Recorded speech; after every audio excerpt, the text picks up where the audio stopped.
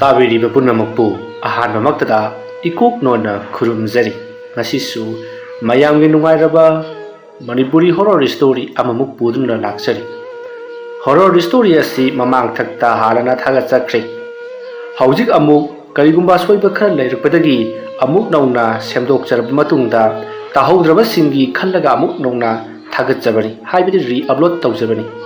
ꯍꯥꯟꯅꯅ episode 9ꯅ ꯁꯦꯝꯈ꯭ꯔꯕ ꯋꯥꯔꯤ ꯑꯗꯨ ꯍꯧꯖꯤꯛ ꯑꯃꯨꯛ ꯀꯂꯦꯛꯁꯟ ꯇꯧꯗꯨꯅ ꯐꯨꯜ ꯁ꯭ꯇꯣꯔꯤ ꯑꯣꯏꯅ ꯃꯌꯥꯝꯗ ꯈꯨꯗꯣꯜ ꯇꯝꯖꯔꯤꯕꯅꯤ꯫ ꯋꯥꯔꯤ ꯑꯁꯤ ꯃꯃꯥꯡ ꯊꯛꯇ ꯇꯥꯕꯤꯈꯤꯗ꯭ꯔꯕ ꯃꯔꯨꯞ ꯃꯄꯥꯡꯁꯤꯡꯅ ꯋꯥꯔꯤ ꯑꯁꯤ ꯇꯥꯕꯤꯅꯕ ꯅꯣꯛꯂꯨꯛꯆꯔꯤ, ꯑꯃꯗꯤ ꯋꯥꯔꯤ ꯑꯁꯤꯕꯨ ꯀꯥꯎꯕꯤꯈ꯭ꯔꯕ ꯃꯔꯨꯞꯁꯤꯡꯅꯁꯨ ꯋꯥꯔꯤ ꯑꯁꯤꯕꯨ ꯑꯃꯨꯛ ꯍꯟꯅ ꯇꯥꯕꯤꯅꯅꯕ ꯅꯤꯡꯁꯤꯡꯖꯔꯤ꯫ ꯃꯌꯥꯝꯒꯤ ꯅꯨꯡꯉꯥꯏꯅꯕꯒꯤꯗꯃꯛ ꯂꯩꯖꯔꯤꯕ ꯃꯈꯜ ꯃꯊꯦꯜ ꯃꯅꯤꯄꯨꯔ ꯆꯦꯅꯦꯜꯅ ꯃꯌꯥꯝꯕꯨ ꯏꯀꯣꯛ ꯅꯣꯟꯅ ꯈꯨꯔꯨꯝꯖꯔꯤ꯫ ꯉꯁꯤꯁꯨ ꯃꯌꯥꯝꯒꯤ ꯉꯥꯏꯍꯥꯛ ꯄꯣꯊꯥꯅꯕꯒꯤꯗꯃꯛꯇ ꯃꯍꯧꯁꯥꯒꯨꯝ ꯃꯅꯤꯄꯨꯔꯤ ꯍꯣꯔꯔ ꯁ꯭ꯇꯣꯔꯤ ꯑꯃꯃꯨꯛ ꯄꯨꯗꯨꯅ ꯂꯥꯛꯆꯔꯤ꯫ ꯍꯣꯔꯔ ꯁ꯭ꯇꯣꯔꯤ ꯑꯁꯤꯒꯤ ꯃꯃꯤꯡꯅ ꯀꯩ ꯇꯣꯡꯕ ꯃꯥꯏꯕ꯫ ꯋꯥꯔꯤ ꯑꯁꯤꯅ ꯍꯤꯡꯂꯤꯕ ꯑꯃꯗꯤ ꯂꯩꯈꯤꯗ꯭ꯔꯕ ꯀꯅꯥꯒꯨꯝꯕꯤ ꯑꯃꯠꯇꯒ ꯃꯔꯤ ꯂꯩꯅꯖꯗꯦ꯫ ꯑꯏꯕꯅ ꯋꯥꯈꯜꯅ ꯁꯥꯒꯠꯆꯔꯒ ꯇꯥꯕꯤꯔꯤꯕꯁꯤꯡꯒꯤ ꯉꯥꯏꯍꯥꯛ ꯄꯣꯊꯥꯅꯕꯒꯤꯗꯃꯛꯇ ꯁꯦꯝꯖꯕ ꯋꯥꯔꯤꯅꯤ꯫ ꯍꯧꯖꯤꯛ ꯃꯌꯥꯝꯒꯤ ꯃꯐꯝꯗ ꯈꯨꯗꯣꯜ ꯇꯝꯖꯔꯤ ꯃꯅꯤꯄꯨꯔꯤ ꯍꯣꯔꯔ ꯁ꯭ꯇꯣꯔꯤ ꯀꯩ ꯇꯣꯡꯕ ꯃꯥꯏꯕ꯫ ꯅꯨꯃꯤꯗꯥꯡ ꯋꯥꯏꯔꯝꯒꯤ ꯃꯇꯝꯅꯤ꯫ ꯑꯃꯥꯏꯕ ꯆꯤꯡꯈꯩ ꯉꯥꯛꯄ ꯃꯌꯨꯝꯂꯣꯝꯗ ꯇꯞꯂꯤ ꯇꯞꯂꯤ ꯍꯜꯂꯛꯂꯤ꯫ ꯀꯅꯥꯒꯨꯝꯕ ꯑꯃꯒꯤ ꯂꯥꯏ ꯈꯨꯔꯨꯝꯂꯨꯔꯒ ꯍꯜꯂꯛꯂꯤꯕꯅꯤ꯫ ꯃꯇꯝ ꯑꯗꯨꯗ ꯅꯨꯄꯥ ꯅꯍꯥ ꯑꯃꯅ ꯄꯔꯞ ꯄꯔꯞ ꯆꯦꯜꯂꯛꯇꯨꯅ, "ꯑꯣꯖꯥ, ꯑꯣꯖꯥ, ꯑꯃꯨꯛꯇ ꯉꯥꯏꯕꯤꯈꯣ ꯑꯣꯖꯥ." "ꯑꯩ, ꯀꯩꯗꯧꯔꯦ ꯑꯗꯣ ꯑꯗꯨꯛ ꯇꯍꯥꯗꯅ ꯆꯦꯜꯂꯛꯂꯤꯕꯗꯨꯕꯨ? ꯍꯩ ꯇꯞꯊꯧ ꯇꯞꯊꯧ, ꯑꯐꯤꯡ ꯑꯐꯥꯏ ꯇꯧꯒꯅꯨ, ꯐꯠꯇꯦ꯫ ꯑꯣꯖꯥ,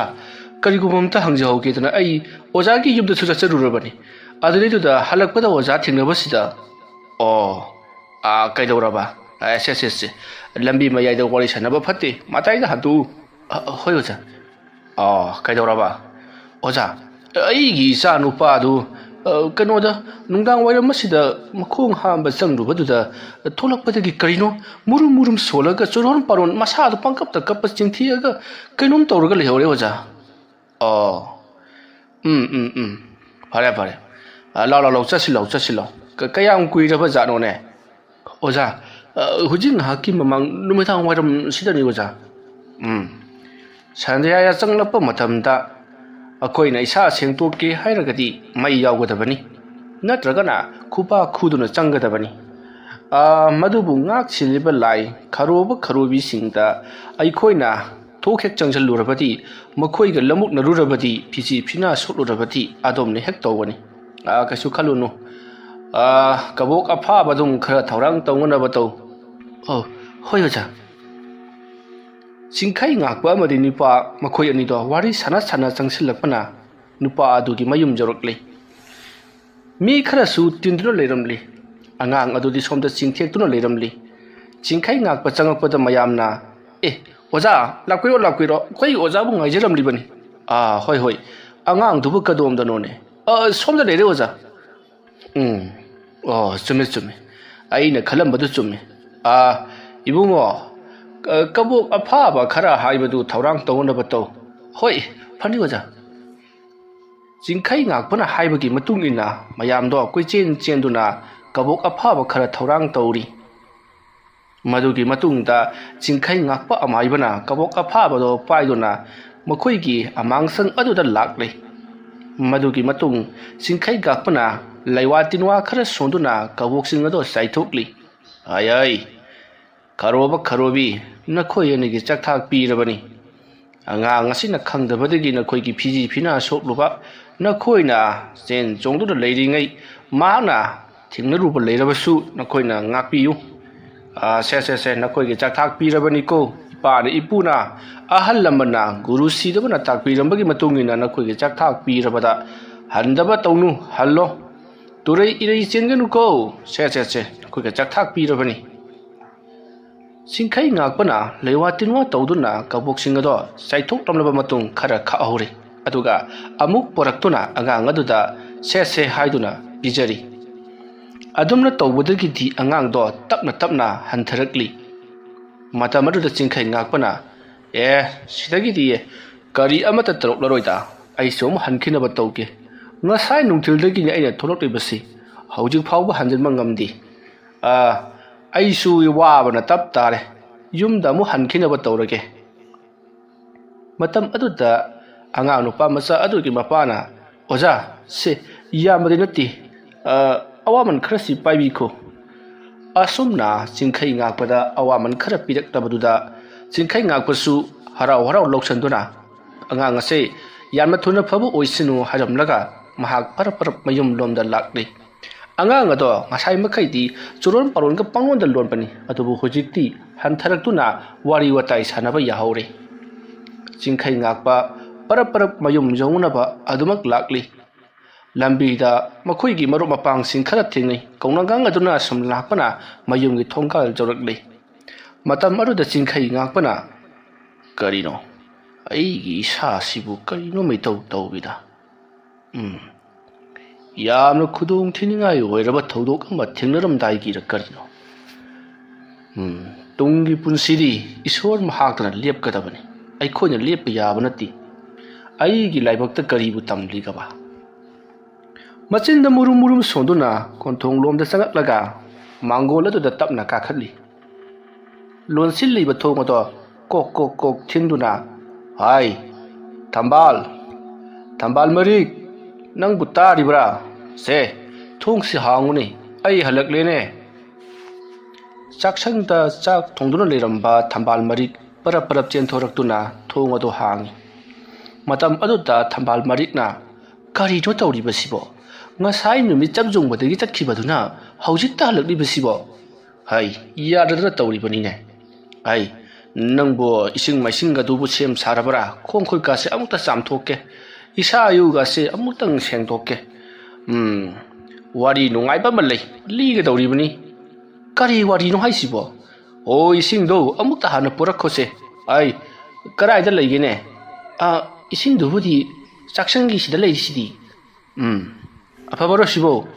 au afabane ayinung da wali suri bani fare amai ba chingkhai ngakpa ising bartil du paiduna maning dom da parap thoki makhok makhut to samtholaba matung ising aduna masa pumba ising aduna haithaduna iruja maitha jaraga maphei moron sengna asengba sengna litleba cheklaba charba matung da chaksang aduda lakni asomna mapi ahanba hongdoklaba matung chaksang da laktuna magi nupi thambal marina sak thonglibaduna yengladuna hai wari nungai ba laine se wari do lige taw ai ngasi nungthil chaluriba thabak ado ai di karmai tobono haidana nga ngaurure wari khanglakpadadi nokning bada amuk toiba ho karino natomta nokningi taw leijuba wari di swai haidi sumdaw bani se aina chaluribado nupa amagi mayumdani nupa si nupi adi lon bajani mata maduta magi nupi ahanduna nupi atombi si ngauruga chakhinaba haidana maiba ama tanaraga lewatin wa tawruga kwada semjellaga manau nupi atombi aduda pijanaba honaba jani manau nupi atombi asinasu masi ahandu ngau khinaba haidana masi masu kwada semjanba jani magina amuk yubi da semjalli haibra chume yubi da semjanba jani mata maduda moi ani gi kwadu chau dana pinaraga sadi bida thamnaraga leiba ngahak leiraga chagi haidana adai di moi mapanda kaida mi khara langak padagi kaidagi moi si kawra thongna khraga ngasai gi makhoi ani gi nupa aina layang ba chaluriba nupa du mana parap hanjal laklaga ima kwani dana sidi haidana yobi du ka bunne hek paraga sarora bajani amana tawriba sina yumdagi mapan thokraga ngauduna chatkataba aduga nupi amana tharliba mahi asina yum sida hekta koigi leiba ngamdadana mi jinje khanaba panghauda haugataba oiba khaba adumain tawgataba oiba jani adididi animak pasalabani maksi thonganda amuk thok isau langoga amuk changak mabani si hekta dom hekta phuba tawrise nupi ahanga nupi tombagi si pangphu phuraba jani madidagidi mayamna ngaure dana hainaraba amai basing khai ngamna liri wari aduda thambal marikna nuklatuna haima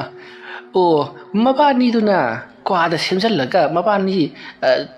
ꯁꯤꯗꯅꯕ ꯃꯥꯡꯉꯅꯕ ꯉꯥꯎꯅꯅꯕ ꯇꯧꯕꯗꯨ ꯃꯈꯣꯏꯒꯤ ꯃꯄꯨꯔꯣꯏꯕꯗ ꯊꯥꯔꯦ ꯃꯄꯨꯔꯣꯏꯕꯗꯨꯅ ꯃꯔꯥꯜꯒꯤ ꯃꯇꯤꯛ ꯃꯈꯣꯏ ꯑꯅꯤꯁꯤ ꯑꯃꯨꯛ ꯇꯥꯅ ꯇꯥꯅ ꯐꯨꯔꯕ ꯍꯣꯏꯅꯦ ꯃꯈꯣꯏ ꯑꯅꯤꯁꯤ ꯇꯥꯅ ꯇꯥꯅ ꯐꯨꯔꯕ ꯖꯥꯠꯅꯤ ꯃꯗꯩꯗꯒꯤꯗꯤ ꯃꯥꯏꯕ ꯃꯥꯏꯕꯤ ꯇꯥꯟꯅꯗꯅ ꯌꯦꯡꯕ ꯀꯥꯟꯗꯗꯤ ꯄꯣꯠꯁꯦꯝ ꯂꯩꯔꯦ ꯍꯥꯏꯗꯅ ꯄꯣꯠꯁꯦꯝ ꯁꯠꯂꯤꯕꯅꯤ ꯍꯥꯏꯗꯅ ꯂꯥꯏ ꯇꯤꯟꯁꯤ ꯄꯪꯈꯧꯗ ꯈꯨꯔꯨꯝꯂꯕ ꯖꯥꯠꯅꯤ ꯈꯣꯡꯕꯥꯜ ꯇꯣꯡꯂꯕ ꯖꯥꯠꯅꯤ ꯃꯥꯏꯕ ꯃꯥꯏꯕꯤꯁꯤꯡ ꯑꯗꯨꯁꯨ ꯑꯇꯣꯝꯕ ꯑꯇꯣꯝꯕꯤ ꯃꯣꯏꯒꯤ ꯑꯍꯟꯒ ꯑꯇꯣꯝꯕꯤꯒ ꯑꯍꯟꯒꯒꯤ ꯃꯇꯧꯗꯨ ꯅꯨꯡꯁꯤꯗꯕ꯭ꯔꯥ ꯀꯔꯤꯅꯣ ꯊꯃꯣꯏ ꯁꯦꯡꯅ ꯂꯥꯏ ꯑꯗꯨ ꯈꯨꯔꯨꯝꯕꯤꯗ꯭ꯔꯕ ꯖꯥꯠꯅꯤ ꯀꯥꯕꯛ ꯈꯨꯔꯨꯝꯂꯒ ꯄꯩꯁꯥꯗꯤ ꯑꯗꯨꯃꯛ ꯂꯧꯊꯣꯛꯄ ꯇꯧꯕ ꯖꯥꯠꯅꯤ ꯃꯇꯝ ꯑꯗꯨꯗ ꯑꯩ ꯍꯦꯛ ꯊꯦꯡꯅꯔꯦꯗꯅ ꯃꯊꯪ ꯌꯦꯡꯉꯛꯄꯗ ꯑꯩꯅ ꯍꯦꯛ ꯌꯦꯡꯕꯤꯔꯨꯕꯗꯒꯤꯗꯤ ꯄꯨꯝꯅꯃꯛ ꯋꯥꯔꯤ ꯄꯨꯝꯅꯃꯛ ꯈꯪꯂꯕꯗ ꯑꯩꯅ ꯅꯦꯅꯥ ꯇꯥꯅ ꯂꯥꯏ ꯇꯩꯅꯗꯨꯅ ꯃꯍꯥꯛꯀꯤ ꯄꯣꯠꯁꯦꯝ ꯑꯗꯨ ꯁꯠꯇꯣꯛꯄꯤꯔꯝꯂꯕꯅꯤ ꯍꯧꯖꯤꯛꯄꯨꯗꯤ ꯋꯥꯈꯜ ꯈꯔ ꯂꯥꯎꯔꯦ ꯇꯞꯅ ꯑꯗꯨꯝ ꯐꯈ꯭ꯔꯒꯅꯤ ꯑꯗꯨꯕꯨ ꯍꯥꯏꯕ ꯃꯤꯆꯥ ꯁꯤꯁꯅꯨ ꯈꯜꯂꯒ ꯏꯆꯥꯁꯤ ꯃꯤ ꯃꯥꯡꯁꯅꯨ ꯈꯜꯂꯒ ꯑꯩ ꯍꯥꯟꯅ ꯃꯥꯡꯉꯤ ꯍꯥꯏꯕꯗꯨ ꯑꯗꯨꯅꯤꯗꯅ ꯃꯣꯏꯗ ꯊꯣꯛꯂꯤꯕꯗꯣ ꯑꯁꯨꯝꯅ ꯑꯃꯥꯏꯕ ꯆꯤꯡꯈꯩ ꯉꯥꯛꯄ ꯑꯃꯗꯤ ꯊꯝꯕꯥꯜ ꯃꯔꯤꯛ ꯃꯈꯣꯏ ꯑꯅꯤꯗꯣ ꯋꯥꯔꯤ ꯁꯥꯟꯅꯗꯨꯅ ꯅꯣꯛꯂꯤꯉꯩ ꯊꯣꯡ ꯊꯤꯜꯂꯛꯏ ꯑꯗꯨꯒ ꯑꯣꯖꯥ ꯊꯣꯡꯁꯦ ꯑꯃꯨꯛꯇ ꯍꯥꯡꯕꯤꯌꯨ ꯑꯗꯨꯝꯅ ꯀꯧꯔꯛꯄꯗꯨꯗ ꯆꯤꯡꯈꯩ ꯉꯥꯛꯄꯅ ꯍꯥꯏ ꯀꯅꯥꯅꯣꯅꯦ ꯂꯩꯔꯝꯃꯨ ꯑꯁꯨꯝꯅ ꯍꯥꯏꯔꯒ ꯃꯍꯥꯛ ꯄꯔꯞ ꯂꯥꯛꯇꯨꯅ ꯊꯣꯡ ꯑꯗꯨ ꯍꯥꯡꯇꯣꯛꯏ ꯃꯇꯝ ꯑꯗꯨꯗ ꯅꯨꯄꯥ ꯑꯃ ꯂꯦꯞꯂꯒ ꯂꯩꯔꯝꯃꯤ ꯅꯨꯄꯥ ꯑꯗꯨꯅ ꯑꯣꯖꯥ ꯑꯩꯒꯤ ꯌꯨꯝꯗ ꯍꯥꯏꯐꯦꯠꯇ ꯆꯠꯄꯤꯔꯨꯁꯤ ꯑꯩꯒꯤ ꯏꯆꯥꯅꯨꯄꯤ ꯑꯃ ꯂꯩꯕꯗꯣ ꯃꯈꯣꯏ ꯈꯔ ꯂꯝꯕꯤꯗ ꯍꯜꯂꯛꯄꯗ ꯀꯩꯅꯣꯝꯃ ꯇꯧꯋꯦ ꯍꯥꯏꯕ꯭ꯔꯥ ꯀꯩꯅꯣ ꯃꯁꯥꯗꯣ ꯌꯥꯝꯅ ꯅꯨꯡꯉꯥꯏꯍꯧꯗꯦ ꯑꯗꯨꯒꯤ ꯑꯣꯖꯥꯕꯨ ꯀꯧꯕ ꯂꯥꯛꯆꯔꯤꯕꯅꯤ ꯆꯣꯔꯣꯟ ꯄꯥꯔꯣꯟ ꯂꯣꯟꯕ ꯈꯣꯠꯄꯗꯤ ꯂꯩꯕ꯭ꯔꯣ ꯑꯣꯖꯥ ꯑꯗꯨꯒꯨꯝꯕꯗꯤ ꯀꯔꯤ ꯑꯃꯠꯇ ꯂꯩꯇꯦ ꯃꯁꯥꯗꯣ ꯑꯔꯨꯝ ꯂꯩꯍꯧꯔꯒ ꯑꯩꯈꯣꯏꯒꯤ ꯃꯁꯥꯁꯤ ꯁ꯭ꯋꯥꯏ ꯖꯤꯡ ꯂꯥꯎꯔꯒ ꯂꯩꯕ ꯑꯗꯒꯤ ꯃꯥꯒꯤ ꯐꯃꯥꯡꯗꯒꯁꯤ ꯗꯨꯡ ꯀꯅꯥꯒꯨꯝꯕ ꯑꯃ ꯍꯦꯛ ꯆꯠꯈꯤꯕꯒꯤ ꯍꯦꯛ ꯃꯉꯣꯟꯗ ꯍꯦꯛ ꯐꯥꯎꯕꯒꯨꯝꯕ ꯊꯑꯣꯏꯅ ꯍꯦꯛ ꯌꯦꯡꯉꯨꯔꯒꯅ ꯍꯦꯛ ꯂꯩꯔꯝꯗꯕ ꯇꯧꯋꯦꯅ ꯍꯥꯏꯔꯤ ꯑꯣꯖꯥ ꯉꯁꯥꯏ ꯃꯥꯅ ꯊꯕꯛ ꯆꯠꯄꯗꯣ ꯄꯨꯡ ꯀꯌꯥ ꯑꯗꯥꯏꯗꯅꯣ ꯑꯣꯖꯥ ꯅꯨꯃꯤꯗꯥꯡ ꯋꯥꯏꯔꯝꯗꯅꯤ ꯃꯃꯥꯟꯅꯕꯤ ꯑꯃꯗꯒꯤ ꯐꯤ ꯈꯔ ꯂꯧꯔꯨꯕꯅꯤ ꯍꯥꯏꯕ꯭ꯔꯥ ꯀꯩꯅꯣ ꯍꯜꯂꯛꯄꯗꯅ ꯀꯅꯥ ꯍꯜꯂꯛꯄꯗꯨꯁꯨ ꯑꯩꯈꯣꯏꯒꯤ ꯂꯩꯔꯛꯇꯨ ꯐꯥꯎꯔꯒ ꯑꯗꯨꯝ ꯍꯜꯂꯛꯄꯅꯤ ꯅꯨꯃꯤꯗꯥꯡ ꯋꯥꯏꯔꯝꯗꯤ ꯑꯣꯏꯔꯦ ꯍꯥꯏꯕꯕꯨ ꯑꯗꯨ ꯀꯩꯁꯨ ꯊꯣꯏꯗꯣꯛꯄꯗꯤ ꯇꯧꯈꯤꯗ ꯃꯥꯜꯂꯦ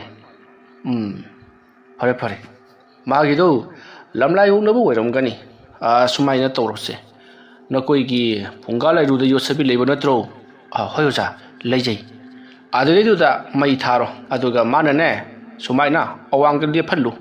ꯑꯗꯨꯒ ꯃꯆꯤꯟꯗ ꯑꯁꯨꯝꯅ ꯍꯥꯏꯌꯨ ꯍꯦ ꯇꯦꯃꯨ ꯐꯠꯇꯕ ꯂꯥꯏꯃꯨ ꯐꯠꯇꯕ ꯂꯝꯒꯤ ꯁꯔꯣꯏ ꯉꯥꯔꯣꯏ ꯂꯝꯒꯤ ꯂꯝꯂꯥꯏ ꯅꯈꯣꯏ ꯍꯧꯖꯤꯛ ꯑꯩ ꯃꯩꯅꯨꯡ ꯑꯁꯤꯗ ꯆꯣꯡꯁꯜꯂꯒ ꯑꯩ ꯁꯤꯔꯒꯗꯕꯅꯤ ꯑꯗꯣ ꯅꯈꯣꯏ ꯁꯤꯅꯤꯡꯗ꯭ꯔꯕꯗꯤ ꯂꯩꯖꯍꯧꯍꯩ ꯍꯥꯏꯔꯒꯅꯤ ꯏꯕꯨꯡꯉꯣꯁꯦ ꯃꯈꯥꯔꯣꯝꯗ ꯐꯟ ꯀꯥꯟꯊꯣꯛꯎ ꯑꯗꯨꯝꯅ ꯑꯃꯨꯛ ꯇꯧꯔꯕ ꯃꯇꯨꯡꯗ ꯑꯃꯨꯛꯀꯁꯨ ꯋꯥꯍꯩꯗꯣ ꯍꯥꯏꯔꯒꯅꯦ ꯑꯃꯨꯛ ꯑꯋꯥꯡꯂꯣꯝꯗ ꯑꯃꯨꯛ ꯐꯟ ꯀꯥꯟꯊꯣꯔꯛꯎ ꯑꯗꯨꯒꯅꯦ ꯃꯈꯥꯔꯣꯝꯗ ꯑꯃꯨꯛ ꯀꯥꯟꯈꯣ ꯑꯗꯨꯗꯒꯤꯗꯤ ꯃꯥ ꯐꯃꯨꯡ ꯆꯪꯉ ꯑꯗꯨꯝ ꯇꯨꯝꯈ꯭ꯔꯣ ꯑꯗꯨꯃꯥꯏꯅ ꯇꯧꯔꯒꯅꯦ ꯑꯃꯨꯛꯇꯪ ꯐꯕ꯭ꯔꯥ ꯌꯦꯡꯉꯨ ꯏꯕꯣ ꯑꯗꯨꯗ ꯐꯠꯇ꯭ꯔꯒꯗꯤ ꯑꯩꯕꯨ ꯀꯧꯕ ꯂꯥꯛꯎ ꯑꯩ ꯃꯁꯥ ꯄꯥꯏꯗꯨꯅ ꯌꯦꯡꯒꯦꯀꯣ ꯍꯣꯏ ꯑꯣꯖꯥ ꯑꯩ ꯑꯗꯨꯃꯥꯏꯅ ꯇꯧꯍꯜꯂꯨꯈꯤꯒꯦ ꯍꯣꯏ ꯑꯩ ꯆꯠꯄ ꯌꯥꯕꯅꯤ ꯑꯗꯨꯕꯨꯅꯦ ꯑꯩꯁꯨꯅꯦ ꯉꯁꯥꯏꯗꯒꯤ ꯑꯃꯨꯛ ꯆꯠꯄꯗꯨꯗ ꯋꯥꯔꯕꯗꯨꯗ ꯇꯧꯕꯩ ꯋꯥꯅꯤ ꯑꯗꯨ ꯃꯥꯒꯤꯗꯣ ꯑꯩꯅ ꯈꯟꯕꯗ ꯑꯗꯨꯃꯥꯏꯅ ꯇꯧꯕ ꯑꯣꯏꯔꯝꯒꯅꯤꯅ ꯈꯜꯂꯤ ꯀꯩꯁꯨ ꯇꯧꯔꯣꯏꯗ ꯃꯥꯏ ꯐꯖꯅꯤ ꯑꯃꯥꯏꯕ ꯆꯤꯡꯈꯩ ꯉꯥꯛꯄꯅ ꯑꯗꯨꯝꯅ ꯍꯥꯏꯔꯛꯄꯗꯨꯗ ꯍꯧꯖꯤꯛꯇꯤ ꯆꯤꯡꯈꯩ ꯉꯥꯛꯄꯒꯤ ꯃꯅꯥꯛꯇ ꯂꯥꯛꯂꯝꯕ ꯅꯨꯄꯥ ꯑꯗꯣ ꯄꯔꯞ ꯆꯠꯈ꯭ꯔꯤ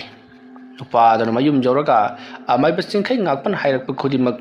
ꯃꯥꯒꯤ ꯅꯨꯄꯤꯗ ꯇꯝꯂꯦ ꯃꯁꯤꯗꯒꯤꯗꯤ ꯐꯨꯡꯒꯥ ꯂꯥꯏꯔꯨꯗ ꯃꯩ ꯍꯧꯒꯠꯇꯨꯅ ꯍꯧꯖꯤꯛꯇꯤ ꯃꯆꯥꯅꯨꯄꯤ ꯑꯗꯣ ꯑꯃꯥꯏꯕ ꯆꯤꯡꯈꯩ ꯉꯥꯛꯄꯅ ꯍꯥꯏꯔꯛꯈꯤꯕ ꯑꯗꯨꯒ ꯆꯞ ꯃꯥꯟꯅꯅ ꯊꯕꯛ ꯑꯗꯨ ꯇꯧꯔꯤ ꯑꯁꯨꯝꯅ ꯇꯧꯕꯗꯒꯤꯗꯤ ꯃꯆꯥꯅꯨꯄꯤꯗꯣ ꯈꯔ ꯌꯥꯡꯊꯣꯛꯏ ꯍꯥꯏꯗꯨꯅ ꯃꯍꯥꯛ ꯐꯃꯨꯡ ꯆꯪꯉꯒ ꯇꯨꯝꯈ꯭ꯔꯤ ꯃꯁꯤꯒꯤ ꯃꯇꯨꯡ ꯍꯧꯖꯤꯛꯇꯤ ꯆꯤꯡꯈꯩ ꯉꯥꯛꯄꯁꯨ ꯆꯥꯛ ꯏꯁꯤꯡ ꯆꯥꯕ ꯊꯛꯄ ꯂꯣꯏꯔꯗꯨꯅ ꯇꯨꯝꯅ ꯍꯤꯞꯅꯅꯕ ꯁꯦꯝ ꯁꯥꯈ꯭ꯔꯤ ꯑꯃꯥꯏꯕ ꯆꯤꯡꯈꯩ ꯉꯥꯛꯄꯒꯤ ꯃꯍꯥꯛꯀꯤ ꯏꯃꯨꯡ ꯃꯅꯨꯡꯒꯤ ꯋꯥ ꯈꯔ ꯍꯥꯏꯔꯕꯗ ꯑꯃꯥꯏꯕ ꯆꯤꯡꯈꯩ ꯉꯥꯛꯄꯒꯤ ꯃꯆꯥꯅꯨꯄꯤ ꯑꯃ ꯌꯥꯎꯖꯩ ꯃꯆꯥꯅꯨꯄꯥ ꯄꯤꯕ ꯑꯃꯠꯇ ꯌꯥꯎꯖꯗꯦ ꯃꯆꯥꯅꯨꯄꯤ ꯑꯗꯣ ꯈꯔ ꯂꯥꯞꯄ ꯃꯐꯝ ꯑꯃꯗ ꯂꯨꯍꯣꯡ ꯈꯣꯡꯗꯣꯡꯗꯨꯅ ꯂꯩꯈ꯭ꯔꯦ ꯃꯌꯨꯝ ꯄꯥꯟꯈ꯭ꯔꯦ ꯃꯔꯝ ꯑꯗꯨꯅ ꯌꯨꯝ ꯑꯁꯤꯗ ꯑꯃꯥꯏꯕ ꯆꯤꯡꯈꯩ ꯉꯥꯛꯄ ꯑꯃꯗꯤ ꯃꯍꯥꯛꯀꯤ ꯅꯨꯄꯤ ꯊꯝꯕꯥꯜ ꯃꯔꯤꯛ ꯃꯈꯣꯏ ꯑꯅꯤꯇꯪ ꯂꯩꯔꯤꯕꯅꯤ꯫ ꯃꯈꯣꯏꯒꯤ ꯌꯨꯝ ꯑꯁꯦ ꯌꯨꯝꯊꯣꯡ ꯑꯣꯏꯅ ꯇꯧꯏ꯫ ꯃꯁꯤꯗꯤ ꯍꯧꯅꯁꯥꯅꯤ꯫ ꯊꯥꯏꯅꯉꯩꯒꯤ ꯌꯨꯝꯗꯤ ꯃꯩꯇꯩ ꯌꯨꯝꯁꯥꯗ ꯁꯥꯔꯒ ꯈꯔ ꯂꯥꯞꯇꯛ ꯇꯥꯟꯅꯔꯤꯕꯅꯤ꯫ ꯆꯤꯡꯈꯩ ꯉꯥꯛꯄꯁꯨ ꯃꯈꯣꯏꯒꯤ ꯌꯨꯝ ꯑꯁꯦ ꯌꯨꯝꯊꯣꯡ ꯑꯣꯏꯅ ꯇꯧꯔꯤꯕꯅꯤ꯫ ꯃꯍꯥꯛꯅ ꯑꯃꯥꯏꯕ ꯑꯣꯏꯗꯨꯅ ꯃꯌꯥꯝꯒꯤ ꯃꯇꯦꯡ ꯄꯥꯡꯂꯛꯂꯤꯕꯁꯤ ꯃꯍꯥꯛꯅ ꯄꯥꯈꯪ ꯃꯆꯥ ꯋꯥꯏ ꯐꯥꯔꯛꯄꯗꯒꯤ ꯑꯗꯨꯃꯛ ꯇꯧꯔꯛꯂꯕꯅꯤ꯫ ꯃꯄꯨꯡ ꯐꯥꯅ ꯑꯃꯥꯏꯕ ꯇꯝꯕ ꯍꯧꯔꯛꯈꯤꯕꯗꯤ ꯃꯍꯥꯛꯅ ꯆꯍꯤ 50ꯃꯨꯛ ꯁꯨꯔꯛꯄ ꯑꯗꯨꯋꯥꯏꯗꯒꯤꯅꯤ꯫ ꯃꯆꯥꯅꯨꯄꯤꯅ ꯃꯌꯨꯝ ꯄꯥꯟꯈ꯭ꯔꯕ ꯃꯇꯨꯡꯗꯒꯤꯅꯤ꯫ ꯑꯗꯨꯕꯨ ꯃꯍꯥꯛꯅ ꯑꯃꯥꯏꯕ ꯇꯝꯗ꯭ꯔꯤꯉꯩꯒꯤ ꯃꯃꯥꯡꯗꯁꯨ ꯂꯥꯏꯔꯣꯟ ꯇꯤꯟꯂꯣꯟꯒꯤ ꯃꯔꯝ ꯂꯥꯏ ꯇꯤꯟꯒꯤ ꯃꯔꯝꯗ ꯐꯖꯅ ꯅꯤꯡꯊꯤꯅ ꯈꯔꯗꯤ ꯈꯪꯈ꯭ꯔꯕ ꯃꯤꯑꯣꯏꯅꯤ꯫ ꯑꯗꯨꯅ ꯃꯥꯏꯕ ꯇꯝꯕꯗ ꯄꯪꯀꯨꯏꯈꯤꯗꯦ꯫ ꯈꯖꯤꯛ ꯍꯣꯠꯅꯗꯨꯅ ꯍꯦꯟꯅ ꯑꯈꯪ ꯑꯍꯩ ꯑꯃꯥꯏꯕꯁꯤꯡ ꯂꯥꯏꯔꯤꯛ ꯀꯌꯥ ꯄꯥꯗꯨꯅ ꯍꯦꯟꯅ ꯍꯣꯠꯅꯕꯗꯒꯤ ꯊꯣꯏꯗꯣꯛ ꯍꯦꯟꯗꯣꯛꯅ ꯍꯩꯕ ꯑꯐꯥꯎꯕ ꯑꯃꯥꯏꯕ ꯆꯤꯡꯈꯩ ꯉꯥꯛꯄ ꯑꯣꯏꯈꯤꯕꯅꯤ꯫ ꯑꯃꯔꯣꯝꯗ ꯑꯃꯥꯏꯕ ꯆꯤꯡꯈꯩ ꯉꯥꯛꯄꯒꯤ ꯋꯥꯔꯤ ꯌꯥꯝꯅ ꯁꯥꯊꯤꯕ ꯑꯃꯁꯨ ꯂꯩꯔꯤꯕꯅꯤ꯫ ꯃꯔꯝ ꯑꯁꯤꯅ ꯃꯍꯥꯛꯄꯨ ꯃꯥꯒꯤ ꯃꯊꯛ ꯊꯣꯡꯕ ꯑꯃꯗꯤ ꯃꯈꯥ ꯊꯥꯕ ꯑꯃꯥꯏꯕꯁꯤꯡꯅ ꯀꯩ ꯇꯣꯡꯕ ꯃꯥꯏꯕ ꯍꯥꯏꯗꯨꯅꯁꯨ ꯈꯪꯅꯔꯤꯕꯅꯤ꯫ ꯃꯁꯤꯒꯤ ꯃꯇꯨꯡ ꯆꯤꯡꯈꯩ ꯉꯥꯛꯄ ꯌꯥꯝꯅ ꯅꯨꯡꯉꯥꯏꯅ ꯇꯨꯝꯗꯨꯅ ꯂꯩꯔꯤꯉꯩ ꯃꯈꯣꯏꯒꯤ ꯌꯨꯝꯒꯤ ꯌꯦꯅꯈꯥꯗ ꯀꯅꯥꯒꯨꯝꯕ ꯑꯃꯅ ꯅꯣꯛꯂꯤꯕꯔꯥ ꯀꯞꯂꯤꯕꯔꯥ ꯈꯪꯗꯕ ꯃꯨꯔꯨꯝ ꯁꯣꯟꯕꯁꯨ ꯃꯥꯟꯕ, ꯈꯤꯛ ꯂꯥꯎꯅ ꯅꯣꯛꯄꯁꯨ ꯃꯥꯟꯕ, ꯍꯤꯛ ꯂꯥꯎꯅ ꯀꯞꯄꯁꯨ ꯃꯥꯟꯕ ꯈꯣꯟꯖꯦꯜ ꯑꯃ ꯇꯥꯔꯛꯂꯤ꯫ ꯈꯣꯟꯖꯦꯜ ꯑꯗꯨ ꯇꯥꯕꯗ ꯆꯤꯡꯈꯩ ꯉꯥꯛꯄꯅ "ꯀꯅꯥꯅꯣꯅꯦ ꯊꯦꯡꯂꯕ ꯑꯍꯤꯡꯒꯤ ꯃꯇꯝ ꯑꯁꯤꯗ ꯀꯞꯂꯤꯕꯁꯤꯕꯣ? ꯑꯩꯅ ꯑꯁꯤꯒꯨꯝꯕ ꯙꯔꯃꯁꯤ ꯁꯥꯟꯅꯗꯕꯅꯤ꯫ ꯂꯥꯏ ꯇꯤꯟ ꯀꯧꯊꯣꯛꯇꯨꯅ ꯁꯥꯟꯅꯕꯒꯤ ꯊꯕꯛ ꯑꯩꯅ ꯂꯦꯞꯈꯤꯕ ꯐꯅ ꯀꯨꯏꯔꯕꯅꯤ꯫ ꯑꯩꯅ ꯁꯤꯖꯤꯟꯅꯈꯤꯕ ꯈꯨꯠꯂꯥꯏ ꯑꯣꯏꯔꯕ ꯖꯥꯠꯂꯥ? ꯑꯃꯨꯛꯇꯪ ꯊꯣꯛꯂꯒ ꯌꯦꯡꯂꯨꯈꯤꯒꯦ." ꯑꯃꯥꯏꯕ ꯆꯤꯡꯈꯩ ꯉꯥꯛꯄꯅ ꯍꯧꯒꯠꯈꯤꯒꯦ ꯇꯧꯕꯗꯨꯗ ꯊꯝꯕꯥꯜ ꯃꯔꯤꯛꯇꯣ ꯃꯤꯀꯞ ꯊꯣꯔꯛꯂꯤ꯫ "ꯑꯍꯩꯃꯥ, ꯀꯗꯥꯏ ꯆꯠꯀꯦ ꯍꯥꯏꯔꯤꯅꯣ?" "ꯃꯄꯥꯟ ꯊꯣꯛꯎꯒꯦ ꯇꯧꯕꯅꯤ꯫ ꯇꯨꯝꯃꯨ." ꯆꯤꯡꯈꯩ ꯉꯥꯛꯄꯗꯣ ꯄꯔꯞ ꯃꯄꯥꯟꯗ ꯊꯣꯔꯛꯂꯤ꯫ ꯃꯇꯝ ꯑꯗꯨꯗ ꯁꯨꯃꯥꯡ ꯃꯇꯣꯟꯗ ꯃꯨꯁꯤꯟꯕꯨꯅ ꯂꯦꯞꯂꯒ ꯂꯩꯔꯝꯂꯤꯕꯗꯨ ꯎꯕꯗ ꯑꯃꯥꯏꯕ ꯆꯤꯡꯈꯩ ꯉꯥꯛꯄꯅ "ꯀꯅꯥꯅꯣ ꯅꯪꯗꯤ? ꯃꯐꯝ ꯑꯁꯤꯗ ꯀꯔꯤꯒꯤꯗꯃꯛ ꯂꯥꯛꯄꯅꯣ? ꯀꯔꯤ ꯍꯥꯏꯅꯤꯡꯕ ꯂꯩꯕꯒꯦ ꯅꯪꯕꯨ?" ꯑꯗꯣꯝꯅ ꯍꯥꯏꯔꯨꯕꯗ ꯆꯤꯡꯈꯩ ꯉꯥꯛꯄꯅ ꯎꯔꯤꯕ ꯁꯨꯃꯥꯡ ꯃꯇꯣꯟꯗ ꯂꯦꯞꯂꯝꯕꯗꯣ ꯁ꯭ꯋꯥꯏ ꯃꯥꯡꯈ꯭ꯔꯒ ꯃꯍꯥꯛꯀꯤ ꯃꯃꯥꯡꯗ ꯂꯦꯞꯂꯔꯤ꯫ ꯃꯇꯝ ꯑꯗꯨꯗ ꯆꯤꯡꯈꯩ ꯉꯥꯛꯄ ꯀꯔꯤꯁꯨ ꯅꯥꯆꯨꯡꯗꯦ꯫ ꯆꯤꯡꯈꯩ ꯉꯥꯛꯄꯅ "ꯑꯗꯣꯝꯅ ꯑꯩꯉꯣꯟꯗ ꯈꯪꯉꯥꯏ ꯈꯪꯖꯤꯜ ꯇꯧꯔꯛꯀꯅꯨ꯫ ꯑꯔꯦꯝꯕꯗ ꯅꯅꯝ ꯅꯥꯗꯨꯅ ꯇꯣꯛꯀꯅꯤ꯫ ꯍꯥꯏꯌꯨ, ꯀꯔꯤ ꯍꯥꯏꯅꯤꯡꯉꯤ?" ꯃꯇꯝ ꯑꯗꯨꯗ ꯆꯤꯡꯈꯩ ꯉꯥꯛꯄꯒꯤ ꯃꯃꯥꯡꯗ ꯂꯦꯞꯂꯤꯕ ꯑꯗꯨꯅ "ꯅꯍꯥꯛꯅ ꯆꯨꯈꯠꯂꯝꯕ ꯃꯩꯔꯤ ꯍꯧꯖꯤꯛꯇꯤ ꯄꯔꯂꯣꯏꯒꯤ ꯃꯩꯔꯤꯒꯨꯝ ꯆꯥꯛꯄ ꯍꯧꯔꯛꯂꯦ꯫ ꯑꯩꯈꯣꯏ ꯍꯧꯖꯤꯛ ꯀꯔꯤ ꯇꯧ ꯍꯥꯏꯔꯤꯕꯅꯣ? ꯃꯄꯨꯡ ꯐꯥꯅ ꯂꯣꯏꯁꯤꯜꯂꯝꯗ꯭ꯔꯕ ꯅꯍꯥꯛꯀꯤ ꯂꯤꯂꯥ ꯍꯧꯖꯤꯛ ꯀꯅꯥ ꯂꯣꯏꯁꯤꯟꯕꯤꯒꯗꯧꯔꯤ? ꯂꯥꯛꯑꯣ, ꯅꯪꯒꯤ ꯀꯨꯝꯍꯩ ꯃꯄꯨꯡ ꯐꯥꯍꯜꯂꯔꯣ." ꯆꯤꯡꯈꯩ ꯉꯥꯛꯄꯅ "ꯃꯗꯨꯒꯤꯗꯃꯛꯇ ꯑꯩꯅ ꯈꯣꯌꯨꯝ ꯂꯥꯏꯁꯤꯡꯗ ꯁꯤꯟꯅꯈ꯭ꯔꯕꯅꯤ꯫ ꯃꯈꯣꯏꯅ ꯁꯣꯏꯗꯅꯃꯛꯀꯤ ꯅꯪꯒꯤ ꯊꯕꯛ ꯑꯗꯨ ꯂꯣꯏꯁꯤꯟꯕꯤꯒꯗꯧꯔꯤꯕꯅꯤ꯫ ꯍꯧꯖꯤꯛ ꯐꯥꯎꯕ ꯃꯈꯣꯏ ꯀꯔꯤ ꯇꯧꯗꯨꯅ ꯂꯩꯔꯤꯕꯅꯣ?" ꯃꯇꯝ ꯑꯗꯨꯗ ꯆꯤꯡꯈꯩ ꯉꯥꯛꯄꯒꯤ ꯃꯃꯥꯡꯗ ꯂꯦꯞꯂꯤꯕ ꯂꯥꯏꯃꯨꯛ ꯑꯗꯨꯅ ꯌꯥꯝꯅ ꯁꯥꯎꯅ "ꯅꯍꯥꯛꯅ ꯀꯔꯤꯒꯨꯝꯕ ꯂꯥꯛꯂꯤꯕ ꯊꯥꯡꯖ ꯅꯨꯃꯤꯠ ꯑꯁꯤꯒꯤ ꯑꯍꯤꯡ ꯅꯣꯡꯌꯥꯏꯗ ꯑꯩꯈꯣꯏꯕꯨ ꯎꯅꯕ ꯂꯥꯛꯇ꯭ꯔꯕꯗꯤ ꯑꯩꯈꯣꯏꯒꯤ ꯏꯇꯤꯛ ꯏꯈꯨꯟꯁꯨ ꯈꯪꯍꯜꯂꯒꯗꯕꯅꯤ." ꯋꯥꯍꯩ ꯑꯁꯤ ꯍꯥꯏꯔꯝꯂꯒ ꯃꯥꯡꯈ꯭ꯔꯤ꯫ ꯑꯃꯥꯏꯕ ꯆꯤꯡꯈꯩ ꯉꯥꯛꯄ "ꯀꯔꯤꯅꯣ ꯑꯩꯅ ꯇꯧꯒꯗꯧꯔꯤꯕꯁꯤꯕꯣ?" ꯍꯥꯏꯗꯨꯅ ꯋꯥꯈꯜ ꯉꯥꯏꯍꯥꯛ ꯈꯜꯂꯤ꯫ ꯑꯗꯨꯒ ꯂꯥꯛꯂꯤꯕ ꯊꯥꯡꯖ ꯅꯨꯃꯤꯠ ꯐꯩ, ꯃꯁꯤꯗ ꯆꯠꯂꯒ ꯃꯈꯣꯏꯅ ꯄꯥꯝꯂꯤꯕꯁꯤ ꯀꯔꯤꯅꯣ ꯍꯥꯏꯕꯗꯨ ꯑꯩ ꯍꯪꯗꯣꯛꯂꯨꯔꯒꯦ꯫ ꯀꯔꯤꯕꯨ ꯍꯥꯏꯔꯛꯀꯗꯧꯔꯤꯕ ꯖꯥꯠꯅꯣ? ꯊꯕꯛ ꯑꯗꯨꯒꯤ ꯃꯇꯥꯡꯗ ꯑꯩꯅ ꯈꯣꯌꯨꯝ ꯂꯥꯏꯁꯤꯡꯗ ꯁꯤꯟꯅꯈꯤꯕꯗꯨ ꯑꯃꯠꯇ ꯃꯊꯧ ꯇꯧꯗ꯭ꯔꯕ ꯖꯥꯠꯂꯥ? ꯈꯪꯗ꯭ꯔꯦꯅꯦ꯫ ꯍꯧꯖꯤꯛ ꯃꯇꯝꯒꯤ ꯈꯣꯌꯨꯝ ꯂꯥꯏꯁꯤꯡ ꯑꯁꯤꯁꯨ ꯑꯃꯅ ꯍꯥꯏꯕ ꯇꯥꯟꯅꯗ꯭ꯔꯕꯔꯥ ꯀꯔꯤꯅꯣ? ꯅꯃꯨ ꯇꯥꯏꯕꯪ ꯃꯤꯒ ꯂꯣꯏꯅꯔꯨꯕꯗꯒꯤ ꯃꯈꯣꯏꯁꯨ ꯑꯣꯏꯗ ꯄꯥꯗꯕ ꯅꯝꯊꯥꯛꯁꯤ ꯌꯥꯝꯅ ꯍꯩꯔꯕꯅꯤ꯫ ꯆꯠꯇꯕꯗꯤ ꯌꯥꯔꯔꯣꯏ꯫ ꯊꯥꯡꯖ ꯅꯨꯃꯤꯠ ꯍꯥꯏꯕꯁꯤꯅ ꯀꯩꯗꯧꯉꯩ ꯑꯣꯏꯔꯕ ꯖꯥꯠꯅꯣ? ꯉꯁꯤꯁꯤꯕꯨ ꯀꯔꯤ ꯅꯨꯃꯤꯠꯅꯣꯅꯦ? ꯉꯁꯤꯁꯤ ꯌꯨꯝꯖꯀꯩꯁꯥ, ꯍꯌꯦꯡꯅ ꯁꯒꯣꯜꯁꯦꯟ, ꯍꯪꯆꯤꯠꯅ ꯏꯔꯥꯏ, ꯃꯁꯦꯝꯅꯤꯗꯔ? ꯐꯔꯦ, ꯀꯔꯤ ꯇꯧꯔꯛꯄ ꯌꯥꯕꯒꯦ ꯍꯥꯏꯕꯗꯨ ꯑꯩ ꯑꯃꯨꯛꯇꯪ ꯀꯨꯞꯅ ꯃꯨꯟꯅ ꯅꯩꯅꯈꯤꯒꯦ꯫ ꯑꯃꯥꯏꯕ ꯆꯤꯡꯈꯩ ꯉꯥꯛꯄꯅ ꯃꯄꯥꯟꯗ ꯃꯨꯔꯨꯝ ꯁꯣꯜꯂꯒ ꯗꯨꯛ ꯂꯩꯕꯗꯨꯗ ꯃꯥꯒꯤ ꯅꯨꯄꯤ ꯊꯝꯕꯥꯜ ꯃꯔꯤꯛꯅ ꯏꯃꯨꯡꯂꯣꯝꯗꯒꯤ "ꯀꯔꯤꯅꯣ ꯃꯥꯡꯒꯣꯜ ꯑꯗꯨꯗ ꯃꯨꯔꯨꯝ ꯁꯣꯜꯂꯒ ꯂꯩꯕꯤꯔꯤꯕꯗꯨꯕꯣ? ꯏꯃꯨꯡ ꯆꯪꯂꯛꯄ ꯌꯥꯗ꯭ꯔꯤꯕ꯭ꯔꯣ?" ꯑꯗꯨꯝꯅ ꯀꯧꯔꯛꯄ ꯑꯗꯨꯗ ꯑꯃꯥꯏꯕ ꯆꯤꯡꯈꯩ ꯉꯥꯛꯄꯅ "ꯀꯩꯁꯨ ꯇꯧꯗꯦ, ꯂꯥꯛꯑꯦ." asumna haiduna parap changaklei aduga thongodo lonsilli thambal marina karino adu kujak dibudubu aduga mangolda murum solori baduna karino haiduna hangai amai bachingkai ngakpana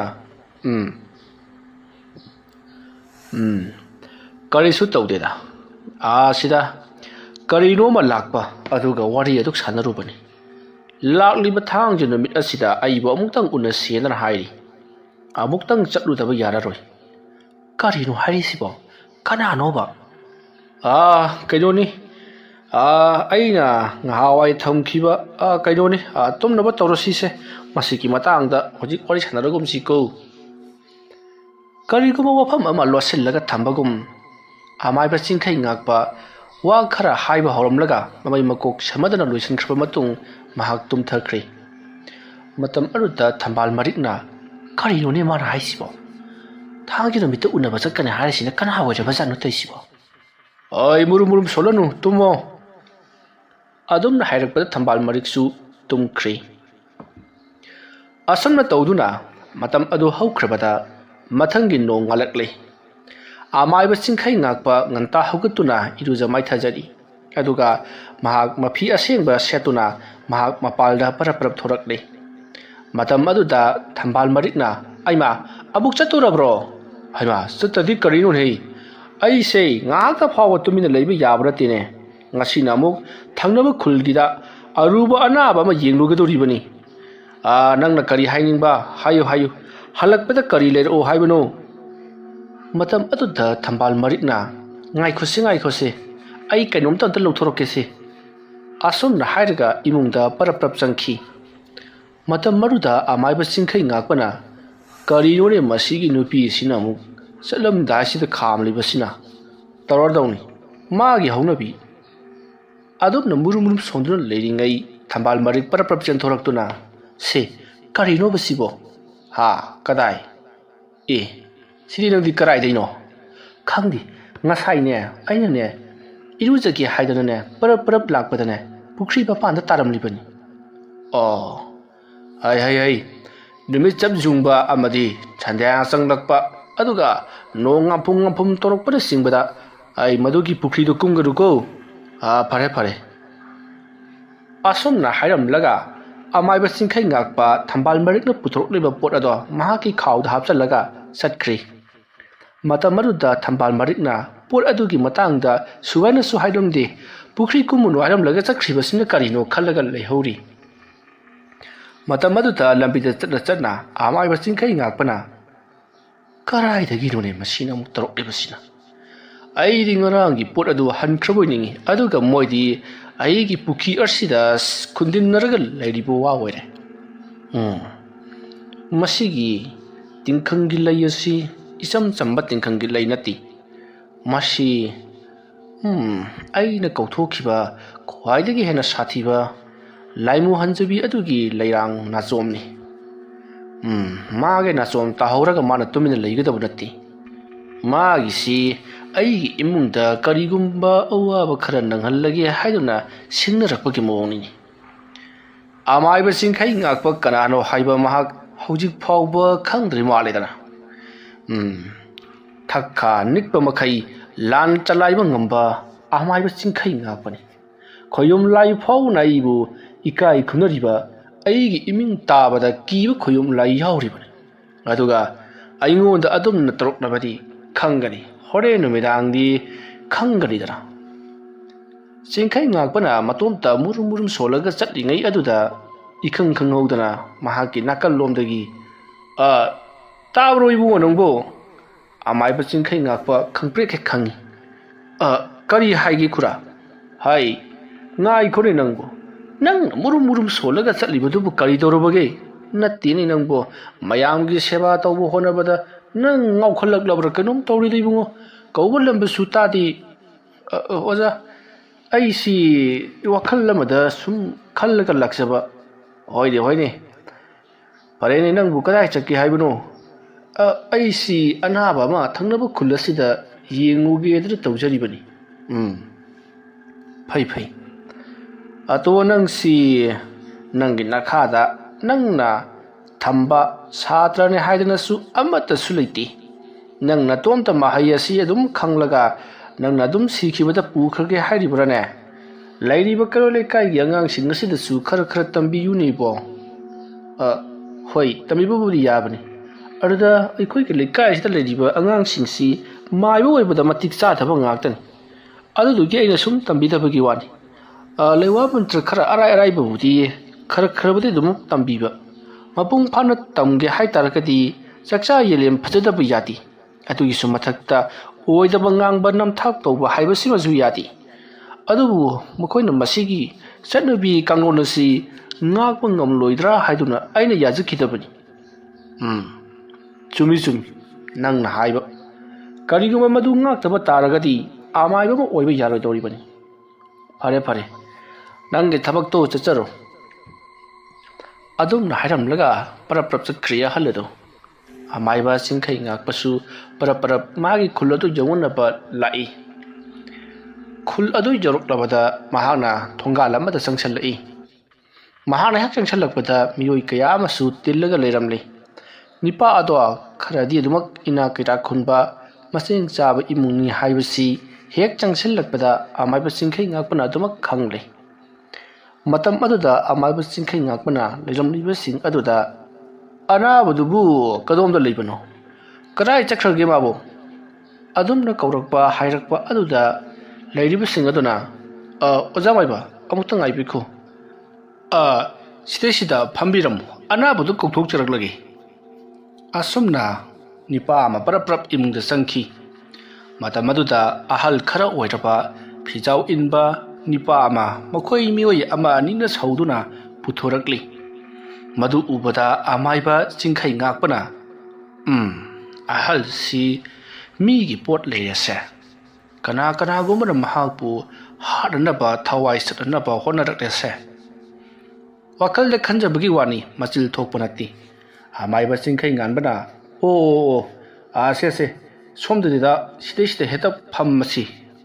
hipana phagadro tawrisibo tholokliba anaba aduna hipana khara nungaigadaba mali adumna hayaklabada amaiba chingkhai nganbana anaba du hiphalli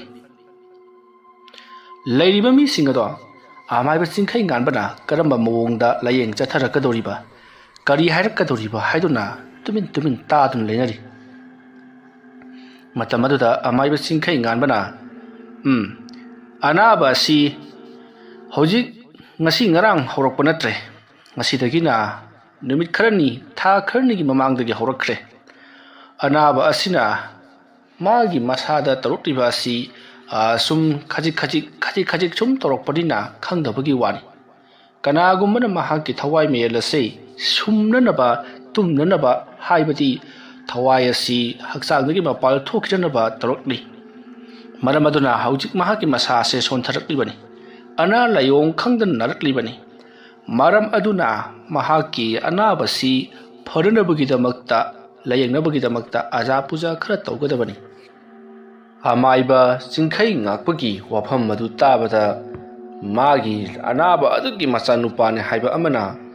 aja puja aduda kari pulam changadabano kari karam tawgadabano haidun hangai chingkhai ngakpara maduda changadaba pulam chiram khudimak hairi aduga yenba achouba ama changani hairi wafam maduda mayam sing aduna yenba aduna kedogedori bachatno haidun hainari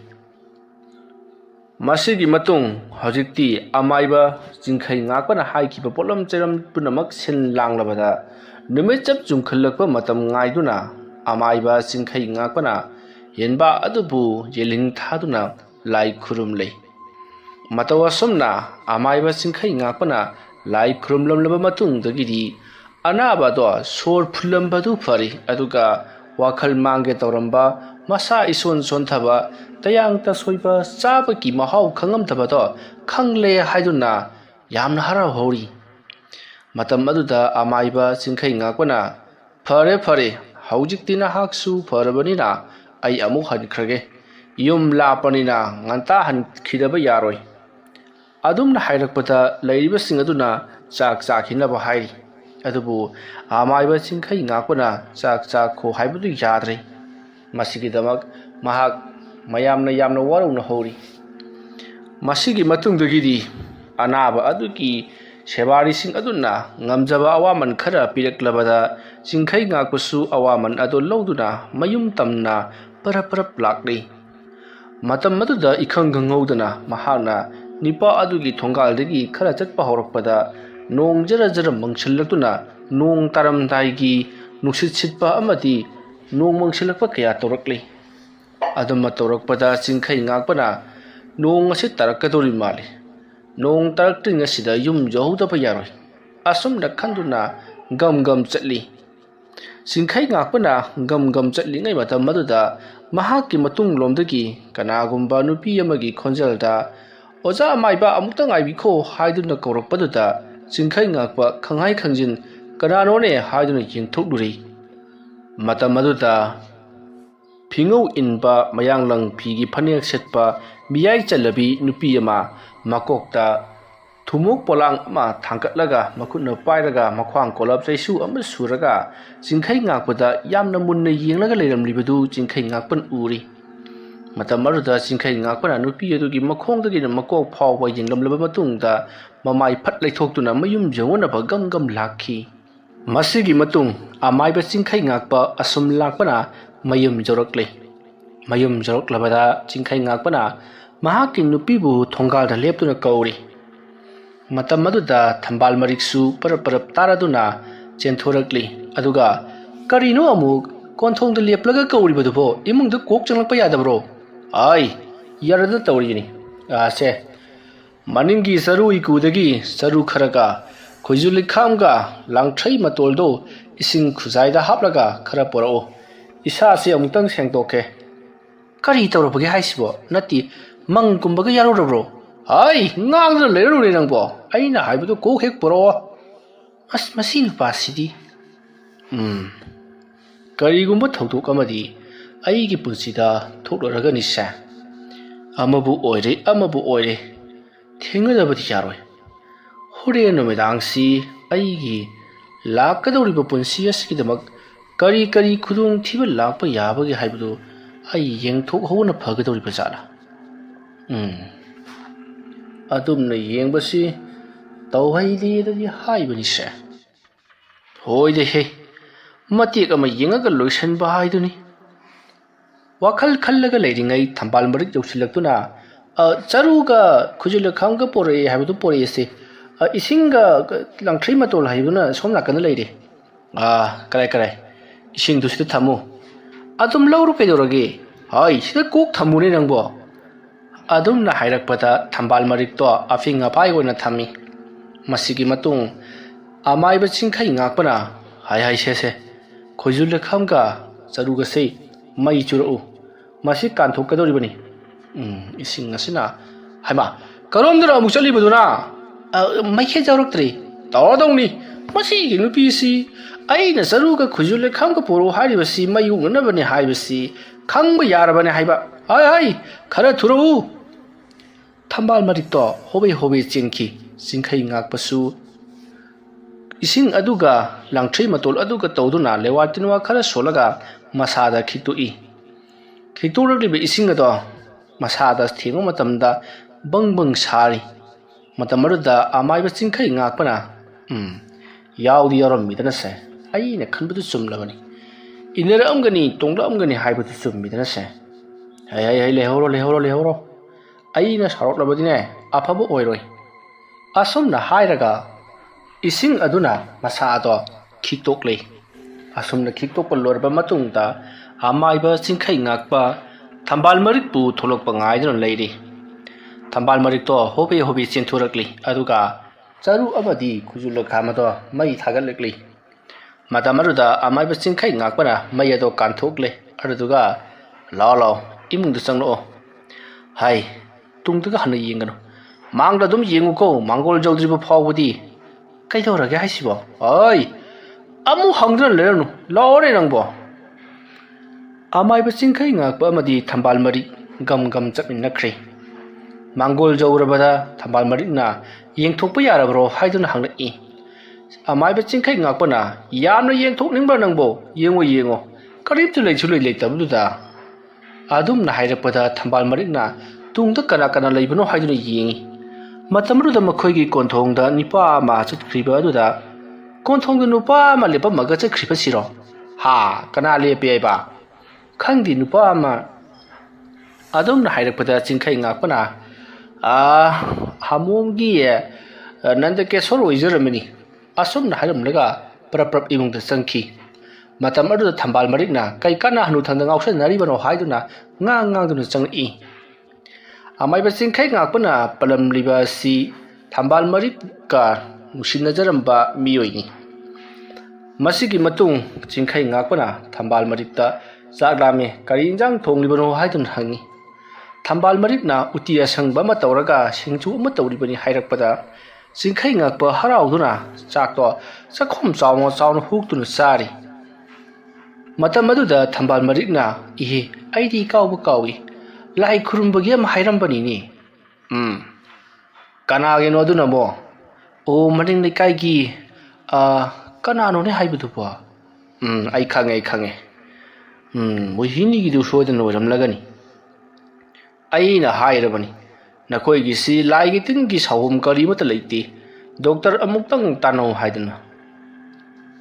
ꯃꯣꯏꯅ ꯑꯩꯗ ꯑꯗꯨꯝ ꯇꯧꯔꯒ ꯂꯩꯔꯦ ꯃꯈꯣꯏꯒꯤ ꯃꯆꯥꯅꯨꯄꯤꯗꯣ ꯉꯥꯎꯔꯤ ꯐꯩꯔꯤ ꯇꯧꯔꯕꯅꯤ ꯃꯗꯨ ꯃꯀꯣꯛꯀꯤ ꯕꯦꯔꯥ ꯈꯔ ꯂꯩꯕ ꯃꯥꯜꯂꯤ ꯑꯩꯅ ꯂꯩꯋꯥ ꯇꯤꯟꯋꯥ ꯇꯧꯗꯅꯁꯨ ꯀꯥꯟꯅꯔꯔꯣꯏ ꯃꯁꯤꯗꯤ ꯗꯣꯛꯇꯔꯅ ꯇꯧꯔꯒ ꯍꯤꯗꯥꯛ ꯂꯥꯡꯊꯛ ꯊꯥꯍꯟꯒꯗꯕꯅꯤ ꯍꯥꯏꯗꯅ ꯍꯥꯏꯔꯝꯕꯅꯤ ꯑꯗꯨ ꯃꯣꯏ ꯑꯩꯉꯣꯟꯗ ꯑꯗꯨꯝ ꯊꯥꯖꯕ ꯊꯝꯂꯦ ꯇꯧꯔꯤꯁꯦ ꯈꯪꯗ꯭ꯔꯦ ꯀꯔꯤ ꯇꯧꯒꯗꯕꯅꯣ ꯍꯣ ꯑꯗꯨꯕꯨ ꯍꯥꯏꯕ ꯋꯥꯈꯜ ꯇꯥꯅꯅꯕ ꯈꯔ ꯑꯃꯨꯛꯇ ꯍꯥꯏꯕꯤꯌꯨ ꯍꯣꯏꯅꯦ ꯑꯗꯨꯕꯨꯗꯤ ꯍꯥꯏꯒꯗꯧꯔꯤꯕꯅꯤ ꯉꯥꯏꯍꯥꯛ ꯌꯧꯔꯨꯗꯕꯗꯤ ꯐꯖꯗ꯭ꯔꯦ ꯑꯁꯨꯝꯅ ꯍꯥꯏꯔꯒ ꯆꯥꯛꯈꯣꯝ ꯆꯥꯎꯅ ꯍꯨꯛꯇꯨꯅ ꯆꯥꯛ ꯑꯗꯣ ꯆꯥꯊꯣꯛꯂꯤ ꯑꯃꯥꯏꯕ ꯆꯤꯡꯈꯩ ꯉꯥꯛꯄꯅ ꯆꯥꯛ ꯇꯣꯔꯛꯄꯗꯗꯤ ꯅꯨꯡꯊꯤꯜꯒꯤ ꯄꯨꯡ 2 ꯇꯥꯈ꯭ꯔꯤ ꯃꯗꯨꯒꯤ ꯃꯇꯨꯡ ꯃꯍꯥꯛ ꯂꯝꯁꯥꯡ ꯆꯠꯂꯨꯕꯒꯤ ꯋꯥꯔꯦ ꯍꯥꯏꯗꯨꯅ ꯉꯥꯏꯍꯥꯛꯇꯪ ꯃꯥꯡꯒꯣꯜꯒꯤ ꯑꯗꯨꯗ ꯐꯛ ꯑꯃ ꯊꯥꯔꯒ ꯍꯤꯞꯊꯕꯗꯒꯤ ꯑꯗꯨꯃꯛ ꯇꯨꯝꯊꯈ꯭ꯔꯤ ꯃꯍꯥꯛꯅ ꯃꯤꯀꯞ ꯊꯣꯛꯂꯛꯄꯗꯗꯤ ꯅꯨꯡꯊꯤꯜꯒꯤ ꯄꯨꯡ 3:30 ꯍꯦꯟꯗꯨꯅ ꯂꯩꯔꯝꯂꯤ ꯆꯤꯡꯈꯩ ꯉꯥꯛꯄ ꯅꯨꯃꯤꯗꯥꯡ ꯋꯥꯏꯔꯝꯒꯤ ꯃꯁꯥꯁꯤꯡ ꯑꯗꯣ ꯁꯦꯡꯇꯣꯛꯂꯒ ꯃꯈꯨꯠ ꯃꯁꯥ ꯃꯃꯥꯏ ꯃꯃꯤꯠ ꯁꯦꯡꯅ ꯆꯥꯝꯊꯣꯛꯂꯕ ꯃꯇꯨꯡꯗ ꯃꯣꯍꯤꯅꯤꯒꯤ ꯑꯅꯥꯕ ꯃꯅꯤꯡ ꯂꯩꯀꯥꯏꯒꯤꯗꯣ ꯉꯥꯏꯍꯥꯛ ꯌꯦꯡꯂꯨꯒꯦ ꯍꯥꯏꯗꯨꯅ ꯃꯍꯥꯛ ꯁꯦꯝ ꯁꯥꯔꯛꯏ ꯃꯈꯣꯏꯒꯤ ꯌꯨꯝꯒꯤ ꯃꯅꯤꯡ ꯂꯩꯀꯥꯏꯅꯤ ꯍꯥꯏꯖꯕꯒꯤ ꯋꯥꯅꯤ ꯃꯈꯣꯏꯒꯤ ꯌꯨꯝꯒꯤ ꯃꯅꯤꯡꯗ ꯇꯨꯔꯦꯜ ꯑꯃ ꯆꯦꯜꯂꯤ ꯇꯨꯔꯦꯜ ꯑꯗꯣ ꯂꯥꯟꯊꯣꯛꯂꯒ ꯌꯧꯔꯤꯕ ꯃꯅꯤꯡꯒꯤ ꯂꯩꯀꯥꯏꯅꯤ ꯇꯨꯔꯦꯜꯒꯤ ꯊꯣꯡ ꯑꯗꯨꯁꯨ ꯇꯨꯕꯠ ꯁꯝꯕ ꯌꯥꯕ ꯅꯠꯇꯦ ꯃꯃꯥꯡꯂꯣꯝꯗ ꯐꯅꯌꯥꯝ ꯁꯥꯡꯅ ꯍꯥꯏꯒꯠꯂꯒ ꯂꯩꯔꯛ ꯑꯆꯧꯕ ꯑꯃ ꯆꯠꯀꯗꯧꯔꯤꯕꯅꯤ ꯂꯩꯔꯛ ꯑꯗꯨꯁꯨ ꯃꯌꯥꯝꯅ ꯍꯥꯏꯅꯔꯤꯕꯅꯤ ꯈꯣꯡꯅꯥꯡ ꯑꯆꯧꯕ ꯑꯃꯁꯨ ꯍꯧꯔꯤꯕꯅꯤ ꯃꯗꯨꯒꯤ ꯂꯩꯔꯛ ꯑꯗꯨ ꯂꯥꯟꯊꯣꯛꯂꯒ ꯊꯣꯡ ꯑꯃ ꯂꯥꯟꯒꯅꯤ ꯊꯣꯡ ꯑꯗꯣ ꯂꯥꯟꯊꯣꯛꯂꯕ ꯃꯇꯨꯡꯗ ꯃꯣꯍꯤꯅꯤ ꯍꯣꯏꯒꯤ ꯂꯩꯀꯥꯏ ꯑꯗꯣ ꯊꯣꯡꯒꯥꯜ ꯑꯗꯨ ꯌꯧꯅꯅꯕ ꯑꯃꯨꯛ ꯂꯥꯛꯀꯗꯧꯔꯤꯕꯅꯤ ꯑꯗꯨꯁꯨ ꯋꯥꯄꯜ ꯃꯔꯛꯇ ꯍꯥꯏꯔꯤꯕ ꯂꯝꯕꯤ ꯑꯁꯤ ꯏꯅꯛ ꯅꯛꯅ ꯌꯥꯝꯅ ꯂꯥꯞꯍꯜꯂꯕ ꯍꯥꯏꯕꯗꯨꯅꯤ ꯑꯃꯥꯏꯕ ꯆꯤꯡꯈꯩ ꯉꯥꯛꯄ ꯆꯠꯅꯅꯕꯒꯤ ꯊꯧꯔꯥꯡ ꯄꯨꯝꯅꯃꯛ ꯂꯣꯏꯔꯛꯂꯕꯗ ꯊꯝꯕꯥꯜ ꯃꯔꯤꯛꯅ ꯄꯪꯊꯦꯡ ꯊꯦꯡꯉꯛꯀꯅꯨꯀꯣ ꯉꯁꯤꯗꯤꯅꯦ ꯑꯩꯅꯦ ꯃꯪ ꯍꯥꯒꯁꯤ ꯏꯅꯨꯡ ꯅꯨꯡꯉꯥꯏꯇꯦ ꯑꯩ ꯅꯪꯕꯨ ꯀꯅꯥꯅ ꯃꯪ ꯅꯨꯡꯉꯥꯏꯇꯕ ꯃꯪꯕꯤꯌꯨ ꯍꯥꯏꯒꯦꯅꯦ ꯅꯨꯡꯉꯥꯏꯕ ꯃꯪ ꯃꯪꯉꯒ ꯇꯨꯝꯃꯨ ꯍꯥꯏꯗꯅ ꯅꯉꯣꯟꯗ ꯑꯩꯅ ꯍꯥꯏꯔꯒ ꯅꯪꯕꯨ ꯀꯅꯥꯅ ꯃꯪ ꯅꯨꯡꯉꯥꯏꯇꯕ ꯃꯪꯕꯤꯌꯣꯒꯦꯅꯦ ꯐꯖ ꯂꯩꯔꯝꯃꯨ ꯑꯁꯨꯝꯅ ꯍꯥꯏꯔꯝꯂꯒ ꯆꯤꯡꯈꯩ ꯉꯥꯛꯄ ꯄ꯭ꯔꯞ ꯆꯠꯈꯤ ꯃꯇꯝ ꯑꯗꯨꯗ ꯊꯝꯕꯥꯜ ꯃꯔꯤꯛꯅ ꯀꯔꯤꯅꯣꯅꯦ ꯍꯥꯏꯁꯤꯕꯣ ꯃꯪꯁꯤꯕꯨ ꯅꯨꯡꯉꯥꯏꯕ ꯃꯪ ꯃꯪꯒꯦꯒ ꯀꯥꯏꯗꯅ ꯑꯩꯈꯣꯏꯅ ꯍꯦꯛꯇꯃꯛ ꯈꯜꯂꯒ ꯃꯪꯕꯒꯤ ꯃꯑꯣꯡꯗꯅꯤ ꯃꯥꯅ ꯉꯥꯡꯉꯤꯁꯤꯕꯣ ꯃꯥꯗꯤ ꯅꯨꯡꯉꯥꯏꯕ ꯃꯪꯁꯤ ꯅꯨꯡꯇꯤꯒꯤ ꯃꯪꯖꯥꯠꯂꯥ ꯆꯉꯛꯅꯅ ꯂꯩꯍꯧꯔꯤ ꯊꯝꯕꯥꯜ ꯃꯔꯤꯛꯇꯣ ꯑꯃꯥꯏꯕ ꯆꯤꯡꯈꯩ ꯉꯥꯛꯄ ꯅꯣꯛꯃꯤ ꯊꯣꯡꯒꯥꯜ ꯑꯗꯨꯃꯛ ꯊꯣꯔꯛꯂꯤ ꯃꯁꯤꯒꯤ ꯃꯇꯨꯡ ꯃꯈꯣꯏꯒꯤ ꯃꯅꯤꯡ ꯂꯩꯀꯥꯏ ꯍꯥꯏꯔꯤꯕ ꯂꯩꯀꯥꯏ ꯑꯗꯨ ꯇꯝꯅ ꯑꯗꯨꯃꯛ ꯂꯥꯛꯂꯤ ꯑꯁꯨꯝ ꯂꯥꯛꯄꯅ ꯈꯣꯡꯅꯥꯡꯒꯤ ꯂꯝꯕꯤ ꯑꯆꯧꯕꯗꯣ ꯌꯧꯔꯛꯂꯤ ꯃꯗꯨꯗꯒꯤ ꯈꯔ ꯆꯠꯂꯒ ꯊꯣꯡ ꯂꯥꯟꯊꯣꯔꯛꯇꯨꯅ ꯃꯣꯍꯤꯅꯤ ꯍꯣꯏꯒꯤ ꯊꯣꯡꯒꯥꯜ ꯌꯧꯅꯅꯕ ꯂꯥꯛꯂꯤ ꯈꯣꯡꯅꯥꯡ ꯑꯆꯧꯕ ꯑꯗꯨꯒꯤ ꯍꯦꯛ ꯃꯈꯣꯡ ꯃꯅꯥꯛꯇ ꯋꯥꯄꯜ ꯃꯌꯥꯝ ꯑꯃ ꯂꯩ ꯌꯨꯝꯁꯨ ꯀꯌꯥ ꯇꯥꯗꯦ ꯖꯒꯥꯗꯣ ꯃꯗꯨꯒꯤ ꯈꯣꯡꯅꯥꯡ ꯑꯗꯨꯗꯒꯤ ꯈꯔ ꯍꯟꯇꯣꯛꯂꯒ ꯉꯍꯥꯟꯋꯥꯏꯗ ꯆꯥꯎꯔꯕ ꯍꯩꯕꯣꯡ ꯄꯥꯝꯕꯤ ꯑꯃ ꯍꯧꯔꯝꯃꯤ ꯍꯥꯏꯔꯤꯕ ꯍꯩꯕꯣꯡ ꯄꯥꯝꯕꯤ ꯑꯁꯤ ꯑꯀꯟꯕ ꯅꯣꯡꯅꯨꯡꯁꯤꯠ ꯑꯃꯅ ꯃꯁꯥ ꯄꯨꯝꯅꯃꯛ ꯁꯦꯠꯊꯈꯤꯕꯗꯒꯤ ꯍꯩꯕꯣꯡ ꯄꯥꯝꯕꯤ ꯑꯗꯨꯒꯤ ꯃꯄꯨ ꯑꯣꯏꯔꯤꯕ ꯃꯤꯑꯣꯏ ꯑꯗꯨꯅ ꯍꯩꯕꯣꯡ ꯑꯗꯣ ꯃꯤ ꯅꯦꯛꯂꯒ ꯌꯥꯟꯊꯠꯍꯜꯂꯤ ꯃꯗꯨꯒꯤ ꯃꯇꯨꯡꯗ ꯍꯣꯔꯥꯏ ꯈꯥꯏꯕ ꯀꯧꯗꯨꯅ ꯎꯁꯤꯡ ꯑꯗꯣ ꯂꯣꯏꯅꯃꯛ ꯍꯣꯔꯥꯏ ꯈꯥꯏꯗꯠꯇꯨꯅ ꯎꯄꯥꯛ ꯂꯧꯈꯤꯕꯅꯤ ꯃꯇꯝ ꯑꯗꯨꯗ ꯃꯈꯣꯏ ꯍꯣꯔꯥꯏ ꯈꯥꯏꯕ ꯃꯈꯣꯏꯁꯤꯡ ꯑꯗꯣ ꯄꯩꯁꯥꯒꯤ ꯃꯇꯥꯡꯗ ꯃꯔꯩ ꯌꯦꯠꯅꯔꯛꯄꯗꯒꯤ ꯃꯈꯣꯏꯅ ꯄꯥꯏꯔꯤꯕ ꯈꯨꯠꯂꯥꯏꯁꯤꯡ ꯑꯗꯨꯅ ꯑꯉꯝ ꯐꯨꯗꯠꯅꯔꯛꯄꯗ horai maya aduna nipa ama tusanbadagi magi lukhamna horai maya adu tasanbadagi manga kakke tawki hai adumna tawbadagi nupa ado khudak ta siri manga adu kengedaba sumnagi unsa khudon ohumna yalaga leikhi hai phara hairaga leiraba jani hariba matamasi ningtham thagi matam oibani maramaduna hariba manga kaktuna sige tawkiba nupa ado nokthi numangbada haufi ilaga khongang khong aduda phamlaga musinbuna leiramba hek thengnai haiduna mayang wari sanari bani maramaduna khongang mapham ado phauki hairabadi mi punamak moi anihum haudrabadi chanati ngahan dasu makhoi miyoi khara khongnangi adugi nakanda leiriba wapalgi pali aduta lambi orbo ningdana kakhatlaga wa marakta changchillubagi makhoi amuk toiba laiwok nei haiduna amaiba chingkhai ngakwana yengkhibasu leikrabani hariba mafam rodani amaiba chingkhai ngakwana mi la yengba laklibase asum lakpana haujiti muhini hoigi thongal jorok labada mahak lewatinwa khara sonduna matha nantha jaraga parap changai adumna changlakpada sumangda muhini gi mapabung leirami muhini gi mapabungna amaibudu hek ubada oi oja ngasai ayu aina haijaramani nungdang waram laklibasibu aido arapa khulamada mi la yengba chathuk dore aduna nakhoi gi asidi jorokpa khara thengdokhribani chaksu chadaba yade do ha akhoi su maibane haidi charaga hinglibane haibako aduna chakcha topodadi pungani ta thokre adigi ngak pothari ngeda tumo uithare dana tomba he hawulakpagani noi gi sita silaklibase adu aina suna khoida haikhre ibungo nakhoi gi anaba sei maiba maibigi anaba nati haidana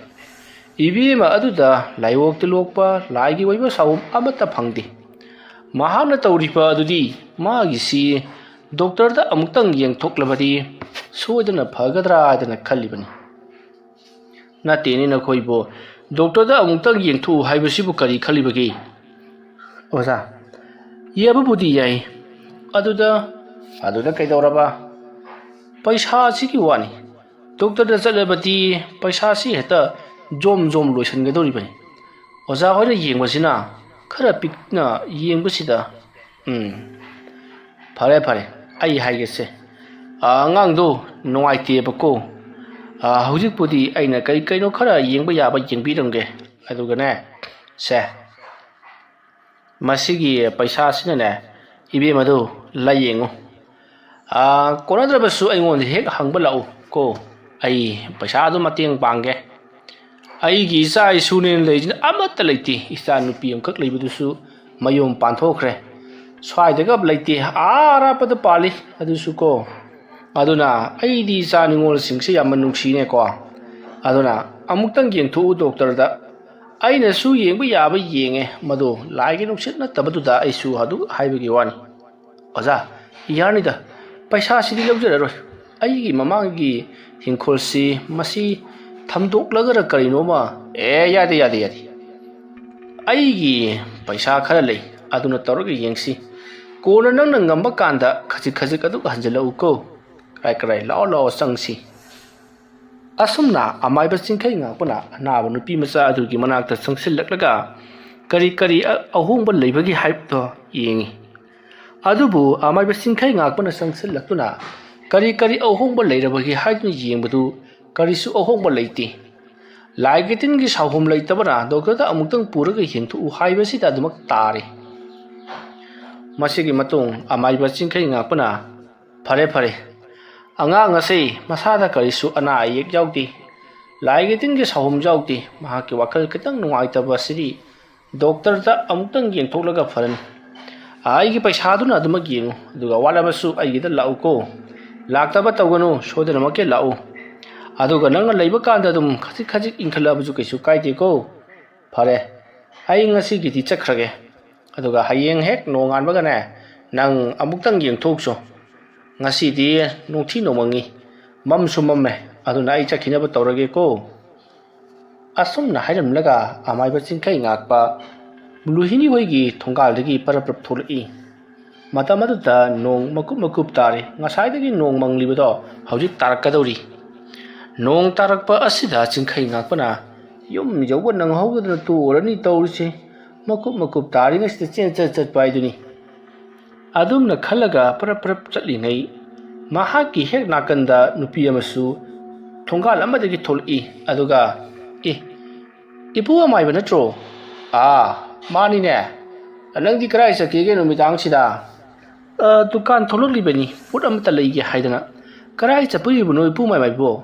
aido sida lai khoramba ma chalubani adu ngai ko ni ipu mai ba moya sigi khongnang lambi du chatori budu ki dabro mina mukte ba bhut thoi tamna yena hari budu bu hai bot pretuni ai khona sijin nari busa ai khona talibani ne thoine ele khalu nuko hoi ado ipu mai ba akhoi gi maningi labu nganuai gi matam da ising adum chawrga lekhib labu hauje kudi mayam ising do phato kharga lau unaba jaga do madu de heloi thoi edana hainari adu bu kamdo ri basano ha heloi haiba heloi thodi mi wukna roidro wukna basu yawra male maiba maibi singna he kingi ha ne sing thumlaga leramba jaga se he bera thangan bani lai haiba khudi maksi ising dana ayamba leigali bani fare moina ne hek ngamaktra matamda aigida lakse sano aduduga ne aina mu yengbiba haiduni adudi ai somda haidokhragi be mako asum na hairaga amaiba chingkhai ngakpado parap mokoi gi yum yongna ba thong adomda amuk lakli matam aduda chingkhai ngakpana chakhribado nupi aduna yenglaga lehori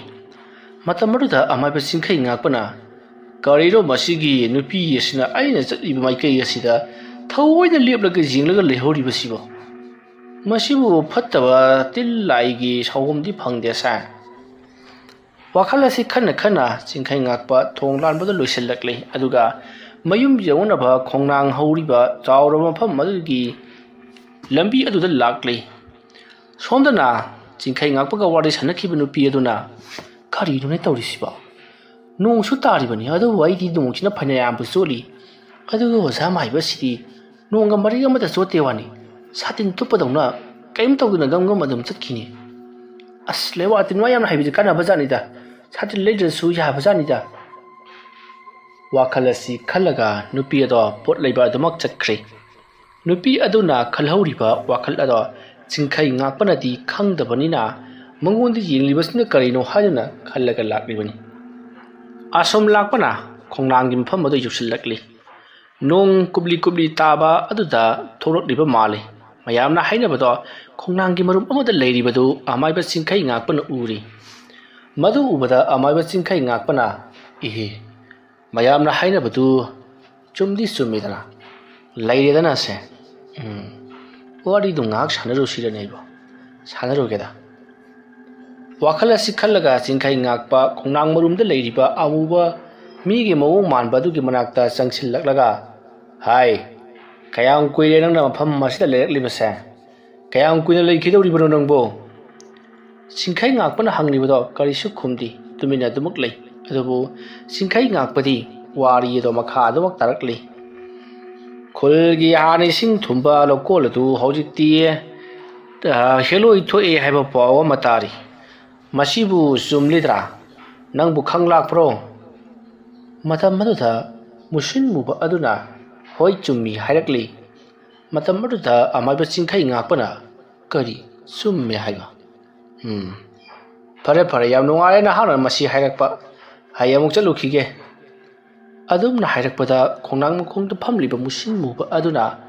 ai chaga malami kari nu khaitak bya chahogi adumna hairakpada amaiba chingkhai ngakpana ha kari bu yawriba janone kabuk afaba khardi yawri se si chahoro se asumna hairaga lewa khara murum solaga saithoklamli aduga mahak para mayum jawna ba lakli mahakna adumna lakka matamda makoi gi yum joksalakle makoi gi yum joksalakpada miyoi khara sumangda leplaga thambal marik ka wari sarga leirami matamadu thambal marikna lae yengutu hairakpada mayam su leithori matamadu da lakliba singa dugi maraktagi amana oja खर थुनमता चत्तफ यादब थबम लेरे यारगदि खर थुसी ऐ ngai खुनि इबुंग ताहा ताहारुने ऐसु लाई खुरुम बम चलुबद ngai halakpada mangol phau ka khatri no khoina tawri basibo oja mangol da ka lebi ya matamati yargadi amta hai ngai khoni kari kamdori bono kadai jakadori bono hai bu khangdana taha ri bu bu kari gino ne matamaru da mayamna khumdri ngai thambal marikna ho makhoi gi angang ama kaino ma tawraga lehori mi khuding gi ne apai puna pangthom da thomi hai chiki ju tawe hai adugi weramali ihe adugi were adudi magi tu chabi ungna ba sodina waram lagani la asumna haina raduna singkhai ngakpa amadi lakli miyu sing aduga punna makhoina laying gadoriba anaba adugi manak tamna par lakri matamadu da thambal marikna makhoi amai baba doctor abase ahinga che potha ba sangbaja na te da asumna matom ta murum solaga imung changkri nakala madana amai ba singkhai ngakpa amadi mabu kowal lakhiba miyoi singado angang ama churan paron pong da lon ba du ki manak joksilakle matam maduda amai ba singkhai ngakpa na khangle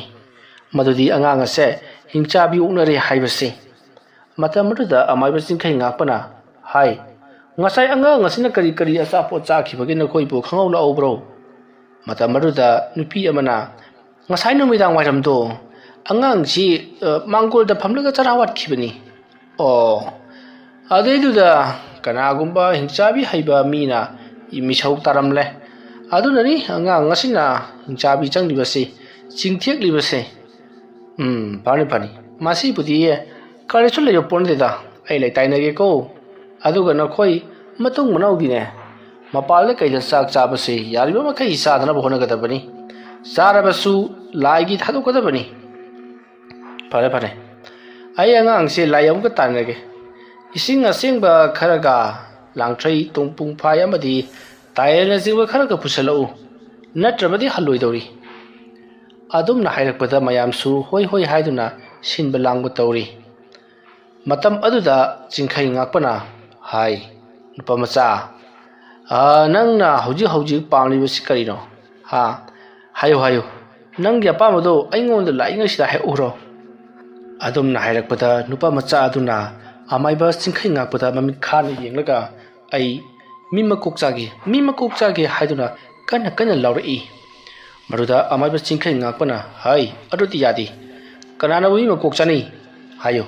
aduna tabam hayo hairakpada chingkhai ngakpagi mamangda leiriba mama aduna kaplaga ngasaidagi mahakse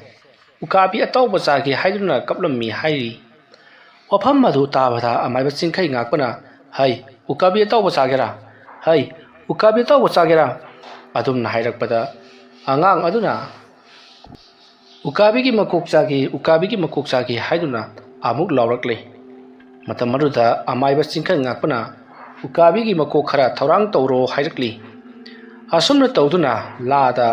ukabigi makok ataw kodo khara haple aduga amai ba chingkhai ngakpana lewatinwa khara sonduna se makok amasi nang charo asumna hairaga ukabi makok ama pijeri ukabi makok ado yama thuna purok sarga yosalli aduga wokti haiduna su lauri matamaduda amai ba chingkhai ngakpana ho atai di lambi de pijeraga lao ai ga puna thokhrasi lao haiduna chingkhai ngakpadi mapal da thokri masigi matung amai ba chingkhai ngakpana thokhibaduda angang aduna kan laurambadigi mahak suron paron lolaga tumena leikri chingkhai ngakpado ngahak rairaka sangai aduga haujikti pharai indra karai aina swai thanam isingdo o asumna hairaga ising adu luplaga khiktokli ngang ado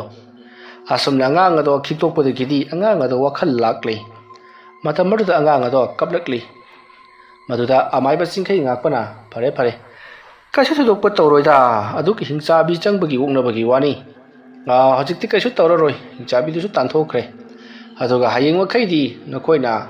mangolda chak chaba sumangda chak chaba se yariba makai tawgunko pare ai de muk chatrage adumna hairamnaduna amai ba chingkhai ngakpa mayum tamna lakli magi mayum hek yausalakpadadi chak loiduna leramli thambal marikna Nongsu tai nganta tumsi haiduna matam aduda jinkhai ngakpana hoine adum maina ngasai na wakhal taradi phaidana aisu chaka lamla poni ama mukchat aine maibi simpham ga se pamjadra poni da asumna hairaga chaka do chathokle masigi matung makhoi loina mak tumnari thambal mariksu tumkhre sinkhai ngakpadi haujik su tumdri mahak thabak ama tauge haiduna leiribani thambal marikna tungkhre haiba khangbadagi amaiba sinkhai ngakpa tapna hawalakli matam se nongsu kana taribani amaiba sinkhai ngakpa mamangi thonga do tapna hangtoklaga mapalda thulai mambana suloi nonga tabagi thonga do tapna ngasallamlaga mahak tapna mangolomda thulaklaga sumangda kumtharai sumangdagi kumtharaklaga amuk asum lakpaduna thongal jorakli thongal dagi amuk lan thorakpaduna makoigi yumgi maningi tureladu taba leirak machillamalai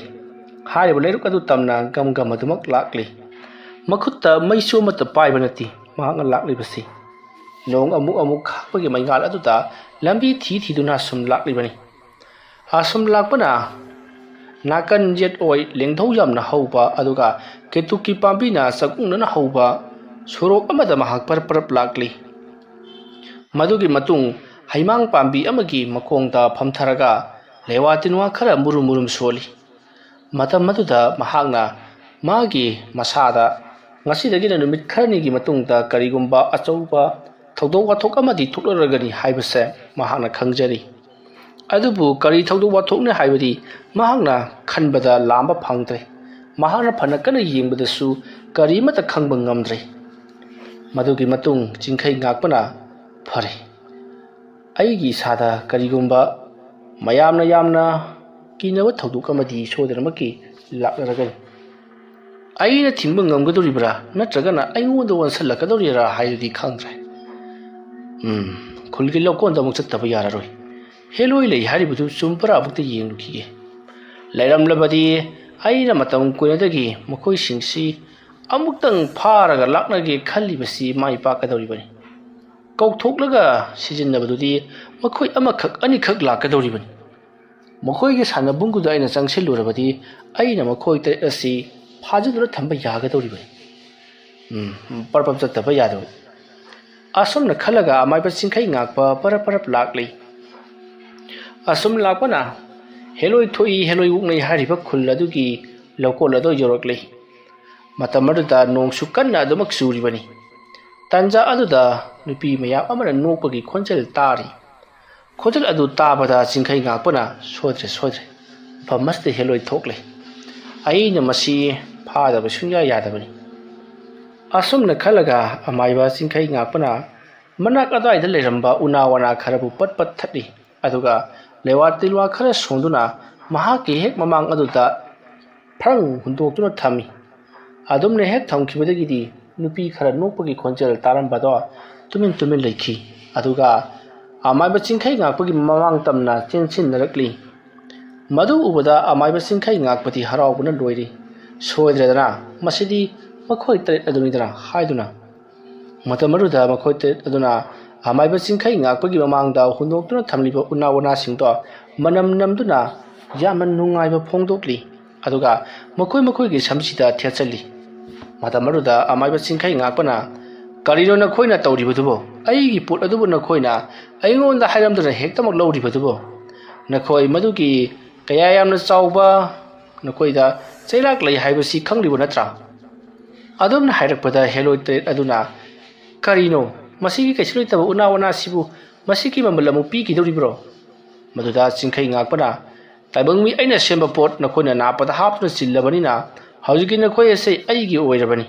masida kari amata lamhen tumhen tawba yaroi ko ngasidagi dina khoi aigi oirabani aina hek korokko matamda lakadabani adumna hairamlaga sinkhai ngakpana fare haujiki na khoi lehoro hairamlaga mahak mayum lomda para halakli sinkhai ngakpana to simangaidana minadi heloi bhabaga se yama luna khali ahaiba ikoi lai khraba adumna khallaga parap mayum jawnaba lakli sinkhai ngakpana mayum jawnaba gam chatkhibado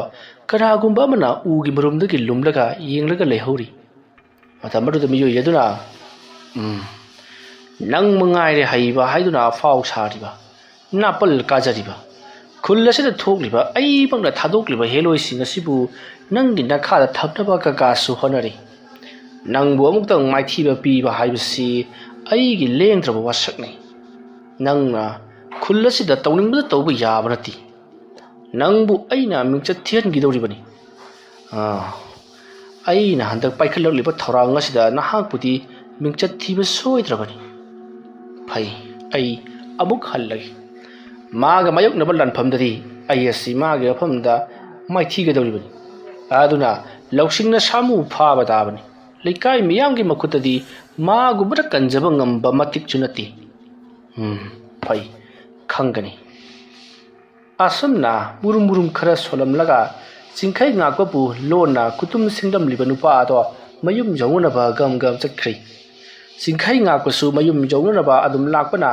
ꯃꯌꯨꯝ ꯌꯧꯔꯛꯂꯕꯗ ꯃꯈꯣꯡ ꯃꯈꯨꯠ ꯍꯥꯝꯇꯣꯛꯂꯤ ꯑꯗꯨꯒ ꯆꯣꯠꯂꯤꯕ ꯐꯤꯁꯤꯡ ꯑꯗꯣ ꯍꯣꯡꯗꯣꯛꯂꯒ ꯃꯍꯥꯛꯁꯨ ꯐꯃꯨꯡꯗ ꯇꯨꯃꯤꯟꯅ ꯆꯪꯗꯨꯅ ꯂꯩꯈ꯭ꯔꯤ ꯅꯥꯀꯜ ꯑꯃꯗꯅ ꯀꯝꯗꯧꯔꯤ ꯉꯁꯥꯏ ꯎꯒꯤ ꯃꯔꯨꯝꯗ ꯂꯨꯝꯈꯤꯕ ꯆꯤꯡꯈꯩ ꯉꯥꯛꯄꯗ ꯈꯨꯇꯨꯝ ꯁꯤꯡꯗꯨꯅ ꯂꯃꯟ ꯈꯨꯝꯒꯅꯤ ꯍꯥꯏꯗꯨꯅ ꯂꯩꯈꯤꯕ ꯅꯨꯄꯥ ꯑꯗꯣ ꯃꯌꯨꯝ ꯌꯧꯅꯕ ꯄꯔꯞ ꯄꯔꯞ ꯂꯥꯛꯂꯤ ꯑꯗꯨꯒ ꯃꯍꯥꯛꯅ ꯍꯥꯟꯅꯅ ꯁꯦꯝ ꯁꯥꯗꯨꯅ ꯊꯝꯕ ꯊꯒꯥꯏ ꯑꯃꯨꯛ ꯁꯥꯡꯕ ꯋꯥꯁꯥ ꯁꯥꯖꯩ ꯑꯃꯕꯨ ꯃꯍꯥꯛꯅ ꯇꯥꯞ ꯄꯥꯏꯈꯠꯂꯤ ꯑꯗꯨꯗꯨꯒ ꯃꯈꯣꯏꯒꯤ ꯁꯪꯒꯣꯟꯗ ꯄꯨꯟꯗꯨꯅ ꯊꯝꯂꯤꯕ ꯁꯟꯕꯤ ꯑꯗꯨꯗ ꯃꯍꯥꯛꯅ ꯂꯩꯋꯥ ꯑꯃ ꯁꯣꯜꯂꯒ ꯀꯟꯈꯤ ꯃꯇꯝ ꯑꯗꯨꯗ ꯁꯟꯕꯤ ꯑꯗꯣ ꯅꯥꯃꯟꯈ꯭ꯔꯗꯨꯅ ꯌꯥꯝꯅ ꯀꯟꯅ ꯂꯥꯎꯗꯨꯅ ꯈꯣꯡꯈꯤ ꯑꯗꯨꯝꯅ ꯁꯟꯕꯤ ꯑꯗꯨꯅ ꯍꯦꯛ ꯈꯣꯡꯈꯤꯕ ꯑꯗꯨꯗ ꯁꯣꯝꯗ ꯆꯤꯡꯈꯩ ꯉꯥꯛꯄꯒꯤ ꯃꯅꯥꯛꯇ ꯇꯨꯝꯂꯤꯕ ꯊꯝꯕꯥꯜ ꯃꯔꯤꯛꯇꯣ ꯃꯤꯀꯞ ꯈꯪꯊꯣꯛ ꯊꯣꯛꯂꯛꯏ ꯃꯇꯧ ꯑꯁꯨꯝꯅ ꯑꯃꯥꯏꯕ ꯆꯥꯏꯔꯦꯟ ꯈꯣꯟꯕꯅ ꯁꯟ ꯑꯗꯨꯗ ꯍꯦꯛ ꯐꯨꯈꯤꯕ ꯑꯗꯨꯗ ꯁꯣꯝꯗ ꯑꯃꯥꯏꯕ ꯆꯤꯡꯈꯩ ꯉꯥꯛꯄꯒꯤ ꯃꯥꯒꯤ ꯅꯨꯄꯤ ꯊꯝꯕꯥꯜ ꯃꯔꯤꯛꯇ ꯆꯩꯅꯥꯈꯣꯜ ꯐꯪꯗꯨꯅ ꯂꯥꯎꯈꯠꯂꯛꯄ ꯑꯗꯨꯗ ꯆꯤꯡꯈꯩ ꯉꯥꯛꯄꯅ ꯏꯄꯥ ꯄꯥꯈꯠꯅ ꯍꯥꯏ ꯀꯩꯗꯧꯔꯦ ꯍꯥꯏꯗꯨꯅ ꯍꯪꯂꯛꯏ ꯊꯝꯕꯥꯜ ꯃꯔꯤꯛꯇꯣ ꯆꯩꯅꯥꯈꯣꯜ ꯑꯗꯨꯅ ꯅꯥꯃꯟꯈ꯭ꯔꯗꯨꯅ ꯋꯥ ꯍꯥꯏꯕ ꯐꯥꯎꯕ ꯉꯝꯗꯕ ꯃꯈꯩ ꯐꯃꯨꯡꯗ ꯊꯔꯣ ꯊꯔꯣ ꯑꯣꯟꯗꯨꯅ ꯃꯈ꯭ꯋꯥꯡ ꯄꯥꯏꯗꯨꯅ ꯈꯥꯡꯂꯤ ꯆꯤꯡꯈꯩ ꯉꯥꯛꯄ ꯆꯤꯡꯅꯕ ꯑꯃꯒ ꯂꯣꯏꯅꯅ ꯊꯝꯕꯥꯜ ꯃꯔꯤꯛꯀꯤ ꯃꯈ꯭ꯋꯥꯡ ꯑꯗꯨꯗ ꯀꯩꯗꯧꯔꯤꯕꯅꯣ ꯍꯥꯏꯗꯨꯅ ꯌꯦꯡꯂꯨꯕꯗꯗꯤ ꯌꯥꯝꯅ ꯁꯥꯡꯅ ꯉꯪꯁꯪ ꯉꯥꯡꯅ ꯆꯩꯒꯤ ꯆꯩꯔꯝ ꯇꯥꯗꯨꯅ ꯂꯩꯔꯝꯂꯤ ꯃꯗꯨ ꯎꯔꯨꯕꯗ ꯆꯤꯡꯈꯩ ꯉꯥꯛꯄ ꯃꯩ ꯍꯧꯅ ꯁꯥꯎꯈ꯭ꯔꯤ ꯃꯁꯤꯗꯒꯤꯗꯤ ꯆꯤꯡꯈꯩ ꯉꯥꯛꯄꯅ ꯃꯈꯨꯕꯥꯛꯇ ꯂꯩꯋꯥ ꯈꯔ ꯁꯣꯜꯂꯒ ꯍꯩ ꯍꯩ ꯍꯩ ꯀꯩꯁꯨ ꯇꯧꯔꯣꯏ ꯑꯩ ꯐꯥꯊꯕꯤꯒꯦꯁꯦ ꯑꯦꯔꯥ ꯈ꯭ꯋꯥꯡꯗ ꯍꯤꯡꯆꯥꯕꯤ ꯆꯪꯕꯅꯤꯗ ꯑꯁꯨꯝꯅ ꯍꯥꯏꯔꯒ ꯃꯈ꯭ꯋꯥꯡ ꯑꯗꯨꯗ ꯇꯞꯅ ꯅꯥꯟꯊꯔꯤ ꯑꯗꯨꯝꯅ ꯇꯧꯕꯗꯒꯤꯗꯤ ꯆꯩꯅꯥꯈꯣꯜ ꯑꯗꯣ ꯇꯞꯅ ꯇꯞꯅ ꯍꯟꯊꯔꯛꯂꯤ ꯑꯗꯨꯒ ꯇꯥꯛꯐꯝ ꯑꯃ ꯂꯩꯔꯝꯕꯗꯨꯁꯨ ꯇꯞꯅ ꯇꯞꯅ ꯃꯥꯡꯊꯔꯛꯂꯤ ꯑꯗꯨꯕꯨ ꯃꯨꯁꯤꯟ ꯃꯨꯅ ꯁꯥꯡꯉꯗꯤ ꯂꯩꯍꯧꯔꯤ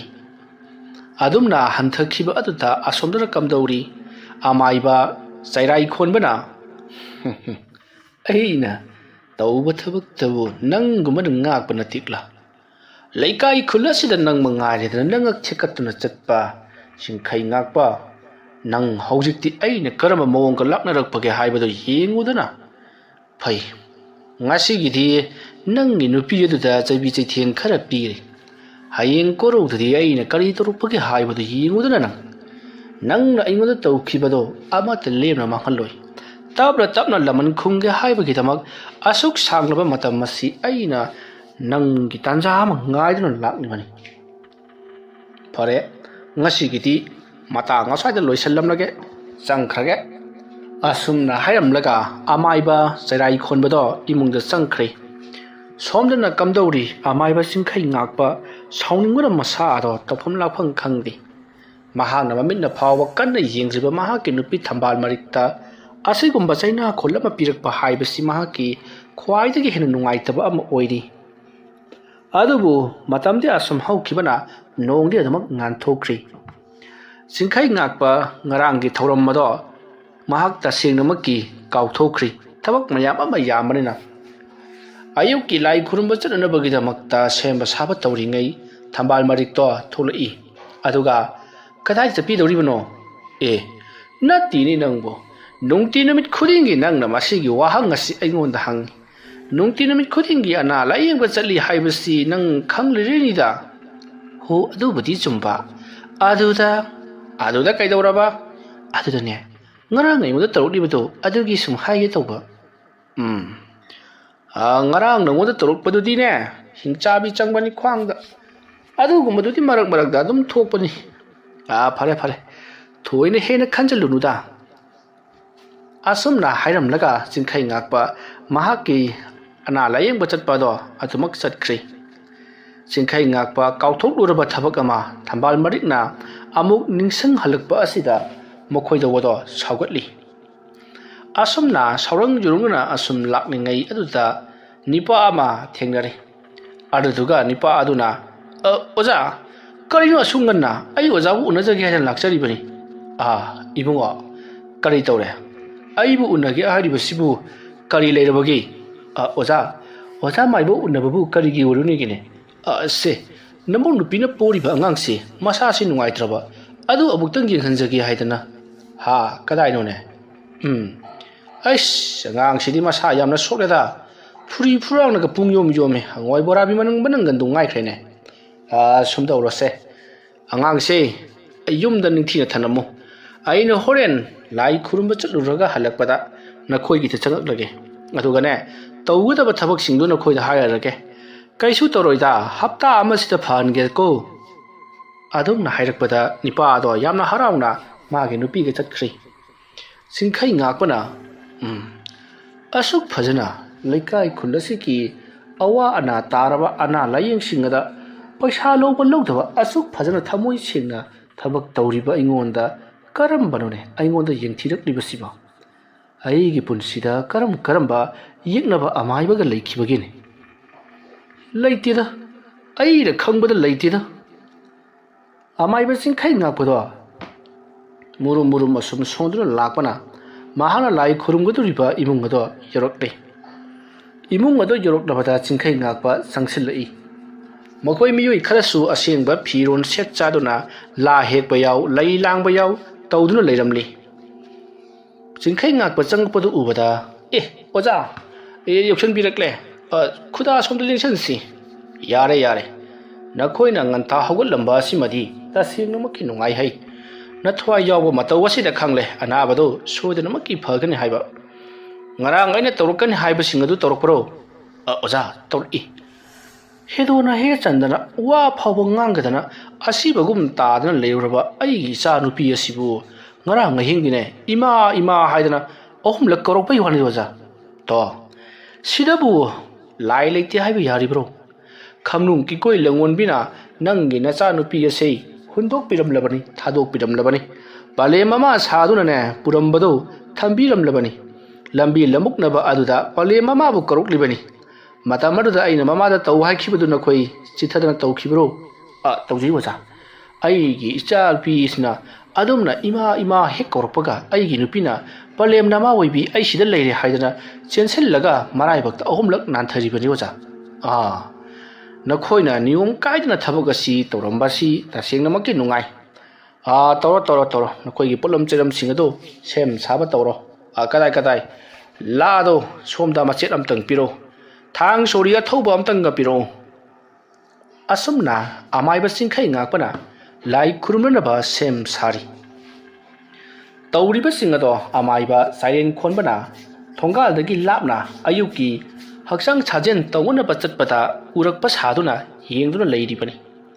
ꯉꯥꯏꯍꯥꯛ ꯌꯦꯡꯂꯝꯂꯒ ꯇꯧꯖ ꯁꯥꯔꯤꯁꯤ ꯌꯦꯡꯉꯨ ꯍꯥꯏꯔꯝꯕꯒꯤ ꯃꯑꯣꯡꯗ ꯃꯉꯛ ꯍꯥꯏꯔꯞ ꯏꯜꯂꯝꯂꯒ ꯑꯗꯨꯝ ꯆꯠꯈ꯭ꯔꯤ ꯃꯁꯤꯒꯤ ꯃꯇꯨꯡ ꯑꯃꯥꯏꯕ ꯆꯤꯡꯈꯩ ꯉꯥꯛꯄꯁꯨ ꯃꯥꯒꯤ ꯃꯁꯥꯗ ꯀꯅꯥꯒꯨꯝꯕ ꯌꯦꯛꯅꯕ ꯑꯃꯅ ꯃꯥꯅ ꯇꯧꯔꯤꯕ ꯊꯕꯛ ꯑꯁꯤ ꯂꯣꯟꯅ ꯌꯦꯡꯕꯒꯤ ꯃꯑꯣꯡ ꯑꯃ ꯑꯗꯨꯛ ꯁꯥꯎꯕ ꯐꯪꯕꯗꯨꯗ ꯃꯈꯨꯠꯇ ꯂꯩꯋꯥ ꯈꯔ ꯁꯣꯜꯂꯒ ꯃꯤꯠꯌꯦꯡ ꯆꯪꯗꯅꯕ ꯍꯥꯏꯗꯨꯅ ꯅꯥꯟꯊꯈ꯭ꯔꯤ ꯉꯥꯏꯍꯥꯛ ꯂꯩꯔꯒ ꯄꯣꯠ ꯆꯩ ꯁꯤꯜꯂꯤ ꯂꯥꯡꯂꯤꯕꯗꯣ ꯄꯨꯡꯂꯣꯏ ꯂꯣꯏꯔꯦ ꯃꯇꯝ ꯑꯗꯨꯗ ꯆꯤꯡꯈꯩ ꯉꯥꯛꯄꯅ ꯏꯕꯨꯡꯉꯣ ꯅꯈꯣꯏꯒꯤ ꯅꯆꯥꯅꯨꯄꯤ ꯑꯁꯤ ꯁꯨꯝꯇꯧꯁꯤ ꯐꯝꯃꯦꯟ ꯑꯁꯤꯗ ꯊꯥꯡꯇꯣꯔꯛꯄ ꯌꯥꯒꯗ꯭ꯔꯣ ꯑꯣꯖꯥ ꯃꯁꯥ ꯑꯁꯤ ꯑꯁꯤꯕꯒꯨꯝ ꯂꯩꯔꯤꯕꯅꯤ ꯀꯝꯗꯧꯅ ꯐꯔꯦ ꯅꯈꯣꯏꯒꯤ ꯏꯃꯨꯡꯗꯤ ꯑꯗꯨꯝ ꯉꯥꯟꯕ ꯅꯠꯇ꯭ꯔꯣ ꯊꯣꯡꯅꯥꯎ ꯅꯤꯡꯊꯤꯅ ꯐꯥꯠꯄ ꯅꯠꯇ꯭ꯔꯣ ꯑꯣꯖꯥ ꯑꯗꯨꯒꯤꯗꯤ ꯄꯨꯡꯉꯥꯟ ꯉꯥꯟꯕꯖꯥꯠꯅꯤ ꯑꯁꯤꯒꯤ ꯀꯥ ꯑꯁꯤꯗꯅꯤ ꯃꯥꯅ ꯂꯩꯔꯤꯕ ꯊꯣꯡꯅꯥꯎ ꯑꯁꯤ ꯃꯃꯥꯡꯁꯤꯃꯒ ꯌꯦꯅꯈꯥꯁꯤꯃꯒ ꯍꯥꯡꯉꯗꯤ ꯄꯨꯡꯉꯥꯟ ꯍꯦꯛꯇ ꯉꯥꯟꯕꯖꯥꯠꯅꯤ ꯐꯔꯦ ꯃꯝꯒꯗ꯭ꯔꯥ ꯍꯥꯏꯁꯦ ꯌꯥꯝꯅ ꯀꯤꯕ ꯅꯪꯒꯤ ꯑꯣꯖꯥ ꯃꯥꯏꯕꯁꯤ ꯃꯤꯠ ꯑꯁꯤ ꯀꯌꯥ ꯅꯨꯡꯉꯥꯏꯇ꯭ꯔꯦꯅꯦ ꯇꯟꯖꯥ ꯑꯗꯨꯗ ꯌꯨꯝ ꯑꯗꯨꯒꯤ ꯑꯍꯜ ꯑꯗꯨꯅ ꯐꯥꯒꯤ ꯑꯣꯏ ꯀꯔꯤ ꯑꯣꯏ ꯑꯣꯖꯥ ꯃꯤꯠ ꯅꯨꯡꯉꯥꯏꯇ꯭ꯔꯤꯕꯗꯨꯕꯨ ꯀꯔꯤꯒꯤꯅꯣ ꯍꯤꯗꯥꯛ ꯂꯥꯡꯊꯛ ꯂꯥꯏꯇꯤꯟꯒꯤ ꯃꯔꯝꯗ ꯑꯗꯨꯛ ꯐꯖꯅ ꯈꯪꯂꯕ ꯑꯣꯖꯥꯅ ꯃꯤꯠꯇꯨ ꯐꯅꯅꯕ ꯍꯤꯗꯥꯛ ꯂꯥꯡꯊꯛꯇꯤ ꯁꯦꯝꯕ ꯍꯩꯇꯕ꯭ꯔꯣ ꯑꯣꯖꯥ ꯇꯥꯏꯕꯪ ꯃꯤꯑꯣꯏꯕꯒꯤ ꯃꯅꯨꯡꯗ ꯂꯩꯔꯤꯕ ꯍꯛꯆꯥꯡꯒꯤ ꯀꯌꯥꯠꯁꯤꯡꯁꯤꯅꯕꯨ ꯌꯥꯔꯔꯣꯏ ꯍꯥꯏꯗꯅ ꯅꯤꯡꯉꯥꯏ ꯇꯧꯈ꯭ꯔꯕꯗꯤ ꯏꯟꯗꯨꯅ ꯆꯠꯄ ꯌꯥꯕ ꯅꯠꯇꯦꯗ ꯍꯥꯏꯅꯕ ꯂꯩꯕꯅꯤ ꯁꯤꯅꯅꯕ ꯅꯥꯔꯛꯄꯒꯤꯗꯤ ꯍꯤꯗꯥꯛ ꯂꯩꯇꯦ ꯍꯥꯏꯗꯅ ꯑꯍꯜ ꯃꯇꯝ ꯑꯣꯏꯔꯛꯇꯅ ꯁꯤꯡꯂꯤ ꯅꯥꯎꯔꯤ ꯁꯣꯟꯊꯔꯛꯇꯅ ꯎꯕꯒꯤ ꯆꯥꯡ ꯋꯥꯊꯔꯛꯄ ꯑꯁꯤꯕꯨ ꯀꯔꯝꯕ ꯍꯤꯗꯥꯛꯅ ꯃꯦꯟꯈꯠꯀꯗꯧꯔꯤꯕꯅꯣ ꯃꯇꯝ ꯑꯗꯨꯗ ꯑꯍꯜ ꯑꯗꯨꯅ ꯍꯣꯏꯅꯦ ꯃꯗꯨꯒꯤ ꯍꯤꯗꯥꯛꯀꯥꯗꯨ ꯂꯩꯔꯕꯗꯤ ꯑꯣꯖꯥ ꯑꯩꯁꯨ ꯈꯔ ꯁꯤꯖꯤꯟꯅꯒꯦ ꯍꯥꯏꯒꯦ ꯇꯧꯕꯅꯤ ꯐꯥꯒꯤ ꯉꯥꯏꯍꯥꯛ ꯇꯧꯅꯔꯝꯂꯕ ꯃꯇꯨꯡꯗ ꯑꯃꯥꯏꯕ ꯆꯤꯡꯈꯩ ꯉꯥꯛꯄ ꯄꯔꯞ ꯏꯃꯨꯡꯗ ꯆꯪꯁꯤꯜꯂꯛꯂꯤ ꯍꯣꯏꯁꯨ ꯍꯥꯏꯗ ꯃꯥꯏꯁꯨ ꯍꯥꯏꯗ ꯇꯨꯃꯤꯟꯅ ꯑꯁꯤꯕꯒꯨꯝ ꯇꯥꯗꯨꯅ ꯂꯩꯔꯤꯕ ꯅꯨꯄꯤ ꯃꯆꯥ ꯑꯗꯨꯒꯤ ꯃꯅꯥꯛꯇ ꯆꯪꯁꯤꯜꯂꯛꯂꯒ ꯆꯤꯡꯈꯩ ꯉꯥꯛꯄꯅ ꯑꯉꯥꯡ ꯑꯁꯤꯒꯤ ꯊꯥꯖꯤꯟꯗ ꯐꯝꯂꯝꯕꯗꯨ ꯍꯧꯖꯤꯛꯇꯤ ꯂꯨꯈꯨꯝ ꯑꯁꯤꯗ ꯐꯝꯂꯔꯦ ꯃꯥ ꯆꯠꯅꯤꯡꯉꯦ ꯑꯩꯅ ꯊꯥꯔꯛꯄ ꯑꯩꯒꯤ ꯂꯩꯋꯥꯗ ꯑꯩꯒꯤ ꯈꯨꯠꯁꯨ ꯈꯨꯠꯂꯥꯏꯗ ꯈꯥꯡꯕꯗꯤ ꯀꯔꯥꯏꯗꯒꯤ ꯉꯝꯂꯗꯒꯦ ꯍꯥꯏ ꯈꯔ ꯍꯟꯇꯨ ꯅꯈꯣꯏꯒꯤ ꯆꯥꯛꯊꯥꯛ ꯇꯝꯂꯒ ꯅꯈꯣꯏꯁꯨ ꯆꯠꯈꯤꯒꯗꯕꯅꯤ ꯃꯅꯨꯡ ꯃꯇꯝ ꯆꯥꯗꯅ ꯃꯤ ꯄꯨꯕ ꯍꯧꯅꯗꯦ ꯇꯥꯏꯕꯪ ꯁꯦꯝꯕ ꯃꯄꯨꯅ ꯇꯥꯏꯕꯪ ꯃꯤꯑꯣꯏꯕ ꯑꯩꯈꯣꯏꯁꯦ ꯄꯣꯛꯄꯒ ꯁꯤꯔꯨꯔꯣ ꯍꯥꯏꯗꯅ ꯊꯥꯔꯛꯄ ꯅꯠꯇꯦ ꯁꯤꯅꯅꯕ ꯄꯣꯛꯄ ꯃꯄꯣꯛ ꯑꯣꯏꯔꯕꯁꯨ ꯃꯥꯒꯤ ꯃꯇꯝ ꯌꯧꯗꯅ ꯅꯈꯣꯏꯅ ꯍꯤꯡꯊꯠꯂꯤꯕꯁꯦ ꯃꯁꯤ ꯇꯁꯦꯡꯅꯃꯛꯀꯤꯗꯤ ꯌꯥꯅꯤꯡꯗꯕꯅꯤ ꯍꯧꯖꯤꯛꯇꯤ ꯅꯈꯣꯏꯅ ꯑꯉꯥꯡ ꯅꯨꯄꯤ ꯃꯆꯥ ꯑꯁꯤ ꯄꯨꯕ ꯉꯝꯂꯔꯣꯏ ꯍꯧꯖꯤꯛꯇꯤ ꯑꯃꯥꯏꯕ ꯆꯤꯡꯈꯩ ꯉꯥꯛꯄ ꯑꯩ ꯊꯦꯡꯅꯔꯦꯗꯅ ꯅꯈꯣꯏꯅ ꯑꯩ ꯊꯦꯡꯅꯗ꯭ꯔꯤꯉꯩꯗ ꯄꯨꯔꯝꯂꯕꯗꯤ ꯃꯗꯨꯁꯨ ꯍꯦꯟꯅ ꯐꯒꯗꯕꯅꯤ ꯅꯈꯣꯏꯒꯤ ꯂꯥꯏꯕꯛ ꯊꯤꯕꯅꯤ ꯆꯦ ꯂꯨꯈꯨꯝꯗꯒ ꯐꯝꯒꯅꯨ ꯈꯨꯌꯥꯗ ꯐꯝꯃꯨꯆꯣ ꯍꯥꯏ ꯅꯈꯣꯏ ꯑꯅꯤꯅ ꯑꯗꯨꯗ ꯀꯩꯗꯧꯔꯤꯕꯅꯣ ꯆꯠꯂꯨ ꯊꯣꯡꯖꯤꯟ ꯃꯄꯥꯟꯗ ꯂꯩꯔꯤꯁꯨ ꯆꯠꯂꯨ ꯑꯃꯥꯏꯕ ꯆꯤꯡꯈꯩ ꯉꯥꯛꯄꯅ ꯀꯔꯥꯏꯗꯅꯣ ꯈꯪꯗꯕ ꯖꯒꯥꯗ ꯃꯨꯔꯨꯝ ꯁꯣꯟꯗꯨꯅ ꯈꯨꯗꯣꯝꯕꯤ ꯊꯤꯗꯨꯅ ꯇꯥꯛꯂꯤꯕ ꯑꯗꯨꯗ ꯑꯀꯣꯏꯕꯗ ꯂꯩꯔꯤꯕꯁꯤꯡꯗꯣ ꯇꯨꯃꯤꯟ ꯑꯃꯒ ꯌꯦꯡꯅꯩ ꯃꯁꯥꯁꯤꯡ ꯑꯗꯣ ꯁ꯭ꯋꯥꯏ ꯍꯨꯃꯥꯡ ꯅꯄꯤ ꯀꯥꯡꯂꯤ ꯃꯇꯝ ꯑꯗꯨꯗ ꯑꯃꯥꯏꯕ ꯆꯤꯡꯈꯩ ꯉꯥꯛꯄꯅ ꯄꯣꯔꯛꯂꯤꯕ ꯄꯣꯠꯂꯝ ꯆꯩꯔꯝ ꯄꯨꯝꯅꯃꯛ ꯌꯥꯡꯀꯣꯛꯇ ꯍꯥꯞꯂꯒ ꯍꯥꯏ ꯅꯨꯄꯤ ꯃꯆꯥ ꯑꯁꯤꯒ ꯊꯋꯥꯏ ꯃꯤꯔꯦꯜ ꯐꯥꯖꯤꯟꯗꯨꯅ ꯊꯝꯂꯤꯕ ꯃꯍꯥꯛꯀꯤ ꯁꯪꯁꯥꯔ ꯁꯣꯔ ꯁꯠꯀꯦ ꯍꯥꯏꯗꯨꯅ ꯊꯧꯔꯥꯡ ꯇꯧꯔꯤꯕ ꯇꯤꯃꯨ ꯂꯥꯏꯃꯨ ꯅꯈꯣꯏ ꯂꯣꯏꯅꯃꯛꯀꯤ ꯆꯥꯛꯊꯥꯛ ꯑꯩꯅ ꯄꯤꯔꯕꯅꯤ ꯑꯩꯅ ꯉꯁꯤ ꯆꯥꯛꯊꯥꯛ ꯄꯨꯝꯅꯃꯛ ꯌꯥꯡꯀꯣꯛꯇ ꯍꯥꯞꯇꯨꯅ ꯃꯁꯤꯗ ꯀꯣꯛꯅꯔꯁꯤ ꯍꯥꯏꯗꯨꯅ ꯅꯈꯣꯏꯗ ꯑꯩꯅ ꯆꯥꯛꯊꯥꯛ ꯇꯝꯂꯤꯕ ꯑꯁꯤ ꯆꯥꯔꯒ ꯇꯤꯡꯀꯣꯛꯂꯣ ꯂꯥꯏꯀꯣꯛꯂꯣ ꯍꯦꯗꯣꯅ ꯆꯜꯂꯤꯕ ꯑꯉꯥꯡ ꯉꯁꯤ ꯁꯥ ꯃꯄꯥꯡꯒꯜ ꯍꯥꯞꯄꯤꯗꯨꯅ ꯅꯈꯣꯏꯅꯁꯨ ꯃꯥꯕꯨ ꯌꯥꯏꯐ ꯃꯪꯒꯣꯜ ꯄꯨꯟꯁꯤ ꯅꯨꯡꯁꯥꯡꯕ ꯄꯤꯔꯝꯃꯤ ꯍꯥꯏꯔꯒ ꯍꯟꯈꯤꯒꯗꯕꯅꯤ ꯃꯁꯤ ꯑꯩꯅ ꯍꯥꯏꯕ ꯅꯠꯇꯦ ꯇꯥꯏꯕꯪꯄꯥꯟ ꯁꯦꯝꯕꯤꯕ ꯃꯄꯨꯅ ꯊꯅꯝꯕ ꯆꯠꯅ ꯄꯊꯥꯞ ꯑꯗꯨ ꯅꯈꯣꯏꯗ ꯑꯗꯨꯛ ꯍꯥꯏꯕꯒꯤ ꯋꯥꯅꯤ ꯈꯪꯍꯟꯕꯅꯤ ꯅꯤꯡꯁꯤꯡꯕꯅꯤ ꯅꯈꯣꯏꯗ ꯑꯩꯅ ꯊꯧꯗꯥꯕꯒꯤ ꯋꯥꯐꯝꯁꯨ ꯂꯩꯇꯦ ꯑꯩꯅ ꯅꯈꯣꯏꯗ ꯀꯣ ꯁꯥꯎꯕꯒꯤ ꯋꯥꯐꯝꯁꯨ ꯂꯩꯇꯦ ꯑꯗꯨꯅ ꯅꯈꯣꯏ ꯃꯁꯤꯗ ꯂꯩꯕ ꯌꯥꯔꯔꯣꯏ ꯍꯜꯂꯣ ꯑꯃꯥꯏꯕ ꯆꯤꯡꯈꯩ ꯉꯥꯛꯄꯅ ꯋꯥꯍꯩ ꯈꯔꯁꯦ ꯍꯥꯏꯔꯝꯂꯒ ꯂꯩꯋꯥ ꯈꯔ ꯃꯨꯔꯨꯝ ꯁꯣꯟꯕ ꯍꯧꯔꯛꯏ ꯃꯇꯝ ꯑꯗꯨꯗ ꯆꯤꯡꯈꯩ ꯉꯥꯛꯄꯅ ꯅꯨꯄꯤ ꯃꯆꯥ ꯑꯗꯨꯒꯤ ꯊꯥꯖꯤꯟꯗ ꯅꯝꯂꯒ ꯏꯕꯦꯝ ꯑꯁꯤꯒꯤ ꯃꯃꯥ ꯀꯔꯝꯕꯅꯣ ꯃꯇꯝ ꯑꯗꯨꯗ ꯅꯨꯄꯤ ꯑꯗꯨꯒꯤ ꯃꯃꯥꯗꯣ ꯆꯦꯟꯁꯤꯜꯂꯛꯇꯨꯅ ꯑꯣꯖꯥ ꯃꯥꯏꯕ ꯑꯩꯅꯤ ꯍꯥꯏꯗꯨꯅ ꯍꯥꯏꯔꯤ ꯃꯇꯝ ꯑꯗꯨꯗ ꯑꯃꯥꯏꯕ ꯆꯤꯡꯈꯩ ꯉꯥꯛꯄꯅ ꯅꯨꯄꯤ ꯃꯆꯥ ꯑꯁꯤꯅ ꯃꯨꯔꯨꯝ ꯀꯔꯤꯒꯨꯝꯕ ꯈꯔ ꯍꯥꯏꯔꯛꯀꯅꯤ ꯃꯗꯣ ꯅꯍꯥꯛꯅ ꯆꯦꯛꯁꯤꯟꯅ ꯇꯥꯍꯧꯒꯗꯕꯅꯤ ꯅꯅꯥꯀꯣꯡ ꯊꯥꯡꯖꯜꯂꯒ ꯂꯩꯍꯧꯒꯗꯕꯅꯤ ꯍꯥꯏꯔꯤꯕ ꯋꯥꯍꯩ ꯑꯁꯤ ꯅꯍꯥꯛꯅ ꯀꯅꯥ ꯑꯃꯠꯇꯗ ꯍꯥꯏꯗꯣꯛꯄ ꯌꯥꯗꯦꯀꯣ ꯍꯌꯦꯡ ꯁꯤꯔꯝꯗꯥꯏ ꯐꯥꯎꯕ ꯍꯥꯏꯗꯣꯛꯂꯣꯏꯗꯕꯅꯤ ꯑꯗꯨꯗꯨꯒ ꯅꯍꯥꯛꯅ ꯋꯥꯍꯩ ꯑꯁꯤ ꯀꯔꯝꯕ ꯃꯇꯝꯗ ꯁꯤꯖꯤꯟꯅꯒꯅꯤ ꯍꯥꯏꯔꯕꯗꯤ ꯅꯆꯥꯅꯨꯄꯤꯅ ꯀꯔꯤꯒꯨꯝꯕꯗ ꯆꯨꯔꯣꯟ ꯄꯥꯔꯣꯟ ꯂꯣꯟꯕ ꯅꯠꯇ꯭ꯔꯒꯅ ꯃꯔꯝ ꯆꯥꯗꯅ ꯄꯪꯁꯥꯎꯗ ꯁꯥꯎꯒꯠꯂꯛꯂꯕ ꯅꯆꯥꯅꯨꯄꯤ ꯑꯁꯤꯅ ꯍꯥꯏꯔꯛꯄ ꯋꯥꯍꯩ ꯑꯗꯨꯒ ꯆꯞ ꯃꯥꯟꯅꯅ ꯈꯨꯕꯥꯛꯇ ꯇꯨꯃꯤꯟꯅ ꯃꯨꯔꯨꯝ ꯁꯣꯜꯂꯒ ꯅꯆꯥꯅꯨꯄꯤꯒꯤ ꯃꯔꯥꯏꯕꯛꯇ ꯍꯟꯊꯔꯣ ꯍꯥꯏꯗꯨꯅ ꯅꯥꯟꯊꯒꯗꯕꯅꯤ ꯐꯔꯦ ꯑꯩ ꯂꯩꯋꯥ ꯁꯣꯜꯂꯛꯀꯦꯀꯣ ꯑꯁꯨꯝꯅ ꯑꯃꯥꯏꯕ ꯆꯤꯡꯈꯩ ꯉꯥꯛꯄꯅ ꯅꯨꯄꯤ ꯃꯆꯥ ꯑꯗꯨꯒꯤ ꯊꯥꯖꯤꯟꯗ ꯐꯥꯔꯒ ꯃꯍꯥꯛꯅ ꯂꯩꯋꯥꯗꯣ ꯃꯨꯔꯨꯝ ꯁꯣꯜꯂꯛꯏ ꯑꯗꯨꯝꯅ ꯇꯧꯔꯛꯄ ꯑꯗꯨꯗ ꯅꯨꯄꯤ ꯃꯆꯥ ꯑꯗꯣ ꯁꯣꯔ ꯐꯨꯟꯕꯒꯤ ꯃꯑꯣꯡꯗ ꯃꯁꯥꯗꯣ ꯇꯨꯃꯤꯟꯅ ꯂꯩꯈ꯭ꯔꯤ ꯃꯁꯥꯗꯣ ꯋꯥꯡꯅ ꯊꯦꯛꯀꯠꯂꯛꯂꯤ ꯑꯗꯨꯒ ꯀꯔꯤꯒꯨꯝꯕ ꯄꯣꯠ ꯑꯃ ꯆꯥꯔꯨꯕꯒꯤ ꯊꯥꯖꯤꯟ ꯐꯨꯟꯕꯒꯤ ꯒꯛ ꯆꯤꯡꯕꯗꯣ ꯑꯗꯨꯒꯨꯝꯅ ꯊꯒꯣꯛꯄ ꯍꯧꯔꯛꯂꯤ ꯑꯗꯨꯝꯅ ꯒꯛ ꯊꯒꯣꯔꯛꯄ ꯑꯗꯨꯗ ꯂꯩꯔꯤꯕꯁꯤꯡꯗꯣ ꯀꯔꯤꯅꯣ ꯑꯉꯥꯡ ꯑꯁꯦ ꯁꯤꯒꯗꯧꯔꯤꯕ ꯖꯥꯠꯂꯥ ꯍꯥꯏꯗꯨꯅ ꯃꯤꯄꯥꯏ ꯊꯕꯥꯏꯅꯔꯤ ꯃꯇꯝ ꯑꯗꯨꯗ ꯑꯉꯥꯡ ꯑꯗꯣ ꯃꯨꯔꯨꯝ ꯁꯣꯟꯕ ꯍꯧꯔꯛꯂꯤ ꯃꯗꯨꯗ ꯃꯃꯥ ꯑꯣꯏꯕꯤ ꯑꯗꯨꯅ ꯃꯅꯥꯀꯣꯡ ꯑꯗꯣ ꯊꯥꯡꯖꯜꯂꯒ ꯀꯔꯤ ꯍꯥꯏꯔꯤꯕꯅꯣ ꯍꯥꯏꯗꯨꯅ ꯌꯥꯝꯅ ꯃꯨꯟꯅ ꯇꯥꯔꯤ ꯃꯇꯝ ꯑꯗꯨꯗ ꯅꯨꯄꯤ ꯃꯆꯥ ꯑꯗꯨꯅ murum murum wahai khara hairaqli aibu namthahalu aibu singthahalu aibu phabiganu aibu thadokpiyu hantharo hantharo hanthare hanthare ha hum hai haya hai haiduna nupi masa aduna murum murum haru wahai asa hanjan hanjan soli wahai asimak mama oibi aduna chimpha punapa honabada araiba ma oidre masigi matung nupi masa aduna murum murum solambado lepkhri amaiba aduna kamdore bema wahai sing adu chimpha pu horabro maruda mama aduna ha hum hey ai da haibidi wadu hairakanu haibidi mata maruda leiriba singdo thik thik noi amaiba sing kai ngakpana nupi masa aduna hairakpa wahai du ai khoi kananda da haidokpa yade hairaga nangna hairaklibudu karinu haiwani osamaiba aroibagi du katang khanghore atai mamangi du loi kawkhre osamaiba phare phare sumdauro horen ahingdo maruda amuka haihalakke aruda hata mukti sidi isenbani khangdi nakoi gi tepta nakoi gi amuk makhol loksan bido adu tawbani khangdi ama tahoro haujiki di maha amu hana hairu haiba yararoi aduga maha hojik puning leitarabani karisu tawdaroi angang ase karai dano ama chatpada lai phataba woknarakle adunani mage thawai satke tawribase fare fare hojikti lai khurumbasu loirabagumbani polam cheram singase amuk tai thadok lukhige asom na hairam laga chingkhai ngakpa yangkok adu puduna thokri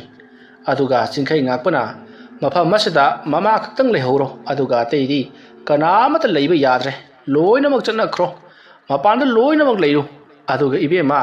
nacha nupina nangonda karigumba mamit aduna yamna munna yenglaga noklaklabadi ngangase khara thuna pharani aduga nangonda munna yenglaga kaplaklabadi anabase khitang kuina changadori aduga hoisu haidaba maisu haidaba oiragana yamna su kuidabi yamna su thudabi khara adum tablapna adum pharaklagadabani phare phare ai amuk thoklukhige ko amai ba singkhai ngakpa mapanda para parap thokri magi matung inaduna nupa makhai loina mak thokri hayam liba wahai aduda chingkhai ngakpana hayram ba wahai adu taroraga mama ado shawing lawi macha no piado mangoda ga kaimai yeng kaduino khalubada somdana amai ba singkhai ngakpa sumak aduda lewatinwa phajana solwa matung thonga lomda puthoraktuna polam cheram singado mathang thenduna lamlai gina lamlai ki khulgina khulgi mathang thadorakli asomna khungi lai lamlai amadi yumlai na singba lai gi chakthak puramak tharlaba matungda yumlai gidi amu handuna pusalakli aduga mahangna yumgi yumburumba oriba aduda sese sinane laning thauda kaluro aduga ngasi simadi karimata sokpa yararoi hayeng ayuk angan bada masibu nakoina lokthokadabani ko adomna sinari sinaraba matungda lewa khara murum solingai singkhai ngakpana hairambagi matungina somna nupi macha ado mama aduda haipetang jengnakli mamit ado urum pangduna madu ubada mama aduna manadi mamit managa do chapu muk lauraga hingsa yai tambi dongna jinglakka khaluraga yaman nungsina jenglakpa aduda mama ado momon noksari mama na momon noksa batu uraga macha nupi adusu momon noklakli adubo mit ado amuk isalaga tumina amuk laikhri mata maduda mama aduna yamna thuna pharagani haibase khangjari amai ba singkhai ngakpana hairambagi matungina matawasumna haujikti lai khurumbusu lorabada amai ba singkhai ngakpana lai khurumbusu lorabalina ai amuk hankhina ba tawrage ai haujik amuk lai khurumgidab amasu lehoribani aduna ngasigidi ai hallagi ko adumna hairakpada anaba nupi macha adugi mapa aduna ngamjaba tare chenja khara awaman kachari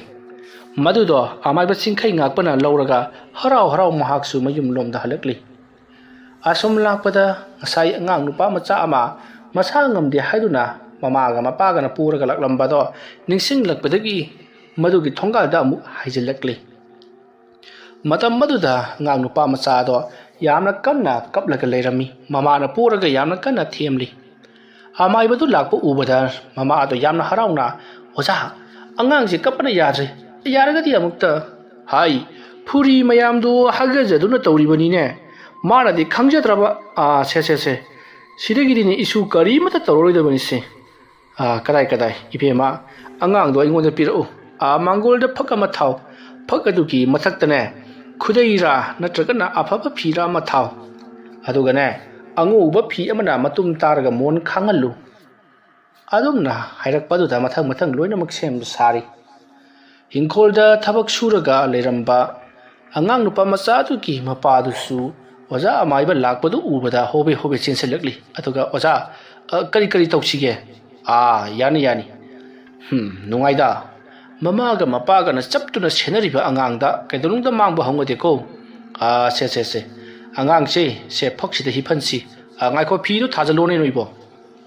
asumna amai ba singkhai nga pana tawda mong sing loina ma hairi aduga angang ado tapna hiphalli angang ado kapna suloiri matamadu da amai ba singkhai nga pana ibema angang gi phurise karai hena haga jaraba mali khara phathanabagi damakta ising ayingba khadikta puthorau hai natrabadi angang si haga jamandana oima haidana ne loklak patari adumna hairakpada mama ado nungmi changkhri ngehak leraga ising khara puduna tholei mado amai ba singkhai ngakpana ising adu da lewa khara solaga angang adu da khitui angang ado ising ayingba adu thengpadu da khangprek khangi maruda singkhai ngakpana ho adumna khangadabani sumdausi angang se lai khuramba matamda lekai asiki angang nupa macha makoi tare nipan tara muki hakki sing changani maduna khoina khuding ama tawruraga heklurai khomluro aduga ibungo nakoi gi hingonda tingoi pungphai hobu natro hoyoja kadomda howi maduna ai thirurage aduga angang singi hakki sing khombaduna nakoina khomluro yamna nungairiba amana nariba ibungo nupa macha sigi chahi lenga oigidaba mi gena hena phai aduga khoigi yamna chawba mi ko yum panba yaraba mi gi ri yade ko angang macha ki oigidabani chalo lampak ta kaida angang macha ba yam sanabani adudagi he khomo adumna hairakpadu da mama ado khudeng ama paiduna angang singi haki sing khomba chatkhre masigi matung asum lakpana haujiti singkhai ngakpana haibagi matungina mama aduna angang singda mathang koksinduna nakoi gi hakki singdo sida halu haiduna halali aduga matin do ahumlak silu haduna silali somdana kamdauri amaiba singkhai ngakpana hingkol aduta tingoi pungphai yamna kana thiri asumna thiraba matungda khara hektuna purakle aduga ngahak leraga nupi adusu khudeng aduta angang singi hakki sing puduna lakle madu ubada amaiba singkhai ngakpana yamna thunabu poraine mamang lekai gi sulindro gi macha gi amuk toiba ayuk ngata thukhibuduna numidang waram porakpagi wani se sinda adum haibagi wani thabak lepanati lewatinwa sonduna yamna kana sathari madugi matungda hakki sing aduda tingoi pungphai ado lewa khara solaga lupi aduga angang aduda sara mamai mamit mabuk kanagi thajin makhong loina mak nanthari mathangan on duna tawriba sida ngang nupa macha adugi mapana phabu phagduri tawriba sibo aigi chasi likai asigi angang singi hakki sing irujarabani tawrisi thamoida khanjabagi wani chimban tholubu yabarati amai ba chingkhai ngakpa sauganba maibani ping heta lawkhiduribani asumna thabak punamak loirabada lemhoriba hakki sing aduda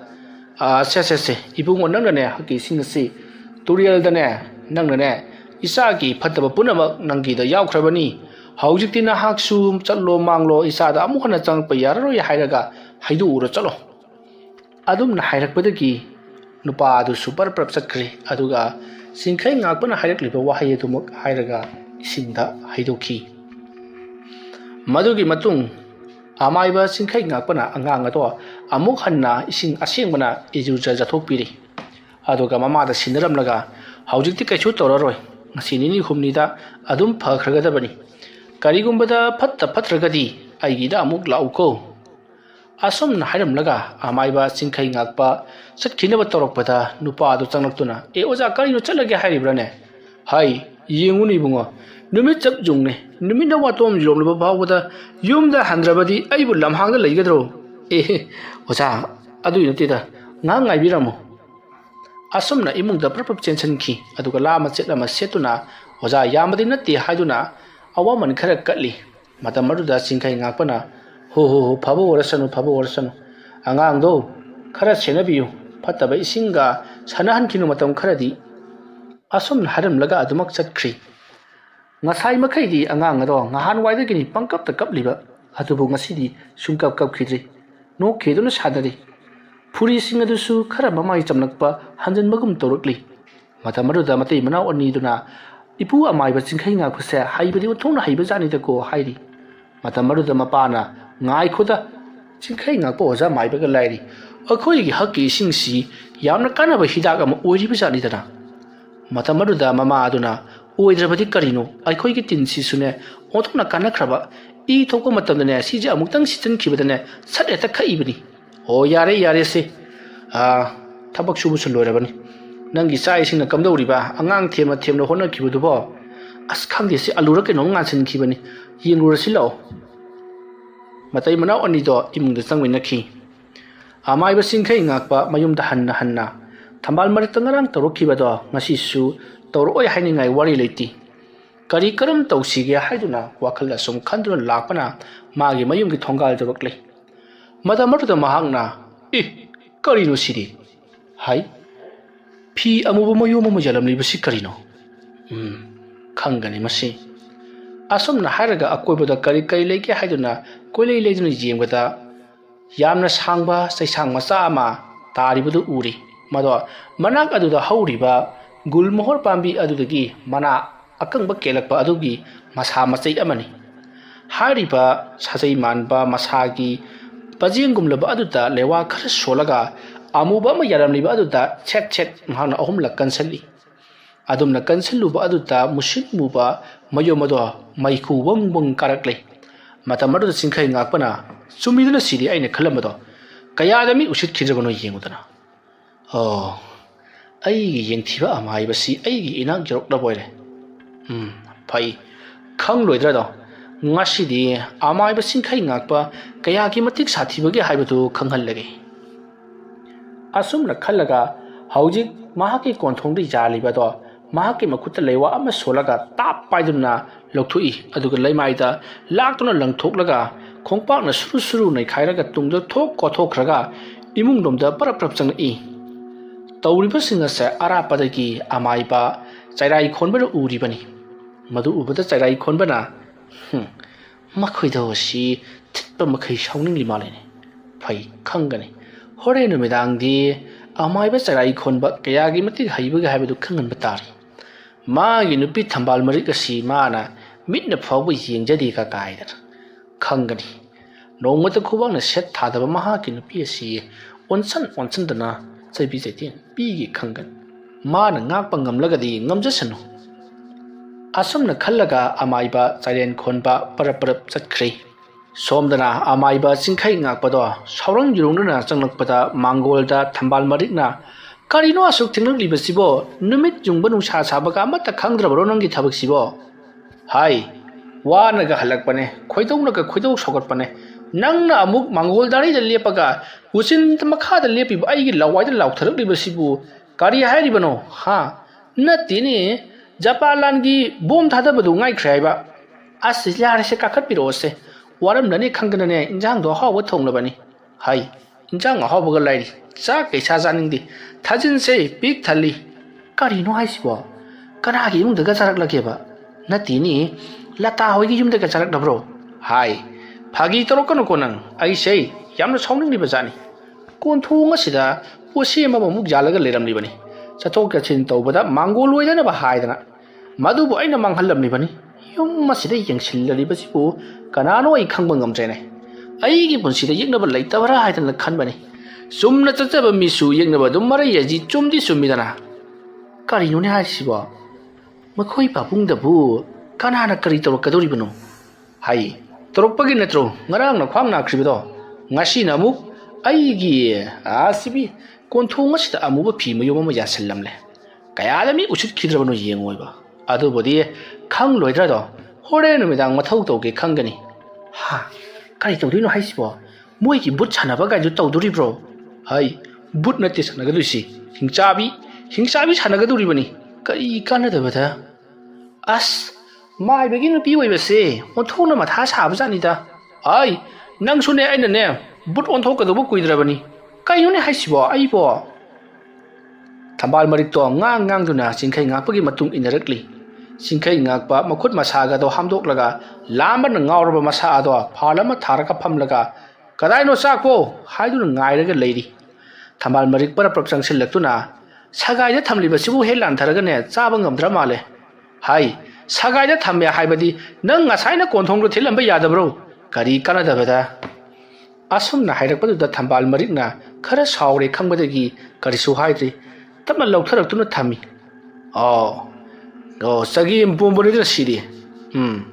Masih चासले हाइरगा बुधिजा अमुक्तंग सुंगे ngaikho nangbu charabro aibudi ngasaina chareदा होइने नंगी हौनबी चाक लामदना चकलाई hobby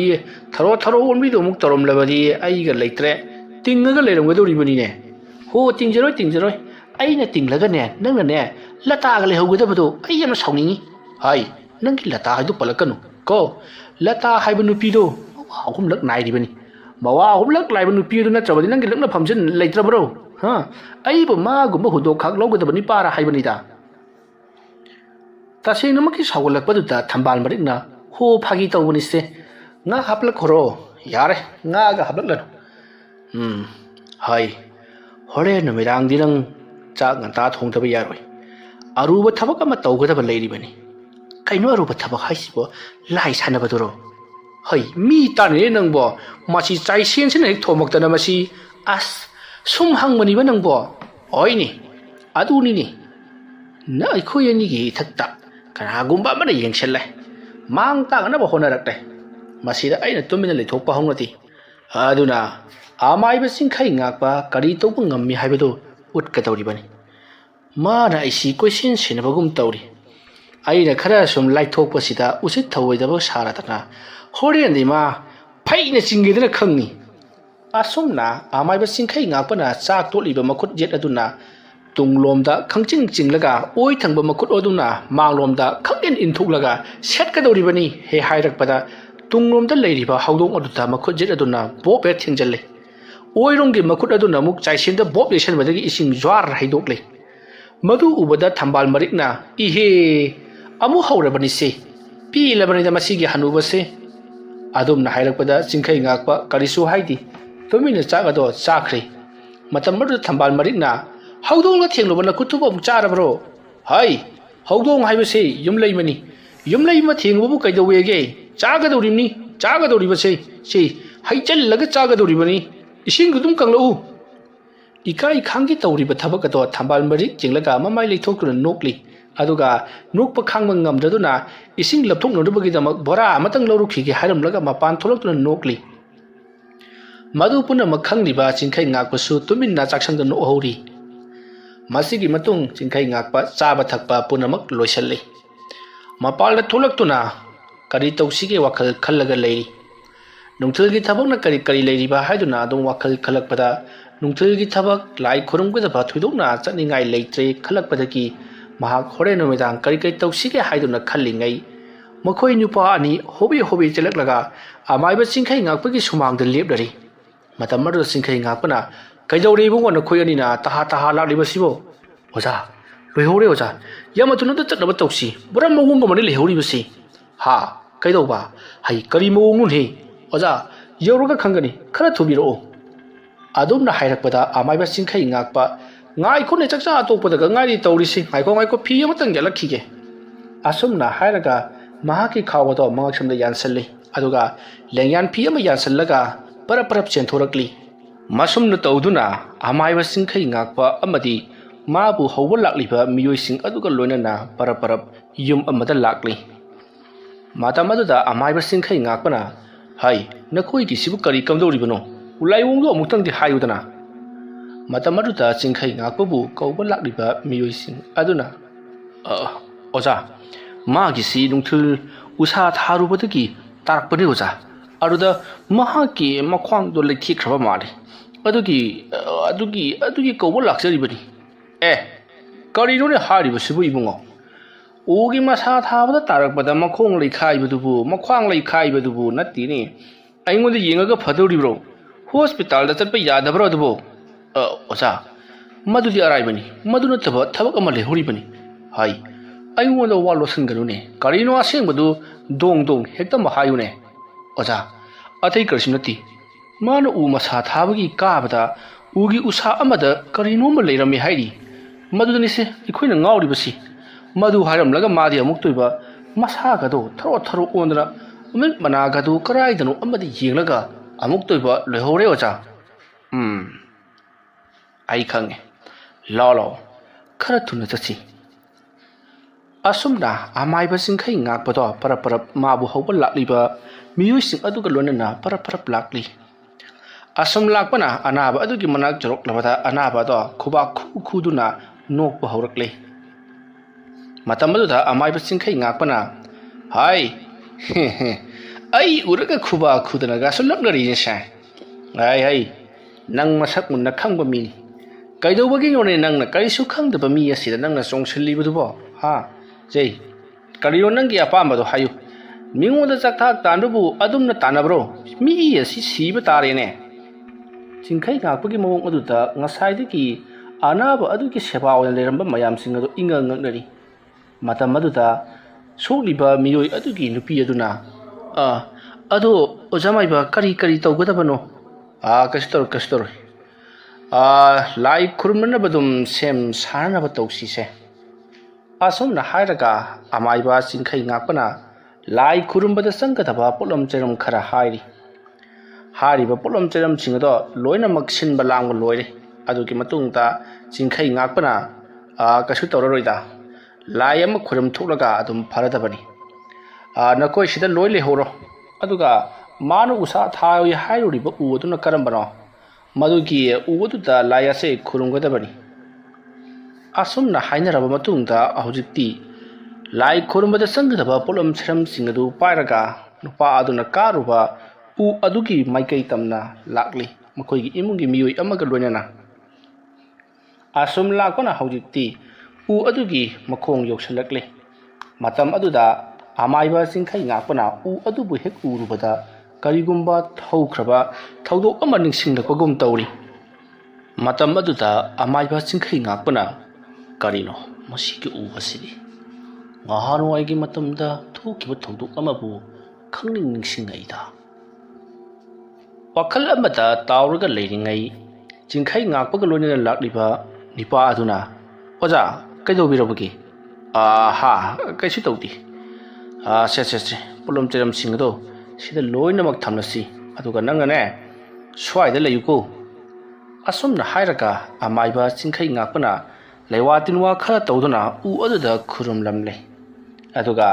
ꯏꯕꯨꯡꯉꯣ ꯇꯨꯡꯗ ꯍꯟꯅ ꯌꯦꯡꯕ ꯌꯥꯗꯦꯀꯣ ꯍꯥꯏꯔꯝꯂꯒ ꯃꯍꯥꯛ ꯃꯃꯥꯡ ꯊꯥꯗꯨꯅ ꯆꯠꯈ꯭ꯔꯤ ꯅꯤꯄꯥ ꯑꯗꯨꯁꯨ ꯃꯇꯨꯡꯗ ꯏꯟꯅꯔꯛꯂꯤ ꯃꯁꯤꯒꯤ ꯃꯇꯨꯡ ꯃꯍꯥꯛ ꯍꯧꯖꯤꯛ ꯎꯗꯒꯤ ꯇꯥꯔꯛꯏ ꯍꯥꯏꯔꯤꯕ ꯅꯨꯄꯥ ꯑꯗꯨꯒꯤ ꯃꯅꯥꯛ ꯌꯧꯔꯛꯂꯕꯗ ꯏꯕꯨꯡꯉꯣꯒꯤ ꯈ꯭ꯋꯥꯡ ꯑꯁꯤ ꯈꯔ ꯆꯠꯈ꯭ꯔꯦ ꯑꯗꯨꯅ ꯑꯩ ꯍꯤꯗꯥꯛ ꯑꯃ ꯁꯦꯝꯂꯝꯒꯦ ꯃꯁꯤꯅꯅꯦ ꯅꯨꯡꯊꯤꯜꯒꯤ ꯃꯇꯝꯗ ꯑꯗꯒꯤ ꯅꯨꯡꯗꯥꯡꯒꯤ ꯃꯇꯝꯗ ꯈꯔ ꯇꯩꯔꯒꯅꯦ ꯑꯁꯨꯝꯅ ꯁꯨꯃꯥꯏꯅ ꯈꯔ ꯅꯣꯏꯕ ꯁꯥꯟꯅꯧ ꯑꯗꯨ ꯑꯣꯏꯔꯕꯗꯤ ꯑꯗꯨꯃꯛ ꯐꯈ꯭ꯔꯒꯅꯤꯗ ꯑꯗꯨꯒ ꯅꯈꯣꯏꯅ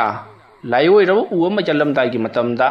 ꯃꯍꯧꯁꯥ ꯂꯥꯏꯔꯦꯝꯕꯤꯒꯤ ꯑꯌꯥꯕ ꯂꯧꯒꯗꯕꯅꯤꯀꯣ ꯅꯈꯣꯏꯅꯅꯦ ꯍꯧꯖꯤꯛꯀꯥꯟꯒꯤ ꯍꯧꯔꯛꯂꯤꯕꯁꯤꯡ ꯑꯁꯤꯅ ꯎꯒꯥꯁꯦ ꯄꯪꯌꯥꯟꯗ ꯌꯥꯜꯂꯦ ꯅꯨꯃꯤꯠ ꯊꯥꯒ ꯌꯦꯡꯗꯦ ꯑꯌꯥꯕ ꯂꯧꯕ ꯂꯧꯗꯕ ꯄꯪꯌꯥꯟꯗ ꯌꯥꯜꯂꯤ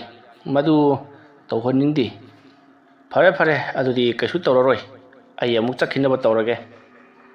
ꯑꯗꯨꯝꯅ ꯍꯥꯏꯔꯛꯄꯗꯨꯗ ꯂꯩꯔꯤꯕꯁꯤꯡ ꯑꯗꯨꯒꯤ ꯃꯔꯛꯇꯒꯤ ꯑꯃꯅ ꯑꯣꯖꯥ ꯁꯦ ꯑꯋꯥꯃꯟ ꯈꯔꯁꯤ ꯄꯥꯏꯕꯤꯈꯣ ꯑꯗꯨꯝꯅ ꯍꯥꯏꯔꯛꯄꯗ ꯑꯃꯥꯏꯕ ꯆꯤꯡꯈꯩ ꯉꯥꯛꯄꯅ ꯑꯩ ꯉꯁꯤꯒꯤꯗꯤ ꯄꯩꯁꯥ ꯑꯃꯗ ꯂꯧꯖꯔꯔꯣꯏ ꯑꯩ ꯌꯨꯝꯗ ꯑꯣꯏꯅ ꯍꯟꯖꯔꯒꯦ ꯑꯁꯨꯝꯅ ꯍꯥꯏꯖꯔꯝꯂꯒ ꯆꯤꯡꯈꯩ ꯉꯥꯛꯄ ꯅꯨꯡꯊꯤꯜꯒꯤ ꯄꯨꯡ 3 ꯇꯥꯔꯛꯄ ꯑꯗꯨꯋꯥꯏꯗ ꯃꯌꯨꯝ ꯂꯣꯝꯗ ꯍꯜꯂꯛꯏ ꯃꯌꯨꯝꯗ ꯆꯠꯅ ꯋꯥꯈꯜ ꯑꯁꯨꯝ ꯇꯧꯔꯤ ꯃꯥꯒꯤ ꯑꯅꯥꯕꯁꯤ ꯀꯅꯥꯒꯨꯝꯕ ꯑꯃꯅ ꯊꯥꯖꯤꯜꯂꯛꯄ ꯃꯥꯜꯂꯤꯁꯦ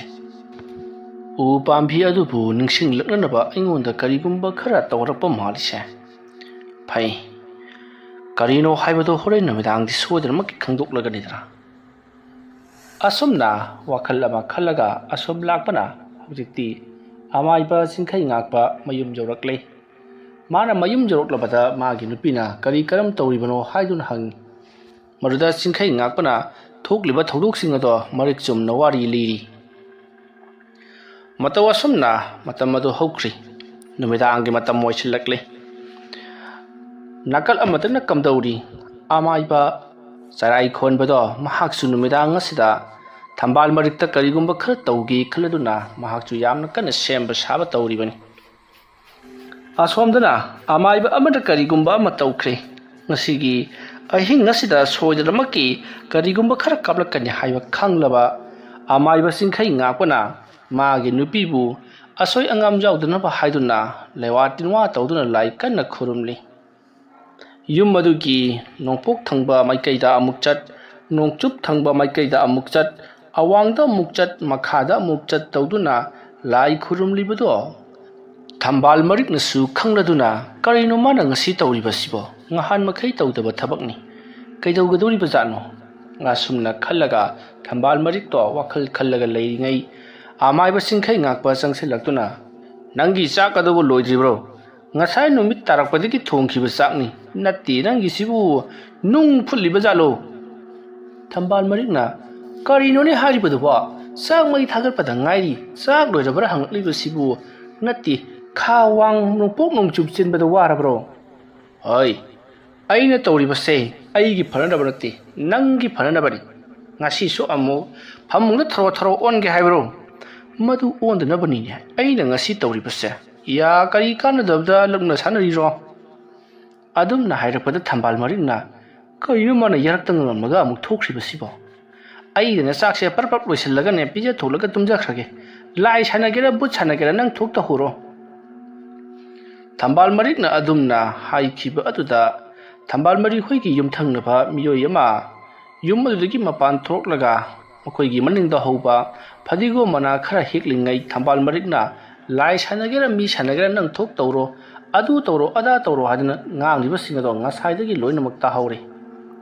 ꯃꯇꯝ ꯑꯗꯨꯗ ꯃꯤꯑꯣꯏ ꯑꯗꯨꯅ ꯀꯔꯤꯅꯣ ꯑꯩꯈꯣꯏꯒꯤ ꯂꯩꯀꯥꯏ ꯑꯁꯤꯗ ꯂꯥꯏ ꯁꯥꯟꯅꯕ ꯃꯤ ꯑꯃ ꯂꯩꯔꯦ ꯍꯥꯏꯗꯅ ꯃꯌꯥꯝꯅ ꯂꯤꯝꯐꯨ ꯍꯥꯏꯅꯔꯤꯕꯁꯤ ꯑꯣꯖꯥ ꯑꯃꯥꯏꯕ ꯆꯤꯡꯈꯩ ꯉꯥꯛꯄꯁꯤ ꯑꯣꯏꯒꯗꯧꯔꯤꯕ ꯖꯥꯠꯂꯥ ꯂꯩꯀꯥꯏ ꯑꯁꯤꯗ ꯊꯣꯏꯗꯣꯛ ꯍꯦꯟꯗꯣꯛꯅ ꯍꯩꯕ ꯑꯃꯥꯏꯕ ꯑꯃ ꯍꯥꯏꯔꯒꯗꯤ ꯃꯍꯥꯛꯅ ꯑꯣꯏꯒꯗꯧꯔꯤꯕꯅꯤꯁꯦ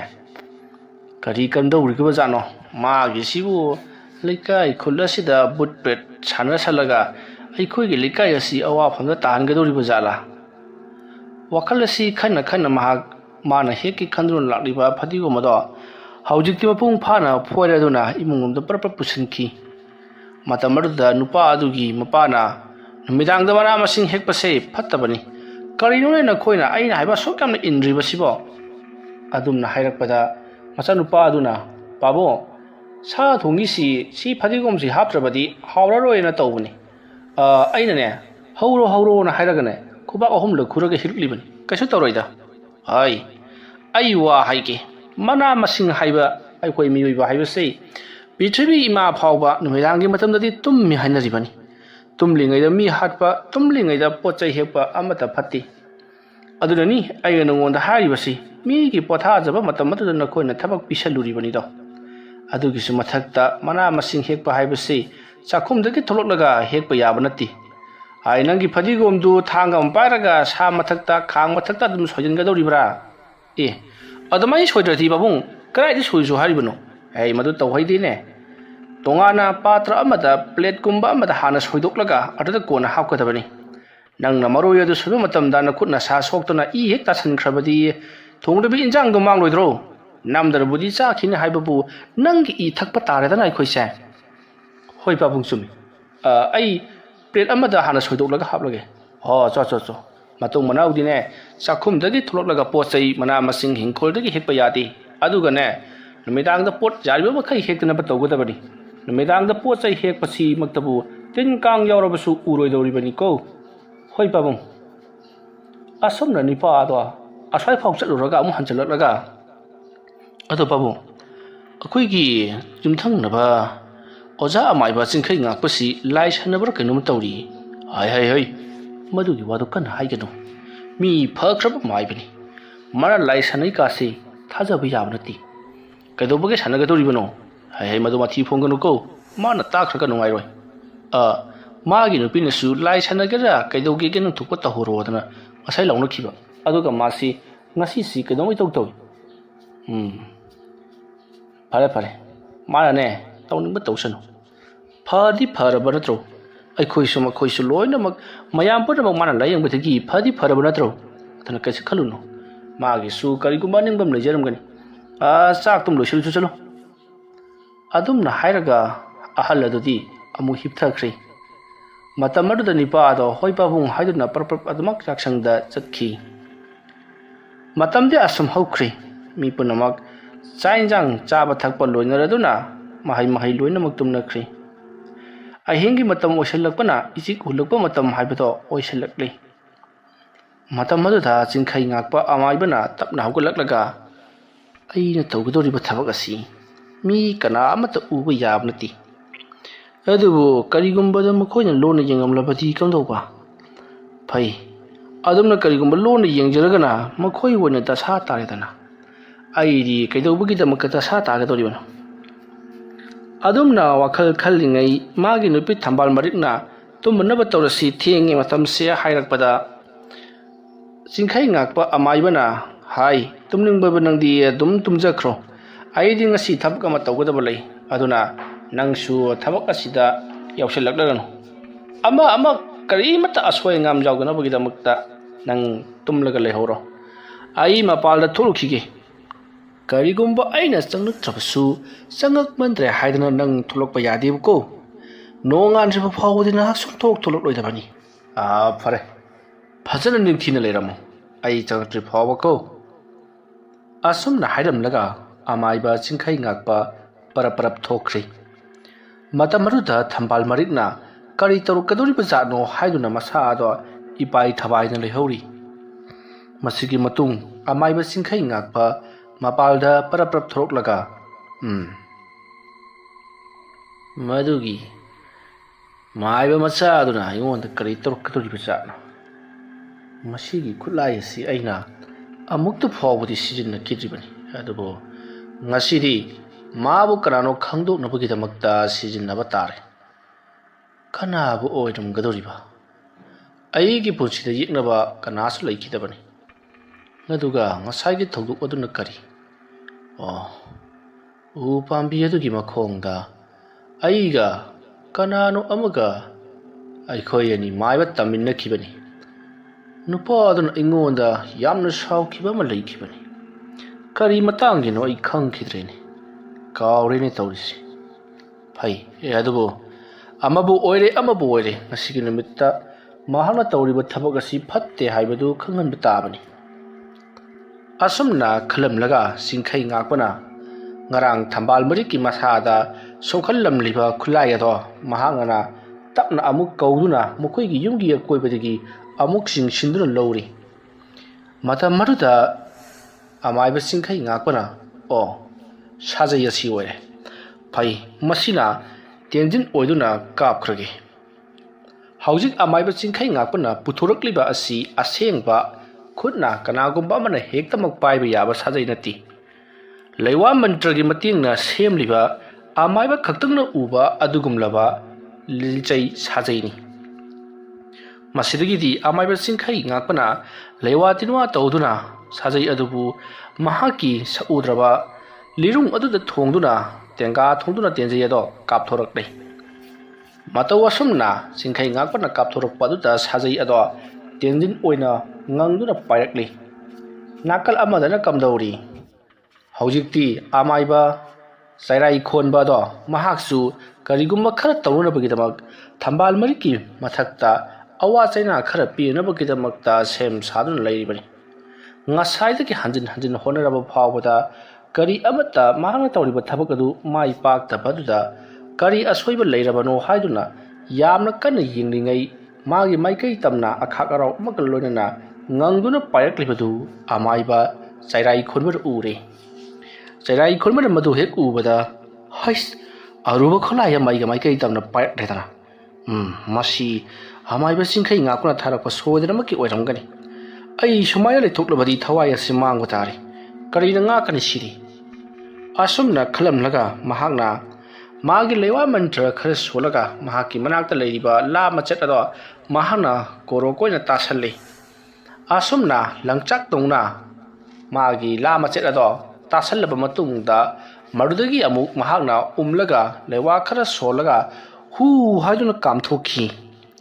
असमना अकन बनुक्षित अमगा लोइनना हु हाजुना कामथोरकपा अदुगी कल्लबा नोंनि नुक्षितना काबलकलिबा खुलाय अदो हुमदोक्तुना पुख्रगा अमाइबा चराई खोनबगी युमथंगनबगी युमलोन अहुम मरी चलगा लेबा सनबी अमदा तेंजई अदुना पानुना सनबी अदो खुदक अदुदा मथवाई मांगले सनबी अदुना पुदुंग बुदुंग यामना कन्ना लावना खोंगलमलगा थवाई मांगबा अदुदा चराई खोनबना इस मासिनगा अइंगोना थारमलबदी अइगे चाबी असि मांगमगनिदा अइगे याइबी मांगलबदी अइना लमन खुंगे खल्लिबसि ngamloidoribani कमदौना मादी अइना तोरकपने हाइबसि खंगिबा जानो अदुगा अइना मागी हौख्रबा पुंसि अदुबु निंगसिंगलकनबा हाइदुना निपा अमगी अइना अइगी खुलाई ओइखिबदुसु इकान कानद्रबरा करिनो फै माना असुब तोरकलबनिना अइनासु करि तोबा ngambage हाइबदो येंबा तारे अइ सुमाइना लेबदि यारारोय हयेंगी नुमित्ता सनबी सिरिबा असिगी मपु मई हौना सावरगनि लेखायगसदा लेरिबा सनबी सनाउसिंगसि खरा हातोक्लबदि अमाइबा जिंखै ngakpada maral puramak thangjinba yagani se phai khangganidra ngasigidi thabak asi swada loisalagi aduga hayeng ayuk anganbada lekayasta leiba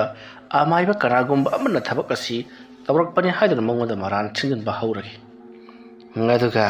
maga iga kamnabada thaktorapasing adubuna mangolda chaina pirage khangani aibu thajaba aigi mi kaya ama lekayasta leiribani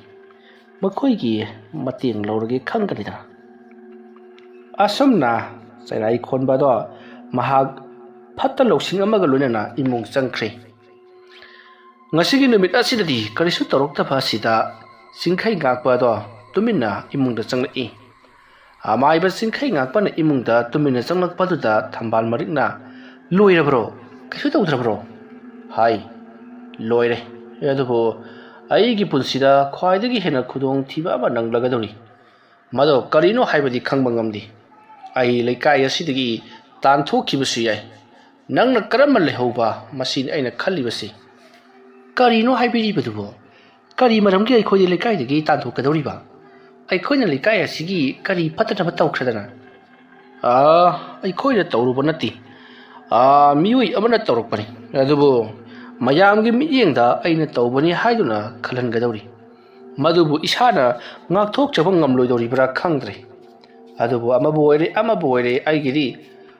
kona thangda achumba haibasina mai pa I haibadu ulamdabadi yaroi pare potha na batawro tumbaga yadi aidi nahakta dum phamlaga wakhal amatang khalkige asumna amaiba singkhai ngakpado wa kharasi hairamlaga tuminna phamlaga unglaga leiri matamadu da thambal marikna kona ne wakhaldu sungbiro haujitine matamse thenglabani ahingi pung ama khari heleklabani aduna tumna naba tawrasi adumna hairakpada chingkhai ngakpana hoi tumna naba tawrasi matha sabana karisu kanaba poraktoi asomna hairaga mahaksu adumak tumthakre mathanggi ayukni ayuk anganbada mamli tawrokpa aduda ngarang sanbi amada panbadagi sanbi sikiba imung adugi miyoy ama hawgalakpada sanbi ado siraga leiramba aduda makhoi sing ado yamna kapna lawnari kananabu tawribano haiduna makhoi do tengthana oina kaplakle matang ngasiki khudong chaba si yengaduna amaiba siren khonbado mahaksu ayuki hakchang khajen chatpa saba oina yum adugi thongal lomda hangat handa chatli makoigi ma laka matamda miui kayam su thingnaribani matamaruda amaiba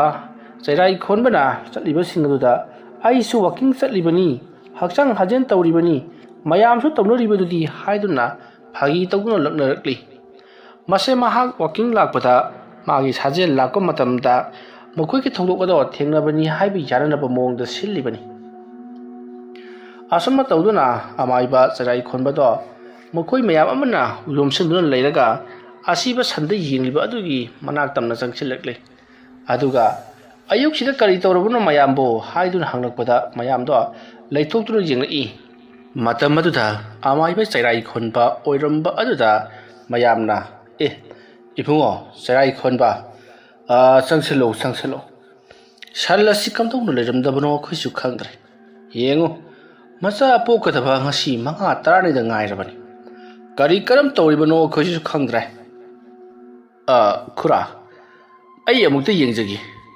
ꯑꯩꯁꯨ ꯉꯔꯥꯡ ꯁꯣꯝꯗ ꯀꯔꯤꯅꯣ ꯑꯈꯥꯛ ꯑꯔꯥꯎ ꯑꯃ ꯇꯥꯈꯤ ꯍꯥꯏꯗꯅ ꯈꯟꯖꯔꯝꯂꯤꯕꯅꯤ꯫ ꯅꯣꯡꯃꯪꯗꯅ ꯇꯥꯕ ꯕ꯭ꯔꯖꯇꯤ ꯁꯥ ꯁꯟꯗ ꯇꯥꯏꯅꯒꯜꯂꯤ꯫ ꯑꯝꯇ ꯌꯦꯡꯖꯒꯦ꯫ ꯑꯁꯨꯝꯅ ꯍꯥꯏꯔꯒ ꯆꯩꯔꯥꯏ ꯈꯣꯟꯕꯗꯣ ꯈꯪꯅ ꯈꯪꯅ ꯄꯔꯞ ꯆꯪꯁꯤꯜꯂꯤ꯫ ꯁꯟ ꯑꯗꯨꯒꯤ ꯐꯤꯕꯝ ꯌꯦꯡꯂꯒ ꯁꯨꯝꯗꯧꯕꯅꯤ, ꯈꯨꯔꯥ ꯑꯩꯈꯣꯏꯒꯤ ꯏꯃꯨꯡ ꯑꯁꯤꯗ ꯀꯅꯥꯒꯨꯝꯕ ꯃꯤꯑꯣꯏ ꯑꯃꯅ ꯁꯤꯔꯁꯅꯨ ꯃꯥꯡꯂꯁꯅꯨ ꯍꯥꯏꯗꯅ ꯈꯨꯠꯂꯥꯏ ꯑꯃꯈꯛ ꯊꯥꯔꯛꯄꯅꯤ꯫ ꯍꯥꯏꯔꯤꯕ ꯈꯨꯠꯂꯥꯏ ꯑꯗꯨ ꯗꯁꯥ ꯄꯥꯡꯖꯗ꯭ꯔꯤꯕ ꯁꯟꯕꯤ ꯑꯁꯤꯗ ꯇꯥꯁꯟꯈꯤꯕꯅꯤ꯫ ꯀꯔꯤꯒꯨꯝꯕꯗ ꯁꯟꯕꯤ ꯑꯁꯤꯗ ꯇꯥꯔꯝꯗꯗꯨꯅ ꯏꯃꯨꯡꯗ ꯇꯥꯔꯝꯂꯕꯗꯤ ꯈꯨꯔꯥ ꯍꯣꯏꯒꯤ ꯏꯃꯨꯡꯒꯤ ꯃꯤ ꯑꯃ ꯉꯁꯤ ꯑꯌꯨꯛ ꯑꯁꯤꯗ ꯀꯞꯅ ꯂꯥꯎꯅꯕꯒꯤ ꯄꯨꯡ-ꯓꯥꯟꯒꯤ ꯃꯈꯣꯟ ꯇꯥꯔꯒꯗꯕꯅꯤ꯫ ꯀꯔꯤꯅꯣꯅꯦ ꯏꯕꯨꯡꯉꯣ ꯆꯩꯔꯥꯏ ꯈꯣꯟꯕ ꯅꯪ ꯉꯥꯡꯂꯤꯕꯁꯤꯕꯣ? ꯑꯣꯏꯔꯅꯦ ꯈꯨꯔꯥ, ꯑꯩꯅ ꯍꯥꯏꯖꯔꯤꯕꯁꯤ ꯑꯁꯦꯡꯕꯅꯤ꯫ ꯑꯩꯅ ꯍꯥꯏꯖꯔꯤꯕꯁꯤ ꯊꯥꯖꯗ꯭ꯔꯒꯅꯅꯦ ꯀꯔꯝꯕꯅꯣ ꯑꯃꯥꯏꯕ ꯑꯃ ꯀꯧꯔꯒ ꯍꯦꯛꯇꯃꯛ ꯌꯦꯡꯕꯤꯔꯣ꯫ ꯑꯁꯤ ꯀꯩꯅꯣꯒꯤ ꯑꯃꯥꯏꯕ ꯆꯤꯡꯈꯩ ꯉꯥꯛꯄꯁꯨ ꯍꯩꯔꯤꯕꯅꯤ, ꯃꯥ ꯀꯧꯔꯒ ꯌꯦꯡꯒꯦꯁꯨ ꯌꯦꯡꯍꯜꯂꯣ꯫ ꯑꯩ ꯅꯣꯏꯕꯨ ꯊꯥꯖꯩꯗ꯫ ꯉꯥꯏꯈꯣꯅꯤ, ꯑꯩꯈꯣꯏꯒꯤ ꯏꯊꯛꯇ ꯑꯁꯤꯒꯨꯝꯂꯕ ꯊꯕꯛ ꯑꯃ ꯇꯧꯔꯝꯂꯤꯕ ꯃꯤꯁꯛ ꯑꯁꯤ ꯈꯪꯗꯣꯛꯄꯗꯤ ꯌꯥꯒꯗ꯭ꯔꯥ? ꯈꯨꯔꯥ, ꯀꯔꯤꯒꯤ ꯌꯥꯗꯗꯅꯤ? ꯈꯨꯔꯥꯅꯕꯨ ꯄꯥꯝꯂꯕꯗꯤ ꯍꯦꯛꯇꯃꯛ ꯈꯪꯗꯣꯛꯄ ꯌꯥꯏ꯫ ꯏꯕꯨꯡꯉꯣ, ꯑꯗꯨꯗꯤ ꯑꯃꯨꯛꯇꯪ ꯈꯪꯗꯣꯛꯅꯤꯡꯉꯤ꯫ ꯀꯝꯗꯧꯅꯤ? ꯀꯔꯤ ꯄꯣꯠꯆꯪ ꯆꯪꯒꯅꯤ? ꯑꯃꯥꯏꯕ ꯆꯩꯔꯦꯟ ꯈꯣꯟꯕ ꯑꯃꯗꯤ ꯂꯩꯔꯤꯕ ꯃꯤꯌꯥꯝꯁꯤꯡ ꯂꯣꯏꯅꯃꯛꯀꯤ ꯃꯃꯥꯡ ꯑꯗꯨꯗ ꯍꯥꯏꯅꯔꯤꯕ ꯉꯥꯡꯅꯔꯤꯕꯁꯤꯡ ꯑꯗꯣ ꯃꯌꯥꯝꯁꯨ ꯇꯥꯔꯤꯕꯅꯤ꯫ ꯁꯟꯕꯤ ꯑꯗꯨꯕꯨ ꯁꯤꯔꯤꯕ ꯏꯃꯨꯡ ꯑꯗꯨꯒꯤ ꯍꯥꯏꯕꯗꯤ ꯁꯟꯕꯤ ꯃꯄꯨ ꯑꯗꯨꯒꯤ ꯅꯨꯄꯥ ꯑꯗꯨꯒꯤ ꯃꯄꯥꯅꯤ ꯍꯧꯖꯤꯛ ꯆꯩꯔꯥꯏ ꯈꯣꯟꯕꯅ ꯋꯥꯔꯤ ꯁꯥꯟꯅꯔꯤꯕꯁꯤ꯫ ꯃꯇꯝ ꯑꯗꯨꯗ ꯆꯩꯔꯥꯏ ꯈꯣꯟꯕꯅ ꯈꯨꯗꯦꯡ ꯑꯃ ꯄꯨꯕꯤꯔꯛꯑꯣ, ꯑꯗꯨꯒ ꯏꯁꯤꯡ ꯑꯁꯦꯡꯕ ꯈꯔꯒ ꯄꯨꯕꯤꯔꯛꯑꯣ꯫ ꯃꯇꯝ ꯑꯗꯨꯗ ꯑꯩꯅ ꯂꯩꯋꯥ ꯃꯟꯇ꯭ꯔ ꯈꯔ ꯁꯣꯜꯂꯒ ꯁꯟꯕꯤ ꯑꯁꯤꯒꯤ ꯏ ꯈꯔ ꯑꯩꯅ ꯏꯁꯤꯡ ꯑꯁꯤꯗ ꯊꯥꯗꯒꯅꯤ꯫ ꯃꯇꯝ ꯑꯗꯨꯗ ꯁꯨꯡꯁꯣꯏ ꯁꯣꯏꯗꯅ ꯀꯅꯥꯅ ꯃꯍꯥꯛꯄꯨ ꯌꯥꯏꯕꯤ ꯂꯧꯔꯤꯕꯅꯣ ꯍꯥꯏꯕꯗꯨ ꯏꯂꯥꯏ ꯂꯥꯏꯅ ꯑꯗꯨꯃꯛ ꯆꯣꯡꯊꯣꯛꯆꯔꯛꯂꯒꯗꯕꯅꯤ꯫ ꯑꯗꯨꯒ ꯇꯧꯒꯗꯧꯔꯤꯕ ꯊꯕꯛ ꯑꯁꯤꯗ ꯑꯩꯗꯤ ꯌꯦꯡꯕ ꯌꯥꯗꯦ꯫ ꯑꯗꯨꯅ ꯂꯩꯋꯥ ꯇꯤꯟꯋꯥ ꯈꯔ ꯁꯣꯜꯂꯝꯂꯒ ꯑꯩꯗꯤ ꯑꯗꯨꯃꯛ ꯆꯠꯈ꯭ꯔꯒꯅꯤ꯫ ꯃꯌꯥꯝꯅ ꯌꯦꯡꯖꯍꯧꯒꯗꯕꯅꯤ꯫ ꯑꯩꯅ ꯌꯦꯡꯂꯕꯗꯤ ꯃꯗꯨꯒꯤ ꯃꯤꯁꯛ ꯑꯗꯣ ꯑꯩꯅ ꯈꯪꯕ ꯃꯤꯁꯛ ꯑꯣꯏꯔꯝꯂꯕꯗꯤ ꯑꯩꯈꯣꯏ ꯃꯁꯦꯟ ꯅꯨꯡꯉꯥꯏꯅꯔꯣꯏꯗꯧꯔꯤꯕꯅꯤ꯫ ꯑꯗꯨꯅ ꯐꯔꯦ, ꯈꯨꯗꯦꯡ ꯍꯥꯏꯕꯗꯨ ꯄꯨꯕꯤꯔꯛꯑꯣ꯫ ꯑꯗꯨꯝꯅ ꯍꯥꯏꯔꯛꯄꯗꯒꯤ ꯈꯨꯗꯦꯡ ꯑꯃ ꯄꯨꯊꯣꯔꯛꯂꯦ꯫ ꯂꯩꯔꯤꯕ ꯃꯌꯥꯝꯁꯤꯡ ꯑꯗꯨꯒꯤ ꯃꯃꯥꯡꯗ ꯊꯝꯅꯔꯤ꯫ ꯁꯟꯕꯤ ꯑꯁꯤꯕꯨ ꯍꯥꯠꯄ ꯑꯃꯥꯏꯕꯗꯣ ꯈꯨꯗꯦꯡ ꯑꯁꯤꯗ ꯃꯃꯤ ꯇꯥꯍꯟꯒꯅꯤ ꯍꯥꯏꯔꯨꯕꯗ ꯃꯤꯌꯥꯝ ꯑꯗꯣ ꯇꯤꯜꯂꯝꯕ ꯆꯥꯡ ꯑꯗꯨꯗꯒꯤ ꯇꯪꯈꯥꯏ ꯑꯃ ꯍꯦꯟꯒꯠꯂꯛꯂꯦ꯫ ꯃꯁꯤꯒꯤ ꯃꯇꯨꯡ ꯆꯩꯔꯦꯟ ꯈꯣꯟꯕꯅ ꯃꯍꯥꯛꯅ ꯇꯧꯒꯦ ꯈꯜꯂꯤꯕ ꯊꯕꯛ ꯑꯗꯣ ꯁꯣꯏꯗꯅꯃꯛꯀꯤ ꯄꯥꯡꯊꯣꯛꯄ ꯌꯥꯔꯒꯅꯤ ꯍꯥꯏꯕ ꯈꯪꯖꯔꯛꯄꯗꯒꯤ ꯃꯍꯥꯛꯅ ꯊꯕꯛ ꯑꯗꯣ ꯍꯦꯟꯅ ꯃꯥꯜꯍꯜꯂꯤ꯫ ꯃꯁꯤꯗꯒꯤꯗꯤ ꯈꯨꯗꯦꯡ ꯑꯗꯨꯗ ꯃꯍꯥꯛꯅ ꯏꯁꯤꯡ ꯑꯁꯦꯡꯕ ꯈꯔ ꯍꯩꯔꯦ, ꯑꯗꯨꯒ ꯁꯟꯕꯤ ꯑꯗꯨꯗꯒꯤꯁꯨ ꯏ ꯈꯔ ꯃꯍꯥꯛꯅ ꯂꯧꯔꯦ꯫ ꯑꯁꯨꯝꯅ ꯇꯧꯗꯨꯅ ꯃꯍꯥꯛꯅ ꯏꯁꯤꯡ ꯑꯗꯣ ꯈꯨꯗꯦꯡ ꯑꯗꯨꯗ ꯍꯥꯞꯂꯤ꯫ ꯁꯟꯕꯤ ꯑꯗꯨꯒꯤ ꯃꯁꯥ ꯄꯨꯝꯅꯃꯛ ꯃꯍꯥꯛꯅ ꯊꯥꯡꯅ ꯂꯦꯟꯊꯠꯇꯨꯅ ꯃꯈꯧꯔꯤꯁꯤꯡꯆꯤꯡꯕ ꯂꯦꯟꯊꯠꯂꯒ ꯑꯉꯧꯕ ꯐꯤ ꯃꯆꯥ ꯑꯃꯅ ꯇꯞ ꯂꯣꯏꯅꯃꯛ ꯅꯞꯊꯣꯛꯂꯒ ꯃꯗꯨ ꯑꯃꯨꯛ ꯈꯨꯗꯦꯡꯗ ꯆꯥꯝꯊꯣꯛꯂꯤꯕꯅꯤ꯫ ꯑꯗꯨꯝꯅ ꯇꯧꯔꯛꯄꯗꯨꯗ ꯈꯨꯗꯦꯡ ꯑꯗꯣ ꯏꯅ ꯄꯨꯡꯊꯟ ꯊꯜꯂꯕ ꯈꯨꯗꯦꯡ ꯑꯃꯒ ꯆꯞ ꯃꯥꯟꯅꯔꯤ꯫ ꯃꯁꯤꯒꯤ ꯃꯇꯨꯡ ꯂꯩꯋꯥ ꯇꯤꯟꯋꯥ ꯇꯧꯗꯨꯅ ꯃꯍꯥꯛꯅ ꯀꯔꯤꯅꯣ ꯈꯔ ꯈꯨꯔꯨꯝꯗꯨꯅ ꯀꯥꯝꯁꯤꯜꯂꯕ ꯃꯇꯨꯡꯗ ꯑꯃꯥꯏꯕ ꯆꯩꯔꯥꯏ ꯈꯣꯟꯕꯗꯣ ꯃꯌꯥꯝ ꯍꯧꯖꯤꯛꯇꯤ ꯃꯤꯀꯨꯞ ꯈꯔꯒꯤ ꯇꯨꯡꯗ ꯑꯃꯥꯏꯕꯗꯣ ꯊꯣꯛꯂꯛꯂꯒꯅꯤ, ꯑꯩ ꯆꯠꯂꯦ ꯍꯥꯏꯔꯝꯂꯒ ꯆꯠꯈꯤ꯫ ꯃꯇꯝ ꯑꯗꯨꯗ ꯃꯌꯥꯝꯅ ꯉꯥꯏꯈꯣ, ꯊꯣꯛꯂꯛꯂꯤꯕ ꯃꯤꯁꯛ ꯑꯗꯣ ꯀꯅꯥꯅꯣ ꯍꯥꯏꯕ ꯈꯪꯗꯣꯛꯂꯒ ꯅꯪꯒ ꯇꯧꯔꯒ ꯃꯤꯁꯛ ꯑꯗꯨꯒꯤ ꯃꯅꯥꯛꯇ ꯆꯠꯀꯗꯕꯅꯤ ꯍꯥꯏꯔꯛꯂꯤ꯫ ꯃꯐꯝ ꯑꯗꯨꯗ ꯆꯩꯔꯥꯏ ꯈꯣꯟꯕ ꯃꯍꯥꯛꯅ ꯇꯧꯔꯤꯕ ꯊꯕꯛ ꯑꯁꯤ ꯃꯍꯩ ꯌꯥꯜꯂꯦ ꯈꯜꯂꯗꯨꯅ ꯍꯣꯏ ꯍꯥꯏꯗꯨꯅ ꯃꯇꯥꯏꯗ ꯍꯟꯗꯣꯛꯇꯨꯅ ꯂꯩꯔꯤ꯫ ꯃꯤꯀꯨꯞ ꯈꯔꯒꯤ ꯇꯨꯡꯗ ꯑꯃꯥꯏꯕ ꯆꯤꯡꯈꯩ ꯉꯥꯛꯄꯅ ꯉꯔꯥꯡ ꯇꯧꯈꯤꯕꯁꯤꯡ ꯑꯗꯣ ꯈꯨꯗꯦꯡ ꯑꯗꯨꯗ ꯃꯃꯤ ꯇꯥꯔꯛꯂꯤ꯫ ꯑꯃꯥꯏꯕ ꯆꯤꯡꯈꯩ ꯉꯥꯛꯄꯒꯤ ꯁꯛꯇꯝ ꯃꯃꯤ ꯇꯥꯔꯛꯄ ꯑꯁꯤꯗ ꯃꯌꯥꯝ ꯑꯗꯨꯗꯤ ꯉꯛꯄꯗ ꯊꯦꯡꯈ꯭ꯔꯦ꯫ ꯀꯔꯤꯅꯣ ꯑꯩꯈꯣꯏꯅ ꯊꯥꯖꯅ ꯊꯝꯂꯤꯕ ꯑꯩꯈꯣꯏꯒꯤ ꯑꯅꯥ ꯂꯥꯌꯦꯡ ꯀꯌꯥꯗꯁꯨ ꯃꯇꯦꯡ ꯇꯧꯕꯤꯔꯤꯕ, ꯄꯩꯁꯥ ꯂꯧꯕ ꯂꯧꯗꯕ, ꯗꯈꯤꯅꯥ ꯂꯧꯕ ꯂꯧꯗꯕ ꯑꯅꯥꯕ ꯀꯌꯥ ꯂꯥꯌꯦꯡꯕꯤꯔꯤꯕ ꯑꯣꯖꯥ ꯑꯁꯤꯅ ꯃꯇꯧ ꯀꯔꯝꯅ ꯁꯟꯕꯤ ꯑꯁꯤꯕꯨ ꯍꯥꯠꯅꯅꯕꯒꯤ ꯈꯨꯠꯂꯥꯏ ꯊꯥꯔꯛꯀꯗꯧꯔꯤꯕꯅꯣ? ꯑꯗꯨꯝꯅ ꯃꯌꯥꯝ ꯑꯗꯣ ꯉꯔꯪ ꯉꯔꯪ ꯉꯥꯡꯅꯔꯤꯉꯩ ꯃꯇꯝ ꯑꯗꯨꯗ ꯑꯃꯥꯏꯕ ꯆꯩꯔꯥꯏ ꯈꯨꯟꯕꯅ "ꯀꯅꯥ ꯊꯣꯛꯂꯛꯂꯕꯒꯦ? ꯀꯅꯥꯅꯣ ꯃꯌꯥꯝꯅ ꯃꯨꯔꯨ ꯃꯨꯔꯨ ꯁꯣꯟꯗꯨꯅ ꯄꯜꯂꯤꯕꯗꯨꯕꯨ?" ꯑꯗꯨꯝꯅ ꯍꯥꯏꯔꯛꯄꯗ ꯃꯌꯥꯝꯁꯤꯡ ꯑꯗꯨꯅ "ꯏꯕꯨꯡꯉꯣ, ꯆꯤꯡꯈꯩ ꯉꯥꯛꯄ ꯑꯣꯏꯗꯨꯅ ꯂꯩꯔꯝꯂꯦ. ꯑꯩꯈꯣꯏꯅ ꯁꯨꯡꯈꯟ ꯈꯜꯂꯨꯗꯕ ꯃꯤꯅꯤ." ꯃꯇꯝ ꯑꯗꯨꯗ ꯆꯩꯔꯦꯟ ꯈꯣꯟꯕꯅ ꯋꯥꯐꯕ ꯁꯥꯗꯨꯅ "ꯍꯦꯔꯥ, ꯀꯔꯤꯅꯣꯗ, ꯑꯩꯒꯤ ꯂꯩꯋꯥ ꯑꯗꯨ ꯁꯣꯏꯈꯤꯗꯕꯅꯤꯗ. ꯑꯩ ꯑꯃꯨꯛꯇꯪ ꯌꯦꯡꯖꯒꯦ." "ꯑꯣ, ꯃꯥꯟꯗꯤ ꯃꯥꯜꯂꯦ. ꯑꯗꯨꯕꯨ ꯃꯌꯥꯝ, ꯃꯥꯟꯅꯕ ꯍꯥꯏꯕꯁꯤꯁꯨ ꯃꯥꯟꯅꯕꯅꯤ. ꯆꯩꯔꯦꯟ ꯈꯣꯟꯕ ꯑꯩꯅ ꯇꯧꯔꯤꯕ ꯊꯕꯛ ꯑꯁꯤꯗ ꯀꯔꯤꯒꯨꯝꯕ ꯑꯁꯣꯏꯕ ꯈꯔ ꯂꯩꯕꯗꯒꯤ ꯑꯃꯥꯏꯕ ꯆꯤꯡꯈꯩ ꯉꯥꯛꯄꯒ ꯍꯥꯏꯔꯞ ꯃꯥꯟꯅꯕ ꯑꯃꯥꯏꯕ ꯑꯇꯣꯞꯄ ꯑꯃ ꯆꯣꯡꯊꯣꯔꯛꯄꯁꯨ ꯌꯥꯏ꯫ ꯑꯩꯒꯤ ꯃꯔꯨꯞ, ꯑꯩꯒꯤ ꯑꯣꯖꯥ ꯑꯃꯥꯏꯕ ꯆꯤꯡꯈꯩ ꯉꯥꯛꯄꯅ ꯑꯁꯤꯒꯨꯝꯂꯕ ꯊꯕꯛ ꯑꯃ ꯇꯧꯔꯝꯒꯅꯤ ꯍꯥꯏꯕꯗꯨꯗꯤ ꯑꯩ ꯊꯥꯖꯗꯦ꯫ ꯑꯗꯨꯕꯨ ꯃꯌꯥꯝꯒꯤ ꯋꯥꯈꯜꯅꯤ. ꯑꯩꯅ ꯃꯁꯤꯗ ꯌꯦꯠꯂꯨꯕ ꯌꯥꯕ ꯅꯠꯇꯦ. ꯑꯁꯤꯗꯩ ꯀꯟꯅ ꯍꯥꯏꯔꯨꯔꯒꯅ ꯅꯈꯣꯏ ꯃꯁꯦꯝ ꯃꯥꯏꯕ ꯃꯁꯦꯝ ꯃꯤꯆꯪ ꯆꯪꯅꯔꯤꯕꯅꯤ ꯍꯥꯏꯔꯛꯀꯅꯤ. ꯑꯗꯣ ꯃꯌꯥꯝꯅ ꯋꯥꯈꯜ ꯇꯧꯕꯤꯔꯣ." ꯑꯗꯨꯝꯅ ꯍꯥꯏꯔꯛꯄꯗ ꯃꯌꯥꯝ ꯑꯗꯣ "ꯐꯔꯦ, ꯑꯗꯨꯗꯤ ꯑꯃꯥꯏꯕ ꯆꯤꯡꯈꯩ ꯉꯥꯛꯄꯒꯤ ꯃꯅꯥꯛꯇ ꯆꯠꯂꯒ ꯀꯔꯤꯅꯣ ꯑꯁꯦꯡꯕꯗꯣ ꯍꯪꯂꯨꯔꯁꯤ ꯂꯥꯛꯑꯣ" ꯍꯥꯏꯗꯨꯅ ꯃꯌꯥꯝ ꯍꯨꯞꯇꯨꯅ ꯂꯥꯛꯂꯤ꯫ ꯅꯥꯀꯜ ꯑꯃꯗꯅ ꯀꯝꯗꯧꯔꯤ ꯆꯤꯡꯈꯩ ꯉꯥꯛꯄ ꯂꯥꯏ ꯇꯤꯟ ꯈꯔ ꯈꯨꯔꯨꯝꯅꯅꯕꯒꯤꯗꯃꯛꯇ ꯃꯍꯥꯛ ꯁꯦꯝ ꯁꯥꯗꯨꯅ ꯁꯨꯃꯥꯡ ꯑꯗꯨꯗ ꯂꯩꯔꯝꯂꯤ꯫ ꯃꯉꯣꯟꯗ ꯂꯥꯛꯀꯗꯧꯔꯤꯕ ꯐꯠꯇ꯭ꯔꯕ ꯗꯁꯥ ꯂꯥꯡꯕꯟ ꯄꯥꯡꯗ꯭ꯔꯕ ꯑꯃ ꯂꯩ ꯍꯥꯏꯕꯁꯤ ꯃꯍꯥꯛꯅ ꯍꯥꯟꯅꯗꯒꯤ ꯍꯧꯅ ꯈꯪꯂꯕꯅꯤ꯫ ꯑꯗꯨꯒꯨꯝꯂꯕ ꯊꯧꯗꯣꯛ ꯋꯥꯊꯣꯛ ꯑꯆꯧꯕ ꯑꯗꯣ ꯂꯥꯛꯇꯅꯕꯒꯤꯗꯃꯛ ꯊꯩꯗꯣꯛꯈꯤꯅꯕꯒꯤꯗꯃꯛꯇ ꯂꯥꯏ ꯇꯤꯟ ꯈꯨꯔꯨꯝꯒꯦ ꯍꯥꯏꯗꯨꯅ ꯃꯍꯥꯛꯅ ꯍꯩ ꯂꯩ ꯀꯌꯥ ꯁꯦꯝ ꯁꯥꯗꯨꯅ ꯂꯩꯔꯤꯉꯩ ꯃꯤꯑꯣꯏ ꯃꯌꯥꯝ ꯑꯃ ꯃꯈꯣꯏꯒꯤ ꯂꯩꯀꯥꯏꯒꯤ ꯑꯍꯜ ꯂꯃꯟ ꯂꯣꯏꯅꯃꯛ ꯁꯨꯅ ꯃꯥꯒꯤ ꯊꯣꯡꯒꯥꯜꯗ ꯆꯪꯂꯛꯂꯤꯕꯗꯣ ꯑꯃꯥꯏꯕ ꯆꯤꯡꯈꯩ ꯉꯥꯛꯄꯁꯨ ꯎꯔꯤ꯫ ꯑꯗꯨꯝꯅ ꯆꯪꯂꯛꯄ ꯑꯗꯨꯗ ꯃꯅꯤꯡꯗ ꯀꯣꯟ ꯐꯦꯡꯗꯨꯅ ꯂꯩꯔꯝꯕ ꯊꯝꯕꯥꯜ ꯃꯔꯤꯛꯁꯨ ꯏꯄꯥ ꯄꯥꯈꯠꯅ ꯃꯤꯌꯥꯝ ꯑꯃ ꯉꯔꯪ ꯉꯔꯪ ꯋꯥꯔꯤ ꯁꯥꯟꯅꯔꯒ ꯂꯥꯛꯂꯤꯕꯒꯤ ꯃꯈꯣꯜ ꯑꯁꯤꯕꯨ ꯀꯔꯤꯅꯣ ꯍꯥꯏꯗꯨꯅ ꯁꯨꯃꯥꯡꯗ ꯆꯦꯟꯊꯣꯔꯛꯏ꯫ ꯃꯇꯝ ꯑꯗꯨꯗ ꯂꯥꯛꯂꯤꯕꯁꯤꯡ ꯑꯗꯨꯅ "ꯆꯤꯡꯈꯩ ꯉꯥꯛꯄ, ꯅꯍꯥꯛꯅ ꯇꯧꯔꯝꯂꯤꯕ ꯑꯁꯤꯕꯨ ꯀꯔꯤꯅꯣ?" ꯋꯥꯐꯝ ꯑꯗꯨꯗ ꯆꯤꯡꯈꯩ ꯉꯥꯛꯄ ꯏꯉꯛ ꯉꯛꯅ "ꯑꯩꯅ ꯀꯔꯤ ꯇꯧꯖꯈ꯭ꯔꯕꯅꯣ? ꯅꯪꯅ ꯇꯧꯕ ꯇꯧꯗꯕꯒꯤ ꯋꯥ ꯅꯠꯇꯦ. ꯀꯔꯤꯒꯤꯅꯣ ꯅꯪꯅ ꯑꯩꯈꯣꯏꯒꯤ ꯏꯇꯥꯎ ꯃꯦꯟꯖꯣꯔ ꯍꯣꯏꯒꯤ ꯏꯃꯨꯡꯗ ꯑꯁꯨꯛ ꯌꯥꯝꯅ ꯌꯦꯛꯂꯝꯂꯤꯕ ꯑꯁꯤꯅ? ꯃꯥꯅ ꯅꯈꯣꯏꯗ ꯀꯔꯤ ꯑꯔꯥꯟꯕ ꯊꯕꯛ ꯇꯧꯔꯝꯂꯒꯦꯅꯦ? ꯀꯔꯤꯅꯣ ꯍꯥꯏꯕꯤꯔꯤꯕꯗꯨꯕꯨ ꯑꯩ ꯚꯥꯞ ꯇꯥꯕ ꯉꯝꯖꯗ꯭ꯔꯦ." "ꯅꯪꯅ ꯉꯔꯥꯡ ꯑꯍꯤꯡ ꯑꯁꯤ ꯑꯩꯈꯣꯏꯒꯤ ꯑꯣꯖꯥ ꯃꯦꯟꯖꯣꯔ ꯍꯣꯏꯒꯤ ꯃꯌꯨꯝꯗ ꯐꯠꯇ꯭ꯔꯕ ꯈꯨꯠꯂꯥꯏ ꯑꯃ ꯊꯥꯔꯛꯄꯗꯨꯗ ꯃꯈꯣꯏꯒꯤ ꯏꯃꯨꯡꯗꯗꯤ ꯄꯥꯟꯕ ꯉꯝꯗ꯭ꯔꯗꯨꯅ ꯃꯈꯣꯏꯒꯤ ꯁꯟꯕꯤꯗ ꯑꯣꯏꯅ ꯄꯥꯟꯗꯅ ꯍꯧꯖꯤꯛ ꯁꯟꯕꯤꯗꯨ ꯁꯤꯍꯧꯔꯦ. ꯑꯗꯨꯅ ꯃꯁꯤ ꯀꯝꯗꯧꯕ? ꯀꯔꯤꯅꯣꯅꯦ ꯍꯥꯏꯁꯤꯕꯣ? ꯑꯣꯏꯅ ꯀꯥꯟꯅꯔꯣꯏ. ꯑꯁꯦꯡꯕꯗꯣ ꯑꯗꯨꯃꯛ ꯍꯥꯏꯌꯨ." "ꯉꯥꯏꯕꯤꯈꯣ. ꯑꯩꯅ ꯑꯩꯈꯣꯏꯒꯤ ꯑꯣꯖꯥ ꯃꯦꯟꯖꯣꯔꯒꯤ ꯃꯊꯛꯇ ꯂꯃꯟ ꯈꯨꯝꯅꯕ ꯈꯨꯠꯂꯥꯏ ꯊꯥꯏ. ꯑꯗꯨꯒ ꯈꯨꯠꯂꯥꯏ ꯑꯗꯨ ꯄꯥꯜꯍꯧꯗꯕꯗꯒꯤ ꯁꯟꯕꯤꯗ ꯄꯥꯜꯂꯦ ꯍꯥꯏꯕꯁꯤꯗꯤ ꯀꯅꯥꯅ ꯍꯥꯏꯗꯨꯅ ꯃꯌꯥꯝ ꯂꯥꯛꯄꯤꯔꯤꯕꯅꯣ? ꯃꯗꯨ ꯅꯍꯥꯛꯅ ꯈꯪꯕꯒꯤ ꯃꯊꯧ ꯇꯥꯗꯦꯅꯦ. ꯇꯧꯏ ꯅꯠꯇ꯭ꯔꯒ ꯇꯧꯗꯦ ꯑꯁꯤꯇꯪ ꯍꯥꯏꯌꯨ." ꯋꯥꯐꯝ ꯑꯗꯨ ꯇꯥꯕꯗ ꯑꯃꯥꯏꯕ ꯆꯤꯡꯈꯩ ꯉꯥꯛꯄ ꯈꯨꯝꯐꯝ ꯑꯃ ꯏꯈꯪ ꯈꯪꯗ꯭ꯔꯤ꯫ ꯑꯃꯥꯏꯕ ꯆꯩꯔꯥꯏ ꯈꯨꯟꯕ ꯃꯈꯣꯏ ꯑꯅꯤꯅ ꯇꯧꯅꯔꯤꯕ ꯂꯥꯜ ꯑꯗꯨꯗꯤ ꯃꯌꯥꯝꯅ ꯈꯪꯕ ꯅꯠꯇꯦ꯫ ꯃꯌꯥꯝꯅ ꯍꯪꯂꯤꯕ ꯋꯥꯍꯪꯅ ꯁꯟꯕꯤ ꯑꯗꯨ ꯃꯍꯥꯛꯀꯤ ꯈꯨꯠꯂꯥꯏꯅ ꯊꯥꯔꯒ ꯍꯥꯠꯄꯅꯤ ꯅꯠꯇ꯭ꯔꯒꯅ ꯍꯥꯠꯇꯦ ꯍꯥꯏꯕꯁꯤꯇꯪ ꯍꯥꯏꯌꯨ ꯍꯥꯏꯔꯤ꯫ ꯃꯇꯝ ꯑꯗꯨꯗ ꯑꯃꯥꯏꯕ ꯆꯤꯡꯈꯩ ꯉꯥꯛꯄꯅ "ꯑꯩꯅ ꯉꯔꯥꯡ ꯉꯁꯤ ꯈꯨꯠꯂꯥꯏ ꯑꯃ ꯊꯥꯖꯈꯤꯕꯅꯤ. ꯈꯨꯠꯂꯥꯏ ꯑꯗꯨꯅ ꯁꯣꯏꯕꯗꯒꯤ ꯄꯥꯜꯍꯟꯅꯤꯡꯕ ꯃꯤꯗꯗꯤ ꯄꯥꯟꯗ꯭ꯔꯗꯨꯅ ꯁꯟꯕꯤ ꯑꯗꯨꯗ ꯄꯥꯟꯈꯤꯕꯅꯤ." "ꯀꯔꯤ ꯍꯥꯏꯕ? ꯅꯍꯥꯛꯅ ꯈꯨꯠꯂꯥꯏ ꯑꯃ ꯀꯅꯥꯒꯨꯝꯕ ꯑꯃꯒꯤ ꯃꯐꯝꯗ ꯊꯥꯈꯤ ꯍꯥꯏꯕ? ꯃꯤꯁꯛ ꯑꯗꯨꯗꯤ ꯀꯅꯥꯗꯅꯣꯅꯦ?" ꯑꯃꯥꯏꯕ ꯆꯤꯡꯈꯩ ꯉꯥꯛꯄꯅ "ꯆꯩꯔꯥꯏ ꯈꯣꯟꯕꯗꯅꯤ." "ꯀꯔꯤ? ꯑꯩꯈꯣꯏꯅ ꯑꯁꯨꯛ ꯊꯥꯖꯅ ꯊꯝꯂꯤꯕ ꯑꯣꯖꯥ ꯑꯃꯥꯏꯕ ꯆꯩꯔꯥꯏ ꯈꯣꯟꯕꯗ ꯅꯪꯅ ꯃꯥꯡꯍꯟꯅꯕ ꯍꯣꯠꯅꯕ? ꯍꯟꯗꯛꯁꯤ ꯃꯥ ꯈꯔ ꯐꯥꯎꯒꯠꯂꯛꯂꯦ. ꯑꯗꯨꯅ ꯃꯥꯅ ꯐꯥꯎꯒꯠꯂꯛꯄꯁꯤꯗ ꯅꯪꯉꯣꯟꯗ ꯌꯥꯝꯅ ꯀꯥꯏꯔꯝꯒꯅꯤ ꯍꯥꯏꯕ ꯑꯩꯈꯣꯏ ꯈꯪꯏ. ꯑꯗꯨꯅ ꯅꯍꯥꯛꯅ ꯃꯍꯥꯛꯄꯨ ꯃꯥꯡꯍꯟꯅꯕ ꯍꯣꯠꯅꯔꯛꯂꯤꯕꯅꯤꯅꯦ. ꯅꯕꯨꯛꯆꯦꯜ ꯑꯗꯨꯛ ꯌꯥꯝꯅ ꯂꯨꯔꯝꯒꯅꯤ ꯍꯥꯏꯕꯗꯤ ꯑꯩꯈꯣꯏꯗꯤ ꯈꯪꯂꯨꯗꯕꯅꯤ. ꯀꯔꯤꯅꯣ ꯃꯌꯥꯝꯅ ꯍꯥꯏꯕꯤꯔꯤꯕꯗꯨꯕꯨ? ꯑꯩꯒ ꯆꯩꯔꯥꯏ ꯈꯨꯟꯕꯒꯅ ꯇꯧꯅꯔꯤꯕ ꯊꯕꯛ ꯑꯁꯤ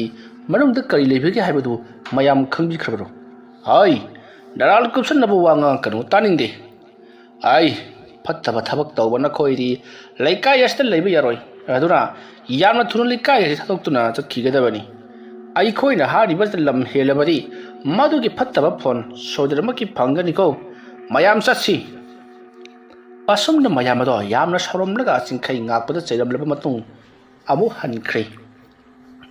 ꯃꯇꯝ ꯑꯗꯨꯗ ꯆꯩꯔꯥꯏ ꯈꯨꯟꯕꯅ ꯃꯃꯤꯠ ꯑꯗꯨ ꯈꯥꯅ ꯆꯤꯡꯈꯩ ꯉꯥꯛꯄꯗ ꯌꯦꯡꯂꯛꯂꯤꯕ ꯑꯗꯨꯗ ꯆꯤꯡꯈꯩ ꯉꯥꯛꯄꯅ ꯈꯪꯂꯦ ꯊꯣꯛꯂꯤꯕ ꯊꯧꯗꯣꯛ ꯈꯨꯗꯤꯡꯃꯛ ꯑꯁꯤ ꯆꯩꯔꯥꯏ ꯈꯨꯟꯕꯅ ꯇꯧꯍꯜꯂꯤꯕꯅꯤ ꯍꯥꯏꯕꯁꯤ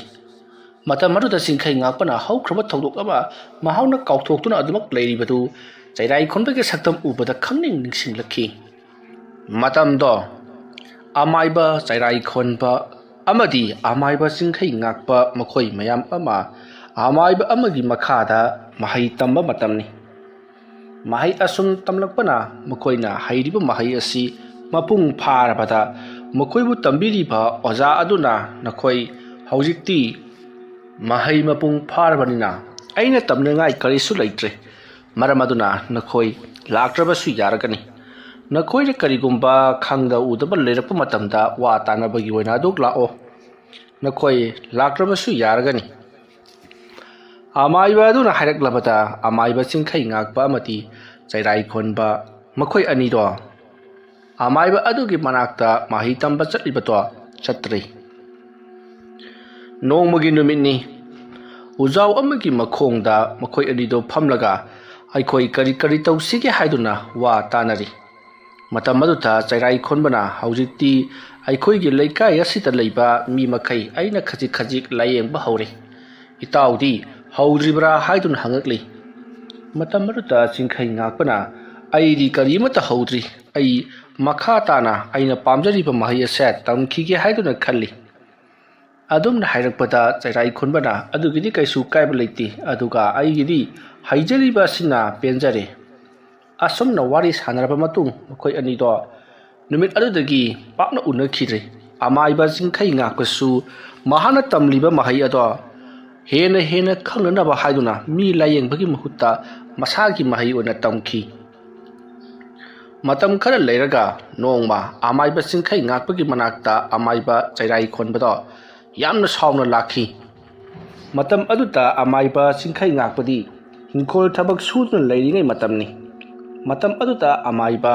ꯆꯩꯔꯥꯏ ꯈꯣꯟꯕꯗꯣ ꯄꯔꯞ ꯆꯪꯁꯤꯜꯂꯛꯇꯨꯅ ꯏꯇꯥꯎꯗꯤ ꯅꯕꯨꯛꯆꯦꯟ ꯑꯗꯨ ꯌꯧꯅ ꯄꯤꯛꯄ ꯑꯣꯏꯔꯦ ꯋꯥꯍꯪ ꯑꯗꯨꯗ ꯑꯃꯥꯏꯕ ꯆꯤꯡꯈꯩ ꯉꯥꯛꯄꯅ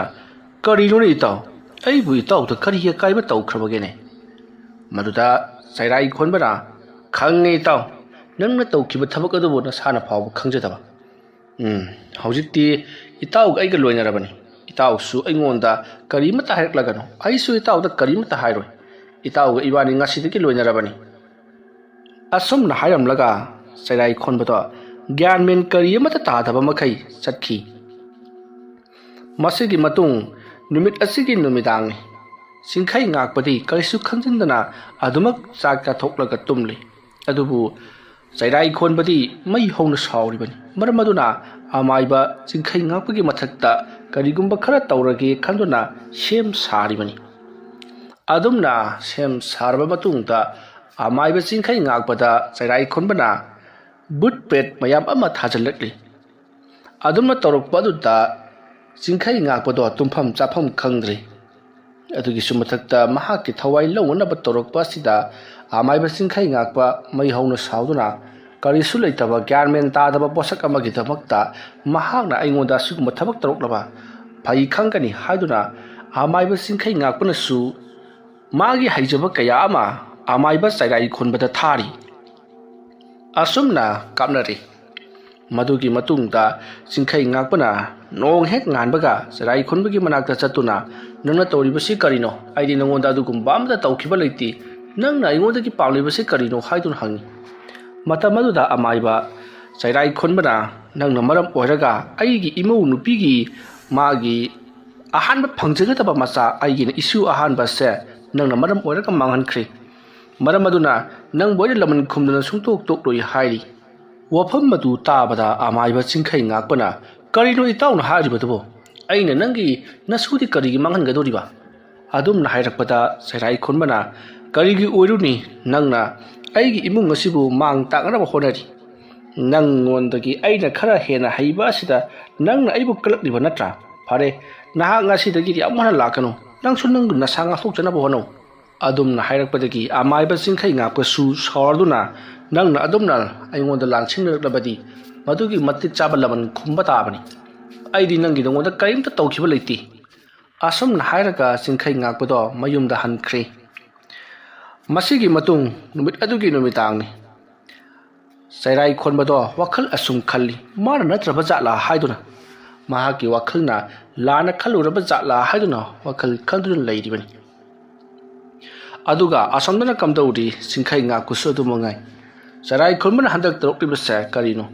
ꯃꯥꯒꯤ ꯃꯁꯥꯗ ꯂꯥꯟꯅ ꯃꯍꯥꯛꯄꯨ ꯊꯥꯖꯕ ꯂꯥꯟꯅ ꯃꯍꯥꯛꯄꯨ ꯂꯝꯖꯤꯡꯕ ꯑꯃ ꯂꯩꯔꯤ ꯃꯗꯨ ꯑꯃꯨꯛꯇꯪ ꯆꯝꯊꯣꯛꯅꯗ꯭ꯔꯕꯗꯤ ꯌꯥꯔꯣꯏꯗꯧꯔꯤ ꯍꯥꯏꯗꯨꯅ ꯋꯥꯈꯜ ꯈꯜꯂꯒ ꯂꯩꯔꯤꯕꯅꯤ ꯃꯇꯝ ꯑꯗꯨꯗ ꯆꯩꯔꯥꯏ ꯈꯣꯟꯕꯒꯤ ꯃꯊꯛꯇ ꯀꯔꯤꯒꯨꯝꯕ ꯁꯥꯎꯒꯨꯝꯕ ꯑꯃ ꯂꯥꯛꯂꯤ ꯃꯗꯨꯗ ꯆꯩꯔꯥꯏ ꯈꯣꯟꯕꯅ ꯍꯩꯁ ꯉꯁꯥꯏ ꯃꯍꯥꯛꯅ ꯈꯪꯒꯅꯤ ꯍꯥꯏꯈꯤꯕꯅꯤ ꯑꯩꯒꯤ ꯏꯊꯛꯇ ꯀꯔꯤ ꯑꯃꯨꯛ ꯇꯧꯔꯛꯂꯤꯕ ꯖꯥꯠꯅꯣ ꯃꯄꯥꯜ ꯐꯥꯎꯗꯪ ꯊꯣꯛꯂꯒ ꯌꯦꯡꯍꯧꯗꯕ ꯇꯥꯔꯒꯗꯤ ꯑꯁꯨꯝꯅ ꯈꯜꯂꯒ ꯆꯩꯔꯥꯏ ꯈꯣꯟꯕꯗ ꯃꯄꯥꯜꯗ ꯄꯔꯞ ꯄꯔꯞ ꯊꯣꯛꯂꯛꯂꯤ ꯃꯍꯥꯛꯅ ꯃꯄꯥꯟ ꯊꯣꯛꯂꯛꯄꯗꯗꯤ ꯃꯈꯣꯏꯒꯤ ꯌꯨꯝꯒꯤ ꯑꯀꯣꯏꯕꯗ ꯇꯤꯃꯨ ꯂꯥꯏꯃꯨ ꯃꯌꯥꯝ ꯑꯃ ꯆꯠꯂꯒ ꯂꯩꯔꯝꯂꯤ ꯃꯗꯨꯁꯤꯡ ꯑꯗꯨ ꯎꯔꯨꯕꯗ ꯑꯃꯥꯏꯕ ꯆꯩꯔꯥꯏ ꯈꯣꯟꯕꯗꯣ ꯃꯩ ꯍꯧꯅ ꯁꯥꯎꯔꯤ ꯃꯥꯅ ꯃꯔꯥꯜ ꯂꯥꯜꯂꯒ ꯃꯥꯒꯤ ꯃꯔꯥꯜ ꯑꯗꯣ ꯀꯨꯞꯁꯟꯕ ꯌꯥꯅꯅꯕ ꯑꯩꯕꯨ ꯍꯥꯠꯅꯅꯕ ꯁꯤꯜꯂꯛꯂꯤꯕ ꯑꯗꯨꯒ ꯃꯍꯥꯛꯅ ꯊꯥꯔꯛꯂꯤꯕ ꯈꯨꯠꯂꯥꯏ ꯑꯁꯤꯗꯤ ꯑꯃꯥꯏꯕ ꯑꯩꯈꯣꯏ ꯃꯁꯦꯝ ꯍꯥꯠꯅꯅꯕ ꯅꯠꯇꯦ ꯃꯥꯒꯤꯁꯤꯅꯤ ꯑꯩꯒꯤ ꯏꯁꯨ ꯍꯥꯠꯈꯤꯕ ꯑꯗꯨꯒꯨꯝꯅ ꯑꯩꯒꯤ ꯏꯃꯨꯡ ꯑꯩꯒꯤ ꯏꯆꯥ ꯍꯥꯠꯅꯅꯕ ꯊꯥꯔꯛꯄ ꯑꯗꯨꯒꯨꯝꯂꯕ ꯁꯥꯊꯤꯔꯕ ꯈꯨꯠꯂꯥꯏꯅꯤ ꯃꯁꯤꯕꯨ ꯑꯩꯅ ꯂꯦꯝꯅ ꯃꯥꯡꯍꯟꯈꯤꯗ꯭ꯔꯥ ꯃꯥꯅ ꯑꯩꯒꯤ ꯏꯃꯨꯡ ꯃꯅꯨꯡ ꯃꯥꯡꯍꯟ ꯇꯥꯛꯍꯜꯂꯕꯅꯤꯅ ꯑꯩꯅꯁꯨ ꯅꯪꯒꯤ ꯏꯃꯨꯡ ꯃꯥꯡꯍꯟ ꯇꯥꯛꯍꯟꯒꯅꯤ ꯑꯁꯨꯝꯅ ꯈꯜꯂꯒ ꯑꯃꯥꯏꯕ ꯆꯩꯔꯥꯏ ꯈꯣꯟꯕꯅ ꯂꯩꯋꯥ ꯃꯟꯇ꯭ꯔ ꯀꯌꯥ ꯇꯧꯗꯨꯅ ꯆꯤꯡꯈꯩ ꯉꯥꯛꯄꯒꯤ ꯃꯁꯥꯗ ꯑꯃꯨꯛ ꯊꯥꯔꯛꯂꯤ ꯅꯥꯀꯜ ꯑꯃꯗꯅ ꯆꯤꯡꯈꯩ ꯉꯥꯛꯄꯗꯤ ꯃꯍꯥꯛꯀꯤ ꯋꯥꯈꯜ ꯈꯜꯂꯒ ꯂꯩꯔꯝꯕꯗꯒꯤ ꯑꯗꯨꯝ ꯇꯨꯝꯊꯈ꯭ꯔꯕꯅꯤ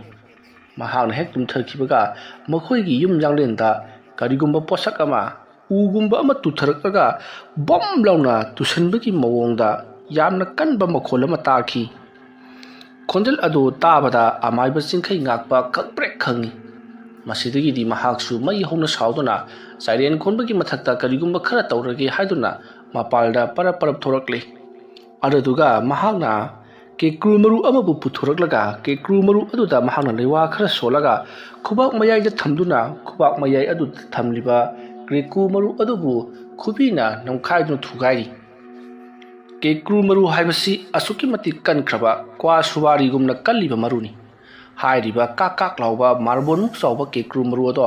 ꯃꯍꯥꯛꯀꯤ ꯈꯨꯕꯤꯗ ꯂꯩꯋꯥ ꯁꯣꯜꯂꯒ ꯊꯨꯒꯥꯏꯕꯗ ꯑꯁꯣꯝꯗ ꯀꯝꯗꯧꯔꯤ ꯆꯤꯡꯈꯩ ꯉꯥꯛꯄꯅ ꯇꯧꯈꯤꯕ ꯑꯗꯨꯅ ꯆꯩꯔꯦꯜ ꯈꯣꯟꯕꯗꯣ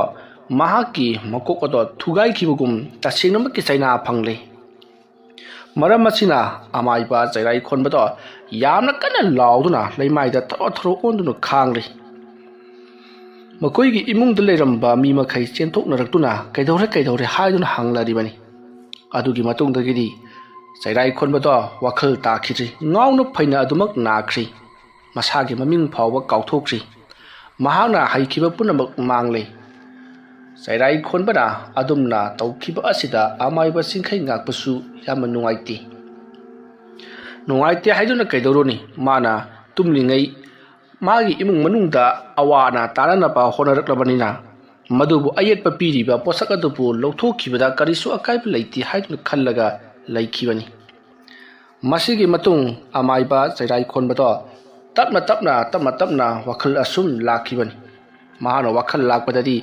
ꯑꯃꯥꯏꯕ ꯆꯤꯡꯈꯩ ꯉꯥꯛꯄꯅ ꯃꯉꯣꯟꯗ ꯇꯧꯈꯤꯕꯁꯤꯡ ꯑꯗꯨꯒꯤ ꯁꯥꯎꯅꯤꯡꯗꯨꯅ ꯃꯍꯥꯛꯄꯨ ꯃꯇꯝ ꯈꯔ ꯉꯥꯎꯅ ꯐꯩꯅ ꯅꯥꯍꯟꯈꯤꯕ ꯑꯗꯨꯒꯤ ꯁꯥꯎꯅꯤꯡꯂꯗꯨꯅ ꯃꯍꯥꯛꯅ ꯑꯃꯥꯏꯕ ꯆꯤꯡꯈꯩ ꯉꯥꯛꯄꯒꯤ ꯃꯊꯛꯇ ꯂꯃꯟ ꯈꯨꯝꯃꯅꯕ ꯑꯃꯗꯤ ꯃꯍꯥꯛꯀꯤ ꯏꯃꯨꯡ ꯃꯅꯨꯡꯕꯨ ꯃꯥꯡ ꯇꯥꯛꯅꯅꯕ ꯍꯣꯠꯅꯔꯛꯂꯤꯕꯅꯤ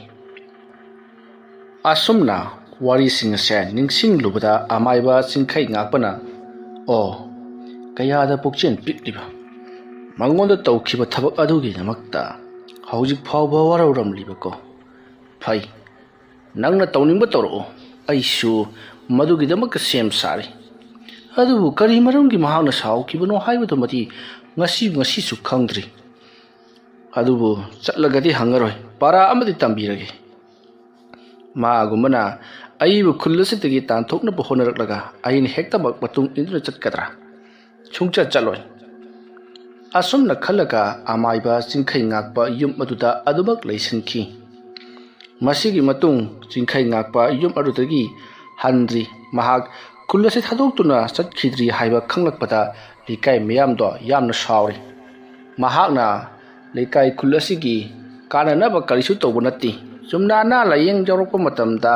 मागना खरा येंबिबसिदा अइकोइना महाकपु लुना चाना तौबसिदा मागना कुसिरासि तौरी अइकोइबु उसित्रि para amadi tambisi haiduna mayamdo mai hongna sauduna lakli matamadu ta amai pa singkhai ngakpana karino su khangdana maram khangdana hektamang mayamna pangsau sauri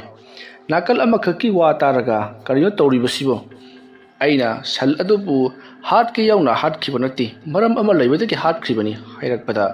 mayamna adudi phare kari maram leibagino yamna thuna hayu hairakpada singkhai ngakpodo khumpham di khangdi kari karam na hai ke doribano asumna singkhai ngakpana khumpham khangdaba sida mayam do hena saunari ngasi gi numit asida dahang chatrabadi afabo oiroi hairamlaga mayam do amuk chatkhri taruk liba mawong asida singkhai ngakpa maibusu mai hongna sauningli asum maran thidok taba karino tawriba sidi haiduna masigi matung amaiba singkhai ngakpana mahaki nupi thambal marikpu asoi angam jaro kadra haiduna mahaki nupi bu mapamda madam khara leirunabagi damakta thindok luri tarokliba mawong asida thambal marikti ipa pakhachari karibu thuklagadaba haiduna masigi matung amaiba singkhai ngakpana thambal marikpu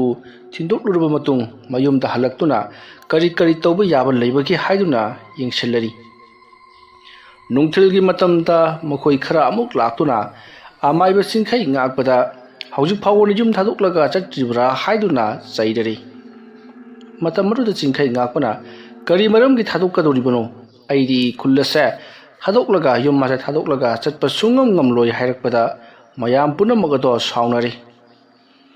matam aduda miyoi singaduna phai khangani hairamlaga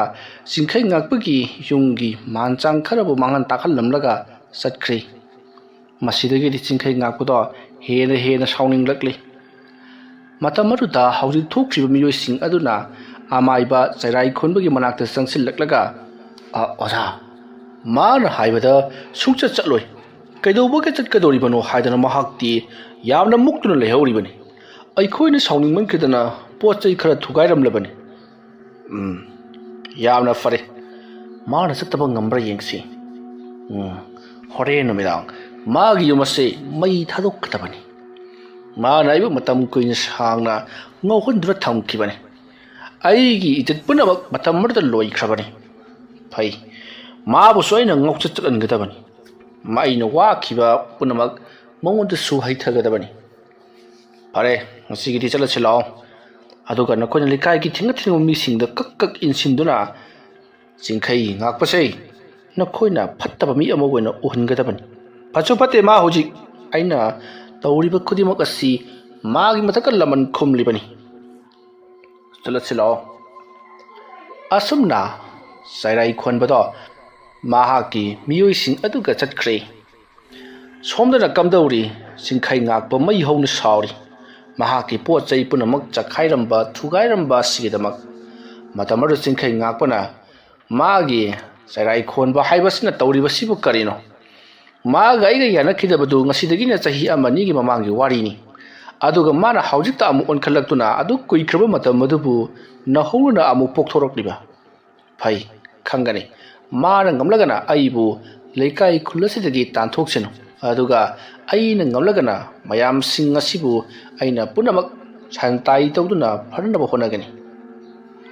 asumna khallaga singkhai ngakpana kari karam tawsige haiduna wakhal khalli leikai ahal amani unarubana phagani khaladuna asengba punamak tamthoklagi khaladuna singkhai akpado leikai ga ahal amani unaba lakli adumna singkhai ngakpana ahal amagi yumda changlakpada ahal aduna ai kaidoba lakliba nangdi ha hai chalo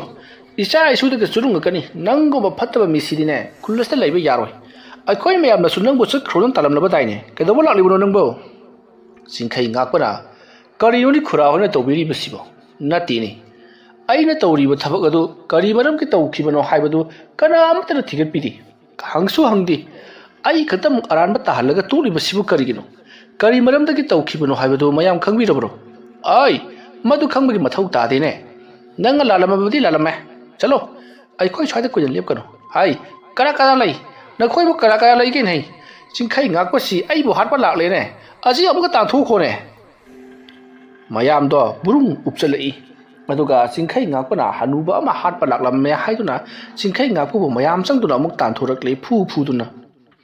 ꯆꯤꯡꯈꯩ ꯉꯥꯛꯄ ꯇꯧꯔꯤꯕꯁꯤꯗ ꯃꯈꯣꯏꯗꯣ pre pre ꯊꯤꯠꯅ ꯁꯥꯎꯒꯠꯂꯛꯂꯕꯅꯤ ꯑꯁꯨꯛ ꯌꯥꯝꯅ ꯐꯠꯇꯕ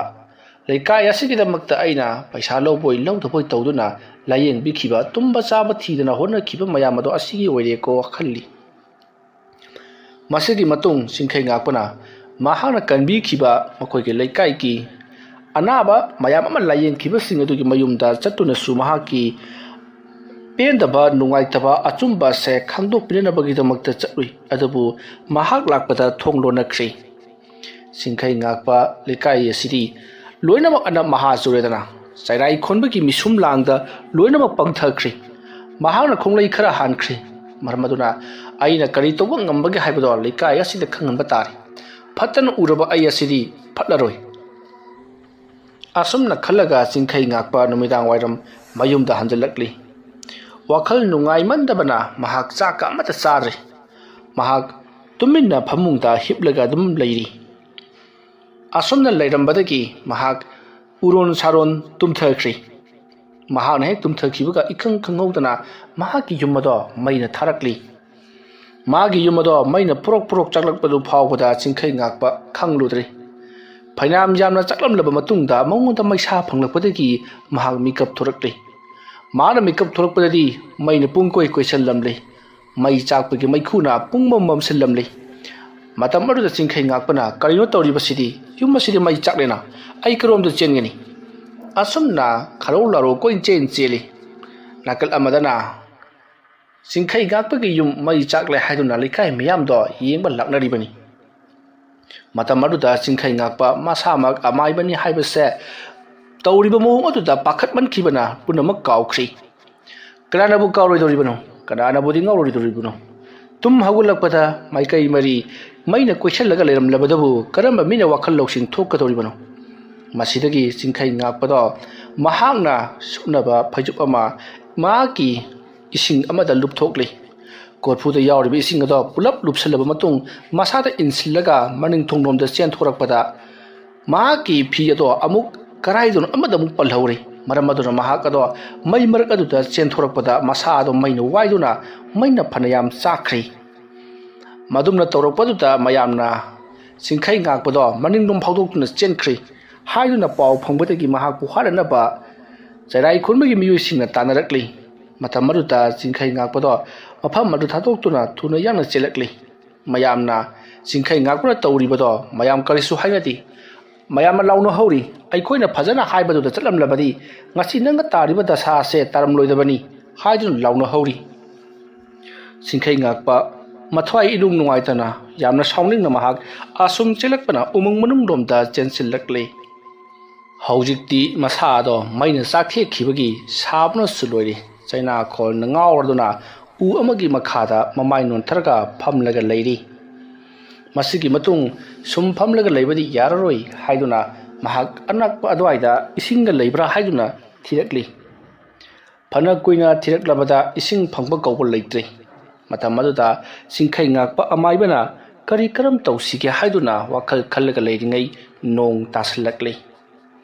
ꯆꯤꯡꯈꯩ ꯉꯥꯛꯄꯅ ꯃꯥꯒꯤꯁꯨ ꯂꯥꯏ ꯂꯩꯔꯤꯕ ꯑꯣꯏꯔꯦ ꯈꯜꯂꯗꯨꯅ ꯃꯄꯤ era ꯆꯦꯟꯗꯨꯅ ꯂꯩꯃꯥꯏ ꯑꯗꯨꯗ ꯂꯩꯋꯥ ꯈꯔ ꯁꯣꯜꯂꯒ ꯈꯣꯔꯣ ꯈꯣꯠꯇꯨꯅ ꯂꯩꯕꯥꯛ ꯑꯗꯣ ꯊꯤꯠꯂꯤ ꯑꯗꯨꯃ ꯇꯧꯔꯒ ꯃꯍꯥꯛꯀꯤ ꯑꯁꯣꯛꯄꯁꯤꯡ ꯑꯗꯨꯗ ꯂꯩꯕꯥꯛ ꯑꯗꯣ ꯇꯩꯁꯜꯂꯤ ꯆꯩꯅꯥꯈꯣꯜ ꯑꯗꯨꯅ ꯉꯥꯎꯃꯟꯈ꯭ꯔꯗꯨꯅ ꯆꯤꯡꯈꯩ ꯉꯥꯛꯄ ꯀꯟꯅ ꯂꯥꯎꯔꯝꯂꯒ ꯑꯗꯨꯃꯛ ꯋꯥꯈꯜ ꯇꯥꯈꯤꯗ꯭ꯔꯦ ꯃꯁꯤꯒꯤ ꯃꯇꯨꯡ ꯃꯍꯥꯛꯅ ꯋꯥꯈꯜ ꯇꯥꯔꯛꯄꯗꯗꯤ ꯎꯆꯦꯛ ꯋꯥꯌꯥꯁꯤꯡ ꯈꯣꯡꯕꯒꯤ ꯃꯈꯣꯜ ꯇꯥꯔꯤ ꯑꯗꯨꯒ ꯃꯍꯥꯛꯅ ꯂꯩꯔꯤꯕ ꯃꯐꯝ ꯑꯗꯨꯒꯤ ꯑꯀꯣꯏꯕꯗꯨꯗꯤ ꯄꯨꯡꯁꯪ ꯁꯪꯂꯤ ꯃꯍꯥꯛꯅ ꯉꯔꯥꯡ ꯈꯣꯔꯣ ꯈꯣꯠꯈꯤꯕ ꯆꯩꯅꯥꯈꯣꯜꯅ ꯈꯥꯡꯕ ꯉꯝꯗ꯭ꯔꯗꯨꯅ ꯊꯔꯣ ꯑꯣꯟꯈꯤꯕꯒꯤ ꯃꯐꯝ ꯑꯗꯣ ꯁꯨꯔꯨ ꯅꯩꯈꯥꯏꯔꯝꯂꯤ ꯃꯁꯤꯒꯤ ꯃꯇꯨꯡ ꯆꯤꯡꯈꯩ ꯉꯥꯛꯄ ꯃꯍꯥꯛꯀꯤ ꯑꯁꯣꯛꯄꯁꯤꯡ ꯑꯗꯣ ꯐꯔꯕ꯭ꯔꯥ ꯍꯥꯏꯗꯨꯅ ꯌꯦꯡꯂꯤ ꯈꯔ ꯃꯈꯩꯗꯤ ꯐꯖꯜꯂꯦ ꯍꯥꯏꯕꯕꯨ ꯃꯩꯅ ꯆꯥꯛꯊꯦꯛꯈꯤꯕ ꯃꯌꯥꯝ ꯀꯥꯊꯦꯛꯂꯤꯕꯁꯤꯡ ꯑꯗꯨꯗꯤ ꯂꯩꯔꯝꯂꯤ ꯆꯤꯡꯈꯩ ꯉꯥꯛꯄ ꯑꯁꯣꯛꯄ ꯃꯐꯝꯁꯤꯡ ꯑꯗꯨ ꯎꯔꯨꯕꯗ ꯍꯦꯟꯅ ꯁꯥꯎꯅꯤꯡꯕ ꯍꯥꯏꯕꯗꯨ ꯑꯣꯏꯔꯤ ꯃꯁꯤꯒꯤ ꯃꯇꯨꯡ ꯆꯤꯡꯈꯩ ꯉꯥꯛꯄ ꯍꯧꯒꯠꯇꯨꯅ ꯑꯁꯨꯝ ꯂꯥꯛꯂꯤ ꯃꯍꯥꯛꯅ ꯂꯥꯛꯄꯗ ꯍꯧꯖꯤꯛꯇꯤ ꯆꯤꯡꯈꯨꯜꯒꯤ ꯂꯣꯛꯀꯤ ꯏꯁꯤꯡ ꯊꯦꯡꯅꯔꯤ ꯃꯇꯝ ꯑꯗꯨꯗ ꯆꯤꯡꯈꯩ ꯉꯥꯛꯄꯅ ꯂꯣꯛ ꯑꯗꯨꯗ ꯉꯔꯥꯡ ꯃꯍꯥꯛꯅ ꯇꯩꯁꯟꯈꯤꯕ ꯂꯩꯕꯥꯛꯁꯤꯡ ꯑꯗꯣ ꯑꯃꯨꯛ ꯆꯥꯝꯊꯣꯛꯂꯒ ꯍꯤꯗꯥꯛ ꯂꯥꯡꯊꯛ ꯁꯦꯝꯕ ꯍꯧꯔꯒꯦ ꯈꯟꯗꯨꯅ ꯏꯁꯤꯡ ꯑꯗꯨꯗ ꯆꯥꯝꯊꯣꯛꯅꯕ ꯃꯃꯥꯏ ꯅꯣꯟꯊꯔꯛꯄꯗ ꯃꯍꯥꯛ ꯈꯪꯄ꯭ꯔꯦꯛ ꯈꯪꯗꯨꯅ ꯏꯁꯤꯡ ꯑꯗꯨꯗꯒꯤ ꯀꯥꯈꯠꯂꯛꯏ ꯃꯇꯣꯝꯇ ꯈꯟꯖꯩ ꯀꯔꯤꯅꯣ ꯍꯧꯖꯤꯛ ꯑꯩꯒꯤ ꯏꯁꯤꯡꯒꯤ ꯏꯃꯤꯗ ꯇꯥꯔꯤꯕ ꯑꯗꯨꯕꯨ ꯃꯗꯨꯕꯨ ꯑꯩꯔꯅꯤ ꯑꯁꯨꯝꯅ ꯈꯜꯂꯒ ꯑꯃꯨꯛ ꯅꯣꯟꯊꯔꯛꯄꯗꯗꯤ ꯃꯍꯥꯛ ꯈꯪꯖꯔꯤ ꯍꯧꯖꯤꯛ ꯆꯤꯡꯈꯩ ꯉꯥꯛꯄꯒꯤ ꯃꯃꯥꯏ ꯑꯁꯦ ꯃꯩꯅ ꯆꯥꯛꯊꯦꯛꯈꯤꯕꯒꯤ ꯃꯨꯁꯤꯟ ꯃꯨꯔꯤ ꯃꯁꯝꯁꯨ ꯃꯩꯅ ꯆꯥꯛꯈꯤꯕꯒꯤ ꯂꯀꯛ ꯇꯧꯔꯤ ꯑꯗꯨꯗꯨꯒ ꯃꯍꯥꯛꯀꯤ ꯃꯁꯥꯁꯤꯡ ꯑꯗꯨꯁꯨ ꯌꯥꯝꯅ ꯐꯖꯅ ꯃꯨꯁꯜꯂꯤ ꯇꯧꯔꯤꯕ ꯃꯑꯣꯡ ꯄꯨꯝꯅꯃꯛ ꯑꯁꯤ ꯆꯥꯏꯔꯦꯜ ꯈꯨꯟꯕꯅ ꯇꯧꯍꯟꯕꯅꯤ ꯍꯥꯏꯕꯁꯦ ꯈꯜꯂꯨꯕꯗ ꯃꯊ꯭ꯋꯥꯏ ꯑꯗꯣ ꯄꯣꯔꯣꯛ ꯆꯥꯛꯂꯤ ꯑꯗꯨꯒ ꯃꯐꯝ ꯈꯨꯗꯤꯡꯃꯛꯇ ꯏꯁꯤꯡꯁꯨ ꯍꯥꯜꯂꯤ ꯃꯩꯁꯥꯔ ꯐꯪꯈꯤꯕꯒꯤ ꯄꯨꯝꯅꯃꯛ ꯑꯁꯦ ꯈꯥꯡꯖꯤꯟꯗꯨꯅ ꯍꯧꯖꯤꯛꯇꯤ ꯑꯃꯥꯏꯕ ꯆꯤꯡꯈꯩ ꯉꯥꯛꯄ ꯎꯃꯪ ꯑꯗꯨꯒꯤ ꯃꯅꯨꯡꯗ ꯃꯅꯥ ꯃꯁꯤꯡ ꯃꯌꯥꯝ ꯑꯃ ꯊꯤꯗꯨꯅ ꯃꯍꯥꯛꯅ ꯍꯤꯗꯥꯛ ꯁꯦꯝꯂꯤ ꯂꯣꯛꯅꯨꯡ ꯑꯗꯨꯗꯒꯤ ꯅꯨꯡ ꯈꯔ ꯂꯧꯔꯨꯔꯒ ꯅꯨꯡ ꯑꯗꯨꯒꯤ ꯃꯊꯛꯇ ꯃꯅꯥ ꯃꯁꯤꯡꯁꯤꯡ ꯑꯗꯨ ꯊꯝꯂꯒ ꯁꯨꯒꯥꯏꯔꯒ ꯃꯍꯤꯁꯤꯡ ꯑꯃꯗꯤ ꯃꯄꯪꯁꯤꯡ ꯑꯗꯨ ꯇꯩꯁꯟꯗꯨꯅ ꯊꯛꯆꯤꯟꯗꯨꯅ ꯃꯍꯥꯛꯅ ꯃꯁꯥꯕꯨ ꯂꯥꯌꯦꯡꯖꯔꯤ ꯅꯥꯀꯜ ꯑꯃꯗꯅ ꯀꯝꯗꯧꯔꯤ ꯆꯥꯏꯔꯦꯟ ꯈꯣꯟꯕꯒꯤ ꯂꯩꯀꯥꯏ ꯑꯗꯨꯗ ꯍꯥꯏꯕꯗꯤ ꯆꯤꯡꯈꯩ ꯉꯥꯛꯄ ꯆꯠꯈ꯭ꯔꯕ ꯃꯇꯨꯡ ꯂꯩꯀꯥꯏ ꯑꯗꯨꯗ ꯃꯤꯌꯥꯝꯁꯤꯡ ꯑꯗꯨꯅ ꯇꯁ ꯀꯝꯗꯧꯏ ꯁꯟ ꯍꯥꯠꯄ ꯃꯤꯒꯤ ꯏꯃꯨꯡꯕꯨ ꯃꯥꯡꯅꯅꯕ ꯍꯣꯠꯅꯕ ꯃꯤꯑꯣꯏ ꯑꯗꯣ ꯇꯥꯟꯊꯣꯛꯈ꯭ꯔꯦ ꯃꯁꯤꯃ ꯉꯥꯏꯔꯦꯗꯅ ꯍꯥꯏꯗꯨꯅ ꯌꯥꯝꯅ ꯍꯔꯥꯎꯅ ꯍꯧꯔꯤ ꯃꯇꯝꯗꯤ ꯑꯁꯨꯝ ꯍꯧꯈ꯭ꯔꯦ ꯂꯩꯀꯥꯏ ꯈꯨꯜ ꯑꯗꯨꯁꯨ ꯑꯗꯨꯃꯛ ꯃꯔꯩꯔꯤ ꯊꯝꯕꯥꯜ ꯃꯔꯤꯛꯇꯤ ꯃꯍꯥꯛꯀꯤ ꯃꯄꯨꯔꯣꯏꯕ ꯑꯃꯗꯤ ꯃꯍꯥꯛꯀ ꯂꯩꯔꯝꯕ ꯌꯨꯝ ꯑꯗꯨꯅ ꯃꯩꯅ ꯇꯨꯝꯅ ꯆꯥꯛꯈ꯭ꯔꯕꯗ ꯃꯔꯛꯇ ꯂꯥꯛꯇꯨꯅ ꯌꯨꯝ ꯑꯗꯣ ꯃꯩꯅ ꯆꯥꯛꯈ꯭ꯔꯕ ꯌꯨꯝ ꯑꯗꯨ ꯌꯦꯡꯗꯨꯅ ꯍꯦꯛ ꯀꯞꯅꯔꯤ ꯂꯩꯀꯥꯏ ꯃꯤꯌꯥꯝꯅ ꯊꯝꯕꯥꯜ ꯃꯔꯤꯛꯄꯨ ꯌꯦꯡꯕꯗ ꯅꯨꯡꯉꯥꯏꯇꯕꯗꯤ ꯂꯥꯏꯈ꯭ꯔꯗꯅ ꯅꯪꯒꯤ ꯅꯄꯨꯔꯣꯏꯕꯅ ꯐꯠꯇꯕ ꯊꯕꯛ ꯇꯧꯔꯝꯕꯒꯤ ꯃꯍꯩꯅꯤ ꯍꯥꯏꯗꯨꯅ ꯂꯛꯅꯕꯒꯨꯝ ꯀꯔꯦꯝꯅꯕꯒꯨꯝ ꯇꯧꯕꯤꯔꯤ ꯊꯝꯕꯥꯜ ꯃꯔꯤꯛꯇꯣ ꯅꯤꯡꯉꯝꯗꯅ ꯑꯗꯨꯃꯛ ꯃꯄꯥꯝꯗ ꯍꯟꯈꯤ ꯑꯁꯨꯝꯅ ꯊꯥ ꯑꯃꯔꯣꯝ ꯍꯧꯈ꯭ꯔꯤ ꯅꯣꯡꯃꯒꯤ ꯅꯨꯃꯤꯠꯅꯤ ꯃꯇꯝꯁꯦ ꯅꯣꯡꯊꯤ ꯅꯣꯡꯃꯪꯉꯤ ꯆꯥꯏꯔꯦꯟ ꯈꯣꯟꯕ ꯃꯍꯥꯛꯀꯤ ꯃꯁꯥꯗ ꯀꯔꯤꯅꯣ ꯑꯃꯗꯤ ꯐꯥꯎꯔꯤ ꯂꯩꯀꯥꯏ ꯈꯨꯜ ꯑꯁꯤꯗ ꯉꯍꯥꯟ ꯃꯈꯩꯒ ꯃꯥꯟꯅꯗꯕ ꯀꯔꯤꯒꯨꯝꯕ ꯑꯃꯗꯤ ꯊꯣꯛꯂꯛꯀꯗꯧꯔꯤ ꯍꯥꯏꯕꯁꯤ ꯆꯥꯏꯔꯩ ꯈꯣꯟꯕꯅ ꯈꯜꯂꯤ ꯃꯥꯒꯤ ꯑꯃꯥꯏꯕ ꯆꯤꯡꯈꯩ ꯉꯥꯛꯄ ꯍꯥꯏꯕꯗꯨ ꯁꯤꯈꯤꯗ꯭ꯔꯤꯕꯅꯤ ꯃꯔꯝ ꯑꯗꯨꯅ ꯃꯍꯥꯛꯅ ꯀꯩꯗꯧꯅꯨꯡꯗ ꯇꯨꯃꯤꯟꯅ ꯈꯛ ꯂꯩꯊꯣꯛꯂꯣꯏ ꯃꯍꯥꯛꯅ ꯁꯣꯏꯗꯅꯃꯛꯀꯤ ꯂꯃꯟ ꯈꯨꯝꯂꯛꯈꯤꯒꯅꯤ ꯍꯥꯏꯕꯁꯤ ꯆꯩꯔꯥꯏ ꯈꯣꯟꯕꯅ ꯈꯪꯂꯤꯕꯅꯤ ꯃꯇꯝ ꯑꯗꯨꯗ ꯆꯩꯔꯥꯏ ꯈꯣꯟꯕꯅ ꯂꯩꯀꯥꯏ ꯈꯨꯜ ꯑꯗꯨꯗ ꯉꯁꯤꯗꯤ ꯑꯃꯥꯏꯕ ꯆꯤꯡꯈꯩ ꯉꯥꯛꯄꯅ ꯀꯔꯤꯒꯨꯝꯕ ꯈꯔ ꯈꯨꯜ ꯑꯁꯤꯗ ꯇꯧꯔꯛꯀꯗꯧꯔꯤ ꯃꯔꯝ ꯑꯗꯨꯅ ꯃꯌꯥꯝ ꯈꯔ ꯆꯦꯛꯁꯤꯟꯕꯤꯌꯨ ꯐꯠꯇꯕ ꯃꯤꯒꯤ ꯍꯤꯗꯥꯛ ꯂꯩꯇꯦ ꯍꯥꯏꯅꯕꯗꯨꯅꯤ ꯃꯍꯥꯛꯅ ꯐꯠꯇ꯭ꯔꯒ ꯃꯉꯣꯟꯗ ꯗꯟꯗꯤ ꯄꯤꯔꯒ ꯃꯍꯥꯛꯅ ꯂꯩꯀꯥꯏ ꯑꯁꯤꯗ ꯑꯣꯟꯁꯤꯜꯂꯛꯇꯨꯅ ꯑꯃꯨꯛ ꯁꯥꯎꯗꯨꯅ ꯑꯩꯈꯣꯏꯗ ꯂꯃꯟ ꯈꯨꯝꯅꯕ ꯍꯣꯠꯅꯔꯛꯀꯗꯧꯔꯤ ꯃꯔꯝ ꯑꯗꯨꯅ ꯑꯩꯈꯣꯏ ꯈꯔ ꯆꯦꯛꯁꯤꯟꯁꯤ ꯑꯗꯨꯝꯅ ꯍꯥꯏꯔꯛꯄꯗ ꯃꯌꯥꯝꯗꯣ ꯀꯤꯊꯤꯛ ꯀꯤꯔꯨꯝ ꯇꯧꯔꯤ ꯃꯔꯝꯗꯤ ꯑꯃꯥꯏꯕ ꯆꯤꯡꯈꯩ ꯉꯥꯛꯄ ꯀꯔꯝꯕ ꯃꯈꯜꯒꯤ ꯑꯃꯥꯏꯕꯅꯣ ꯀꯌꯥ ꯌꯥꯝꯅ ꯃꯍꯩ ꯍꯩꯕꯒꯦ ꯍꯥꯏꯕꯁꯤ ꯃꯈꯣꯏꯅꯁꯨ ꯈꯪꯂꯤꯕꯅꯤ ꯃꯁꯤꯒꯤ ꯃꯇꯨꯡ ꯍꯧꯖꯤꯛꯇꯤ ꯃꯌꯥꯝ ꯑꯗꯣ ꯃꯍꯩ ꯃꯥꯒꯤ ꯏꯃꯨꯡꯗ ꯆꯪꯅꯈ꯭ꯔꯤ ꯅꯨꯃꯤꯗꯥꯡꯁꯦ ꯅꯣꯡꯁꯨ ꯀꯟꯅ ꯍꯩꯊꯔꯛꯂꯤ ꯃꯇꯝ ꯑꯗꯨꯗ ꯆꯥꯏꯔꯥꯏ ꯈꯣꯟꯕꯗꯣ ꯃꯍꯥꯛꯁꯨ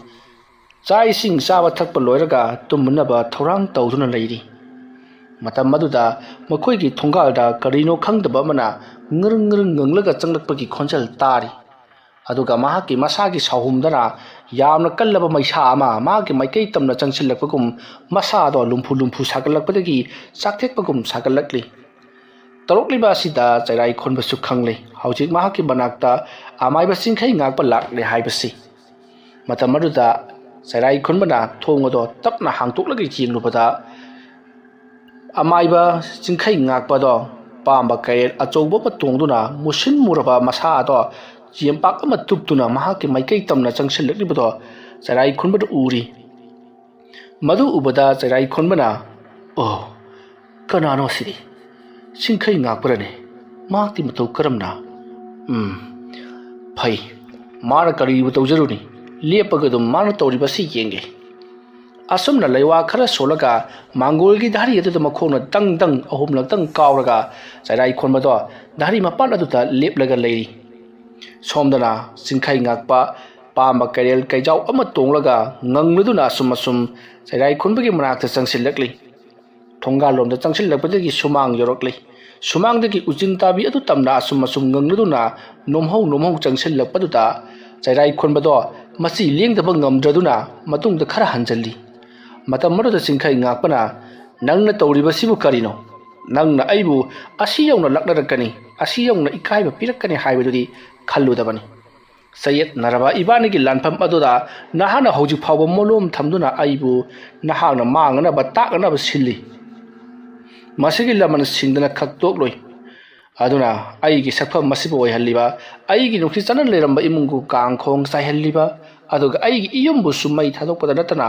aigi luraba mahi gi lairik kaya amadi polam chairam kaya nahana manghan takhan khraba sahi kaya hona jarakpa aigi khulai nangna manghan khiba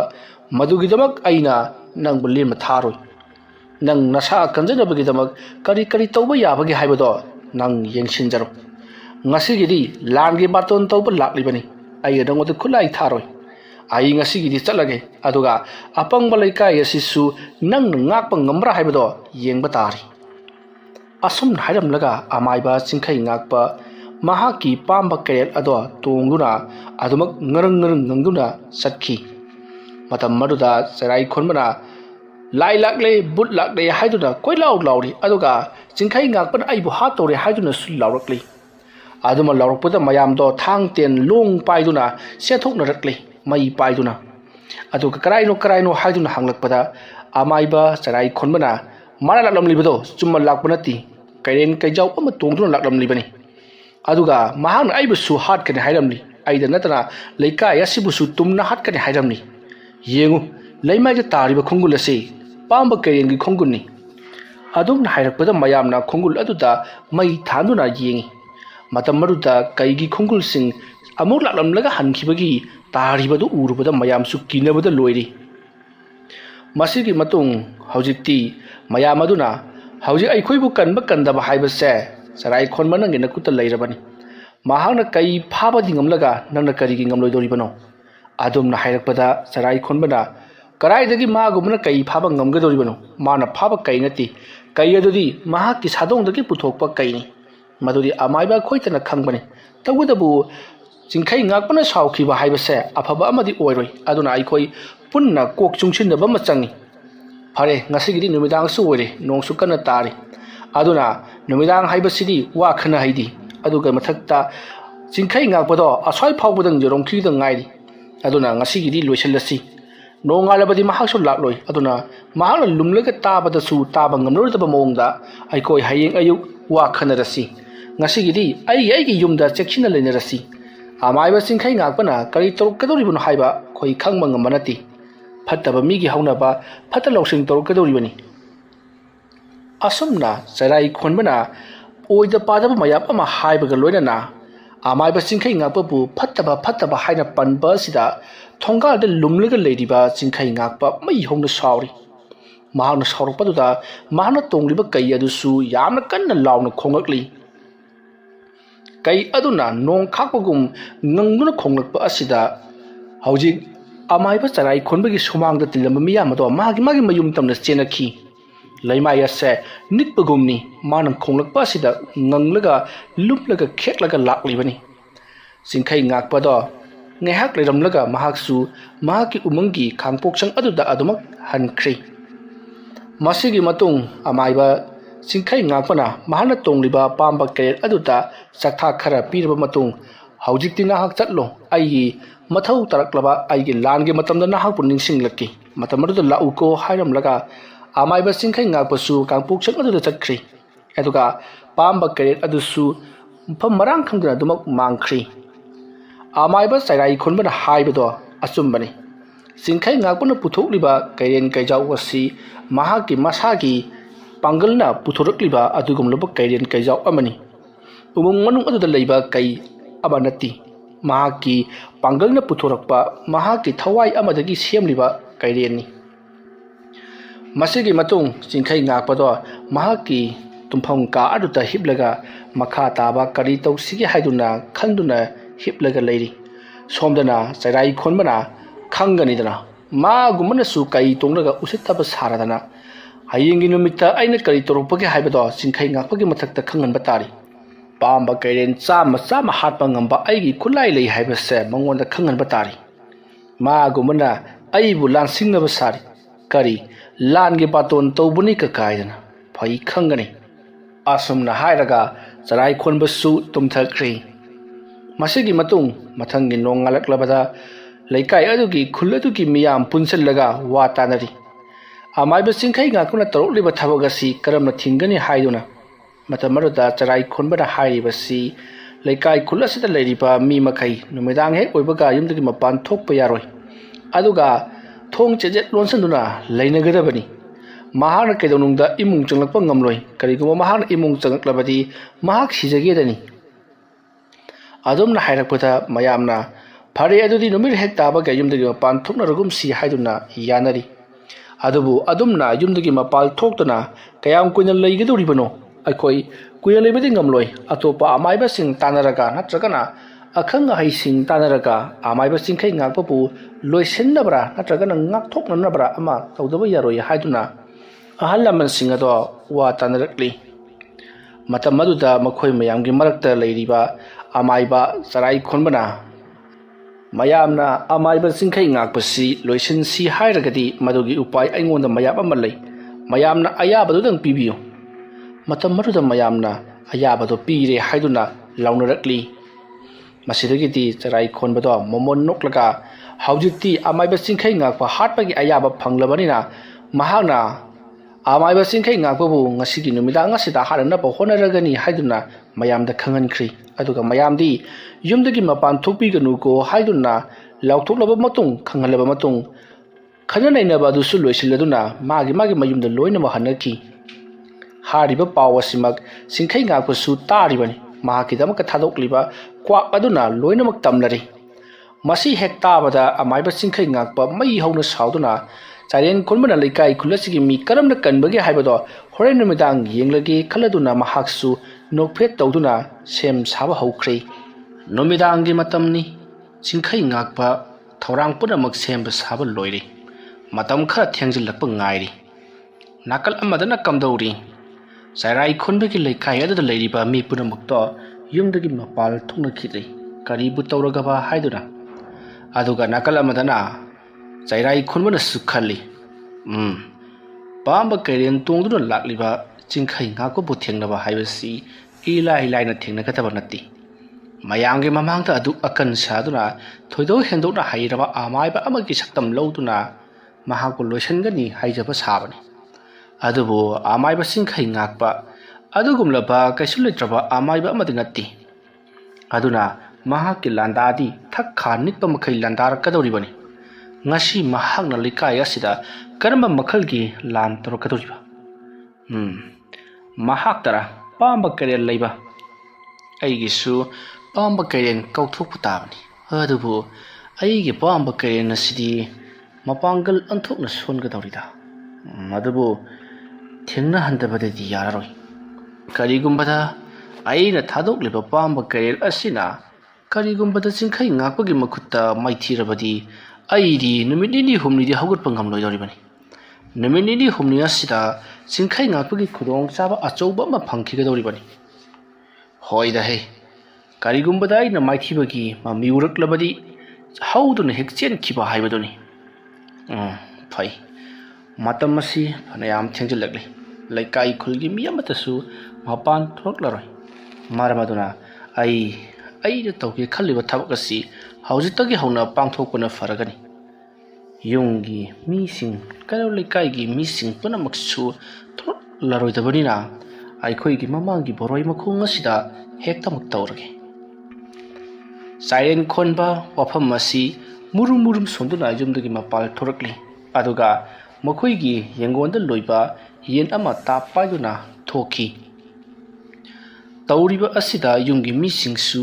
kaidoribano magi sibo khanaduna leihori siren khonbagi magi nupisu karino mana chatkibasina haiduna leihoribani ꯃꯁꯤꯒꯤ ꯃꯇꯨꯡ ꯆꯩꯔꯥꯏ ꯈꯣꯟꯕꯗꯣ ꯃꯈꯣꯏꯒꯤ ꯊꯣꯡꯒꯥꯜꯗꯒꯤ ꯈꯔ ꯆꯠꯂꯒ ꯂꯩꯕ ꯕꯣꯔꯣꯏ ꯄꯥꯝꯕꯤ ꯑꯗꯨꯒꯤ ꯃꯅꯥꯛ ꯌꯧꯁꯤꯜꯂꯛꯂꯤ ꯁꯨꯛꯄꯅꯁꯨ ꯑꯃꯨꯛ ꯇꯣꯏꯕ ꯂꯝꯕꯤ ꯃꯆꯥ ꯑꯣꯏꯕꯅ ꯃꯇꯝ ꯑꯗꯨꯗ ꯆꯩꯔꯥꯏ ꯈꯣꯟꯕꯗꯣ ꯏꯀꯣꯏ ꯀꯣꯏꯅ ꯌꯦꯡꯂꯤ ꯊꯥꯕꯜꯁꯨ ꯑꯣꯟꯊꯣꯛꯅ ꯐꯈ꯭ꯔꯤ 16 ꯄꯥꯟꯕ ꯊꯥꯖꯅꯤ ꯑꯗꯨꯅ ꯆꯩꯔꯥꯏ ꯈꯣꯟꯕꯅ ꯃꯍꯥꯛꯅ ꯄꯨꯊꯣꯔꯛꯂꯤꯕ ꯌꯦꯟ ꯑꯗꯣ ꯁꯦꯒꯥꯗ ꯌꯦꯞꯁꯜꯂꯒ ꯌꯦꯟ ꯑꯗꯨꯗ ꯇꯞꯅ ꯇꯞꯅ ꯅꯥꯟꯗꯨꯅ ꯂꯩꯋꯥ ꯑꯃ ꯁꯣꯜꯂꯤ ꯑꯗꯨꯒ ꯌꯦꯟ ꯑꯗꯣ ꯐ꯭ꯔꯪ ꯊꯥꯗꯣꯛꯈꯤ ꯌꯦꯟ ꯑꯗꯨ ꯀꯩꯁꯨ ꯆꯠꯇꯦ ꯃꯅꯥꯛ ꯑꯗꯨꯋꯥꯏꯗ ꯀꯨꯃꯤꯟꯅ ꯀꯨꯜꯂꯒ ꯂꯩꯔꯤ ꯑꯃꯝꯕ ꯃꯔꯛꯇ ꯑꯣꯏꯕꯗꯨꯗ ꯃꯪꯂꯗꯨꯅ ꯂꯩꯔꯕ ꯖꯥꯠꯅꯤ ꯃꯗꯨꯒꯤ ꯃꯇꯨꯡ ꯑꯃꯥꯏꯕ ꯆꯩꯔꯥꯏ ꯈꯣꯟꯕꯅ ꯂꯥꯏꯔꯋꯥ ꯇꯤꯟꯋꯥ ꯁꯤꯖꯤꯟꯅꯗꯨꯅ ꯃꯍꯥꯛꯀꯤ ꯑꯣꯏꯕ ꯁꯛꯇꯤꯒꯤ ꯈꯨꯠꯂꯥꯏ ꯑꯃ ꯄꯨꯊꯣꯔꯛꯂꯤ ꯍꯩ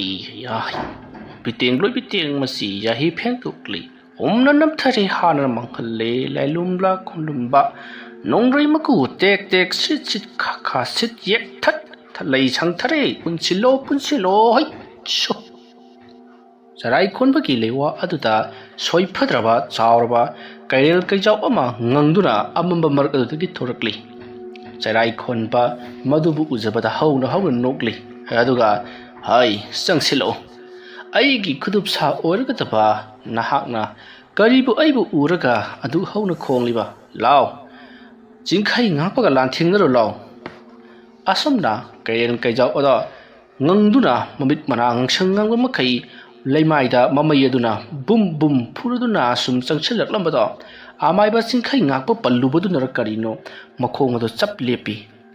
ꯆꯩꯔꯥꯏ ꯈꯣꯟꯕꯗ ꯃꯃꯤꯠ ꯑꯗꯣ ꯆꯥꯒꯗꯕꯒꯨꯝ ꯃꯨꯟꯅ ꯌꯦꯡꯗꯨꯅ ꯂꯩꯔꯤ ꯃꯇꯝ ꯑꯗꯨꯗ ꯆꯩꯔꯥꯏ ꯈꯣꯟꯕꯅ ꯍꯩ ꯁꯤꯗ ꯂꯥꯎ ꯀꯔꯤꯒꯤꯅꯣ ꯅꯪꯅ ꯑꯗꯨ ꯂꯦꯞꯂꯒ ꯂꯩꯔꯤꯕꯗꯨꯕꯨ ꯂꯥꯎ ꯅꯪꯒꯤ ꯊꯧꯗꯥ ꯌꯥꯝꯅ ꯂꯩꯔꯤ ꯂꯥꯎ ꯍꯟꯅ ꯍꯟꯅ ꯀꯧꯔꯛꯂꯕꯗꯨꯗ ꯀꯩꯔꯦꯜ ꯀꯩꯖꯥꯎ ꯑꯗꯣ ꯑꯃꯥꯏꯕ ꯆꯩꯔꯥꯏ ꯈꯣꯟꯕꯒꯤ ꯃꯅꯥꯛꯇ ꯆꯪꯁꯤꯜꯂꯛꯂꯤ ꯃꯇꯝ ꯑꯗꯨꯗ ꯆꯩꯔꯥꯏ ꯈꯣꯟꯕꯅ ꯉꯁꯤꯒꯤ ꯅꯨꯃꯤꯠ ꯑꯁꯤꯗ ꯑꯃꯥꯏꯕ ꯆꯤꯡꯈꯩ ꯉꯥꯛꯄꯒ ꯅꯍꯥꯛꯀ ꯂꯥꯟꯊꯦꯡꯅꯒꯗꯕꯅꯤ ꯃꯍꯥꯛꯅ ꯇꯣꯡꯂꯛꯂꯤꯕ ꯄꯥꯝꯕ ꯀꯩꯔꯦꯠ ꯑꯗꯨ ꯅꯍꯥꯛꯅ ꯁꯔꯥꯛ ꯇꯝꯗꯨꯅ ꯃꯈꯧꯔꯤ ꯆꯔꯝ ꯑꯗꯨ ꯐꯣꯏꯗꯠꯇꯨꯅ ꯅꯪꯅ ꯊꯣꯛꯄ ꯂꯣꯏꯁꯤꯟꯒꯗꯕꯅꯤ ꯑꯗꯨꯒ ꯆꯤꯡꯈꯩ ꯉꯥꯛꯄꯕꯨꯗꯤ ꯑꯩꯅ ꯊꯣꯛꯄ ꯊꯦꯡꯅꯔꯒꯦ ꯑꯗꯨꯝꯅ ꯍꯥꯏꯅꯔꯤꯉꯩ ꯂꯩꯀꯥꯏ ꯑꯗꯣ ꯖꯔ ꯖꯔ ꯃꯝꯁꯤꯜꯂꯛꯂꯤ ꯃꯇꯝ ꯑꯗꯨꯗ ꯆꯩꯔꯥꯏ ꯈꯣꯟꯕꯅ ꯑꯇꯤꯌꯥ ꯃꯊꯛꯇ ꯌꯦꯡꯈꯠꯂꯒ ꯍꯧꯖꯤꯛ ꯆꯤꯡꯈꯩ ꯉꯥꯛꯄ ꯂꯥꯛꯂꯦꯗꯅ ꯍꯩ ꯄꯥꯝꯕ ꯀꯩꯔꯦꯟ ꯆꯦꯛꯁꯤꯜꯂꯨ ꯑꯗꯨꯝꯅ ꯃꯈꯣꯏ ꯑꯅꯤꯗꯣ ꯁꯦꯝ ꯁꯥꯗꯨꯅ ꯂꯩꯔꯤ ꯅꯥꯀꯜ ꯑꯃꯗꯅ ꯆꯤꯡꯈꯩ ꯉꯥꯛꯄ ꯀꯅꯥꯁꯨ ꯊꯧꯁꯥꯗꯅ ꯀꯅꯥꯒꯨꯝꯕ ꯃꯥꯕꯨ ꯍꯥꯠꯄ ꯉꯝꯕ ꯃꯥꯕꯨ ꯇꯨꯞꯄ ꯉꯝꯕ ꯃꯤ ꯂꯩꯔꯝꯒꯅꯤ ꯍꯥꯏꯕ ꯀꯔꯤꯃꯠꯇ ꯍꯦꯛ ꯊꯧꯁꯥꯗꯅ ꯃꯍꯥꯛ ꯌꯥꯝꯅ ꯐꯟꯅ ꯅꯨꯝꯍꯧ ꯃꯥꯒꯤ ꯀꯩꯔꯦꯜ ꯀꯩꯖꯥꯎ ꯑꯗꯨꯒꯤ ꯃꯊꯛꯇ ꯇꯣꯡꯗꯨꯅ ꯂꯥꯛꯂꯤ ꯃꯍꯥꯛꯅ ꯁꯨꯝ ꯂꯥꯛꯄꯅ ꯍꯧꯖꯤꯛꯇꯤ ꯆꯩꯔꯥꯏ ꯈꯣꯟꯕꯅ ꯂꯩꯔꯤꯕ ꯃꯐꯝ ꯑꯗꯨ ꯌꯧꯁꯤꯜꯂꯛꯂꯤ ꯃꯇꯝ ꯑꯗꯨꯗ ꯆꯩꯔꯥꯏ ꯈꯣꯟꯕꯅ ꯆꯤꯡꯈꯩ ꯉꯥꯛꯄꯒꯤ ꯃꯃꯥꯡꯗ ꯃꯥꯒꯤꯁꯨ ꯄꯥꯝꯕ ꯀꯩꯔꯦꯜ ꯑꯗꯨꯒꯤ ꯃꯊꯛꯇ ꯇꯣꯡꯗꯨꯅ ꯊꯣꯔꯛꯂꯒ ꯍꯩ ꯆꯤꯡꯈꯩ ꯉꯥꯛꯄ ꯅꯪꯅ ꯇꯧꯖꯕ ꯁꯥꯔꯤꯕꯗꯨꯕꯨ ꯀꯔꯤꯅꯣ ꯂꯩꯀꯥꯏ ꯃꯤꯁꯤꯡ ꯑꯁꯤ ꯃꯥꯡꯍꯜꯂꯒ ꯅꯪꯒꯤ ꯀꯔꯤ ꯇꯣꯡꯖꯒꯅꯤ ꯑꯗꯨꯝꯅ ꯆꯩꯔꯥꯏ ꯈꯣꯟꯕꯅ ꯐꯟ ꯆꯣꯡꯊꯣꯛꯂꯒ ꯋꯥ ꯍꯥꯏꯔꯨꯕꯗꯨꯗ ꯆꯤꯡꯈꯩ ꯉꯥꯛꯄ ꯀꯔꯤꯁꯨ ꯈꯨꯝꯗꯦ ꯃꯥꯅ ꯉꯁꯥꯏꯗꯒꯤ ꯌꯥꯝꯅ ꯈꯧꯔꯥꯡꯅ ꯍꯥꯠꯂꯒꯦ ꯍꯥꯏꯗꯨꯅ ꯊꯤꯔꯛꯄ ꯄꯣꯠꯁꯛ ꯑꯃ ꯐꯪꯂꯕꯒꯨꯝꯅ ꯐꯟ ꯆꯣꯡꯁꯤꯜꯂꯛꯏ ꯊꯣꯛꯂꯛꯄ ꯉꯥꯏꯔꯤꯕ ꯍꯧꯗꯣꯡꯅ ꯍꯥꯏꯕꯗꯤ ꯎꯆꯤ ꯑꯃꯕꯨ ꯊꯣꯛꯂꯛꯄ ꯉꯥꯏꯔꯤꯕ ꯍꯧꯗꯣꯡꯅ ꯎꯆꯤ ꯑꯗꯨꯅ ꯍꯦꯛ ꯊꯣꯛꯂꯛꯄꯒ ꯍꯦꯛ ꯎꯕꯒ ꯐꯟ ꯆꯣꯡꯁꯤꯟꯗꯨꯅ ꯃꯈꯨꯠꯅ ꯅꯝꯗꯨꯅ ꯐꯥꯔꯕꯒꯨꯝ ꯆꯤꯡꯈꯩ ꯉꯥꯛꯄ ꯑꯃꯥꯏꯕꯅ ꯆꯣꯡꯁꯤꯜꯂꯛꯇꯨꯅ ꯆꯩꯔꯥꯏ ꯈꯣꯟꯕꯕꯨ ꯎꯕꯒ ꯃꯍꯥꯛꯀꯤ ꯀꯩꯔꯦꯜ ꯀꯩꯖꯥꯎ ꯑꯗꯨꯗ ꯅꯝꯁꯤꯟꯗꯨꯅ ꯊꯝꯈ꯭ꯔꯤ ꯆꯤꯡꯈꯩ ꯉꯥꯛꯄꯒꯤ ꯂꯥꯂꯣꯡ ꯑꯁꯤꯗ ꯈꯪꯄ꯭ꯔꯦꯛ ꯈꯪꯂꯕ ꯆꯩꯔꯥꯏ ꯈꯣꯟꯕꯗꯣ ꯐꯟ ꯆꯣꯡꯊꯣꯛꯇꯨꯅ ꯃꯍꯥꯛꯀꯤ ꯊꯣꯡꯒꯥꯜꯂꯣꯝꯗ ꯆꯦꯟꯈꯤ ꯃꯇꯝ ꯑꯗꯨꯗ ꯑꯃꯥꯏꯕ ꯆꯤꯡꯈꯩ ꯉꯥꯛꯄꯅ ꯀꯔꯤꯒꯨꯝꯕ ꯏꯪꯒꯤꯠ ꯑꯃ ꯇꯧꯈꯤꯕꯗꯒꯤ ꯆꯩꯔꯥꯏ ꯈꯣꯟꯕꯒꯤ ꯄꯥꯝꯕ ꯀꯩꯔꯦꯜꯗ ꯅꯝꯂꯒ ꯊꯝꯂꯝꯂꯤꯕ ꯃꯍꯥꯛꯀꯤ ꯀꯩꯔꯦꯜ ꯀꯩꯖꯥꯎ ꯑꯗꯣ ꯐ꯭ꯔꯪ ꯆꯣꯡꯊꯣꯛꯈꯤꯗꯨꯅ ꯆꯩꯔꯥꯏ ꯈꯣꯟꯕꯒꯤ ꯃꯥꯏꯀꯩ ꯇꯝꯅ ꯇꯥꯟꯅꯈꯤ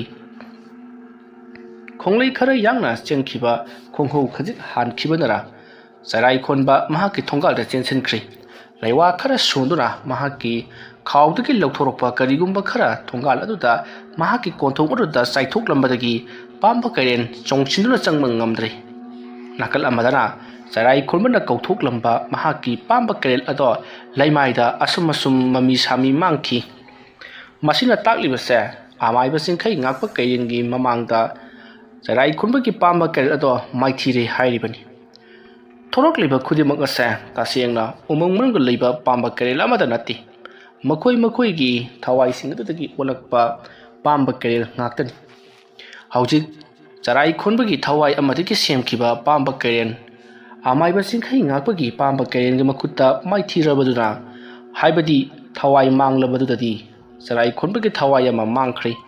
ꯃꯔꯝ ꯑꯗꯨꯅ ꯃꯍꯥꯛ ꯑꯁꯦ ꯇꯁꯦꯡꯅꯃꯛꯀꯤ ꯁꯣꯟꯊꯔꯤ ꯊꯋꯥꯏ ꯑꯗꯨꯕꯨ ꯀꯧꯁꯤꯟꯅꯕ ꯍꯣꯠꯅꯕꯗ ꯅꯨꯃꯤꯠ ꯅꯤꯅꯤ ꯍꯨꯝꯅꯤ ꯆꯪꯂꯒꯅꯤ ꯍꯥꯏꯕꯁꯤ ꯃꯥ ꯍꯥꯟꯅꯗꯒꯤ ꯍꯧꯅ ꯈꯪꯂꯕꯅꯤ ꯇꯧꯕꯇꯕꯨ ꯃꯥꯕꯨꯗꯤ ꯑꯃꯥꯏꯕ ꯆꯤꯡꯈꯩ ꯉꯥꯛꯄꯅ ꯁꯣꯛꯄ ꯉꯝꯈꯤꯗꯕꯅꯤꯅ ꯌꯥꯝꯅ ꯀꯟꯅꯗꯤ ꯁꯣꯛꯍꯧꯗ꯭ꯔꯦ ꯑꯗꯨꯕꯨ ꯃꯍꯥꯛꯀꯤ ꯊꯋꯥꯏ ꯑꯣꯏꯔꯤꯕ ꯄꯥꯝꯕ ꯀꯦꯔꯦꯜ ꯑꯗꯨꯗ ꯁꯣꯛꯈꯤꯕꯅ ꯃꯍꯥꯛ ꯇꯁꯦꯡꯅ ꯆꯩꯅꯥ ꯐꯪꯂꯗꯨꯅ ꯃꯥꯡꯒꯣꯜꯗ ꯇꯞꯅ ꯐꯝꯂꯒ ꯂꯩꯔꯤ ꯇꯥꯟꯖꯥ ꯑꯁꯤꯗ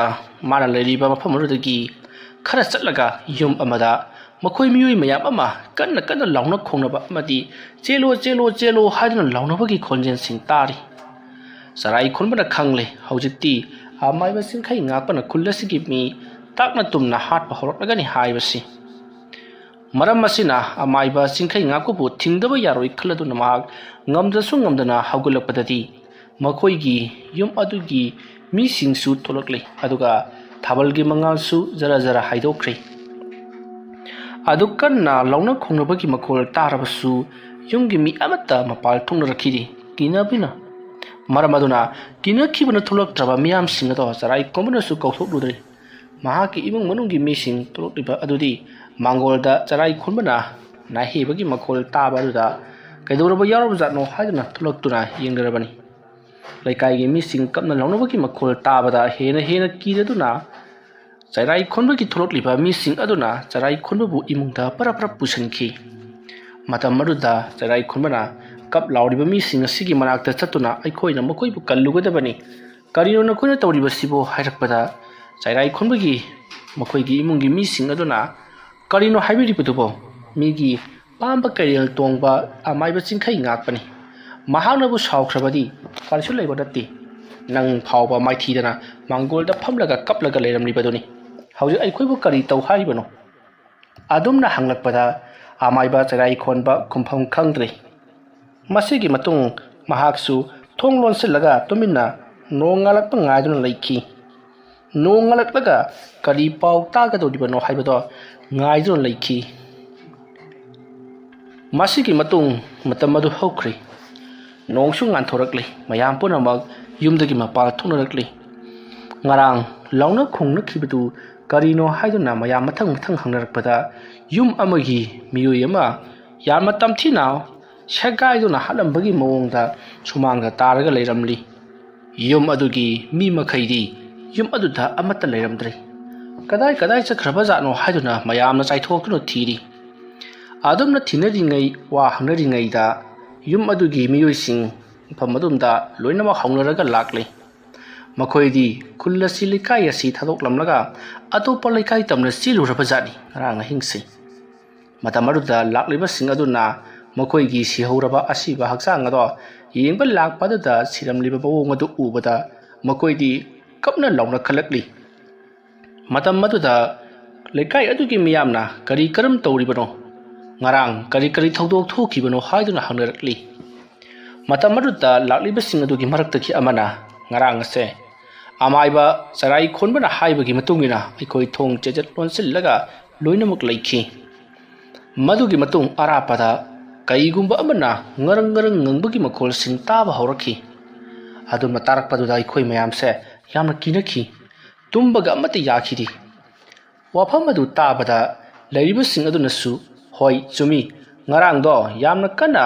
ꯀꯩꯒꯨꯝꯕ ꯑꯃꯅ ꯈꯣꯡꯈꯤꯕꯒꯤ ꯈꯣꯟꯖꯦꯜ ꯇꯥꯏ ꯍꯥꯏꯗꯨꯅ ꯍꯥꯏꯅꯔꯛꯂꯤ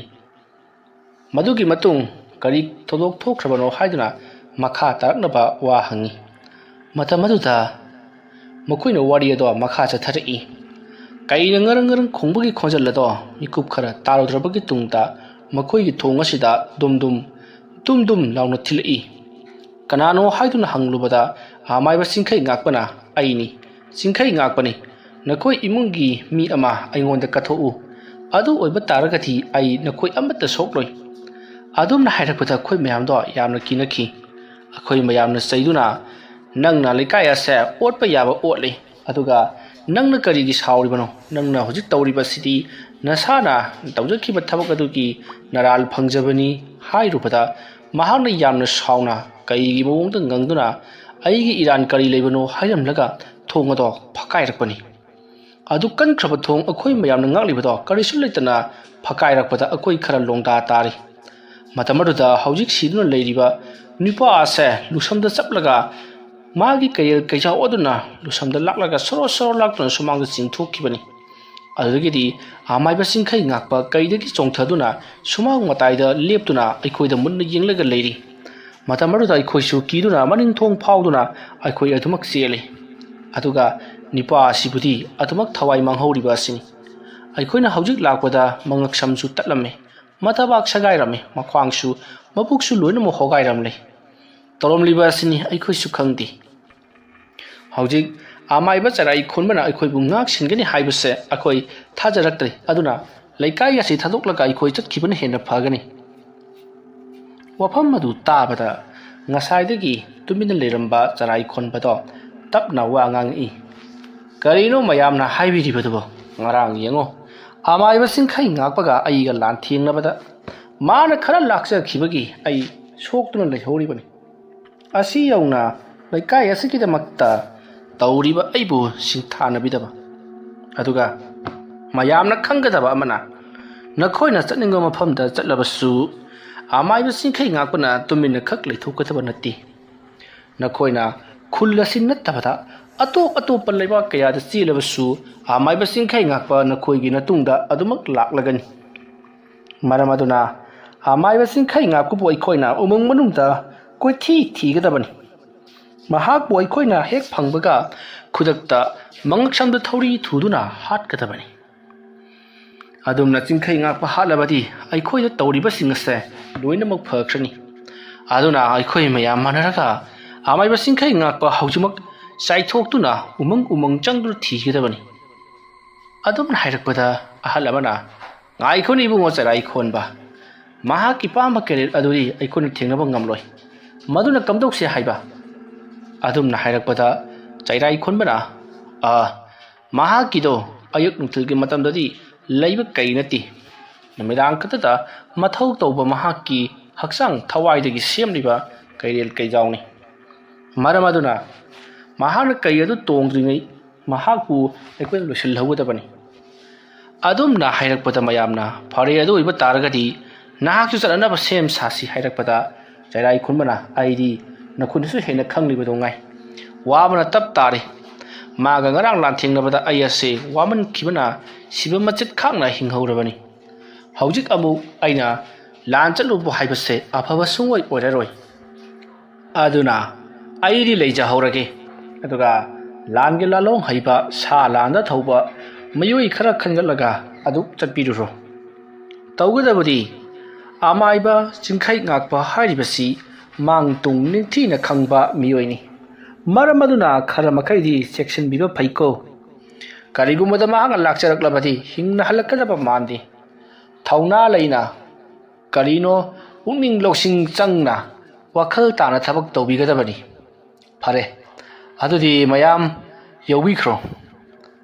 ꯑꯗꯨꯝꯅ ꯍꯥꯏꯔꯝꯂꯒ ꯆꯩꯔꯥꯏ ꯈꯣꯟꯕꯗꯣ ꯁꯦꯛꯇꯨꯅ ꯃꯌꯨꯝꯗ ꯍꯟꯈ꯭ꯔꯦ ꯆꯩꯔꯥꯏ ꯈꯣꯟꯕꯅ ꯑꯔꯣꯏꯕꯗ ꯍꯥꯏꯔꯝꯂꯤꯕ ꯑꯃꯥꯏꯕ ꯆꯤꯡꯈꯩ ꯉꯥꯛꯄ ꯏꯆꯝ ꯆꯝꯕ ꯑꯔꯥꯏꯕ ꯑꯃꯥꯏꯕ ꯑꯃ ꯅꯠꯇꯦ ꯊꯥꯡ ꯇꯥ ꯍꯩꯕ ꯁꯥꯗ ꯂꯥꯟꯗ ꯊꯧꯕ ꯈꯔ ꯄꯨꯈꯣ ꯍꯥꯏꯔꯤꯕꯁꯤ ꯀꯔꯤꯒꯨꯝꯕ ꯃꯅꯨꯡꯒꯤ ꯑꯥꯔꯊ ꯑꯃ ꯂꯩ ꯍꯥꯏꯅꯔꯗꯨꯅ ꯃꯌꯥꯝꯗꯣ ꯑꯃꯨꯛ ꯆꯠꯄ ꯀꯤꯅꯔꯦ ꯍꯥꯏꯗꯨꯅ ꯇꯣꯛꯄꯗꯤ ꯌꯥꯕ ꯅꯠꯇꯦ ꯍꯧꯖꯤꯛꯇꯤ ꯃꯈꯣꯏ ꯅꯤꯄꯥ ꯃꯌꯥꯝ ꯑꯃ ꯄꯨꯟꯁꯤꯜꯂꯒ ꯃꯈꯣꯏ ꯀꯨꯟꯃꯨꯛ ꯑꯃꯥꯏꯕ ꯆꯤꯡꯈꯩ ꯉꯥꯛꯄꯕꯨ ꯊꯤꯅꯅꯕꯒꯤꯗꯃꯛꯇ ꯁꯦꯝ ꯁꯥꯔꯛꯂꯤ ꯑꯁꯨꯝꯅ ꯊꯥꯡ ꯇꯥ ꯆꯨꯡꯒꯣꯏ ꯑꯃꯗꯤ ꯂꯣꯡꯅ ꯆꯤꯡꯕ ꯑꯗꯨꯒ ꯀꯔꯤꯅꯣ ꯈꯨꯠꯂꯥꯏ ꯃꯌꯥꯝ ꯑꯃ ꯄꯥꯏꯗꯨꯅ ꯍꯧꯖꯤꯛꯇꯤ ꯑꯃꯥꯏꯕ ꯆꯤꯡꯈꯩ ꯉꯥꯛꯄꯕꯨ ꯎꯃꯪ ꯆꯪꯗꯨꯅ ꯊꯤꯔꯛꯂꯤ ꯇꯧꯔꯤꯕ ꯈꯨꯗꯤꯡꯃꯛ ꯑꯁꯤ ꯑꯃꯥꯏꯕ ꯆꯤꯡꯈꯩ ꯉꯥꯛꯄꯅꯗꯤ ꯏꯉꯥꯟ ꯉꯥꯟꯅ ꯎꯔꯤ ꯃꯔꯝꯗꯤ ꯃꯍꯥꯛꯀꯤ ꯊꯥꯗꯣꯛꯂꯤꯕ ꯀ꯭ꯋꯥꯛ ꯑꯁꯤꯅ ꯂꯣꯏꯅꯃꯛ ꯄꯥꯎ ꯇꯝꯂꯔꯤ ꯃꯇꯝ ꯑꯗꯨꯗ ꯑꯃꯥꯏꯕ ꯆꯤꯡꯈꯩ ꯉꯥꯛꯄꯅ ꯐꯩ ꯆꯪꯂꯛꯂꯤꯕꯁꯤꯡ ꯑꯁꯤ ꯃꯃꯩ ꯃꯀꯣꯛ ꯈꯪꯗꯕ ꯃꯈꯩ ꯉꯥꯎꯍꯟꯒꯦ ꯅꯨꯃꯤꯠ ꯇꯥꯔꯕ ꯃꯇꯨꯡꯗ ꯃꯈꯣꯏ ꯑꯁꯤ ꯇꯞ ꯇꯥꯅ ꯂꯥꯛꯅꯔꯒ ꯊꯥꯗꯣꯛꯈꯤꯒꯦ ꯑꯗꯨꯒ ꯑꯃꯗꯤ ꯑꯩꯒꯤ ꯄꯥꯝꯕ ꯀꯩꯔꯦꯟꯒꯤ ꯃꯆꯤꯟꯖꯥꯛ ꯑꯣꯏꯍꯟꯕ ꯇꯥꯕꯅꯤ asumna hairam laga chingkhai ngakpa mahaki khangpok sangda sangki nakala madana sarai khonbagi likai adugi miyoi sing mathang asum thirakli asum thirakpa matamda thapna khangpok sang ama leiribado uri madu urabada mayamna hai ada khangpok sang ama leiribasi मागे हिंग लेखफम खांगपोक संग माली अदुना अखोई चंगसिलगा मा Lebra हाइबदु अमुक्तंग येंगसी नत्तब थोक्लबदि अखोई मफम मस्तगी यामतुना चखिगदबनी असम नाहनरगा मखोई खरा परप्रप Sangai मखोइना लुमदुना Assam चंगलकपददि आमाइबा सिंखै ngakpado masa punamak haying wa induna laimai mathak aduta patli tawduna taraga leiramle mayamna singkhai ngakpu siraba jala haiduna masa do mokoina purakliba ta sing thang sing aduna sak thinduni yengi aduda amaiba singkhai ngakpa sa hawikti siba kuiri pathar pumthari haiba khangle mayam do ngakpana thengle ngarangda kai tongduna laklamba amaiba mahakna matau karamna ngasidagina nini humni mari nimuk suraba asiba amagumna pathar pumtharam libano haiduna mayam do ngakchanari haujikti chingkhai ngakpa sirabanina magi asiba haksang se haujik lana yomsallaga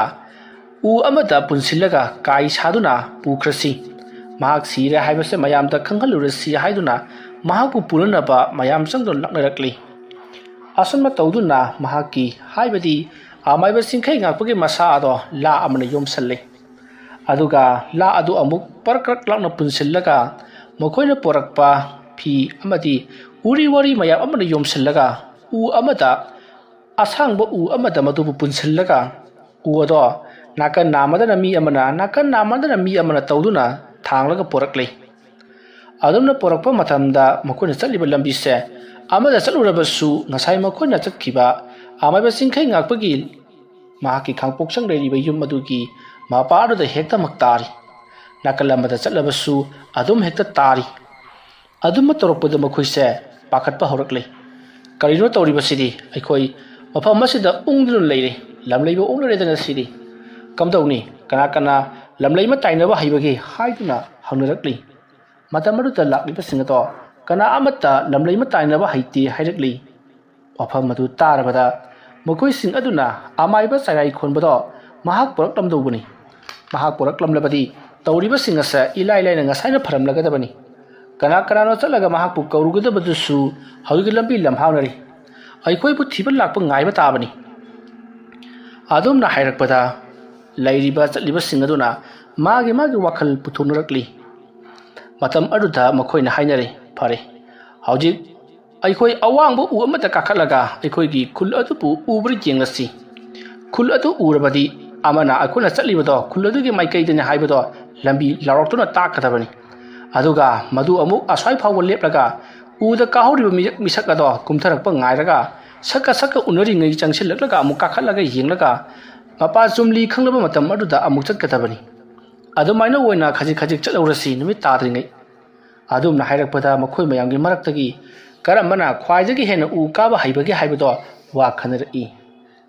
matam aduda makhoi mayamgi maraktagi amana ai u kaba hai ai hektam karage se haiduna mahak chauraba wanglaba u pambi amada parap kakhalakli mahana kakhakleli base chauraba haibong pambi amadani asung kakhalakpana haibong adugi maton jorom daida makhoigi khulado ingan ngana uri matamaduda nipa aduna mamit mana laukthokuna khul adom yenglaga adumak laikri mayam puna magna makhadagi kari torobage haiduna hanrakli bagado kari suta khidri matam maduda mayamna kaidoroge nangbo haiduna manapada da taramba utek watek langkhatuna nipa aduda khanghalubada nupa aduna makhada yengtharaklaga haujik aikoigi khul jongna chalubagi kanaba leiraroi adom harakpata mayamda ipa pakhana kariyona na haribadubo aikoigi khul kaidokhrabage aikoigi lekai kaidokhrabage haiduna makhoi singdo ngaingamdragaduna manak nakpada leiba awangbo using mathang kakhannarakli u kaba haitaba sing adubusu amana singkhatnaduna pangkada kakhatnarakli adumna makhoina wanglaba using aduda kakhalakpadadi makhoisu uri haujikti makhoigi khullado maina tumna chakli maina ngarang chakliba mai marak aduda ꯅꯣꯡꯁꯥ ꯇꯣꯡꯕ ꯃꯩꯅ ꯉꯔꯪ ꯉꯔꯪ ꯆꯥꯛꯄ ꯃꯤꯒꯤ ꯃꯑꯣꯡ ꯃꯥꯟꯕ ꯑꯃ ꯀꯣꯏꯆꯦꯟ ꯆꯦꯟꯗꯨꯅ ꯁꯥꯟꯅꯔꯤ ꯇꯧꯔꯤꯕꯗꯨ ꯎꯕꯗ ꯃꯈꯣꯏꯗꯤ ꯃꯤꯄꯥꯏ ꯊꯕꯥꯏꯔꯤ ꯃꯗꯨꯒꯤ ꯃꯇꯨꯡ ꯃꯈꯣꯏꯅ ꯍꯧꯖꯤꯛ ꯎꯔꯤꯕ ꯀꯩ ꯇꯣꯡꯄ ꯄꯥꯟꯕ ꯃꯩꯅ ꯉꯔꯪ ꯉꯔꯪ ꯆꯥꯛꯄ ꯃꯤꯒꯤ ꯃꯑꯣꯡ ꯃꯥꯟꯕ ꯑꯗꯣ ꯐꯟ ꯐꯟ ꯆꯣꯡꯗꯨꯅ ꯃꯩ ꯃꯔꯛꯇ ꯑꯁꯨꯝ ꯆꯦꯜꯂꯝꯕꯗꯒꯤ ꯃꯈꯣꯏꯅ ꯍꯧꯖꯤꯛ ꯂꯩꯔꯤꯕ ꯎꯃꯪ ꯑꯁꯣꯝꯗ ꯆꯦꯟꯁꯤꯜꯂꯛꯂꯤ ꯎꯃꯪ ꯑꯗꯣꯝꯗ ꯆꯦꯟꯁꯤꯜꯂꯛꯄꯗꯨꯗ ꯃꯈꯣꯏꯗꯣ ꯎꯗꯒꯤ ꯄꯔꯞ ꯄꯔꯞ ꯀꯨꯝꯊꯔꯤ ꯑꯗꯨꯒ ꯈꯨꯠꯂꯥꯏꯁꯤꯡꯗꯣ ꯆꯦꯠ ꯄꯥꯏꯗꯨꯅ ꯀꯣꯏꯂꯩ ꯂꯩꯗꯨꯅ ꯌꯦꯡꯂꯤ ꯑꯗꯨꯝꯅ ꯌꯦꯡꯂꯒ ꯂꯩꯔꯤꯉꯩ ꯀꯔꯤ ꯑꯃꯠꯇ ꯇꯧꯔꯛꯇ꯭ꯔꯤ ꯍꯧꯖꯤꯛꯇꯤ ꯅꯨꯃꯤꯠꯁꯨ ꯇꯥꯁꯜꯂꯛꯂꯤ ꯃꯇꯝ ꯑꯗꯨꯗ ꯃꯈꯣꯏ ꯃꯌꯥꯝꯅ ꯍꯧꯖꯤꯛꯇꯤ ꯑꯣꯏꯔꯔꯣꯏ ꯑꯩꯈꯣꯏ ꯈꯨꯜ ꯑꯁꯤꯗꯒꯤ ꯎꯃꯪ ꯑꯁꯤꯗꯒꯤ ꯌꯥꯝꯅ ꯊꯨꯅ ꯅꯥꯟꯊꯣꯛꯅꯕ ꯇꯧꯍꯧꯔꯁꯤ ꯑꯗꯨꯝꯅ ꯍꯥꯏꯔꯒ ꯃꯈꯣꯏ ꯄꯪꯆꯠꯇ ꯆꯠꯄ ꯍꯧꯔꯛꯂꯤ ꯃꯇꯝ ꯑꯗꯨꯗ ꯃꯈꯣꯏꯅ ꯉꯥꯏꯈꯣ ꯉꯁꯥꯏ ꯑꯩꯈꯣꯏꯅ ꯄꯨꯔꯛꯈꯤꯕ ꯑꯃꯥꯏꯕ ꯆꯤꯡꯈꯩ ꯉꯥꯛꯄꯒꯤ ꯃꯁꯥ ꯍꯛꯆꯥꯡ ꯑꯗꯨꯗꯤ ꯑꯗꯨꯝꯅ ꯍꯥꯏꯔꯛꯄꯗ ꯍꯧꯖꯤꯛꯇꯤ ꯃꯈꯣꯏꯅ ꯑꯁꯤꯕ ꯍꯛꯆꯥꯡ ꯑꯗꯣ ꯄꯨꯔꯛꯇ꯭ꯔꯦ ꯍꯥꯏꯕꯁꯤ ꯈꯪꯂꯦ ꯑꯃꯨꯛ ꯍꯟꯖꯤꯟꯗꯨꯅ ꯌꯦꯡꯂꯨꯁꯤ ꯍꯥꯏꯗꯨꯅ ꯂꯥꯛꯄꯗꯗꯤ ꯆꯤꯡꯈꯩ ꯉꯥꯛꯄꯒꯤ ꯃꯁꯥ ꯑꯗꯣ ꯂꯥ ꯑꯗꯨꯗ ꯌꯣꯝꯂꯝꯗ꯭ꯔꯦ ꯆꯤꯡꯈꯩ ꯉꯥꯛꯄꯒꯤ ꯃꯍꯨꯠꯇ ꯂꯐꯨ ꯃꯇꯨꯞ ꯑꯃ ꯌꯣꯝꯂꯒ ꯂꯩꯔꯝꯈꯤ ꯃꯌꯥꯝꯗꯣ ꯉꯛꯄꯅ ꯂꯣꯏꯔꯤ ꯅꯨꯃꯤꯠꯇꯤ ꯑꯁꯨꯝ ꯇꯥꯁꯜꯂꯛꯂꯤ ꯍꯧꯖꯤꯛꯇꯤ ꯅꯨꯃꯤꯠ ꯑꯁꯨꯝ ꯇꯥꯁꯤꯟꯈꯤꯕꯅ ꯄꯨꯡꯃꯝ ꯃꯝꯁꯤꯟꯈ꯭ꯔꯦ ꯃꯇꯝ ꯑꯗꯨꯗ ꯑꯃꯥꯏꯕ ꯆꯤꯡꯈꯩ ꯉꯥꯛꯄꯅ ꯍꯥꯏ ꯅꯈꯣꯏꯅ ꯎꯃꯪ ꯑꯁꯤꯗ ꯂꯥꯛꯂꯤꯕꯁꯤ ꯁꯤꯖꯔꯒꯦ ꯍꯥꯏꯗꯨꯅ ꯂꯥꯛꯄꯒ ꯆꯞ ꯃꯥꯟꯅꯩ ꯅꯈꯣꯏꯅ ꯀꯔꯤꯒꯤꯗꯃꯛꯇ ꯑꯆꯨꯝ ꯑꯔꯥꯟꯒꯤ ꯕꯤꯆꯥꯔ ꯇꯧꯈꯤꯗ꯭ꯔꯤꯕꯅꯣ ꯅꯥꯀꯜ ꯑꯃꯈꯛꯇꯪꯒꯤ ꯋꯥ ꯇꯥꯔꯒ ꯀꯔꯤꯒꯤ ꯑꯩꯕꯨ ꯆꯩꯔꯥꯛ ꯄꯤꯔꯤꯕ ꯍꯧꯖꯤꯛꯇꯤ ꯃꯗꯨꯒꯤ ꯃꯇꯝ ꯂꯣꯏꯈ꯭ꯔꯦ ꯆꯔꯥꯏ ꯈꯨꯟꯕꯅ ꯍꯥꯏꯕ ꯏꯟꯕ ꯅꯈꯣꯏꯗꯤ ꯆꯔꯥꯏ ꯈꯨꯟꯕꯅ ꯀꯔꯝꯅ ꯀꯟꯕꯒꯦ ꯍꯥꯏꯕꯗꯨꯅꯤ ꯑꯩꯅ ꯌꯦꯡꯅꯤꯡꯂꯤꯕ ꯅꯈꯣꯏꯅ ꯃꯐꯝ ꯑꯁꯤꯗꯒꯤ ꯅꯌꯨꯝ ꯌꯧꯅꯕ ꯆꯠꯄꯗ ꯆꯍꯤ ꯆꯥꯝꯃ ꯍꯦꯟꯅ ꯆꯠꯂꯕꯁꯨ ꯌꯧꯕ ꯉꯝꯒꯗꯕ ꯅꯠꯇ꯭ꯔꯦ ꯅꯈꯣꯏꯅ ꯍꯧꯖꯤꯛ ꯂꯩꯔꯤꯕ ꯅꯈꯣꯏꯒꯤ ꯂꯩꯀꯥꯏ ꯑꯗꯨꯒꯤ ꯃꯅꯥꯛꯇ ꯂꯩꯕ ꯎꯃꯪ ꯑꯗꯣ ꯅꯠꯇ꯭ꯔꯦ ꯅꯈꯣꯏꯕꯨ ꯑꯩꯅ ꯂꯥꯏꯔꯩꯄꯥꯛ ꯇꯝꯅ ꯄꯨꯗꯨꯅ ꯂꯥꯛꯂꯕꯅꯤ ꯑꯗꯨꯅ ꯀꯔꯤꯒꯨꯝꯕ ꯅꯈꯣꯏꯅ ꯃꯐꯝ ꯑꯁꯤꯗꯒꯤ ꯅꯌꯨꯝ ꯌꯧꯅꯕ ꯆꯠꯅꯤꯡꯂꯕꯗꯤ ꯑꯩ ꯋꯥꯐꯝ ꯑꯃ ꯍꯥꯏꯒꯦ ꯃꯁꯤ ꯅꯈꯣꯏꯅ ꯌꯥꯒꯗꯕꯅꯤ ꯋꯥꯐꯝ ꯑꯗꯨ ꯇꯥꯕꯗ ꯂꯩꯔꯤꯕꯁꯤꯡ ꯑꯗꯨꯅ ꯀꯔꯤ ꯋꯥꯐꯝꯅꯣ ꯑꯩꯈꯣꯏ ꯌꯥꯖꯔꯦ ꯍꯥꯏꯔꯤ ꯃꯇꯝ ꯑꯗꯨꯗ ꯑꯃꯥꯏꯕ ꯆꯤꯡꯈꯩ ꯉꯥꯛꯄꯅ ꯀꯔꯤꯁꯨ ꯈꯟꯊꯔꯨꯕ ꯇꯧꯗꯨꯅ ꯌꯥꯖꯔꯦ ꯍꯥꯏꯔꯤꯕ ꯅꯈꯣꯏ ꯑꯁꯤꯗꯤ ꯄꯨꯟꯅ ꯍꯥꯠꯇꯣꯛꯂꯒ ꯐꯒꯗꯕꯅꯤ ꯅꯈꯣꯏꯒꯤ ꯃꯔꯛꯇ ꯁꯤꯅꯤꯡꯕ ꯌꯥꯎꯔꯕꯗꯤ ꯑꯩꯒꯤ ꯏꯅꯥꯛ ꯑꯁꯤꯗ ꯆꯪꯂꯛꯎ ꯑꯁꯨꯝꯅ ꯍꯥꯏꯔꯒ ꯂꯐꯨ ꯃꯇꯨꯞ ꯑꯗꯣ ꯍꯥꯏꯕꯗꯤ ꯉꯁꯥꯏ ꯃꯈꯣꯏ ꯃꯌꯥꯝꯅ ꯆꯤꯡꯈꯩ ꯉꯥꯛꯄꯒꯤ ꯑꯁꯤꯕ ꯍꯛꯆꯥꯡꯅꯤ ꯍꯥꯏꯗꯨꯅ ꯄꯨꯔꯛꯈꯤꯕ ꯂꯐꯨ ꯃꯇꯨꯞ ꯑꯗꯣ ꯍꯧꯒꯠꯂꯛꯂꯤ ꯃꯇꯝ ꯑꯗꯨꯗ ꯃꯈꯣꯏꯁꯤꯡ ꯑꯗꯣ ꯀꯅꯥꯁꯨ ꯍꯥꯟꯅ ꯁꯤꯅꯤꯡꯗꯕꯅꯤꯅ ꯀꯅꯥꯁꯨ ꯊꯣꯛꯂꯛꯇ꯭ꯔꯤ ꯃꯇꯝ ꯑꯗꯨꯗ ꯆꯤꯡꯈꯩ ꯉꯥꯛꯄꯒꯤ ꯈꯣꯟꯖꯦꯜꯅ ꯐꯔꯦ ꯍꯧꯖꯤꯛꯇꯤ ꯅꯨꯃꯤꯠꯁꯨ ꯇꯥꯔꯦ ꯑꯗꯨꯅ ꯅꯈꯣꯏ ꯀꯅꯥ ꯑꯃꯠꯇ ꯁꯤꯅꯤꯡꯗ꯭ꯔꯕꯅꯤꯅ ꯅꯈꯣꯏꯕꯨ ꯅꯊ꯭ꯋꯥꯏ ꯍꯤꯡꯖꯅꯕ ꯑꯩ ꯋꯥꯐꯝ ꯑꯃ ꯍꯥꯏꯔꯒꯦ ꯋꯥꯐꯝ ꯑꯁꯤꯗ ꯅꯈꯣꯏ ꯌꯥꯔꯕꯗꯤ ꯃꯐꯝ ꯑꯁꯤꯗꯒꯤ ꯆꯠꯈꯤꯕ ꯌꯥꯒꯅꯤ ꯅꯠꯇ꯭ꯔꯕꯗꯤ ꯃꯐꯝ ꯑꯁ꯭ꯋꯥꯏꯗ ꯆꯥꯅꯤꯡꯉꯥꯏ ꯊꯛꯅꯤꯡꯉꯥꯏ ꯂꯩꯇꯅ ꯀꯪꯗꯨꯅ ꯄꯨꯟꯁꯤꯗꯣ ꯌꯥꯝꯅ ꯋꯥꯅ ꯁꯤꯒꯗꯧꯔꯤꯕꯅꯤ ꯍꯧꯖꯤꯛ ꯃꯤꯀꯨꯞ ꯈꯔꯒꯤ ꯇꯨꯡꯗ ꯃꯐꯝ ꯑꯁꯤꯗ ꯈꯣꯏꯔꯦꯟꯒꯤ ꯈꯣꯏ ꯃꯌꯥꯝ ꯑꯃ ꯄꯥꯏꯔꯛꯂꯒꯅꯤ ꯍꯥꯏꯔꯤꯕ ꯈꯣꯏꯔꯦꯟꯒꯤ ꯈꯣꯏ ꯑꯁꯦ ꯃꯍꯨ ꯀꯜꯂꯕ ꯑꯃꯨꯛꯇꯪ ꯆꯤꯛꯄꯗ ꯆꯩꯅꯥꯈꯣꯜ ꯐꯖꯅ ꯐꯪꯂꯕ ꯈꯣꯏ ꯉꯥꯛꯇꯅꯤ ꯃꯗꯨꯅ ꯅꯈꯣꯏꯕꯨ ꯃꯍꯨꯠ ꯍꯨꯠꯇꯨꯅ ꯍꯥꯠꯇꯣꯛꯇ꯭ꯔꯤꯉꯩ ꯑꯩꯅ ꯍꯥꯏꯔꯤꯕꯁꯤ ꯌꯥꯗꯨꯅ ꯃꯐꯝ ꯑꯁꯤꯗꯒꯤ ꯌꯥꯝꯅ ꯊꯨꯅ ꯆꯦꯜꯍꯧꯔꯣ ꯑꯗꯨꯒ ꯅꯈꯣꯏꯒꯤ ꯈꯨꯜ ꯑꯗꯨꯗ ꯍꯥꯏꯌꯨ ꯅꯈꯣꯏꯒꯤ ꯂꯩꯀꯥꯏ ꯑꯗꯨꯗ ꯍꯥꯏꯌꯨ ꯉꯁꯤꯒꯤ ꯑꯍꯤꯡ ꯂꯩꯀꯥꯏ ꯈꯨꯜ ꯃꯤꯌꯥꯝ ꯄꯨꯝꯅꯃꯛꯇ ꯈꯣꯏꯅ ꯂꯥꯟꯗꯥꯒꯗꯧꯔꯤ ꯑꯗꯨꯅ ꯈꯣꯏꯅ ꯁꯣꯛꯄ ꯉꯝꯗꯅꯕ ꯎꯄꯥꯏ ꯌꯦꯡꯖꯍꯧꯔꯣ ꯍꯥꯏꯈꯣ ꯀꯔꯤꯒꯨꯝꯕ ꯈꯣꯏ ꯑꯁꯤꯅꯕꯨ ꯆꯤꯛꯈ꯭ꯔꯕ ꯑꯔꯨꯝ ꯍꯧꯗꯨꯅ ꯃꯤ ꯑꯗꯣ ꯃꯃꯥꯏ ꯑꯗꯣ ꯃꯄꯣꯝ ꯄꯣꯝꯒꯗꯧꯔꯤꯕꯅꯤ ꯃꯆꯤꯟꯕꯥꯟ ꯆꯤꯡꯒꯗꯧꯔꯤꯕꯅꯤ ꯃꯁꯥ ꯄꯨꯝꯅꯃꯛ ꯄꯪꯊꯈꯤꯗꯨꯅ ꯆꯠꯄ ꯈꯣꯠꯄ ꯉꯝꯂꯣꯏꯗꯧꯔꯤꯕꯅꯤ ꯑꯗꯨꯒ ꯃꯄꯨꯟꯁꯤ ꯆꯨꯞꯄ ꯁꯣꯏꯅꯥꯏꯔꯒ ꯂꯩꯕꯁꯨ ꯌꯥꯎꯒꯅꯤ ꯑꯗꯨꯒ ꯆꯩꯅꯥꯈꯣꯜ ꯑꯗꯨꯅ ꯈꯨꯗꯛꯇ ꯁꯤꯕꯁꯨ ꯌꯥꯎꯒꯗꯧꯔꯤꯕꯅꯤ ꯃꯁꯤꯗꯒꯤ ꯉꯥꯛꯊꯣꯛꯆꯅꯕꯒꯤꯗꯃꯛꯇ ꯅꯈꯣꯏ ꯁꯦꯝ ꯁꯥꯖꯔꯨꯒꯗꯕꯅꯤ ꯑꯗꯨꯝꯅ ꯍꯥꯏꯔꯛꯄꯗ ꯆꯩꯔꯥꯏ ꯈꯣꯟꯕꯒꯤ ꯂꯥꯛꯂꯤꯕ ꯂꯩꯀꯥꯏꯗꯒꯤ ꯂꯥꯛꯂꯤꯕꯁꯤꯡ ꯑꯗꯨꯅ ꯍꯥꯏꯔꯛꯂꯣ ꯍꯧꯖꯤꯛ ꯑꯩꯈꯣꯏ ꯀꯔꯤ ꯇꯧꯖꯧ ꯍꯥꯏꯕꯅꯣ ꯑꯗꯨꯝꯅ ꯍꯥꯏꯔꯛꯄꯗ ꯆꯤꯡꯈꯩ ꯉꯥꯛꯄꯅ ꯍꯧꯖꯤꯛ ꯅꯈꯣꯏꯒꯤ ꯌꯦꯠ ꯊꯪꯕ ꯅꯈꯨꯠ ꯑꯗꯣ ꯑꯩꯉꯣꯟꯗ ꯄꯤꯔꯝꯕ ꯇꯥꯕꯅꯤ ꯈꯨꯠ ꯃꯇꯣꯟꯗꯒꯤꯅ ꯄꯥꯝꯕꯣꯝꯁꯤ ꯐꯥꯎꯕ ꯅꯁꯥꯅ ꯄꯥꯏꯔꯤꯕ ꯈꯨꯠꯂꯥꯏꯁꯤꯡ ꯑꯗꯣ ꯀꯛꯂꯒ ꯑꯩꯒꯤ ꯏꯈꯣꯡ ꯑꯁꯤ ꯊꯅꯝꯂꯣ ꯃꯗꯨꯅ ꯑꯩꯒꯤ ꯄꯥꯝꯕ ꯀꯩꯔꯦꯟꯒꯤ ꯃꯆꯤꯟꯖꯥꯛ ꯑꯣꯏꯒꯗꯧꯔꯤꯕꯅꯤ ꯑꯗꯨꯝꯅ ꯍꯥꯏꯔꯛꯄꯗ ꯃꯈꯣꯏꯁꯤꯡꯗꯣ ꯑꯃꯠꯇ ꯉꯝꯅꯗ꯭ꯔꯤ ꯃꯁꯤꯗꯒꯤ ꯑꯃꯥꯏꯕ ꯆꯤꯡꯈꯩ ꯉꯥꯛꯄꯅ ꯐꯔꯦ ꯑꯗꯨꯗꯤ ꯅꯈꯣꯏ ꯈꯣꯏꯔꯦꯟ ꯂꯥꯛꯄ ꯉꯥꯏꯍꯧꯔꯣ ꯍꯥꯏꯔꯝꯂꯒ ꯂꯐꯨ ꯃꯇꯨꯞ ꯑꯗꯣ ꯐꯟ ꯆꯣꯡꯗꯨꯅ ꯆꯠꯈꯤꯕꯗꯨꯗ ꯃꯅꯥꯛꯇ ꯂꯩꯔꯝꯕ ꯅꯨꯄꯥ ꯑꯃꯅ ꯃꯍꯥꯛꯀꯤ ꯃꯈꯨꯠ ꯆꯦꯠ ꯊꯪꯕꯗꯣ ꯇꯨꯕꯠ ꯀꯛꯈ꯭ꯔꯦ ꯑꯗꯨꯝꯅ ꯀꯛꯈꯤꯕ ꯑꯁꯤꯗ ꯅꯨꯄꯥ ꯑꯗꯨꯅ ꯁꯦ ꯑꯩꯒꯤꯗꯤ ꯄꯤꯔꯕꯅꯤ ꯍꯥꯏꯗꯨꯅ ꯆꯩꯅꯥꯈꯣꯜ ꯑꯗꯨꯅ ꯀꯟꯅ ꯂꯥꯎꯔꯒ ꯈꯨꯠ ꯑꯗꯣ ꯂꯪꯁꯤꯜꯂꯛꯏ ꯑꯗꯨꯒ ꯃꯈꯨꯠ ꯑꯗꯣ ꯃꯅꯥꯛ ꯑꯗꯥꯏꯗ ꯂꯩꯔꯤꯕ ꯎꯔꯤ ꯋꯥꯔꯤꯁꯤꯡ ꯑꯗꯨꯅ ꯀꯟꯅ ꯄꯨꯟꯁꯤꯟꯅꯕ ꯂꯥꯛꯅꯔꯤ ꯏ ꯃꯌꯥꯝ ꯑꯃ ꯑꯣꯔꯣ ꯑꯣꯔꯣ ꯍꯩꯊꯔꯛꯂꯤꯕꯅꯤ ꯃꯇꯝ ꯑꯗꯨꯗ ꯆꯤꯡꯈꯩ ꯉꯥꯛꯄꯅ ꯆꯪꯁꯤꯜꯂꯛꯂꯒ ꯍꯧꯖꯤꯛ ꯀꯛꯈꯤꯕꯒꯤ ꯂꯩꯔꯤꯕ ꯃꯈꯨꯠ ꯏꯅ ꯑꯣꯔꯣ ꯑꯣꯔꯣ ꯇꯥꯔꯤꯕ ꯑꯗꯨꯗ ꯃꯍꯥꯛꯀꯤ ꯈꯨꯄꯥꯛꯅ ꯁꯠ ꯂꯥꯎꯅ ꯅꯝꯁꯤꯜꯂꯛꯏ ꯑꯗꯨꯝꯅ ꯇꯧꯔꯛꯄꯗꯨꯗ ꯃꯌꯥꯝꯅ ꯌꯦꯡꯂꯛꯄꯗꯗꯤ ꯆꯤꯡꯈꯩ ꯉꯥꯛꯄꯁꯦ ꯃꯃꯥꯏ ꯃꯃꯤꯠ ꯃꯁꯥ ꯄꯨꯝꯅꯃꯛ ꯃꯩꯅ ꯆꯥꯛꯊꯦꯛꯈꯤꯕꯒꯤ ꯄꯨꯡꯃꯨ ꯃꯨꯁꯜꯂꯤ ꯃꯁꯝꯁꯨ ꯂꯀꯠ ꯂꯀꯠ ꯍꯧꯔꯤ ꯃꯃꯥꯏ ꯃꯁꯛ ꯑꯃꯠꯇ ꯈꯪꯗ꯭ꯔꯤ ꯃꯃꯤꯠ ꯑꯗꯨꯅ ꯇꯟꯗꯟꯒꯨꯝꯅ ꯏꯂꯪ ꯂꯪꯅ ꯃꯨꯁꯤꯟ ꯃꯨꯅ ꯄꯥꯜꯂꯤꯕꯅꯤ ꯌꯦꯟꯄꯥꯛ ꯑꯃꯁꯨ ꯎꯞꯂꯤ ꯃꯟꯖꯨꯅꯔꯕ ꯈꯨꯗꯩ ꯑꯃꯁꯨ ꯁꯦꯠꯂꯤ ꯇꯧꯔꯤꯕ ꯑꯗꯨꯗ ꯃꯌꯥꯝꯗꯤ ꯀꯤꯅꯕꯅ ꯂꯣꯏꯔꯤ ꯑꯗꯨꯒ ꯍꯧꯖꯤꯛ ꯆꯤꯡꯈꯩ ꯉꯥꯛꯄꯅ ꯍꯧꯖꯤꯛ ꯄꯥꯏꯈꯤꯕ ꯃꯈꯨꯠ ꯑꯗꯨꯗꯤ ꯀꯔꯤꯁꯨ ꯇꯧꯈꯤꯗ꯭ꯔꯤ ꯍꯥꯏꯕꯗꯤ ꯑꯣꯏꯁꯤꯟꯅꯈ꯭ꯔꯤ ꯏ ꯈꯛꯈ꯭ꯔꯕꯅꯤꯅ ꯍꯧꯖꯤꯛꯇꯤ ꯆꯤꯡꯈꯩ ꯉꯥꯛꯄꯅ ꯂꯥ ꯑꯃꯅ ꯇꯧꯗꯨꯅ ꯃꯗꯨꯕꯨ ꯍꯤꯗꯥꯛ ꯈꯔ ꯇꯧꯔꯒ ꯌꯣꯝꯁꯤꯜꯂꯒ ꯀꯔꯛ ꯀꯔꯛ ꯂꯥꯛꯅ ꯀꯤꯁꯜꯂꯒ ꯅꯪꯗꯤ ꯑꯩꯅ ꯊꯥꯗꯣꯛꯄꯤꯔꯕꯗꯤ ꯆꯦꯜꯍꯧꯔꯣ ꯍꯧꯖꯤꯛ ꯃꯤꯀꯨꯞ ꯈꯔꯒꯤ ꯇꯨꯡꯗ ꯅꯈꯣꯏꯒꯤ ꯂꯩꯀꯥꯏ ꯑꯗꯨꯗ ꯃꯁꯤꯡ ꯌꯥꯝꯂꯕ ꯃꯍꯨ ꯀꯜꯂꯕ ꯈꯣꯏꯁꯤꯡ ꯂꯥꯛꯂꯒꯅꯤ ꯃꯗꯨ ꯅꯍꯥꯛꯅ ꯄꯥꯎ ꯇꯝꯂꯨꯔ ꯆꯦꯜꯂꯨ ꯍꯥꯏꯗꯨꯅ ꯊꯥꯗꯣꯛꯈ꯭ꯔꯤ ꯅꯤꯄꯥ ꯑꯗꯨꯅ ꯃꯅꯤꯡ ꯇꯝꯅ ꯆꯦꯟꯈꯤꯕ ꯑꯗꯨ ꯎꯔꯒ ꯃꯌꯥꯝꯁꯨ ꯃꯊꯪ ꯃꯊꯪ ꯃꯁꯥ ꯃꯁꯥꯅ ꯀꯛꯄ ꯉꯝꯗ꯭ꯔꯗꯨꯅ ꯃꯈꯣꯏ ꯃꯁꯦꯜ ꯑꯃꯅ ꯑꯃꯒꯤ ꯃꯊꯪ ꯃꯊꯪ ꯀꯛꯅꯗꯨꯅ ꯑꯃꯥꯏꯕ ꯆꯤꯡꯈꯩ ꯉꯥꯛꯄꯗ ꯂꯣꯏꯅꯃꯛ ꯁꯤꯟꯅꯔꯝꯂꯤ ꯆꯤꯡꯈꯩ ꯉꯥꯛꯄꯅ ꯍꯧꯖꯤꯛ ꯅꯤꯄꯥ ꯑꯃꯗ ꯇꯧꯈꯤꯕꯗꯨꯒ ꯆꯞ ꯃꯥꯟꯅꯅ ꯃꯈꯣꯏꯒꯤ ꯃꯈꯨꯠꯇꯒꯤ ꯊꯣꯛꯂꯛꯂꯤꯕ ꯏꯁꯤꯡ ꯑꯗꯣ ꯂꯣꯏꯅꯃꯛ ꯈꯛꯍꯜꯂꯒ ꯍꯤꯗꯥꯛ ꯂꯥꯡꯊꯛ ꯇꯧꯗꯨꯅ ꯂꯥꯅ ꯌꯣꯝꯁꯜꯂꯒ ꯅꯨꯃꯤꯠ 10ꯅꯤꯃꯨꯛꯇꯤ ꯂꯥꯁꯦ ꯂꯧꯊꯣꯛꯀꯅꯨ ꯍꯥꯏꯔꯛꯂꯒ ꯂꯣꯏꯅꯃꯛ ꯊꯥꯗꯣꯔꯛꯂꯤ ꯍꯧꯖꯤꯛꯇꯤ ꯅꯨꯃꯤꯗꯥꯡ ꯃꯇꯝ ꯑꯣꯏꯔꯛꯄ ꯑꯁꯤꯗ ꯃꯈꯣꯏꯗꯣ ꯂꯝꯕꯤ ꯂꯝꯃꯥꯡꯅꯒꯗ꯭ꯔꯥ ꯈꯟꯕꯅꯤ ꯑꯗꯨꯕꯨ ꯃꯈꯣꯏꯒꯤ ꯃꯃꯤꯠꯇ ꯃꯈꯣꯏꯒꯤ ꯂꯩꯀꯥꯏ ꯑꯗꯨꯕꯨ ꯌꯧꯅꯅꯕ ꯃꯈꯣꯏꯒꯤ ꯌꯨꯝ ꯈꯔ ꯈꯔ ꯇꯥꯕ ꯑꯣꯏꯅ ꯑꯗꯨꯃꯛ ꯎꯗꯨꯅ ꯑꯁꯨꯝ ꯂꯝꯖꯤꯡꯈꯤꯕꯅ ꯎꯃꯪ ꯑꯗꯨ ꯐꯥꯎꯗꯣꯔꯛꯂꯤ ꯃꯈꯣꯏ ꯃꯌꯥꯝꯗꯣ ꯄꯨꯟꯅ ꯃꯈꯣꯏꯒꯤ ꯂꯩꯀꯥꯏ ꯑꯗꯨ ꯌꯧꯅꯅꯕ ꯃꯈꯨꯠ ꯅꯥꯝꯃ ꯑꯗꯨ ꯄꯥꯏꯅꯗꯨꯅ ꯆꯦꯜꯂꯛꯂꯤ ꯑꯁꯨꯝꯅ ꯆꯦꯜꯂꯛꯂꯒ ꯈꯨꯟꯖꯥꯁꯤꯡ ꯑꯗꯨꯗ ꯍꯧꯖꯤꯛꯇꯤ ꯑꯩꯈꯣꯏ ꯄꯨꯝꯅꯃꯛ ꯂꯣꯏꯔꯤ ꯌꯦꯡꯉꯨ ꯈꯨꯠ ꯅꯥꯝꯃꯁꯨ ꯂꯧꯍꯧꯔꯦ ꯑꯗꯨꯝꯅ ꯍꯥꯏꯔꯛꯄꯗ ꯃꯌꯥꯝꯗꯣ ꯀꯤꯅꯕꯅ ꯂꯣꯏꯔꯤ ꯃꯗꯨꯒꯤ ꯃꯇꯨꯡ ꯆꯠꯂꯨꯔꯤꯕꯁꯤꯡ ꯑꯗꯨꯅ ꯍꯧꯖꯤꯛ ꯅꯨꯃꯤꯗꯥꯡ ꯃꯍꯨ ꯀꯜꯂꯕ ꯈꯖꯤꯛꯇꯪ ꯆꯤꯛꯄꯗ ꯃꯤ ꯁꯤꯔꯒꯗꯕ ꯈꯣꯏ ꯃꯌꯥꯝ ꯑꯃ ꯊꯥꯗꯣꯔꯛꯂꯒꯅꯤ ꯑꯗꯨꯅ ꯈꯣꯏꯁꯤꯡ ꯑꯗꯨꯅ ꯆꯤꯛꯄ ꯉꯝꯗꯅꯕ ꯅꯈꯣꯏꯒꯤ ꯌꯨꯝ ꯑꯗꯨꯗ ꯆꯦꯛꯁꯤꯟ ꯊꯧꯔꯥꯡ ꯂꯧꯖꯍꯧꯔꯣ ꯍꯥꯏꯔꯛꯏ ꯑꯗꯨꯅ ꯅꯈꯣꯏꯒꯤ ꯆꯦꯛꯁꯤꯟ ꯊꯧꯔꯥꯡ ꯂꯧꯖꯍꯧꯔꯣ ꯑꯩꯈꯣꯏꯗꯤ ꯆꯠꯂꯦ ꯍꯥꯏꯗꯨꯅ ꯃꯊꯪ ꯃꯊꯪ ꯂꯣꯏꯅꯃꯛ ꯆꯦꯟꯅꯈ꯭ꯔꯤ ꯑꯁꯨꯝꯅ ꯂꯩꯀꯥꯏ ꯑꯗꯨ ꯂꯩꯔꯤꯕ ꯃꯤ ꯄꯨꯝꯅꯃꯛ ꯑꯗꯣ ꯈꯣꯏꯅ ꯆꯪꯕ ꯉꯝꯗꯅꯕ ꯌꯨꯝꯒꯤ ꯑꯍꯣꯕ ꯄꯨꯝꯅꯃꯛ ꯃꯦꯟꯁꯤꯜꯂꯤ ꯑꯗꯨꯒ ꯃꯩꯈꯨ ꯈꯨꯗꯨꯅ ꯇꯥꯟꯅꯅꯕ ꯀꯥꯡꯃꯩ ꯍꯧꯅꯅꯕ ꯁꯦꯝ ꯁꯥꯟꯅꯈꯤ ꯃꯇꯝꯗꯤ ꯑꯁꯨꯝ ꯍꯧꯈꯤꯕꯅ ꯅꯨꯃꯤꯗꯥꯡꯒꯤ ꯃꯇꯝ ꯑꯣꯏꯔꯛꯂꯤ ꯂꯩꯀꯥꯏ ꯈꯨꯜ ꯑꯗꯨꯗ ꯂꯩꯔꯤꯕ ꯃꯤ ꯄꯨꯝꯅꯃꯛ ꯑꯗꯣ ꯃꯥꯒꯤ ꯃꯌꯨꯝꯗ ꯇꯨꯃꯤꯟ ꯂꯩꯅꯔꯤ ꯑꯃꯥꯏꯕ ꯆꯩꯔꯥꯏ ꯈꯣꯟꯕꯗꯤ ꯃꯈꯣꯏꯒꯤ ꯌꯨꯝ ꯑꯗꯨꯗ ꯑꯃꯥꯏꯕ ꯆꯤꯡꯈꯩ ꯉꯥꯛꯄꯅ ꯀꯔꯤ ꯑꯃꯠꯇ ꯇꯧꯔꯛꯄ ꯉꯝꯗꯅꯕ ꯍꯥꯏꯗꯨꯅ ꯁꯦꯝꯕ ꯁꯥꯕ ꯄꯨꯡꯂꯣꯏ ꯂꯣꯏꯈ꯭ꯔꯕꯅꯤ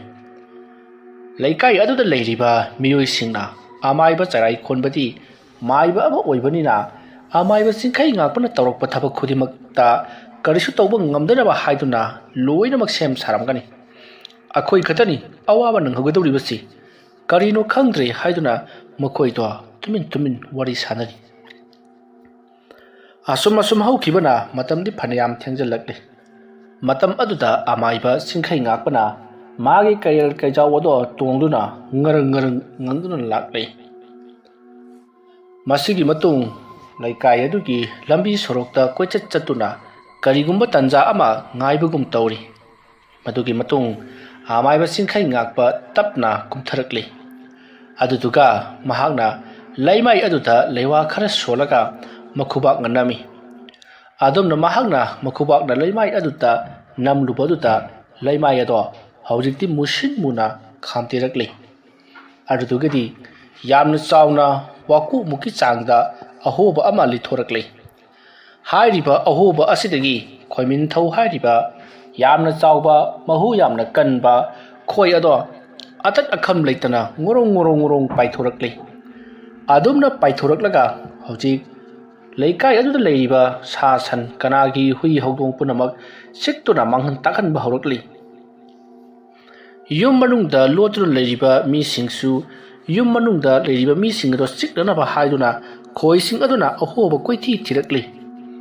ꯈꯣꯏ ꯃꯌꯥꯝ ꯑꯗꯨꯅ ꯉꯣꯡ ꯉꯪꯕꯒꯤ ꯃꯈꯣꯜꯅ ꯂꯩꯀꯥꯏ ꯑꯗꯣ ꯄꯨꯡꯅꯤꯜ ꯅꯤꯜꯂꯤ ꯃꯅꯨꯡꯗ ꯂꯩꯔꯤꯕ ꯈꯨꯗꯤꯡꯃꯛ ꯑꯗꯣ ꯃꯥꯒꯤ ꯊꯣꯛꯄ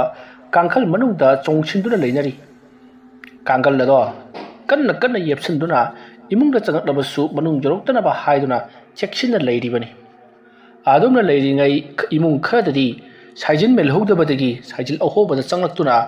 ꯏꯃꯨꯡꯗ ꯂꯩꯔꯤꯕ ꯃꯤ ꯃꯈꯩ ꯆꯤꯛꯄ ꯍꯧꯔꯛꯂꯤ ꯑꯗꯨꯃ ꯇꯧꯔꯛꯄꯗ ꯃꯤ ꯃꯈꯩꯗꯤ ꯂꯥꯎꯅ ꯈꯣꯡꯅꯕꯒꯤ ꯃꯈꯣꯜꯁꯤꯡ ꯇꯥꯕ ꯉꯝꯗ꯭ꯔꯤ ꯍꯧꯖꯤꯛ ꯂꯩꯔꯤꯕ ꯈꯣꯏ ꯆꯪꯗ꯭ꯔꯤꯕ ꯏꯃꯨꯡ ꯃꯈꯣꯏ 5-6ꯃꯛ ꯉꯥꯏꯁꯜꯂꯛꯂꯤ ꯃꯈꯣꯏꯁꯤꯡ ꯑꯗꯨꯁꯨ ꯌꯨꯝꯊꯪꯅꯕ ꯑꯃꯗꯤ ꯂꯩꯀꯥꯏ ꯑꯗꯨꯒꯤ ꯃꯤꯌꯥꯝꯅ ꯂꯥꯎꯅ ꯈꯣꯡꯅꯕꯒꯤ ꯃꯈꯣꯜꯁꯤꯡ ꯑꯗꯨ ꯇꯥꯔꯨꯕꯗ ꯃꯈꯣꯏꯁꯨ ꯀꯤꯕꯅ ꯂꯣꯏꯔꯕꯅꯤ ꯀꯥꯡꯈꯜ ꯃꯅꯨꯡꯗ ꯂꯩꯕ ꯐꯥꯎꯕ ꯀꯥꯡꯈꯜ ꯍꯨꯠꯇꯣꯛꯂꯒ ꯆꯪꯕ ꯉꯝꯂꯤꯕ ꯈꯣꯏ ꯌꯥꯝꯅ ꯁꯥꯊꯤꯕ ꯈꯣꯏ ꯉꯥꯛꯇꯅꯤ ꯑꯃꯥꯏꯕ ꯆꯤꯡꯈꯩ ꯉꯥꯛꯄꯅ ꯊꯥꯖꯤꯜꯂꯛꯂꯤꯕꯁꯤ ꯏꯃꯨꯡꯗ ꯆꯪꯕ ꯉꯝꯗ꯭ꯔꯤꯕ ꯈꯣꯏꯁꯤꯡ ꯑꯗꯨꯁꯨ ꯁꯤꯡꯈꯣꯡꯁꯤꯡ ꯑꯗꯣ ꯍꯣꯒꯥꯏꯔꯒ ꯂꯩꯕꯥꯛꯁꯤꯡ ꯑꯗꯣ ꯂꯣꯏꯅꯃꯛ ꯈꯣꯠꯇꯣꯛꯂꯒ ꯏꯃꯨꯡꯗ ꯐꯥꯎꯖꯤꯜꯂꯛꯂꯤ ꯑꯗꯨꯝꯅ ꯇꯧꯔꯒ ꯀꯥꯡꯈꯜ ꯃꯅꯨꯡꯗ ꯂꯣꯠꯂꯤꯕꯁꯤꯡ ꯑꯗꯨꯁꯨ ꯂꯣꯏꯅꯃꯛ ꯆꯤꯛꯂꯤ ꯑꯗꯨꯝꯅ ꯂꯩꯀꯥꯏ ꯑꯗꯨꯗ ꯑꯣꯠ ꯅꯩꯕꯗꯒꯤ ꯃꯌꯥꯝ ꯄꯨꯝꯅꯃꯛ ꯈꯥꯡꯕ ꯉꯝꯗ꯭ꯔꯗꯨꯅ ꯁꯤꯔꯕꯁꯨ ꯁꯤꯅ ꯏꯃꯨꯡꯗ ꯂꯩꯔꯕꯁꯨ ꯆꯤꯛ ꯃꯄꯥꯟꯗ ꯂꯩꯔꯕꯁꯨ ꯆꯤꯛ ꯑꯗꯨꯅ ꯑꯃꯥꯏꯕ ꯆꯩꯔꯥꯏ ꯈꯣꯟꯕꯒꯤ ꯃꯌꯨꯝ ꯇꯝꯅ ꯆꯦꯜꯂꯒꯦ ꯈꯟꯗꯨꯅ ꯆꯦꯟꯊꯣꯔꯛꯄ ꯀꯌꯥ ꯑꯃꯥꯏꯕ ꯆꯩꯔꯥꯏ ꯈꯣꯟꯕꯒꯤ ꯊꯣꯡꯒꯥꯜ ꯃꯌꯥꯗ ꯕꯣꯝ ꯇꯨꯗꯨꯅ ꯂꯩꯔꯤ ꯃꯈꯣꯏ ꯃꯌꯥꯝꯅ ꯁꯨꯝ ꯆꯦꯜꯂꯛꯄꯗ ꯑꯔꯥꯞꯄꯗ ꯃꯃꯤꯠ ꯏꯂꯪ ꯂꯪꯅ ꯌꯥꯝꯄꯥꯛ ꯇꯨꯞꯂꯒ ꯀꯔꯤꯒꯨꯝꯕ ꯑꯃꯗ ꯁꯥ ꯑꯃꯗ ꯇꯣꯡꯂꯒ ꯇꯧꯔꯤꯕꯁꯤꯡ ꯑꯗꯨꯕꯨ ꯀꯨꯝꯍꯩ ꯌꯦꯡꯗꯨꯅ ꯂꯩꯕꯒꯨꯝ ꯑꯔꯥꯞꯄ ꯈꯔ ꯋꯥꯡꯕ ꯊꯦꯜ ꯑꯃꯗ ꯂꯦꯞꯂꯒ ꯂꯩꯔꯤꯕꯗꯣ ꯃꯈꯣꯏ ꯂꯣꯏꯅꯃꯛꯅ ꯎꯔꯤ ꯃꯇꯝ ꯑꯗꯨꯗ ꯂꯩꯔꯤꯕ ꯃꯤꯌꯥꯝꯁꯤꯡ ꯑꯗꯨꯅ ꯑꯃꯥꯏꯕ ꯆꯤꯡꯈꯩ ꯉꯥꯛꯄꯗ ꯑꯩꯈꯣꯏ ꯂꯥꯟꯖꯔꯦ ꯑꯩꯈꯣꯏꯕꯨ ꯑꯃꯨꯛꯇ ꯉꯥꯛꯄꯤꯌꯨ ꯑꯩꯈꯣꯏ ꯋꯥꯔꯦ ꯍꯥꯏꯔꯝꯂꯒ ꯕꯣꯝ ꯂꯣꯏꯅꯃꯛ ꯇꯨꯈ꯭ꯔꯦ ꯃꯇꯝ ꯑꯗꯨꯗ ꯑꯃꯥꯏꯕ ꯆꯤꯡꯈꯩ ꯉꯥꯛꯄꯅ ꯈꯜꯂꯤ ꯑꯄꯪꯕ ꯂꯩꯀꯥꯏꯒꯤ ꯃꯤꯌꯥꯝꯁꯤꯡ ꯑꯁꯤꯕꯨꯗꯤ ꯑꯩꯅ ꯉꯥꯏꯍꯥꯛ ꯂꯩꯇ ꯑꯋꯥꯕ ꯄꯤꯔꯤ ꯂꯩꯀꯥꯏ ꯑꯁꯤꯒꯤ ꯃꯤꯑꯣꯏ ꯀꯌꯥꯒꯤ ꯃꯈꯨꯠ ꯀꯛꯈ꯭ꯔꯕꯅꯤ ꯃꯄꯨꯟꯁꯤ ꯃꯥꯡꯍꯟꯕꯁꯨ ꯌꯥꯎꯈ꯭ꯔꯦ ꯑꯗꯨꯒ ꯑꯃꯥꯏꯕ ꯆꯤꯡꯈꯩ ꯉꯥꯛꯄꯅ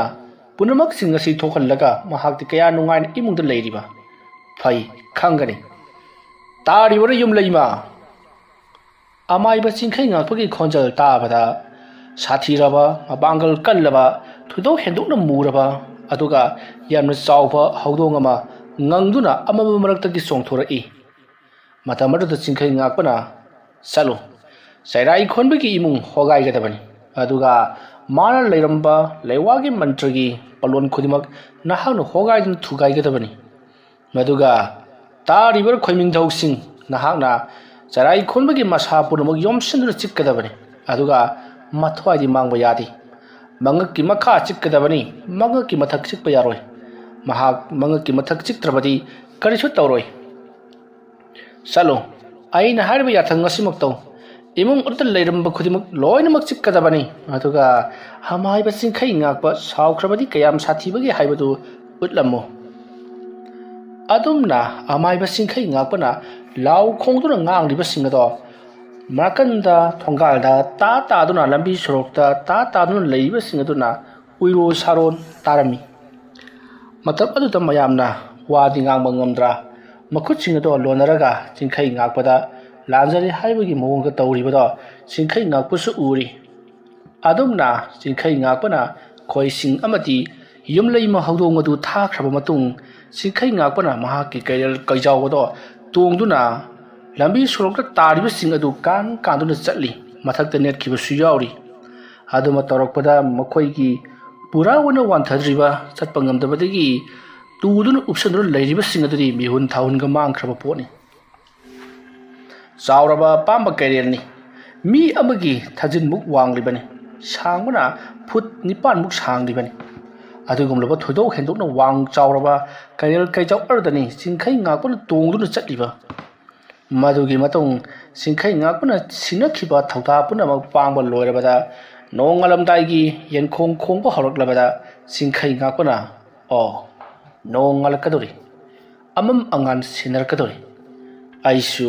ꯍꯟꯈ꯭ꯔꯒꯦ ꯈꯨꯟꯖꯥꯁꯤꯡ ꯑꯁꯤ ꯋꯥꯕꯗꯤ ꯈꯔ ꯋꯥꯔꯕ ꯖꯥꯠꯅꯤ ꯋꯥꯈꯜ ꯈꯜꯂꯒ ꯂꯩꯔꯤꯉꯩ ꯑꯃꯥꯏꯕ ꯆꯩꯔꯥꯏ ꯈꯣꯟꯕꯒꯤ ꯃꯌꯨꯝꯗ ꯆꯠꯂꯨꯕ ꯌꯨꯝꯂꯩꯃ ꯑꯃꯗꯤ ꯈꯣꯏꯁꯤꯡ ꯆꯤꯡꯈꯩ ꯉꯥꯛꯄꯒꯤ ꯃꯅꯥꯛ ꯌꯧꯁꯤꯜꯂꯛꯂꯤ ꯃꯇꯝ ꯑꯗꯨꯗ ꯆꯤꯡꯈꯩ ꯉꯥꯛꯄꯅ ꯍꯧꯖꯤꯛꯇꯤ ꯊꯕꯛ ꯂꯣꯏꯔꯕꯅꯤ나 ꯅꯪꯒꯤ ꯅꯍꯟꯐꯝꯗ ꯍꯜꯂꯨ ꯑꯗꯨꯒ ꯈꯣꯏꯃꯤꯡꯊꯧꯁꯤꯡ ꯅꯈꯣꯏꯁꯨ ꯂꯩꯅꯨꯡꯗ ꯆꯪꯈ꯭ꯔꯣ ꯅꯈꯣꯏꯒ ꯑꯩꯈꯣꯏꯒ ꯐꯥꯎꯅꯔꯤꯕ ꯅꯈꯣꯏꯒ ꯑꯩꯈꯣꯏꯒ ꯁꯝꯅꯔꯤꯕ ꯐꯤꯖꯪ ꯑꯗꯣ ꯈꯟꯖꯤꯜꯂꯒꯤ ꯂꯥꯛꯑꯣ ꯃꯇꯧ ꯑꯁꯨꯝꯅ ꯈꯣꯏꯃꯤꯡꯊꯧꯁꯤꯡꯅ ꯉꯁꯥꯏ ꯊꯣꯛꯂꯛꯈꯤꯕ ꯑꯍꯣꯕ ꯃꯈꯨꯠ ꯑꯗꯨꯗ ꯑꯃꯨꯛ ꯍꯟꯅ ꯆꯪꯈꯤꯅꯕꯒꯤꯗꯃꯛ ꯑꯃꯥꯏꯕ ꯆꯤꯡꯈꯩ ꯉꯥꯛꯄꯅ ꯍꯥꯏꯔꯛꯄꯗꯒꯤ ꯈꯣꯏ ꯃꯌꯥꯝ ꯑꯗꯣ ꯑꯍꯣꯕꯗꯨꯗ ꯂꯣꯏꯅꯃꯛ ꯆꯪꯈ꯭ꯔꯦ꯫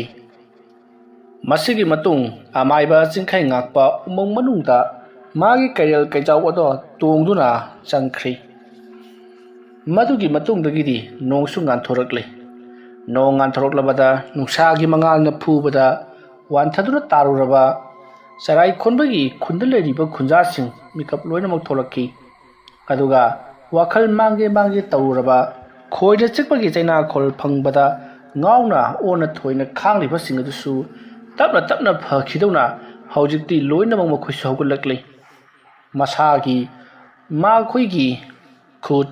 ꯈꯣꯡ ꯑꯃꯗꯤ ꯃꯥꯏꯁꯤꯡꯗ ꯈꯣꯏꯅ ꯆꯤꯛꯈꯤꯕꯒꯤ ꯅꯪꯒꯜ ꯊꯕꯥꯛꯅꯆꯤꯡꯕꯁꯤꯡ ꯑꯗ ꯃꯄꯣꯝ ꯄꯣꯝꯗꯨꯅ ꯉꯥꯡꯁꯪ ꯉꯥꯡꯉ ꯂꯩꯔꯝꯂꯤ꯫ ꯈꯤꯇꯪ ꯈꯨꯠꯅ ꯊꯦꯡꯉꯨꯕꯗ ꯅꯥꯕꯅ ꯈꯥꯡꯕ ꯉꯝꯗ꯭ꯔꯤ꯫ ꯑꯗꯨꯅ ꯊꯦꯡꯂꯛꯀꯅꯨ ꯍꯥꯏꯅꯔꯗꯨꯅ ꯃꯈꯣꯏꯗꯣ ꯃꯥꯒꯤ ꯃꯌꯨꯝꯗ ꯍꯟꯅꯔꯛꯂꯤ꯫ ꯃꯇꯝ ꯑꯗꯨꯗ ꯃꯈꯣꯏꯅ ꯑꯉꯛꯄ ꯄꯥꯎ ꯑꯃ ꯇꯥꯔꯤ꯫ ꯆꯔꯥꯏ ꯈꯣꯟꯕꯗꯣ ꯉꯔꯥꯡꯒꯤ ꯈꯣꯏ ꯑꯗꯨꯅ ꯌꯣꯝꯁꯤꯟꯗꯨꯅ ꯆꯤꯛꯂꯝꯕꯒꯤ ꯑꯔꯨꯝ ꯂꯥꯏꯍꯧ ꯍꯧꯗꯨꯅ ꯁꯤꯕ ꯃꯆꯤꯠ ꯈꯥꯛꯅ ꯂꯩꯈ꯭ꯔꯦ꯫ ꯀꯔꯤꯒꯨꯝꯕꯗ ꯃꯍꯥꯛ ꯂꯩꯈꯤꯗ꯭ꯔꯕꯗꯤ ꯑꯩꯈꯣꯏꯗꯤ ꯀꯝꯗꯧꯅꯤ? ꯑꯗꯨꯝꯅ ꯍꯥꯏꯔꯛꯄꯗ ꯑꯍꯜ ꯑꯃꯅ ꯍꯥꯏ, ꯃꯥ ꯂꯩꯔꯤꯗꯨꯉꯥꯏ ꯂꯩꯇꯦꯗꯨꯉꯥꯏ ꯑꯩꯈꯣꯏꯗ ꯀꯔꯤꯕꯨ ꯀꯥꯟꯅꯔꯤꯕꯒꯦ?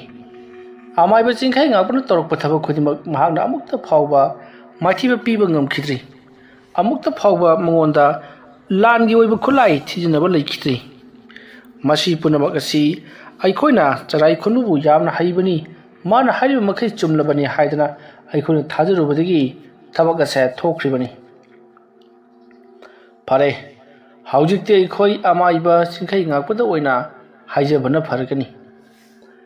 ꯑꯗꯨꯝꯅ ꯍꯥꯏꯔꯛꯄꯗ ꯑꯃꯥꯏꯕ ꯆꯔꯥꯏ ꯈꯣꯟꯕꯅ ꯀꯔꯤꯅꯣ ꯃꯌꯥꯝꯅ ꯍꯥꯏꯔꯤꯕꯗꯨꯕꯨ? ꯑꯩꯈꯣꯏꯕꯨ ꯍꯦꯛ ꯎꯕꯒ ꯍꯥꯠꯀꯗꯕꯒꯤ ꯀꯣꯏꯇꯥꯟ ꯇꯥꯟꯅꯔꯤꯕ ꯃꯤꯑꯣꯏ ꯑꯗꯨꯗ ꯂꯥꯜꯂꯦ ꯍꯥꯏꯖꯒꯅꯤ ꯍꯥꯏꯔꯤꯕꯁꯤꯕꯨ ꯅꯠꯇꯦ, ꯍꯥꯠꯄꯤꯔꯣ ꯍꯥꯏꯗꯨꯅ ꯆꯪꯖꯔꯨꯕꯒ ꯆꯞ ꯃꯥꯟꯅꯔꯣꯏꯗ꯭ꯔꯣ? ꯋꯥꯐꯝ ꯑꯗꯨꯗ ꯂꯩꯔꯤꯕꯁꯤꯡ ꯑꯗꯨꯅ ꯆꯔꯥꯏ ꯈꯣꯟꯕ, ꯅꯪꯅ ꯍꯥꯏꯕ ꯏꯜꯂꯨꯕꯗꯒꯤ ꯑꯩꯈꯣꯏ ꯉꯁꯤꯗꯤ ꯑꯋꯥꯐꯝꯗ ꯇꯥꯔꯦ꯫ ꯃꯃꯥꯡꯒꯤ ꯃꯇꯝꯗ ꯁꯤꯈ꯭ꯔꯤꯕ ꯁꯟ ꯑꯗꯨ ꯃꯍꯥꯛꯅ ꯍꯥꯠꯂꯤꯕꯗꯨ ꯀꯔꯤ ꯃꯔꯝꯒꯤ ꯍꯥꯠꯂꯤꯕꯅꯣ ꯍꯥꯏꯕꯗꯨ ꯑꯩꯈꯣꯏꯅ ꯑꯃꯨꯛꯇꯪ ꯊꯤꯗꯣꯛꯂꯝꯂꯕꯗꯤ ꯐꯔꯝꯒꯗꯕꯅꯤ꯫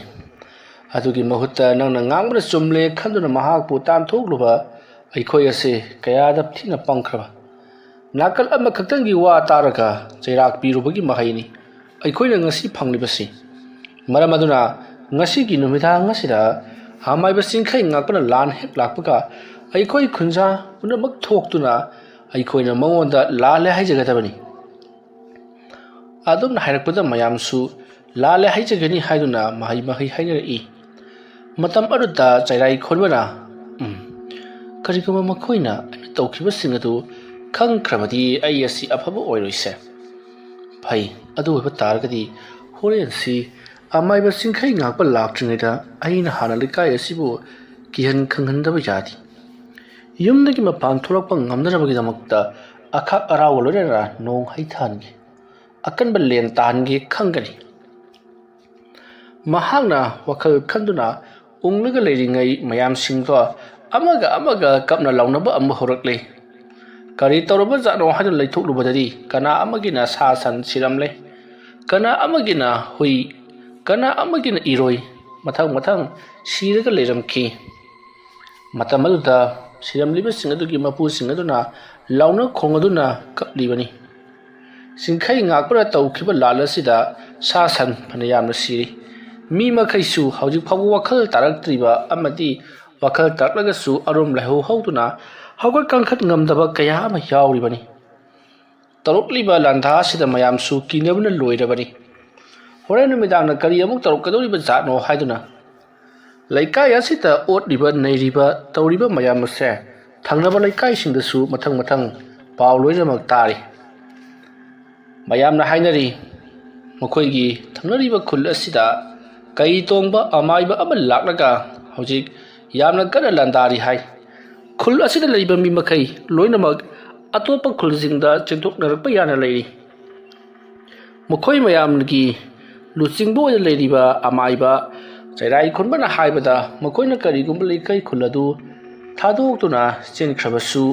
ꯃꯈꯣꯏꯅ ꯆꯪꯂꯨꯔꯤꯕ ꯂꯩꯀꯥꯏ ꯑꯗꯨꯗ ꯑꯗꯨꯃꯛ ꯂꯥꯛꯀꯅꯤ ꯍꯥꯏꯔꯤ ꯀꯔꯤꯒꯨꯝꯕꯗ ꯑꯗꯨꯝꯅ ꯂꯥꯛꯂꯕꯗꯤ ꯑꯩꯈꯣꯏꯁꯨ ꯑꯋꯥꯕ ꯅꯪꯒꯗꯧꯔꯤꯕꯅꯤ ꯃꯔꯝ ꯑꯗꯨꯅ ꯈꯨꯜ ꯑꯁꯤꯗꯒꯤ ꯆꯦꯟꯊꯣꯔꯛꯄ ꯃꯤ ꯑꯃꯠꯇ ꯑꯩꯈꯣꯏꯒꯤ ꯂꯩꯀꯥꯏ ꯑꯁꯤꯗ ꯂꯩꯍꯟꯕ ꯌꯥꯔꯣꯏꯀꯣ ꯑꯗꯨꯝꯅ ꯃꯊꯪ ꯄꯥꯎ ꯄꯤꯅꯈꯤꯗꯨꯅ ꯈꯨꯜꯁꯤꯡ ꯂꯩꯀꯥꯏꯁꯤꯡ ꯑꯗꯨꯗ ꯑꯃꯠꯇ ꯆꯪꯍꯟꯕ ꯌꯥꯔꯣꯏ ꯍꯥꯏꯗꯨꯅ ꯂꯩꯅꯈ꯭ꯔꯤ ꯃꯁꯤꯒꯤ ꯃꯇꯨꯡ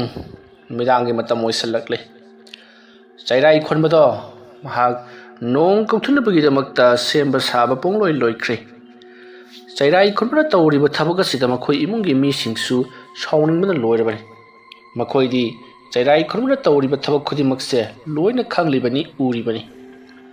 ꯃꯇꯝ ꯑꯗꯨꯗ ꯆꯩꯔꯥꯏ ꯈꯣꯟꯕꯅ ꯃꯈꯣꯏꯒꯤ ꯏꯃꯨꯡꯒꯤ ꯃꯤꯁꯤꯡꯗ ꯅꯈꯣꯏ ꯌꯨꯝꯗꯒꯤ ꯃꯄꯥꯟ ꯊꯣꯛꯂꯛꯀꯅꯨ ꯉꯁꯤꯒꯤ ꯑꯍꯤꯡ ꯑꯁꯤꯗꯤ ꯑꯩꯅ ꯀꯔꯤ ꯇꯧꯕ ꯉꯝꯕꯒꯦ ꯍꯥꯏꯕꯗꯨ ꯂꯩꯀꯥꯏ ꯑꯁꯤꯒꯤ ꯃꯤꯌꯥꯝꯗ ꯈꯪꯍꯜꯂꯒꯦ ꯑꯁꯨꯝꯅ ꯍꯥꯏꯔꯒ ꯑꯃꯥꯏꯕ ꯆꯩꯔꯥꯏ ꯈꯣꯟꯕꯅ ꯅꯣꯡ ꯀꯧꯊꯗꯨꯅ ꯍꯧꯖꯤꯛꯇꯤ ꯃꯐꯝ ꯈꯨꯗꯤꯡꯃꯛꯇ ꯂꯩꯔꯝꯕ ꯑꯃꯨꯕ ꯅꯣꯡꯗꯨꯝꯁꯤꯡ ꯃꯈꯣꯏꯒꯤ ꯂꯩꯀꯥꯏ ꯑꯗꯨꯗ ꯂꯥꯛꯇꯨꯅ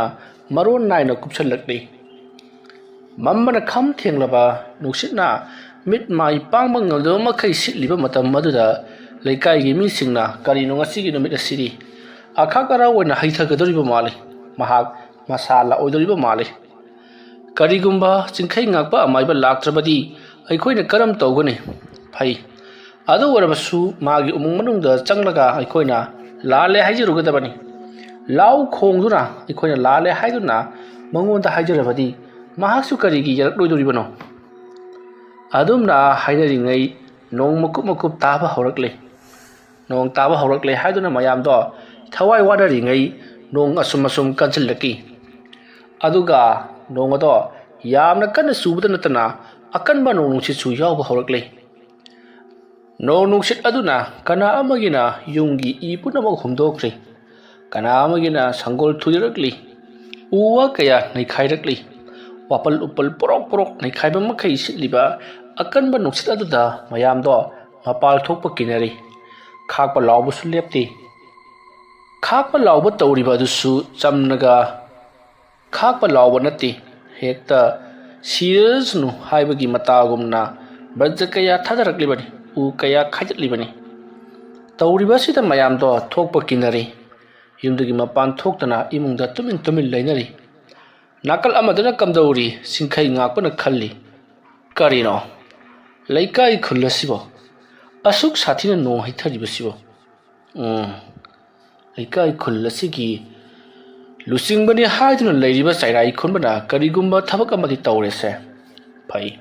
ꯉꯁꯤꯗꯤ ꯆꯩꯔꯥꯏ ꯈꯣꯟꯕꯗ ꯑꯣꯏꯅ ꯂꯥꯟ ꯇꯥꯁꯜꯂꯒꯦ ꯃꯍꯥꯛꯅ ꯍꯩꯊꯔꯤꯕ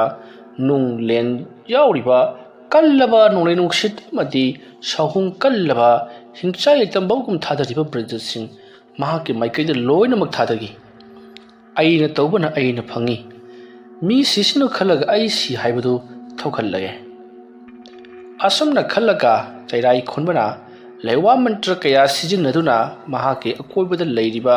ꯇꯤꯟꯃꯨ ꯂꯥꯏꯃꯨꯁꯤꯡ ꯑꯗꯣ ꯃꯍꯥꯛꯅ ꯂꯣꯏꯅꯃꯛ ꯀꯧꯊꯣꯛꯂꯦ ꯃꯗꯨꯒꯤ ꯃꯇꯨꯡ ꯃꯈꯣꯏ ꯃꯁꯦꯜ ꯑꯃꯒ ꯋꯥꯔꯤ ꯋꯥꯇꯥꯏ ꯁꯥꯟꯅꯍꯟꯗꯨꯅ ꯆꯩꯔꯥꯏ ꯈꯣꯟꯕꯅ ꯇꯧꯔꯤꯕ ꯊꯕꯛ ꯑꯗꯨ ꯊꯤꯡꯅꯅꯕꯒꯤꯗꯃꯛꯇ ꯅꯣꯡꯁꯤꯡ ꯑꯗꯨꯕꯨ ꯉꯥꯛꯅꯅꯕꯒꯤꯗꯃꯛꯇ ꯌꯥꯊꯪ ꯇꯧꯈꯤꯕꯗꯒꯤ ꯆꯩꯔꯥꯏ ꯈꯣꯟꯕꯅ ꯂꯩꯔꯤꯕ ꯖꯒꯥ ꯑꯗꯨꯗ ꯇꯤꯟꯃꯨ ꯂꯥꯏꯃꯨꯁꯤꯡ ꯂꯥꯛꯄ ꯍꯧꯔꯛꯂꯦ ꯑꯗꯨꯝꯅ ꯇꯤꯟꯃꯨ ꯂꯥꯏꯃꯨꯁꯤꯡ ꯂꯥꯛꯂꯛꯄ ꯑꯗꯨꯗꯗꯤ ꯆꯩꯔꯥꯏ ꯈꯣꯟꯕꯁꯨ ꯈꯪꯂꯦ ꯃꯍꯥꯛꯀꯤ ꯃꯥꯏꯀꯩꯗ ꯇꯤꯟꯃꯨ ꯂꯥꯏꯃꯨ ꯂꯥꯛꯄ ꯍꯧꯔꯦ ꯍꯥꯏꯕꯁꯤ ꯍꯥꯟꯅꯗꯒꯤ ꯍꯧꯅ ꯈꯪꯗꯨꯅ ꯂꯩꯔꯕꯅꯤ ꯃꯍꯥꯛꯅ ꯇꯧꯔꯤꯕ ꯊꯕꯛ ꯑꯁꯤꯗ ꯑꯃꯥꯏꯕ ꯆꯤꯡꯈꯩ ꯉꯥꯛꯄ ꯇꯨꯃꯤꯟꯅ ꯈꯛ ꯂꯩꯔꯛꯂꯣꯏ ꯍꯥꯏꯕꯁꯤ ꯃꯔꯝ ꯑꯗꯨꯅ ꯍꯥꯟꯅꯗꯒꯤ ꯍꯧꯅ ꯁꯦꯝ ꯁꯥꯗꯨꯅ ꯂꯩꯈꯤꯕꯅ ꯑꯃꯥꯏꯕ ꯆꯩꯔꯥꯏ ꯈꯣꯟꯕꯅ ꯃꯍꯥꯛꯀꯤ ꯑꯀꯣꯏꯕꯗ ꯀꯣꯏꯅ ꯌꯨꯡꯁꯤꯟꯗꯨꯅ ꯊꯝꯂꯤꯕ ꯂꯥꯡꯊ꯭ꯔꯩ ꯇꯥꯏꯔꯦꯟ ꯑꯃꯗꯤ ꯈꯣꯏꯖꯨꯂꯈꯥꯝ ꯂꯩꯔꯤꯕꯁꯤꯡ ꯑꯗꯣ ꯂꯣꯏꯅꯃꯛ ꯀꯣꯏꯁꯤꯜꯂꯒ ꯃꯍꯥꯛꯀꯤ ꯑꯀꯣꯏꯕꯗ ꯌꯨꯡꯈꯤꯕꯅ ꯑꯃꯠꯇ ꯆꯪꯕ ꯉꯝꯗ꯭ꯔꯦ ꯃꯁꯤꯒꯤ ꯃꯇꯨꯡ ꯆꯩꯔꯥꯏ ꯈꯣꯟꯕꯒꯤ ꯃꯅꯥꯛꯇ ꯆꯠꯂꯨꯕ ꯇꯤꯟꯃꯨ ꯂꯥꯏꯃꯨꯁꯤꯡ ꯑꯗꯣ ꯃꯥꯏꯊꯤꯔꯗꯨꯅ ꯆꯤꯡꯈꯩ ꯉꯥꯛꯄꯒꯤ ꯃꯅꯥꯛꯇ ꯂꯥꯛꯂꯤ ꯑꯗꯨꯒ ꯃꯍꯥꯛꯀꯤ ꯃꯅꯥꯛꯇ ꯆꯪꯕ ꯉꯝꯗ꯭ꯔꯦ ꯃꯍꯥꯛꯀꯤ ꯑꯀꯣꯏꯕꯗ ꯇꯥꯏꯔꯦꯟ ꯄꯨꯡꯐꯥꯏ ꯑꯃꯗꯤ ꯑꯇꯩ ꯄꯣꯠꯂꯝ ꯆꯔꯝ ꯃꯌꯥꯝ ꯑꯃ ꯂꯣꯏꯅꯃꯛ ꯌꯨꯡꯁꯤꯟꯗꯨꯅ ꯂꯩꯍꯧꯔꯤ ꯃꯔꯝ ꯑꯗꯨꯅ ꯑꯩꯈꯣꯏ ꯆꯪꯕ ꯉꯝꯗ꯭ꯔꯦ ꯍꯥꯏꯔꯤ ꯃꯇꯝ ꯑꯗꯨꯗ ꯆꯩꯔꯥꯏ ꯈꯣꯟꯕꯒꯤ ꯃꯅꯥꯛꯇ ꯊꯥꯔꯨꯕ ꯇꯤꯟꯃꯨ ꯂꯥꯏꯃꯨꯁꯤꯡ ꯑꯗꯨꯒꯤ ꯋꯥ ꯇꯥꯔꯒ ꯆꯤꯡꯈꯩ ꯉꯥꯛꯄꯅ ꯍꯧꯖꯤꯛꯇꯤ ꯃꯍꯥꯛꯁꯨ ꯈꯪꯖꯔꯕꯣꯏꯔꯦ ꯃꯥꯒꯤ ꯑꯀꯣꯏꯕꯗ ꯑꯩꯅ ꯂꯥꯏ ꯊꯥꯖꯤꯜꯂꯛꯀꯅꯤ ꯍꯥꯏꯕꯁꯤ ꯈꯪꯕꯗꯒꯤ ꯂꯥꯡꯊ꯭ꯔꯩ ꯇꯥꯏꯔꯦꯟ ꯃꯅꯥ ꯑꯃꯗꯤ ꯑꯇꯩ ꯄꯣꯠꯂꯝ ꯆꯦꯔꯝ ꯃꯌꯥꯝ ꯑꯃ ꯀꯣꯏꯁꯤꯟꯗꯨꯅ ꯊꯝꯈ꯭ꯔꯕ ꯈꯣꯏꯖꯣ ꯂꯩꯈꯥꯝ ꯑꯇꯩ ꯇꯤꯡꯈꯣꯏ ꯄꯨꯡꯐꯥꯏ ꯐꯩ ꯉꯥꯛꯄ ꯉꯝꯕ꯭ꯔꯥ ꯌꯦꯡꯒꯦ ꯐꯔꯦ ꯅꯈꯣꯏ ꯄꯨꯝꯅꯃꯛ ꯃꯥꯒꯤ ꯑꯀꯣꯏꯕꯗ ꯂꯩꯌꯨ ꯃꯥꯒꯤ ꯂꯩꯔꯤꯕ ꯄꯨꯝꯅꯃꯛ ꯑꯗꯣ ꯂꯣꯏꯅꯃꯛ ꯍꯨꯝꯗꯣꯛꯇꯨꯅ ꯃꯍꯥꯛꯄꯨ ꯑꯩꯅ ꯆꯤꯡꯗꯨꯅ ꯊꯣꯡꯒꯥꯜꯒꯤ ꯋꯥꯡꯃ ꯐꯥꯎꯕ ꯄꯨꯊꯣꯔꯛꯀꯅꯤ ꯃꯇꯝ ꯑꯗꯨꯗ ꯅꯈꯣꯏꯅ ꯃꯍꯥꯛꯄꯨ ꯃꯇꯤꯛ ꯊꯣꯛꯄ ꯂꯛꯅꯒꯗꯕꯅꯤ ꯑꯁꯨꯝꯅ ꯍꯥꯏꯔꯝꯂꯒ ꯆꯤꯡꯈꯩ ꯉꯥꯛꯄ ꯃꯍꯥꯛꯀꯤ ꯀꯩꯔꯦꯜ ꯀꯩꯖꯥꯎ ꯑꯗꯨꯕꯨ ꯈꯨꯄꯥꯛ 3ꯂꯛ ꯈꯨꯕꯗ ꯀꯧꯊꯣꯛꯈ꯭ꯔꯤ ꯃꯗꯨꯒꯤ ꯃꯇꯨꯡ ꯆꯤꯡꯈꯩ ꯉꯥꯛꯄꯅ ꯀꯩꯔꯦꯜ ꯑꯗꯨ ꯇꯣꯡꯗꯨꯅ ꯑꯁꯨꯝ ꯂꯥꯛꯂꯤ ꯌꯥꯝꯅ ꯉꯛꯂꯤꯕ ꯑꯃꯅ ꯑꯃꯥꯏꯕ ꯆꯤꯡꯈꯩ ꯉꯥꯛꯄꯒꯤ ꯑꯀꯣꯏꯕꯗꯗꯤ ꯅꯣꯡ ꯑꯃꯠꯇ ꯇꯥꯗꯦ ꯃꯍꯥꯛꯀꯤ ꯂꯩꯋꯥꯅ ꯈꯟꯗꯨꯅ ꯉꯥꯛꯇꯨꯅ ꯊꯝꯈ꯭ꯔꯕꯅꯤ ꯑꯁꯨꯝ ꯂꯥꯛꯄꯅ ꯑꯃꯥꯏꯕ ꯆꯩꯔꯥꯏ ꯈꯣꯟꯕꯅ ꯃꯈꯣꯏꯒꯤ ꯊꯣꯡꯒꯥꯜꯒꯤ ꯋꯥꯡꯃꯗ ꯍꯧꯕ ꯕꯣꯔꯣꯏ ꯃꯈꯣꯡꯗ ꯇꯧꯔꯝꯂꯤꯕ ꯑꯗꯨ ꯎꯕꯗ ꯆꯤꯡꯈꯩ ꯉꯥꯛꯄꯅ ꯉꯍꯥꯟꯁꯨ ꯃꯁꯤꯗꯅꯤ ꯃꯍꯥꯛꯅ ꯂꯩꯔꯝꯕ ꯐꯩ ꯉꯁꯤꯗꯤ ꯅꯪ ꯂꯦꯝꯕ ꯊꯥꯔꯔꯣꯏ ꯅꯊ꯭ꯋꯥꯏ ꯑꯗꯨ ꯂꯧꯔꯕ ꯃꯇꯝ ꯈꯛꯇꯗ ꯑꯩꯒꯤ ꯄꯦꯟꯗꯕꯁꯦ ꯀꯣꯛꯂꯒꯅꯤ ꯑꯁꯨꯝꯅ ꯆꯣꯡꯁꯤꯜꯂꯛꯄꯗꯗꯤ ꯑꯃꯥꯏꯕ ꯆꯩꯔꯥꯏ ꯈꯨꯟꯕꯅ ꯆꯤꯡꯈꯩ ꯉꯥꯛꯄ ꯂꯥꯛꯀꯅꯤ ꯈꯪꯕꯅ ꯃꯍꯥꯛꯀꯤ ꯂꯩꯋꯥ ꯃꯟꯇ꯭ꯔꯅ ꯁꯦꯝꯕ ꯁꯥꯒꯤ ꯂꯥꯡ ꯑꯃ ꯂꯩꯔꯝꯂꯤ ꯃꯗꯨꯗ ꯆꯤꯡꯈꯩ ꯉꯥꯛꯄꯅ ꯇꯣꯡꯂꯛꯂꯤꯕ ꯃꯍꯥꯛꯀꯤ ꯈꯨꯗꯨꯞ ꯁꯥ ꯑꯣꯏꯔꯤꯕ ꯄꯥꯝꯕ ꯀꯩꯔꯦꯜ ꯑꯗꯣ ꯊꯨꯔꯤ ꯄꯥꯝꯕ ꯀꯩꯔꯦꯜ ꯑꯗꯣ ꯊꯨꯈꯤꯕ ꯑꯗꯨꯗ ꯆꯤꯡꯈꯩ ꯉꯥꯛꯄ ꯀꯩꯔꯦꯟ ꯀꯩꯖꯥꯎ ꯑꯗꯨꯗꯒꯤ ꯐꯟ ꯆꯣꯡꯊꯔꯛꯏ ꯃꯇꯝ ꯑꯗꯨꯗ ꯆꯩꯔꯥꯏ ꯈꯨꯟꯕꯅ ꯍꯧꯖꯤꯛꯇꯤ ꯅꯍꯥꯛꯀꯤ ꯅꯄꯥꯡꯒꯜ ꯄꯨꯝꯅꯃꯛ ꯑꯩꯅ ꯆꯨꯞꯂꯦꯗꯣ ꯍꯥꯏꯌꯨ ꯑꯩꯉꯣꯟꯗꯒꯤ ꯀꯔꯤ ꯄꯥꯝꯂꯤꯕ ꯅꯊ꯭ꯋꯥꯏ ꯀꯟꯕꯤꯒꯦ ꯑꯗꯨꯝꯅ ꯍꯥꯏꯔꯨꯕꯗ ꯆꯤꯡꯈꯩ ꯉꯥꯛꯄꯅ ꯅꯣꯛꯂꯒ ꯑꯗꯨꯛ ꯌꯥꯝꯅ ꯄꯥꯡꯗꯕ ꯅꯪꯒꯨꯝꯕꯅꯁꯨ ꯑꯩꯒꯤ ꯈꯨꯗꯦꯠ ꯁꯥ ꯑꯣꯏꯔꯤꯕ ꯄꯥꯝꯕ ꯀꯩꯔꯦꯜ ꯑꯁꯤꯕꯨ ꯐꯥꯖꯤꯟꯖꯕ ꯁꯥꯏ ꯅꯍꯥꯛ ꯈꯪꯗ꯭ꯔ ꯃꯥꯜꯂꯤ ꯑꯩꯒꯤ ꯏꯐꯝꯗ ꯄꯥꯝꯕ ꯀꯩꯔꯦꯜ ꯃꯁꯤꯡ ꯈꯪꯗꯅ ꯂꯩ ꯍꯥꯏꯕꯁꯤ ꯅꯍꯥꯛꯅ ꯐꯥꯖꯤꯜꯂꯤꯕ ꯄꯥꯝꯕ ꯀꯩꯔꯦꯜ ꯑꯁꯤꯅꯅꯤ ꯅꯪꯕꯨ ꯅꯣꯡꯃ ꯅꯠꯇ꯭ꯔꯒ ꯅꯣꯡꯃꯗꯤ ꯁꯣꯏꯗꯅꯃꯛꯀꯤ ꯁꯦꯒꯥꯏꯗꯨꯅ ꯍꯥꯠꯍꯟꯒꯗꯧꯔꯤꯕ ꯑꯗꯨꯒ ꯃꯃꯥꯡꯒꯤ ꯃꯇꯝꯗ ꯅꯍꯥꯛꯅ ꯁꯤꯖꯤꯟꯅꯗꯨꯅ ꯀꯧꯊꯣꯛꯇꯨꯅ ꯊꯝꯂꯤꯕ ꯄꯥꯝꯕ ꯀꯩꯔꯦꯜ ꯑꯗꯨꯅ ꯂꯩꯀꯥꯏꯒꯤ ꯃꯤꯑꯣꯏ ꯑꯃ ꯅꯍꯥꯛꯀꯤ ꯄꯥꯝꯕ ꯀꯩꯔꯦꯜ ꯑꯗꯨꯅ ꯁꯦꯒꯥꯏꯗꯨꯅ ꯍꯥꯠꯈꯤꯕ ꯑꯗꯨꯕꯨ ꯅꯪꯅ ꯑꯩꯉꯣꯟꯗ ꯇꯥꯏꯅꯗꯨꯅ ꯑꯩꯅ ꯍꯥꯠꯈꯤꯕꯒꯨꯝ ꯈꯜꯍꯜꯂꯤꯕ ꯃꯗꯨ ꯄꯨꯝꯅꯃꯛ ꯃꯌꯥꯝꯅ ꯈꯪꯗ꯭ꯔꯕꯁꯨ ꯑꯃꯥꯏꯕ ꯆꯤꯡꯈꯩ ꯉꯥꯛꯄ ꯑꯩꯅꯗꯤ ꯈꯪꯉꯤ ngasi phawda lekai khulasta leriba mi amata aina hat khiba leitri nangna hat khiba do aingona taisen bani sanbi hat basu aingona taisen bani wafa maruta chairai khonbana hoi pangang ngangano nangna ngangba khudimak chungani haiba leiti ngarang da natra nahangna khoi thajanduna lekai asta leriba sa san hui hudong punamak hat khiba do aduga mioi kayabuna awaba nangan khiba makoi gi masa hauji phaw nawa phatri aduga nangna achumba saduna nganglibro wafam adu tabada chingkhai ngakpa noklaga sa san khara sigi baduri kasu thudokti nang hauji aina kari torokpa ke haibado yengba tare nangna khalibabu aina tongduna lagliba pamba ke lasi pharaga aigi pangal punamak loiraga ni khanjaba sai yengo ngasidi amai ba chingkhai ngakpa kari togo ngambagi haibado asum haram laga amai ba chingkhai ngakpana mahaki makokta kupliba yampak to lauthorakle adugi matungda yampak adu da lewa khara solaga masa do amutang hut leiram laga mahaki yampak to sat langthorai yampak aduna sarai khunbagi manak tamna paisil lakpada sarai khunbana mahaki nakanda yeptuna tari leiramba numit kumna langliba mahaki laigi thanga do satorakle aduga madubu ngaknarbu honarubata yama thajatana yampak ado mahaki manak jawgudaba phut ahum khara watlingai mathakta sat paikat khiduna thoidau hendokna sawraba paklaba phawra mukchakna phandokri aduga mahaki maikaida tam thadrai madubu chairai khunbana mungonda nantharabadi sodrama ki mahaki mathwai ase mangba tari pungpak pak tu siba tare haiduna ngakhat na honari mataw asumna chairai khunbana madubu ngakhat na honari ngai amai ba singkhai ngakpa changsil latuna ngao napangal kayam leiduna nahang aigi yempak pu thangduna puduna chatpa ngamjagani phanabu yemga nungairi khanglabara nang aibu mai thaduna harana ba thorang tawkiba nahak loinaba amai ba macha macha singadu kadai chatkri ꯍꯧꯖꯤꯛ ꯃꯈꯣꯏꯅ ꯂꯥꯛꯇꯨꯅ ꯅꯪꯕꯨ ꯀꯜꯂꯔꯕ꯭ꯔꯣ ꯅꯪꯅ ꯑꯩꯕꯨ ꯀꯌꯥꯒꯤ ꯃꯇꯤꯛ ꯌꯦꯡꯊꯤꯕꯒꯦ ꯍꯥꯏꯕꯁꯤ ꯍꯟꯗꯛ ꯈꯛꯇꯃꯛ ꯈꯪꯉꯤ ꯅꯪ ꯑꯋꯥꯕꯁꯤ ꯀꯌꯥꯝ ꯀꯨꯏꯅ ꯈꯥꯡꯕ ꯉꯝꯕꯒꯦ ꯌꯦꯡꯒꯦ ꯂꯨꯝꯂꯤꯕ ꯆꯥꯡ ꯑꯁꯤꯗꯒꯤ ꯁꯔꯨꯛ ꯑꯃꯇꯪ ꯍꯦꯟꯒꯠꯀꯦꯀꯣ ꯑꯁꯨꯝꯅ ꯍꯥꯏꯔꯒ ꯃꯍꯥꯛꯅ ꯃꯅꯥꯛ ꯑꯗꯨꯗ ꯂꯩꯔꯝꯕ ꯅꯥꯄꯤ ꯑꯃ ꯄꯠꯊꯠꯂꯤ ꯑꯗꯨꯒ ꯌꯦꯝꯄꯥꯛ ꯃꯊꯛ ꯑꯗꯨꯗ ꯁꯠ ꯂꯪꯈꯠꯈꯤ ꯑꯗꯨꯝꯅ ꯂꯪꯈꯠꯈꯤꯕ ꯑꯗꯨꯗ ꯌꯦꯝꯄꯥꯛ ꯑꯗꯣ ꯐꯧ ꯕꯣꯔꯥ 5-10 ꯍꯥꯞꯆꯤꯜꯂꯛꯄꯒꯨꯝ ꯈꯪꯂꯨꯝ ꯂꯨꯝꯊꯔꯛꯂꯕꯗ ꯆꯤꯡꯈꯩ ꯉꯥꯛꯄ ꯂꯦꯞꯄ ꯉꯝꯂꯛꯇꯕꯗꯒꯤ ꯐꯝꯊꯔꯛꯂꯤ ꯑꯗꯨꯒ ꯈꯨꯔꯈꯨꯗꯨ ꯀꯨꯟꯗꯨꯅ ꯃꯅꯪꯒꯟ ꯑꯗꯨꯗ ꯉꯥꯛꯂꯤ ꯃꯇꯝ ꯑꯗꯨꯗ ꯆꯩꯔꯥꯏ ꯈꯣꯟꯕꯅ ꯅꯍꯥꯛꯀꯤ ꯌꯦꯝꯄꯥꯛ ꯑꯁꯦ ꯌꯥꯝꯅ ꯊꯨꯅ ꯂꯧꯊꯣꯛꯎ ꯑꯩ ꯁꯣꯏꯗꯅꯃꯛꯀꯤ ꯁꯤꯕ ꯊꯥꯔꯦ ꯑꯩ ꯉꯥꯛꯄ ꯉꯝꯂꯛꯇ꯭ꯔꯤ ꯑꯩ ꯅꯪꯅ ꯇꯧꯔꯤꯕ ꯑꯁꯤꯗ ꯑꯩ ꯀꯔꯤꯝꯇ ꯌꯦꯠꯂꯔꯣꯏ ꯂꯩꯀꯥꯏꯒꯤ ꯃꯤꯌꯥꯝꯁꯨ ꯀꯜꯂꯔꯣꯏ ꯑꯩꯕꯨ ꯑꯝꯇ ꯉꯥꯛꯄꯤꯌꯨ ꯍꯥꯏꯔꯛꯂꯤ ꯋꯥꯐꯝ ꯑꯗꯨ ꯇꯥꯕꯗ ꯆꯤꯡꯈꯩ ꯉꯥꯛꯄꯅ ꯀꯔꯤ ꯍꯥꯏꯕ ꯑꯩꯅ ꯇꯧꯔꯤꯕ ꯊꯕꯛ ꯑꯁꯤꯗ ꯅꯍꯥꯛ ꯌꯦꯠꯂꯔꯣꯏ ꯂꯩꯀꯥꯏꯒꯤ ꯃꯤꯁꯤꯡ ꯑꯁꯤꯗ ꯑꯩꯅ ꯑꯣꯠꯅꯤꯡꯕ ꯃꯑꯣꯡꯗ ꯑꯣꯠꯂꯣ ꯅꯪ ꯀꯔꯤꯁꯨ ꯍꯥꯏꯔꯔꯣꯏ ꯍꯥꯏꯕ ꯀꯌꯥꯗ ꯃꯤ ꯎꯁꯤꯠꯇꯅ ꯉꯥꯡꯂꯤꯕꯅꯣ ꯅꯪꯅ ꯇꯧꯈꯤꯕ ꯊꯕꯛ ꯑꯗꯨ ꯀꯥꯎꯊꯣꯛꯂꯒ ꯄꯨꯝꯅꯃꯛ ꯑꯁꯤ ꯑꯩꯅ ꯂꯩꯀꯥꯏ ꯃꯤꯌꯥꯝ ꯑꯁꯤꯕꯨ ꯑꯣꯠꯅꯤꯡꯕꯒꯁꯨ ꯁꯥꯗꯨꯅ ꯉꯥꯡꯂꯤ ꯐꯔꯦ ꯑꯗꯨꯗꯤ ꯅꯍꯥꯛ ꯑꯃꯨꯛꯀ ꯆꯩꯅꯥ ꯈꯥꯡꯉꯨ ꯑꯁꯨꯝꯅ ꯍꯥꯏꯔꯝꯂꯒ ꯌꯦꯝꯄꯥꯛ ꯑꯗꯣ ꯃꯩ ꯍꯧꯅ ꯁꯥꯒꯠꯂꯛꯂꯤ ꯑꯗꯨꯝꯅ ꯃꯩ ꯍꯧꯅ ꯁꯥꯒꯠꯂꯛꯄ ꯑꯁꯤꯗ ꯆꯩꯔꯥꯏ ꯈꯣꯟꯕ ꯈꯥꯡꯕ ꯉꯝꯗꯗꯨꯅ ꯃꯍꯥꯛꯇꯣ ꯎꯕ꯭ꯔꯥ ꯉꯨꯞꯁꯤꯜꯂꯒ ꯂꯩꯔꯤ ꯃꯅꯪꯒꯟꯗ ꯌꯦꯝꯄꯥꯛ ꯑꯗꯣ ꯌꯥꯝꯅ ꯀꯟꯅ ꯅꯟꯊꯗꯨꯅ ꯆꯩꯔꯥꯏ ꯈꯣꯟꯕꯗꯣ ꯁꯤꯒꯗꯕ ꯈꯛꯇ ꯉꯥꯏꯔꯤ ꯁꯣꯔ ꯐꯨꯟꯀꯠꯂꯛꯂꯤ ꯃꯁꯤꯒꯤ ꯃꯇꯨꯡ ꯆꯩꯔꯥꯏ ꯈꯣꯟꯕꯅ ꯈꯨꯀꯥꯄꯤ 3 ꯇꯦꯛ ꯇꯦꯛ ꯀꯥꯞꯂꯨꯕꯗ ꯃꯍꯥꯛꯀꯤ ꯌꯦꯝꯄꯥꯛ ꯑꯗꯣ ꯃꯉꯣꯟꯗ ꯁꯠ ꯍꯟꯖꯤꯜꯂꯛꯂꯤ ꯑꯗꯨꯒ ꯃꯀꯣꯛꯇ ꯎꯞꯂꯒ ꯍꯥꯏꯔꯛꯏ ꯑꯩ ꯅꯪꯉꯣꯟꯗ ꯑꯩꯅ ꯀꯔꯤꯁꯨ ꯇꯧꯈꯤꯕ ꯂꯩꯇꯦ ꯀꯔꯤꯒꯤꯅꯣ ꯅꯪꯅ ꯑꯩꯉꯣꯟꯗ ꯑꯗꯨꯛ ꯇꯝꯊꯤꯕ ꯊꯕꯛ ꯑꯃ ꯇꯧꯔꯛꯂꯤꯕꯗꯨꯕꯣ ꯑꯗꯨꯒ ꯅꯪꯅ ꯅꯣꯡꯃ ꯑꯩꯉꯣꯟꯗ ꯇꯧꯔꯛꯈꯤꯕꯗꯨꯅ ꯀꯔꯤ ꯑꯩꯗꯤ ꯅꯪꯉꯣꯟꯗ ꯀꯔꯤꯁꯨ ꯇꯧꯈꯤꯕ ꯂꯩꯇꯦ ꯑꯗꯨꯝꯅ ꯍꯥꯏꯔꯛꯄꯗ ꯆꯩꯔꯥꯏ ꯈꯣꯟꯕꯅ ꯀꯔꯤꯒꯤ ꯇꯧꯗꯕ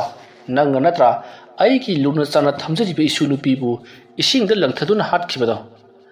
ꯋꯥꯐꯝ ꯑꯗꯨ ꯇꯥꯕꯗ ꯆꯤꯡꯈꯩ ꯉꯥꯛꯄ ꯁ꯭ꯋꯥꯏ ꯂꯥꯎꯏ ꯑꯗꯨꯒ ꯀꯔꯤ ꯍꯥꯏꯕ ꯅꯍꯥꯛꯀꯤ ꯅꯁꯨ ꯅꯨꯄꯤ ꯑꯩꯅ ꯆꯤꯡꯊꯗꯨꯅ ꯍꯥꯠꯈꯤ ꯍꯥꯏꯕ ꯍꯥꯏ ꯃꯗꯨꯗꯤ ꯀꯅꯥꯅ ꯍꯥꯏꯔꯤꯕꯅꯣ ꯑꯗꯨꯝꯅ ꯍꯥꯏꯅꯔꯤꯉꯩ ꯏꯈꯪ ꯈꯪꯍꯧꯗꯅ ꯂꯩꯀꯥꯏ ꯑꯗꯨꯗ ꯂꯩꯕ ꯃꯤ ꯃꯈꯩ ꯃꯊꯪ ꯊꯣꯛꯂꯛꯇꯨꯅ ꯊꯣꯝꯖꯤꯜꯂꯛꯂꯤ ꯂꯩꯀꯥꯏꯒꯤ ꯃꯤ ꯃꯊꯪ ꯊꯣꯛꯂꯛꯇꯨꯅ ꯆꯩꯔꯥꯏ ꯈꯣꯟꯕ ꯑꯃꯗꯤ ꯆꯤꯡꯈꯩ ꯉꯥꯛꯄ ꯃꯈꯣꯏ ꯑꯅꯤ ꯂꯩꯔꯤꯕ ꯖꯒꯥ ꯑꯗꯣꯝꯗ ꯂꯥꯛꯄꯗꯗꯤ ꯆꯤꯡꯈꯩ ꯉꯥꯛꯄꯅ ꯃꯤꯌꯥꯝ ꯊꯣꯛꯂꯛꯂꯦ ꯍꯥꯏꯗꯨꯅ ꯋꯥꯐꯝ ꯑꯗꯣ ꯃꯌꯦꯛ ꯁꯦꯡꯅ ꯈꯪꯗꯕꯤꯗ ꯐꯟ ꯆꯣꯡꯊꯣꯛꯇꯨꯅ ꯃꯍꯥꯛ ꯆꯠꯈ꯭ꯔꯦ ꯑꯗꯨꯒ ꯃꯍꯥꯛꯀꯤ ꯄꯥꯝꯕ ꯀꯩꯔ ꯑꯗꯨꯁꯨ ꯃꯍꯥꯛꯀꯤ ꯂꯩꯋꯥ ꯑꯃꯅ ꯁꯦꯝꯕ ꯃꯆꯤꯟ ꯇꯨꯝꯂꯕ ꯁꯨꯔꯤ ꯑꯃꯅ ꯃꯍꯥꯛꯀꯤ ꯐꯥꯖꯤꯟꯗꯨꯅ ꯂꯩꯔꯤꯕ ꯂꯥꯡ ꯑꯗꯣ ꯑꯃꯨꯛꯀꯤ ꯈꯨꯔꯥꯏꯗ ꯄꯨꯂꯞ ꯇꯠꯂꯤ ꯑꯗꯨꯅ ꯄꯥꯝꯕ ꯀꯩꯔ ꯑꯗꯨ ꯇꯣꯡꯗꯨꯅ ꯆꯠꯈ꯭ꯔꯦ ꯃꯇꯝ ꯑꯗꯨꯗ ꯆꯩꯔꯥꯏ ꯈꯣꯟꯕꯅ ꯉꯁꯥꯏꯅ ꯊꯥꯗꯠꯄ ꯌꯥꯔꯕ ꯑꯩꯒꯤ ꯂꯥꯡ ꯑꯁꯤ ꯃꯍꯥꯛꯅ ꯇꯧꯖꯔꯁꯅꯨ ꯃꯇꯥꯒꯨꯝ ꯊꯥꯗꯣꯛꯇꯨꯅ ꯊꯝꯂꯤꯕ ꯋꯥ ꯑꯣꯏꯔꯦ ꯑꯩꯅ ꯀꯜꯂꯦ ꯈꯟꯗꯨꯅ ꯊꯝꯂꯤꯕ ꯑꯩꯒꯤ ꯁꯥꯒꯤ ꯂꯥꯡ ꯑꯁꯤ ꯀꯌꯥ ꯂꯥꯏꯅ ꯊꯥꯗꯠꯇꯨꯅ ꯆꯠꯈ꯭ꯔꯕ ꯀꯔꯤꯅꯣ ꯃꯥꯅ ꯑꯩꯒꯤ ꯏꯁꯨ ꯅꯨꯄꯤ ꯍꯥꯠꯂꯒ ꯑꯩꯅ ꯃꯗꯨ ꯍꯥꯏꯔꯨꯕꯗ ꯃꯥꯅ ꯏꯉꯛꯉꯛꯂꯤꯕ ꯋꯥꯐꯝ ꯑꯁꯤꯒꯤ ꯃꯔꯛꯇ ꯀꯔꯤꯒꯨꯝꯕ ꯑꯃꯗꯤ ꯂꯩꯔꯁꯦ ꯀꯔꯤꯅꯣ ꯃꯌꯥꯝ ꯑꯁꯤꯅ ꯁꯣꯝꯗ ꯂꯣꯏꯅꯃꯛ ꯂꯥꯛꯂꯤꯕꯁꯤꯅ ꯃꯈꯣꯏ ꯂꯥꯛꯂꯝꯗ꯭ꯔꯕꯗꯤ ꯇꯪ ꯇꯥꯕ ꯑꯃ ꯈꯜꯂꯝꯒꯗꯕꯅꯤ ꯅꯠꯇ꯭ꯔꯒꯅ ꯑꯩꯒꯤ ꯊꯋꯥꯏ ꯃꯥꯡꯂꯝꯕ ꯑꯃ ꯃꯇꯣꯝꯇ ꯃꯨꯔꯨꯝ ꯁꯣꯜꯂꯤꯉꯩ ꯃꯌꯥꯝ ꯆꯪꯁꯤꯜꯂꯛꯇꯨꯅ ꯆꯩꯔꯥꯏ ꯈꯣꯟꯕꯗ ꯀꯗꯣꯝ ꯆꯠꯈ꯭ꯔꯦ ꯑꯃꯥꯏꯕ ꯆꯤꯡꯈꯩ ꯉꯥꯛꯄ ꯀꯗꯣꯝ ꯆꯠꯈ꯭ꯔꯕꯒꯦ ꯍꯥꯏꯗꯨꯅ ꯍꯪꯂꯛꯏ ꯃꯇꯝ ꯑꯗꯨꯗ ꯆꯩꯔꯥꯏ ꯈꯣꯟꯕꯅ ꯃꯍꯥꯛꯇꯤ ꯍꯟꯈ꯭ꯔꯦ ꯍꯥꯏꯔꯨꯕꯗ ꯃꯌꯥꯗꯒꯤ ꯏ ꯃꯌꯥꯝ ꯑꯃ ꯍꯩꯊꯔꯛꯇꯨꯅ ꯐꯨꯔꯨ ꯀꯥꯝꯊꯣꯔꯛꯇꯨꯅ ꯂꯩꯃꯥꯏꯗ ꯎꯞꯁꯤꯜꯂꯒ ꯂꯩꯔꯤ ꯃꯈꯨꯕꯥꯛꯅ ꯂꯩꯃꯥꯏꯗ ꯅꯝꯂꯒ ꯍꯧꯖꯤꯛꯇꯤ ꯑꯩꯒꯤꯁꯨ ꯃꯇꯝ ꯂꯥꯛꯂꯦ ꯑꯗꯨꯅ ꯅꯈꯣꯏ ꯃꯌꯥꯝꯕꯨ ꯉꯥꯛꯅꯅꯕ ꯍꯣꯠꯅꯕꯗ ꯑꯁꯤ ꯌꯧꯅ ꯀꯠꯊꯣꯛꯂꯤꯕ ꯑꯩ ꯑꯁꯦ ꯅꯈꯣꯏꯅ ꯊꯥꯖꯗ꯭ꯔꯕꯅꯤ ꯆꯤꯡꯈꯩ ꯉꯥꯛꯄꯕꯨ ꯊꯥꯖꯗꯨꯅ ꯅꯈꯣꯏꯅ ꯃꯉꯣꯟꯗ ꯂꯥꯜꯂꯦ ꯍꯥꯏꯖꯒꯅꯤ ꯍꯥꯏꯖꯕꯒꯁꯨ ꯁꯥꯔꯤ ꯍꯌꯦꯡꯒꯤ ꯅꯨꯃꯤꯠꯇ ꯃꯍꯥꯛꯅ ꯂꯩꯀꯥꯏꯁꯤꯗ ꯂꯩꯔꯤꯕ ꯃꯤ ꯄꯨꯝꯅꯃꯛ ꯇꯥꯛꯅ ꯇꯨꯝꯅ ꯍꯥꯠꯂꯛꯂꯒꯅꯤ ꯃꯗꯨ ꯇꯧꯗꯅꯕꯒꯤꯗꯃꯛ ꯑꯩꯒ ꯃꯥꯒ ꯉꯁꯤ ꯑꯀꯟꯕ ꯃꯑꯣꯡꯗ ꯂꯥꯟ ꯊꯦꯡꯅꯕꯅꯤ ꯃꯍꯥꯛꯀꯤ ꯄꯥꯝꯕ ꯀꯦꯔꯤꯌꯔ ꯑꯗꯣ ꯑꯩꯒꯤ ꯁꯥꯒꯤ ꯂꯥꯡꯅ ꯐꯥꯖꯤꯟꯗꯨꯅ ꯊꯝꯈ꯭ꯔꯕ ꯃꯇꯨꯡ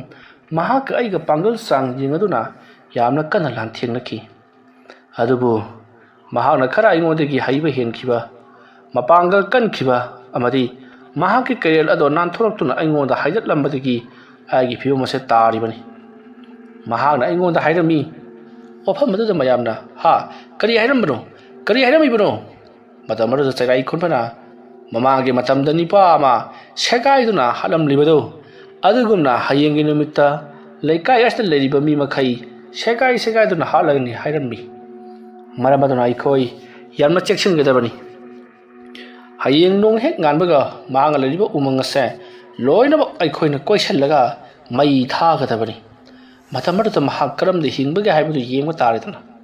ꯐꯠꯇꯕ ꯃꯤ ꯑꯗꯨꯗꯤ ꯃꯩꯅ ꯆꯥꯛꯇꯨꯅ ꯁꯤꯖꯈ꯭ꯔꯁꯅꯨ꯫ ꯋꯥꯐꯝ ꯑꯗꯨ ꯇꯥꯕꯗ ꯃꯌꯥꯝꯅ ꯀꯔꯤ ꯑꯩꯈꯣꯏꯕꯨ ꯍꯌꯦꯡ ꯅꯍꯥꯟ ꯅꯣꯡꯃ ꯅꯨꯄꯥ ꯑꯃ ꯁꯦꯒꯥꯏꯔꯒ ꯍꯥꯠꯈꯤꯕꯗꯨ ꯑꯗꯨꯃꯥꯏꯅ ꯍꯥꯠꯀꯅꯤ ꯍꯥꯏꯕ? ꯐꯔꯦ, ꯑꯩꯈꯣꯏꯅ ꯎꯃꯪ ꯃꯅꯨꯡꯗ ꯆꯪꯁꯤꯜꯂꯒ ꯃꯍꯥꯛꯄꯨ ꯑꯩꯈꯣꯏꯅ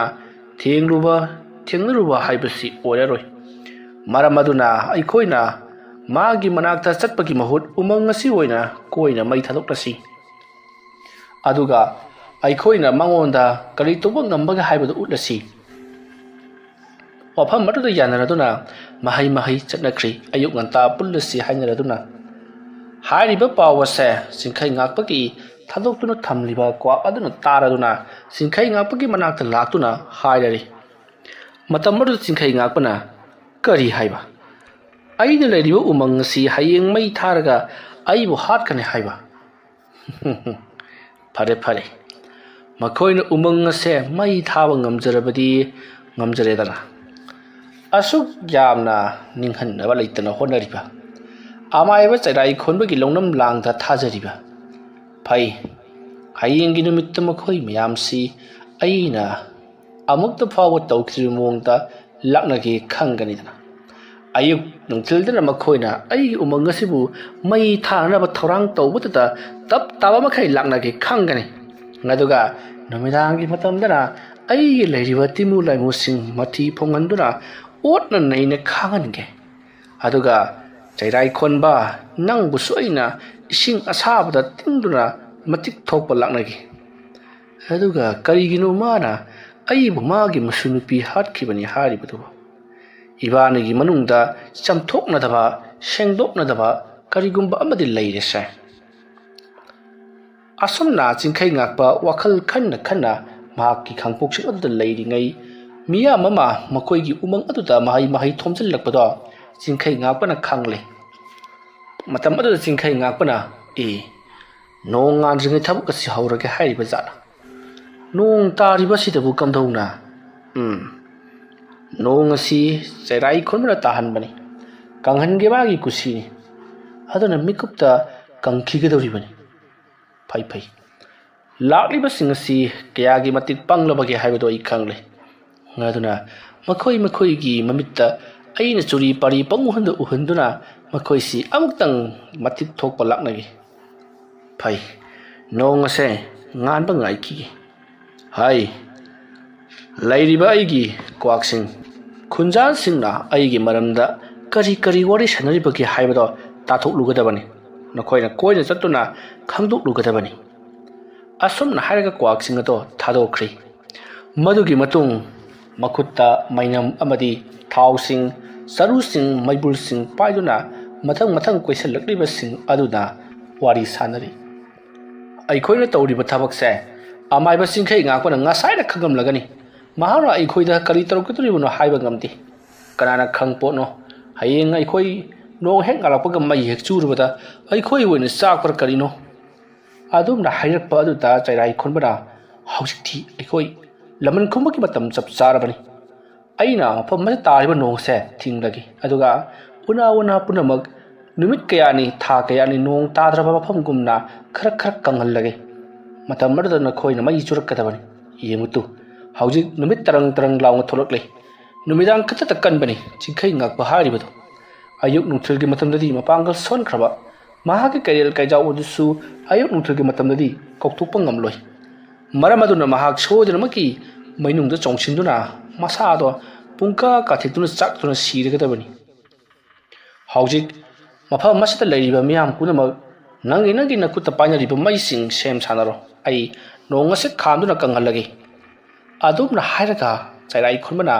ꯂꯩꯋꯥ ꯈꯔ ꯁꯣꯡꯗꯨꯅ ꯅꯣꯡ ꯍꯥꯡꯍꯟꯈ꯭ꯔꯤ꯫ ꯑꯗꯨꯒ ꯀꯨꯞꯁꯤꯜꯂꯕ ꯅꯣꯡ ꯄꯨꯝꯅꯃꯛ ꯍꯥꯏꯗꯣꯔꯛꯄꯗꯗꯤ ꯅꯣꯡ ꯄꯨꯡꯉꯥꯟ ꯉꯥꯜꯂꯒ ꯂꯩꯔꯝꯂꯦ꯫ ꯑꯗꯨꯒ ꯎꯅꯥ ꯄꯨꯝꯅꯃꯛ ꯈꯔ ꯀꯪꯈ꯭ꯔꯤ꯫ ꯃꯇꯝ ꯑꯗꯨꯗ ꯂꯩꯔꯤꯕ ꯃꯤꯌꯥꯝꯁꯤꯡ ꯑꯗꯨꯅ ꯃꯈꯣꯏꯅ ꯄꯥꯏꯔꯤꯕ ꯃꯩꯁꯤꯡ ꯑꯗꯣ ꯃꯩꯕꯨꯜꯁꯤꯡ ꯑꯗꯣ ꯃꯊꯪ ꯆꯨꯕ ꯍꯧꯔꯛꯏ ꯑꯗꯨꯒ ꯃꯈꯣꯏꯅ ꯄꯨꯔꯛꯄ ꯊꯥꯎꯁꯤꯡ ꯂꯪꯁꯤꯟꯗꯨꯅ ꯎꯃꯪ ꯑꯗꯣ ꯃꯩ ꯊꯥꯕ ꯍꯧꯔꯛꯂꯤ ꯃꯇꯝ ꯑꯗꯨꯗ ꯃꯈꯣꯏ ꯈꯔ ꯀꯟꯅ ꯂꯥꯎꯅꯕꯒꯤ ꯃꯈꯣꯜ ꯇꯥꯕꯗ ꯃꯌꯥꯝ ꯄꯨꯝꯅꯃꯛ ꯈꯨꯟꯖꯥꯁꯤꯡꯅ ꯂꯥꯎꯅꯔꯤꯕ ꯃꯥꯏꯀꯩ ꯑꯗꯣꯝꯗ ꯆꯦꯟꯁꯤꯜꯂꯛꯂꯤ ꯑꯁꯨꯝꯅ ꯈꯣꯟꯖꯦꯜ ꯑꯗꯨ ꯇꯥꯔꯛꯄꯗꯒꯤ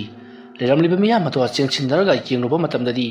ꯃꯈꯣꯏ ꯅꯤꯄꯥ ꯃꯉꯥ ꯇꯔꯨꯛ ꯇꯔꯥꯃꯨꯛꯇꯤ ꯎꯒꯤ ꯎꯁꯥꯁꯤꯡꯗ ꯃꯈꯣꯡ ꯑꯗꯣ ꯎꯔꯤ ꯋꯥꯔꯤꯅ ꯌꯦꯠꯁꯤꯟꯗꯨꯅ ꯃꯀꯣꯛꯅ ꯂꯩꯃꯥꯏꯗ ꯌꯨꯡꯊꯔꯒ ꯀꯣꯏꯂꯥꯎ ꯂꯥꯎꯔꯒ ꯄꯨꯟꯁꯤꯟꯗꯨꯅ ꯂꯩꯔꯝꯂꯤ ꯃꯗꯨ ꯎꯔꯨꯕꯗ ꯃꯈꯣꯏ ꯃꯌꯥꯝꯗꯣ ꯄꯥꯈꯠꯅꯔꯗꯨꯅ ꯃꯈꯣꯏ ꯃꯌꯥꯝ ꯁꯠ ꯀꯥꯈꯠꯅꯩ ꯑꯗꯨꯒ ꯂꯧꯊꯗꯨꯅ ꯀꯔꯝ ꯇꯧꯔꯤꯕꯅꯣ ꯍꯥꯏꯗꯨꯅ ꯍꯪꯂꯨꯕꯗ ꯀꯔꯣꯝꯗꯒꯤꯅꯣ ꯈꯪꯗꯦ ꯅꯨꯡꯁꯤꯠꯀꯤ ꯁꯥꯍꯨꯝꯒꯨꯝꯂꯕ ꯑꯃ ꯂꯥꯛꯂꯤ ꯑꯗꯨꯒ ꯑꯩꯈꯣꯏꯕꯨ ꯍꯨꯝꯒꯠꯇꯨꯅ ꯄꯨꯈ꯭ꯔꯕ ꯃꯇꯨꯡꯗ ꯑꯩꯈꯣꯏꯕꯨ ꯏꯁꯥ ꯈꯪꯍꯟꯗꯅ ꯈꯣꯡ ꯑꯁꯦ ꯌꯥꯜꯂꯒ ꯂꯩꯔꯝꯂꯤꯕꯅꯤ ꯍꯥꯏꯔꯤ ꯑꯗꯨꯃ ꯇꯧꯔꯛꯄꯁꯤꯗ ꯃꯌꯥꯝꯗꯣ ꯄꯥꯈꯠꯅꯔꯤ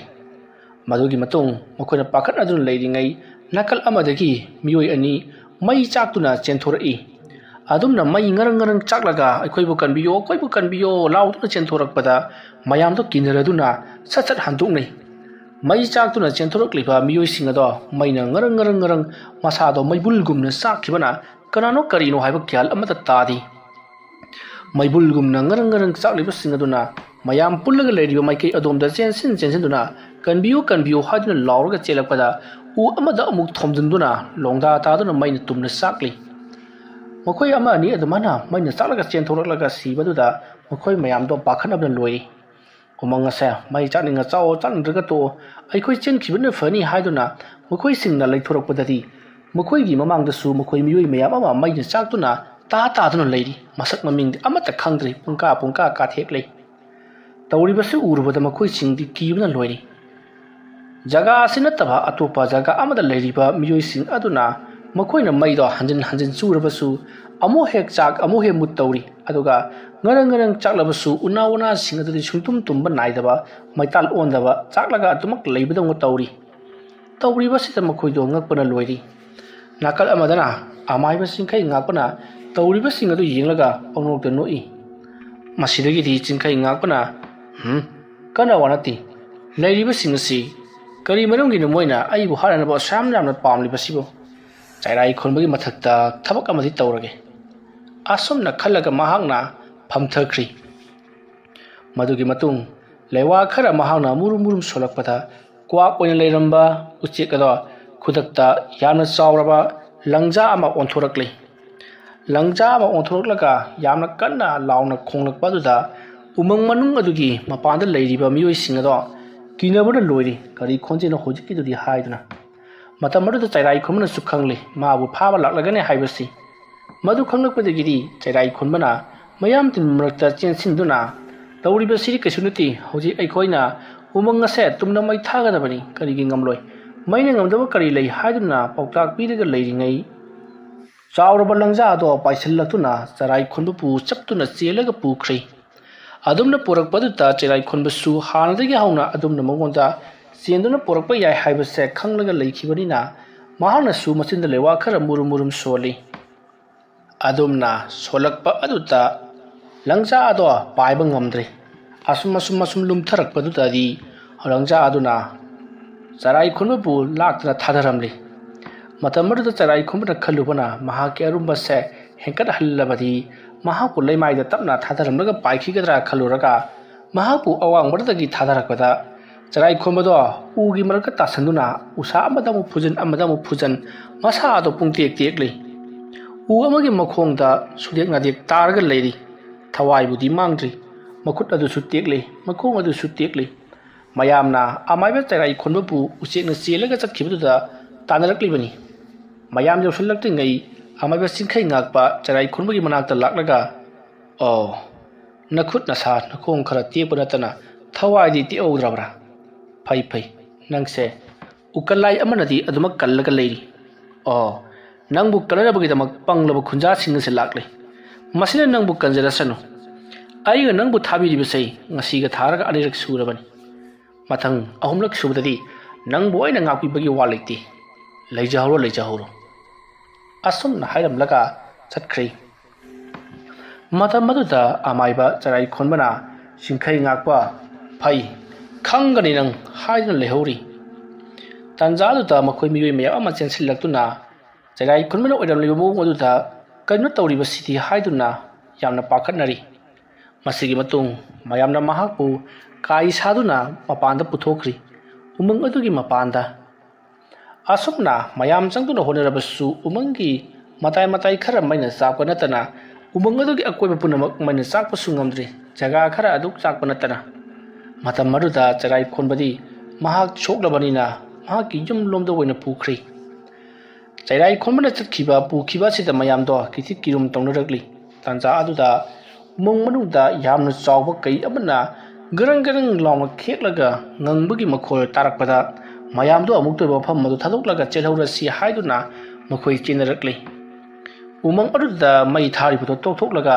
ꯃꯥꯒꯤ ꯃꯌꯨꯝ ꯌꯧꯅꯕ ꯆꯦꯟꯅꯈꯤꯕꯗꯣ ꯑꯃꯥꯏꯕ ꯆꯤꯡꯈꯩ ꯉꯥꯛꯄꯅ ꯎꯔꯒ ꯀꯌꯥꯗ ꯃꯔꯤꯜ ꯌꯥꯎꯗ꯭ꯔꯤꯕ ꯀꯥꯡꯕꯨꯅꯣ! ꯐꯔꯦ ꯐꯔꯦ, ꯅꯈꯣꯏꯅ ꯆꯦꯟꯖꯈ꯭ꯔꯕꯅꯤꯅ ꯑꯆꯦꯟꯕ ꯃꯤꯗꯤ ꯑꯩꯗꯤ ꯀꯩꯗꯧꯅꯨꯡꯗ ꯈꯨꯠ ꯊꯥꯔꯣꯏ꯫ ꯍꯧꯖꯤꯛꯇꯤ ꯎꯃꯪ ꯑꯁꯤꯗ ꯆꯥꯛꯂꯤꯕ ꯃꯩꯁꯤꯡ ꯑꯁꯤ ꯃꯨꯊꯠꯅꯕꯒꯤꯗꯃꯛꯇ ꯅꯣꯡ ꯇꯥꯍꯜꯂꯒꯦ꯫ ꯑꯁꯨꯝꯅ ꯈꯜꯂꯒ ꯑꯃꯥꯏꯕ ꯆꯤꯡꯈꯩ ꯉꯥꯛꯄꯅ ꯎꯃꯪ ꯑꯗꯨꯕꯨ ꯀꯟꯅꯅꯕꯒꯤꯗꯃꯛꯇ ꯅꯣꯡ ꯍꯩꯊꯈ꯭ꯔꯤ꯫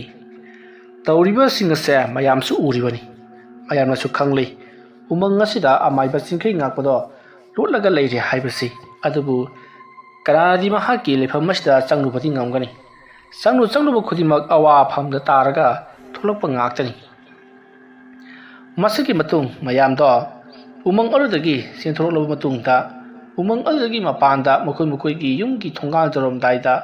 ꯃꯈꯣꯏꯒꯤ ꯈꯨꯜꯒꯤ ꯂꯝꯄꯥꯛ ꯑꯗꯨꯗ ꯑꯣꯏꯍꯧꯔꯤꯕꯁꯤꯡꯒ ꯋꯥꯔꯤ ꯁꯥꯅꯩ꯫ ꯑꯗꯨꯒ ꯑꯃꯥꯏꯕ ꯆꯤꯡꯈꯩ ꯉꯥꯛꯄꯒꯤ ꯂꯥꯂꯣꯡ ꯑꯁꯤꯗ ꯃꯈꯣꯏꯁꯨ ꯈꯥꯡꯕ ꯂꯥꯛꯄ ꯉꯝꯗꯕ ꯍꯥꯏꯕꯗꯨ ꯑꯣꯏꯔꯤ꯫ ꯇꯥꯟꯖꯥ ꯑꯗꯨꯗ ꯃꯈꯣꯏ ꯃꯌꯥꯝꯅ ꯆꯦꯟꯕꯗ ꯌꯥꯎꯍꯧꯗꯕ ꯈꯔ ꯁꯣꯟꯖꯨꯅꯕ ꯃꯤꯑꯣꯏ ꯑꯃ ꯃꯣꯜꯂꯤ ꯂꯥꯛꯂꯤ꯫ ꯑꯗꯨꯒ ꯃꯌꯥꯝ ꯂꯩꯔꯤꯕ ꯑꯗꯨꯒꯤ ꯃꯅꯥꯛꯇ ꯆꯪꯁꯤꯜꯂꯛꯂꯒ, ꯅꯈꯣꯏ ꯉꯁꯤꯒꯤ ꯅꯨꯡꯗꯥꯡ ꯑꯁꯤꯗꯤ ꯈ꯭ꯋꯥꯏꯗꯒꯤ ꯍꯦꯟꯅ ꯑꯋꯥꯕ ꯅꯨꯡꯗꯥꯡ ꯑꯃ ꯑꯣꯏꯒꯗꯧꯔꯤ꯫ ꯅꯈꯣꯏ ꯈꯔ ꯆꯦꯛꯁꯤꯟꯅ ꯂꯩꯌꯨ꯫ ꯀꯔꯤꯒꯨꯝꯕꯗ ꯆꯦꯛꯁꯤꯜꯍꯧꯗꯕ ꯇꯥꯔꯒꯗꯤ ꯆꯦꯛꯁꯤꯜꯍꯧꯗ꯭ꯔꯤꯕ ꯃꯤ ꯑꯗꯣ ꯁꯣꯏꯗꯅꯃꯛꯀꯤ ꯁꯤꯕ ꯅꯥꯕ ꯊꯣꯛꯄ ꯌꯥꯏ꯫ ꯃꯔꯝ ꯑꯗꯨꯅ ꯅꯈꯣꯏꯕꯨ ꯁꯤꯕ ꯅꯥꯕꯗꯤ ꯊꯣꯛꯍꯟꯅꯤꯡꯗꯦ, ꯈꯔ ꯆꯦꯛꯁꯤꯟꯅ ꯂꯩꯌꯨ ꯍꯥꯏꯗꯨꯅ ꯂꯥꯎꯔꯛꯂꯤ꯫ ꯑꯁꯨꯝꯅ ꯂꯥꯎꯔꯝꯂꯒ ꯃꯤꯑꯣꯏ ꯑꯗꯣ ꯐꯗ꯭ꯔꯥꯛ ꯇꯥꯗꯨꯅ ꯄꯣꯝ ꯂꯥꯎꯅ ꯍꯩꯊꯈꯤ꯫ ꯃꯌꯥꯝ ꯆꯦꯟꯁꯤꯜꯂꯨꯕꯗꯗꯤ ꯃꯤꯁꯛ ꯑꯗꯣ ꯀꯔꯤꯝꯇ ꯒ꯭ꯌꯥꯟ ꯇꯥꯗꯕ ꯑꯃꯒꯨꯝꯅ ꯑꯃꯨꯛ ꯍꯧꯒꯠꯂꯛꯂꯒ ꯀꯩꯗꯧꯈ꯭ꯔꯒꯦ ꯍꯥꯏꯗꯨꯅ ꯍꯪꯂꯛꯏ꯫ ꯃꯌꯥꯝꯅ ꯅꯍꯥꯛꯅ ꯍꯧꯖꯤꯛ ꯂꯥꯎꯈ꯭ꯔꯤꯕꯗꯨꯕꯨ ꯀꯔꯤꯅꯣ? ꯀꯅꯥꯅ ꯂꯥꯎ ꯍꯥꯏꯗꯨꯅ ꯂꯥꯎꯔꯤꯕꯅꯣ ꯍꯥꯏꯗꯨꯅ ꯍꯪꯂꯛꯄꯗ ꯑꯩꯅ ꯀꯔꯤ ꯂꯥꯎꯈ꯭ꯔꯕꯒꯦ ꯍꯥꯏꯔꯛꯄꯗ ꯃꯌꯥꯝꯁꯨ ꯈꯪꯂꯦ ꯇꯧꯔꯤꯕꯁꯦ ꯑꯃꯥꯏꯕ ꯆꯤꯡꯈꯩ ꯉꯥꯛꯄꯅ ꯇꯧꯔꯛꯄꯅꯤ ꯍꯥꯏꯕꯁꯤ꯫ ꯃꯔꯝ ꯑꯗꯨꯅ ꯃꯌꯥꯝꯅ ꯍꯧꯖꯤꯛꯇꯤ ꯑꯃꯥꯏꯕ ꯆꯩꯔꯥꯏ ꯈꯣꯟꯕꯁꯨ ꯄꯨꯡꯇꯦꯛ ꯇꯦꯛꯇꯨꯅ ꯐꯃꯨꯡꯗ ꯂꯩꯈ꯭ꯔꯕꯅꯤꯅ ꯌꯥꯔꯔꯣꯏ꯫ ꯃꯔꯝ ꯑꯗꯨꯅ ꯑꯇꯣꯞꯄ ꯂꯝꯗꯒꯤ ꯑꯍꯩꯕ ꯑꯃꯥꯏꯕ ꯈꯔ ꯀꯧꯔꯒ ꯑꯃꯨꯛꯇꯪ ꯂꯩꯇꯥꯏꯅꯍꯟꯗ꯭ꯔꯕꯗꯤ ꯌꯥꯔꯔꯣꯏ꯫ ꯅꯠꯇ꯭ꯔꯒꯅ ꯑꯩꯈꯣꯏꯅ ꯎꯃꯪ ꯑꯗꯨꯒꯤ ꯃꯅꯨꯡꯗ ꯆꯪꯁꯤꯜꯂꯒ ꯁꯤꯕ ꯆꯪꯕ ꯊꯤꯗꯅ ꯑꯩꯈꯣꯏ ꯂꯥꯟꯖꯔꯦ ꯍꯥꯏꯗꯨꯅ ꯂꯥꯎꯁꯤꯜꯂꯨꯔꯁꯤ꯫ ꯑꯗꯨꯝꯅ ꯍꯥꯏꯔꯛꯄꯗꯨꯗ ꯈꯔ ꯑꯃꯅ ꯉꯝꯖꯔꯔꯣꯏ, ꯑꯩꯈꯣꯏꯗꯤ ꯑꯃꯨꯛ ꯍꯟꯅ ꯆꯪꯕ ꯑꯗꯨꯅ ꯈꯨꯜ ꯑꯁꯤ ꯊꯥꯗꯣꯛꯂꯝꯂꯒ ꯆꯠꯈ꯭ꯔꯅꯤ ꯍꯥꯏꯗꯨꯅ ꯃꯈꯣꯏꯗꯤ ꯈꯨꯜ ꯊꯥꯗꯣꯛꯂꯒ ꯆꯠꯈꯤꯅꯕꯒꯤꯗꯃꯛꯇ ꯁꯦꯝ ꯁꯥꯅꯔꯛꯂꯤ꯫ ꯑꯁꯨꯝꯅ ꯇꯧꯗꯨꯅ ꯈꯨꯜ ꯑꯗꯨꯗ ꯂꯩꯀꯥꯏ ꯑꯗꯨꯗ ꯂꯩꯔꯤꯕ ꯃꯤ ꯃꯈꯩꯗꯣ ꯃꯍꯩ ꯅꯨꯄꯤ ꯃꯄꯥꯝꯗ ꯆꯠꯅꯈꯤꯕ ꯌꯥꯎ, ꯑꯗꯨꯒ ꯑꯇꯣꯞꯄ ꯈꯨꯜꯗ ꯃꯇꯝ ꯈꯔ ꯂꯩꯔꯨꯅꯤ ꯍꯥꯏꯗꯨꯅ ꯆꯠꯈꯤꯕ ꯌꯥꯎ, ꯃꯍꯩ ꯂꯣꯏꯅꯃꯛ ꯆꯠꯅꯈꯤꯕꯅ ꯂꯩꯀꯥꯏ ꯑꯗꯨꯗ ꯂꯩꯍꯧꯔꯤꯕꯁꯤ ꯃꯤ 30-40 ꯃꯨꯛꯇ ꯉꯥꯏꯍꯧꯔꯤ꯫ ꯂꯩꯍꯧꯔꯤꯕꯁꯤꯡ ꯑꯁꯤꯗ ꯆꯩꯔꯥꯏ ꯈꯣꯟꯕꯁꯨ ꯌꯥꯎꯔꯤꯕꯅꯤ꯫ ꯃꯇꯝ ꯑꯗꯨꯗ ꯆꯩꯔꯥꯏ ꯈꯣꯟꯕꯒꯤ ꯅꯨꯄꯤꯗꯤ ꯂꯩꯍꯧꯔꯤ, ꯑꯗꯨꯒ ꯃꯥꯒꯤ ꯃꯆꯥ ꯃꯁꯨꯗꯤ ꯂꯣꯏꯅꯃꯛ ꯆꯠꯅꯈ꯭ꯔꯤ꯫ ꯃꯇꯝ ꯑꯗꯨꯗ ꯆꯩꯔꯥꯏ ꯈꯣꯟꯕꯒꯤ ꯅꯨꯄꯤꯅ ꯁꯤꯒꯨꯝꯕ ꯊꯕꯛꯁꯦ ꯇꯧꯔꯅꯨꯗꯅ ꯀꯌꯥꯔꯛ ꯍꯟꯅ ꯍꯥꯏꯕꯅꯤ꯫ ꯀꯔꯤ ꯁꯥꯔꯒꯦ ꯍꯧꯖꯤꯛꯇꯤ? ꯍꯩ, ꯑꯩꯁꯦ ꯑꯅꯥꯕꯅꯤ꯫ ꯑꯩꯅ ꯅꯥꯔꯤꯉꯩ ꯑꯁꯤꯗꯅꯦ ꯆꯕꯦꯡ ꯉꯥꯡꯂꯛꯀꯅꯨ꯫ ꯂꯩꯅꯥꯈꯣꯟꯅ ꯃꯔꯣꯜ ꯑꯃ ꯅꯥꯔꯤꯕ, ꯑꯩꯅ ꯈꯜꯂꯨꯕꯒ ꯇꯧꯊꯣꯔꯛꯄꯒ ꯀꯌꯥꯗ ꯈꯦꯠꯅꯈ꯭ꯔꯕ! ꯑꯩꯅ ꯈꯜꯂꯨꯕꯅ ꯎꯆꯦꯛ ꯑꯗꯨꯅ ꯑꯩꯕꯨ ꯇꯞꯅ ꯂꯩꯃꯥꯏꯗ ꯊꯥꯗꯔꯛꯀꯗ꯭ꯔꯥ ꯈꯜꯂꯨꯔꯒ ꯎꯇꯣꯟꯗꯒꯤ ꯍꯦꯟꯅ ꯋꯥꯡꯅ ꯄꯥꯏꯔꯤꯕ ꯃꯍꯥꯛꯅ ꯑꯩꯕꯨ ꯂꯩꯃꯥꯏꯗ ꯑꯗꯨꯛ ꯀꯟꯅ ꯊꯥꯗꯔꯛꯀꯅꯤ ꯍꯥꯏꯕꯗꯤ ꯑꯩꯁꯨ ꯈꯜꯂꯨꯗꯕꯅꯤ꯫ ꯐꯔꯦ, ꯂꯩꯀꯥꯏ ꯑꯁꯤꯗꯗꯤ ꯃꯤ ꯀꯌꯥꯝꯗꯤ ꯂꯩꯔꯤ? ꯀꯔꯥꯏꯗꯒꯤ ꯋꯥꯅꯣꯗ, ꯏꯕꯥꯅꯤ ꯈꯛꯇꯕꯨ ꯑꯣꯏꯔꯝꯅꯤ ꯂꯩꯔꯤꯁꯦ꯫ ꯀꯔꯤ, ꯃꯈꯣꯏ ꯂꯣꯏꯅꯃꯛ ꯆꯠꯈ꯭ꯔꯕ? ꯍꯣ, ꯂꯣꯏꯅꯃꯛ ꯆꯠꯈ꯭ꯔꯤ꯫ ꯁꯤꯅꯤꯡꯕꯕꯨ ꯀꯅꯥ ꯌꯥꯎꯗꯣꯔꯤꯕꯅꯣ? ꯃꯈꯣꯏꯅ ꯁꯤꯅꯤꯡꯗ꯭ꯔꯤꯕꯅꯤ ꯍꯥꯏꯗꯅ ꯂꯩꯔꯤꯕꯗꯨ ꯁꯣꯏꯗꯅꯃꯛꯀꯤ ꯈꯨꯜꯁꯤꯡꯒꯤ ꯃꯤꯑꯣꯏꯁꯤꯡꯅ ꯇꯥꯟꯊꯣꯔꯛꯀꯅꯤ꯫ ꯉꯁꯤ ꯇꯥꯟꯊꯣꯔꯛꯇ꯭ꯔꯕꯗꯁꯨ ꯍꯌꯦꯡ ꯇꯥꯟꯊꯣꯔꯛꯀꯗꯧꯔꯤꯕꯅꯤ꯫ ꯃꯈꯣꯏꯅ ꯆꯪꯂꯨꯕ ꯃꯐꯝ ꯈꯨꯗꯤꯡꯃꯛꯇ ꯆꯤꯡꯈꯩ ꯉꯥꯛꯄꯅ ꯏꯟꯅꯔꯛꯂꯣꯏꯗꯕꯒꯤ ꯃꯔꯝ ꯂꯩꯇꯦ ꯃꯈꯣꯏꯅ ꯃꯔꯝ ꯑꯣꯏꯔꯒ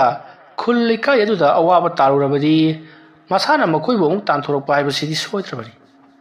ꯇꯧꯖꯔꯁꯅꯨ ꯆꯠꯄ ꯋꯥꯅꯕ ꯍꯣꯟꯗꯣꯛ ꯍꯣꯟꯖꯤꯟ ꯇꯧꯔꯒ ꯋꯥꯅꯅꯕ ꯑꯗꯣ ꯃꯥꯏꯕ ꯍꯩꯕ ꯑꯃ ꯀꯧꯔꯒ ꯌꯦꯡꯍꯟꯅꯤꯡꯉꯥꯏꯗꯅ ꯃꯈꯣꯏ ꯈꯔꯗꯤ ꯂꯩꯍꯧꯔꯤ ꯃꯥꯏꯕ ꯇꯥꯟꯅꯕꯁꯨ ꯍꯧꯈ꯭ꯔ ꯃꯥꯜꯂꯦ ꯇꯥꯟꯅꯖꯁꯤꯅꯨ ꯑꯩ ꯐꯥꯎꯕꯅ ꯉꯥꯛꯄ ꯉꯝꯗ꯭ꯔꯕ ꯆꯤꯡꯈꯩ ꯉꯥꯛꯄꯕꯨ ꯀꯅꯥ ꯂꯥꯛꯂꯒ ꯉꯥꯛꯂꯗꯧꯔꯤꯕ ꯉꯍꯥꯟ ꯃꯈꯣꯏꯒꯤ ꯌꯨꯝ ꯃꯩ ꯊꯥꯕ ꯅꯨꯃꯤꯠ ꯑꯗꯨꯗ ꯆꯤꯡꯈꯩ ꯉꯥꯛꯄꯁꯤ ꯁꯤꯔꯝꯂꯕꯗꯤ ꯉꯁꯤꯒꯤ ꯑꯁꯤꯒꯨꯝꯅ ꯑꯩꯈꯣꯏ ꯋꯥꯔꯝꯂꯣꯏꯗꯕꯅꯤ ꯑꯗꯨꯕꯨ ꯃꯍꯥꯛ ꯁꯤꯔꯝꯗꯕꯅ ꯑꯩꯈꯣꯏ ꯃꯌꯥꯝ ꯑꯃ ꯋꯥꯔꯤ ꯐꯩ ꯋꯥꯁꯤꯅꯨ ꯑꯩꯈꯣꯏꯅ ꯋꯥꯕꯒ ꯃꯥꯅ ꯋꯥꯕꯒ ꯈꯔ ꯈꯦꯠꯅꯩ ꯃꯥꯒꯤꯅ ꯎꯃꯪ ꯃꯅꯨꯡ ꯇꯤꯟ ꯀꯥꯡ ꯃꯔꯛꯇ ꯃꯁꯥꯗꯣ ꯃꯩꯅ ꯆꯥꯛꯊꯦꯛꯈꯤꯕꯒꯤ ꯃꯩꯁꯥ ꯑꯃꯒ ꯂꯣꯏꯅꯅ ꯃꯄꯨꯟꯁꯤ ꯂꯦꯜꯂꯤꯕ ꯑꯗꯨꯒ ꯑꯩꯈꯣꯏꯅ ꯃꯐꯝ ꯑꯁꯤꯗ ꯅꯨꯡꯉꯥꯏꯅ ꯇꯨꯝꯗꯨꯅ ꯂꯩꯔꯤꯕꯅꯤ ꯑꯁꯨꯝꯅ ꯆꯔꯥꯏ ꯈꯣꯟꯕꯗꯣ ꯃꯇꯣꯟꯇ ꯄꯉꯥꯡꯗ ꯉꯥꯡꯂꯤꯉꯩ ꯃꯤꯑꯣꯏ ꯈꯔ ꯁꯨꯃꯥꯡꯂꯣꯝꯗꯒꯤ ꯑꯣꯖꯥ ꯃꯥꯏꯕ ꯆꯔꯥꯏ ꯈꯣꯟꯕ ꯂꯩꯕꯤꯗꯕ꯭ꯔꯣ ꯍꯥꯏꯗꯨꯅ ꯀꯧꯔꯛꯂꯤ ꯃꯇꯝ ꯑꯗꯨꯗ ꯆꯔꯥꯏ ꯈꯣꯟꯕꯒꯤ ꯅꯨꯄꯤꯗꯣ ꯄꯔꯞ ꯊꯣꯛꯂꯛꯇꯨꯅ ꯃꯍꯥꯛꯇꯤ ꯅꯥꯕꯗꯣ ꯐꯠꯇ꯭ꯔꯤꯅꯦ ꯉꯁꯥꯏꯗꯁꯨ ꯅꯥꯔꯒ ꯀꯃꯥꯏꯅ ꯍꯧꯖꯤꯛ ꯐꯒꯗꯧꯔꯤꯕꯅꯣ ꯍꯥꯏꯗꯨꯅ ꯍꯪꯂꯛꯄꯗ ꯃꯈꯣꯏꯁꯤꯡꯗꯣ ꯆꯪꯁꯤꯜꯂꯛꯏ ꯑꯗꯨꯒ ꯑꯣꯖꯥ ꯀꯃꯥꯏꯅ ꯇꯧꯔꯤꯕꯅꯣ ꯑꯣꯖꯥꯅ ꯑꯗꯨꯝꯅ ꯅꯥꯔꯒ ꯂꯩꯈ꯭ꯔꯕꯗꯤ ꯑꯩꯈꯣꯏꯗꯤ ꯀꯅꯥꯅ ꯁꯦꯟꯅꯕꯤꯒꯅꯤ ꯁꯨꯝꯗꯧꯕꯅꯤ ꯑꯣꯖꯥ ꯑꯩꯈꯣꯏꯅ ꯑꯇꯣꯞꯄ ꯈꯨꯜꯗꯒꯤ ꯑꯃꯥꯏꯕ ꯑꯃ ꯇꯥꯟꯅꯔꯨꯕ ꯃꯇꯝꯗ ꯃꯥꯁꯨ ꯍꯥꯟꯅ ꯈꯪꯂꯒ ꯂꯩꯔꯝꯂꯦ ꯃꯥꯅ ꯍꯥꯏꯕꯗ ꯅꯈꯣꯏꯒꯤ ꯀꯩ ꯇꯣꯡꯕ ꯃꯥꯏꯕꯗꯨ ꯌꯥꯝꯅ ꯁꯥꯊꯤꯕ ꯃꯥꯒꯤ ꯃꯃꯥꯡꯗ ꯀꯅꯥ ꯑꯃꯠꯇ ꯂꯦꯞꯄ ꯉꯝꯗꯕ ꯃꯤꯑꯣꯏꯅꯤ ꯂꯥꯏꯒꯤ ꯒꯨꯜ ꯆꯦꯟꯕꯗ ꯅꯠꯇꯅ ꯁ꯭ꯋꯥꯏ ꯃꯥꯡꯕꯁꯨ ꯉꯝꯂꯤꯕꯅꯤ ꯑꯗꯨꯅ ꯃꯥꯒ ꯊꯦꯡꯅꯕ ꯍꯥꯏꯕꯁꯤ ꯈꯔ ꯋꯥꯅ ꯊꯣꯛꯀꯅꯤ ꯌꯥꯝꯅ ꯍꯩꯕ ꯑꯃ ꯅꯦꯛꯇ꯭ꯔꯒꯗꯤ ꯌꯥꯔꯔꯣꯏ ꯂꯩꯋꯥ ꯇꯤꯟꯋꯥꯒꯤ ꯃꯔꯝꯗ ꯐꯖꯅ ꯈꯪꯂꯕ ꯈꯨꯠꯂꯥꯏꯒꯤ ꯃꯔꯝꯗ ꯐꯖꯅ ꯈꯪꯂꯕ ꯃꯤꯑꯣꯏꯅ ꯃꯗꯨꯗ ꯇꯧꯗꯨꯅ ꯃꯥꯏꯊꯤꯕ ꯄꯤꯗ꯭ꯔꯕꯗꯤ ꯌꯥꯔꯣꯏ ꯑꯁꯨꯝꯅ ꯍꯥꯏꯍꯧꯏ ꯑꯗꯨꯒ ꯑꯃꯥꯏꯕꯗꯨꯁꯨ ꯑꯩꯈꯣꯏꯒꯤ ꯈꯨꯜ ꯑꯁꯤꯗ ꯂꯩꯀꯥꯏ ꯑꯁꯤꯗ ꯂꯥꯛꯑꯣ ꯍꯥꯏꯕꯁꯨ ꯌꯥꯍꯧꯗꯦ ꯑꯗꯨꯝꯅ ꯍꯥꯏꯔꯛꯄꯗ ꯆꯩꯔꯥꯏ ꯈꯣꯟꯕꯅ ꯃꯈꯣꯏꯅ ꯉꯝꯒꯗꯕ ꯊꯕꯛ ꯅꯠꯇꯦ ꯑꯩꯅ ꯇꯧꯔꯤꯕꯁꯤ ꯑꯃꯥꯏꯕ ꯆꯤꯡꯈꯩ ꯉꯥꯛꯄꯅ ꯇꯧꯔꯤꯕ ꯊꯕꯛ ꯑꯁꯦ ꯌꯥꯝꯅ ꯐꯠꯇꯕ ꯊꯕꯛꯅꯤ ꯂꯩꯀꯥꯏ ꯈꯨꯜ ꯑꯁꯤꯕꯨ ꯈꯨꯟꯇꯥꯛ ꯂꯥꯟꯁꯤꯍꯟꯕ ꯃꯥꯅ ꯃꯔꯝ ꯑꯣꯏꯔꯒ ꯍꯧꯖꯤꯛꯇꯤ ꯑꯩꯈꯣꯏ ꯄꯨꯝꯅꯃꯛꯇꯣ ꯁꯤꯟꯊꯥꯐꯝ ꯈꯪꯗ꯭ꯔꯦ ꯃꯥꯅꯤ ꯑꯁꯦꯡꯕꯅꯤ ꯏꯕꯨꯡꯉꯣ ꯆꯩꯔꯥꯏ ꯈꯣꯟꯕ ꯑꯩꯈꯣꯏ ꯍꯧꯖꯤꯛ ꯀꯔꯤ ꯇꯧꯒꯗꯕꯅꯣ ꯇꯧꯕ ꯍꯥꯏꯕꯕꯨ ꯑꯩꯈꯣꯏ ꯉꯁꯤ ꯅꯨꯃꯤꯗꯥꯡ ꯑꯁꯤꯃꯗꯤ ꯇꯨꯃꯤꯟꯅ ꯂꯩꯒꯗꯕꯅꯤ ꯊꯣꯡ ꯂꯣꯟꯁꯤꯜꯂꯒ ꯊꯣꯛꯅꯤꯡꯕ ꯊꯧꯗꯣꯛ ꯊꯣꯛꯁꯅꯨ ꯑꯗꯨꯒ ꯑꯩꯈꯣꯏ ꯑꯃꯃꯝꯇ ꯑꯣꯏꯅ ꯂꯩꯒꯨꯝꯁꯤ ꯂꯩꯍꯧꯔꯤꯕ ꯑꯩꯈꯣꯏ ꯄꯨꯟꯅ ꯏꯃꯨꯡ ꯑꯃꯗ ꯄꯨꯟꯅ ꯂꯩꯔꯁꯤ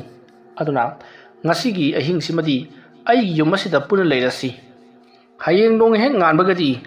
ꯈꯨꯜ ꯑꯁꯤ ꯂꯩꯀꯥꯏ ꯑꯁꯤ ꯊꯥꯗꯣꯛꯂꯗꯨꯅ ꯆꯠꯈ꯭ꯔꯕꯁꯤꯡ ꯑꯁꯦ ꯑꯃꯨꯛ ꯈꯨꯜ ꯂꯩꯀꯥꯏ ꯑꯁꯤꯗ ꯍꯜꯂꯛꯀꯗꯧꯔꯤꯕꯅꯤ ꯑꯗꯨꯝꯅ ꯍꯥꯏꯔꯛꯄꯗ ꯃꯌꯥꯝꯗꯣ ꯏꯉꯛꯉꯛꯅ ꯀꯔꯤꯅꯣ ꯍꯥꯏꯔꯤꯕꯁꯤꯕꯨ ꯈꯨꯜ ꯑꯁꯤ ꯂꯩꯀꯥꯏ ꯑꯁꯤ ꯊꯥꯗꯣꯛꯂꯒ ꯆꯠꯈ꯭ꯔꯕ ꯃꯤꯑꯣꯏꯁꯤꯡ ꯑꯗꯨꯅ ꯀꯩꯗꯧꯕꯒꯤ ꯑꯃꯨꯛ ꯍꯜꯂꯛꯀꯗꯧꯔꯤꯕꯅೋ ꯃꯗꯨꯒꯤ ꯃꯔꯝ ꯂꯩ ꯑꯃꯥꯏꯕ ꯆꯤꯡꯈꯩ ꯉꯥꯛꯄ ꯍꯦꯂꯥ ꯌꯥꯕ ꯑꯃꯥꯏꯕ ꯅꯠꯇꯦ ꯃꯍꯥꯛꯅ ꯆꯠꯈ꯭ꯔꯕꯁꯤꯡ ꯑꯗꯨꯕꯨ ꯑꯃꯨꯛ ꯀꯧꯁꯤꯟꯒꯗꯧꯔꯤꯕꯅꯤ ꯐꯔꯦꯁꯦ ꯃꯁꯤꯒꯤ ꯃꯇꯥꯡꯗ ꯑꯩꯈꯣꯏ ꯑꯁꯨꯝ ꯋꯥ ꯈꯟꯅꯗꯨꯅ ꯂꯩꯔꯕꯗꯤ ꯌꯥꯔꯔꯣꯏ ꯃꯥꯕꯨ ꯃꯥꯏꯊꯤꯕ ꯄꯤꯕ ꯉꯝꯃꯟꯅꯕ ꯀꯔꯤꯒꯨꯝꯕ ꯎꯄꯥꯏ ꯈꯔꯁꯨ ꯇꯧꯁꯤ ꯑꯗꯨꯝꯅ ꯍꯥꯏꯔꯛꯄꯗ ꯂꯩꯔꯤꯕꯁꯤꯡ ꯑꯗꯨꯅ ꯀꯔꯤ ꯎꯄꯥꯏ ꯇꯧꯒꯗꯕꯅꯣ ꯍꯥꯏꯔꯛꯄꯗ ꯑꯃꯥꯏꯕ ꯆꯩꯔꯥꯏ ꯈꯣꯟꯕꯅ ꯃꯗꯨꯒꯤꯗꯃꯛꯇꯅꯤ ꯑꯩꯅ ꯉꯁꯤ ꯑꯩꯈꯣꯏꯒꯤ ꯌꯨꯝ ꯑꯁꯤꯗ ꯅꯈꯣꯏ ꯂꯩꯔꯣ ꯍꯥꯏꯔꯤꯕꯁꯤ ꯂꯩꯀꯥꯏ ꯈꯨꯜ ꯑꯁꯤꯗ ꯂꯩꯔꯤꯕ ꯌꯨꯝ ꯃꯈꯩ ꯃꯩ ꯊꯥꯟꯗ꯭ꯔꯕꯅꯤꯅ ꯃꯤ ꯑꯃꯠꯇ ꯂꯩꯇ꯭ꯔꯦ ꯍꯥꯏꯕꯁꯤ ꯃꯍꯥꯛꯅ ꯈꯪꯒꯗꯧꯔꯤꯕꯅꯤ ꯃꯔꯝ ꯑꯗꯨꯅ ꯑꯩꯒꯤ ꯌꯨꯝ ꯑꯁꯤꯗ ꯇꯝꯅꯅ ꯍꯦꯛꯇꯃꯛ ꯂꯥꯛꯂꯒꯅꯤ ꯑꯗꯨꯝꯅ ꯆꯩꯔꯥꯏ ꯈꯣꯟꯕꯅ ꯀꯩ ꯇꯣꯡꯗꯨꯅ ꯂꯥꯛꯄ ꯃꯇꯝꯗ ꯑꯩꯈꯣꯏꯅ ꯇꯧꯒꯗꯕꯁꯤ ꯃꯍꯥꯛꯀꯤ ꯑꯀꯣꯏꯕꯗ ꯀꯣꯏꯁꯤꯜꯂꯒ ꯑꯩꯈꯣꯏꯅ ꯆꯤꯡꯎ ꯂꯥꯏꯅꯤꯡꯊꯧ ꯁꯅꯥꯃꯍꯤ ꯑꯃꯗꯤ ꯑꯇꯩ ꯈꯨꯌꯨꯝ ꯂꯥꯏꯁꯤꯡꯒꯤ ꯃꯃꯤꯡꯕꯨ ꯁꯩꯊꯥꯔꯒ ꯑꯩꯈꯣꯏꯅ ꯂꯩꯋꯥ ꯃꯟꯇ꯭ꯔ ꯀꯌꯥ ꯁꯣꯟꯒꯗꯕꯅꯤ ꯑꯁꯤꯗ ꯂꯩꯔꯤꯕ ꯂꯥꯏꯔꯤꯛ ꯑꯁꯤꯗ ꯂꯣꯏꯅꯃꯛ ꯌꯥꯎꯔꯕꯅꯤ ꯑꯩꯅ ꯊꯦꯛꯇꯨꯅ ꯊꯝꯂꯕꯅꯤ ꯊꯦꯛꯇꯨꯅ ꯊꯝꯂꯤꯕ ꯂꯥꯏꯔꯤꯛ ꯑꯗꯨꯗ ꯌꯥꯎꯔꯤꯕ ꯂꯥꯏꯔꯣꯟꯁꯤꯡ ꯑꯗꯣ ꯆꯤꯟꯐꯥ ꯂꯣꯏꯅꯃꯛ ꯄꯨꯁꯜꯂꯨ ꯍꯥꯏꯔꯤꯕ ꯂꯥꯏꯔꯤꯛ ꯑꯗꯨꯗ ꯌꯥꯎꯔꯤꯕ ꯂꯩꯋꯥ ꯃꯟꯇ꯭ꯔꯁꯤꯡ ꯑꯗꯨ ꯁꯤꯖꯤꯟꯅꯒꯗꯕꯅꯤ ꯅꯈꯣꯏꯁꯨ ꯂꯣꯏꯅꯃꯛ ꯍꯧꯖꯤꯛ ꯄꯥꯁꯜꯂꯨ ꯑꯗꯨꯝꯅ ꯍꯥꯏꯔꯛꯄꯗꯒꯤꯗꯤ ꯃꯌꯥꯝꯗꯣ ꯃꯊꯪ ꯄꯥꯅꯔꯛꯂꯤ ꯅꯥꯀꯜ ꯑꯃꯗꯅ ꯀꯝꯗꯧꯔꯤ ꯑꯃꯥꯏꯕ ꯆꯤꯡꯈꯩ ꯉꯥꯛꯄꯅ ꯃꯍꯥꯛꯀꯤ ꯊꯥꯗꯣꯛꯇꯨꯅ ꯊꯝꯂꯤꯕ ꯀ꯭ꯋꯥꯛ ꯑꯗꯨꯗꯒꯤ ꯍꯧꯖꯤꯛꯇꯤ ꯈꯪꯂꯦ ꯂꯩꯀꯥꯏ ꯑꯗꯨꯗ ꯍꯧꯖꯤꯛ ꯃꯤ ꯑꯃꯠꯇ ꯂꯩꯇ꯭ꯔꯦ ꯈꯨꯟꯇꯥꯛ ꯂꯥꯟꯁꯤꯔꯦ ꯍꯥꯏꯕꯁꯤ ꯑꯗꯨꯕꯨ ꯑꯃꯥꯏꯕ ꯆꯩꯔꯥꯏ ꯈꯣꯟꯕꯒꯤ ꯌꯨꯝꯗꯗꯤ ꯃꯈꯣꯏ ꯈꯔ ꯂꯩꯔꯤ ꯑꯗꯨꯒ ꯑꯃꯥꯏꯕ ꯆꯩꯔꯥꯏ ꯈꯣꯟꯕꯁꯨ ꯍꯧꯒꯠ ꯀꯥꯡꯈꯠꯄ ꯉꯝꯗꯅ ꯏꯃꯨꯡ ꯑꯗꯨꯗ ꯌꯥꯝꯅ ꯋꯥꯅ ꯂꯩꯔꯤ ꯍꯥꯏꯕꯁꯤ ꯑꯃꯥꯏꯕ ꯆꯤꯡꯈꯩ ꯉꯥꯛꯄꯅ ꯈꯪꯂꯦ ꯃꯗꯨ ꯈꯪꯂꯛꯄꯗ ꯑꯃꯥꯏꯕ ꯆꯤꯡꯈꯩ ꯉꯥꯛꯄꯅ ꯐꯩ ꯈꯪꯒꯅꯤ ꯍꯣꯔꯦꯟ ꯅꯨꯃꯤꯗꯥꯡꯗꯤ ꯃꯥ ꯑꯩꯅ ꯋꯥ ꯆꯞ ꯆꯥꯕꯤꯕ ꯉꯥꯡꯒꯗꯕ ꯌꯥꯔꯔꯣꯏ ꯑꯗꯨꯒ ꯂꯩꯀꯥꯏ ꯈꯨꯜ ꯑꯁꯤꯕꯨ ꯊꯥꯗꯣꯛꯇꯨꯅ ꯆꯠꯈꯤꯕꯁꯤꯡ ꯑꯁꯤꯁꯨ ꯑꯩꯅ ꯀꯔꯤ ꯇꯧꯕ ꯉꯝꯕꯒꯦ ꯍꯥꯏꯕꯗꯣ ꯌꯦꯡꯕ ꯇꯥꯔꯦ ꯃꯈꯣꯏꯅ ꯀꯌꯥ ꯌꯥꯝꯅ ꯀꯨꯏꯅ ꯂꯩꯀꯥꯏ ꯈꯨꯜ ꯑꯗꯨꯗ ꯂꯩꯕ ꯉꯝꯕꯒꯦ ꯍꯥꯏꯕꯁꯦ ꯌꯦꯡꯕ ꯇꯥꯔꯦ ꯃꯅꯤꯡ ꯃꯃꯥꯡ ꯊꯠꯇꯨꯅ ꯂꯥꯟꯗꯥꯒꯦ ꯈꯪꯒꯅꯤꯗꯅ ꯑꯁꯨꯝꯅ ꯈꯜꯂꯒ ꯆꯤꯡꯈꯩ ꯉꯥꯛꯄ ꯅꯨꯃꯤꯗꯥꯡꯒꯤ ꯃꯇꯝ ꯑꯣꯏꯔꯛꯄ ꯉꯥꯏꯗꯨꯅ ꯂꯩꯈꯤ ꯅꯨꯃꯤꯗꯥꯡꯒꯤ ꯃꯇꯝꯅꯤ ꯆꯤꯡꯈꯩ ꯉꯥꯛꯄ ꯊꯧꯔꯥꯡ ꯄꯨꯝꯅꯃꯛ ꯂꯣꯏꯔꯦ ꯃꯁꯤꯗꯒꯤꯗꯤ ꯆꯤꯡꯈꯩ ꯉꯥꯛꯄꯗꯣ ꯄꯔꯞ ꯄꯔꯞ ꯎꯃꯪ ꯑꯗꯨꯗꯒꯤ ꯊꯣꯔꯛꯂꯦ ꯅꯥꯀꯜ ꯑꯃꯗꯅ ꯆꯩꯔꯥꯏ ꯈꯨꯟꯕꯅ ꯍꯥꯏꯕꯒꯤ ꯃꯇꯨꯡꯏꯟꯅ ꯃꯈꯣꯏꯒꯤ ꯌꯨꯝ ꯑꯁꯤꯗ ꯁꯣꯏꯗꯅꯃꯛꯀꯤ ꯑꯃꯥꯏꯕ ꯆꯤꯡꯈꯩ ꯉꯥꯛꯄ ꯂꯥꯛꯀꯅꯤ ꯍꯥꯏꯕ ꯈꯪꯕꯗꯒꯤ ꯂꯥꯡ ꯀꯌꯥ ꯊꯥꯛꯇꯨꯅ ꯊꯝꯂꯤꯕꯅꯤ ꯑꯗꯨꯒ ꯃꯍꯥꯛꯀꯤ ꯄꯥꯝꯕ ꯀꯦꯔꯦꯠ ꯑꯗꯨꯕꯨ ꯈꯨꯗꯛꯇ ꯍꯥꯠꯂꯕꯗꯤ ꯑꯃꯥꯏꯕ ꯆꯤꯡꯈꯩ ꯉꯥꯛꯄꯒꯤ ꯃꯄꯥꯡꯒꯜ ꯈꯪꯍꯟ ꯍꯟꯊꯈꯤꯗꯧꯔꯤꯕꯅꯤ ꯃꯔꯝ ꯑꯗꯨꯅ ꯍꯧꯖꯤꯛ ꯑꯃꯥꯏꯕ ꯆꯤꯡꯈꯩ ꯉꯥꯛꯄꯅ ꯇꯣꯡꯗꯨꯅ ꯂꯥꯛꯂꯤꯕ ꯄꯥꯝꯕ ꯀꯦꯔꯦꯜ ꯑꯁꯤ ꯀꯝꯗꯧꯅ ꯍꯥꯠꯁꯤꯒꯦ ꯍꯥꯏꯕꯒꯤ ꯊꯧꯔꯥꯡ ꯄꯨꯝꯅꯃꯛ ꯂꯣꯏꯔꯕꯗ ꯍꯧꯖꯤꯛꯇꯤ ꯃꯌꯥꯝ ꯄꯨꯝꯅꯃꯛ ꯁꯦꯝ ꯁꯥꯕ ꯂꯣꯏꯅꯈ꯭ꯔꯦ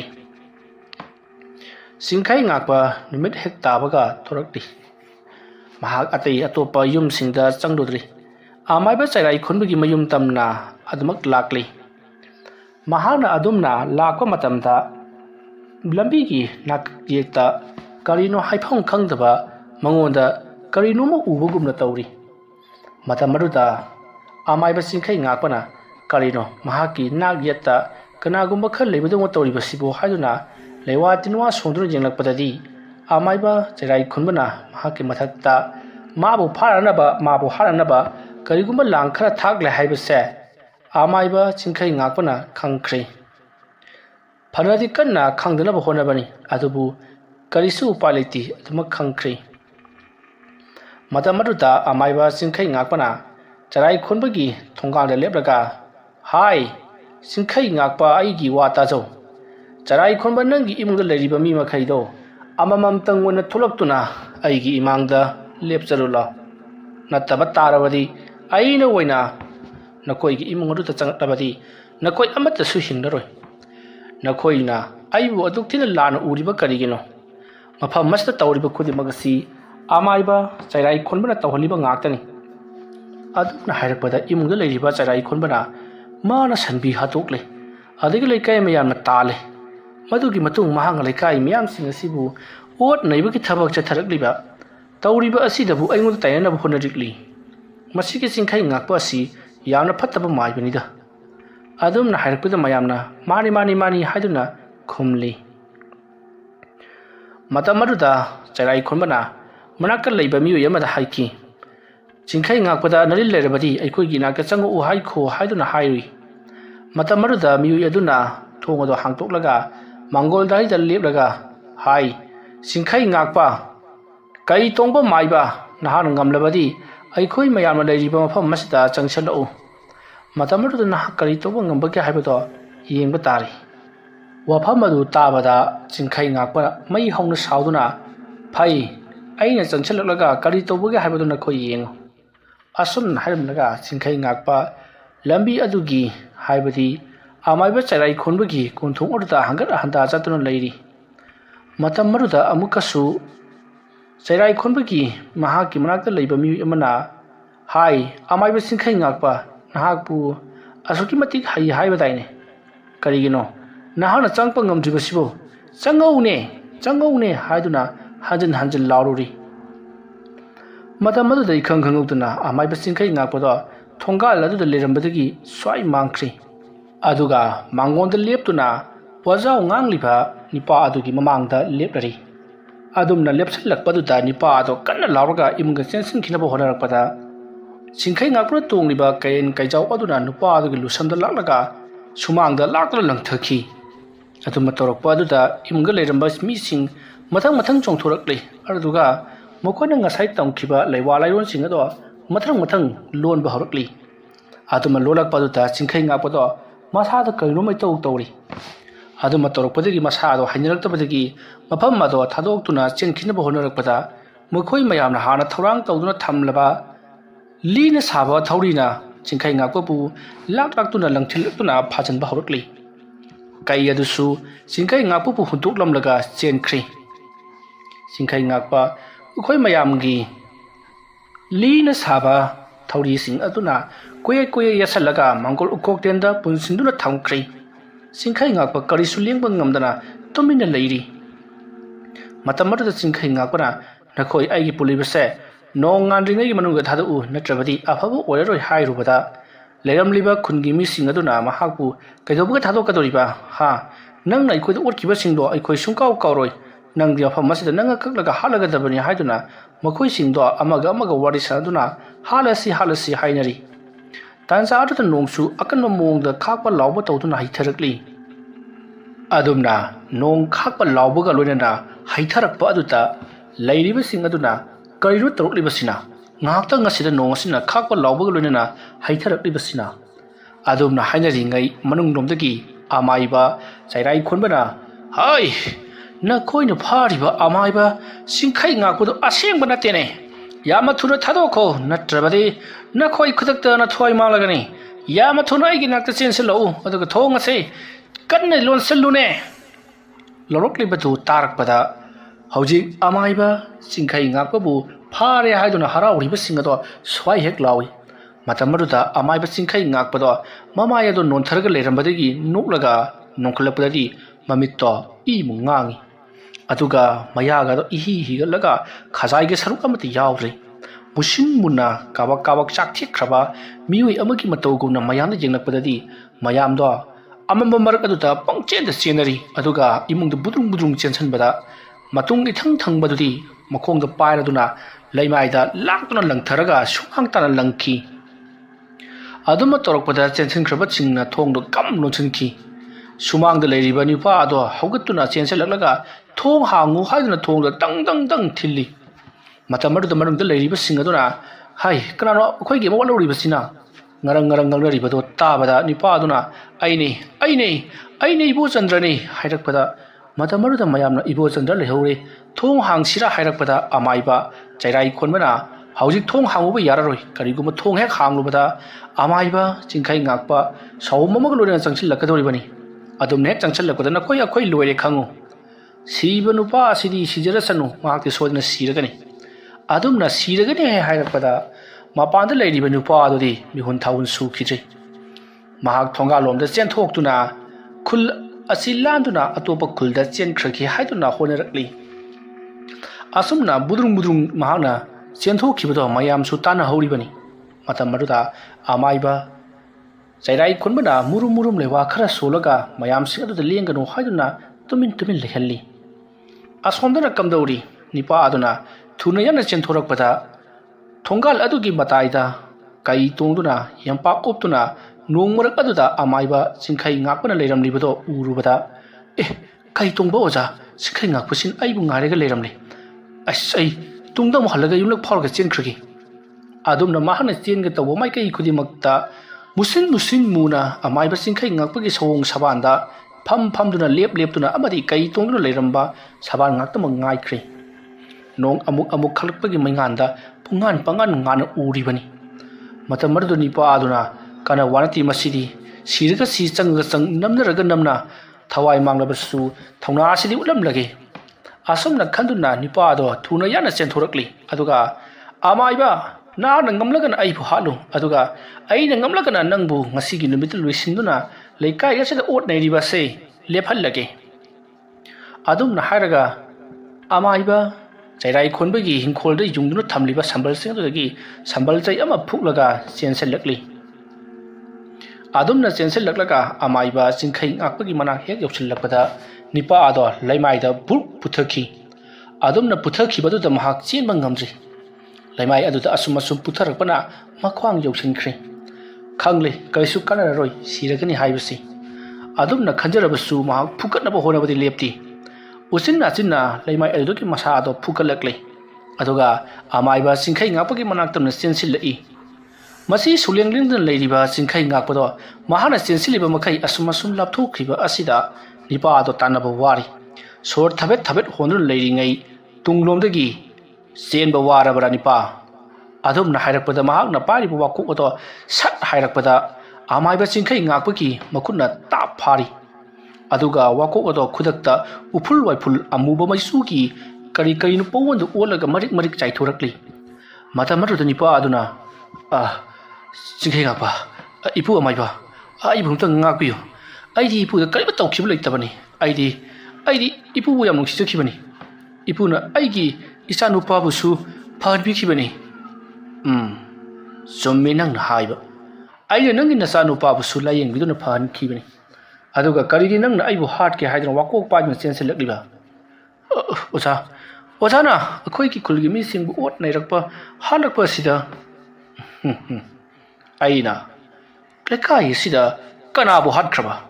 nangam tang hayu kana hat khre oza na nupa ma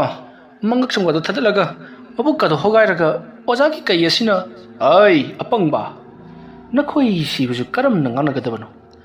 asing bar achum bar kalana tawri bano haiba kari mata khang da ba makai na khoi na ai bu chairak pi ri bani haidra yum mai thari yum aruda ai ki lura ba lairik kaya amadi ai gi punsi ga tana thana ba yadra ba ai gi imana pcheksin na sina biramba ai gi naukon phi yaukri atai lairik tudi ai na akhang ai oza sing gi manak ta gi chatluraga amuk loro ba si yai adubu naukal phi dudi kara hai da gi loro gani naukal phi adu chak khibana ai na asi yauna sounding libani na khoi khangbra na khoi na thadana thamliba amai ba chairai khon ba si karamba mi no haiba mahak na haidra ai lala se mahak na ngak pa ngamgani haidra ngamlibra amai ba chairai khun na ngamlibra haibani oza ngamdi mahak na ngamdi mahak ma sa phau ba solaga leiribani lekai khulase na manghan ge khalam labadi ngahana solution ba yari na khoi asi wakhal tarakatra haiduna aduk leibani aduga na khoi hojik phawwa amai ba chairai khon ba ge wafam da thajaduna na khoi ma gi matung adumak indrun leiri hayeng nong he ngan baga lekai khulasi gi mi punamak khulasi da amuk halakhi gani matamar da na na hai ga dabani amai ba chairai khon ba afaba mi na ti haidana mahana tawon ba ngaktani thokriba khudimak salhat khiba du su mahangna aingon da khulai tharakpadagi madu ngakthoknaba honabada soibadagi sal adu da pan khibani mangon da pan da khulai ado mahanga laithai tawduna sal adu da palan khibani aduna sal ado si khibani kanana chumlibano kanana lalibano kari maram ki tawkhibano haiba kari mata thidok taba makai nakhoin aibu lan uredana phare masina masi waikre haukrabati haukre ai si sawa pharagi nahang na hayeng numita leikai khul asita leiriba lakadoriba mi singadu da aina ngasi hariba singase haigadabani aduga nakhoina amaiba chairai khunbu chairak pi gadabani hayo amaiba chairai khunbada kari chairak pini aja lekai asibu asigumna awaba nanghaliba aduga aikhoi mayam gidam ta kathokdaba ojabu aikhoi mayam da lan uhanduna ut chaisanduna ojabu mangana ba silhaliba mahakpudi aikhoi na siriba phawba mang samda thawri thuduna khonagda yankalaga hat kadabani adura nakhoi gi chairak ase aduga aibuna kari gi lekai khuliste gi tanthokani hairiba oja tanthokba haibaduri atopa jaga da hingidori bani hat pa haibistigi hena afaba magi chairak leitini oja phare nakhoina pamliba dumak tawro adubu nakhoina khanggadabadi amaiba chairai khonba isam chamba amaiba manati aduna mahakna su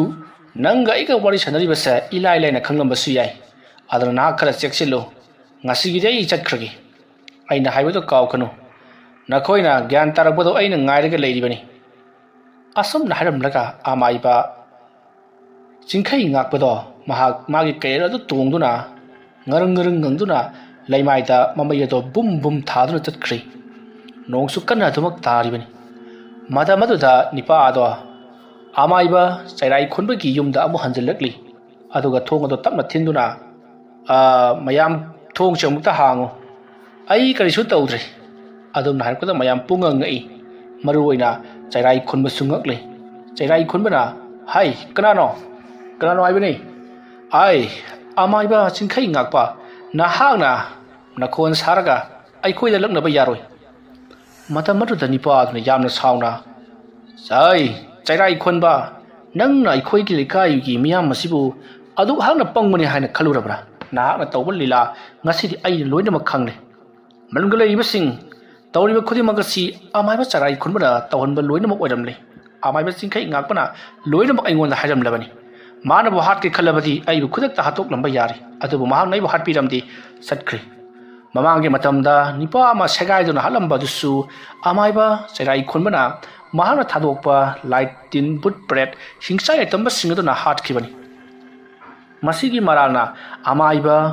ꯆꯤꯡꯈꯩ ꯉꯥꯛꯄꯗ ꯇꯥꯏꯅꯈꯤꯕꯅꯤ ꯑꯗꯨꯅ ꯃꯌꯥꯝ ꯃꯥꯒꯤ ꯃꯅꯥꯛꯇ ꯂꯩꯔꯨꯔꯅꯨ ꯑꯩꯈꯣꯏ ꯊꯨꯅ ꯌꯥꯡꯅ ꯃꯐꯝ ꯑꯁꯤ ꯊꯥꯗꯣꯛꯇꯨꯅ ꯆꯠꯂꯍꯨꯔꯁꯤ ꯅꯠꯇ꯭ꯔꯕꯗꯤ ꯆꯩꯔꯥꯏ ꯈꯣꯟꯕꯒꯤ ꯈꯨꯠꯇ ꯑꯩꯈꯣꯏ ꯉꯁꯤ ꯁꯣꯏꯗꯅ ꯁꯤꯔꯒꯅꯤ ꯋꯥꯐꯝ ꯑꯗꯨ ꯇꯥꯕꯗ ꯆꯩꯔꯥꯏ ꯈꯣꯟꯕ ꯍꯧꯅ ꯍꯧꯅ ꯅꯣꯛꯂꯒ ꯉꯁꯤꯗꯤ ꯅꯈꯣꯏ ꯃꯤꯀꯞ ꯊꯣꯛꯂꯦ ꯅꯠꯇ꯭ꯔꯥ ꯑꯗꯨꯗꯤ ꯅꯈꯣꯏ ꯃꯔꯤ ꯃꯉꯥ ꯑꯁꯤꯗꯤ ꯑꯩꯅ ꯀꯩꯁꯨ ꯂꯩꯇꯅ ꯃꯥꯡꯍꯟꯕ ꯉꯝꯃꯤ ꯅꯈꯣꯏ ꯃꯐꯝ ꯑꯁꯤꯗꯒꯤ ꯀꯗꯥꯏꯗꯅ ꯆꯦꯟꯖꯒꯗꯧꯔꯤꯕ ꯑꯗꯨꯝꯅ ꯍꯥꯏꯔꯛꯄꯗ ꯃꯌꯥꯝ ꯃꯅꯨꯡꯗ ꯂꯩꯔꯤꯕꯁꯤꯡ ꯑꯗꯣ ꯀꯤꯅꯔꯤ ꯊꯣꯡ ꯍꯥꯡꯇꯣꯛꯂꯒ ꯆꯦꯟꯈꯤꯅꯕ ꯍꯣꯠꯅꯔꯛꯄꯗ ꯉꯁꯥꯏꯗꯒꯤ ꯃꯈꯨꯠ ꯃꯁꯥ ꯃꯈꯣꯡ ꯃꯈꯨꯠ ꯇꯦꯛꯂꯦ ꯍꯥꯏꯗꯨꯅ ꯐꯃꯨꯡꯗ ꯌꯥꯇꯥꯔꯒ ꯂꯩꯔꯝꯕ ꯆꯩꯔꯥꯏ ꯈꯣꯟꯕꯗꯣ ꯂꯣꯡꯅ ꯍꯧꯒꯠꯂꯛꯂꯤ ꯃꯗꯧ ꯑꯁꯨꯝꯅ ꯑꯃꯥꯏꯕ ꯆꯩꯔꯥꯏ ꯈꯣꯟꯕꯅ ꯍꯧꯒꯠꯂꯛꯄꯗꯨꯗ ꯏꯃꯨꯡꯗ ꯂꯩꯔꯤꯕꯁꯤꯡ ꯑꯗꯣ ꯊꯣꯡ ꯑꯗꯨ ꯍꯥꯡꯇꯣꯛꯂꯒ ꯆꯦꯟꯈꯤꯅꯕ ꯍꯣꯠꯅꯔꯛꯂꯤ ꯃꯇꯝ ꯑꯗꯨꯗ ꯆꯩꯔꯥꯏ ꯈꯣꯟꯕꯅ ꯅꯣꯛꯂꯒ ꯅꯈꯣꯏꯅ ꯆꯦꯟꯗꯅ ꯀꯌꯥꯝ ꯌꯥꯡꯅ ꯆꯦꯟꯗꯣꯔꯤꯕ ꯑꯁꯨꯝꯅ ꯍꯥꯏꯔꯝꯂꯒ ꯐꯃꯨꯡꯗꯒꯤ ꯐꯠ ꯆꯣꯡꯊꯔꯛꯏ ꯑꯗꯨꯒ ꯃꯨꯁꯤꯟ ꯃꯨꯕ ꯀꯕꯣꯛ ꯀꯩ ꯑꯃ ꯑꯣꯟꯈ꯭ꯔꯤ ꯑꯗꯨꯗꯨꯒ ꯆꯩꯔꯥꯏ ꯈꯣꯟꯕꯅ ꯂꯩꯔꯝꯂꯤꯕꯁꯤꯡ ꯑꯗꯣ ꯆꯣꯡꯁꯤꯟꯗꯨꯅ ꯍꯥꯏꯗꯠꯇꯨꯅ ꯃꯥꯡꯍꯟ ꯇꯥꯛꯍꯜꯂꯛꯏ ꯃꯇꯝ ꯑꯗꯨꯗ ꯃꯈꯣꯏ ꯈꯔ ꯅꯥꯟꯊꯣꯛꯇꯨꯅ ꯆꯦꯜꯂꯤ ꯑꯗꯨꯕꯨ ꯆꯩꯔꯥꯏ ꯈꯣꯟꯕꯅ ꯑꯣꯜꯂꯤꯕ ꯃꯨꯁꯤꯟ ꯃꯨꯕ ꯀꯕꯣꯛ ꯀꯩ ꯑꯗꯨꯅ ꯆꯣꯡꯁꯤꯜꯂꯛꯇꯨꯅ ꯐꯗ꯭ꯔ ꯍꯥꯏꯗꯠꯇꯨꯅ ꯃꯈꯣꯏꯁꯤꯡ ꯑꯗꯣ ꯃꯈꯧꯔꯤ ꯀꯛꯊꯠꯄ ꯃꯊꯕꯥꯛ ꯁꯦꯒꯥꯏꯕ ꯃꯕꯨꯛ ꯍꯣꯒꯥꯏꯕ ꯇꯧꯗꯨꯅ ꯍꯥꯠꯇꯣꯛꯂꯤ ꯑꯗꯨꯝꯅ ꯃꯈꯣꯏ ꯂꯩꯔꯤꯕꯁꯤꯡ ꯑꯗꯣ ꯄꯨꯂꯞ ꯍꯥꯠꯇꯣꯛꯂꯕ ꯃꯇꯨꯡꯗ ꯃꯍꯥꯛ ꯏꯔꯨꯖ ꯃꯥꯏꯊꯖꯔꯒ ꯃꯥꯒꯤ ꯇꯨꯝꯐꯝ ꯀꯥ ꯑꯗꯨꯗ ꯑꯃꯨꯛ ꯆꯪꯁꯤꯟꯗꯨꯅ ꯇꯨꯝꯂꯒ ꯂꯩꯈ꯭ꯔꯦ ꯃꯇꯝ ꯑꯗꯨ ꯍꯧꯈꯤꯕꯅ ꯃꯊꯪꯒꯤ ꯅꯣꯡ ꯉꯥꯜꯂꯤ ꯅꯣꯡ ꯉꯥꯜꯂꯛꯂꯕꯗ ꯂꯩꯀꯥꯏ ꯑꯗꯨꯗ ꯂꯩꯔꯝꯕ ꯃꯤ ꯄꯨꯝꯅꯃꯛꯗꯣ ꯑꯃꯨꯛ ꯃꯈꯣꯏꯒꯤ ꯂꯩꯀꯥꯏꯗ ꯍꯜꯂꯛꯂꯤ ꯃꯁꯤ ꯄꯨꯝꯅꯃꯛ ꯑꯃꯥꯏꯕ ꯆꯤꯡꯈꯩ ꯉꯥꯛꯄꯅ ꯇꯧꯍꯜꯂꯤꯕ ꯉꯥꯛꯇꯅꯤ ꯃꯔꯝꯗꯤ ꯃꯈꯣꯏꯅ ꯆꯠꯈ꯭ꯔꯤꯕ ꯑꯗꯨꯗ ꯈꯨꯜ ꯑꯗꯨꯗ ꯑꯃꯥꯏꯕ ꯆꯤꯡꯈꯩ ꯉꯥꯛꯄꯅ ꯂꯥꯏꯒꯤ ꯇꯤꯟꯒꯤ ꯑꯣꯏꯕ ꯁꯥꯎꯍꯨꯝ ꯀꯌꯥ ꯄꯤꯁꯤꯟꯗꯨꯅ ꯂꯩꯀꯥꯏ ꯈꯨꯜ ꯑꯗꯨꯕꯨ ꯑꯣꯠꯄ ꯅꯩꯕ ꯈꯔ ꯇꯧꯈ꯭ꯔꯦ ꯃꯔꯝ ꯑꯗꯨꯅ ꯃꯈꯣꯏꯕꯨ ꯆꯪꯖꯐꯝ ꯄꯤꯔꯤꯕ ꯂꯩꯀꯥꯏ ꯈꯨꯜ ꯑꯗꯨꯅ ꯃꯈꯣꯏꯕꯨ ꯑꯃꯨꯛ ꯍꯟꯅ ꯇꯥꯟꯊꯣꯔꯛꯄꯗꯒꯤ ꯆꯪꯐꯝ ꯂꯩꯇꯗꯨꯅ ꯂꯩꯀꯥꯏ ꯈꯨꯜ ꯑꯁꯤꯗ ꯑꯃꯨꯛ ꯍꯜꯂꯛꯇꯨꯅ ꯂꯩꯔꯔꯕꯅꯤ ꯃꯈꯣꯏꯅ ꯈꯨꯜ ꯑꯗꯨꯗ ꯍꯜꯂꯛꯄꯗꯗꯤ ꯑꯃꯥꯏꯕ ꯆꯩꯔꯥꯏ ꯈꯣꯟꯕꯒꯤ ꯁꯨꯃꯥꯡ ꯊꯦꯂꯣꯡ ꯃꯥꯡꯒꯣꯟꯗ ꯑꯁꯤꯕ ꯍꯛꯆꯥꯡ ꯃꯌꯥꯝ ꯑꯃ ꯇꯥꯔꯝꯕꯒ ꯂꯣꯏꯅꯅ ꯍꯧꯖꯤꯛꯇꯤꯏꯍꯤꯡ ꯅꯥꯍꯤꯡ ꯃꯌꯥꯝ ꯑꯃ ꯂꯩꯔꯝꯕꯁꯤꯗ ꯀꯔꯝ ꯇꯧꯔꯤꯕꯅꯣ ꯍꯥꯏꯗꯨꯅ ꯑꯃꯥꯏꯕ ꯆꯩꯔꯥꯏ ꯈꯣꯟꯕꯗ ꯍꯪꯉꯤ ꯃꯇꯝ ꯑꯗꯨꯗ ꯑꯃꯥꯏꯕ ꯆꯩꯔꯥꯏ ꯈꯣꯟꯕꯅ ꯑꯃꯥꯏꯕ ꯆꯤꯡꯈꯩ ꯉꯥꯛꯄ ꯂꯥꯛꯂꯒ ꯃꯍꯥꯛꯅ ꯇꯣꯡꯂꯛꯂꯤꯕ ꯀꯩ ꯑꯗꯨꯅ ꯍꯥꯏꯗꯠꯇꯨꯅ ꯍꯥꯠꯂꯝꯂꯤꯕꯅꯤ ꯑꯩꯕꯨꯗꯤ ꯏꯃꯨꯡꯗ ꯂꯩꯕꯅꯤꯅ ꯃꯍꯥꯛꯅ ꯁꯣꯛꯂꯝꯗ꯭ꯔꯦ ꯍꯥꯏꯗꯨꯅ ꯂꯥꯟꯅ ꯄꯥꯎ ꯁꯟꯗꯣꯛꯂꯤ ꯋꯥꯐꯝ ꯑꯗꯨ ꯇꯥꯕꯗ ꯁꯤꯗꯨꯅ ꯂꯩꯔꯝꯂꯤꯕ ꯃꯤꯑꯣꯏꯁꯤꯡ ꯑꯗꯨꯒꯤ ꯃꯆꯥ ꯃꯁꯨ ꯄꯥꯔꯤ ꯁꯝꯕꯜꯁꯤꯡ ꯑꯗꯣ ꯌꯥꯝꯅ ꯁꯥꯎꯅꯤꯡꯂꯤ ꯑꯩꯈꯣꯏꯕꯨ ꯈꯨꯜ ꯑꯃꯠꯇꯗꯁꯨ ꯆꯪꯖꯐꯝ ꯄꯤꯌꯨ ꯍꯥꯏꯕ ꯌꯥꯗꯕ ꯑꯗꯨꯒ ꯂꯩꯀꯥꯏ ꯑꯁꯤꯗ ꯍꯜꯂꯛꯂꯒꯅ ꯃꯍꯥꯛꯅ ꯍꯥꯠꯅꯤꯡꯕ ꯃꯑꯣꯡꯗ ꯍꯥꯠꯄ ꯐꯔꯦ ꯍꯧꯖꯤꯛꯇꯤ ꯑꯩꯈꯣꯏꯁꯨ ꯁꯤꯕ ꯀꯤꯔꯛꯇ꯭ꯔꯦ ꯑꯗꯨꯅ ꯑꯩꯈꯣꯏ ꯃꯌꯥꯝ ꯃꯥꯟꯅꯔꯒ ꯑꯃꯥꯏꯕ ꯆꯤꯡꯈꯩ ꯉꯥꯛꯄꯒꯤ ꯃꯅꯥꯛꯇ ꯆꯠꯇꯨꯅ ꯃꯍꯥꯛꯄꯨ ꯆꯩꯔꯥꯛ ꯄꯤꯔꯨꯔꯁꯤ ꯍꯥꯏꯔꯛꯂꯤ ꯋꯥꯐꯝ ꯑꯗꯨ ꯇꯥꯕꯗ ꯑꯃꯥꯏꯕ ꯆꯩꯔꯥꯏ ꯈꯣꯟꯕꯗꯤ ꯍꯔꯥꯎꯕꯅ ꯂꯣꯏꯔꯦ ꯃꯍꯥꯛꯅ ꯊꯥꯛꯂꯤꯕ ꯂꯥꯡ ꯑꯁꯤꯗ ꯂꯩꯀꯥꯏ ꯄ꯭ꯔꯖꯥꯁꯤꯡ ꯑꯁꯦ ꯊꯨꯔꯦ ꯈꯜꯂꯨꯕꯗ ꯍꯦꯟꯅ ꯅꯨꯡꯉꯥꯏꯕ ꯄꯣꯛꯂꯤ ꯅꯥꯀꯜ ꯑꯃꯔꯣꯝꯗꯅ ꯑꯃꯥꯏꯕ ꯆꯤꯡꯈꯩ ꯉꯥꯛꯄ ꯄꯥꯎ ꯑꯗꯨ ꯇꯥꯕꯗ ꯉꯛꯄꯗ ꯊꯦꯡꯂꯤ ꯉꯔꯥꯡ ꯃꯍꯥꯛꯅ ꯁꯤꯅꯔꯝꯕ ꯋꯥꯐꯝ ꯈꯨꯗꯤꯡꯃꯛ ꯂꯣꯏꯅꯃꯛ ꯁꯤꯈ꯭ꯔꯕꯅꯤꯅ ꯀꯅꯥꯅꯁꯨ ꯂꯩꯀꯥꯏ ꯑꯗꯨꯗ ꯍꯥꯏꯕꯤꯔꯝꯃꯔꯣꯏ ꯀꯔꯝ ꯇꯧꯔꯒ ꯂꯩꯀꯥꯏ ꯑꯁꯦ ꯒ꯭ꯌꯥꯟ ꯇꯥꯍꯟꯒꯗꯒꯦ ꯑꯃꯥꯏꯕ ꯆꯩꯔꯥꯏ ꯈꯣꯟꯕꯒꯤ ꯃꯊꯛꯇ ꯀꯔꯝꯅ ꯂꯃꯟ ꯈꯨꯝꯒꯗꯒꯦ ꯍꯥꯏꯗꯨꯅ ꯋꯥꯈꯜ ꯈꯟꯕ ꯍꯧꯔꯛꯏ ꯃꯍꯥꯛꯅ ꯑꯃꯥꯏꯕ ꯆꯩꯔꯥꯏ ꯈꯣꯟꯕꯁꯦ ꯍꯥꯠꯀꯦ ꯍꯥꯏꯔꯕꯗꯤ ꯉꯍꯥꯟꯅ ꯍꯥꯠꯄ ꯌꯥꯔꯕꯅꯤ ꯑꯗꯨꯕꯨ ꯀꯔꯤꯒꯨꯝꯕ ꯃꯍꯥꯛ ꯍꯥꯠꯇꯣꯛꯂꯨꯔꯕꯗꯤ ꯍꯌꯦꯡ ꯑꯃꯥꯏꯕ ꯆꯤꯡꯈꯩ ꯉꯥꯛꯄꯅ ꯋꯥꯐꯝ ꯑꯃ ꯍꯥꯏꯔꯛꯄ ꯃꯇꯝꯗ ꯁꯤꯈ꯭ꯔꯕ ꯃꯤꯅꯗꯤ ꯈꯨꯝꯃꯛꯂꯔꯣꯏꯗꯕꯅꯤꯅ ꯄꯪꯍꯥꯏ ꯍꯥꯏꯖꯤꯜꯂꯤꯕꯅꯤ ꯍꯥꯏꯗꯨꯅ ꯃꯍꯥꯛꯄꯨ ꯊꯥꯖꯕꯤꯔꯣꯏ ꯈꯟꯕꯗꯒꯤ ꯃꯌꯥꯝꯅ ꯃꯍꯥꯛꯀꯤꯗꯃꯛ ꯑꯆꯨꯝꯕ ꯕꯤꯆꯥꯔ ꯇꯧꯕꯤꯅꯕꯒꯤꯗꯃꯛꯇ ꯑꯃꯥꯏꯕ ꯆꯩꯔꯥꯏ ꯈꯣꯟꯕ ꯍꯧꯖꯤꯛ ꯐꯥꯎꯕ ꯍꯤꯡꯗꯨꯅ ꯊꯝꯂꯤꯕꯅꯤ ꯃꯁꯤꯒꯤ ꯃꯇꯨꯡ ꯑꯃꯥꯏꯕ ꯆꯤꯡꯈꯩ ꯉꯥꯛꯄ ꯋꯥꯈꯜ ꯑꯁꯨꯝ ꯈꯜꯂꯝꯕꯗꯒꯤ ꯍꯧꯖꯤꯛꯇꯤ ꯂꯩꯀꯥꯏ ꯑꯗꯨꯗ ꯂꯩꯔꯤꯕ ꯃꯤꯁꯤꯡꯅ ꯃꯥꯒꯤ ꯃꯐꯝꯗ ꯂꯥꯟ ꯇꯧꯅꯕꯒꯤꯗꯃꯛꯇ ꯁꯣꯏꯗꯅ ꯂꯥꯛꯂꯒꯅꯤ ꯍꯥꯏꯕꯁꯦ ꯈꯪꯂꯗꯨꯅ ꯀꯔꯤꯒꯨꯝꯕ ꯈꯔ ꯇꯧꯔꯒꯦ ꯍꯥꯏꯗꯨꯅ ꯁꯦꯝꯕ ꯁꯥꯕ ꯍꯧꯈ꯭ꯔꯦ ꯅꯥꯀꯜ ꯑꯃꯗꯅ ꯑꯃꯥꯏꯕ ꯆꯩꯔꯥꯏ ꯈꯣꯟꯕꯗꯣ ꯃꯍꯥꯛꯀꯤ ꯂꯩꯔꯤꯕ ꯂꯩꯀꯥꯏ ꯈꯨꯜ ꯑꯗꯨꯒꯤ ꯄ꯭ꯔꯖꯥ ꯃꯤꯌꯥꯝ ꯄꯨꯝꯅꯃꯛ ꯅꯨꯄꯤ ꯑꯉꯥꯡ ꯌꯥꯎꯅ ꯑꯃꯥꯏꯕ ꯆꯤꯡꯈꯩ ꯉꯥꯛꯄꯅ ꯂꯩꯔꯤꯕ ꯎꯃꯪ ꯑꯗꯣꯝꯗ ꯊꯣꯝꯖꯤꯜꯂꯛꯂꯤ ꯃꯇꯝ ꯑꯗꯨꯗ ꯑꯃꯥꯏꯕ ꯆꯤꯡꯈꯩ ꯉꯥꯛꯄ ꯇꯞꯅ ꯎꯃꯪ ꯃꯅꯨꯡ ꯑꯗꯨꯗꯒꯤ ꯊꯣꯔꯛꯂꯤ ngahan makhaidi amai ba singkhai ngak pa se numidang khata da ubani adu su kai tonglaga tholakpani adubu ngasidi amai ba singkhai ngak pa kari amata tong da bida masa ngak ta tuminna tholakpa adu da mayam do kithik kirum tobi ngasai kai aphawarding saduna mahak bu hek uba hat kane haiduna masa khingna thangten padun lakiba singadu su amai ba singkhai ngak pa na tholakpa du ubada tumin leiri mayam punamak to kari taruk kaduri buno haiduna khallaga linari bani makut ta painari ba khusu khulai sing chena painari matam maruta amai ba singkhai akpana lairi ba singadu tarana ba lawrukli hai karino nakhoina kari gidamakta achum maran thidana aibu warakani hadun laklibano asengbodo khangkho achumbodo khanglaba asengbodo khanglaba kankada aibu warakpa lakpa yagan karigumbada tawru thabak asida aina lalamba thulabadi nakhoi namangda ai sei kok nonge aduga ai lurela sei nakhoi koina paribu khulai aduna kakjau kari kana dabada hauji phawon nakoi tumlaga leiri makeup thokraba ngarangi makhoi kangbu adudi amai ba charai khunbana ngamnamak loisankre adugi madugi chairakna aingonda piba lakli nakhoi asimu pangba ai amukta phawo thengadri sakra chalu swaida kuina leiganu aina haribasini makha tana kuina le tharabadi nakhoi ki aphaba oiroi amai ba charai khunbana hairibadu dagi aina hena hairiba jani sakra chalu mayam singata da lauramlaga amai ba singkhai ngakpa umang manungda amuk changkri mayam do amai ba singkhai ngakpon haidam libasi karino haiduna amaga wansinaduna wari sanari matamadu da ahalamana ngaikhun hi amai ba singkhai ngakpon haidam madubu kari charai khunbana mana magi manakta leiriba mi singadu mikap thohal lambadagi charai khunbana hatubukre haiban mangan kre haibani adudi ngarang si basingtu charai khunban hatpani sira mahangna haining libasibo matamadu da ahalamana mu aduni mana haining libasi aduga ikhoibu pangi kanasu asengba chumbadu khanglaba matungda lau ka kaidana sidabu kariya sengba chumba khanani ngai leiribagi khoidau se sum sakula gadori tawriba tholiba khudi magasi chairai khonbaga jingkhai ngakpaga karigumba ma leinaram dubu mali madu khangdok nabagi damak aikhoi chattaba yatre aduna yam thula chatsilo aduga karigumbada amaiba chairai khunbana lalamba tholabadi mayam mamangda mahapu makak tuna hat kadabani mayamdu yamnu sauna hat kadabani launarikli asumna tawduna mayamdo amaiba singkhai ngakpan leiriba mahaki umang adu bu thadoklamlaga chairai khunbagi mayumda oina thomjalakli matamaruda chairai khunbana khalubana lekai khulasta leiriba miyamna amaiba singkhai ngakpodo phar prokloboi khalui adugadi makhoi ahal amani amaiba chairai khunbagi kada changsilaklaga chairai khonba naana tawribasina karino adum haibada chairai khonba swai hek lawi matamaruda chairai khonbana kaidoba yorobagini aida kari tokhrabagi adum hairakpada lakliba ahal singaduna na chinthiba oidaba ngangba nahana ikoi sanaribasi karigino nahana khullasi miyam kayabu awaba nanghanbada natana ngarang nangina nakta changakhiba makhoi singatusu nang nangamna ma hat khraba natro adumna gilamu namukpa aduta chairai khonbana karinoni ma moi ta do khun habiribasibo phamungdagi phawba hagot kangkap ngamdana leiraba aina matau krona makhoi hat kadoribano makhoina ai halam lagadi madu khandaba yai aduna taduna sokna naduna leiraba aina makhoi aduk yam khraba singadubu ha le haibasibu masibu taba yaribro wafam madu da lairiba ahal singadu su kharadi khalli amai ba singkhai ngakpana makhoi da haijaliba jatla haiduna matamadu da nakal lagi ahal lamana phare amai ba haiba amai ba jingsi amata thajadre nangsu hatok lagani aduga singkhai ngakku su hatok lagani nabani siraba matam khata da lala se loiragani nangna tawribra mana tawribra mata khangdre aduna nabani mag halani sawya dego asum haram laga nipa aduna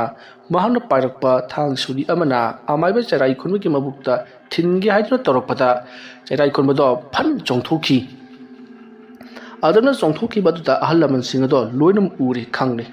charai khunmado mahana tawriba singase khara khangba haukhri haiba khallubada mana yamna sauna thang pariba aduda magi makhongna amutang kauromlaga mafam rudagi senthokre matam maruda ahal singaduna chairai khonba chenthokre haiduna laurukli mana laurukli badu tabada ahal singaduna laurukli badu tabada yungi yenna kai yengun jara jara chaithoroktuna ꯑꯃꯥꯏꯕ ꯆꯩꯔꯥꯏ ꯈꯣꯟꯕꯕꯨ ꯀꯔꯣꯝꯗ ꯆꯦꯟꯊꯣꯛꯈ꯭ꯔꯀꯗꯕꯅꯣ ꯍꯥꯏꯗꯨꯅ ꯌꯦꯡꯗꯨꯅ ꯂꯩꯅꯔꯤ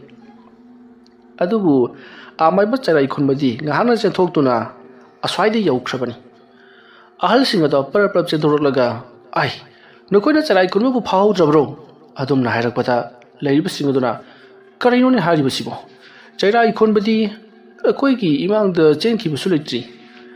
ꯅꯣꯏꯅ ꯍꯦꯛ ꯍꯥꯏꯔꯛꯄꯒꯅꯤ ꯑꯩꯈꯣꯏꯅ ꯀꯣꯏꯁꯤꯜꯂꯤꯕꯁꯤ ꯌꯨꯝꯁꯤ ꯃꯇꯝ ꯑꯗꯨꯗ ꯑꯍꯜ ꯑꯃꯅ ꯑꯣꯏꯔꯔꯣꯏ ꯐꯥꯕ ꯉꯝꯂꯔꯣꯏ ꯆꯩꯔꯥꯏ ꯈꯣꯟꯕ ꯍꯥꯏꯔꯤꯕ ꯑꯃꯥꯏꯕꯁꯤ ꯏꯆꯝ ꯆꯝꯕ ꯑꯃꯥꯏꯕ ꯑꯃ ꯅꯠꯇꯦ ꯃꯍꯥꯛꯁꯨ ꯊꯣꯏꯗꯣꯛ ꯍꯦꯟꯗꯣꯛꯅ ꯍꯩꯔꯕ ꯑꯃꯥꯏꯕꯅꯤ ꯃꯍꯥꯛꯅ ꯆꯦꯟꯈꯤꯕꯗ ꯎꯗꯅꯕ ꯍꯥꯏꯗꯨꯅ ꯀꯔꯤꯅꯣ ꯂꯩꯋꯥ ꯈꯔ ꯁꯤꯖꯤꯟꯅꯔꯝꯒꯗꯕ ꯃꯥꯜꯂꯤ ꯑꯗꯨꯒ ꯅꯥꯀꯜ ꯑꯃꯗꯅ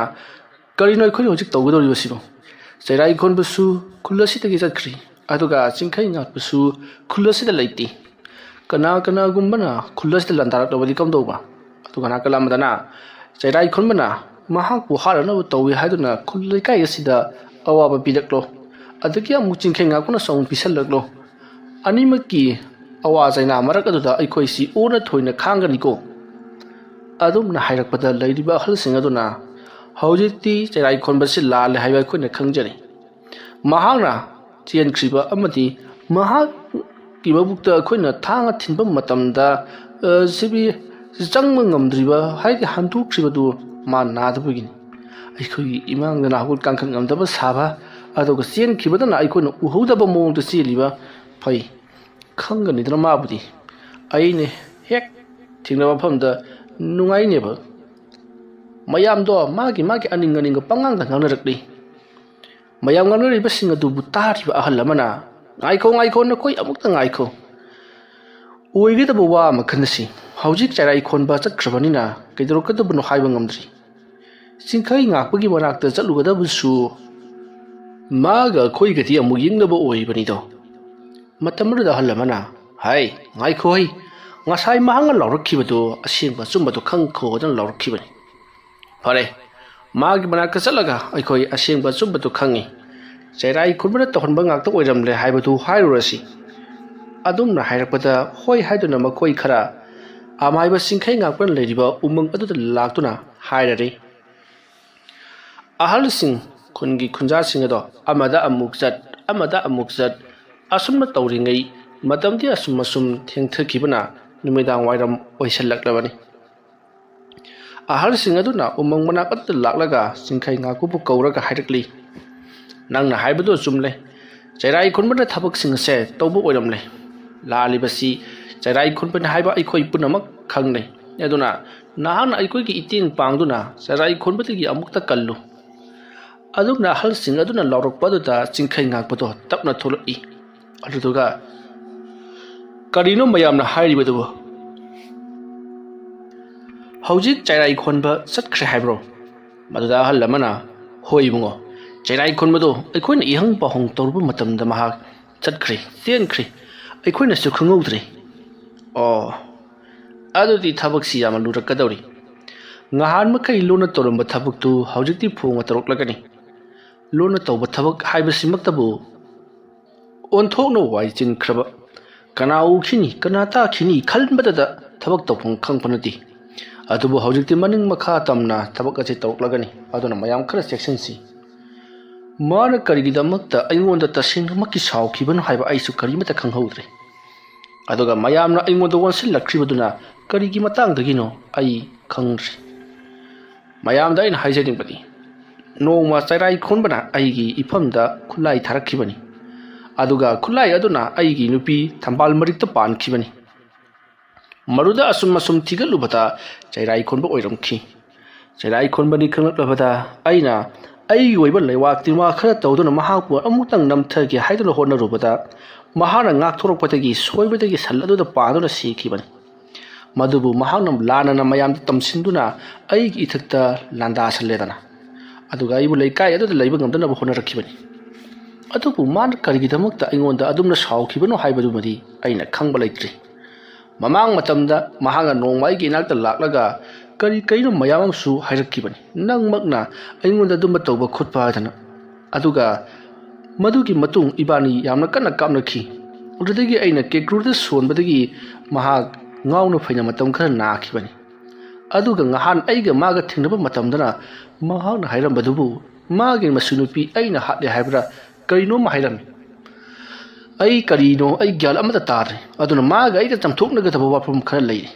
ꯃꯍꯥꯛꯅ ꯂꯥꯟꯅ ꯍꯧꯖꯤꯛ ꯐꯥꯎꯕ ꯊꯥꯖꯕ ꯋꯥꯐꯝ ꯑꯃ ꯂꯩꯔꯤ ꯋꯥꯐꯝ ꯑꯗꯣ ꯀꯔꯤꯅꯣ ꯍꯥꯏꯕꯗꯨ ꯑꯃꯨꯛꯇꯪ ꯈꯪꯗꯣꯛꯇꯕ ꯌꯥꯔꯔꯣꯏ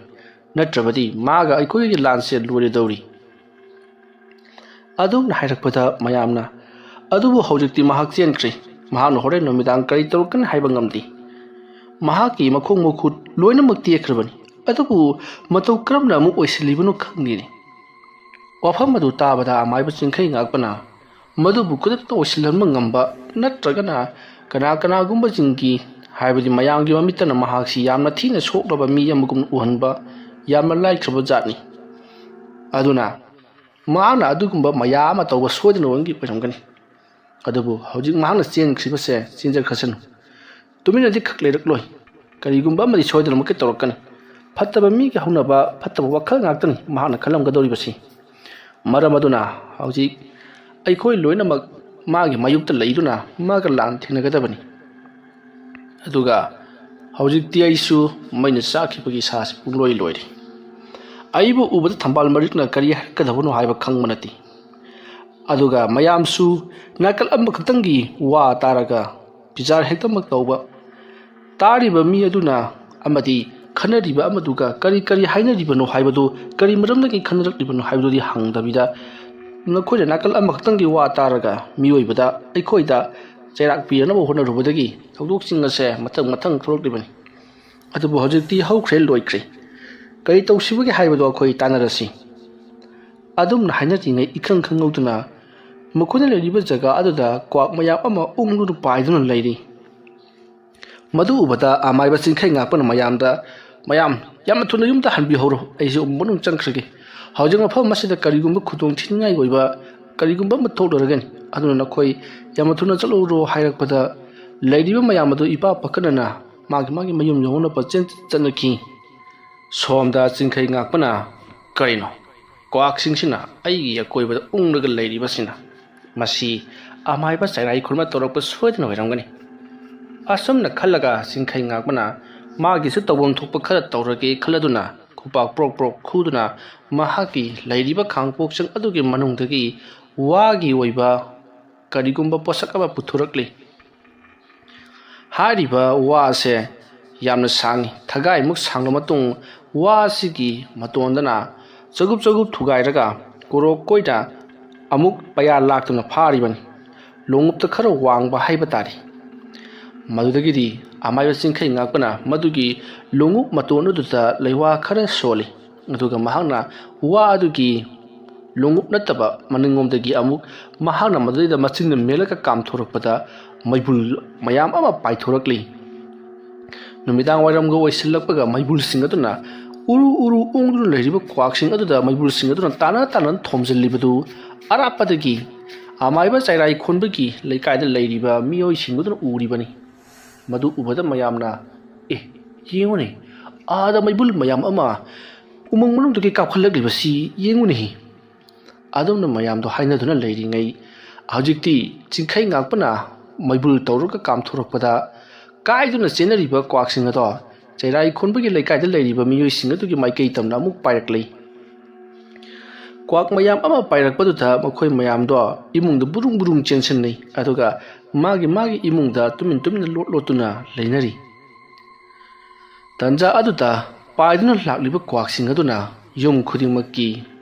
ꯍꯧꯔꯤꯕ ꯎ ꯋꯥ ꯑꯃꯗꯤ ꯄꯂꯥꯡꯈꯣꯡꯅꯆꯤꯡꯕꯗ ꯇꯣꯡꯗꯨꯅ ꯄꯪꯈꯣꯡꯗ ꯈꯣꯡꯂꯤ ꯀ꯭ꯋꯥꯛꯁꯤꯡ ꯑꯗꯨꯅ ꯈꯣꯡꯕꯒꯤ ꯈꯣꯟꯖꯦꯜꯅ ꯏꯃꯨꯡꯗ ꯂꯩꯔꯤꯕ ꯃꯤꯁꯤꯡꯗꯤ ꯃꯤꯄꯥꯏ ꯊꯕꯥꯏꯍꯜꯂꯤ ꯃꯇꯝ ꯑꯗꯨꯗ ꯆꯤꯡꯈꯩ ꯉꯥꯛꯄꯗꯣ ꯃꯥꯒꯤ ꯂꯩꯀꯥꯏ ꯈꯨꯜ ꯑꯗꯨꯗ ꯑꯃꯨꯛ ꯍꯜꯂꯛꯂꯤ ꯑꯗꯨꯝꯅ ꯍꯜꯂꯛꯂꯕ ꯃꯇꯨꯡꯗ ꯆꯤꯡꯈꯩ ꯉꯥꯛꯄꯅ ꯀ꯭ꯋꯥꯛꯁꯤꯡ ꯑꯗꯨꯅ ꯆꯥꯅꯅꯕ ꯍꯥꯏꯗꯨꯅ ꯃꯍꯥꯛꯅ ꯆꯦꯡ ꯈꯔ ꯄꯨꯔꯛꯇꯨꯅ ꯆꯥꯏꯊꯣꯛꯂꯤ ꯀ꯭ꯋꯥꯛ ꯃꯌꯥꯝ ꯑꯗꯨ ꯌꯣꯝꯁꯤꯜꯂꯛꯇꯨꯅ ꯆꯦꯡꯁꯤꯡ ꯑꯗꯣ ꯇꯥꯞ ꯈꯨꯟꯗꯨꯅ ꯂꯣꯏꯅꯃꯛ ꯆꯥꯊꯣꯛꯈ꯭ꯔꯦ ꯃꯗꯨꯒꯤ ꯃꯇꯨꯡ ꯀ꯭ꯋꯥꯛꯁꯤꯡꯗꯣ ꯉꯥꯎꯔꯤ ꯐꯩꯔꯤ ꯃꯀꯣꯛ ꯉꯥꯎꯕ ꯍꯧꯔꯛꯇꯨꯅ ꯃꯐꯝ ꯑꯗꯨꯗꯒꯤ ꯎꯪꯂꯗꯨꯅ ꯄꯥꯏꯊꯣꯛꯅꯈꯤ ꯃꯇꯝ ꯑꯗꯨꯗ ꯏꯃꯨꯡꯗ ꯇꯨꯃꯤꯟ ꯂꯩꯔꯝꯕ ꯃꯤ ꯃꯈꯩꯁꯨ ꯄꯔꯦꯡ ꯊꯣꯛꯂꯛꯇꯨꯅ ꯆꯤꯡꯈꯩ ꯉꯥꯛꯄꯅ ꯍꯧꯖꯤꯛ ꯇꯧꯈ꯭ꯔꯤꯕ ꯑꯗꯣ ꯎꯕꯗ ꯃꯈꯣꯏ ꯄꯦꯟꯖꯔꯤ ꯃꯇꯝ ꯑꯗꯨꯗ ꯆꯤꯡꯈꯩ ꯉꯥꯛꯄꯅ थारकलिबा क्वाकसिंग असि अमाइबा चैराई खोनबना थारकलिबनि महांगना लेवा मंत्र तौदुना अखोई मितसिंग असे कोथोलुनबगिदमक्ता थुगाइरुनबगिदमक्ता यामलबा क्वाकसिंग असि महांगना थारकलिबनि अदुना थबक हौख्रे मागिदि हौजिक अखोई मखा ताना करि तौसिगे हाइबदो खनबा मतम जौरि अदुमना हाइरकपदा अहल अमना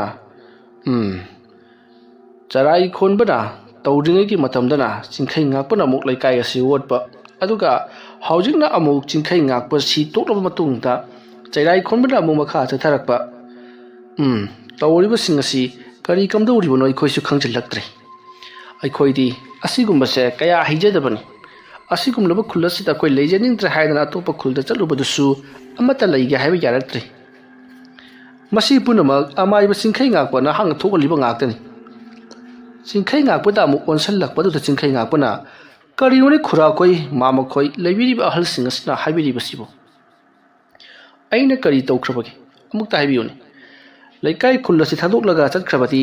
यामख्रब पोलम चेरम सिंगसि कराना सेनबिगे दोरिबन नसा नसा कि लमदा हंजनजबा हाइबसितिगे हेन फबा करिबु लैरिबगिने अदुमना हाइरकपदा लैरिबा अहल सिंगदु सुतुमिना लैख्रि मतमरु चिंखै ngakpana करादि हौजिक अमदा मरान थंसिनदुना अखोई मसेम लानमना कनानो चुम्बना कनानो हाइदना थिदुपगी मथौ तादि हौजे अखोई अमत ओइना मानरगा अमाइबा चैराई खोनबबु माथिबा पीगदबनि हौजे नुमित तासलक्ले मरमदुना चैराई खोमना करिगुम खरदि सोइदरमके तरokलगनि मदुबु ngaknabagidamक आई सेम साबा बुंलोइ लोइसलबनि अतुगा मयामदि चाक ngata चाथोकलगा नुंगाइना तुमदुन लेबियु ngasiगी अहिंग असे नुनुसी सुकन्ना तौगदौरी अदुना अखोई खरा चेक्सनबा फै अदुमना हाइनरबा मतुंग मयामदो मागी युमदा चंगदुना चाइसिंग थोंग थाक्तुना nganta चारगा तुमनबा सेम सानरी अमाइबा चिंखै ngakbusu होरेन चैराई खोनबना करी तरokकदौरिबा जानो हाइबदो खंगदोकलबा मतुंगदा यामना कन्ना खुलाइ सेमबा सारी नकलामदना चैराई खोनबदो महाना लैरिबा जगा अदुदगी महाकी खुल अदु तमना जेंगकली अदुगा फै खंगने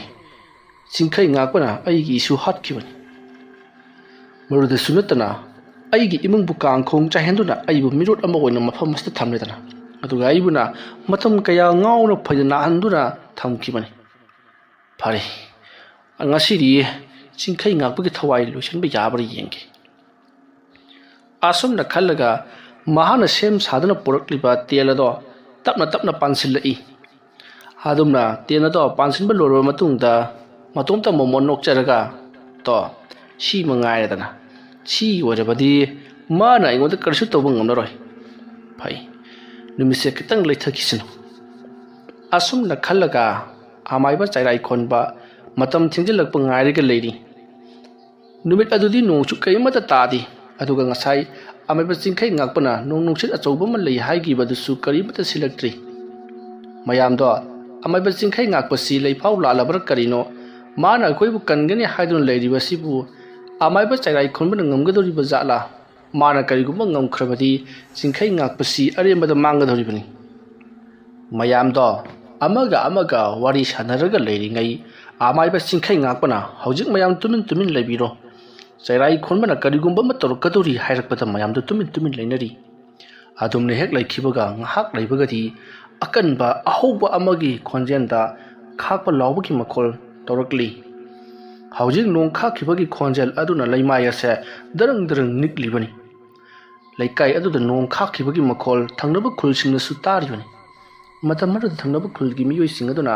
makhoigi khulasibu kamdoriba jatno ngahak lairaga kai tongba maiba leire amuhai ngahak lairaga ama muhai masibu tasingmaki kaidoraba jano makhoi khuntak lan sinadriba jala khulsingaduna adumna hainarabasu khul kharana makhoi chentoraklamme aikona chagjafam pidabadagi makhoi amu hanna chakhribani haiduna wari watai kaya ama tawribani akal amadana chairai khonbana amaiba चिंखै ngakpagi mathakta karigumba khara tawrage haiduna kablakliba mahaki kallaba khulai ado amaiba चिंखै ngakpana ngangnabagi sem sari adumna atia mathakta langna pairakliba ubada चिंखै ngakpana noklaga asigumba khulai asidi kari karanaba kablakliba no khangdi mabangal dum pamuini ꯑꯗꯨꯝꯅ ꯍꯥꯏꯔꯝꯂꯒ ꯃꯍꯥꯛꯅ ꯃꯥꯅ ꯊꯧꯔꯥꯡ ꯇꯧꯗꯨꯅ ꯊꯝꯂꯤꯕ ꯂꯐꯨ ꯃꯅꯥ ꯑꯗꯣ ꯖꯔ ꯖꯔ ꯅꯥꯀꯟ ꯅꯥꯀꯟ ꯍꯤꯗꯣꯛꯈ꯭ꯔꯒ ꯂꯐꯨꯒꯤ ꯃꯌꯥꯏ ꯊꯪꯕ ꯑꯗꯨ ꯃꯍꯥꯛꯅ ꯄꯥꯏꯍꯧꯔꯤ ꯂꯐꯨꯒꯤ ꯃꯇꯥꯏ ꯃꯇꯥꯏ ꯃꯅꯥ ꯑꯗꯨ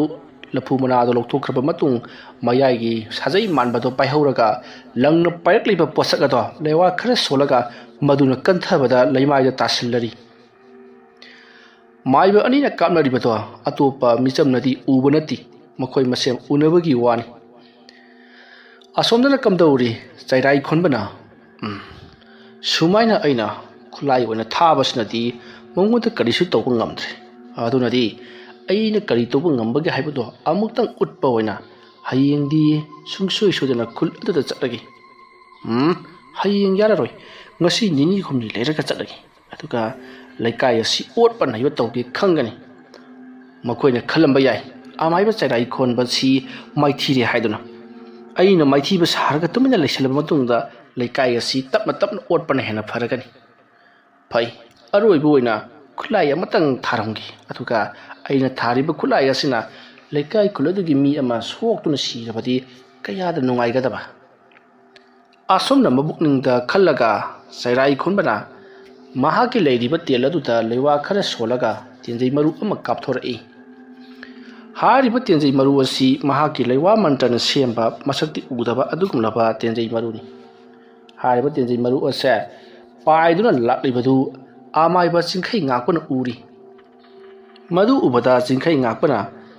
मसिना मुकरादा पलहनगदोरबा जानो हामुक्सु आइना सोइबदगी थैदोकपदा संदा ओइना पानखिबनी माना थैदोकपदा संदा पानबा आइना थैदोकपदना करादा पलहनसिगे वाखल असि खन्ना लैदुर जंगलपदा मखोइगी हिंखोलगी मतोंदा हौरिबा लफुसिंगदो उरी मदु उपदा आमाइबा चिंखै ngaकपा नोकलगा फरे मसिदे हेता पालहलगे आसोमना आमाइबा चैराई खुनबना कापलक्लिबा मतिक मयाइ कल्लबा महाकी खुलाइदो आमाइबा चिंखै ngaकपगी हिंखोल मतोंदा हौरिबा लफु पांबी अदुदा ओइना पालहनखि मतमरुदा चिंखै ngaकपगी मखोइगी युमगी ममांग थंगबदा हौरिबा लफु पांबी अदो फनयामना सोकली मसिगी मतुंग चैराई खोनबदो याररोय हाइदुना महाक माना तौगे खलिबा थबकसिंग अदु लोइनमक तोकथोकली अदुमने हेक्तोखिबगा अमाइबा चिंखै ngaकपना तुमिना लेसनबदी अफबो ओइरोय माना ngami खनखिबा याय अदुना आइगिसु लेजबा कैनो खरदि तौगे खलदुना महाकना वागी उतोंग अमा लोथोरकली हारि वागी उतोंग से मनिंगदी फुल्ली तांकक अमना वागी मतांगना अदुगा अमाइ थब्बा अदुदी होद्रोंग होरिबनी होरिबा अदुबु महाकना अमुबा मसुगी बुल तारबा करिगुंबा उनागी मयोप अमना फुमजिंदुना कुपसिंदुना थमलिबनी मदुबु मांगा तपना लौथोरकलगा चिंखै ngaकपना लेवा खरे सोली अदुगा वागी उतोंग अदुगी ममाइ खुंजलिबा अदुबु सट हांदोखिबदा मसिन यामलबा खोरेन सिंग पाइथोरकली अदुमना खोरेन सिंग अदुना गांगदुना पाइथोरकपदु लिकाय मियाम पुनमक्सु तारिबनी खोइगी लान तरुकलम माले अमुक अइखोइ सेंगाउना फैना नारनी हाइदुना खनरिबनी अदुबु खोइगी मखोल तारंबदो असुम पसुम लापथोखिदुना पाइखिबगी मवोंगदा खोंजेल तारी नाकल अमदना कमदौरी अमाइबा चैराई खोनबा मागिसु थबक लोइरे ngasiगी नमिसिमदी पोथारोरोगी हाइदुना थबक लोइसिलबको मतमदा अरापदा खोइना ngangduna पाइरकपकी खोंजेल तारी खोंजेल अदु ताबदा चैराई खोनबना मागी खोइ थाबि चिम हरुकलै तौरिसि ए लाक्लिबा खोइसिदि खरा मतिक मयै कनबा खोइदना अई कमदौगी तौरिबसिदि अकोइबदा मै थारबसु करिसु कानरोय मसिदि खुसिमगी ओइबा पोनी अदुमना वखल खल्लगा लेरिङै खोइदि असुमसुम नक्सलक्ली मतम अदुदा चैराई खोनबना कैदौसिगी हाइबा वखल खनबा याबा खलबा मतों वखल थोलक्तबदगी मनाक अदवाइदा लेरंबा पुखरी अमदा चोंगथदुना लोटला चिरा हाइदुना येंगलक्पददी पुखरी अदो यामा थेले मसिदगी महाक उपाय लेट्रदुना मनाक अदाइदा लेरंबा युम अमदा चेंसिननबा होनरकली अदुबु युमसिंग अदुदी थोंग लोइनमक लोनरे मैदांगदा थोंग हांगदबा लैकाइनी मसिदगी आमाइबा चैराई खोनबदो कोचिन चेलंबदगी महाक नोकथोरकली अदुगा ओ अई इसासी अमाइबने हाइबसि काविदा आमाइबा सिंखै ngaकपना मैगी मैनुंग अदुदा महाकी लेवा मंत्र सिजिनदुना मैसिंग अदो खुदत मुथत याबनी ꯑꯗꯨꯕꯨ ꯃꯍꯥꯛꯅ ꯃꯍꯥꯛ ꯑꯃꯥꯏꯕꯅꯤ ꯍꯥꯏꯕꯁꯤ ꯃꯤꯀꯨꯞ ꯑꯗꯨꯗ ꯀꯥꯎꯊꯣꯛꯈꯤꯗꯨꯅ ꯆꯦꯟꯅꯕꯇ ꯍꯣꯠꯅꯔꯤꯉꯩ ꯃꯁꯥ ꯌꯥꯎꯅ ꯌꯨꯝ ꯑꯗꯨ ꯃꯩ ꯆꯥꯛꯈꯤꯕꯅꯤ꯫ ꯐꯩ, ꯂꯥꯛꯂꯤꯕ ꯈꯣꯏꯁꯤꯡ ꯑꯁꯤ ꯑꯩꯅ ꯄꯔꯥ ꯑꯃꯗꯤ ꯇꯝꯕꯤꯔꯒꯦ꯫ ꯑꯗꯨꯝꯅ ꯈꯜꯂꯒ ꯃꯍꯥꯛ ꯃꯐꯝ ꯆꯥꯅ ꯂꯦꯞꯂꯒ ꯂꯩꯔꯤ, ꯑꯗꯨꯒ ꯃꯈꯨꯠꯇ ꯂꯩꯃꯥꯏꯗꯒꯤ ꯎꯐꯨꯜ ꯃꯌꯥꯝ ꯑꯃ ꯄꯥꯏꯈꯠꯇꯨꯅ ꯂꯩꯔꯤꯕꯅꯤ꯫ ꯈꯣꯏꯁꯤꯡ ꯑꯗꯨ ꯑꯁꯨꯝ ꯄꯥꯏꯔꯛꯄꯅ ꯃꯍꯥꯛꯀꯤ ꯃꯅꯥꯛ ꯌꯧꯁꯤꯜꯂꯛꯂꯦ꯫ ꯃꯇꯝ ꯑꯗꯨꯗ ꯆꯩꯔꯥꯏ ꯈꯨꯟꯕꯅ ꯃꯍꯥꯛꯅ ꯄꯥꯏꯔꯤꯕ ꯎꯐꯨꯜꯁꯤꯡ ꯑꯗꯨꯗ ꯂꯩꯋꯥ ꯈꯔ ꯁꯣꯜꯂꯒ ꯄꯥꯏꯔꯛꯂꯤꯕ ꯈꯣꯏꯁꯤꯡ ꯑꯗꯨꯗ ꯆꯥꯏꯊꯣꯛꯈꯤ꯫ ꯑꯗꯨꯝꯅ ꯍꯦꯛ ꯆꯥꯏꯊꯣꯛꯈꯤꯕꯗ ꯈꯣꯏꯁꯤꯡ ꯑꯗꯣ ꯉꯥꯎꯗꯨꯅ ꯂꯩꯃꯥꯏꯗ ꯇꯥꯔꯤ꯫ ꯃꯈꯣꯏꯒꯤ ꯃꯊꯛꯇꯗꯤ ꯎꯐꯨꯜ ꯑꯗꯣ ꯆꯥꯏꯊꯣꯔꯛꯄꯗꯨꯗ ꯃꯩꯒꯤ ꯃꯩꯔꯤꯛꯁꯤꯡ ꯀꯥꯞꯊꯣꯔꯛꯄꯒꯨꯝ ꯃꯈꯣꯏꯗ ꯆꯩꯅꯥ ꯐꯪꯗꯨꯅ ꯊꯔꯣ ꯑꯣꯟꯗꯨꯅ ꯈꯥꯡꯂꯤꯕꯅꯤ꯫ ꯑꯗꯨꯝꯅ ꯈꯣꯏꯁꯤꯡ ꯑꯗꯨꯅ ꯊꯔꯣ ꯑꯣꯟꯗꯨꯅ ꯈꯥꯡꯂꯤꯕꯗꯣ ꯑꯃꯥꯏꯕ ꯆꯤꯡꯈꯩ ꯉꯥꯛꯄꯅ ꯈꯪꯕꯗꯒꯤ ꯑꯃꯨꯛ ꯃꯄꯥꯡꯒꯜ ꯍꯥꯞꯄꯤꯗꯨꯅ ꯃꯍꯥꯛꯀꯤ ꯃꯅꯥꯛꯇ ꯑꯃꯨꯛ ꯄꯥꯏꯔꯛꯅꯅꯕꯒꯤꯗꯃꯛꯇ ꯍꯜꯂꯛꯅꯕꯒꯤꯗꯃꯛꯇ ꯂꯩꯋꯥ ꯁꯣꯟꯕꯗꯒꯤ ꯆꯤꯡꯈꯩ ꯉꯥꯛꯄꯒꯤ ꯃꯅꯥꯛꯇꯝꯅ ꯄꯥꯏꯈꯤ꯫ ꯃꯇꯝ ꯑꯗꯨꯗ ꯆꯩꯔꯥꯏ ꯈꯣꯟꯕꯁꯨ ꯈꯣꯏꯁꯤꯡ ꯑꯗꯨꯕꯨ ꯇꯥꯟꯊꯣꯛꯅꯕ ꯍꯣꯠꯅꯕꯗ ꯑꯋꯥꯕ ꯑꯃ ꯑꯣꯏꯈꯤꯕꯅꯤ꯫ ꯃꯍꯥꯛꯀꯤ ꯎꯐꯨꯜꯁꯤꯡ ꯑꯗꯣ ꯀꯣꯏꯆꯥꯏ ꯆꯥꯏꯅꯕ ꯍꯣꯠꯅꯕꯗ ꯃꯁꯥꯗ ꯑꯋꯥꯕ ꯑꯣꯏꯔꯤꯕꯅꯤ꯫ ꯂꯩꯃꯥꯏꯗꯒꯤ ꯎꯐꯨꯜ ꯄꯦꯛꯅꯕ ꯍꯣꯠꯅꯕꯗ ꯃꯈꯨꯠꯀꯤ ꯌꯦꯠ ꯊꯪꯕꯒꯤ ꯈꯨꯗꯣꯝꯕꯤ ꯑꯗꯨꯁꯨ ꯈꯨꯖꯤꯟ ꯐꯛꯈ꯭ꯔꯦ꯫ ꯑꯁꯤꯒꯨꯝꯂꯕ ꯆꯩꯅꯥ ꯃꯌꯥꯝ ꯑꯁꯤ ꯄꯤꯔꯝꯕꯒꯤꯗꯃꯛ ꯆꯩꯔꯥꯏ ꯈꯣꯟꯕ ꯃꯩ ꯍꯧꯅ ꯁꯥꯎꯗꯨꯅ ꯍꯌꯦꯡꯗꯤ ꯈꯪꯒꯅꯤ, ꯑꯩꯅ ꯀꯔꯤ ꯇꯧꯕ ꯉꯝꯕꯒꯦ ꯍꯥꯏꯕꯗꯣ ꯌꯦꯡꯍꯟꯒꯦ꯫ ꯑꯃꯥꯏꯕ ꯆꯤꯡꯈꯩ ꯉꯥꯛꯄ, ꯅꯪꯗꯅ ꯅꯍꯩ ꯍꯩꯕ꯭ꯔꯥ, ꯑꯩꯗꯤ ꯍꯩꯇꯕ꯭ꯔꯥ, ꯑꯩꯅ ꯀꯔꯝꯕ ꯃꯑꯣꯡꯗ ꯏꯍꯩ ꯍꯩꯕꯒꯦ ꯍꯥꯏꯕꯗꯨ ꯍꯌꯦꯡꯗꯤ ꯁꯣꯏꯗꯅꯃꯛꯀꯤ ꯈꯪꯍꯜꯂꯒꯦ꯫ ꯉꯁꯤꯒꯤꯗꯤ ꯈꯨꯠꯁꯤ ꯍꯤꯗꯥꯛ ꯂꯥꯡꯊꯛ ꯇꯧꯔꯨꯔꯒꯦ, ꯂꯣꯏꯁꯤꯜꯂꯒꯦ꯫ ꯑꯁꯨꯝꯅ ꯆꯩꯔꯥꯏ ꯈꯣꯟꯕꯗꯣ ꯃꯆꯤꯟꯗ ꯉꯥꯡꯗꯨꯅ ꯃꯍꯥꯛꯅ ꯂꯩꯔꯤꯕ ꯃꯜꯂꯕ ꯆꯤꯡꯅꯨꯡ ꯃꯅꯥꯛꯀꯤ ꯃꯤꯒꯤ ꯍꯥꯟꯅ ꯂꯩꯔꯝꯕ ꯎ ꯌꯥꯟꯕꯁꯤꯡꯅ ꯁꯥꯔꯝꯕ ꯑꯄꯤꯛꯄ ꯈꯥꯡꯄꯣꯛꯁꯤꯡ ꯑꯃ ꯂꯩꯔꯤꯕꯗꯨꯗ ꯇꯨꯃꯤꯟꯅ ꯆꯪꯈꯤ꯫ ꯑꯁꯨꯝꯅ ꯇꯧꯗꯨꯅ ꯑꯃꯥꯏꯕ ꯆꯩꯔꯥꯏ ꯈꯣꯟꯕ ꯆꯩꯅꯥꯈꯣꯜ ꯑꯃꯒ ꯂꯣꯏꯅꯅ ꯃꯍꯥꯛꯀꯤ ꯁꯣꯛꯂꯤꯕ ꯈꯨꯗꯣꯝꯕꯤ ꯑꯗꯣ ꯍꯤꯗꯥꯛ ꯂꯥꯡꯊꯛ ꯊꯥꯛꯇꯨꯅ ꯍꯣꯠꯅꯔꯤ꯫ ꯍꯤꯗꯥꯛ ꯂꯥꯡꯊꯛ ꯍꯥꯞꯂꯛꯄ ꯃꯇꯝꯗ ꯃꯩ ꯍꯧꯅ ꯅꯥꯔꯤꯕꯅꯤ꯫ ꯅꯥꯀꯜ ꯑꯃꯗꯅ ꯀꯝꯗꯧꯔꯤ ꯑꯃꯥꯏꯕ ꯆꯤꯡꯈꯩ ꯉꯥꯛꯄꯅ ꯆꯩꯔꯥꯏ ꯈꯨꯟꯕꯗꯨ ꯉꯁꯤ ꯑꯩꯒꯤ ꯈꯨꯠꯇ ꯃꯥꯏꯊꯤꯔꯦ, ꯑꯗꯨꯕꯨ ꯃꯍꯥꯛ ꯂꯦꯝꯕꯗꯤ ꯈꯛ ꯂꯩꯔꯛꯂꯣꯏ꯫ ꯀꯔꯤꯒꯤꯅꯣ ꯃꯍꯥꯛꯅ ꯑꯩꯉꯣꯟꯗ ꯑꯆꯦꯠ ꯌꯧꯅ ꯇꯥꯊꯤꯔꯤꯕꯁꯤꯕꯣ? ꯑꯩ ꯃꯥꯕꯨ ꯀꯣꯏꯊꯤ ꯊꯤꯔꯒ ꯑꯃꯨꯛꯇꯪ ꯏꯕꯥꯅꯤ ꯆꯝꯊꯣꯛꯅꯗꯕ ꯌꯥꯔꯣꯏꯗꯧꯔꯤ꯫ ꯑꯃꯕꯨ ꯑꯣꯏꯔꯦ ꯆꯌꯦꯠꯅꯕ ꯋꯥꯔꯤ ꯑꯃꯅ ꯑꯩꯈꯣꯏ ꯑꯅꯤꯁꯤ ꯌꯦꯡꯊꯤꯅꯍꯜꯂꯦ꯫ ꯃꯥꯅꯗꯤ ꯃꯥꯒꯤ ꯃꯁꯨ ꯅꯨꯄꯤꯗꯨ ꯑꯩꯅ ꯍꯥꯠꯂꯦ ꯈꯜꯂꯤꯕ꯭ꯔꯥ ꯀꯔꯤꯅꯣꯃꯗꯤ ꯇꯧꯔꯤ꯫ ꯑꯁꯨꯝꯅ ꯋꯥꯈꯜ ꯈꯜꯂꯕ ꯃꯇꯨꯡꯗ ꯆꯤꯡꯈꯩ ꯉꯥꯛꯄꯁꯨ ꯅꯨꯃꯤꯠ ꯑꯗꯨꯃꯗꯤ ꯂꯦꯟꯈ꯭ꯔꯦ꯫ ꯃꯊꯪꯒꯤ ꯑꯌꯨꯛꯅꯤ꯫ ꯑꯌꯨꯛ ꯑꯉꯟꯕ ꯑꯁꯤꯗ ꯑꯃꯥꯏꯕ ꯆꯤꯡꯈꯩ ꯉꯥꯛꯄꯅ ꯃꯍꯥꯛꯀꯤ ꯃꯥꯡ ꯇꯥꯛꯂꯕ ꯌꯨꯝ ꯀꯩ ꯑꯗꯣ ꯁꯦꯝꯖꯤꯟꯅꯅꯕꯒꯤꯗꯃꯛꯇ ꯍꯣꯠꯅꯔꯛꯂꯤ꯫ ꯂꯩꯀꯥꯏꯒꯤ ꯃꯤꯁꯤꯡꯁꯨ ꯃꯇꯦꯡ ꯄꯥꯡꯂꯔꯤ꯫ ꯃꯇꯝ ꯑꯗꯨꯗ ꯑꯃꯥꯏꯕ ꯆꯤꯡꯈꯩ ꯉꯥꯛꯄꯅ ꯃꯌꯥꯝꯗ ꯍꯥꯏꯔꯤ, ꯃꯌꯥꯝ ꯄꯨꯝꯅꯃꯛꯇ ꯑꯩꯅ ꯀꯔꯤꯒꯨꯝꯕ ꯋꯥꯐꯝ ꯑꯃꯇꯪ ꯍꯥꯏꯖꯒꯦ꯫ ꯍꯧꯖꯤꯛ ꯇꯧꯔꯤꯕ ꯂꯥꯜ ꯑꯁꯤ ꯏꯆꯝ ꯆꯝꯕ ꯂꯥꯜ ꯑꯃ ꯅꯠꯇꯦ꯫ ꯍꯧꯖꯤꯛ ꯑꯃꯥꯏꯕ ꯆꯩꯔꯥꯏ ꯈꯨꯟꯕꯅ ꯑꯩꯈꯣꯏꯗ ꯀꯔꯤ ꯊꯕꯛ ꯂꯧꯈꯠꯂꯛꯀꯅꯤ ꯑꯃꯗꯤ ꯀꯔꯤ ꯇꯧꯔꯛꯀꯅꯤ ꯍꯥꯏꯕꯗꯨ ꯑꯩꯈꯣꯏꯅ ꯀꯔꯤꯃꯠꯇ ꯈꯪꯕ ꯅꯠꯇꯦ꯫ ꯃꯔꯝ ꯑꯗꯨꯅ ꯌꯥꯔꯤꯕ ꯃꯈꯩꯗꯤ ꯑꯩꯈꯣꯏ ꯆꯦꯛꯁꯤꯟꯅ ꯂꯩꯁꯤ꯫ ꯃꯇꯝ ꯑꯃ ꯍꯦꯛꯇꯗ ꯃꯍꯥꯛꯅ ꯑꯩꯈꯣꯏꯗ ꯂꯥꯟꯗꯥꯔꯛꯄ ꯌꯥꯔꯤꯕꯅꯤ꯫ ꯋꯥꯐꯝ ꯑꯗꯨ ꯇꯥꯕꯗ ꯑꯍꯜ ꯑꯃꯅ, ꯈꯪꯗ꯭ꯔꯦꯗ ꯏꯕꯨꯡꯉꯣ, ꯅꯪꯅ ꯑꯃꯨꯛ ꯑꯩꯈꯣꯏꯁꯦ ꯃꯇꯝ ꯈꯔ ꯑꯃꯨꯛ ꯑꯣꯠꯂꯦ, ꯑꯗꯒꯤ ꯍꯧꯖꯤꯛꯅ ꯑꯃꯨꯛ ꯅꯪ ꯑꯃꯨꯛ ꯊꯣꯛꯂꯛꯂꯦ, ꯂꯥꯟꯗꯦ ꯍꯥꯏꯕ ꯈꯪꯅꯔꯦ꯫ ꯍꯧꯖꯤꯛ ꯑꯃꯨꯛ ꯆꯩꯔꯥꯏ ꯈꯨꯟꯕꯅ ꯑꯃꯨꯛ ꯑꯩꯈꯣꯏꯗ ꯑꯃꯨꯛ ꯑꯣꯠꯂꯔꯤ꯫ ꯑꯩꯈꯣꯏꯁꯦ ꯅꯪꯅ ꯑꯃꯨꯛ ꯑꯣꯠ ꯃꯥꯅ ꯑꯃꯨꯛ ꯑꯣꯠ, ꯅꯈꯣꯏ ꯑꯅꯤꯒꯤ ꯃꯔꯛꯇ ꯂꯩꯔꯨꯕ ꯑꯩꯈꯣꯏꯁꯤꯗꯤ ꯍꯥꯎꯋꯂꯦꯅꯦ ꯍꯥ꯫ ꯃꯇꯝ ꯑꯗꯨꯗ ꯑꯃꯥꯏꯕ ꯆꯤꯡꯈꯩ ꯉꯥꯛꯄꯅ, ꯈꯨꯔꯥꯅ ꯍꯥꯏꯕꯤꯔꯤꯕꯗꯣ ꯑꯩ ꯂꯣꯏꯅꯃꯛ ꯈꯪꯖꯩ, ꯑꯗꯨꯒ ꯑꯩꯅ ꯉꯁꯤ ꯇꯧꯒꯗꯧꯔꯤꯕ ꯊꯕꯛ ꯑꯁꯤꯅ ꯑꯃꯥꯏꯕ ꯆꯩꯔꯥꯏ ꯈꯣꯟꯕꯗ ꯀꯔꯤ ꯇꯧꯒꯗꯧꯔꯤꯕꯅꯣ ꯍꯥꯏꯕꯗꯨꯃꯗꯤ ꯑꯩ ꯍꯥꯏꯕ ꯉꯝꯖꯗ꯭ꯔꯦ꯫ ꯃꯥ ꯉꯥꯎꯔꯒ ꯆꯠꯈꯤꯕꯁꯨ ꯌꯥꯏ, ꯁꯤꯈꯤꯕꯁꯨ ꯌꯥꯏ, ꯑꯗꯨꯒ ꯑꯃꯅ ꯀꯔꯤꯒꯨꯝꯕ ꯃꯍꯥꯛꯅ ꯁꯤꯈꯤꯕ ꯃꯇꯝꯗ ꯑꯩꯉꯣꯟꯗ ꯋꯥꯔꯥꯕꯤꯔꯤ ꯆꯤꯟꯅꯕꯤꯔꯛꯀꯅꯨ, ꯑꯩꯉꯣꯟꯗ ꯅꯨꯡꯉꯥꯏꯇꯕ ꯊꯝꯕꯤꯔꯛꯀꯅꯨ꯫ ꯏꯕꯨꯡꯉꯣ, ꯐꯠꯇꯕ ꯃꯤ ꯃꯥꯡꯍꯟꯕꯗ ꯀꯩꯗꯧꯕꯒꯤ ꯑꯩꯈꯣꯏꯅ ꯁꯥꯎꯒꯗꯧꯔꯤꯕꯅꯣ? ꯐꯔꯦ, ꯅꯪꯅ ꯉꯝꯕ ꯃꯑꯣꯡꯗ ꯍꯣꯠꯅꯔꯣ, ꯑꯗꯨꯒ ꯇꯧꯒꯗꯕꯗꯤ ꯅꯪꯅ ꯑꯩꯈꯣꯏꯁꯤ ꯉꯥꯛꯄꯤ ꯁꯦꯟꯕꯤꯒꯗꯕꯅꯤꯀꯣ꯫ ꯍꯣꯏ, ꯑꯗꯨꯒꯤꯗꯃꯛꯇꯗꯤ ꯑꯩ ꯂꯩꯖꯔꯤ꯫ ꯑꯁꯨꯝꯅ ꯋꯥꯔꯤ ꯋꯥꯇꯥꯏ ꯁꯥꯟꯅꯗꯨꯅ ꯃꯍꯥꯛꯀꯤ ꯌꯨꯝ ꯀꯩ ꯑꯗꯣ ꯁꯦꯝꯖꯤꯜꯂꯛꯄꯅ ꯅꯨꯃꯤꯗꯥꯡ ꯋꯥꯏꯔꯝ ꯑꯗꯨꯗ ꯁꯪꯇꯞ ꯃꯆꯥ ꯑꯃ ꯁꯥꯕ ꯂꯣꯏꯔꯤ꯫ ꯅꯥꯀꯜ ꯑꯃꯗꯅ ꯀꯝꯗꯧꯔꯤ ꯑꯃꯥꯏꯕ ꯆꯩꯔꯥꯏ ꯈꯣꯟꯕꯗꯣ mahaki makhut naba adu chikpa naba henjalakpadagi kari kari tawsigi haiduna hidak langthak ngasai ayuktagi thirakpaduna numidang wairam masida mana masing hidak khara phangladuna madubu sugaiduna semli makhut naba sida ngasidi tokla sira haiduna khali adubu sauningba pendaba mayam aduna makhut narabasu nana thapagase pangthoklagi haiduna khali bani numidangi matam masida amaiba chairai khonbato masinda laiwa khara murum sulaga nung ama yamna kana takli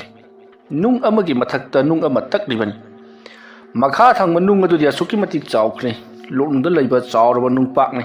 atuga mahana takli badudi kongrengi mawong dongna parap tawraga pakpa adugumlaba bosak amani kangi mawongda yamna kana semli bani nung adugi mapan makai loinam ithoktuna patha hali bani asumna tawduna lewa mantra sonduna ising haiduna taklakpana nung adugi akoibada pulap pathari matamaduda chairai khonbana masigi khulai asi amaiba chingkhai ngakwana ngakpa ngambagi waliti atuga kariguma masi ngaklabasu kanagumba amada thaidoktuna palaga soidana maki siraga taba ma masa sibuna phabra natragana laikai adugi mi ama sibuna phabra haibadu mara lepchara sanu masi aina horen numidang soidana maki ahingda tharaga tabani chairai khonbado matumta pangangda ngangi manakta kanagumba ama leiraduna wari sarabagumni mana tawribasi adumna murum chabeng ngangamlaba matungda itpadu loraduna imungda changakli aduduga matamaduda mahangna ngasai mahangna chingnungdagi phakhiba achauba usek ama manga kakatuna marudagi iyado nungmududa haijalli aduna toromatung nungadu hojikti pungang asumna thauram punamak loirabada lewa mantra kaya sonduna nungado mapanda mu puthorakli matam si mahangna khangli ahing nongyai matam oirakadori haibasi nakal amadana chingkhai ngakpa hayengdi mahaki nupi thambal mariki manakta ngahakta yaurukhige haiduna khalli adubu mahana hojik oiriba masida leikai asi laduna chatlubada mayamna mangonda kari hainarakadoribano khallubada ayunungthilki matamda chatpadi yararoi aduna numidangi matamda oina chatlagi haiduna lepli tawgadabu nungdang sidi mahaki khwaidagi hena chingba matam haibadu oiri maramdi chairai khonbaga maga sai hojik yamna kana lan tonaribani asumna singkhai ngakpadu tawpham khangdana leiringai magi masada kariguma sahum ama phanglakle matam maduda amaiba singkhai ngakpa mapalda paraprap tholaktuna hai taribara kwak kari paw leibano ingonda tamu adumna hairakpada kwak aduna amaiba chairai khunbana tahuriba singado loinamak tamle madu punamak khangbada chingkhai ngakpana mahangna adugumlaba khulai ama sakraba magi sidi taseng aibu hektamak manghallagi sinini kariguma madu aina ngakthok luragana leikai hada leiba mi ama sodana maki sigadoribani adumna sirabadi aingonda mayama thajariba si thajakhigira aduga karigumba aina sikhiba tholagana amaiba chairai khunbana maningtamna khullasibu palhaugadoribani maduri amaiba chingkhai ngakpana koithok haloridodoni are mangjarasanu leikai gi miyoyama adumna wakhal khalaba matung chingkhai ngakpa mapalda mahaki su sem saduna leiba hokri masigi matung ahing nongyai gi matung pung ama muktarakpa aduhaida charai khonbana mahana semkhiba khulai nungna sembado lewa mantra kaya sonduna masado tarelak amutang hut yamna thuna leiraklaga tare chuba masingda nungado laktro langthorakli adumna nungado langthorokpada nungado uru ungduna yamna yangna pairakli asumna pairakli badu amaiba singkhai ngakpuna su khangli magi maikai tamna khulai ama lakle haibase madu khanglakpada chingkhai ngakpana arubu khulai ase aigi nak jorokadore haiduna lewa mantra kaya sonduna mahaki masa adubu karino khangdaba mairiki mawong manba jagor amana question kri atuga jagor adudagi bon kam khallaktuna masabu pungku kupsanki asomna kongol amagi manungda leiraba abagumna singkhai ngakpa mahana semliba mairiki oiba kongolgi mawongda question liba bon manung aduda laikhrabada lakliba khulai aduna mahakpu karisu sokan bangamdri Sairai kunmana tharakliba kongrengi mowong manba khulai ado ngsangang na maital amaguna pairak libani aduga chingkhai ngakpan leiriba jaga adu thomjallakpada karisu changdabadagi thaktok khiduna haibadi chingkhai ngakpan semliba bon aduda palammaga amu hando khiduna makoigi yumthangnabadagi khara chatlaga leiba yumdagi mapalda thulakpa nupa amada pankhri adumna nupa adu hek pankhibaga nupa adugi lurellado thabat kaktuna leimaida phrang phrang chungduna leiri asumna sikhaba matung yumgi mising chenthok narakuna yenglobadadi nupa ado mangaka masaga tongan tongan taduna siraga leirambadu urubada mayam punamakto kinabuna loiri aduna imungda loinamak chensen nakhi karigumbada makutta masada mabukta makhwangda palaga sirambu oiragadi mayam chensen laktuna kapkadabani adubu mangakta palaga mangak tatlaga siramba sida hena ki khribani asumna siramlibasi mayamna su khangnarakpadagidi amaiba chingkhai ngakpati yamna saunari mahana lekai asigi mi singbu kangani haikhraga haujik su kanma ngamdi asisu charai khonbaga chap manai charai khonbana aikoibu kanbigani haiduna hanjin hanjin aikoida thajaba pikhibani aduga kanbasu adumak ngamkhiri aduga chap manana amaiba chingkhai ngakpasu aikoibu kanbigani hairaga kanbiba ngamdi haiduna mayamdo yamna saunari nakala madana kamdori amaiba chingkhai ngakpa asuk luraba khulai ama aigi ifama tharakpa aigi lekai gi mi singbu sohanba adu oiba taragadi nangbu soina lema thararoi asumna hairamlaga mahakna piktak tauba long ama puthorakli hariba long asida mahakna lewa mantra khara solaba matungda hariba long asa yamna sana langthorakli asomna tawduna amaiba chingkhai ngakpa langthorakliba long ado nongthakta uru uru ungduna paiduna chatkri long asina sum pairakpaduna amaiba chairai khonbagi manak joroklabada yamna chauna amubo maikhugi mawongda santurakli aduga haujikti long aduna chairai khonbada magi mathakta kuptharakli adumna kuptharakpa asida chairai khonbana madubu nganganaba mamonda karigumba mata leihodi maramaduna haujik chingkhai kakpana tharakliba long aduna chairai khonbu upsanduna leimaida namsillaga pharaka thamli chairai khonbado kari amata machi lengba ngamdri mahak manungda adumak leiri mapangal punamak sonthakri asomna leikhaba matungda amaiba chingkhai ngakpagi manakta khunja singado amuk lakli matamse nong khara khara nganthokpa haruklabani matam maruda amaiba chingkhai ngakpada lakliba leikai adugi miyoi singaduna nahana aikoibu ngakpi sinbigani haraga kaidamakta miyoi ama ngasigi ahinga sida manga kaklaga halalibano hayeng nong alakpadadi aikoi yamuk kana mo halalgadori sigidaba mido hara lokthokpiro leikai asta leriba aikoi se mathang mathang sikhraga amaiba na koi ani khatama hingaujaro hairakpada amaiba chingkhai ngakpana ngaibiko mayam amukta ngaibiko yamna saugat mankhri aina haigidoriba wase amukta munna tabiyo haujik aina thakiba lewa mantra amana amaiba chairai khonbado mahak uplaga pharga thamkhrabani maramaduna manga leiriba jaga aduda hayeng ayuk asi chatlaga mahakpu amuktang warak watem lusi adumna hairkpada mayamna kedobagi warak watem gadoribano mahaksu manga kaklaga hatkadabani mahakna leikai khulasa tawramlibasi karino adumna mathang mathang mayamdo saunaraklabada amaiba chingkhai ngakpana phare adudi mayam aikoi nong heng nganbaga chatnaba torasi haiduna thadokri matamdi asum haukri ayuki matam oirakli amaiba chingkhai ngakpado nganta hogatuna thabai ingkhang punamuk loisallamli masiki matung mayamado khulgi khunja singadusu loinama hoganarakli aduga amaiba chingkhai ngakpagi manakta loinamak lakli makha taba kari tawgadabano haiduna hanglakpada chingkhai ngakpana haujik aikoi mayam chairai khonbagi mana leiriba jaga anuda chatkadabani aduga wafam singase hairugadabani adumna hairakpada mayamna phare adubu mana leiriba jaga do karai wadano haibadi akhoi so mata khangdi wafam madu tabada amaiba chingkhai ngakpana haujik chairai khonna leiriba wafam jaga do swai sini haiduna mahakna leimaida chaina hotuna yektuna takli Madu Kanglabada, Hojikti Makoi Nipa Mayam Ama,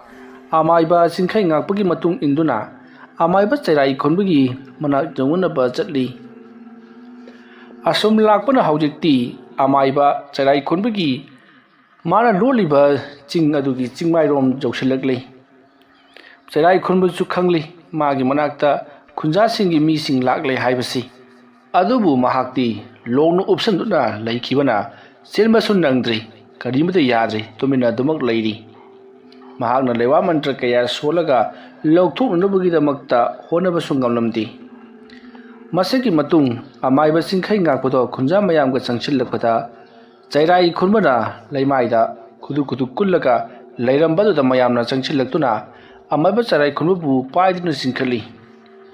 Matam Aruta, Amaiba, Jairai Kurmana, Kaidoragi Mayam, Mayam Agina Kalakbi Bisibo. Adumna Hirakata Mayamna Mahakpu, Kaidoragi Kaidana, Haduna, Pangpu the Puri. Aduma Torapada, Sinkai Nakana, Maibiko Mayam, Aduma Torabadi, Mark said, show the Ramaki Sibasuya. Aduna, Mayam, Mahagasi, Hati Hatabida, Karito Sigi Hibado, Mayam Matana Bisi. Aduga, Aiga Maga Sonori Basiki Matanta, Wari Hanagata lady. Mayam Giapa Manakarino, Adusu Hibiro.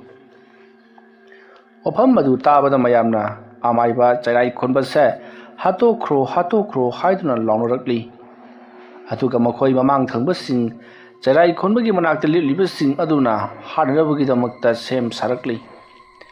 Aduma Toropadu Datsin King Apana, Amukta Aiko. Mahak say, Kul Aduda Likai Aduda Homin Kamin Rakpani. Maramaduna, Mahana Panala Lampusu, Nakpirasi. Aduga, Wapamana, Jairai Konba, Nahana Ingo the Yang Tiribasi, Karimarum Dino Hibatu Dandi, Hirako. Adum na Hirapada, Jairai Konbana, Nang Naig Isunupi, Hart Kibrata. Atusu, Bigly Banga, other voicing and Namsinduna Hatpa.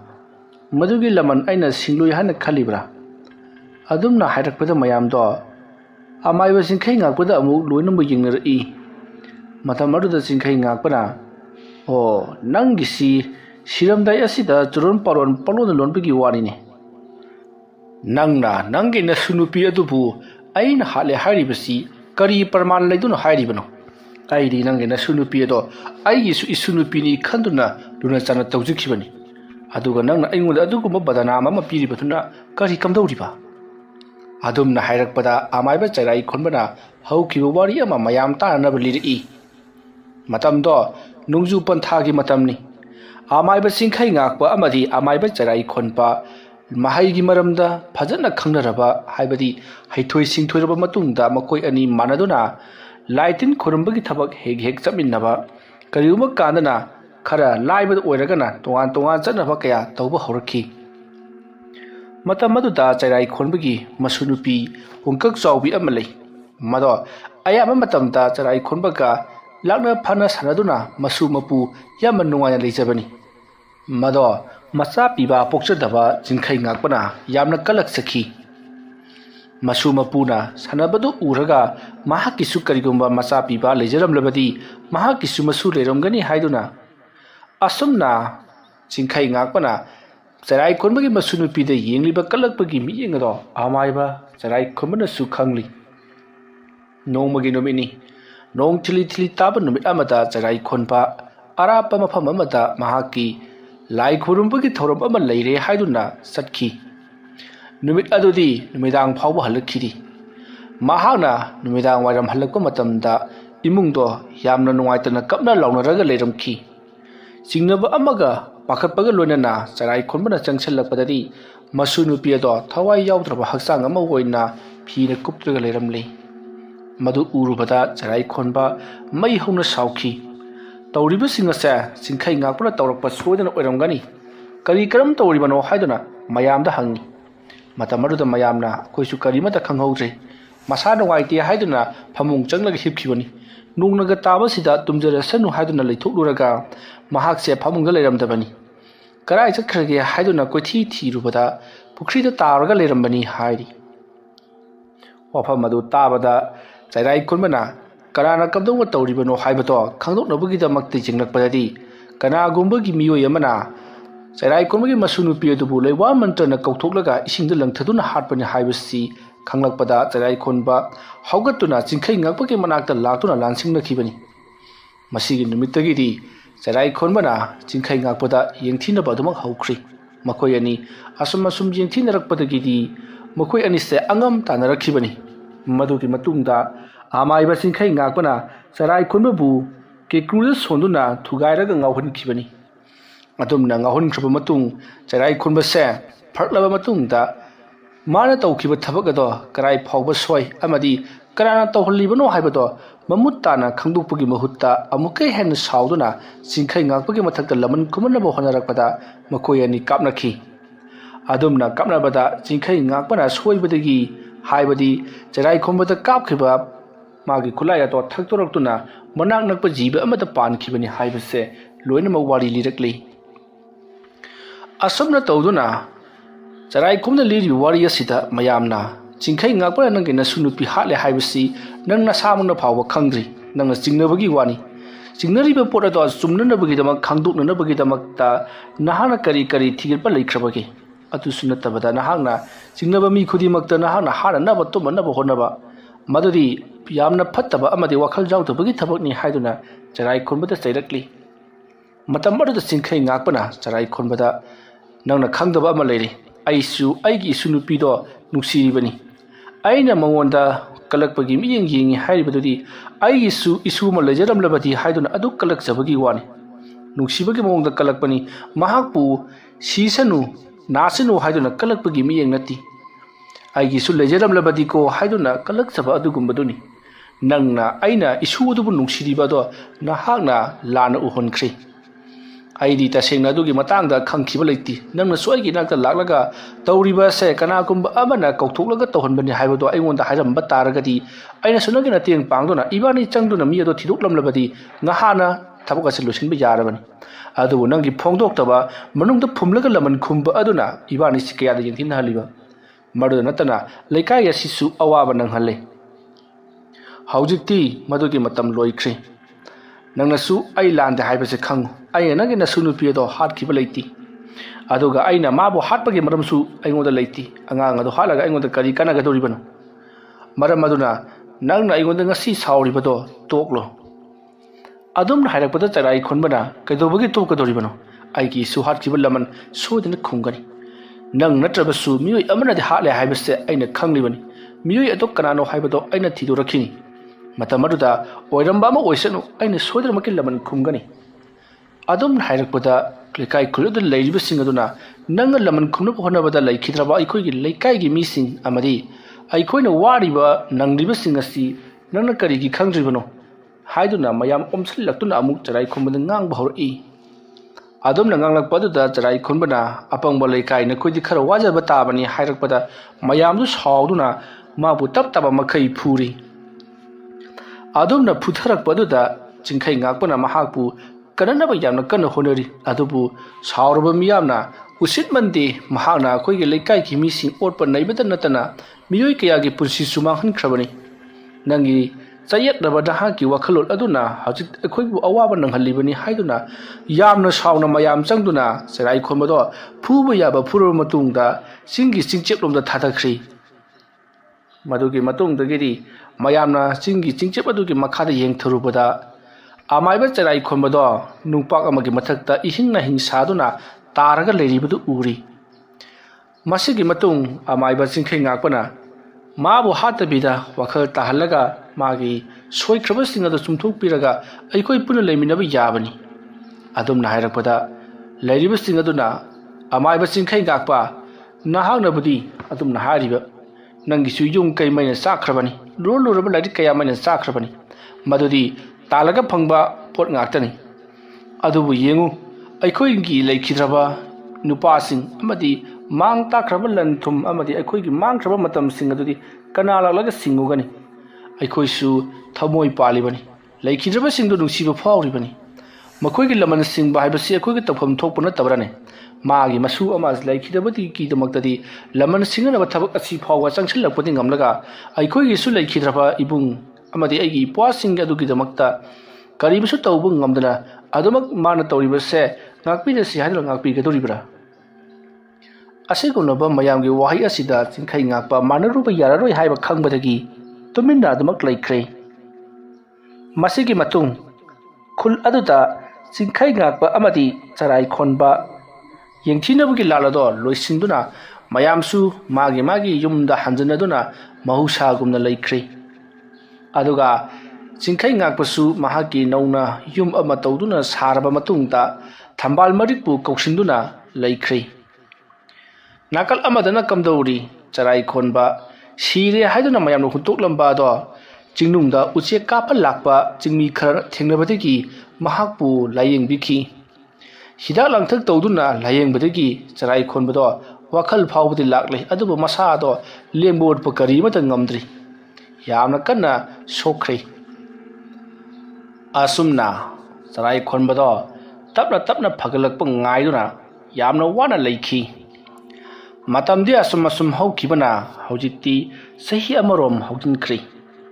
charai khonbagi wathok loisankhri laikai khul adutta charai khomna amadi chingkhai ngakpaga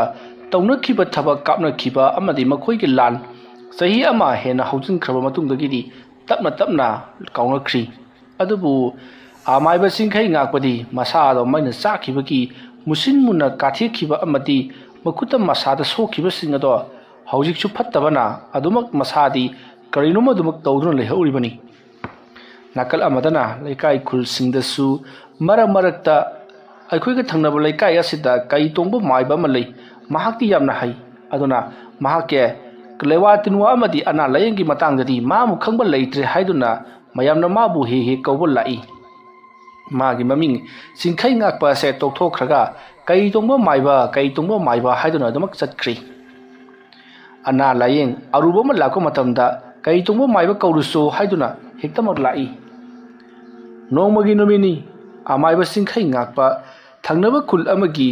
angang ama mathong maram khangdana chingthektuna naduna leiri haiba pau tabadagi kauba lakpadagi mahak masamak chattuna yengshellari asomna mahana angang ado asum jenglakpada karino mahana khangba ngamli angang asina asumna chingthekliba si mahana karigumba chahaidaba pot ama charubagi natragana lairam tilamda chatlubagi torokpanati kanagumba amna thawoina kaplakpani haibasi mahana khangli matamaruda chingkhai ngakpana angang asida kanagumba amana posem lewa khara tharakhre aduna angang asida paliribani tawrliba singasi kanano haibatu khangdokpa yagani aduga angang asipudi aira hojik lewatinwa khara tawduna mangonda kablakliba khulai ato satok piramlagi adumna hairakpada angang adugi mapana mai hongna sauduna kanano aigi isada asumma tawrliba sibo masibu aina lemna khak leigadaba nati haiduna saugalakli matamar chingkhai ngakpana tapthau ibunga tapthau phajana wari sanaraga gyan tananaba haigadabani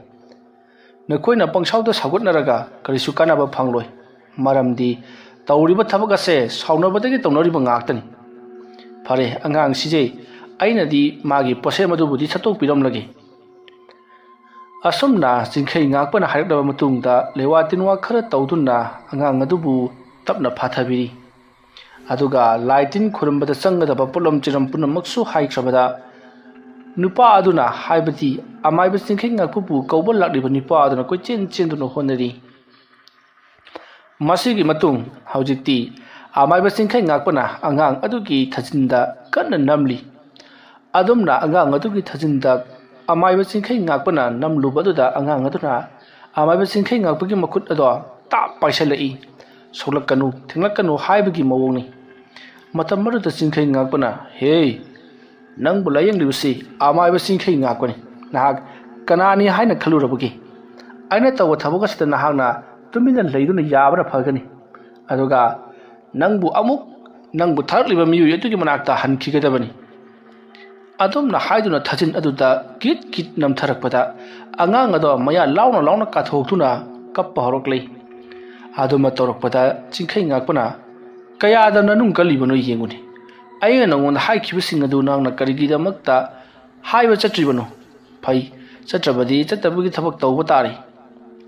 adumna hairamlaga chingkhai ngakpana angang ado thok ubrang opseduna thami aduduga ꯃꯍꯥꯛꯅ ꯃꯥꯒꯤ ꯃꯈꯨꯠ ꯈꯨꯇꯨꯝ ꯇꯥꯁꯜꯂꯒ ꯃꯗꯨꯗ ꯂꯩꯋꯥ ꯈꯔ ꯁꯣꯜꯂꯒ ꯌꯥꯡꯂꯦꯟ ꯁꯔꯨ ꯑꯗꯨꯗ ꯒꯤꯗ꯭ꯔꯤ ꯇꯛꯈꯠꯂꯛꯂꯤ ꯑꯗꯨꯝꯅ ꯇꯛꯈꯠꯂꯛꯄꯗ ꯁꯣꯝꯗ ꯑꯉꯥꯡ ꯅꯨꯄꯥ ꯃꯆꯥ ꯑꯗꯨꯗꯤ ꯀꯟꯅ ꯂꯥꯎꯔꯤ ꯑꯗꯨꯒ ꯃꯍꯥꯛꯅ ꯂꯥꯎꯕꯗ ꯃꯌꯥꯝ ꯂꯩꯔꯤꯕꯁꯤꯡ ꯑꯗꯨꯅ ꯀꯔꯤꯅꯣꯅꯤ ꯃꯥꯅ ꯑꯁꯨꯛ ꯀꯟꯅ ꯂꯥꯎꯔꯤꯕꯁꯤꯕꯨ ꯃꯈꯣꯜꯁꯤꯁꯨ ꯑꯅꯤ ꯊꯣꯛꯄꯒꯨꯝꯕ ꯇꯧꯔꯛꯂꯤꯅꯤ ꯑꯗꯨꯝꯅ ꯃꯌꯥꯝꯗꯣ ꯉꯔꯪ ꯋꯥꯔꯤ ꯁꯥꯟꯅꯔꯤꯉꯩ ꯑꯉꯥꯡ ꯑꯗꯣ ꯀꯟꯅ ꯂꯥꯎꯔꯝꯂꯒ ꯇꯨꯃꯤꯟꯅ ꯂꯩꯈ꯭ꯔꯦ ꯃꯌꯥꯝꯗꯣ ꯂꯣꯏꯅꯃꯛ ꯄꯥꯈꯠꯅꯔꯤ ꯑꯉꯥꯡ ꯑꯁꯦ ꯆꯩꯅꯥꯈꯣꯜ ꯃꯌꯥꯝ ꯑꯁꯤ ꯈꯥꯡꯕ ꯉꯝꯗꯕꯗꯒꯤ ꯁꯤꯈ꯭ꯔꯤꯕ ꯃꯥꯜꯂꯦ ꯍꯥꯏꯗꯨꯅ ꯃꯇꯝ ꯑꯗꯨꯗ ꯑꯃꯥꯏꯕ ꯆꯤꯡꯈꯩ ꯉꯥꯛꯄꯅ ꯂꯣꯏꯔꯦ ꯍꯧꯖꯤꯛꯇꯤꯅꯦ ꯃꯉꯣꯟꯗ ꯂꯩꯔꯝꯕ ꯄꯣꯠꯁꯛ ꯑꯗꯣ ꯃꯥꯕꯨ ꯊꯥꯔꯛꯂꯤꯕ ꯑꯃꯥꯏꯕ ꯑꯗꯨꯗ ꯑꯃꯨꯛ ꯂꯥꯏꯍꯟ ꯇꯧꯈ꯭ꯔꯕꯅꯤ ꯃꯥꯁꯨ ꯍꯣꯔꯦꯟꯗꯤ ꯁꯣꯏꯗꯅꯃꯛꯀꯤ ꯑꯋꯥꯐꯝꯗ ꯇꯥꯔꯒꯗꯧꯔꯤꯕꯅꯤ ꯑꯗꯨꯗꯤ ꯑꯉꯥꯡ ꯑꯁꯤ ꯒ꯭ꯌꯥꯟ ꯂꯥꯡꯅꯕ ꯈꯖꯤꯛꯇꯪ ꯃꯁꯥꯁꯦ ꯀꯟꯈꯠꯅꯅꯕꯒꯤꯗꯃꯛꯇ ꯑꯩ ꯂꯦꯋꯥ ꯇꯤꯟꯋꯥ ꯁꯣꯟꯕ ꯏꯁꯤꯡ ꯑꯃ ꯄꯤꯔꯝꯒꯦ ꯏꯁꯤꯡ ꯑꯁꯦꯡꯕ ꯈꯔ ꯄꯨꯔꯛꯎ ꯑꯗꯨꯝꯅ ꯍꯥꯏꯔꯛꯄꯗꯒꯤ ꯍꯧꯖꯤꯛ ꯅꯥꯔꯤꯕ ꯑꯉꯥꯡ ꯅꯨꯄꯥ ꯃꯆꯥ ꯑꯗꯨꯒꯤ ꯃꯃꯥꯅ ꯆꯥꯛꯈꯨꯝꯂꯣꯝꯗ ꯄ꯭ꯔꯞ ꯆꯠꯈꯤꯗꯨꯅ ꯏꯁꯤꯡ ꯑꯁꯦꯡꯕ ꯑꯐꯕ ꯈꯔ ꯄꯨꯗꯨꯅ ꯂꯥꯛꯂꯤ ꯍꯥꯏꯔꯤꯕ ꯏꯁꯤꯡ ꯑꯗꯣ ꯑꯃꯥꯏꯕ ꯆꯤꯡꯈꯩ ꯉꯥꯛꯄꯗ ꯄꯤꯔꯤ ꯃꯇꯝ ꯑꯗꯨꯗ ꯑꯃꯥꯏꯕ ꯆꯤꯡꯈꯩ ꯉꯥꯛꯄꯅ ꯌꯥꯔꯦ ꯁꯤ ꯑꯣꯏꯔꯕꯗꯤ ꯑꯩꯅ ꯁꯣꯜꯂꯝꯒꯗꯧꯔꯤꯕ ꯏꯁꯤꯡ ꯑꯁꯤ ꯅꯈꯣꯏꯅ ꯑꯉꯥꯡ ꯑꯁꯤꯗ ꯅꯨꯃꯤꯠ 9ꯅꯤ ꯁꯨꯗ꯭ꯔꯤꯕ ꯐꯥꯎꯕꯗ ꯄꯤꯊꯛꯄ ꯂꯦꯞꯄ ꯌꯥꯔꯣꯏꯀꯣ ꯐꯔꯦ ꯉꯁꯤꯒꯤꯗꯤ ꯑꯩ ꯑꯃꯨꯛ ꯆꯠꯂꯒꯦ ꯀꯔꯤ ꯊꯣꯏꯗꯣꯛꯄ ꯇꯧꯔꯛꯂꯔꯣꯏꯗ ꯑꯗꯨꯝꯅ ꯍꯥꯏꯔꯛꯄꯗ ꯃꯅꯥꯛꯇ ꯂꯩꯔꯤꯕ ꯃꯤꯑꯣꯏꯁꯤꯡ ꯑꯗꯨꯅ ꯍꯧꯖꯤꯛ ꯑꯉꯥꯡ ꯑꯁꯤꯗꯒꯤ ꯂꯧꯊꯣꯛꯈꯤꯕ ꯃꯍꯥꯛꯀꯤ ꯍꯤꯀꯥꯞ ꯇꯦꯡꯀꯥꯞ ꯄꯣꯠꯁꯦꯝ ꯑꯗꯣ ꯀꯗꯥꯏꯗ ꯆꯠꯈ꯭ꯔꯕꯒꯦ ꯍꯥꯏꯗꯨꯅ ꯍꯪꯂꯛꯏ ꯃꯇꯝ ꯑꯗꯨꯗ ꯑꯃꯥꯏꯕ ꯆꯤꯡꯈꯩ ꯉꯥꯛꯄꯅ ꯄꯣꯠꯁꯛ ꯑꯗꯣ ꯃꯄꯨꯗ ꯁꯤꯟꯅꯈ꯭ꯔꯦ ꯃꯥꯒꯤ ꯃꯅꯥꯛꯇ ꯑꯃꯨꯛ ꯍꯜꯍꯟꯈ꯭ꯔꯕꯅꯤ ꯑꯗꯨꯅ ꯃꯥꯅ ꯊꯣꯛꯄ ꯃꯔꯥꯏ ꯊꯦꯡꯅꯖꯔꯅꯤ ꯉꯁꯤꯒꯤꯗꯤ ꯑꯩ ꯍꯟꯖꯔꯒꯦꯀꯣ ꯑꯁꯨꯝꯅ ꯍꯥꯏꯔꯝꯂꯒ ꯑꯃꯥꯏꯕ ꯆꯤꯡꯈꯩ ꯉꯥꯛꯄ ꯑꯗꯣ ꯃꯌꯨꯝꯂꯣꯝꯗ ꯑꯣꯏꯅ ꯍꯜꯂꯛꯂꯤ ꯃꯇꯧ ꯑꯁꯨꯝꯅ ꯆꯤꯡꯈꯩ ꯉꯥꯛꯄ ꯃꯌꯨꯝꯂꯣꯝꯗ ꯍꯜꯂꯛꯂꯤ ꯑꯉꯥꯡ ꯑꯗꯨꯒꯤ ꯏꯃꯨꯡ ꯃꯅꯨꯡꯁꯨ ꯑꯗꯨꯃꯛ ꯂꯩꯍꯧꯔꯤ ꯅꯥꯀꯜ ꯑꯃꯗꯅ ꯆꯩꯔꯥꯏ ꯈꯣꯟꯕꯗꯣ ꯃꯍꯥꯛꯁꯨ ꯃꯥꯒꯤ ꯇꯧꯐꯝ ꯊꯣꯛꯄꯁꯤꯡ ꯇꯧꯔꯒ ꯂꯩꯔꯤ ꯃꯇꯝ ꯑꯗꯨꯗ ꯆꯩꯔꯥꯏ ꯈꯣꯟꯕꯒꯤ ꯃꯁꯥꯗ ꯀꯔꯤꯒꯨꯝꯕ ꯁꯥꯎꯒꯨꯝ ꯑꯃ ꯐꯥꯎꯔꯛꯂꯤ ꯍꯩꯁ ꯀꯔꯤꯅꯣ ꯑꯩꯒꯤ ꯏꯁꯥꯗ ꯁꯥꯎꯒꯨꯝ ꯑꯃ ꯐꯥꯎꯔꯛꯂꯤꯕꯁꯦ ꯑꯩꯅ ꯀꯔꯤꯒꯨꯝꯕ ꯈꯨꯠꯂꯥꯏ ꯑꯃ ꯆꯥꯡꯌꯦꯡ ꯇꯧꯈꯤꯕꯗꯨ ꯀꯅꯥꯒꯨꯝꯕꯅ ꯈꯪꯈ꯭ꯔꯕ ꯃꯥꯜꯂꯤꯅꯤ ꯑꯁꯨꯝꯅ ꯈꯜꯂꯒ ꯆꯩꯔꯥꯏ ꯈꯣꯟꯕꯅ ꯃꯃꯤꯠ ꯎꯏꯁꯤꯟꯗꯨꯅ ꯌꯦꯡꯂꯛꯄꯗ ꯑꯉꯥꯡ ꯑꯃꯗ ꯃꯍꯥꯛꯅ ꯊꯥꯈꯤꯕꯗꯣ ꯑꯃꯥꯏꯕ ꯆꯤꯡꯈꯩ ꯉꯥꯛꯄꯅ ꯂꯧꯊꯣꯛꯈ꯭ꯔꯤ ꯃꯉꯣꯟꯗ ꯑꯃꯨꯛ ꯍꯟꯗꯨꯅ ꯊꯥꯔꯛꯂꯦ ꯍꯥꯏꯕꯁꯦ ꯃꯍꯥꯛꯅ ꯈꯪꯂꯤ ꯃꯗꯨ ꯈꯪꯂꯛꯄꯗ ꯑꯃꯥꯏꯕ ꯆꯩꯔꯥꯏ ꯈꯣꯟꯕꯅ ꯅꯪꯅ ꯑꯩꯉꯣꯟꯗ ꯏꯀꯥꯏꯕ ꯄꯤꯈꯤꯕ ꯑꯩꯕꯨ ꯃꯇꯝ ꯀꯌꯥ ꯉꯥꯎꯍꯟꯈꯤꯕ ꯑꯗꯨ ꯑꯩꯅ ꯂꯦꯝꯅ ꯇꯣꯛꯀꯅꯤ ꯈꯜꯂꯤꯕ ꯃꯥꯜꯂꯤ ꯑꯩꯅ ꯅꯪꯕꯨ ꯀꯩꯗꯧꯅꯨꯡꯗ ꯁꯨꯡꯀꯥꯎꯕ ꯉꯝꯂꯣꯏ ꯐꯩ ꯅꯪꯅ ꯑꯩꯅ ꯑꯉꯥꯡ ꯑꯗꯨꯗ ꯆꯥꯡꯌꯦꯡ ꯑꯃꯈꯛ ꯇꯧꯕꯗꯨ ꯃꯥꯏꯊꯤꯍꯜꯂꯕꯅꯤꯅ ꯆꯥꯡꯌꯦꯡ ꯑꯗꯨ ꯃꯥꯏ ꯄꯥꯛꯍꯟꯗ꯭ꯔꯕꯅꯤ나 ngасꯤ디 ꯅꯪꯒꯤ ꯈꯨꯜꯗꯣ ꯅꯩꯕ ꯍꯧꯔꯒꯦ ꯈꯪꯒꯅꯤꯗꯅ ꯑꯁꯨꯝꯅ ꯈꯜꯂꯒ ꯑꯃꯥꯏꯕ ꯆꯩꯔꯥꯏ ꯈꯣꯟꯕꯗꯣ ꯅꯨꯃꯤꯗꯥꯡ ꯑꯣꯏꯔꯛꯄ ꯉꯥꯏꯗꯨꯅ ꯂꯩꯔꯤ ꯍꯧꯖꯤꯛꯇꯤ ꯑꯃꯥꯏꯕ ꯆꯩꯔꯥꯏ ꯈꯣꯟꯕ ꯊꯣꯏꯗꯣꯛ ꯍꯦꯟꯗꯣꯛꯅ ꯑꯍꯩꯕ ꯃꯥꯏꯕꯁꯤꯡ ꯇꯥꯟꯅꯔꯕ ꯑꯃꯗꯤ ꯂꯩꯋꯥ ꯃꯟꯇ꯭ꯔ ꯀꯌꯥ ꯂꯥꯏꯔꯤꯛꯇ ꯏꯔꯝꯕ ꯀꯌꯥ ꯃꯊꯪ ꯑꯁꯨꯝ ꯇꯝꯕꯗꯒꯤ ꯐꯅ ꯌꯥꯝꯅ ꯍꯩꯔꯤ ꯃꯔꯝ ꯑꯁꯤꯅ ꯆꯩꯔꯥꯏ ꯈꯣꯟꯕ ꯆꯤꯡꯈꯩ ꯉꯥꯛꯄꯒ ꯂꯝꯕꯥ ꯇꯧꯅꯕꯗ ꯀꯔꯤꯁꯨ ꯀꯤꯗ꯭ꯔꯤ ꯃꯁꯤꯒꯤ ꯃꯇꯨꯡ ꯍꯧꯖꯤꯛꯇꯤ ꯆꯩꯔꯥꯏ ꯈꯣꯟꯕꯗꯣ ꯅꯨꯃꯤꯗꯥꯡꯒꯤ ꯃꯇꯝ ꯑꯣꯏꯔꯛꯄ ꯉꯥꯏꯕ ꯑꯣꯏꯅ ꯃꯍꯥꯛ ꯏꯁꯤꯡꯗ ꯂꯩꯋꯥ ꯈꯔ ꯁꯣꯜꯂꯒ ꯌꯥꯝꯅ ꯀꯟꯅ ꯀꯔꯤꯒꯨꯝꯕ ꯑꯃ ꯇꯧꯔꯤ ꯅꯥꯀꯜ ꯑꯃꯗꯅ ꯑꯃꯥꯏꯕ ꯆꯤꯡꯈꯩ ꯉꯥꯛꯄ ꯌꯨꯝ ꯑꯗꯨꯗ ꯃꯥꯒꯤ ꯅꯨꯄꯤꯒ ꯂꯣꯏꯅꯅ ꯅꯨꯡꯉꯥꯏꯅ ꯂꯩꯔꯤꯉꯩ ꯃꯇꯝꯅꯤ ꯃꯇꯝ ꯑꯗꯨꯗ ꯑꯃꯥꯏꯕ ꯆꯤꯡꯈꯩ ꯉꯥꯛꯄꯒꯤ ꯃꯅꯥꯀꯣꯡꯗ ꯂꯩꯀꯥꯏ ꯃꯤꯌꯥꯝꯅ ꯋꯥꯅꯗꯨꯅ ꯁꯣꯔ ꯆꯥꯎꯅ ꯍꯣꯟꯕ ꯑꯔꯥꯞꯄꯗ ꯀꯧꯅ ꯉꯥꯡꯅꯕꯒꯤ ꯃꯈꯣꯜꯁꯤꯡ ꯇꯥꯕ ꯑꯔꯥꯞꯄꯗ ꯃꯤ ꯀꯧꯕꯒꯤ ꯃꯈꯣꯜ ꯇꯥꯕꯗ ꯅꯠꯇꯅ ꯂꯧꯅ ꯈꯣꯡꯅꯕꯒꯤ ꯈꯟꯅ ꯆꯩꯅꯕꯒꯤ ꯃꯈꯣꯜꯁꯤꯡ ꯀꯌꯥ ꯑꯃ ꯇꯥꯔꯤ ꯈꯣꯟꯖꯦꯜ ꯑꯗꯨ ꯇꯥꯔꯛꯄꯗ ꯑꯃꯥꯏꯕ ꯆꯤꯡꯈꯩ ꯉꯥꯛꯄ ꯃꯀꯣꯛ ꯑꯗꯣ ꯉꯥꯎꯐꯤꯡ ꯇꯧꯔꯤ ꯉꯥꯎꯐꯤꯡ ꯇꯧꯕꯗ ꯅꯠꯇꯅ ꯃꯁꯥ ꯑꯗꯣ ꯇꯨꯔꯣꯏ ꯉꯥꯔꯣꯏ ꯇꯧꯔꯛꯄꯗ ꯃꯍꯥꯛꯀꯤ ꯅꯨꯄꯤ ꯊꯝꯕꯥꯜ ꯃꯔꯤꯛꯅ ꯀꯔꯤ ꯇꯧꯔꯕꯒꯦ ꯍꯥꯏꯗꯨꯅ ꯍꯪꯂꯛꯏ ꯃꯗꯨꯗ ꯆꯤꯡꯈꯩ ꯉꯥꯛꯄꯅ ꯌꯥꯝꯅ ꯇꯞꯅ ꯍꯥꯏ ꯂꯩꯀꯥꯏ ꯑꯁꯤ ꯀꯔꯤꯅꯣ ꯈꯪꯗꯕ ꯍꯣꯗꯣꯅꯥ ꯑꯆꯧꯕ ꯑꯃ ꯊꯣꯛꯂꯒꯗꯕ ꯃꯥꯜꯂꯤ ꯑꯩꯒꯤ ꯏꯁꯥꯗ ꯁꯥꯎꯐꯝ ꯐꯪꯕ ꯍꯧꯔꯛꯂꯦ꯫ ꯈꯔ ꯆꯦꯛꯁꯤꯟꯁꯤ, ꯑꯩ ꯐꯃꯨꯡꯗ ꯉꯥꯏꯍꯥꯛꯇ ꯍꯤꯞꯀꯦ꯫ ꯑꯁꯨꯝꯅ ꯍꯥꯏꯔꯝꯂꯒ ꯆꯤꯡꯈꯩ ꯉꯥꯛꯄ ꯐꯃꯨꯡꯒ ꯑꯗꯨꯃꯛ ꯆꯪꯈ꯭ꯔꯤ꯫ ꯅꯨꯃꯤꯠ ꯑꯗꯨꯒꯤ ꯅꯨꯃꯤꯗꯥꯡꯅꯤ꯫ ꯅꯨꯃꯤꯠꯇꯣ ꯅꯣꯡꯁꯨ ꯅꯣꯡꯊꯤ ꯅꯣꯡꯃꯪꯉꯤ꯫ ꯅꯣꯡꯕꯨꯗꯤ ꯇꯥꯗꯦ ꯍꯥꯏꯕꯕꯨ ꯅꯨꯡꯁꯤꯠ ꯇꯧꯔꯝꯗꯥꯏꯒꯤ ꯅꯨꯡꯁꯤꯠ ꯀꯟꯅ ꯀꯟꯅ ꯁꯤꯠꯄ ꯀꯌꯥ ꯑꯃ ꯇꯧꯔꯤꯕꯅꯤ꯫ ꯅꯣꯡ ꯅꯨꯡꯁꯤꯠ ꯇꯧꯕꯅ ꯃꯔꯝ ꯑꯣꯏꯔꯒ ꯊꯥꯁꯨ ꯊꯣꯛꯇꯦ꯫ ꯃꯇꯝ ꯑꯗꯨꯗ ꯑꯃꯥꯏꯕ ꯆꯤꯡꯈꯩ ꯉꯥꯛꯄꯅ ꯉꯁꯤꯒꯤ ꯅꯨꯃꯤꯠꯁꯤ ꯉꯍꯥꯟ ꯃꯈꯩ ꯏꯃꯥꯟ ꯃꯥꯟꯅꯗꯦꯗ꯫ ꯑꯩꯒꯤ ꯏꯁꯥꯗ ꯀꯔꯤꯒꯨꯝꯕ ꯍꯣꯗꯣꯅꯥ ꯑꯃ ꯊꯣꯛꯑꯝꯗꯥꯏꯒꯤ ꯀꯔꯤꯒꯨꯝꯕ ꯑꯃ ꯍꯧꯔꯛꯄꯒꯨꯝꯅ ꯏꯁꯥꯗ ꯐꯥꯎꯏꯁꯦ꯫ ꯑꯗꯨꯕꯨ ꯀꯔꯤ ꯇꯧꯔꯛꯀꯗꯧꯔꯤꯕꯅꯣ ꯍꯥꯏꯕꯗꯨꯃꯗꯤ ꯑꯩꯅ ꯈꯪꯗ꯭ꯔꯦ꯫ ꯉꯍꯥꯟꯋꯥꯏꯗꯁꯨ ꯑꯩꯉꯣꯟꯗ ꯀꯔꯤꯅꯣ ꯍꯥꯏꯐꯝ ꯈꯪꯗꯕ, ꯑꯩꯉꯣꯟꯗ ꯀꯔꯤꯒꯨꯝꯕ ꯌꯥꯝꯅ ꯑꯋꯥꯕ ꯗꯁꯥ ꯑꯃ ꯇꯥꯔꯝꯗꯥꯏꯒꯤ ꯀꯔꯤꯅꯣ ꯑꯃ ꯐꯥꯎꯔꯛꯈꯤ꯫ ꯃꯗꯨꯒꯤ ꯃꯇꯨꯡꯏꯟꯅ ꯑꯩ ꯌꯨꯝ ꯑꯁꯤꯗ ꯂꯩꯕ ꯐꯥꯎꯕ ꯉꯝꯈꯤꯗꯦ꯫ ꯂꯨꯔꯕ ꯑꯩꯒꯤ ꯄꯣꯠꯂꯝ ꯆꯩꯔꯝ ꯀꯌꯥ ꯑꯃꯁꯨ ꯃꯥꯡꯈ꯭ꯔꯤꯕꯅꯤ꯫ ꯍꯟꯇꯃꯨꯛꯁꯨ ꯑꯗꯨꯒꯨꯝꯕ ꯊꯣꯛꯀꯗꯧꯔꯤꯕ ꯖꯥꯠꯂꯥ? ꯃꯔꯝ ꯏꯆꯥ ꯆꯥꯗꯅ ꯍꯦꯛꯇꯃꯛ ꯂꯥꯛꯀꯗꯧꯔꯤꯕꯅꯤ ꯇꯧꯔꯤꯁꯤ꯫ ꯆꯤꯡꯈꯩ ꯀꯥꯛꯄꯗꯣ ꯋꯥꯈꯜ ꯃꯌꯥꯝ ꯑꯁꯤ ꯈꯜꯂꯨꯕꯗ ꯇꯨꯝꯕꯒ ꯑꯃꯠꯇ ꯌꯥꯗꯦ꯫ ꯊꯝꯕꯥꯜ ꯃꯔꯤꯛꯇꯤ ꯌꯥꯝꯅ ꯅꯨꯡꯉꯥꯏꯅ ꯇꯨꯝꯂꯤꯉꯩ ꯃꯇꯝꯅꯤ꯫ ꯁꯣꯝꯗꯅ ꯀꯝꯗꯧꯔꯤ? ꯑꯃꯥꯏꯕ ꯆꯩꯔꯥꯏ ꯈꯣꯟꯕꯗꯣ ꯃꯥꯒꯤ ꯍꯥꯟꯅ ꯂꯩꯔꯝꯕ ꯈꯨꯜ ꯑꯁꯤꯗ ꯂꯥꯛꯂꯤ꯫ ꯑꯗꯨꯒ ꯈꯨꯜ ꯑꯁꯤꯒꯤ ꯃꯤꯄꯨꯝ ꯈꯨꯗꯤꯡꯃꯛꯅ ꯃꯉꯣꯟꯗ ꯇꯧꯈꯤꯕ ꯑꯃꯗꯤ ꯑꯃꯥꯏꯕ ꯆꯤꯡꯈꯩ ꯉꯥꯛꯄꯅ ꯇꯧꯈ꯭ꯔꯤꯕꯁꯤꯡ ꯑꯗꯨ ꯃꯥꯒ ꯅꯤꯡꯁꯤꯡꯂꯨꯕꯗ ꯃꯈꯣꯏꯗ ꯄꯣꯔꯣꯛ ꯆꯥꯛꯂꯤ꯫ ꯃꯍꯥꯛꯅ ꯂꯥꯜꯂꯤ ꯍꯥꯏꯕ ꯈꯪꯂꯛꯂꯕꯁꯨ ꯑꯃꯥꯏꯕ ꯆꯤꯡꯈꯩ ꯉꯥꯛꯄꯕꯨ ꯌꯦꯛꯅꯕ ꯑꯣꯏꯅ ꯈꯟꯗꯨꯅ ꯑꯗꯨꯃꯛ ꯂꯩꯔꯤ꯫ ꯑꯃꯗꯤ ꯃꯥꯕꯨ ꯑꯋꯥꯕ ꯇꯥꯍꯟꯈꯤꯕ ꯂꯩꯀꯥꯏ ꯈꯨꯜ ꯑꯁꯤꯕꯨꯁꯨ ꯃꯍꯥꯛꯅ ꯑꯗꯨꯃꯛ ꯋꯥꯔꯧꯗꯨꯅ ꯌꯦꯛꯇꯨꯅꯇ ꯂꯩꯔꯤ꯫ ꯃꯁꯤꯒꯤ ꯃꯇꯨꯡ ꯑꯃꯥꯏꯕ ꯆꯩꯔꯥꯏ ꯈꯣꯟꯕꯗꯣ ꯆꯤꯡꯈꯩ ꯉꯥꯛꯄꯒꯤ ꯂꯩꯀꯥꯏꯗ ꯂꯥꯛꯂꯒ ꯃꯍꯥꯛꯅ ꯈꯨꯜ ꯑꯗꯨꯒꯤ ꯂꯝꯌꯥꯏ ꯑꯣꯏꯔꯤꯕ ꯃꯈꯣꯏꯒꯤ ꯈꯨꯜ ꯑꯗꯨꯒꯤ ꯂꯧꯕꯨꯛꯀꯤ ꯍꯦꯛ ꯃꯇꯥꯏꯗ ꯂꯩꯕ ꯆꯥꯎꯔꯕ ꯈꯣꯡꯅꯥꯡ ꯑꯃꯒꯤ ꯃꯅꯥꯛꯇ ꯂꯦꯞꯂꯤ꯫ ꯑꯗꯨꯃ ꯂꯦꯞꯄꯒ ꯈꯜꯂꯤ, ꯍꯧꯖꯤꯛꯇꯤ ꯑꯩꯅ ꯀꯔꯤ ꯇꯧꯕ ꯉꯝꯕꯒꯦ ꯍꯥꯏꯕꯗꯨ ꯌꯦꯡꯍꯟꯕ ꯇꯥꯔꯦꯗꯅ꯫ ꯃꯈꯣꯏꯅ ꯑꯩꯕꯨ ꯀꯌꯥꯗ ꯎꯁꯤꯠꯇꯅ ꯇꯥꯊꯤ ꯇꯑꯣꯏꯅ ꯇꯧꯔꯤꯕ? ꯐꯩ, ꯈꯪꯒꯅꯤ ꯉꯁꯤꯗꯒꯤꯗꯤ꯫ ꯑꯁꯨꯝꯅ ꯍꯥꯏꯔꯝꯂꯒ ꯆꯩꯔꯥꯏ ꯈꯣꯟꯕꯅ ꯉꯁꯥꯏ ꯁꯦꯝ ꯁꯥꯈꯤꯕ ꯏꯁꯤꯡ ꯑꯗꯣ ꯇꯞꯅ ꯂꯧꯊꯣꯔꯛꯂꯤ꯫ ꯑꯗꯨꯒ ꯏꯁꯤꯡ ꯑꯗꯨꯗꯣ ꯂꯣꯏꯅꯃꯛ ꯂꯩꯃꯥꯏꯗ ꯍꯩꯗꯣꯛꯂꯤ꯫ ꯃꯗꯨꯝꯅ ꯍꯩꯗꯣꯛꯂꯕ ꯃꯇꯨꯡꯗ ꯃꯈꯨꯠꯇ ꯂꯩꯋꯥ ꯈꯔ ꯁꯣꯜꯂꯒ ꯈꯨꯕꯥꯛꯅ ꯂꯩꯃꯥꯏꯗ ꯅꯝꯂꯤ꯫ ꯑꯗꯨꯝꯅ ꯂꯩꯃꯥꯏꯗ ꯅꯝꯕ ꯃꯇꯝꯗ ꯃꯍꯥꯛꯅ ꯅꯝꯂꯤꯕ ꯖꯒꯥ ꯑꯗꯣ ꯃꯅꯤꯟ ꯐꯣꯡ ꯐꯣꯡ ꯀꯥꯔꯤꯕꯅꯤ꯫ ꯃꯗꯨꯒꯤ ꯃꯇꯨꯡ ꯑꯃꯥꯏꯕ ꯆꯩꯔꯥꯏ ꯈꯣꯟꯕꯗꯣ ꯅꯣꯛꯃꯤ ꯑꯗꯨꯃꯛ ꯍꯟꯈ꯭ꯔꯤ꯫ ꯅꯥꯀꯜ ꯑꯃꯗꯅ ꯀꯝꯗꯧꯔꯤ? ꯑꯃꯥꯏꯕ ꯆꯤꯡꯈꯩ ꯉꯥꯛꯄꯗꯣ ꯑꯁꯨꯝ ꯇꯨꯝꯂꯝꯕꯗꯒꯤ ꯃꯁꯥꯗ ꯀꯔꯤꯒꯨꯝꯕ ꯑꯃ ꯐꯥꯎꯔꯛꯂꯤ꯫ ꯃꯇꯣꯝꯇ ꯈꯟꯖꯩ, ꯀꯔꯤꯅꯣ? ꯂꯩꯀꯥꯏ ꯑꯁꯤ ꯀꯩꯅꯣꯝꯃ ꯇꯧꯔꯦꯅ꯫ ꯑꯩꯕꯨ ꯍꯧꯒꯠꯂꯒ ꯑꯁ꯭ꯋꯥꯏꯐꯥꯎꯗꯪ ꯌꯦꯡꯉꯨꯁꯤꯔꯅꯤ꯫ ꯀꯅꯥꯒꯨꯝꯕ ꯇꯤꯟꯕꯨ ꯂꯥꯏꯃꯨꯁꯤꯡ ꯁꯥꯐꯣꯡꯂꯛꯄꯒꯤ ꯃꯇꯧꯒꯨꯝ ꯇꯧꯔꯛꯂꯤꯕꯁꯤꯕꯨ? ꯑꯗꯨꯒ ꯀꯔꯤꯒꯨꯝꯕ ꯄꯣꯠ ꯈꯔ ꯀꯥꯊꯦꯛꯄꯒꯤ ꯃꯅꯝ ꯅꯝꯂꯛꯂꯤꯕꯁꯤꯅ ꯀꯔꯤ ꯇꯧꯔꯕ ꯖꯥꯠꯅꯣ? ꯍꯧꯖꯤꯛ ꯐꯥꯎꯕ ꯂꯥꯏ ꯇꯤꯟꯒꯤ ꯑꯣꯏꯕ ꯁꯥꯎꯍꯨꯝꯗꯤ ꯑꯃꯠꯇ ꯐꯪꯗꯦ꯫ ꯑꯗꯨꯒ ꯃꯅꯝꯁꯤꯅ ꯀꯔꯣꯝꯗꯒꯤꯅꯣ? ꯌꯨꯝ ꯃꯩ ꯆꯥꯛꯄꯒ ꯌꯥꯎꯔꯕ ꯖꯥꯠꯂꯥ? ꯑꯁꯨꯝꯅ ꯋꯥꯈꯜ ꯈꯜꯂꯒ ꯆꯤꯡꯈꯩ ꯉꯥꯛꯄꯗꯣ ꯇꯞꯅ ꯍꯧꯒꯠꯂꯛꯂꯤ꯫ ꯑꯗꯨꯒ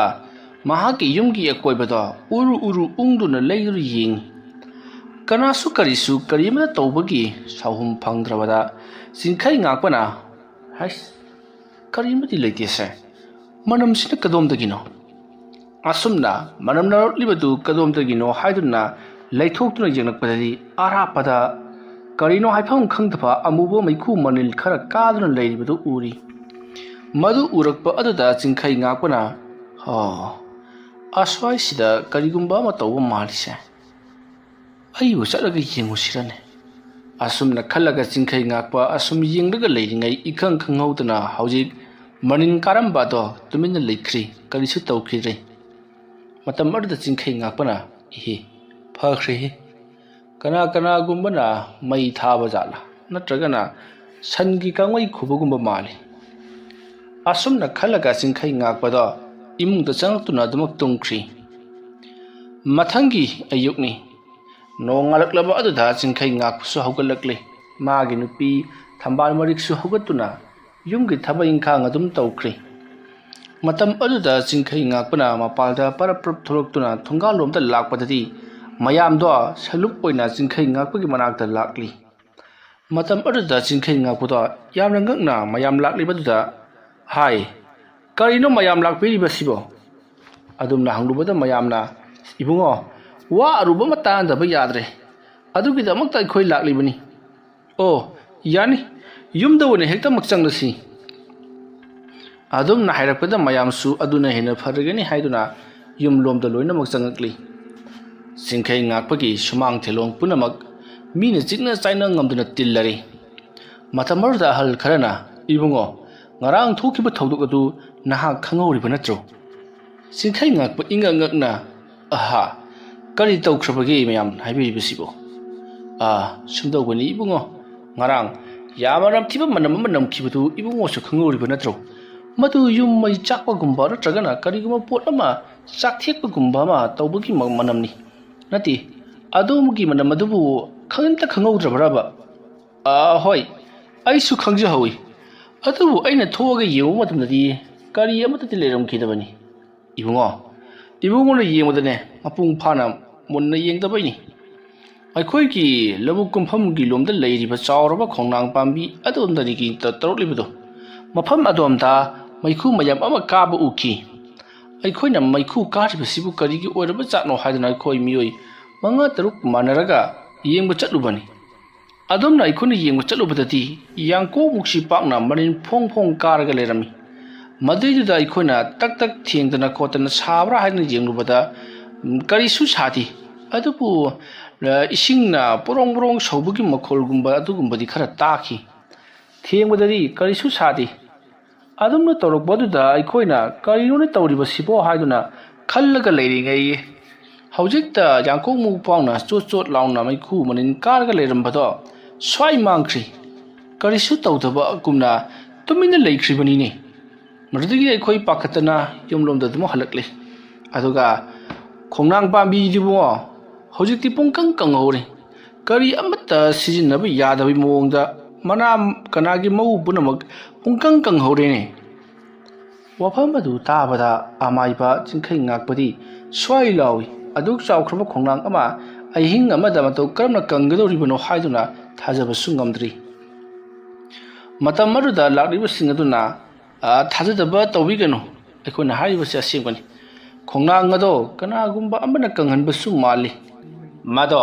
light kati mari soidana makke leinarabani aduna leikai ase torliba sibu kaidoribano makha amuktana amaiba chairai khonbada amu horotlaba jala wafam adu tabada chingkhai ngakpana ngaiko mayam amukta finger khigano harana mangoda hektamak lana ubudusu langani maramaduna aikoi hariba khongnang khomadugi manakta amuktang chatlaga kari leibage haibato yengthurudaba tawsi asumna wari watai sanaraba matung amaiba chingkhai ngakpado khongnang horiba adugi manakta lakle asumna chingkhai ngakpa amadi mkhoi mayam lakpa matamdari awoiba maki chawkhraba khongnang pambi ado pungkang kangduna chekhaiduna leramle madu urubada amaiba chingkhai ngakpa ngakpada thengkhri matamaruta chingkhai ngakpana mayam mafam masida changsilubagadi leibro maduda amana changsiludi arapadagi aduk ubagi wani bungo adadi ai amuktang changsilaga yengjakhige asumna hairaga amaiba chingkhai ngakpana tapna lewa khara solaga changsilli khongnang adugi akoibada hauriba napi singnang punamaksu yamna kallaba amadi maisa kallaba lamai singna wai khibagumna pungka kathekpagumna pungkang kanglaga leiramli madu urubada chingkhai ngakpa masada khadi ngakchari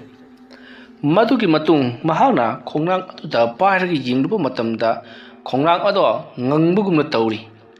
adumna karigumba posak amana nging ngangbudungna ngangbugi khonjel ama tarakpaduda haibadi makhutta phawbaduda mahana manakong thangjillaga taroi aduma tarubada tasengnamakki manungda nging haiduna ngangduna leiramli kari maramgi nganglibano manungda kari yauribano haibadudi chingkhai ngakpa sukhangdri ꯃꯁꯤꯒꯤ ꯃꯇꯨꯡ ꯆꯤꯡꯈꯩ ꯉꯥꯛꯄꯅ ꯈꯣꯡꯅꯥꯡ ꯑꯗꯨꯒꯤ ꯃꯁꯥꯗ ꯄꯥꯏꯔꯒ ꯀꯔꯤ ꯀꯔꯝ ꯇꯧꯈꯤꯕꯅꯣ ꯍꯥꯏꯕꯗꯨ ꯈꯪꯗꯣꯛꯅꯅꯕꯒꯤꯗꯃꯛꯇ ꯌꯥꯝꯅ ꯀꯟꯅ ꯌꯦꯡꯂꯛꯂꯤ꯫ ꯑꯁꯨꯝꯅ ꯆꯤꯡꯈꯩ ꯉꯥꯛꯄꯅ ꯈꯣꯡꯅꯥꯡ ꯑꯗꯨꯗ ꯃꯈꯨꯕꯥꯛꯅ ꯅꯝꯂꯒ ꯌꯦꯡꯂꯨꯕ ꯃꯇꯝꯗꯗꯤ ꯏꯊꯥ ꯊꯥꯖꯗꯅ ꯈꯣꯡꯅꯥꯡ ꯑꯗꯣ ꯃꯩ ꯍꯧꯅ ꯁꯥꯒꯠꯂꯛꯂꯤ꯫ ꯑꯗꯨꯒ ꯈꯣꯡꯅꯥꯡ ꯑꯗꯨ ꯈꯨꯗꯛꯇ ꯃꯩ ꯄꯣꯔꯣꯛ ꯄꯣꯔꯣꯛ ꯆꯥꯛꯈꯠꯂꯛꯂꯤ꯫ ꯑꯗꯨꯝꯅ ꯇꯧꯔꯛꯄꯗ ꯆꯤꯡꯈꯩ ꯉꯥꯛꯄꯁꯨ ꯈꯪꯄ꯭ꯔꯦꯛ ꯈꯪꯗꯨꯅ ꯆꯦꯟꯊꯣꯔꯛꯂꯤ꯫ ꯑꯗꯨꯒ ꯀꯔꯤꯅꯣ ꯇꯧꯔꯤꯕꯁꯤꯗꯤ, ꯀꯅꯥꯅ ꯇꯧꯍꯜꯂꯤꯕꯅꯣ, ꯀꯝꯗꯧꯔꯤꯕꯅꯣ ꯍꯥꯏꯕꯗꯨ ꯌꯦꯡꯅꯕ ꯍꯣꯠꯅꯔꯨꯕꯗꯒꯤ ꯈꯣꯡꯅꯥꯡ ꯑꯁꯤ ꯃꯩꯅ ꯆꯥꯛꯈ꯭ꯔꯕ꯫ ꯑꯁꯨꯝꯅ ꯆꯤꯡꯈꯩ ꯉꯥꯛꯄꯅ ꯈꯣꯡꯅꯥꯡ ꯃꯩꯅ ꯆꯥꯛꯂꯤꯕꯗꯨꯗ ꯌꯦꯡꯗꯨꯅ ꯂꯩꯔꯤꯉꯩ ꯃꯈꯣꯏ ꯃꯤꯑꯣꯏ ꯈꯔꯅꯗꯤ ꯇꯧꯔꯤꯕꯁꯤꯡ ꯑꯁꯤ ꯆꯤꯡꯈꯩ ꯉꯥꯛꯄꯅ ꯇꯧꯍꯟꯕ ꯑꯣꯏꯒꯅꯤ꯫ ꯑꯗꯨꯒ ꯃꯍꯥꯛꯅ ꯃꯗꯨꯕꯨ ꯈꯪꯅꯔꯛꯂꯅꯤ ꯄꯥꯈꯠꯇꯅ ꯃꯌꯥꯝꯅ ꯈꯔ ꯈꯪꯅꯈ꯭ꯔꯦ ꯍꯥꯏꯗꯨꯅ ꯈꯣꯡꯅꯥꯡ ꯑꯁꯤꯕꯨ ꯑꯃꯨꯛ ꯃꯩ ꯊꯥꯗꯣꯛꯂꯦ꯫ ꯍꯥꯏꯅꯔꯤꯕꯗꯨ ꯇꯥꯔꯨꯕꯗ ꯆꯤꯡꯈꯩ ꯉꯥꯛꯄꯅ, ꯀꯔꯤꯅꯣ ꯃꯌꯥꯝꯅ ꯍꯥꯏꯅꯔꯤꯕꯗꯨꯕꯨ? ꯇꯧꯔꯤꯕꯁꯤꯕꯨ ꯑꯩꯅꯅꯤ ꯍꯥꯏꯅꯤꯡꯂꯤꯕ꯭ꯔꯥ? ꯐꯔꯦ ꯐꯔꯦ, ꯑꯃꯁꯨ ꯆꯠꯈ꯭ꯔꯦꯗꯅ, ꯑꯗꯨꯗꯤ ꯑꯩꯁꯨ ꯆꯠꯈ꯭ꯔꯅꯤ꯫ ꯃꯌꯥꯝꯅ ꯈꯨꯜ ꯑꯁꯤ ꯉꯥꯛꯄꯤꯍꯧꯔꯣ, ꯅꯈꯣꯏꯅ ꯊꯥꯖꯕ ꯑꯃꯥꯏꯕ ꯀꯅꯥꯅꯣ ꯀꯧꯔꯒ ꯉꯥꯛꯍꯟꯕꯤꯔꯣ꯫ ꯑꯩꯗꯤ ꯃꯁꯤꯒꯤ ꯃꯇꯥꯡꯗ ꯊꯣꯏꯅꯕꯨ ꯍꯦꯟꯅꯕꯨ ꯈꯪꯖꯗ꯭ꯔꯦ꯫ ꯑꯗꯨꯅ ꯑꯩꯗꯤ ꯉꯁꯤ ꯍꯌꯦꯡ ꯑꯁꯤꯗ ꯑꯗꯨꯃꯛ ꯆꯠꯈ꯭ꯔꯒꯦ꯫ ꯑꯗꯨꯝꯅ ꯍꯥꯏꯔꯛꯄꯗ ꯃꯌꯥꯝꯅ, ꯌꯥꯔꯣꯏ ꯌꯥꯔꯣꯏ, ꯅꯍꯥꯛ ꯆꯠꯈꯤꯕ ꯌꯥꯈꯤꯔꯣꯏ꯫ ꯑꯩꯈꯣꯏꯁꯨ ꯈꯪꯉꯤ ꯑꯃꯥꯏꯕ ꯆꯔꯥꯏ ꯈꯨꯟꯕꯅ ꯊꯕꯛ ꯑꯁꯦ ꯇꯧꯍꯜꯂꯛꯄꯅꯤ ꯍꯥꯏꯕꯅ꯫ ꯑꯗꯨꯕꯨ ꯃꯍꯥꯛꯄꯨ ꯍꯨꯟꯗꯣꯛꯂꯝꯂꯒ ꯅꯍꯥꯛꯅ ꯆꯠꯈꯤꯕ ꯍꯥꯏꯕꯁꯦ ꯑꯩꯈꯣꯏ ꯈꯨꯗꯣꯡꯊꯤꯕ ꯅꯪꯒꯗꯧꯔꯤꯕꯅꯤ꯫ ꯑꯗꯨꯅ ꯆꯔꯥꯏ ꯈꯨꯟꯕꯅ ꯇꯧꯔꯛꯂꯤꯕ ꯊꯕꯛ ꯑꯁꯤ ꯀꯌꯥꯒꯤ ꯃꯇꯤꯛ ꯐꯠꯇꯕꯒꯦ ꯍꯥꯏꯕꯗꯨ ꯃꯍꯥꯛ ꯃꯁꯥꯗ ꯈꯪꯍꯟꯈꯤꯒꯗꯕꯅꯤ꯫ ꯃꯍꯥꯛ ꯃꯤꯀꯞ ꯊꯣꯛꯇ꯭ꯔꯤꯕ ꯐꯥꯎꯕꯗꯤ ꯅꯍꯥꯛ ꯑꯩꯈꯣꯏꯒꯤ ꯄꯨꯟꯅ ꯂꯩꯈꯤꯒꯗꯕꯅꯤ꯫ ꯑꯗꯨꯝꯅ ꯍꯥꯏꯔꯛꯄꯗ ꯑꯃꯥꯏꯕ ꯆꯤꯡꯈꯩ ꯉꯥꯛꯄꯅ, ꯐꯔꯦ ꯑꯗꯨꯗꯤ ꯑꯩ ꯌꯨꯝꯗ ꯍꯟꯖꯔꯝꯂꯒꯦ꯫ ꯃꯌꯥꯝ ꯑꯩꯒꯤ ꯌꯨꯝꯗ ꯂꯥꯛꯄꯤꯔꯣ꯫ ꯃꯌꯥꯝ ꯂꯥꯛꯄ ꯃꯇꯝꯗ ꯇꯥꯏꯔꯦꯟ ꯄꯨꯡꯐꯥꯏ ꯑꯃꯗꯤ ꯀꯣꯀꯟꯅꯆꯤꯡꯕꯁꯨ ꯌꯥꯎꯕꯤꯔꯛꯎ꯫ ꯑꯗꯨꯒ ꯌꯦꯟꯕꯤ ꯑꯃꯨꯕꯤꯒꯤ ꯌꯦꯔꯨꯝ 4ꯗꯪꯒ ꯌꯥꯎꯕꯤꯔꯛꯎ꯫ ꯑꯩ ꯍꯧꯖꯤꯛꯀꯤꯗꯤ ꯍꯟꯖꯔꯝꯂꯒꯦ꯫ ꯑꯁꯨꯝꯅ ꯍꯥꯏꯔꯝꯂꯒ ꯆꯤꯡꯈꯩ ꯉꯥꯛꯄꯗꯤ ꯄꯔꯞ ꯄꯔꯞ ꯃꯌꯨꯝꯂꯣꯝꯗ ꯑꯗꯨꯃꯛ ꯆꯠꯈ꯭ꯔꯤ꯫ ꯃꯇꯝ ꯑꯗꯨꯗ ꯃꯌꯥꯝꯅ ꯀꯩꯗꯧꯕꯒꯤ ꯍꯥꯏꯔꯨꯔꯤꯗꯅꯣ ꯍꯥꯏꯗꯨꯅ ꯉꯁꯥꯏ ꯆꯤꯡꯈꯩ ꯉꯥꯛꯄꯒ ꯃꯔꯩ ꯌꯦꯠꯅꯈꯤꯕꯁꯤꯡ ꯑꯗꯨꯗ ꯆꯩꯔꯤ꯫ ꯃꯔꯩ ꯌꯦꯠꯅꯈꯤꯕꯁꯤꯡ ꯑꯗꯨꯁꯨ ꯈꯨꯝꯐꯝ ꯈꯪꯗ꯭ꯔꯗꯨꯅ ꯇꯨꯃꯤꯟ ꯂꯣꯏꯅꯃꯛ ꯂꯩꯈꯤ꯫ ꯑꯁꯨꯝꯅ ꯃꯇꯝ ꯑꯗꯨ ꯍꯧꯖꯤꯟꯈ꯭ꯔꯤ꯫ ꯃꯌꯥꯝꯗꯣ ꯑꯃꯥꯏꯕ ꯆꯤꯡꯈꯩ ꯉꯥꯛꯄꯒꯤ ꯃꯅꯥꯛꯇ ꯂꯣꯏꯅ ꯑꯃꯨꯛ ꯂꯥꯛꯂꯤ꯫ ꯃꯇꯝ ꯑꯗꯨꯗ ꯆꯤꯡꯈꯩ ꯉꯥꯛꯄꯅ ꯃꯌꯥꯝꯁꯤꯡ ꯑꯗꯨꯗ ꯀꯔꯤ ꯇꯧꯁꯤꯒꯦ ꯍꯥꯏꯗꯨꯅ ꯍꯪꯉꯤ꯫ ꯃꯗꯨꯗ ꯂꯥꯛꯂꯤꯕꯁꯤꯡ ꯑꯗꯨꯅ, ꯈꯪꯗꯦ ꯀꯔꯤ ꯇꯧꯒꯗꯕꯅꯣ, ꯑꯗꯨꯕꯨ ꯇꯧꯔꯛꯂꯤꯕ ꯊꯕꯛ ꯑꯁꯤꯗꯤ ꯀꯅꯥꯒꯨꯝꯕ ꯑꯃꯅ ꯊꯑꯣꯏꯅ ꯇꯧꯔꯛꯄ ꯊꯕꯛꯅꯤ꯫ ꯋꯥꯐꯝ ꯑꯗꯨꯗ ꯆꯤꯡꯈꯩ ꯉꯥꯛꯄꯅ, ꯍꯣꯏ ꯆꯨꯝꯃꯤ, ꯐꯔꯦ ꯑꯗꯨꯗꯤ ꯇꯧꯔꯛꯂꯤꯕ ꯑꯁꯤ ꯀꯅꯥꯅꯅꯣ ꯍꯥꯏꯕꯗꯨ ꯑꯩꯈꯣꯏ ꯈꯪꯗꯣꯛꯅꯅꯕꯒꯤꯗꯃꯛꯇ ꯂꯥꯏ ꯇꯤꯜ ꯑꯃ ꯈꯣꯏꯔꯝꯂꯁꯤ꯫ ꯑꯗꯨꯒ ꯇꯧꯔꯛꯂꯤꯕ ꯊꯕꯛ ꯑꯁꯤꯅ ꯑꯩꯈꯣꯏꯗ ꯀꯔꯥ ꯍꯦꯟꯅ ꯁꯣꯛꯄ ꯅꯠꯇ꯭ꯔꯒꯗꯤ ꯑꯩꯈꯣꯏꯅ ꯀꯔꯤꯃꯠꯇ ꯇꯧꯔꯒꯨꯝꯁꯤ꯫ ꯑꯗꯨꯅ ꯉꯁꯤꯁꯤꯃꯗꯤ ꯀꯔꯤ ꯇꯧꯔꯛꯄꯒꯦ ꯍꯥꯏꯕꯗꯣ ꯌꯦꯡꯊꯣꯛꯂꯁꯤ꯫ ꯑꯗꯨꯝꯅ ꯍꯥꯏꯔꯛꯄꯗ ꯃꯌꯥꯝꯁꯨ ꯍꯣꯏ ꯑꯗꯨꯅ ꯐꯔꯒꯅꯤ ꯍꯥꯏꯗꯨꯅ ꯃꯍꯩ ꯂꯣꯏꯅꯃꯛ ꯍꯟꯅꯈ꯭ꯔꯤ꯫ ꯃꯇꯝ ꯑꯗꯨꯗ ꯆꯤꯡꯈꯩ ꯉꯥꯛꯄꯅ ꯆꯠꯈ꯭ꯔꯤꯕꯁꯤꯡ ꯑꯗꯨꯒꯤ ꯃꯇꯨꯡꯗ ꯀꯅꯥꯒꯨꯝꯕ ꯈꯔ ꯏꯟꯅꯈꯤꯕꯗꯧꯅ ꯃꯁꯥꯗ ꯑꯗꯨꯃꯛ ꯐꯥꯎꯔꯤ꯫ ꯑꯗꯨꯕꯨ ꯃꯍꯥꯛꯅ ꯊꯑꯣꯏꯅ ꯌꯦꯡꯁꯤꯜꯂꯨꯕꯗꯗꯤ ꯀꯅꯥꯝꯇꯗꯤ ꯏꯟꯅꯈꯤꯗꯦ꯫ ꯑꯁꯨꯝꯅ ꯃꯇꯝ ꯑꯗꯨ ꯍꯧꯈ꯭ꯔꯕꯗ ꯅꯨꯃꯤꯗꯥꯡꯒꯤ ꯃꯇꯝ ꯑꯣꯏꯔꯛꯂꯤ꯫ ꯂꯩꯀꯥꯏ ꯑꯗꯨꯗ ꯂꯩꯔꯤꯕ ꯁꯥ ꯁꯟ ꯍꯨꯏ ꯄꯨꯝꯅꯃꯛ ꯂꯥꯛꯅ ꯈꯣꯡꯕ ꯑꯃꯗꯤ ꯂꯥꯎ ꯈꯣꯡꯗꯨꯅ ꯁꯥꯟꯅ ꯆꯤꯡꯗꯨꯅ ꯀꯞꯄꯒꯅꯆꯤꯡꯕ ꯀꯌꯥ ꯑꯃ ꯇꯧꯔꯤ꯫ ꯑꯗꯨꯕꯨ ꯂꯩꯀꯥꯏ ꯑꯗꯨꯗ ꯃꯤ ꯑꯃꯠꯇꯗꯤ ꯀꯔꯤꯃꯠꯇ ꯁꯣꯛꯄ ꯄꯟꯕ ꯇꯧꯗ꯭ꯔꯤ꯫ ꯃꯇꯝ ꯑꯗꯨꯗ ꯆꯤꯡꯈꯩ ꯉꯥꯛꯄꯅ ꯂꯩꯀꯥꯏ ꯑꯁꯤꯗ ꯂꯥꯏ ꯇꯤꯟꯒꯤ ꯑꯣꯏꯕ ꯁꯥꯍꯨꯝ ꯂꯩꯕ ꯖꯥꯠꯂꯥ ꯍꯥꯏꯗꯨꯅ ꯊꯣꯛꯂꯛꯇꯨꯅ ꯌꯦꯡꯁꯤꯜꯂꯔꯤ꯫ ꯑꯗꯨꯕꯨ ꯂꯥꯏ ꯇꯤꯟꯒꯗꯤ ꯀꯔꯤ ꯑꯃꯠꯇ ꯃꯔꯤ ꯂꯩꯅꯗꯦ꯫ ꯂꯥꯏ ꯇꯤꯟ ꯀꯔꯤꯃꯠꯇ ꯂꯩ ꯍꯥꯏꯕꯒꯤ ꯃꯁꯥꯗ ꯁꯥꯍꯨꯝ ꯐꯪꯗꯕꯁꯤꯗ ꯃꯍꯥꯛꯁꯨ ꯉꯛꯆꯔꯤ꯫ ꯁꯥ ꯁꯟ ꯍꯨꯏꯁꯤꯡ ꯑꯗꯨꯅ ꯃꯔꯝ ꯆꯥꯗꯅ ꯄꯪꯀꯞꯇ ꯀꯞꯂꯤꯕꯁꯤꯅꯗꯤ ꯀꯔꯤꯒꯨꯝꯕ ꯑꯃꯗꯤ ꯇꯧꯔꯤ꯫ ꯑꯁꯨꯝꯅ ꯈꯜꯂꯒ ꯃꯍꯥꯛꯅ ꯍꯟꯇꯛꯃꯨꯛꯇꯤ ꯆꯥꯎꯌꯦꯡꯕꯒꯤ ꯃꯍꯨꯠꯇ ꯇꯁꯦꯡꯅꯃꯛꯀꯤ ꯂꯩꯕ꯭ꯔꯥ ꯂꯩꯇꯕ꯭ꯔꯥ ꯍꯥꯏꯗꯨ ꯈꯪꯅꯅꯕꯒꯤꯗꯃꯛ ꯏꯃꯨꯡꯗ ꯄꯔꯞ ꯆꯪꯉꯛꯂꯤ꯫ ꯃꯗꯨꯒꯤ ꯃꯇꯨꯡꯗ ꯃꯍꯥꯛꯅ ꯏꯃꯨꯡꯗꯒꯤ ꯊꯨꯝ ꯈꯔ ꯂꯧꯊꯣꯔꯛꯂꯒ ꯊꯨꯝ ꯑꯗꯣ ꯃꯍꯥꯛꯅ ꯃꯈꯣꯏꯒꯤ ꯁꯨꯃꯥꯡ ꯊꯤꯂꯣꯡ ꯍꯤꯡꯈꯣꯜꯒꯤ ꯑꯀꯣꯏꯕꯗ ꯃꯍꯥꯛꯅ ꯍꯦꯛ ꯉꯝꯖꯔꯤꯉꯩ ꯂꯥꯛꯅ ꯁꯥꯟꯅ ꯆꯥꯏꯊꯣꯔꯛꯂꯤ꯫ ꯑꯗꯨꯝꯅ ꯆꯥꯏꯊꯣꯔꯛꯄꯗ ꯃꯩ ꯃꯔꯛꯇ ꯊꯨꯝ ꯇꯥꯁꯟꯕꯒꯨꯝꯅ ꯄꯦꯔꯦꯛ ꯄꯦꯔꯦꯛ ꯂꯥꯎꯅ ꯃꯈꯣꯟ ꯊꯣꯛꯅ ꯄꯣꯈꯥꯏꯔꯛꯄ ꯄꯦꯔꯦꯛ ꯄꯦꯔꯦꯛ ꯂꯥꯎꯅ ꯀꯥꯞꯄꯒꯤ ꯃꯈꯣꯜ ꯇꯥꯔꯤ ꯑꯁꯨꯝꯅ ꯊꯨꯝꯁꯤꯡ ꯑꯗꯨꯅ ꯄꯦꯔꯦꯛ ꯄꯦꯔꯦꯛ ꯂꯥꯎꯅ ꯀꯥꯞꯄꯒꯤ ꯃꯈꯣꯜ ꯇꯥꯕ ꯑꯗꯨꯗ ꯆꯤꯡꯈꯩ ꯉꯥꯛꯄꯅ ꯍꯩꯁ ꯇꯧꯔꯤꯕ ꯊꯕꯛ ꯑꯁꯤꯗꯤ ꯑꯉꯥꯡ ꯅꯠꯇ꯭ꯔꯦꯗꯅ ꯑꯩꯅ ꯁꯨꯈꯪ ꯈꯪꯗꯅꯕ ꯃꯑꯣꯡꯗ ꯂꯥꯏꯋꯥ ꯇꯤꯟꯋꯥꯒꯤ ꯃꯔꯝꯗ ꯁꯨꯈꯪ ꯈꯪꯗꯅꯕ ꯃꯑꯣꯡꯗ ꯇꯧꯔꯤꯕ ꯊꯕꯛꯅꯤꯗ ꯃꯁꯤꯗꯤ ꯃꯁꯤꯗ ꯑꯩꯅ ꯂꯥꯏ ꯎꯗꯦ ꯕꯨꯠ ꯎꯗꯦ ꯍꯥꯏꯗꯅ ꯁꯨꯝ ꯂꯩꯁꯟꯕ ꯇꯥꯔꯒꯗꯤ ꯑꯐꯕ ꯑꯣꯏꯔꯔꯣꯏ ꯑꯗꯨꯕꯨ ꯍꯧꯖꯤꯛ ꯊꯥꯗꯔꯛꯂꯤꯕ ꯕꯨꯠ ꯑꯁꯤꯅꯗꯤ ꯂꯥꯏ ꯑꯁꯤꯅꯗꯤ ꯀꯔꯤꯃꯠꯇ ꯁꯣꯛꯍꯟꯕ ꯄꯟꯕꯗꯤ ꯇꯧꯗ꯭ꯔꯤꯁꯦ ꯑꯗꯨꯅ ꯑꯩꯅ ꯀꯔꯝꯅ ꯂꯥꯏꯌꯦꯡꯒꯗꯧꯔꯤꯕꯅꯣ ꯐꯩ ꯂꯩꯀꯥꯏ ꯈꯨꯜ ꯑꯁꯤꯗ ꯐꯠꯇꯕ ꯇꯤꯟꯃꯨ ꯂꯥꯏꯃꯨ ꯂꯩꯔꯝꯂꯕꯁꯨ ꯆꯠꯈꯤꯅꯕ ꯍꯌꯦꯡꯗꯤ ꯑꯖꯥ ꯄꯨꯖꯥ ꯈꯔ ꯇꯧꯗꯕ ꯌꯥꯗ꯭ꯔꯦ ꯑꯁꯨꯝꯅ ꯆꯤꯡꯈꯩ ꯉꯥꯛꯄꯗ ꯋꯥꯈꯜ ꯈꯔ ꯈꯜꯂꯕ ꯃꯇꯨꯡ ꯏꯃꯨꯡꯗ ꯆꯪꯉꯛꯂꯦ ꯑꯗꯨꯗꯨꯒ ꯃꯍꯥꯛꯀꯤ ꯅꯨꯄꯤ ꯊꯝꯕꯥꯜ ꯃꯔꯤꯛꯇ ꯈꯨꯜ ꯑꯁꯦ ꯂꯩꯍꯩꯔꯣꯏꯗꯣꯔꯤ ꯂꯥꯜ ꯑꯁꯦ ꯂꯣꯏꯕ ꯅꯥꯏꯔꯣꯏꯗꯣꯔꯤ ꯍꯥꯏꯔꯛꯄꯗ ꯊꯝꯕꯥꯜ ꯃꯔꯤꯛꯅ ꯀꯔꯤ ꯑꯃꯨꯛ ꯇꯧꯔꯕꯒꯦ ꯍꯥꯏꯗꯨꯅ ꯍꯪꯉꯛꯂꯤ ꯃꯇꯝ ꯑꯗꯨꯗ ꯆꯤꯡꯈꯩ ꯉꯥꯛꯄꯅ ꯂꯩꯀꯥꯏ ꯈꯨꯜ ꯑꯁꯤꯗ ꯊꯣꯛꯂꯤꯕ ꯊꯧꯗꯣꯛꯁꯤꯡ ꯑꯁꯤ ꯑꯃꯨꯛ ꯇꯣꯏꯕ ꯉꯥꯏꯍꯥꯛ ꯂꯩꯔꯒ ꯑꯃꯃꯨꯛ ꯊꯣꯛ ꯉꯥꯏꯍꯥꯛ ꯂꯩꯔꯒ ꯑꯃꯃꯨꯛ ꯊꯣꯛ ꯂꯣꯏꯕ ꯈꯝꯕ ꯅꯥꯏꯗ꯭ꯔꯦ ꯃꯔꯝ ꯑꯗꯨꯅ ꯑꯩ ꯇꯁꯦꯡꯅꯃꯛꯀꯤ ꯂꯩꯅꯤꯡꯗ꯭ꯔꯕꯖꯥꯠꯅꯤ ꯑꯗꯨꯝꯅ ꯋꯥꯔꯤ ꯋꯥꯇꯥꯏ ꯉꯥꯏꯍꯥꯛ ꯁꯥꯟꯅꯔꯕ ꯃꯇꯨꯡ ꯆꯤꯡꯈꯩ ꯉꯥꯛꯄ ꯑꯃꯗꯤ ꯊꯝꯕꯥꯜ ꯃꯔꯤꯛ ꯑꯗꯨꯃꯛ ꯇꯨꯝꯊꯈ꯭ꯔꯤ ꯃꯊꯪꯒꯤ ꯑꯌꯨꯛꯅꯤ ꯑꯌꯨꯛ ꯑꯉꯟꯕ ꯑꯗꯨꯗ ꯆꯤꯡꯈꯩ ꯉꯥꯛꯄꯅ ꯈꯨꯜ ꯑꯗꯨꯒꯤ ꯑꯍꯜ ꯂꯃꯟ ꯈꯔ ꯎꯅꯗꯨꯅ ꯂꯥꯏꯒꯤ ꯑꯣꯏꯕ ꯊꯧꯔꯝ ꯈꯔ ꯄꯥꯡꯊꯣꯛꯅꯅꯕꯒꯤꯗꯃꯛꯇ ꯍꯥꯏꯔꯨꯔꯤ ꯃꯇꯝ ꯑꯗꯨꯗ ꯂꯥꯛꯂꯤꯕ ꯑꯍꯜꯁꯤꯡ ꯑꯗꯨꯅ ꯀꯔꯤ ꯀꯔꯤ ꯄꯥꯡꯊꯣꯛꯀꯗꯕꯅꯣ ꯍꯥꯏꯗꯨꯅ ꯍꯪꯉꯛꯄꯗ ꯆꯤꯡꯈꯩ ꯉꯥꯛꯄꯅ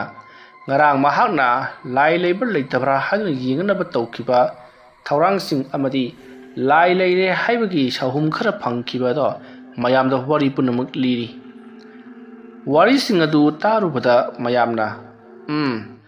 ꯑꯗꯨꯗꯤ ꯂꯥꯏ ꯂꯩꯔꯦ ꯈꯪꯂꯕꯅꯤꯅ ꯑꯩꯈꯣꯏ ꯃꯈꯥ ꯇꯥꯅ ꯀꯔꯤ ꯇꯧꯁꯤꯒꯦ ꯍꯥꯏꯕꯗꯨꯗꯤ ꯑꯃꯥꯏꯕ ꯏꯕꯨꯡꯉꯣꯅ ꯑꯗꯨꯃꯛ ꯈꯟꯕꯤꯔꯣ ꯑꯗꯨꯝꯅ ꯍꯥꯏꯔꯛꯄꯗ ꯆꯤꯡꯈꯩ ꯉꯥꯛꯄ ꯉꯥꯏꯍꯥꯛꯇꯪ ꯋꯥꯈꯜ ꯈꯜꯂꯒ ꯑꯗꯨꯅ ꯂꯩꯀꯥꯏ ꯈꯨꯜ ꯑꯁꯤꯗ ꯇꯤꯃꯨ ꯂꯩꯃꯨ ꯐꯠꯇꯕ ꯁꯔꯣꯏ ꯉꯥꯔꯣꯏ ꯆꯪꯉꯛꯄ ꯉꯝꯗꯅꯕꯒꯤꯗꯃꯛꯇ ꯑꯩꯈꯣꯏ ꯉꯁꯤꯗꯤ ꯂꯥꯏ ꯑꯃ ꯈꯨꯔꯨꯝꯁꯤ ꯑꯗꯨꯝꯅ ꯑꯃꯥꯏꯕ ꯆꯤꯡꯈꯩ ꯉꯥꯛꯄꯅ ꯍꯥꯏꯔꯛꯄꯗ ꯃꯌꯥꯝꯁꯨ ꯍꯣꯏ ꯍꯣꯏ ꯍꯥꯏꯗꯨꯅ ꯂꯣꯏꯅꯃꯛ ꯌꯥꯔꯤ ꯑꯗꯨꯒ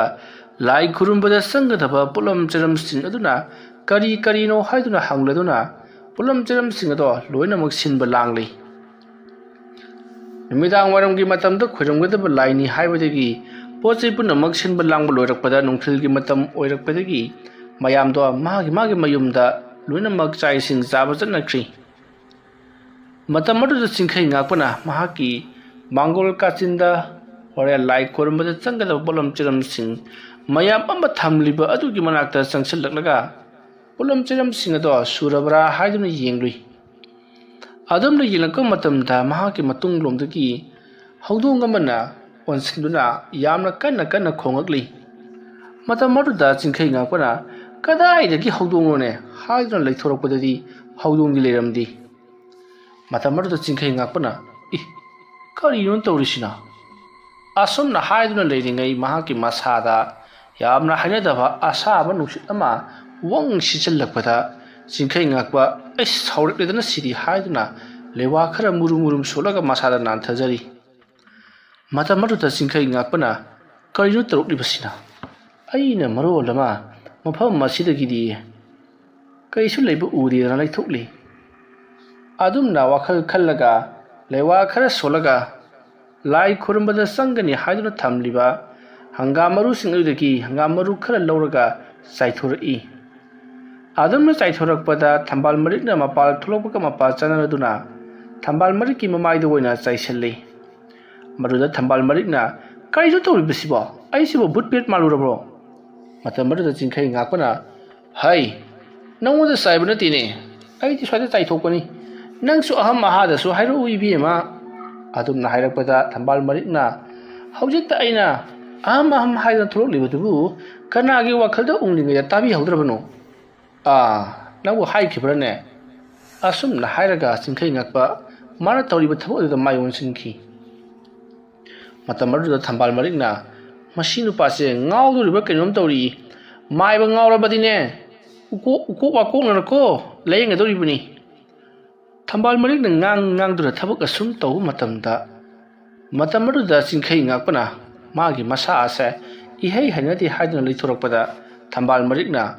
सुमांगद लेबलगा कराइदनो अमदा मुन्ना येंगलगा लेरमलिबा अदुदा चिंखै ngakpana करी दौरे कराइदनो येंगलिबदुना हाइरकपदा थंबाल मरिकना सिदा अमुक्ता लाव हादना मखुद खलई वादी ngang चिंखै ngakpado चिंगनब अमगा लोइना परप परप चंगसिलक्तुना थंबाल मरिकता करीनो कदाइनो अदुमना हाइरुबदा थंबाल मरिकना आगी पुखरी मपानदा लेरिबसिबु हौदों नत्रो नुमिदांग वारंगा ओइबसिदा इबु ग्यान अमा ताद्रेने चिंखै ngakpसु अहल लोइसलक्लबनि ना से मसिंग मरांग उरबनि हौदों सु माली अदुगा कनागुंबा म पुखरी मनुंगदा इरुजरगा पुखरी की मपानदा मंगकदो अमुक थांगत अमुक नोंथा तौबदु अरापदगी उबसु माली अदुमना हईरा हौदों ल ग्यान तासलक्तबदुदि चिंखै ngakpana आई चलगे येंगी से हाइदुना परप परप चतकी मतम मरुदा थंबाल मरिकसु तुंगलोमता खरा लापतकना इनरकलिबनि मतम मरुदा चिंखै ngakpana हाय नंगी सिदा केदरमलिबा हा मतम मरुदा थंबाल मरिकना सुम खंदना लांकपनि थंबाल मरिकना तुंगदगी खुमलकपा अदुदा चिंखै ngakpa खंगपेक खंगदुना चोंथुई अदुगा मसी नुपिसि इनरै मालेने हाइरई हौजी हंगकिबा वाहंग अदु थंबाल मरिकना मंगोंदा ओरबु निंगुदुना खुमलुबनि अदुबु हंगलिबा वाहंग अदुदि चिंखै ngakpana पुखरी अदुदा लेरमलिबा फत्रबा तिमुलाइमु अदुदा हाइबनि मतमरु थंबाल मरिकना आई नंगी नतु इनबगासे ngमचरोइदा स्वाई स्वाई हेक लावदना असुमना हाइरगा परप परप थोख्रे मतमरु चिंखै ngakpana आई नै सोमदा असिदा पुखरीदा लेरिबसिदा हंगली अदुगा माना ओइना खुमलैने वहाय असे हाइरगा लेथोरकपददि हौजिता महानु उखिबदो लेरमद्रि चिंखै ngakpa मतोमता खंजै आइसिबु रेवातिनवागी मरमदा करीमता खंद्रबा माइबरनि फै आई हुजिक माइबु ओइरी ओइद्रे सिदा पाली पांदे हाइबदु आई अमुक्तंग चांगयेंगे असुमना खलगा महाकना परप परप लाक्लगा पुखरी अदुगी इसिंग खरा मखुतना सोकटलगा लेवा सोलगा पुखरी अदुगी अकोइबदा साइथोके हाइदुना थौरांग तोरकपदा महाकी मखुतना पुखरीगी इसिंग अदुदा थेंगलुबदा पुखरीगी इसिंग अदो मई हौना सारमलै खजितंग फावबा थेंगबा ngमद्रै मरुदा चिंखै ngakpa खंगप्रेक खंगदुना करिनो पुखरीगी इसिंग असिदि मई हौना सारिबसिना कमदोरिबा जानो करिगुंबा मदि लेरसे असुमना हाइरगा लेवा खरा सोलगा लैतुम खुलगा मतुंगदा लैतुम मरुदा मु लेवा सोलगा लंगथरई अदुमना लंगथरकपा अदुदा पुखरी अदुगी इसिंग अदो मनिन फुंग फुंग कारकलिबा मनिन अदुना अमाइबा चिंखै ngakpagi masada phubada अमाइबा चिंखै ngakpa masado tayangta soiraduna tarang malang amada chatpagum itaw tawbagum tamna pukhiromda kumtharakli mata wasumna चिंखै ngakpa masado apunaba amana purabagumna pukrida sumasum kumtharakpaduna makhwang yausalakli mata madu pukhri ising ado musin muna pirik sobugum gongon karakli tanja aduda thambal marik chenthoraktuna haima kaino man tawribasibo parap chensalaklaga चिंखै ngakpagi manakta leplaga kaino tawribadubo haduna lawrakpada चिंखै ngakpado ngasai makai masa adu tarang malang amada itaw tawduna leirmado gyan khanglak laklabagum pukhri dagi burung chenkhalakli चिंखै ngakpa sorma pi honduna masa ado yengjeruba matamdadi masa ado pangchokta chokthari matam maduda चिंखै ngakpana chairai khonbasi nga haiwai mahuk sagda natredana aibu sumdur purana honariba adusu manglaibak amada phai mana asi yang matroklaga aina tumina leigada banati tawriba khudimak mahakna loina makodamlaba चिंखै ngakpana murum sonba aduda thambal marikna masa sagel aduda thak induna kaidoragi minangbo hai kaisu tawdi law imungda parap changna ba tawsi asumna चिंखै ngakpa imung lomda parap changi tawriba singasi karino khallubada thambal marikti pangpada pakhatchari thambal marikna karino bo hojik torom libadubo ha karino haibani hai atai kaisnati lekai ase kariguma thodok amadi sodrama ke thoklaragani ꯉꯥꯗꯨꯅꯅꯤ ꯑꯩꯅ ꯅꯉꯣꯟꯗ ꯏꯃꯨꯡꯗ ꯄꯔꯄꯞ ꯆꯪꯁꯤꯜꯂꯛꯑꯣꯗꯅ ꯍꯥꯏꯔꯤꯕꯁꯤ ꯑꯁ ꯑꯩꯅ ꯍꯪꯕꯗꯤ ꯑꯗꯨ ꯍꯥꯏꯕ ꯅꯠꯇꯦ ꯄꯨꯈ꯭ꯔꯤꯗ ꯀꯨꯝꯂꯨꯔꯤꯕꯗꯣ ꯀꯩꯗꯧꯕ ꯀꯨꯝꯂꯨꯔꯤꯕꯅꯣ ꯍꯥꯏꯕ ꯑꯣ ꯄꯨꯈ꯭ꯔꯤꯗ ꯀꯨꯝꯕꯗꯣ ꯍꯥꯏ ꯃꯗꯨ ꯑꯩ ꯁꯤꯒꯦ ꯇꯧꯔꯤꯕꯅꯤꯅꯦ ꯀꯅꯥꯒꯨꯝꯕꯅ ꯑꯃꯅ ꯑꯩꯁꯤ ꯏꯁꯤꯡ ꯃꯅꯨꯡꯗ ꯅꯝꯁꯤꯜꯂꯒ ꯍꯥꯠꯀꯗꯕꯒꯤ ꯇꯧꯔꯛꯂꯤꯕꯅꯤ ꯏꯁ ꯅꯠꯇꯦꯅꯦ ꯑꯩꯈꯣꯏ ꯄꯥꯕꯨꯡꯕꯨ ꯃꯥꯏꯕ ꯅꯠꯇꯕ꯭ꯔꯥ ꯍꯥꯏꯕ ꯑꯩ ꯃꯥꯏꯕꯁꯨ ꯃꯤꯅꯤꯅꯦ ꯑꯁꯣꯝꯗꯒꯤ ꯀꯔꯤꯒꯨꯝꯕ ꯈꯔ ꯑꯔꯨꯕ ꯑꯃ ꯇꯧꯔꯛꯂꯕꯗꯤ ꯑꯩꯈꯣꯏꯁꯨ ꯒ꯭ꯌꯥꯟ ꯃꯦꯟ ꯇꯥꯄꯣꯟꯇꯦꯅꯦ ꯑꯩꯕꯨ ꯁꯨꯝꯗꯨꯅ ꯄꯨꯔꯤꯕ ꯃꯍꯥꯛ ꯏꯂꯥꯏ ꯂꯥꯏꯕ ꯏꯆꯝ ꯆꯝꯕ ꯑꯃꯗꯤ ꯑꯣꯏꯔꯔꯣꯏ ꯐꯔꯦ ꯈꯣꯡ ꯈꯨꯠꯁꯤ ꯑꯩ ꯂꯩꯈꯣꯝ ꯂꯩꯅꯥꯡꯒ ꯇꯩꯕꯁꯤ ꯑꯃꯨꯛꯇ ꯆꯥꯝꯊꯣꯛꯀꯦ ꯑꯁꯨꯝꯅ ꯆꯤꯡꯈꯩ ꯉꯥꯛꯄꯅ ꯃꯈꯣꯡꯗ ꯌꯦꯡꯊꯔꯛꯄꯗꯗꯤ ꯊꯝꯕꯥꯜ ꯃꯔꯤꯛꯁꯨ ꯉꯛꯂꯤ ꯆꯤꯡꯈꯩ ꯉꯥꯛꯄꯁꯨ ꯉꯛꯂꯤ ꯃꯇꯝ ꯑꯗꯨꯗ ꯊꯝꯕꯥꯜ ꯃꯔꯤꯛꯅ ꯀꯩꯅꯣ ꯇꯧꯔꯤꯕ ꯈꯣꯡꯁꯤꯗꯤ ꯑꯩ ꯋꯥ ꯂꯥꯎꯒꯅꯨ ꯀꯔꯤꯅꯣꯅꯦ ꯑꯩꯒꯤ ꯈꯣꯡ ꯑꯁꯤꯅ ꯑꯁꯨꯛ ꯆꯝꯅ ꯃꯌꯥꯡ ꯀꯪꯁꯤꯜꯂꯝꯂꯒ ꯈꯨꯖꯤꯟ ꯈꯨꯌꯥꯒ ꯏꯁꯥꯡ ꯁꯥꯡꯂꯗꯅ ꯁꯔꯨ ꯁꯔꯥꯡꯒꯨꯝꯕ ꯇꯧꯔꯝꯂꯤꯕꯁꯤꯅ ꯍꯥꯏ ꯃꯃꯥ ꯑꯩ ꯋꯥ ꯍꯥꯏꯒꯦ ꯂꯥꯏꯅꯤꯡꯊꯧꯗꯒꯤꯅꯦ ꯋꯥꯏ ꯐꯖꯅ ꯇꯩꯔꯒ ꯃꯗꯨꯒꯤ ꯂꯩꯅꯥꯡ ꯑꯗꯣ ꯏꯁꯤꯡꯗ ꯊꯤꯠꯂꯒ ꯑꯃꯨꯛꯇꯪ ꯄꯨꯊꯣꯔꯛꯎ ꯑꯩꯅ ꯆꯪꯂꯨꯕꯗꯤ ꯇꯧꯍꯩꯗ꯭ꯔꯦ ꯑꯗꯣꯝꯅ ꯍꯥꯏꯔꯛꯄ ꯊꯝꯕꯥꯜ ꯃꯔꯤꯛꯅ ꯀꯔꯤꯅꯣ ꯂꯩꯅꯥꯡ ꯄꯣꯔꯛꯑꯣ ꯍꯥꯏꯕꯁꯤꯕꯣ ꯍꯥꯏ ꯋꯥꯏꯗꯨ ꯇꯩꯔꯒ ꯅꯈꯨꯠꯇ ꯄꯛꯂꯛꯄ ꯂꯩꯅꯥꯡ ꯑꯗꯨ ꯁꯦ ꯄꯥꯇ꯭ꯔ ꯑꯃꯗ ꯈꯨꯖꯥꯏꯗꯔ ꯀꯔꯤꯅꯣ ꯍꯥꯝꯖꯤꯜꯂꯒ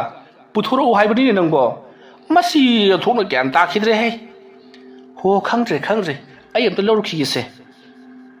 ꯊꯝꯕꯥꯜ ꯃꯔꯤꯛꯇꯣ ꯍꯣꯕꯦ ꯆꯦꯟꯁꯤꯟꯈꯤ ꯃꯇꯝ ꯑꯗꯨꯗ ꯆꯤꯡꯈꯩ ꯉꯥꯛꯄꯅ ꯀꯔꯤꯅꯣ ꯃꯥꯒꯤ ꯆꯩꯔꯥꯏ ꯈꯨꯟꯕꯁꯤꯅ ꯇꯧꯔꯛꯂꯤꯕꯁꯤꯕꯣ ꯑꯁꯨꯛ ꯊꯨꯅ ꯑꯩꯕꯨ ꯀꯪꯁꯤꯟꯍꯟꯕ ꯐꯩ ꯅꯪ ꯈꯪꯒꯅꯤ ꯉꯁꯤꯒꯤ ꯑꯍꯤꯡ ꯆꯤꯡꯈꯩ ꯉꯥꯛꯄ ꯁꯥꯎꯕꯅ ꯃꯩ ꯍꯧꯔꯤ ꯉꯥꯏꯍꯥꯛ ꯂꯩꯔꯒ ꯊꯝꯕꯥꯜ ꯃꯔꯤꯛꯁꯨ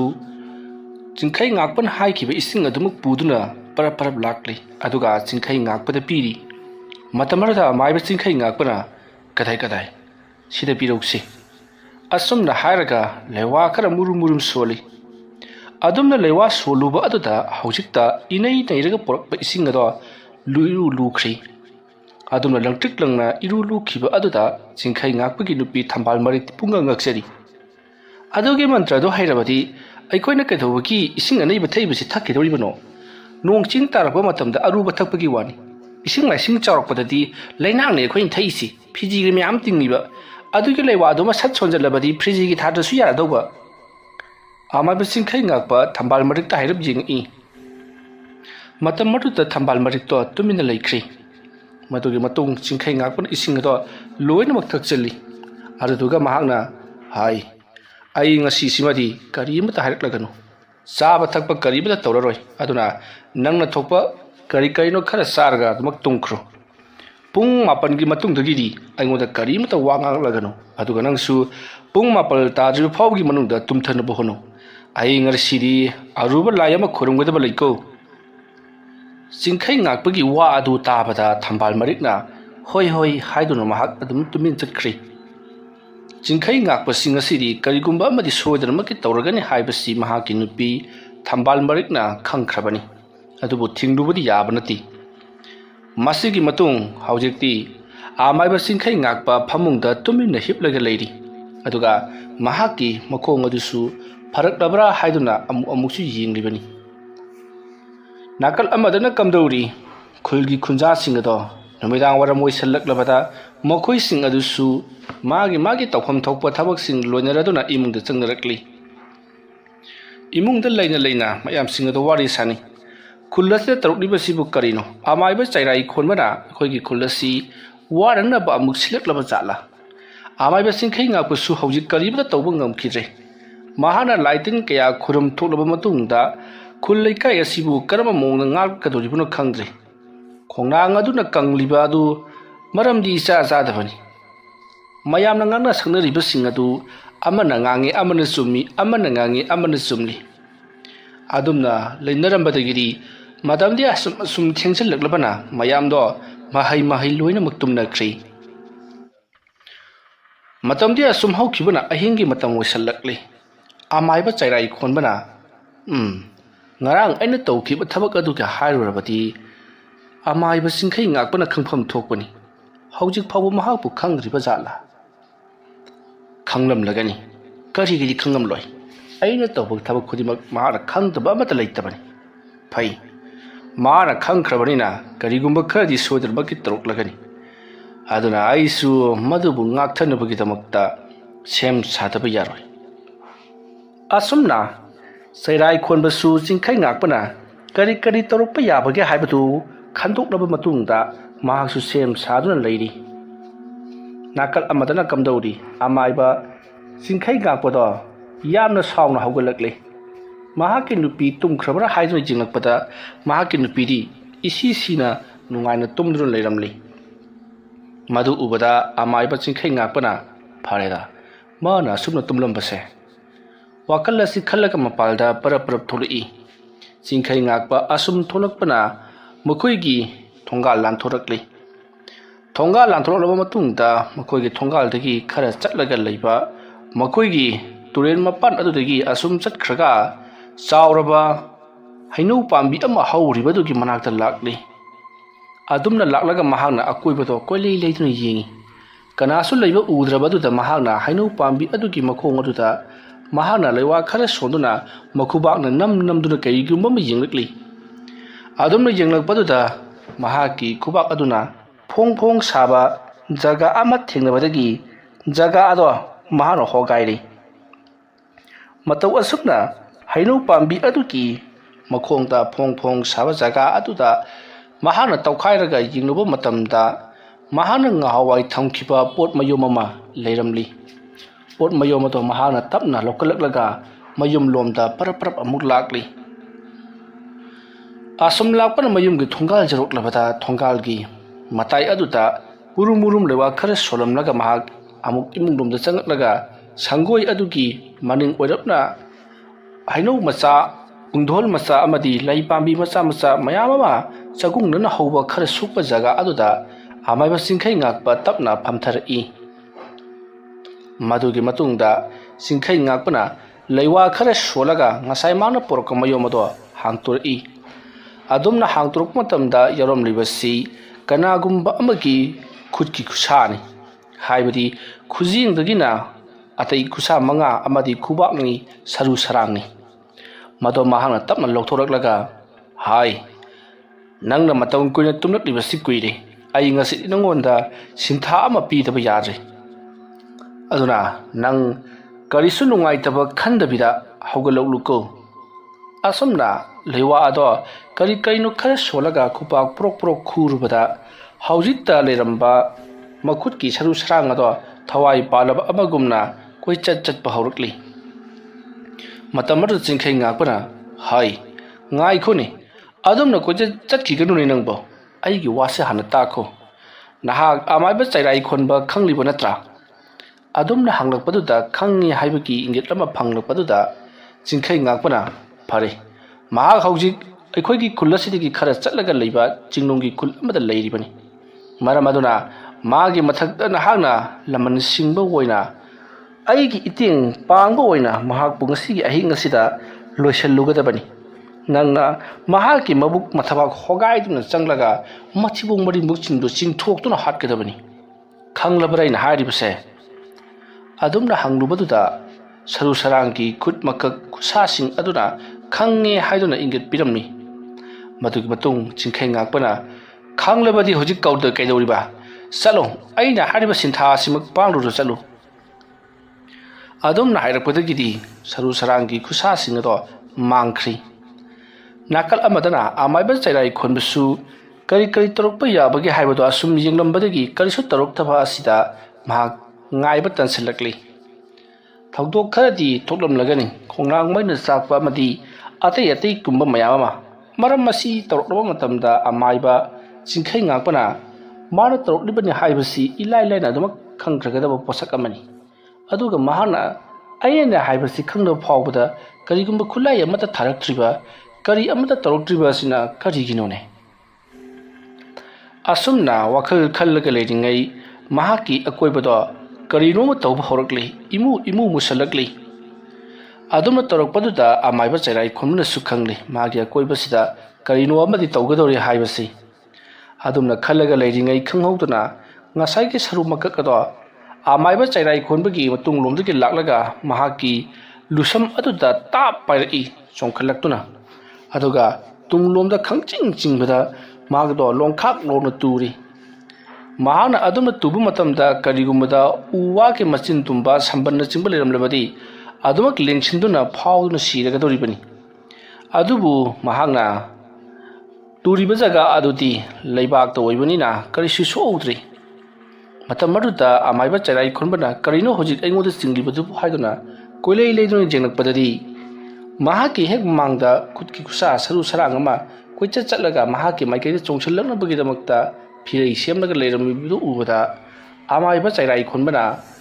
is masigi saru sarang mukhulasin oireko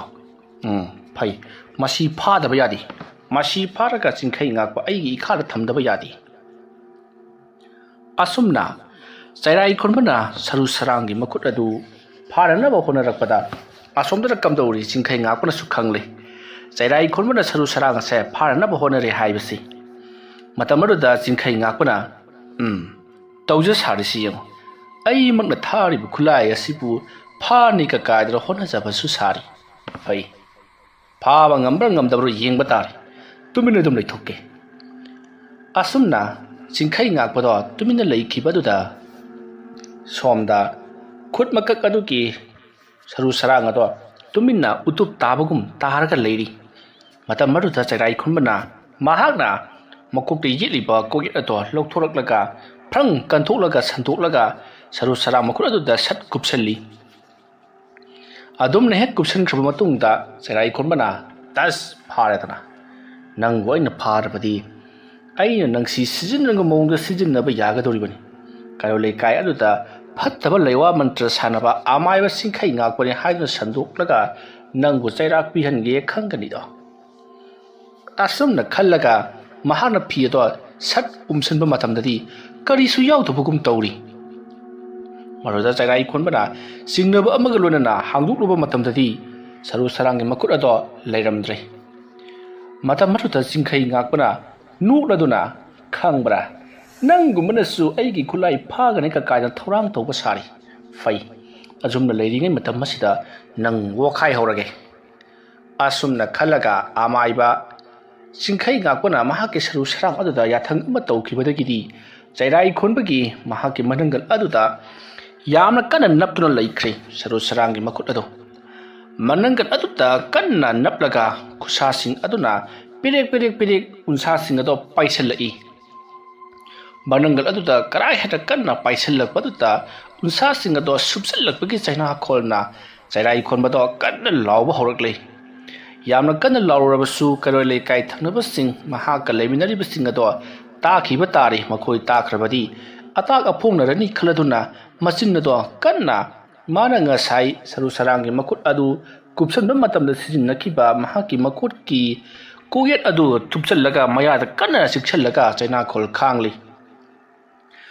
madubu karma lawthuksige haiduna wakhal tawrakpada masidi yararoi haiduna laimai aduda khubakna namlaga lewa khara soli lewa sonphamga khangbada nati chaina kholaduna hena piselakribani manangal ado karigumba posak amana haibadi checkup ki maningumbana chapna chapsallaga sekairakpagum leikhairapagum naraklibani unsada checkup na chappagi machaina kholasidi asuki matik nakrabani do maramaduna amaiba chairai khonbado lewa mantraga sonpham khangdi adubu marit khaba maibani punamak khangjallaga lewa do niyom sumna solba matung laimai ado hojikti mai hogna sari masigi matung amaiba chairai khonbana mahana khubak nambadagi phamung pakna yangkok mu pakna bang saduna leiriba jaga aduda manangana do thok longthok tun hipthai adumma torokpada mananganda napliba saru sarang ado khangba ngamdra mali phrang chungduna mafam marudagi chenthok tuna jaga amada mu lotkhi madun hek thadok khibaga chaina kholodo khanghan hallabagumna chairai khonbado phuk haugalai aduga is kayadi kada paisilakraba phai nangna ngambana nangna tauba aina ngambana aina tauba sumane sum phagi jogai tawdaba sinadi yarodori khanggalidana nang asumna hairamlaga mahak imungda parap changkhri imungda changkhra matung parap parap amuk thoraklaga mahakna imungdagi karigumba ama puthorакli puthorli pot ase chandon chai mali hariba chai asina lewa khara solaga mahakna amuk leimaida tangkhai muki chang yungchalli kap muk sangliba chandon chai manba amuba chai ado mayai muk leimaida yungchillaba matungta matam aduda mahakna muk lewa solaga lang ama kisi kiri hariba lang ase amubani aduga langcha muk chauna kuyet yesilli madugi matungda lang machil ado mahakna lewa khara solaga lakna lang thukibada lang machil ado jara tingthukiduna lang ado kana gumba amana pairaga mathang chingthukibagum jara chingthoki asumna lang machil aduna amaiba singkhai ngapna tharakpa saru sarang adubu pullaga phajilhaga thamnanabagi damakta koi tanarakli aduma torokpada amaiba singkhai ngakpasu pakhalakli karigumba lang machil aduna saru sarangi makut ado phangkhiba taragati lang aduna bu ki khrabati nanthokpa ngambagi walaiti maram aduna amaiba singkhai ngakpasu mana thakibu khulai ado hanjindaba yararoi khaladuna mahaki manakta laganaba kaurakli adumna kaurakpadagi saru sarang adusu mafam madu thadoktuna amaiba singkhai ngakpagi manaktamna senkhre somdana kamdauri charai khonba saru sarang ado langmachin aduna asum koithi thirakpada langmachin aduna asum singthokibadagi mahakna yechindra thamliba langi matum ado asum tingthokibana loisilakli adumna loisilakpa aduda amaiba charai khonbada pakhalakladuna hajukti mahakju khangli mahaki akoibada karigumba saru sarang ado laiba taragadi ngasai phaba ngamlagadabani adubu haujik phaba ngamdriba asina takpadi saru sarang ado hankhre takpani maramaduna mahaki lai khurumbagi mahakna saru sarang thibagi thabak asi toklage haiduna loisankhre adumda loisallamlaba matungta mahak imungta parap changakli somdana kamdauri amaiba singkhai ngakpana ngasigidi ma hanbirabani hayeng aina kari turpa ngambagi haibado yenghanba tari मीन लक्सब यादब अने मौद उत्तब यादबनी सिंखै gap मुरुम मुरुम सोलग महाक्सु इमुंग दमक संखे असमना तौदुना मतम मसे हौख्रे सोमतन कमदौरी अमाइबा सिंखै गापद तुमथब सुया याद्री हौजिक महाना पुंग येंगलुब मतमददी पुंग 3 मखाई खर हेलग लेरमले नोंगलमदाइगी मतमनी मतम मसिद महाक ममाई ममित खुमजल्लगा महाक्सी अमाइबा सिंखै गापगी लेकाई रोमदा गाहाक कोइरोकी अयुकी साजेल लाकपा साबो ओइना हाइदुना महाक अमाइ ममित खुमजल्लगा अमाइबा सिंखै गापगी लेकाई रोमदा लाकली मतमरुदा थबा इंखांग सुबा चटपा लरोइतिक तौबा चटपा अमदी लौसिंग कुंबा पाता चटपा मी मयाम अमा सोरोक्ता थेंगरी कनाना सुचराई खोनबदा यिंगरक्ति असुमन तौदुना मतमसे असुम हौख्रबदा अमाइबा सिंखै गापगी मयुम जोक्सिलकदौरी मतमरु चराई खोनबना अमाइबा सिंखै गापगी युम फजना सारंबसी उबदा अमाइबा चराई खोनबना युम दी फनन तिन सारेदना अइना मई थादोक लमलबसु कया फजना सार फै करम मतम फावबन खोइना खुलसिदा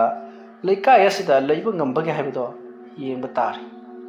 ngarang han aina tawkhiba thabak atugi matangda haujik phawba makhoina khangba ngamdrini se apangba lekai haisini asumna wakhal khallaga thonganda leplaga leiringai amaiba singkhai ngakpaduna tunglomdagi karano sombo adumna hanglakpada amaiba sairai khonbana tumina leithorakpadadi singkhai ngakku oirambaduda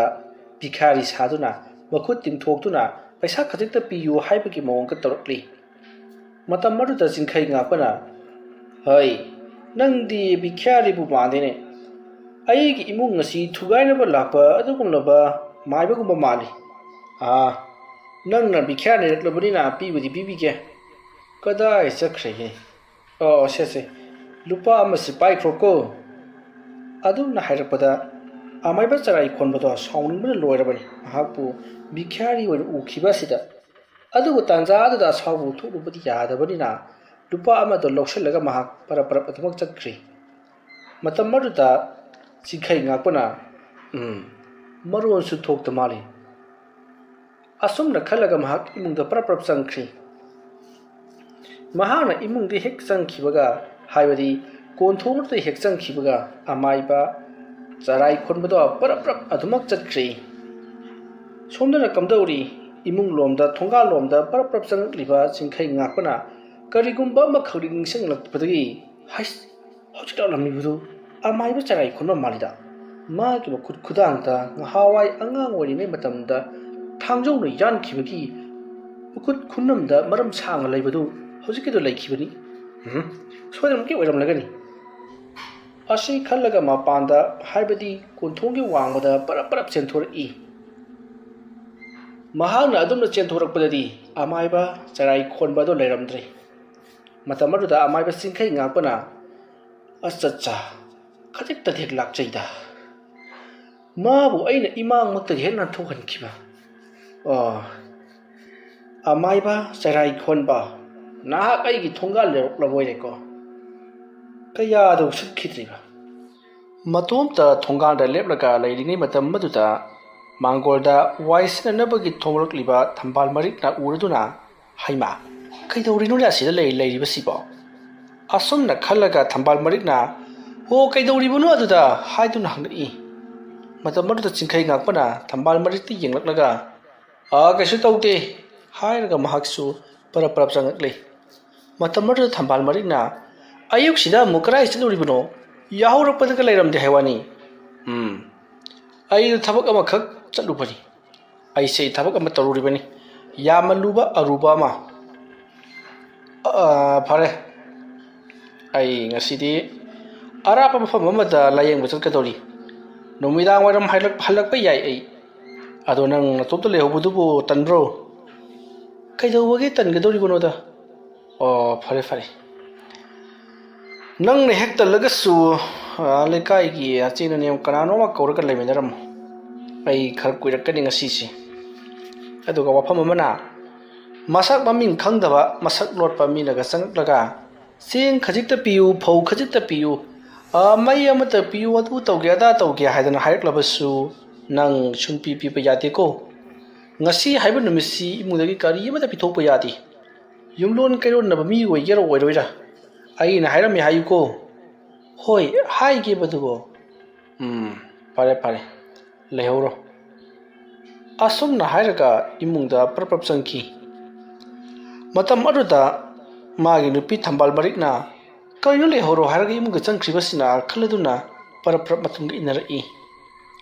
ꯃꯇꯝ ꯑꯗꯨꯗ ꯑꯃꯥꯏꯕ ꯆꯤꯡꯈꯩ ꯉꯥꯛꯄꯅ ꯃꯈꯨꯠꯅ sign ꯇꯧꯗꯨꯅ ꯂꯥꯡꯒꯅꯨ ꯑꯩ ꯍꯧꯖꯤꯛꯁꯤ ꯑꯇꯣꯞꯄ ꯃꯐꯝꯗ ꯆꯠꯄ ꯁꯥꯔꯤꯕꯅꯤ ꯍꯥꯏꯔꯛꯄꯗ ꯆꯤꯡꯈꯩ ꯉꯥꯛꯄꯒꯤ ꯃꯥꯒꯤ ꯅꯨꯄꯤ ꯊꯝꯕꯥꯜ ꯃꯔꯤꯛꯅ ꯀꯔꯤꯅꯣ ꯍꯥꯏꯔꯤꯁꯤꯕꯣ? ꯅꯁꯥꯅ ꯁꯤꯗ ꯂꯩꯔꯒ ꯊꯕꯛ ꯆꯠꯄ ꯁꯥꯏ ꯍꯥꯏꯔꯤꯕꯁꯤꯕꯨ ꯀꯅꯥꯅ ꯊꯥꯖꯗꯧꯔꯤꯒꯦꯕ? ꯍꯣꯏ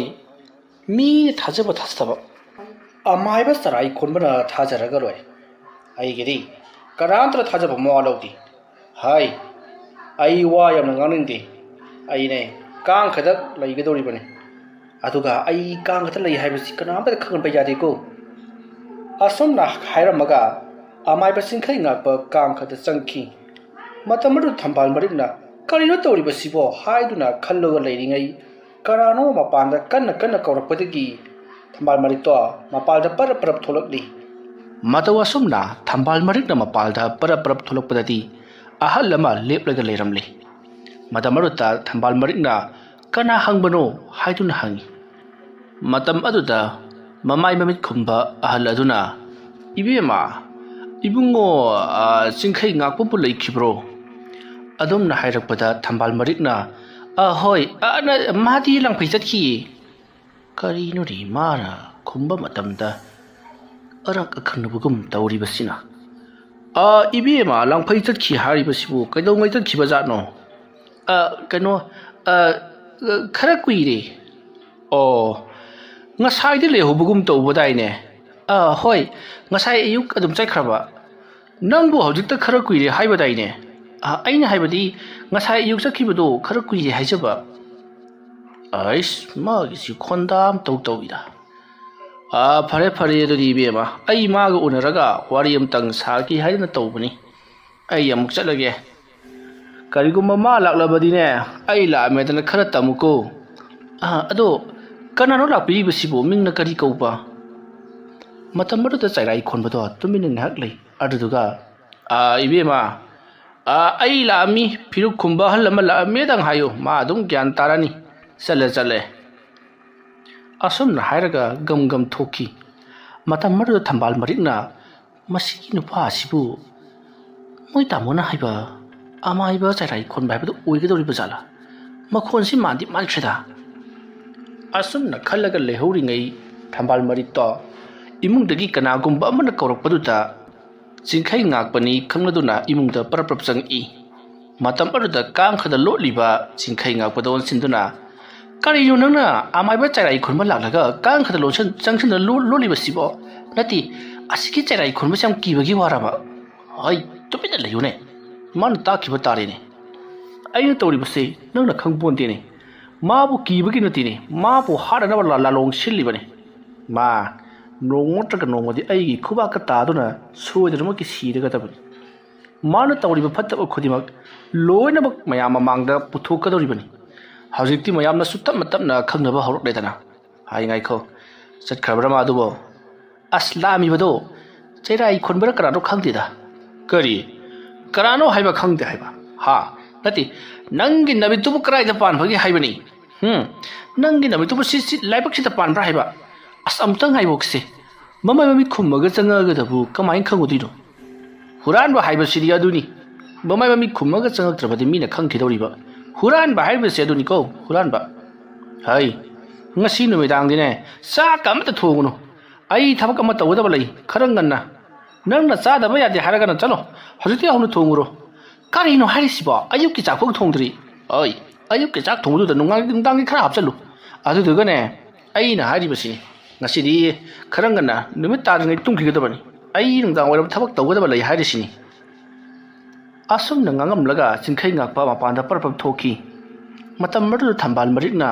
pila bharidai masiki nupa asigi leminabasi kyamiga mata tati asumna murum solaga lehori singkhai ngakpa mapalda paraprap throklaga yum adugi akoibata chairai khunbata kari ga toromba jano haiduna question sinaduna yengli karsu thoidokpa chinganingai oiba karim toromdraba aduda matomta khanjai ma gumbana su aigi yum yumna changakpaga saradana phai horel numidang ti chairai khunbasi matik thokpa lakna ke khangani do wakhalasi khallaga ma yum adugi maningdomda leiba labuk macha adomda amu lakli mahana sum lakamatamda labuk lomdagi karakpa mi singna handakti phausing sipu panba yarodoribra kaino mai taw tawrakliye ising maising sin mawong tadana kangtharakliba aikoina sahi kaya sijinnabda loiba ngamdraba pat macha du su hawjite mayeng phana yamna tahawre kanagumba mana ising ngasi phatoknabra khangdi matamruda amana mukhumi hai phagi su phagini hai gumdana madugi pat masadu ising phajana kanghawi krai da phatokpagi haibadu amuktang akoibadu chalaga yengthokpati phabajani hei asukna mayamdo amaga ngangaduna chatlingai amaiba singkhai ngakpana noi amuktang ngai khoni labukta lehoriba mi singdudi kana no mi kyam lehori adumna hanglakpada labukta gi kar leba sing aduna siri chingkhai ngakpani ni mi khari lehoribani ado oza di kadai chabirubuno aido lai sanafam jaga amatang thiriklibani mafam swai si chap charagani swai sida I horen numidang lai amma kaukthokduna sanagadoribani adugi na khoidai na mafam se hangbani ja adumna hairakpada labukta ki kak leba sing aduna khariyoni oza amai ba chingkhai ngakpana hairiba sibo haiduna makhoi masen amaga murum wari sandraga adum chatkhri masigi matung matamde asum haukibana numidangi matam moisalakli chairai khonba jingkhai ngakpagi khulda leikaida asum lerambadagi mahaksu mayum londa hankrabani jingkhai ngakpana chairai khonbana torokliba thabak asi karino haibudu khangdoknabagi damakta ꯌꯥꯝꯅ ꯀꯟꯅ ꯊꯤꯒꯠꯂꯤ ꯍꯥꯏꯕꯁꯤ ꯑꯃꯥꯏꯕ ꯆꯩꯔꯥꯏ ꯈꯣꯟꯕꯁꯨ ꯈꯪꯂꯤꯕꯅꯤ ꯑꯗꯨꯕꯨ ꯃꯍꯥꯛꯅ ꯇꯧꯈꯤꯕ ꯊꯕꯛ ꯑꯗꯨ ꯈꯪꯒꯗꯕ ꯂꯩꯇꯦ ꯍꯥꯏꯗꯨꯅ ꯃꯍꯥꯛꯇꯤ ꯇꯨꯃꯤꯟꯅ ꯑꯗꯨꯃꯛ ꯂꯩꯊꯣꯛꯂꯤꯕꯅꯤ ꯑꯁꯨꯝꯅ ꯇꯧꯗꯨꯅ ꯅꯨꯃꯤꯗꯥꯡꯒꯤ ꯃꯇꯝ ꯑꯣꯏꯁꯜꯂꯛꯂꯕꯗ ꯑꯃꯥꯏꯕ ꯆꯤꯡꯈꯩ ꯉꯥꯛꯄꯗꯤ ꯄꯔꯞ ꯄꯔꯞ ꯊꯣꯛꯈꯤꯗꯨꯅ ꯃꯈꯣꯏꯒꯤ ꯈꯨꯜꯒꯤ ꯌꯥꯝꯅ ꯇꯝꯅꯩ ꯍꯥꯏꯅꯕ ꯖꯒꯥ ꯑꯃꯗ ꯆꯠꯈ꯭ꯔꯤ ꯃꯇꯝ ꯑꯗꯨꯗ ꯊꯝꯕꯥꯜ ꯕꯔꯤꯛꯅ ꯃꯁꯤꯒꯤ ꯅꯨꯄꯥ ꯑꯁꯤꯅ ꯇꯧꯔꯤꯕꯁꯤꯕꯨ ꯀꯔꯤꯅꯣ ꯍꯥꯏꯗꯨꯅ ꯃꯥꯗꯤ ꯃꯨꯔꯨꯝ ꯃꯨꯔꯨꯝ ꯁꯣꯟꯗꯨꯅ ꯂꯩꯖꯍꯧꯔꯤꯕꯅꯤ ꯑꯃꯥꯏꯕ ꯆꯤꯡꯈꯩ ꯉꯥꯛꯄꯅ ꯑꯁꯨꯝ ꯂꯥꯛꯄꯗ ꯂꯩꯀꯥꯏ ꯑꯗꯨꯒꯤ ꯑꯍꯜ ꯂꯃꯟ ꯈꯔꯁꯨ ꯊꯦꯡꯅꯩ ꯃꯇꯝ ꯑꯗꯨꯗ ꯑꯍꯜ ꯂꯃꯟꯁꯤꯡ ꯑꯗꯨꯅ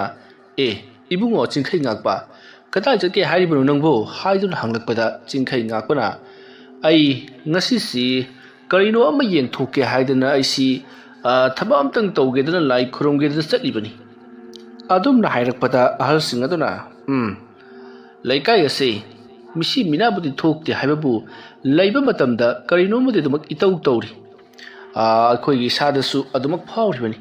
ꯏꯍꯩ ꯍꯩꯅꯗꯕ ꯏꯁꯥꯁꯤ ꯁꯣꯟꯗꯝ ꯅꯥꯗꯝꯕ ꯄꯨꯛꯅꯤꯡ ꯂꯧꯁꯤꯡ ꯊꯣꯛꯇꯕꯗꯧꯅ ꯇꯧꯔꯤ ꯆꯤꯡꯈꯩ ꯉꯥꯛꯄꯅ ꯍꯣꯏ ꯑꯗꯨꯅꯤ ꯑꯩꯁꯨ ꯈꯟꯖꯔꯝꯂꯤꯕꯁꯤ ꯑꯗꯨꯒ ꯃꯌꯥꯝꯗ ꯑꯩꯅ ꯍꯥꯏꯖꯅꯤꯡꯕꯗꯤ ꯃꯊꯦꯡꯗ ꯌꯥꯔꯤꯕ ꯃꯈꯩ ꯆꯠꯇꯅꯕ ꯇꯧꯁꯤ ꯃꯇꯝ ꯑꯗꯨꯗ ꯑꯍꯜꯁꯤꯡ ꯑꯗꯨꯅ ꯃꯁꯤꯁꯨ ꯍꯦꯛ ꯇꯧꯗꯕ ꯌꯥꯗꯕ ꯀꯩꯊꯦꯜꯗ ꯀꯨꯝꯕꯤ ꯏꯃꯥ ꯏꯕꯦꯜꯁꯤꯡ ꯏꯃꯧꯁꯤꯡ ꯑꯗꯒꯤ ꯃꯔꯨꯞ ꯇꯤꯟꯅꯕ ꯈꯣꯠꯄ ꯀꯩꯗꯧꯕ ꯆꯠꯇꯕꯗꯤ ꯌꯥꯔꯤꯕ꯭ꯔꯥꯗꯣ ꯍꯣꯏ ꯑꯗꯨ ꯑꯣꯏꯕ ꯇꯥꯔꯒꯁꯨ ꯌꯥꯔꯤꯃꯈꯩꯗꯤ ꯊꯦꯡꯊꯗꯅꯕ ꯍꯣꯠꯅꯒꯗꯕꯅꯤ ꯑꯗꯨꯗꯤ ꯑꯩ ꯑꯃꯨꯛꯀ ꯆꯠꯂꯨꯈꯤꯒꯦ ꯑꯁꯨꯝꯅ ꯍꯥꯏꯔꯝꯂꯒ ꯆꯤꯡꯈꯩ ꯉꯥꯛꯄꯗꯣ ꯄꯔꯞ ꯄꯔꯞ ꯆꯠꯈ꯭ꯔꯤ ꯃꯇꯝ ꯑꯗꯨꯗ ꯑꯍꯜꯁꯤꯡ ꯑꯗꯨꯅ ꯑꯃꯥꯏꯕ ꯆꯤꯡꯈꯩ ꯉꯥꯛꯄꯁꯤ ꯃꯩꯅ ꯀꯥꯕꯛ ꯀꯥꯕꯛ ꯆꯥꯛꯈꯤꯕꯒꯤ ꯃꯁꯥꯁꯤ ꯀꯔꯤꯅꯣꯝꯃ ꯀꯩꯇꯧ ꯇꯧꯕꯅꯦ ꯌꯦꯡꯕꯗꯒ ꯀꯤꯊꯤ ꯀꯤꯔꯨꯝ ꯇꯧꯕꯅꯦ ꯃꯗꯨꯗꯒꯤ ꯃꯥꯁꯤ ꯂꯩꯋꯥ ꯇꯤꯟꯋꯥ ꯈꯪꯕꯒꯤ ꯃꯌꯥꯝꯅꯒ ꯈꯔ ꯀꯤꯅꯕꯅꯦ ꯄꯪꯀꯤꯗꯒꯤ ꯀꯤꯍꯜꯂꯤꯗ ꯑꯗꯨꯒ ꯃꯥꯅ ꯑꯩꯈꯣꯏꯒꯤ ꯂꯩꯀꯥꯏꯒꯤꯁꯤꯗꯃꯛꯇ ꯃꯥꯅ ꯇꯧꯔꯤꯕꯁꯤ ꯌꯦꯡꯉꯨꯅꯦ ꯄꯩꯁꯥ ꯐꯪꯕꯁꯨ ꯅꯠꯇꯕꯁꯤꯗ ꯀꯌꯥꯗ ꯊꯧꯅꯥ ꯐꯅ ꯂꯩꯀꯥꯏꯁꯤꯒꯤꯗꯃꯛꯇ ꯀꯠꯊꯣꯛꯂꯤꯕꯅꯣ ꯑꯍꯟꯁꯤꯡꯗꯣ ꯋꯥꯔꯤ ꯋꯥꯇꯥꯏ ꯁꯥꯟꯅꯗꯨꯅ ꯑꯗꯨꯝ ꯆꯠꯈ꯭ꯔꯤ ꯃꯇꯝ ꯑꯗꯨꯗ ꯑꯃꯥꯏꯕ ꯆꯤꯡꯈꯩ ꯉꯥꯛꯄꯁꯨ ꯑꯁꯨꯝ ꯂꯥꯛꯄꯅ ꯃꯍꯥꯛꯅ ꯂꯥꯏ ꯁꯥꯟꯅꯒꯗꯧꯔꯤꯕ ꯖꯒꯥ ꯑꯗꯣ ꯌꯧꯁꯤꯜꯂꯛꯂꯤ ꯃꯇꯝ ꯑꯗꯨꯗ ꯑꯃꯥꯏꯕ ꯆꯤꯡꯈꯩ ꯉꯥꯛꯄꯅ ꯆꯩꯔꯥꯏ ꯈꯨꯟꯕꯅ ꯇꯧꯔꯤꯕ ꯊꯕꯛꯁꯤ ꯀꯔꯤꯅꯣ ꯍꯥꯏꯕꯗꯨ ꯉꯁꯤꯒꯤ ꯅꯨꯃꯤꯠꯇ ꯈꯪꯗꯣꯛꯅꯕ ꯍꯣꯠꯅꯒꯦ ꯑꯗꯨꯗ ꯂꯨꯔꯤꯕꯗꯤ ꯃꯥꯅ ꯇꯧꯔꯤꯕ ꯊꯕꯛꯁꯤ ꯈꯪꯗꯣꯛꯅꯕ ꯍꯣꯠꯅꯕꯗ ꯑꯁꯨꯛꯀꯤ ꯃꯇꯤꯛ ꯑꯋꯥꯕ ꯍꯥꯏꯕꯗꯨꯕꯨꯗꯤ ꯑꯣꯏꯔꯤꯕꯅꯤ ꯀꯔꯤꯅꯣꯅꯤ ꯃꯥꯅ ꯑꯩꯈꯣꯏꯒꯤ ꯈꯨꯜ ꯑꯁꯤ ꯇꯧꯔꯛꯂꯤꯕꯁꯤꯕꯨ ꯑꯗꯨꯒ ꯃꯥꯅ ꯑꯩꯉꯣꯟꯗ ꯍꯤꯀꯥꯞ ꯇꯦꯟꯀꯥꯞ ꯇꯧꯔꯛꯄ ꯀꯩꯗꯧꯕꯗꯤ ꯑꯃꯇ ꯇꯧꯔꯛꯈꯤꯗ꯭ꯔꯤ ꯑꯩꯗꯨꯅꯕꯨ ꯑꯗꯨꯛ ꯇꯧꯕꯒꯤ ꯋꯥꯅꯤ ꯑꯗꯨꯒ ꯃꯥꯅ ꯑꯩꯒꯤ ꯌꯨꯝꯗ ꯂꯥꯛꯂꯒ ꯑꯩꯒꯤ ꯃꯔꯝꯗ ꯊꯤꯒꯠꯂꯛꯂꯤꯕꯁꯤꯅ ꯀꯔꯤꯒꯤ ꯑꯗꯨꯒ ꯄꯨꯈ꯭ꯔꯤꯒꯤ ꯏꯁꯤꯡ ꯑꯗꯨꯗ ꯃꯍꯥꯛꯅ ꯂꯥꯏ ꯊꯥꯖꯤꯜꯂꯛꯂꯤꯕꯗꯨꯅ ꯀꯔꯤꯒꯤ ꯐꯩ ꯄꯨꯈ꯭ꯔꯤꯒꯤ ꯏꯁꯤꯡꯗꯨ ꯑꯩꯅ ꯉꯁꯤ ꯍꯌꯦꯡ ꯑꯁꯤꯗ ꯀꯪꯍꯟꯗꯕ ꯌꯥꯗꯦ ꯄꯨꯈ꯭ꯔꯤ ꯑꯗꯨꯅ ꯍꯦꯛ ꯂꯩꯔꯤꯕ ꯃꯈꯩꯗꯤ ꯃꯥꯒꯤ ꯂꯥꯏꯁꯟꯅꯐꯝ ꯑꯣꯏꯗꯣꯔꯤꯕ꯭ꯔꯥ ꯀꯩꯅꯣꯝꯃ ꯇꯧꯔꯤꯛꯂꯤ ꯃꯥꯁꯨ ꯉꯍꯥꯟꯋꯥꯏꯒꯤ ꯑꯗꯨꯃꯥꯏꯅ ꯈꯖꯤꯛꯇꯪ ꯍꯩꯔꯝꯂꯕꯗꯤ ꯈꯔꯁꯨ ꯐꯒꯗꯕ ꯑꯩꯉꯣꯟꯗꯒꯤ ꯍꯦꯟꯅ ꯍꯩꯒꯠꯂꯛꯂꯕ꯭ꯔꯥ ꯀꯩꯅꯣꯝ ꯇꯧꯔꯤ ꯃꯥꯒꯤꯁꯤ ꯑꯗꯨꯕꯨ ꯑꯩꯁꯨ ꯆꯤꯡꯈꯩ ꯉꯥꯛꯄꯅꯤ ꯃꯤꯅ ꯂꯥꯛꯆꯕ ꯌꯥꯔꯛꯇ꯭ꯔꯕ ꯃꯥꯅꯗꯤ ꯍꯦꯜꯂꯔꯣꯏꯗꯕꯅꯤ ꯃꯥꯅ ꯀꯔꯤꯒꯨꯝꯕꯗ ꯑꯩꯉꯣꯟꯗꯒꯤ ꯍꯦꯟꯒꯠꯈꯤꯕ ꯇꯥꯔꯒꯗꯤ ꯑꯩꯒꯤ ꯊꯋꯥꯏ ꯑꯁꯤ ꯃꯥꯡꯒꯗꯧꯔꯤꯕꯅꯤ ꯂꯥꯏꯁꯤꯁꯨꯕ ꯑꯉꯛꯄꯅꯤꯍꯦ ꯐꯠꯇꯕ ꯃꯤꯒꯤ ꯃꯤꯆꯪꯗ ꯁꯨꯝ ꯆꯪꯕ ꯑꯣꯏꯅ ꯇꯧꯔꯗꯅ ꯃꯆꯤꯟꯗ ꯉꯥꯡꯗꯨꯅ ꯂꯥꯏꯒꯤ ꯄꯣꯠꯂꯝ ꯆꯩꯔꯝꯁꯤꯡ ꯑꯗꯣ ꯊꯦꯟꯕ ꯍꯧꯔꯛꯏ ꯑꯗꯨꯗꯨꯒ ꯃꯍꯥꯛꯅ ꯊꯦꯟꯕ ꯄꯨꯝꯅꯃꯛ ꯂꯣꯏꯔꯒ ꯃꯍꯥꯛꯀꯤ ꯃꯃꯥꯡꯗ ꯍꯧꯔꯤꯕ ꯅꯤꯝ ꯄꯥꯝꯕꯤ ꯑꯗꯨꯗ ꯃꯃꯥꯏ ꯁꯤꯜꯂꯒ ꯍꯩ ꯎ ꯄꯥꯝꯕꯤ ꯍꯧꯖꯤꯛ ꯅꯍꯥꯛꯀꯤ ꯅꯊꯧ ꯑꯩꯉꯣꯟꯗ ꯇꯥꯔꯦ ꯑꯩꯒꯤ ꯂꯩꯋꯥ ꯃꯟꯇ꯭ꯔꯗ ꯅꯍꯥꯛꯅ ꯑꯩꯒꯤ ꯏꯇꯦꯡ ꯄꯥꯡꯒꯗꯕꯅꯤ ꯅꯪꯅ ꯑꯩꯒꯤ ꯑꯀꯣꯏꯕꯗ ꯂꯥꯛꯄ ꯐꯠꯇꯕ ꯄꯨꯝꯅꯃꯛ ꯅꯍꯥꯛꯅ ꯉꯥꯛꯀꯗꯕꯅꯤ ꯑꯗꯨꯗꯨꯒ ꯀꯔꯤꯒꯨꯝꯕꯗ ꯑꯩꯅ ꯇꯧꯔꯤꯕ ꯊꯕꯛ ꯑꯁꯤ ꯃꯥꯏꯊꯤꯒꯗꯕ ꯃꯑꯣꯡ ꯂꯩꯔꯛꯂꯕꯗꯤ ꯅꯪꯅꯁꯨ ꯑꯩꯒꯤ ꯃꯇꯦꯡ ꯄꯥꯡꯒꯗꯕꯅꯤ ꯐꯔꯦ ꯍꯧꯖꯤꯛꯇꯤ ꯑꯩ ꯂꯥꯏ ꯈꯨꯔꯨꯝꯅꯅꯕ ꯁꯦꯝ ꯁꯥꯔꯒꯦ ꯑꯁꯨꯝꯅ ꯍꯥꯏꯔꯝꯂꯒ ꯆꯤꯡꯈꯩ ꯉꯥꯛꯄ ꯍꯧꯒꯠꯂꯛꯂꯤ ꯑꯗꯨꯒ ꯃꯈꯨꯠ ꯑꯗꯣ ꯇꯤꯡꯊꯣꯛꯇꯨꯅ ꯂꯩꯋꯥ ꯀꯌꯥ ꯍꯧꯅ ꯂꯥꯎꯅ ꯁꯣꯜꯂꯛꯂꯤ ꯑꯗꯨꯒ ꯃꯍꯥꯛꯅ ꯑꯀꯣꯏꯕꯗꯁꯨ ꯀꯣꯏꯅ ꯀꯣꯏꯅ ꯌꯦꯡꯂꯤꯕꯅꯤ ꯑꯁꯨꯝꯅ ꯃꯍꯥꯛꯅ ꯂꯩꯋꯥ ꯇꯤꯜꯋꯥ ꯁꯣꯜꯂꯛꯄꯗ ꯃꯐꯝ ꯑꯗꯨꯋꯥꯏꯗꯣ ꯌꯥꯝꯅ ꯀꯟꯅ ꯅꯨꯡꯁꯤꯠ ꯁꯤꯠꯄ ꯍꯧꯔꯛꯂꯤ ꯑꯗꯨꯗꯨꯒ ꯀꯔꯤꯅꯣ ꯈꯪꯗꯕ ꯃꯈꯣꯜ ꯀꯌꯥ ꯑꯃꯁꯨ ꯇꯥꯔꯤ ꯈꯣꯟꯖꯦꯜꯁꯤꯡ ꯑꯗꯨ ꯇꯥꯔꯨꯕꯗ ꯆꯤꯡꯈꯩ ꯉꯥꯛꯄꯅ ꯌꯥꯝꯅ ꯍꯔꯥꯎꯖꯅ ꯑꯩꯅ ꯇꯧꯔꯤꯕ ꯊꯕꯛ ꯑꯁꯤ ꯃꯥꯏꯗꯤ ꯆꯨꯝꯂꯦꯗꯅ ꯑꯁꯨꯝꯅ ꯈꯟꯖꯔꯤꯕꯅꯤ ꯑꯗꯨꯝꯅ ꯇꯧꯔꯛꯄꯗ ꯆꯤꯡꯈꯩ ꯉꯥꯛꯄꯅ ꯉꯁꯥꯏ ꯂꯩꯋꯥ ꯃꯟꯇ꯭ꯔ ꯁꯣꯜꯂꯝꯗꯥꯏꯒꯤ ꯃꯃꯥꯡꯗ ꯍꯥꯏꯔꯝꯕ ꯎ ꯄꯥꯝꯕꯤ ꯑꯗꯨꯗ ꯁꯤꯟꯅꯔꯝꯕ ꯊꯕꯛ ꯑꯗꯣ ꯄꯥꯡꯊꯣꯔꯛꯂꯤꯕ꯭ꯔꯥ ꯀꯔꯤꯅꯣ? ꯎ ꯄꯥꯝꯕꯤ ꯑꯗꯨꯒꯤ ꯆꯥꯎꯔꯕ ꯃꯁꯥ ꯑꯃ ꯁꯦꯠꯊꯔꯛꯇꯨꯅ ꯅꯥꯀꯜ ꯑꯃꯗ ꯍꯨꯝꯗꯣꯛꯈꯤꯗꯨꯅ ꯀꯗꯥꯏꯗꯅꯣ ꯑꯃꯗ ꯌꯨꯡꯁꯤꯟꯈ꯭ꯔꯤ꯫ ꯃꯇꯝ ꯑꯗꯨꯗ ꯆꯤꯡꯈꯩ ꯉꯥꯛꯄꯅ ꯀꯔꯤꯅꯣ ꯍꯥꯏꯗꯨꯅ ꯌꯦꯡꯊꯣꯛꯂꯨꯕꯗꯗꯤ ꯎꯁꯥ ꯑꯗꯨꯅ ꯑꯇꯣꯞꯄ ꯎ ꯑꯃꯒꯤ ꯎꯁꯥ ꯑꯃꯗ ꯐꯩꯖꯤꯟꯗꯨꯅ ꯀꯣꯠꯁꯤꯟꯗꯨꯅ ꯂꯩꯔꯝꯂꯤ꯫ ꯆꯤꯡꯈꯩ ꯉꯥꯛꯄ ꯂꯩꯋꯥ ꯃꯟꯇ꯭ꯔ ꯁꯣꯜꯂꯤꯕꯗꯣ ꯇꯣꯛꯊꯣꯛꯂꯒ ꯑꯗꯨ ꯀꯟꯅ ꯁꯤꯠꯂꯤꯕ ꯅꯨꯡꯁꯤꯠ ꯑꯗꯨꯒꯤ ꯃꯔꯛꯇ ꯃꯁꯥꯗꯣ ꯍꯨꯝꯂꯤ ꯍꯨꯝꯂꯤ ꯇꯧꯗꯨꯅ ꯆꯪꯁꯤꯜꯂꯛꯂꯒ ꯎ ꯄꯥꯝꯕꯤ ꯑꯗꯨꯒꯤ ꯃꯁꯥꯅ ꯄꯜꯂꯤꯕ ꯎ ꯑꯗꯨꯒꯤ ꯃꯈꯣꯡꯒ ꯆꯪꯁꯤꯜꯂꯛꯂꯒ ꯃꯍꯥꯛꯅ ꯎ ꯑꯗꯨꯒꯤ ꯑꯀꯣꯏꯕꯗ ꯎꯔꯨ ꯎꯔꯨ ꯎꯪꯗꯨꯅ ꯂꯩꯋꯥ ꯀꯌꯥ ꯁꯣꯜꯂꯤ꯫ ꯑꯗꯨꯝꯅ ꯇꯧꯔꯛꯄꯗ ꯎ ꯄꯥꯝꯕꯤ ꯑꯗꯨꯒꯤ ꯃꯁꯥ ꯃꯔꯤꯟꯁꯤꯡ ꯑꯗꯣ ꯁꯣꯔꯣꯠ ꯁꯣꯔꯣꯠ ꯁꯣꯔꯣꯠ ꯅꯤꯛꯄ ꯍꯧꯔꯛꯂꯤ꯫ ꯃꯇꯝ ꯑꯗꯨꯗ ꯆꯤꯡꯈꯩ ꯉꯥꯛꯄꯅ ꯎ ꯄꯥꯝꯕꯤ ꯑꯁꯤ ꯂꯩꯋꯥ ꯇꯤꯟꯋꯥ ꯀꯌꯥ ꯇꯧꯗꯨꯅ ꯁꯨꯝꯈ꯭ꯔꯦꯗꯅ ꯂꯥꯏꯁꯤꯡꯒꯤ ꯀꯥꯏꯗꯣꯡꯐꯝ ꯑꯣꯏꯔꯒ ꯂꯩꯔꯤ꯫ ꯑꯗꯨꯝꯅ ꯈꯜꯂꯒ ꯂꯩꯔꯤꯉꯩ ꯆꯤꯡꯈꯩ ꯉꯥꯛꯄꯒꯤ ꯑꯀꯣꯏꯕꯗ ꯂꯩꯔꯤꯕ ꯎ ꯋꯥꯁꯤꯡ ꯃꯁꯥ ꯃꯇꯣꯝꯇ ꯁꯣꯔꯣꯠ ꯁꯣꯔꯣꯠ ꯅꯤꯛꯄ ꯂꯦꯡꯕ ꯍꯥꯏꯕ ꯀꯌా ꯇꯧꯔꯛꯂꯤ꯫ ꯃꯇꯝ ꯑꯗꯨꯗ ꯆꯤꯡꯈꯩ ꯉꯥꯛꯄꯅ ꯁꯤꯠꯂꯤꯕ ꯅꯨꯡꯁꯤꯠ ꯑꯁꯤꯅ ꯂꯦꯡꯕꯗꯤ ꯑꯣꯏꯔꯔꯣꯏ, ꯆꯥꯎꯔ ꯆꯥꯎꯔꯕ ꯃꯁꯥ ꯀꯌꯥ ꯂꯦꯡꯂꯤꯕ ꯎꯁꯤꯡ ꯑꯁꯤꯅ ꯅꯨꯡꯁꯤꯠ ꯁꯤꯠꯂꯤꯕ ꯃꯥꯏꯀꯩꯔꯣꯝꯗ ꯍꯥꯏꯊꯒꯗ꯭ꯔꯥ ꯍꯥꯏꯔꯒ ꯍꯪꯒꯠꯇꯨꯅ ꯍꯥꯏꯊꯔꯤꯕꯁꯤ ꯃꯑꯣꯡ ꯑꯃꯅꯤ꯫ ꯀꯔꯤꯅꯣ ꯂꯩꯀꯥꯏ ꯈꯨꯂꯁꯇ ꯂꯩꯔꯤꯕ ꯎ ꯋꯥ ꯄꯨꯝꯅꯃꯛ ꯑꯁꯤ ꯀꯅꯥꯒꯨꯝꯕ ꯑꯃꯅ ꯁꯦꯝꯖꯤꯟꯈꯤꯕꯒꯨꯝꯅ ꯂꯣꯏꯅꯃꯛ ꯀꯩꯅꯣꯝꯃ ꯇꯧꯔꯦ꯫ ꯃꯁꯤꯅ ꯇꯥꯛꯅꯤꯡꯂꯤꯕꯁꯤ ꯂꯩꯀꯥꯏ ꯈꯨꯜ ꯑꯁꯤ ꯑꯆꯧꯕ ꯂꯥꯟꯐꯝ ꯑꯃꯗꯤ ꯁꯣꯏꯔꯦꯁꯦ꯫ ꯀꯔꯤ ꯑꯋꯥ ꯑꯅꯥ ꯇꯥꯒꯗꯧꯔꯤꯕꯖꯥꯠꯅꯣ? ꯑꯗꯨꯝꯅ ꯋꯥꯈꯜ ꯈꯜꯂꯒ ꯂꯩꯔꯤꯉꯩ ꯑꯔꯥꯞꯄꯗ ꯀꯅꯥꯒꯨꯝꯕ ꯑꯃ ꯂꯥꯛꯄꯒꯤ ꯃꯃꯤ ꯑꯃ ꯑꯃꯥꯏꯕ ꯆꯤꯡꯈꯩ ꯉꯥꯛꯄꯅ ꯎꯔꯛꯏ꯫ ꯃꯗꯨ ꯎꯔꯛꯄꯗ ꯆꯤꯡꯈꯩ ꯉꯥꯛꯄꯅ ꯀꯅꯥꯅꯣ ꯃꯁꯤꯗ ꯂꯥꯛꯂꯤꯕꯁꯤꯅ? ꯑꯩꯅ ꯂꯥꯏ ꯈꯨꯔꯨꯝꯂꯤꯉꯩ ꯑꯁꯤꯗ ꯂꯥꯛꯇ꯭ꯔꯕꯗꯤ ꯃꯍꯥꯛꯀꯤ ꯂꯥꯛꯅꯉꯥꯏ ꯃꯇꯝ ꯂꯩꯇ꯭ꯔꯕꯖꯥꯠꯂꯥ? ꯐꯩ, ꯂꯥꯛꯇ ꯂꯥꯛꯈꯤꯁꯤꯅꯨ꯫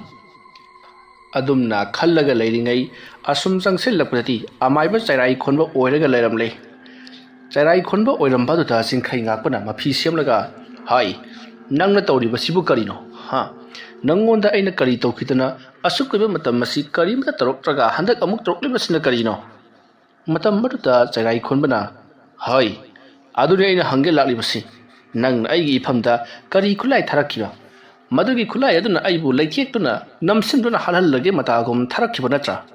ꯍꯣꯏ, ꯀꯔꯤꯒꯤ ꯅꯆꯤꯟ ꯑꯗꯨ ꯄꯔꯂꯣꯟꯒ ꯂꯣꯜꯂꯤꯕꯅꯣ? ꯅꯪꯅꯁꯨ ꯑꯩꯕꯨ ꯄꯨꯈ꯭ꯔꯤ ꯃꯅꯨꯡꯗ ꯅꯝꯁꯤꯟꯗꯨꯅ ꯍꯥꯠꯅꯕ ꯍꯣꯠꯅꯈꯤꯕ ꯅꯠꯇ꯭ꯔꯣ? ꯍꯥꯏ, ꯆꯤꯡꯈꯩ ꯉꯥꯛꯄ ꯑꯄꯪꯕ, ꯑꯗꯨꯗꯤ ꯑꯩꯅ ꯅꯪꯕꯨ ꯍꯥꯠꯀꯦ ꯌꯥꯎꯅ ꯍꯥꯠꯄ ꯅꯠꯇꯦ, ꯅꯪꯒꯤ ꯅꯔꯥꯟꯒꯤ ꯅꯇꯤꯛ ꯑꯩꯅ ꯗꯟꯗꯤ ꯄꯤꯒꯦ ꯇꯧꯕꯅꯤ꯫ ꯅꯪ ꯈꯛꯇꯔꯣ ꯗꯟꯗꯤ ꯄꯤꯕ ꯍꯩꯔꯤꯕꯁꯤꯕꯣ? ꯍꯥꯏ, ꯆꯩꯔꯥꯏ ꯈꯣꯟꯕ, ꯅꯪꯁꯤ ꯀꯌꯥꯒꯤ ꯃꯇꯤꯛ ꯄꯥꯡꯗꯕꯒꯦ ꯍꯥꯏꯕꯗꯨ ꯑꯩꯅ ꯀꯨꯏꯔꯕꯅꯤ ꯈꯪꯕ꯫ ꯅꯁꯥꯒꯤ ꯑꯆꯨꯝ ꯑꯔꯥꯟ ꯊꯤꯗꯅ ꯃꯤꯉꯣꯟꯗ ꯆꯩꯔꯥꯛ ꯍꯦꯛꯇꯃꯛ ꯄꯤꯅꯕ ꯍꯣꯠꯅꯕ ꯊꯛꯇ ꯃꯤꯍꯨꯟ ꯍꯨꯟꯕ ꯅꯪꯕꯨꯗꯤ ꯑꯋꯥꯐꯝꯗ ꯇꯥꯗꯅ ꯀꯅꯥ ꯂꯥꯛꯂꯒ ꯇꯥꯔꯨꯒꯅꯤ? ꯑꯗꯨꯝꯅ ꯍꯥꯏꯔꯛꯄꯗ ꯆꯩꯔꯥꯏ ꯈꯣꯟꯕꯗꯣ ꯃꯩ ꯍꯧꯅ ꯁꯥꯎꯔꯛꯂꯤ꯫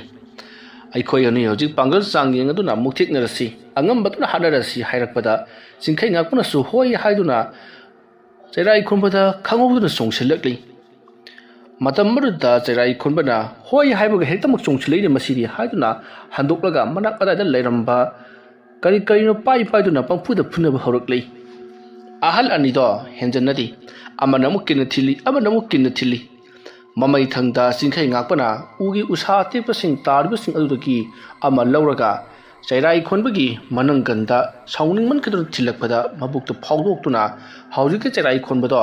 ꯎꯁꯥ ꯑꯗꯨꯅ ꯂꯦꯡꯗꯨꯅ ꯂꯩꯃꯥꯏꯗ ꯊꯔꯣ ꯊꯔꯣ ꯑꯣꯟꯗꯨꯅ ꯈꯥꯡꯂꯤ꯫ ꯃꯗꯨ ꯎꯔꯛꯄꯗ ꯆꯤꯡꯈꯩ ꯉꯥꯛꯄꯗꯣ ꯈꯪꯄ꯭ꯔꯦꯛ ꯍꯦꯛ ꯈꯪꯂꯤ꯫ ꯃꯁꯤꯗꯒꯤꯗꯤ ꯃꯍꯥꯛꯅ ꯆꯦꯟꯁꯤꯜꯂꯛꯂꯒ ꯆꯩ ꯑꯗꯣ ꯁꯠꯀꯦ ꯍꯥꯏꯗꯨꯅ ꯇꯧꯔꯛꯄꯗꯗꯤ ꯆꯩꯔꯥꯏ ꯈꯣꯟꯕ ꯃꯐꯝ ꯈꯪꯗꯅ マꯡꯈ꯭ꯔꯤ꯫ ꯑꯗꯨꯒ ꯆꯩꯔꯥꯏ ꯈꯣꯟꯕꯒꯤ ꯃꯕꯨꯛꯇ ꯊꯤꯟꯈꯤꯕ ꯎ ꯑꯗꯨꯗꯤ ꯃꯅꯥꯛ ꯑꯗꯥꯏꯗ ꯑꯗꯨꯃꯛ ꯂꯩꯔꯝꯂꯤ꯫ ꯑꯗꯨꯕꯨ ꯌꯥꯝꯅ ꯉꯛꯂꯤꯕꯗꯤ ꯎ ꯑꯗꯨꯗ ꯏ ꯇꯩꯕ ꯑꯃꯗꯤ ꯖꯒꯥ ꯑꯗꯨꯋꯥꯏꯗ ꯏ ꯇꯩꯕ ꯀꯔꯤꯝꯇ ꯇꯧꯗꯦ꯫ ꯃꯇꯝ ꯑꯗꯨꯗ ꯆꯤꯡꯈꯩ ꯉꯥꯛꯄꯅ, ꯀꯔꯤꯅꯣ ꯑꯩꯅ ꯍꯧꯖꯤꯛ ꯇꯧꯈꯤꯕꯗꯨꯕꯣ? ꯑꯩꯒꯤ ꯏꯐꯝꯗ ꯍꯧꯖꯤꯛ ꯂꯥꯛꯂꯝꯕꯗꯨꯕꯨ ꯆꯩꯔꯥꯏ ꯈꯣꯟꯕ ꯅꯠꯇꯕ꯭ꯔꯅꯦ? ꯑꯗꯨꯝꯅ ꯋꯥꯈꯜ ꯈꯜꯂꯒ ꯂꯩꯔꯤꯉꯩ ꯑꯔꯥꯞꯄꯗꯒꯤ ꯆꯩꯔꯥꯏ ꯈꯣꯟꯕꯅ ꯅꯣꯛꯂꯒ, ꯑꯄꯪꯕ, ꯄꯪꯂꯤꯕꯁꯤꯗꯤ ꯅꯪꯅꯤ, ꯑꯗꯨꯝꯅ ꯂꯥꯎꯔꯝꯂꯒ ꯃꯍꯥꯛ ꯆꯠꯈ꯭ꯔꯤ꯫ ꯃꯇꯝ ꯑꯗꯨꯗ ꯆꯤꯡꯈꯩ ꯉꯥꯛꯄꯅ, ꯅꯪꯅ ꯅꯪꯒꯤ ꯅꯃꯤ ꯊꯥꯗꯣꯛꯂꯒ ꯑꯩꯕꯨ ꯑꯄꯪꯕꯁꯤꯕ? ꯃꯗꯨ ꯑꯣꯏꯅ ꯈꯟꯊꯍꯧꯗꯕ? ꯉꯁꯥꯏ ꯑꯍꯜꯁꯤꯡꯅ ꯍꯥꯏꯔꯝꯕꯗꯨꯕꯨ ꯀꯔꯤ? ꯍꯟꯗꯛ ꯃꯔꯛꯇꯤ ꯂꯩꯀꯥꯏ ꯈꯨꯂꯁꯇ ꯂꯩꯕ ꯃꯤ ꯄꯨꯝꯅꯃꯛꯁꯤ ꯑꯅꯝ ꯃꯍꯥ ꯆꯨꯕꯒꯨꯝꯕ ꯇꯧꯏ, ꯋꯥꯈꯜ ꯂꯧꯁꯤꯡ ꯊꯣꯛꯇꯦ ꯍꯥꯏꯔꯝꯕꯗꯨ ꯆꯨꯝꯂꯦꯗꯅ? ꯐꯩ, ꯃꯥꯒꯨꯝꯕꯅ ꯑꯩꯕꯨ ꯉꯁꯤ ꯁꯥꯟꯅꯔꯝꯕ ꯅꯪꯒꯤ ꯂꯩꯔꯤꯕ ꯃꯐꯝꯗꯁꯨ ꯑꯩꯅ ꯍꯌꯦꯡꯒꯤ ꯅꯨꯃꯤꯠꯇ ꯆꯠꯂꯒ ꯑꯩꯅ ꯀꯔꯤ ꯇꯧꯕ ꯉꯝꯕꯒꯦ ꯍꯥꯏꯕꯗꯣ ꯌꯦꯡꯒꯦ ꯆꯤꯡꯈꯩ ꯉꯥꯛꯄ ꯑꯩꯒꯤꯗꯃꯛꯇ ꯀꯔꯤ ꯇꯧꯕ ꯉꯝꯕꯒꯦ ꯍꯥꯏꯕꯗꯨ ꯆꯤꯡꯈꯩ ꯉꯥꯛꯄꯒꯤ ꯊꯧꯅꯥ ꯎꯠꯄ ꯇꯥꯔꯦꯗꯅ ꯌꯨꯝꯗ ꯍꯜꯂꯒꯦ ꯁꯤꯗ ꯁꯨꯝ ꯂꯩꯁꯤꯜꯂꯕꯗꯤ ꯑꯋꯥꯐꯝꯗ ꯇꯥꯔꯛꯂꯒꯅꯤ ꯑꯁꯨꯝꯅ ꯈꯜꯂꯒ ꯆꯤꯡꯈꯩ ꯉꯥꯛꯄ ꯃꯌꯨꯝꯂꯣꯝꯗ ꯄꯔꯞ ꯄꯔꯞ ꯂꯥꯛꯂꯤ ꯃꯇꯝ ꯑꯗꯨꯗ ꯀꯅꯥꯅꯣ ꯈꯔ ꯃꯥꯒꯤ ꯃꯇꯨꯡꯗ ꯋꯥꯔꯤ ꯉꯔꯪ ꯁꯥꯟꯅꯗꯨꯅ ꯏꯟꯅꯕꯒꯤ ꯁꯥꯎꯍꯨꯝ ꯐꯪꯕꯗ ꯆꯤꯡꯈꯩ ꯉꯥꯛꯄꯅ ꯍꯥꯏ ꯅꯁꯛ ꯃꯨꯟꯅ ꯈꯪꯉꯤ ꯂꯩꯍꯧꯔꯣ ꯑꯩꯅ ꯁꯥꯎꯔꯛꯂꯕꯗꯤꯅꯦ ꯑꯐꯕ ꯑꯣꯏꯔꯣꯏ ꯑꯗꯨꯝꯅ ꯍꯥꯏꯔꯛꯄꯗ ꯅꯨꯄꯤ ꯈꯔꯅ ꯅꯣꯛꯄꯒꯤ ꯈꯣꯟꯖꯦꯜ ꯑꯃꯨꯛ ꯇꯥꯔꯛꯂꯤ ꯅꯨꯄꯤꯁꯤꯡ ꯑꯗꯨꯅ ꯅꯣꯛꯄꯒꯤ ꯈꯣꯟꯖꯦꯜ ꯇꯥꯔꯛꯄꯗ ꯆꯤꯡꯈꯩ ꯉꯥꯛꯄ ꯆꯞ ꯂꯦꯞꯄꯤ ꯑꯗꯨꯒ ꯍꯧꯈ꯭ꯔꯕ ꯋꯥꯔꯤ ꯑꯃ ꯅꯤꯡꯁꯤꯡꯂꯛꯄꯒꯨꯝ ꯉꯍꯥꯟꯋꯥꯏꯒꯤ ꯃꯇꯝꯗ ꯂꯧꯀꯣꯜꯗꯒꯤ ꯑꯩꯅ ꯍꯦꯂꯣꯏ ꯈꯔ ꯐꯥꯔꯛꯈꯤꯕꯗꯨ ꯑꯩꯅ ꯅꯝꯁꯤꯟꯗꯨꯅ ꯊꯝꯈꯤꯕꯅꯤꯅꯦ ꯐꯔꯦꯗ ꯑꯩꯅ ꯅꯤꯡꯁꯤꯡꯉꯛꯄ ꯑꯁꯨꯛ ꯀꯨꯏꯕ ꯃꯇꯝ ꯑꯁꯤ ꯍꯦꯛ ꯀꯥꯎꯔꯤꯗ ꯑꯩꯅ ꯍꯦꯂꯣꯏꯁꯤꯡ ꯑꯗꯨ ꯑꯩꯒꯤ ꯃꯃꯥꯡ ꯂꯐꯨ ꯃꯈꯣꯡꯗ ꯑꯩꯅ ꯅꯝꯁꯤꯟꯗꯨꯅ ꯊꯝꯈꯤꯕꯅꯤ ꯃꯗꯣ ꯉꯁꯤꯗꯤ ꯁꯤꯖꯤꯟꯅꯔꯒꯦ ꯑꯁꯨꯝꯅ ꯆꯤꯡꯈꯩ ꯉꯥꯛꯄ ꯌꯥꯝꯅ ꯍꯔꯥꯎꯅ ꯄꯔꯞ ꯄꯔꯞ ꯂꯥꯛꯂꯤ ꯇꯨꯡꯗ ꯏꯟꯅꯔꯛꯂꯤꯕꯁꯤꯡ ꯑꯗꯨꯁꯨ ꯉꯔꯪ ꯂꯥꯡꯗꯨꯅ ꯏꯟꯅꯔꯛꯂꯤꯕꯅꯤ ꯃꯗꯨꯗ ꯆꯤꯡꯈꯩ ꯉꯥꯛꯄꯅ ꯍꯦꯔꯥ ꯃꯄꯥ ꯊꯣꯔꯥꯏ ꯃꯆꯥ ꯈꯪꯗꯦꯗ ꯅꯣꯏ ꯑꯗꯨꯝꯅ ꯍꯥꯏꯔꯒ ꯃꯅꯥꯛ ꯑꯗꯥꯏꯗ ꯇꯥꯕ ꯂꯩꯇꯨꯝ ꯑꯃ ꯂꯩꯋꯥ ꯁꯣꯜꯂꯒ ꯃꯀ꯭ꯔꯥꯡ ꯂꯤꯠꯇꯨꯅ ꯂꯪꯊꯣꯛꯈꯤ ꯃꯥꯏ ꯑꯗꯣ ꯇꯨꯡꯗ ꯑꯣꯟꯊꯣꯛꯄꯗꯤ ꯅꯠꯇꯦ ꯃꯃꯥꯏ ꯑꯗꯨ ꯇꯨꯡꯗ ꯑꯣꯟꯊꯣꯛꯇꯕꯤꯗ ꯂꯩꯋꯥ ꯁꯣꯜꯂꯒ ꯇꯨꯡꯗ ꯁꯠ ꯂꯪꯊꯣꯛꯈ꯭ꯔꯤꯕꯅꯤ ꯑꯗꯨꯃ ꯂꯪꯊꯣꯛꯈꯤꯕꯗꯒꯤꯗꯤ ꯂꯥꯡꯉꯝꯕ ꯈꯣꯡꯂꯝꯕ ꯏꯟꯅꯔꯛꯂꯝꯕꯗꯣ ꯇꯨꯃꯤꯟꯅ ꯂꯩꯈ꯭ꯔꯤ ꯆꯤꯡꯈꯩ ꯉꯥꯛꯄ ꯀꯔꯤꯁꯨ ꯈꯟꯖꯟꯗꯦ ꯁꯤꯒꯨꯝꯕ ꯊꯕꯛ ꯑꯁꯤꯗꯤ ꯊꯣꯛꯇꯨꯅ ꯂꯩꯔꯕ ꯊꯕꯛꯅꯤ ꯃꯔꯝ ꯑꯗꯨꯅ ꯆꯤꯡꯈꯩ ꯉꯥꯛꯄ ꯃꯈꯣꯏꯒꯤ ꯍꯤꯡꯈꯣꯜꯒꯤ ꯃꯃꯥꯡꯒꯤ ꯃꯇꯥꯏꯗ ꯍꯧꯕ ꯂꯐꯨ ꯄꯥꯝꯕꯤꯁꯤꯡ ꯑꯗꯨꯒꯤ ꯃꯅꯥꯛ ꯇꯝꯅ ꯄꯔꯞ ꯄꯔꯞ ꯂꯥꯛꯂꯤ ꯑꯁꯨꯝ ꯂꯥꯛꯄꯅ ꯍꯧꯖꯤꯛꯇꯤ ꯂꯐꯨ ꯃꯈꯣꯡ ꯑꯗꯨ ꯌꯧꯔꯛꯂꯕꯗ ꯆꯤꯡꯈꯩ ꯉꯥꯛꯄꯅ ꯂꯐꯨ ꯃꯈꯣꯡ ꯑꯗꯨꯒꯤ ꯃꯅꯥꯛꯇ ꯆꯪꯁꯤꯜꯂꯒ ꯃꯍꯥꯛꯅ ꯍꯦꯂꯣꯏꯁꯤꯡ ꯑꯗꯨ ꯑꯃꯨꯛ ꯀꯧꯊꯣꯔꯛꯂꯤ ꯑꯁꯨꯝꯅ ꯍꯦꯂꯣꯏꯁꯤꯡ ꯑꯗꯨ ꯀꯧꯊꯣꯔꯛꯂꯕꯗ ꯀꯔꯤ ꯁꯤꯟꯊꯥꯒꯤ ꯑꯩꯈꯣꯏꯕꯨ ꯀꯧꯊꯣꯔꯛꯂꯤꯕꯅꯣ ꯑꯁꯨꯛ ꯀꯨꯏꯅ ꯐꯥꯖꯤꯜꯂꯒ ꯍꯥꯏꯔꯛꯄꯗ ꯆꯤꯡꯈꯩ ꯉꯥꯛꯄꯅ ꯍꯥꯏ ꯍꯧꯖꯤꯛꯇꯤ ꯅꯈꯣꯏ ꯅꯅꯤꯡ ꯇꯝꯍꯜꯂꯒꯗꯕꯅꯤ ꯑꯩꯒꯤ ꯏꯇꯦꯡ ꯑꯃ ꯄꯥꯡꯂꯝꯃꯨ ꯑꯩꯒꯤ ꯏꯇꯦꯡ ꯑꯁꯤ ꯅꯈꯣꯏꯅ ꯄꯥꯡꯕ ꯉꯝꯂꯕꯗꯤ ꯅꯈꯣꯏꯕꯨ ꯑꯩꯅ ꯃꯇꯝ ꯆꯨꯞꯄꯒꯤ ꯑꯣꯏꯅ ꯊꯥꯗꯣꯛꯄꯤꯔꯒꯅꯤ ꯑꯗꯨꯒ ꯊꯥꯗꯣꯛꯄꯤꯔꯦ ꯍꯥꯏꯗꯨꯅꯁꯨ ꯅꯈꯣꯏꯅ ꯃꯤꯆꯝ ꯁꯣꯛꯄꯗꯤ ꯌꯥꯔꯣꯏ ꯅꯈꯣꯏꯒꯤ ꯅꯍꯟꯐꯝꯗ ꯍꯟꯈꯤꯒꯗꯕꯅꯤ ꯆꯤꯡꯈꯩ ꯉꯥꯛꯄꯒꯤ ꯋꯥꯐꯝ ꯉꯥꯛꯇ꯭ꯔꯕꯗꯤ ꯅꯈꯣꯏꯕꯨ ꯑꯩꯅ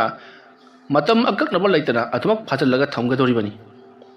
ꯑꯗꯨꯝꯅ ꯍꯥꯏꯔꯛꯄꯗ ꯍꯦꯂꯣꯏꯁꯤꯡ ꯑꯗꯨꯅ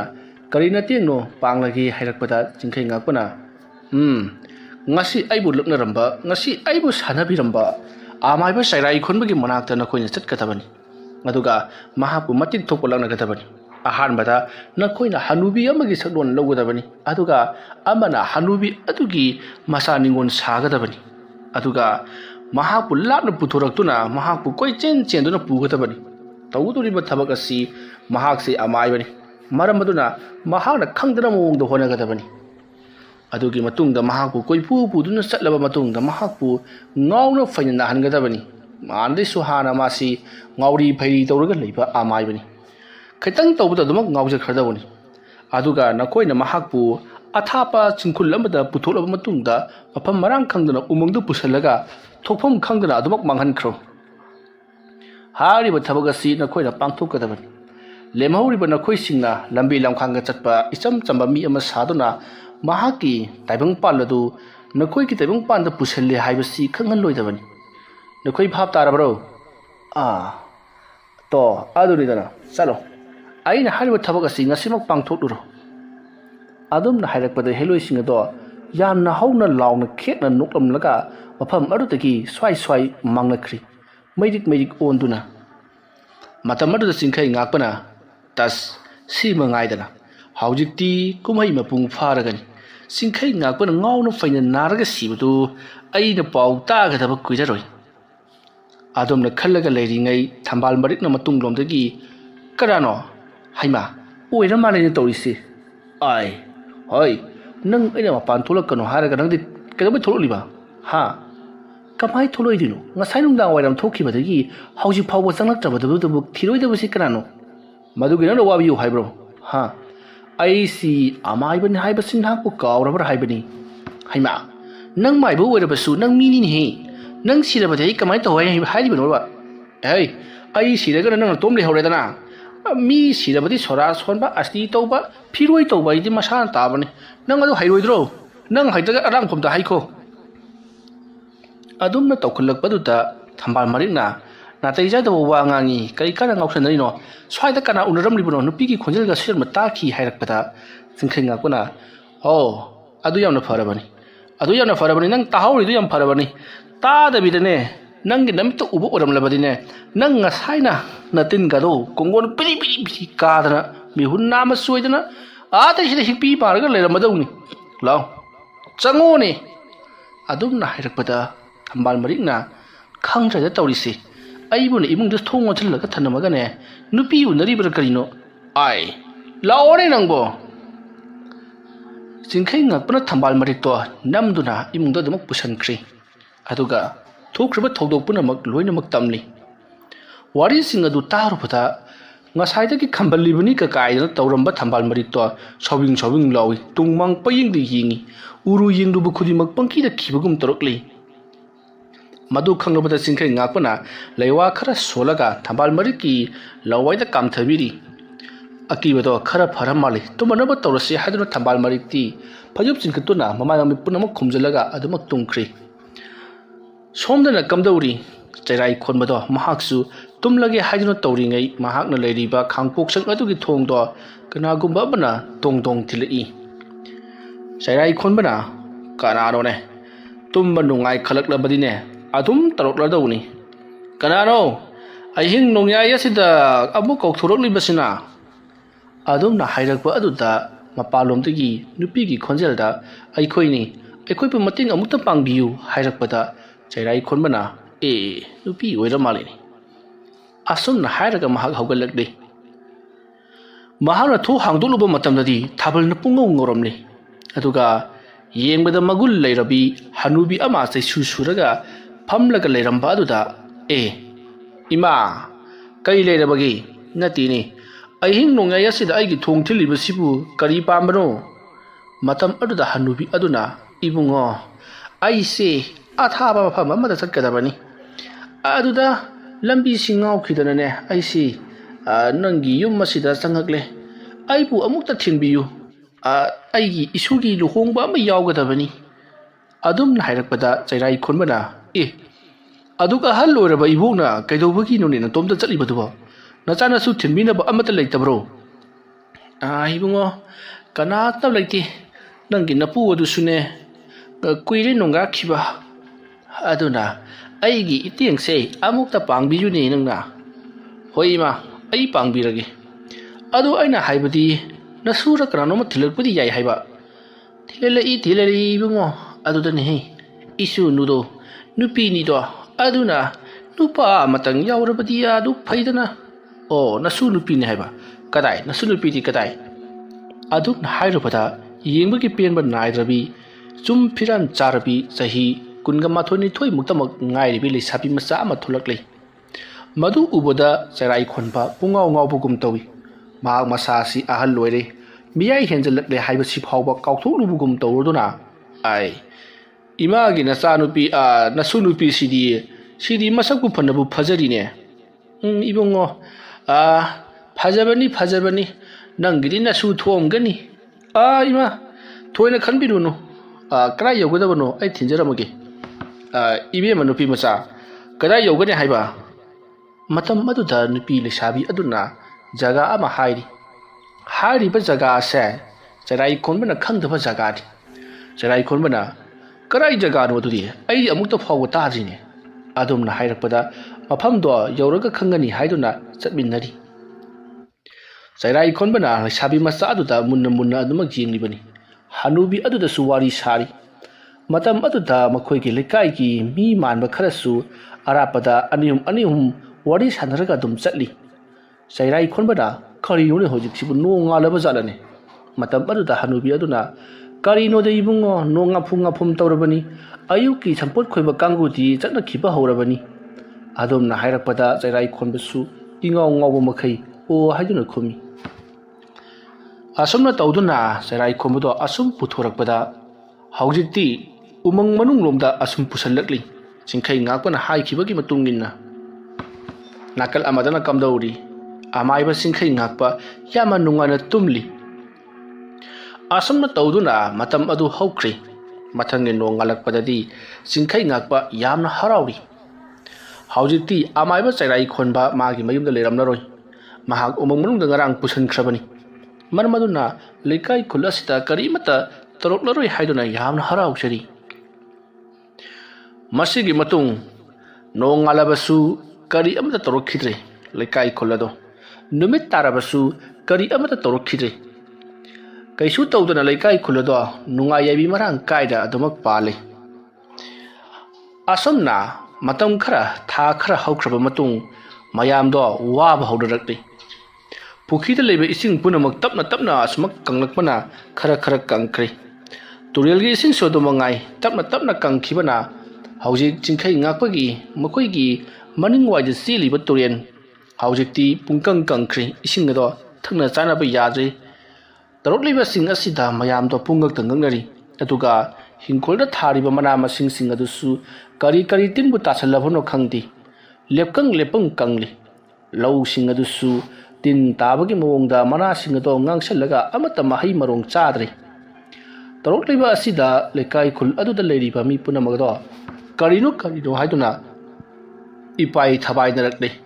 ꯆꯤꯡꯈꯩ ꯉꯥꯛꯄꯒꯤ ꯃꯅꯥꯛꯇ ꯂꯥꯛꯇꯨꯅ ꯇꯧꯔꯤꯕꯁꯤꯡ ꯑꯁꯤꯒꯤ ꯃꯔꯝꯗ ꯍꯪꯂꯨꯕꯗꯁꯨ ꯆꯤꯡꯈꯩ ꯉꯥꯛꯄ ꯈꯨꯝꯐꯝ ꯈꯪꯗ꯭ꯔꯦ꯫ ꯂꯥꯏꯑꯣꯛ ꯇꯤꯜꯂꯣꯛꯄ ꯑꯣꯏꯔꯒꯗꯤ ꯃꯍꯥꯛꯁꯨ ꯈꯔ ꯈꯪꯒꯗꯕ꯫ ꯑꯗꯨꯅ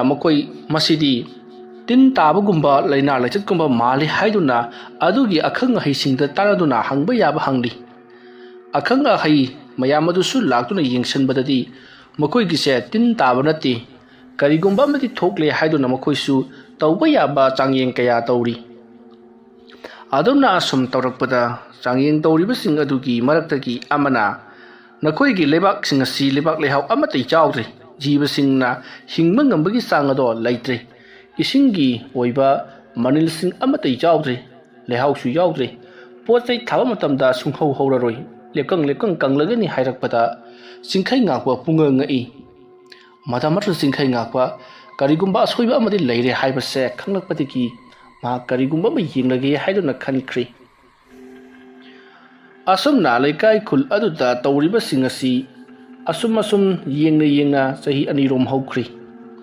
ꯏꯁꯤꯡ ꯇꯥꯡꯕ ꯑꯃꯗꯤ ꯃꯅꯥ ꯃꯁꯤꯡ ꯄꯨꯡꯀꯪ ꯀꯪꯈꯤꯕꯅ ꯃꯔꯝ ꯑꯣꯏꯔꯒ ꯊꯪꯅꯕ ꯂꯩꯀꯥꯏ ꯈꯨꯜꯁꯤꯡꯗ ꯆꯠꯇꯨꯅ ꯏꯁꯤꯡ ꯁꯣꯛꯂꯨꯕ ꯑꯃꯗꯤ ꯃꯅꯥ ꯃꯁꯤꯡ ꯂꯩꯗꯨꯅ ꯆꯥꯔꯤ꯫ ꯑꯗꯨꯅ ꯂꯩꯀꯥꯏ ꯈꯨꯜ ꯑꯗꯨꯗ ꯂꯩꯔꯤꯕ ꯃꯤ ꯃꯈꯩꯗꯣ ꯋꯥꯕꯗ ꯈꯝ ꯊꯦꯡꯂꯩ꯫ ꯃꯈꯣꯏꯒꯤ ꯈꯨꯜ ꯑꯗꯨꯗꯗꯤ ꯑꯀꯪꯕ ꯅꯠꯇꯕ ꯑꯇꯦꯛꯄ ꯀꯔꯤꯒꯨꯝꯕ ꯑꯃꯠꯇ ꯎꯗ꯭ꯔꯦ꯫ ꯅꯥꯄꯤ ꯁꯤꯡꯅꯥꯡ ꯀꯅꯥꯒꯤ ꯎ ꯄꯥꯝꯕꯤ ꯐꯥꯎꯕ ꯂꯣꯏꯅꯃꯛ ꯀꯪꯂꯕꯅꯤ꯫ ꯄꯨꯡꯀꯣꯛ ꯀꯣꯛꯄ ꯃꯔꯨꯚꯨꯃꯤ ꯑꯃꯒꯨꯝ ꯑꯣꯟꯁꯤꯜꯂꯛꯂꯕꯅꯤ꯫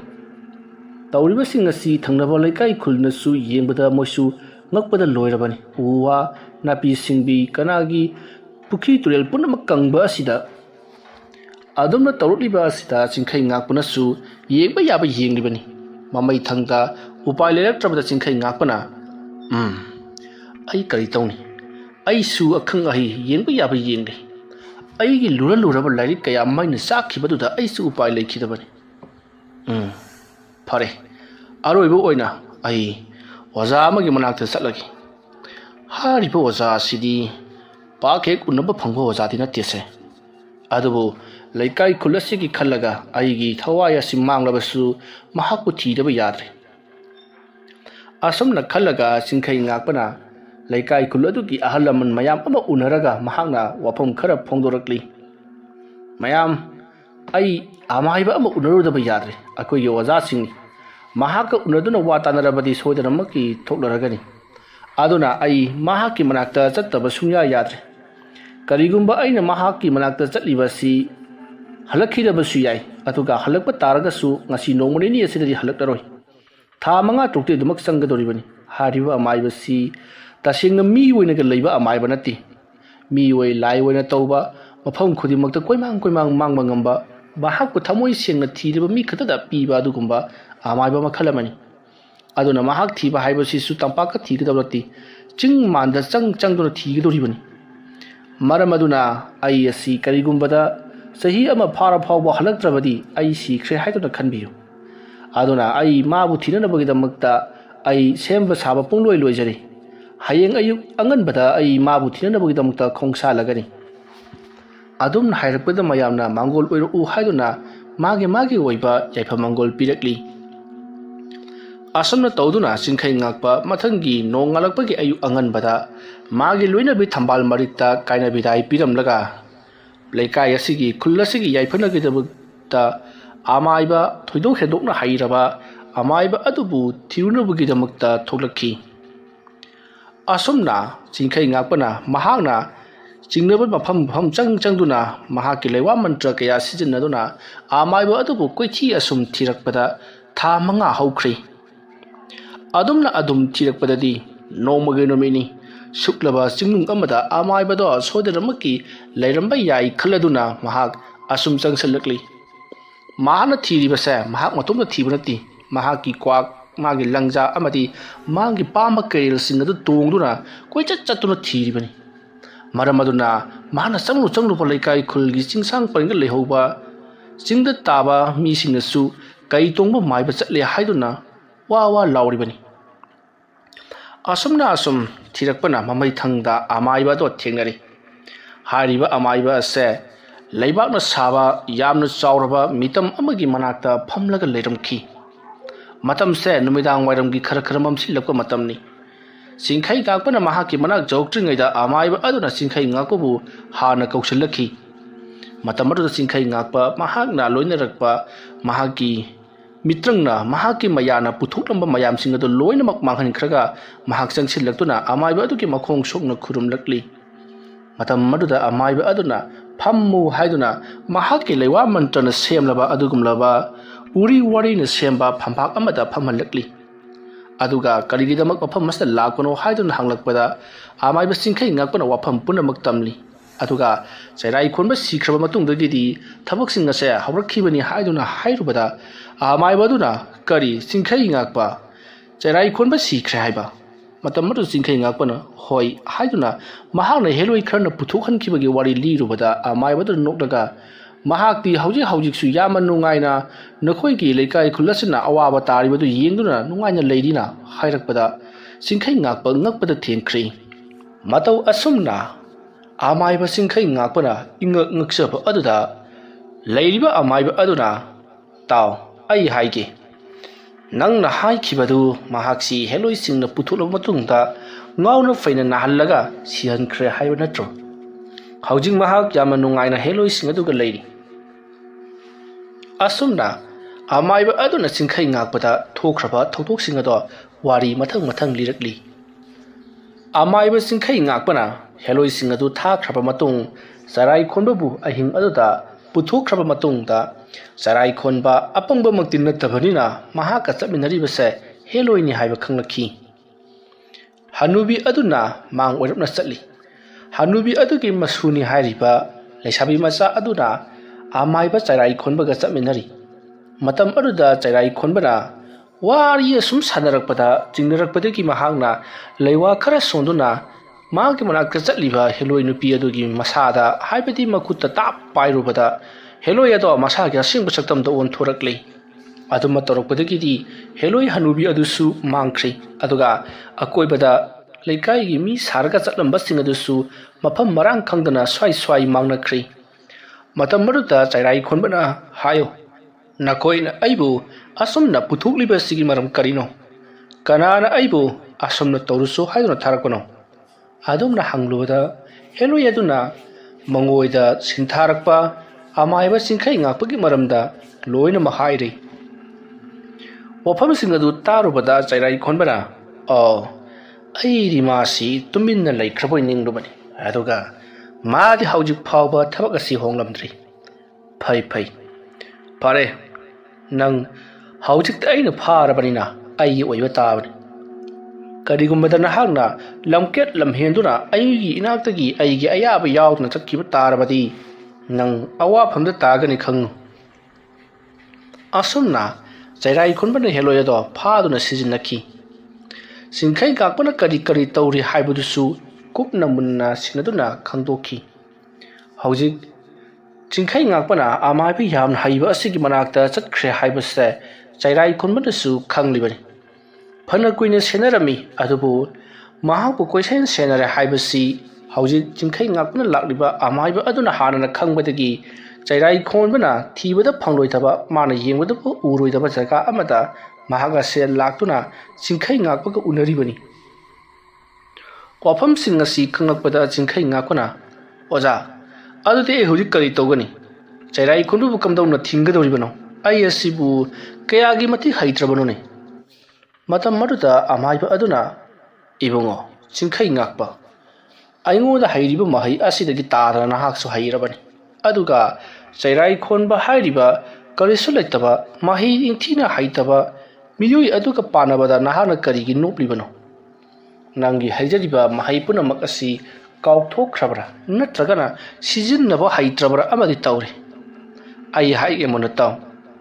ꯆꯩꯔꯥꯏ ꯈꯣꯟꯕꯕꯨ ꯅꯝꯊꯅꯕꯒꯤ ꯄꯥꯝꯕꯩ ꯑꯃꯈꯛꯇꯪ ꯂꯩ, ꯃꯗꯨꯗꯤ ꯅꯍꯥꯛꯅ ꯆꯩꯔꯥꯏ ꯈꯣꯟꯕꯒꯤ ꯃꯅꯥꯛꯇ ꯆꯠꯇꯨꯅ ꯃꯍꯥꯛꯄꯨ ꯂꯣꯔꯦꯟ ꯀꯛꯇꯨꯅ ꯍꯥꯠꯂꯨꯕ, ꯃꯁꯤ ꯅꯠꯇꯅ ꯀꯔꯤꯁꯨ ꯎꯄꯥꯏ ꯂꯩꯔꯣꯏ꯫ ꯑꯣꯖꯥ ꯑꯩ ꯃꯗꯨꯃꯛꯇꯤ ꯉꯝꯒꯗꯕ ꯃꯥꯟꯗꯦ, ꯃꯔꯝꯗꯤ ꯆꯩꯔꯥꯏ ꯈꯣꯟꯕꯁꯤ ꯑꯩꯒ ꯍꯧꯃꯤꯟ ꯀꯥꯞꯃꯤꯟꯅꯔꯛꯄ ꯑꯩꯒꯤ ꯏꯁꯨꯝ ꯏꯃꯥꯟꯅꯕꯅꯤ꯫ ꯃꯍꯥꯛꯄꯨ ꯑꯩꯅ ꯑꯗꯨꯝꯅ ꯍꯦꯛ ꯍꯥꯠꯄꯗꯤ ꯅꯨꯡꯉꯥꯏꯇꯦ꯫ ꯃꯥꯒꯤꯁꯨ ꯅꯨꯄꯤ ꯑꯉꯥꯡ ꯂꯩꯖꯔꯤꯕꯅꯤ,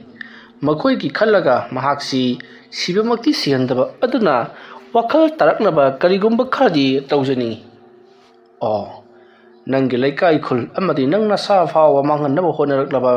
ꯅꯪꯒꯤ ꯌꯦꯛꯅꯕ ꯑꯗꯨꯕꯨ ꯍꯧꯖꯤꯛꯁꯨ ꯅꯍꯥꯛꯅ ꯃꯤꯅꯨꯡꯁꯤ ꯄꯣꯛꯂꯤꯕ? ꯐꯩ, ꯐꯔꯦ, ꯑꯗꯨꯗꯤ ꯁꯨꯝꯗꯧꯔꯁꯤ꯫ ꯍꯧꯖꯤꯛ ꯆꯩꯔꯥꯏ ꯈꯣꯟꯕꯅ ꯅꯈꯣꯏꯒꯤ ꯈꯨꯜ ꯂꯩꯀꯥꯏꯗ ꯀꯔꯤ ꯀꯔꯤ ꯇꯧꯈ꯭ꯔꯕꯒꯦ ꯍꯥꯏꯕꯗꯨ ꯑꯩ ꯑꯃꯨꯛꯇꯪ ꯌꯦꯡꯊꯣꯛꯀꯦ, ꯑꯗꯨꯗꯨꯒ ꯃꯈꯥ ꯇꯥꯅ ꯀꯔꯤ ꯇꯧꯁꯤꯒꯦ ꯍꯥꯏꯕꯗꯨ ꯈꯟꯅꯔꯁꯤꯀꯣ꯫ ꯑꯗꯨꯝꯅ ꯍꯥꯏꯔꯛꯄꯗ ꯆꯤꯡꯈꯩ ꯉꯥꯛꯄꯅꯁꯨ ꯍꯣꯏ ꯍꯥꯏꯗꯨꯅ ꯌꯥꯔꯦ꯫ ꯃꯁꯤꯗꯒꯤꯗꯤ ꯑꯃꯥꯏꯕ ꯑꯗꯨꯅ ꯃꯈꯨꯠꯇ ꯂꯩꯋꯥ ꯇꯤꯟꯋꯥ ꯈꯔ ꯁꯣꯜꯂꯒ ꯃꯍꯥꯛꯀꯤ ꯃꯃꯥꯏꯗ ꯇꯞꯅ ꯅꯥꯟꯊꯔꯤ꯫ ꯑꯗꯨꯝꯅ ꯅꯥꯟꯊꯔꯒ ꯃꯃꯤꯠ ꯑꯗꯨ ꯄꯥꯡꯊꯣꯔꯛꯄꯗꯗꯤ ꯃꯃꯤꯠꯇꯣ ꯃꯨꯁꯤꯟ ꯃꯨꯁꯜꯂꯤ, ꯑꯗꯨꯒ ꯃꯃꯤꯠꯀꯤ ꯃꯤꯠꯂꯨꯗꯒꯤ ꯃꯨꯁꯤꯟ ꯃꯨꯅ ꯀꯔꯤꯅꯣ ꯈꯪꯗꯕ ꯃꯍꯤ ꯑꯃꯁꯨ ꯇꯞꯅ ꯄꯤꯔꯥꯡꯒꯨꯝꯅ ꯁꯤꯟꯊꯔꯛꯂꯤꯕꯅꯤ꯫ ꯇꯧꯔꯛꯂꯤꯕ ꯑꯗꯨꯗ ꯆꯤꯡꯈꯩ ꯉꯥꯛꯄꯅ ꯃꯥꯅ ꯂꯥꯛꯂꯤꯕ ꯑꯃꯥꯏꯕꯁꯤ ꯑꯣꯟꯅꯔꯕ ꯃꯥꯜꯂꯦ, ꯃꯁꯤꯗꯤ ꯖꯥꯗꯨ ꯃꯟꯇ꯭ꯔ ꯌꯥꯝꯅ ꯇꯧꯕ ꯃꯤꯑꯣꯏ ꯑꯃ ꯑꯣꯏꯔ ꯃꯥꯜꯂꯦ ꯍꯥꯏꯗꯨꯅ ꯋꯥꯈꯜ ꯈꯜꯂꯒ ꯂꯩꯔꯤꯉꯩ ꯁꯣꯝꯗ ꯑꯃꯥꯏꯕꯗꯨꯗꯤ ꯃꯁꯥꯗꯣ ꯊꯛ ꯊꯛ ꯅꯤꯛꯇꯨꯅ ꯈꯥꯡꯂꯤ꯫ ꯇꯧꯔꯤꯕꯗꯨ ꯎꯔꯛꯄꯗ ꯆꯤꯡꯈꯩ ꯉꯥꯛꯄꯅ ꯃꯍꯥꯛꯄꯨ ꯍꯨꯟꯗꯣꯛꯂꯝꯂꯒ ꯆꯠꯈꯤꯕ ꯍꯥꯏꯕꯁꯦ ꯐꯖꯗ꯭ꯔꯦ, ꯑꯩꯅ ꯇꯧ ꯍꯥꯏꯕꯗꯒꯤ ꯇꯧꯍꯜꯂꯤꯕꯅꯤ, ꯑꯗꯨꯅ ꯃꯥꯗꯪꯗꯤ ꯀꯜꯂꯝꯂꯒꯦ ꯑꯁꯨꯝꯅ ꯈꯜꯂꯒ ꯑꯍꯜ ꯑꯗꯨꯅ ꯋꯥꯈꯜ ꯇꯥꯔꯛꯄꯗꯣ ꯉꯥꯏꯔꯒ ꯂꯩꯔꯤ꯫ ꯃꯇꯝ ꯑꯗꯨꯗ ꯑꯍꯜ ꯑꯗꯣ ꯇꯞꯅ ꯉꯥꯏꯍꯥꯛ ꯂꯩꯔꯒ ꯋꯥꯈꯜ ꯇꯥꯔꯛꯂꯤ꯫ ꯃꯍꯥꯛꯅ ꯍꯦꯛ ꯋꯥꯈꯜ ꯇꯥꯔꯛꯄꯒ ꯆꯤꯡꯈꯩ ꯉꯥꯛꯄꯗ ꯆꯩꯔꯛꯇꯨꯅ ꯀꯔꯤꯒꯤꯅꯣ ꯅꯍꯥꯛꯅ ꯑꯩꯕꯨ ꯍꯨꯟꯗꯣꯛꯂꯝꯂꯒ ꯆꯠꯈꯤꯅꯕ ꯍꯣꯠꯅꯔꯤꯕꯗꯨꯕꯣ? ꯑꯩꯅ ꯇꯧꯔꯤꯕ ꯊꯕꯛ ꯑꯁꯤꯕꯨ ꯑꯩꯒꯤꯔ ꯍꯥꯏꯕꯅꯤ? ꯅꯪꯒꯤꯗꯃꯛꯇ ꯑꯩꯅ ꯑꯁꯤ ꯌꯧꯅ ꯍꯣꯠꯅꯕꯤꯔꯒ ꯅꯪꯅ ꯑꯩꯕꯨ ꯊꯥꯖꯗ꯭ꯔꯤꯕꯁꯤ ꯀꯔꯤꯒꯤꯅꯣ? ꯋꯥꯍꯪ ꯑꯗꯨ ꯇꯥꯕꯗ ꯆꯤꯡꯈꯩ ꯉꯥꯛꯄꯁꯨ ꯈꯨꯝꯐꯝ ꯈꯪꯗ꯭ꯔꯦ꯫ ꯆꯤꯡꯈꯩ ꯉꯥꯛꯄꯅ ꯃꯍꯥꯛ ꯁꯣꯏꯈ꯭ꯔꯦ ꯍꯥꯏꯗꯨꯅ ꯍꯥꯏꯔꯛꯄꯗ ꯑꯃꯥꯏꯕ ꯑꯗꯨꯅ ꯐꯔꯦ, ꯑꯩꯅ ꯍꯥꯏꯒꯗꯧꯔꯤꯕꯁꯤꯡ ꯑꯁꯤ ꯅꯍꯥꯛ ꯃꯨꯟꯅ ꯇꯥꯎ꯫ ꯅꯈꯣꯏꯒꯤ ꯂꯩꯀꯥꯏ ꯈꯨꯜ ꯑꯗꯨꯗ ꯎ ꯋꯥ ꯅꯥꯄꯤ ꯁꯤꯡꯕꯤ ꯑꯃꯗꯤ ꯄꯤꯁꯤꯡ ꯄꯥꯠ ꯇꯨꯔꯦꯟ ꯄꯨꯝꯅꯃꯛ ꯄꯨꯡꯀꯪ ꯀꯪꯂꯤꯕ ꯑꯗꯨꯒꯤ ꯃꯔꯝ ꯂꯩ꯫ ꯃꯗꯣ ꯑꯃꯥꯏꯕ ꯆꯩꯔꯥꯏ ꯈꯣꯟꯕꯅ ꯇꯧꯍꯜꯂꯛꯂꯤꯕ ꯉꯥꯛꯇꯅꯤ꯫ ꯃꯍꯥꯛꯅ ꯄꯨꯝꯅꯃꯛꯀꯤ ꯏ ꯆꯨꯞꯈ꯭ꯔꯦ, ꯃꯔꯝ ꯑꯗꯨꯅ ꯅꯈꯣꯏꯒꯤ ꯂꯩꯀꯥꯏꯗꯣ ꯆꯥꯛ ꯇꯥꯡꯕ ꯅꯪꯂꯤꯕꯅꯤ꯫ ꯋꯥꯐꯝ ꯑꯗꯨ ꯇꯥꯕꯗ ꯑꯃꯥꯏꯕ ꯆꯤꯡꯈꯩ ꯉꯥꯛꯄꯅ ꯃꯥꯒꯤꯁꯤꯗꯤ ꯑꯩꯈꯣꯏꯕꯨ ꯄꯨꯟꯅ ꯑꯋꯥꯕ ꯅꯪꯍꯟꯕꯅꯤꯗꯅ꯫ ꯑꯩꯅꯗꯤ ꯃꯥꯕꯨ ꯉꯁꯤ ꯐꯥꯎꯕꯗ ꯀꯔꯥ ꯍꯦꯟꯖꯟꯅ ꯁꯥꯎꯈꯤꯕ ꯂꯩꯇ꯭ꯔꯤ, ꯑꯗꯨꯒ ꯃꯥꯅꯗꯤ ꯑꯩꯈꯣꯏ ꯄꯨꯝꯅꯃꯛꯄꯨ ꯁꯤꯈꯤꯅꯕ ꯋꯥꯈꯤꯅꯕ ꯀꯌꯥꯗ ꯂꯥꯏꯅ ꯍꯣꯠꯅꯔꯝꯂꯤꯕ, ꯑꯗꯨꯒ ꯃꯗꯨꯕꯨ ꯑꯩꯅ ꯈꯪꯗꯣꯛꯇ꯭ꯔꯤꯕꯗꯨꯅ ꯀꯔꯤ ꯃꯔꯝꯒꯤ? ꯑꯗꯨꯝꯅ ꯃꯊꯟꯇ ꯋꯥꯍꯪ ꯍꯪꯖꯕꯗꯨꯗ ꯃꯥꯏꯕ ꯑꯗꯨꯅ ꯇꯧꯔꯤꯕ ꯊꯕꯛ ꯑꯁꯦ ꯏꯂꯥꯏ ꯂꯥꯏꯕ ꯊꯕꯛ ꯅꯠꯇꯦꯅꯤ꯫ ꯈꯨꯌꯨꯝ ꯂꯥꯏꯁꯤꯡꯒ ꯇꯥꯟꯅꯔꯒ ꯈꯨꯌꯨꯝ ꯂꯥꯏꯁꯤꯡꯗꯒꯤ ꯃꯇꯦꯡ ꯂꯧꯔꯒ ꯑꯗꯨꯗ ꯇꯧꯔꯛꯄ ꯊꯕꯛꯅꯤ, ꯅꯪꯒꯨꯝꯕꯅ ꯍꯦꯛꯇꯃꯛ ꯈꯪꯗꯣꯛꯄ ꯉꯝꯕ ꯅꯠꯇꯦꯅꯤ꯫ ꯐꯔꯦ, ꯃꯁꯤꯕꯨ ꯊꯤꯡꯒꯅꯕ ꯄꯥꯝꯕꯩ ꯑꯃ ꯄꯨꯊꯣꯛꯍꯧꯗꯕ ꯇꯥꯔꯒꯗꯤ ꯅꯈꯣꯏꯒꯤ ꯂꯩꯀꯥꯏ ꯈꯨꯜ ꯑꯗꯨ ꯄꯨꯝꯅꯃꯛ ꯃꯥꯡꯂꯒꯅꯤ꯫ ꯆꯨꯝꯃꯤ ꯑꯣꯖꯥ, ꯑꯣꯖꯥꯅ ꯍꯥꯏꯕꯤꯕ ꯆꯨꯝꯃꯤ꯫ ꯑꯗꯨꯗꯤ ꯀꯔꯤ ꯀꯔꯤ ꯄꯨꯖꯥ ꯇꯧꯔꯒ ꯐꯍꯟꯒꯅꯤ? ꯑꯩ ꯍꯥꯏꯒꯦ, ꯅꯈꯣꯏꯒꯤ ꯈꯨꯜ ꯑꯗꯨꯗ ꯆꯥꯎꯔꯕ ꯈꯣꯡꯅꯥꯡ ꯄꯥꯝꯕꯤ ꯑꯀꯪꯕ ꯑꯃ ꯍꯧꯕ꯭ꯔꯥ? ꯑꯣꯖꯥ, ꯃꯗꯨ ꯃꯩꯅ ꯆꯥꯛꯈ꯭ꯔꯒꯨꯝ ꯇꯧꯕꯅꯤ꯫ ꯀꯔꯤ ꯃꯩꯅ ꯆꯥꯛꯈ꯭ꯔꯦ ꯍꯥꯏꯕ? ꯍꯣꯏꯅꯦ, ꯃꯩꯅ ꯆꯥꯛꯈꯤꯕ ꯇꯥꯔꯒꯁꯨ ꯖꯒꯥ ꯑꯗꯨꯗꯒꯤ ꯍꯧꯔꯛꯄꯅꯤ, ꯖꯒꯥ ꯑꯗꯨꯗ ꯇꯥꯏꯅꯒꯗꯕꯅꯤ꯫ ꯑꯗꯨꯅ ꯃꯩꯅ ꯆꯥꯛꯈ꯭ꯔꯕ ꯀꯪꯕ ꯈꯣꯡꯅꯥꯡ ꯑꯗꯣ ꯃꯥꯒꯤ ꯃꯀꯥꯗ ꯆꯠꯂꯒ ꯑꯩꯈꯣꯏꯅ ꯂꯥꯏ ꯈꯨꯔꯨꯝꯕꯒꯤ ꯊꯕꯛ ꯑꯁꯦ ꯄꯥꯡꯊꯣꯛꯀꯗꯕꯅꯤ ꯅꯪꯅ ꯂꯥꯏ ꯈꯨꯔꯨꯝꯕꯒꯤ ꯍꯤꯔꯝ ꯈꯨꯗꯤꯡꯃꯛ ꯅꯪꯅ ꯇꯧꯒꯗꯕꯅꯤ ꯑꯩꯗꯤ ꯌꯥꯎꯔꯣꯏ ꯑꯩ ꯃꯐꯝ ꯑꯁꯤꯗꯒꯤ ꯆꯠꯈꯤꯒꯗꯕ ꯃꯤꯀꯨꯞ ꯈꯔ ꯈꯛꯇꯃꯛ ꯉꯥꯏꯔꯤ ꯃꯗꯨꯗ ꯅꯍꯥꯛꯅ ꯈꯨꯔꯨꯝꯒꯗꯕ ꯂꯥꯏ ꯑꯃꯗꯤ ꯆꯪꯒꯗꯕ ꯄꯣꯠꯂꯝ ꯆꯩꯔꯝ ꯇꯧꯒꯗꯕ ꯅꯤꯌꯣꯝ ꯄꯨꯝꯅꯃꯛ ꯑꯩꯅ ꯉꯁꯤ ꯂꯣꯏꯅꯃꯛ ꯇꯥꯛꯂꯒꯦ ꯑꯗꯨꯝꯅ ꯍꯥꯏꯔꯛꯄꯗ ꯆꯤꯡꯈꯩ ꯉꯥꯛꯄꯅꯁꯨ ꯍꯣꯏ ꯍꯥꯏꯗꯨꯅ ꯌꯥꯔꯤ ꯃꯇꯧ ꯑꯁꯨꯝꯅ ꯑꯃꯥꯏꯕ ꯑꯗꯨꯅ ꯆꯤꯡꯈꯩ ꯉꯥꯛꯄꯗ ꯂꯥꯏ ꯈꯨꯔꯨꯝꯕꯗ ꯆꯪꯒꯗꯕ ꯃꯑꯣꯡ ꯃꯇꯧ ꯑꯃꯗꯤ ꯄꯣꯠꯂꯝ ꯆꯩꯔꯝ ꯁꯣꯟꯒꯗꯕ ꯂꯩꯋꯥ ꯄꯨꯝꯅꯃꯛ ꯇꯥꯛꯄꯤꯔꯤ ꯑꯗꯨꯝꯅ ꯇꯥꯛꯂꯕꯗ ꯆꯤꯡꯈꯩ ꯉꯥꯛꯄꯁꯨ ꯃꯌꯨꯝꯗ ꯍꯜꯂꯒꯦ ꯍꯥꯏꯗꯨꯅ ꯂꯦꯞꯂꯤ ꯑꯃꯥꯏꯕ ꯑꯗꯨꯁꯨ ꯍꯌꯦꯡ ꯅꯣꯡ ꯍꯦꯛ ꯉꯥꯟꯕꯒ ꯃꯍꯥꯛꯁꯨ ꯃꯐꯝ ꯑꯁꯤ ꯊꯥꯗꯣꯛꯇꯨꯅ ꯆꯠꯈ꯭ꯔꯒꯅꯤ ꯍꯥꯏꯗꯨꯅ ꯃꯈꯣꯏ ꯑꯅꯤ ꯅꯨꯃꯤꯗꯥꯡꯗꯨꯃꯗꯤ ꯋꯥꯔꯤ ꯋꯥꯇꯥꯏ ꯀꯌꯥ ꯁꯥꯟꯅꯔꯒ ꯆꯤꯡꯈꯩ ꯉꯥꯛꯄꯅꯁꯨ ꯂꯧꯍꯧꯕ ꯌꯥꯕ ꯒ꯭ꯌꯥꯟ ꯂꯧꯁꯤꯡ ꯄꯨꯝꯅꯃꯛ ꯂꯧꯍꯧꯔꯤ ꯑꯗꯨꯒ ꯑꯃꯥꯏꯕ ꯑꯗꯨꯅ ꯍꯥꯏꯔꯝꯂꯤꯕꯁꯤ ꯑꯃꯥꯏꯕ ꯆꯔꯥꯏ ꯈꯨꯟꯕꯗꯣ ꯍꯧꯖꯤꯛꯇꯤ ꯃꯍꯧꯁꯥꯒꯤ ꯆꯔꯥꯏ ꯈꯨꯟꯕꯗꯣ ꯑꯣꯏꯔꯔꯣꯏ ꯃꯥꯒꯤ ꯋꯥꯈꯜꯂꯣꯟꯗꯣ ꯍꯧꯖꯤꯛꯇꯤ ꯇꯁꯦꯡꯅ ꯐꯠꯇ꯭ꯔꯕ ꯇꯤꯟꯃꯨ ꯂꯥꯏꯃꯨꯁꯤꯡꯅ ꯃꯈꯣꯏꯒꯤ ꯃꯁꯥꯗꯣ ꯈꯨꯗꯨꯝ ꯆꯟꯁꯤꯟꯈ꯭ꯔꯦ ꯃꯔꯝ ꯑꯗꯨꯅ ꯅꯪꯅ ꯐꯅ ꯃꯍꯥꯛꯄꯨ ꯉꯥꯛꯄꯤꯔꯕꯁꯨ ꯃꯍꯥꯛꯀꯤ ꯋꯥꯈꯜꯂꯣꯟꯗꯗꯤ ꯑꯐꯕ ꯑꯃꯠꯇ ꯈꯟꯕ ꯉꯝꯂꯔꯣꯏ ꯄꯨꯝꯅꯃꯛ ꯐꯠꯇꯅ ꯂꯣꯏꯅꯃꯛ ꯎꯔꯛꯂꯒꯅꯤ ꯃꯔꯝ ꯑꯗꯨꯅ ꯅꯍꯥꯛꯅ ꯃꯍꯥꯛꯄꯨ ꯂꯣꯏꯁꯤꯟꯈꯤꯒꯗꯕꯅꯤ ꯃꯍꯥꯛ ꯂꯣꯏꯁꯤꯟꯗ꯭ꯔꯤꯕ ꯐꯥꯎꯕꯗꯤ ꯅꯈꯣꯏꯒꯤ ꯂꯥꯟ ꯂꯣꯏꯕ ꯅꯥꯏꯔꯣꯏ ꯑꯗꯨꯒ ꯅꯈꯣꯏꯒꯤ ꯂꯩꯀꯥꯏꯒꯤ ꯃꯤꯁꯤꯡ ꯅꯣꯡꯃ ꯀꯥꯡꯗꯅ ꯃꯊꯪ ꯁꯤꯕ ꯍꯧꯔꯛꯂꯒꯅꯤ ꯑꯗꯨꯝꯅ ꯍꯥꯏꯔꯛꯄꯗ ꯆꯤꯡꯈꯩ ꯉꯥꯛꯄꯅ ꯍꯣꯏ ꯑꯣꯖꯥ ꯑꯩ ꯆꯔꯥꯏ ꯈꯨꯟꯕꯕꯨ ꯁꯣꯏꯗꯅꯃꯛꯀꯤ ꯃꯥꯏꯊꯤꯕ ꯄꯤꯔꯒꯦ ꯑꯁꯨꯝꯅ ꯅꯨꯃꯤꯗꯥꯡ ꯑꯗꯨꯃ ꯃꯈꯣꯏ ꯋꯥꯔꯤ ꯋꯥꯇꯥꯏ ꯈꯔ ꯁꯥꯟꯅꯔꯕ ꯃꯇꯨꯡ ꯑꯗꯨꯃꯛ ꯇꯨꯝꯅꯈ꯭ꯔꯤ ꯆꯤꯡꯈꯩ ꯉꯥꯛꯄꯅ ꯌꯥꯝꯅ ꯉꯛꯄ ꯑꯃ ꯊꯦꯡꯅꯔꯤ ꯃꯗꯨꯗꯤ ꯃꯍꯥꯛꯀ ꯇꯨꯃꯤꯟꯅꯔꯤꯕ ꯑꯃꯥꯏꯕꯗꯨꯗꯤ ꯃꯃꯤꯠ ꯑꯗꯨꯃꯛ ꯄꯥꯡꯂꯒ ꯂꯩꯔꯤ ꯃꯗꯨꯗ ꯆꯤꯡꯈꯩ ꯉꯥꯛꯄꯅ ꯑꯣꯖꯥꯗꯤ ꯇꯨꯝꯅꯤꯡꯗ꯭ꯔꯕ꯭ꯔꯣ ꯑꯗꯨꯝꯅ ꯍꯥꯏꯔꯛꯄꯗ ꯑꯃꯥꯏꯕ ꯑꯗꯨꯅ ꯍꯥꯏ ꯑꯩꯒꯤꯁꯦ ꯇꯨꯝꯂꯤꯕꯅꯤꯅꯦ ꯑꯗꯨꯝꯅ ꯍꯥꯏꯔꯛꯄꯗ ꯆꯤꯡꯈꯩ ꯉꯥꯛꯄꯅ ꯃꯤꯠꯇꯤ ꯑꯗꯨꯝ ꯄꯥꯡꯂꯤꯕꯁꯤꯗꯤ ꯍꯥꯏꯔꯛꯄꯗ ꯃꯤꯠ ꯄꯥꯡꯂꯕꯁꯨ ꯑꯩꯗꯤ ꯇꯨꯝꯂꯕꯅꯤ ꯑꯩꯉꯣꯟꯗ ꯍꯟꯇꯛꯃꯨꯛꯇꯤ ꯋꯥ ꯉꯥꯡꯂꯒꯅꯨꯀꯣ ꯍꯥꯏꯗꯨꯅ ꯃꯃꯤꯠ ꯄꯥꯡꯂꯒ ꯑꯗꯨꯃꯛ ꯇꯨꯝꯈ꯭ꯔꯤ ꯀꯅꯥꯒꯨꯝꯕꯗ ꯌꯦꯡꯕ ꯃꯇꯝꯗ ꯃꯍꯥꯛ ꯇꯨꯝꯗ꯭ꯔꯤ ꯍꯥꯏꯕꯗꯣ ꯈꯟꯅꯅꯕꯔ ꯀꯔꯤꯅꯣ ꯈꯪꯗꯦ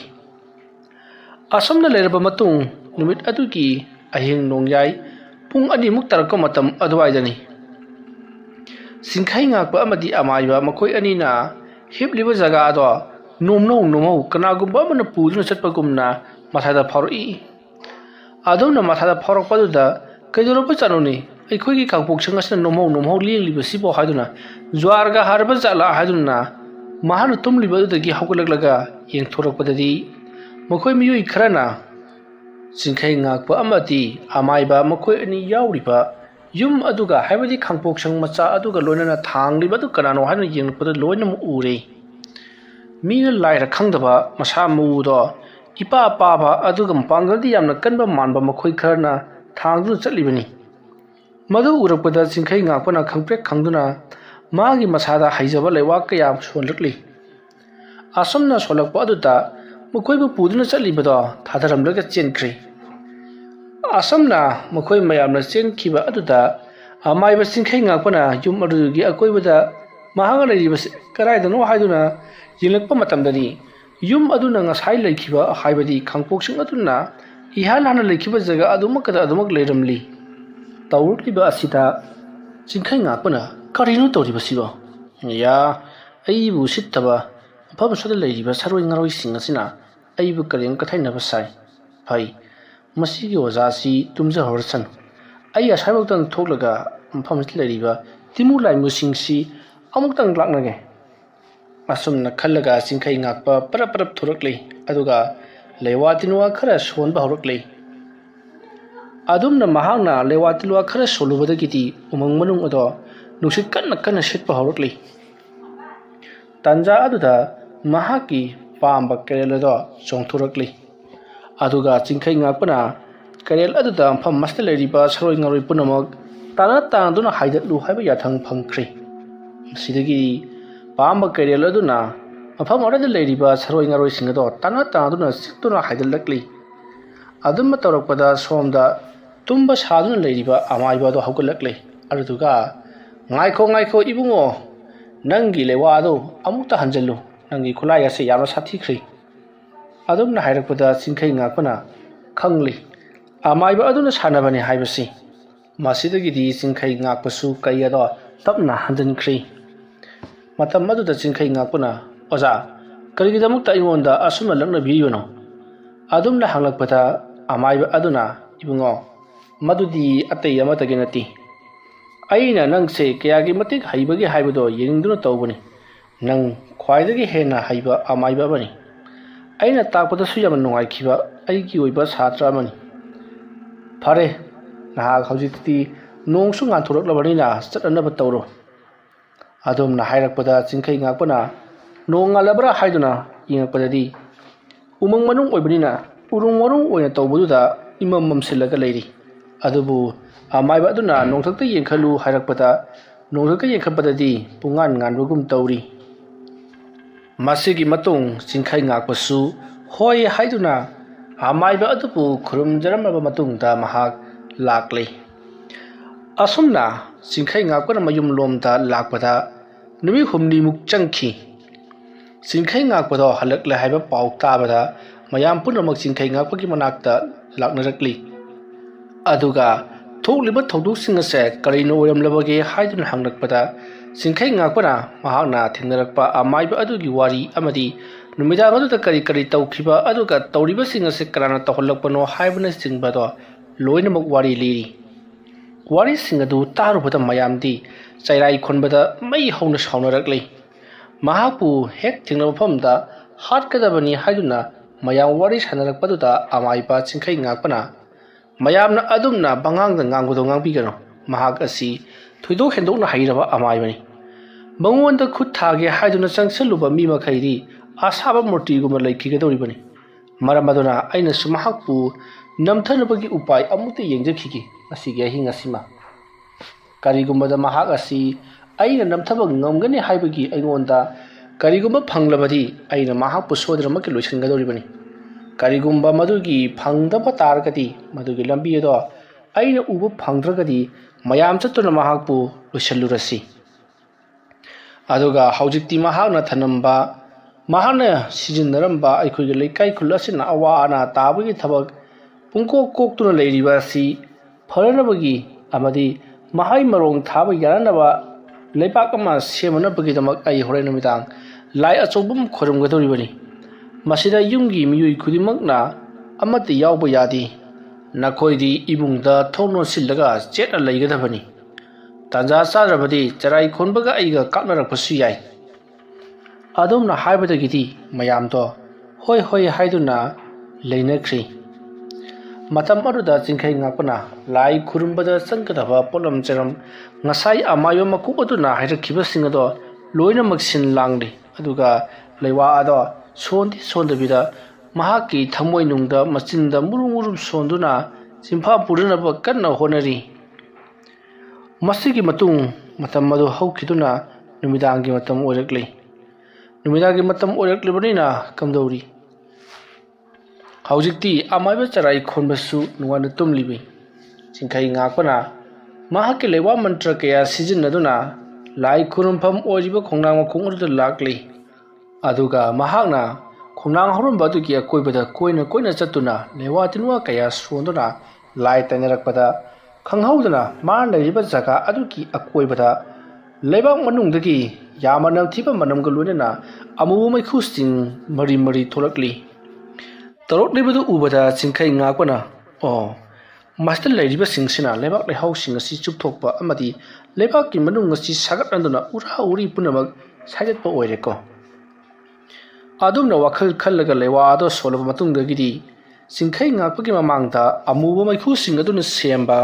ꯃꯤꯒꯤ ꯃꯑꯣꯡ ꯃꯥꯟꯕ ꯃꯤꯇꯝ ꯑꯃ ꯊꯣꯔꯛꯂꯤ꯫ ꯃꯇꯝ ꯑꯗꯨꯗ ꯆꯤꯡꯈꯩ ꯉꯥꯛꯄꯅ "ꯍꯥꯏ, ꯍꯧꯖꯤꯛꯇꯤ ꯑꯩꯒꯤ ꯌꯥꯊꯪ ꯑꯃꯨꯛ ꯇꯥꯔꯣ꯫ ꯆꯩꯔꯥꯏ ꯈꯣꯟꯕ ꯍꯥꯏꯔꯤꯕ ꯑꯃꯥꯏꯕ ꯑꯗꯨꯅ ꯇꯧꯍꯜꯂꯤꯕ ꯊꯕꯛ ꯈꯨꯗꯤꯡꯃꯛ ꯉꯁꯤꯗꯒꯤ ꯅꯪꯅ ꯇꯧꯕ ꯑꯃꯠꯇ ꯌꯥꯔꯔꯣꯏ꯫ ꯃꯗꯨꯒꯤ ꯃꯍꯨꯠꯇ ꯅꯍꯥꯛꯅ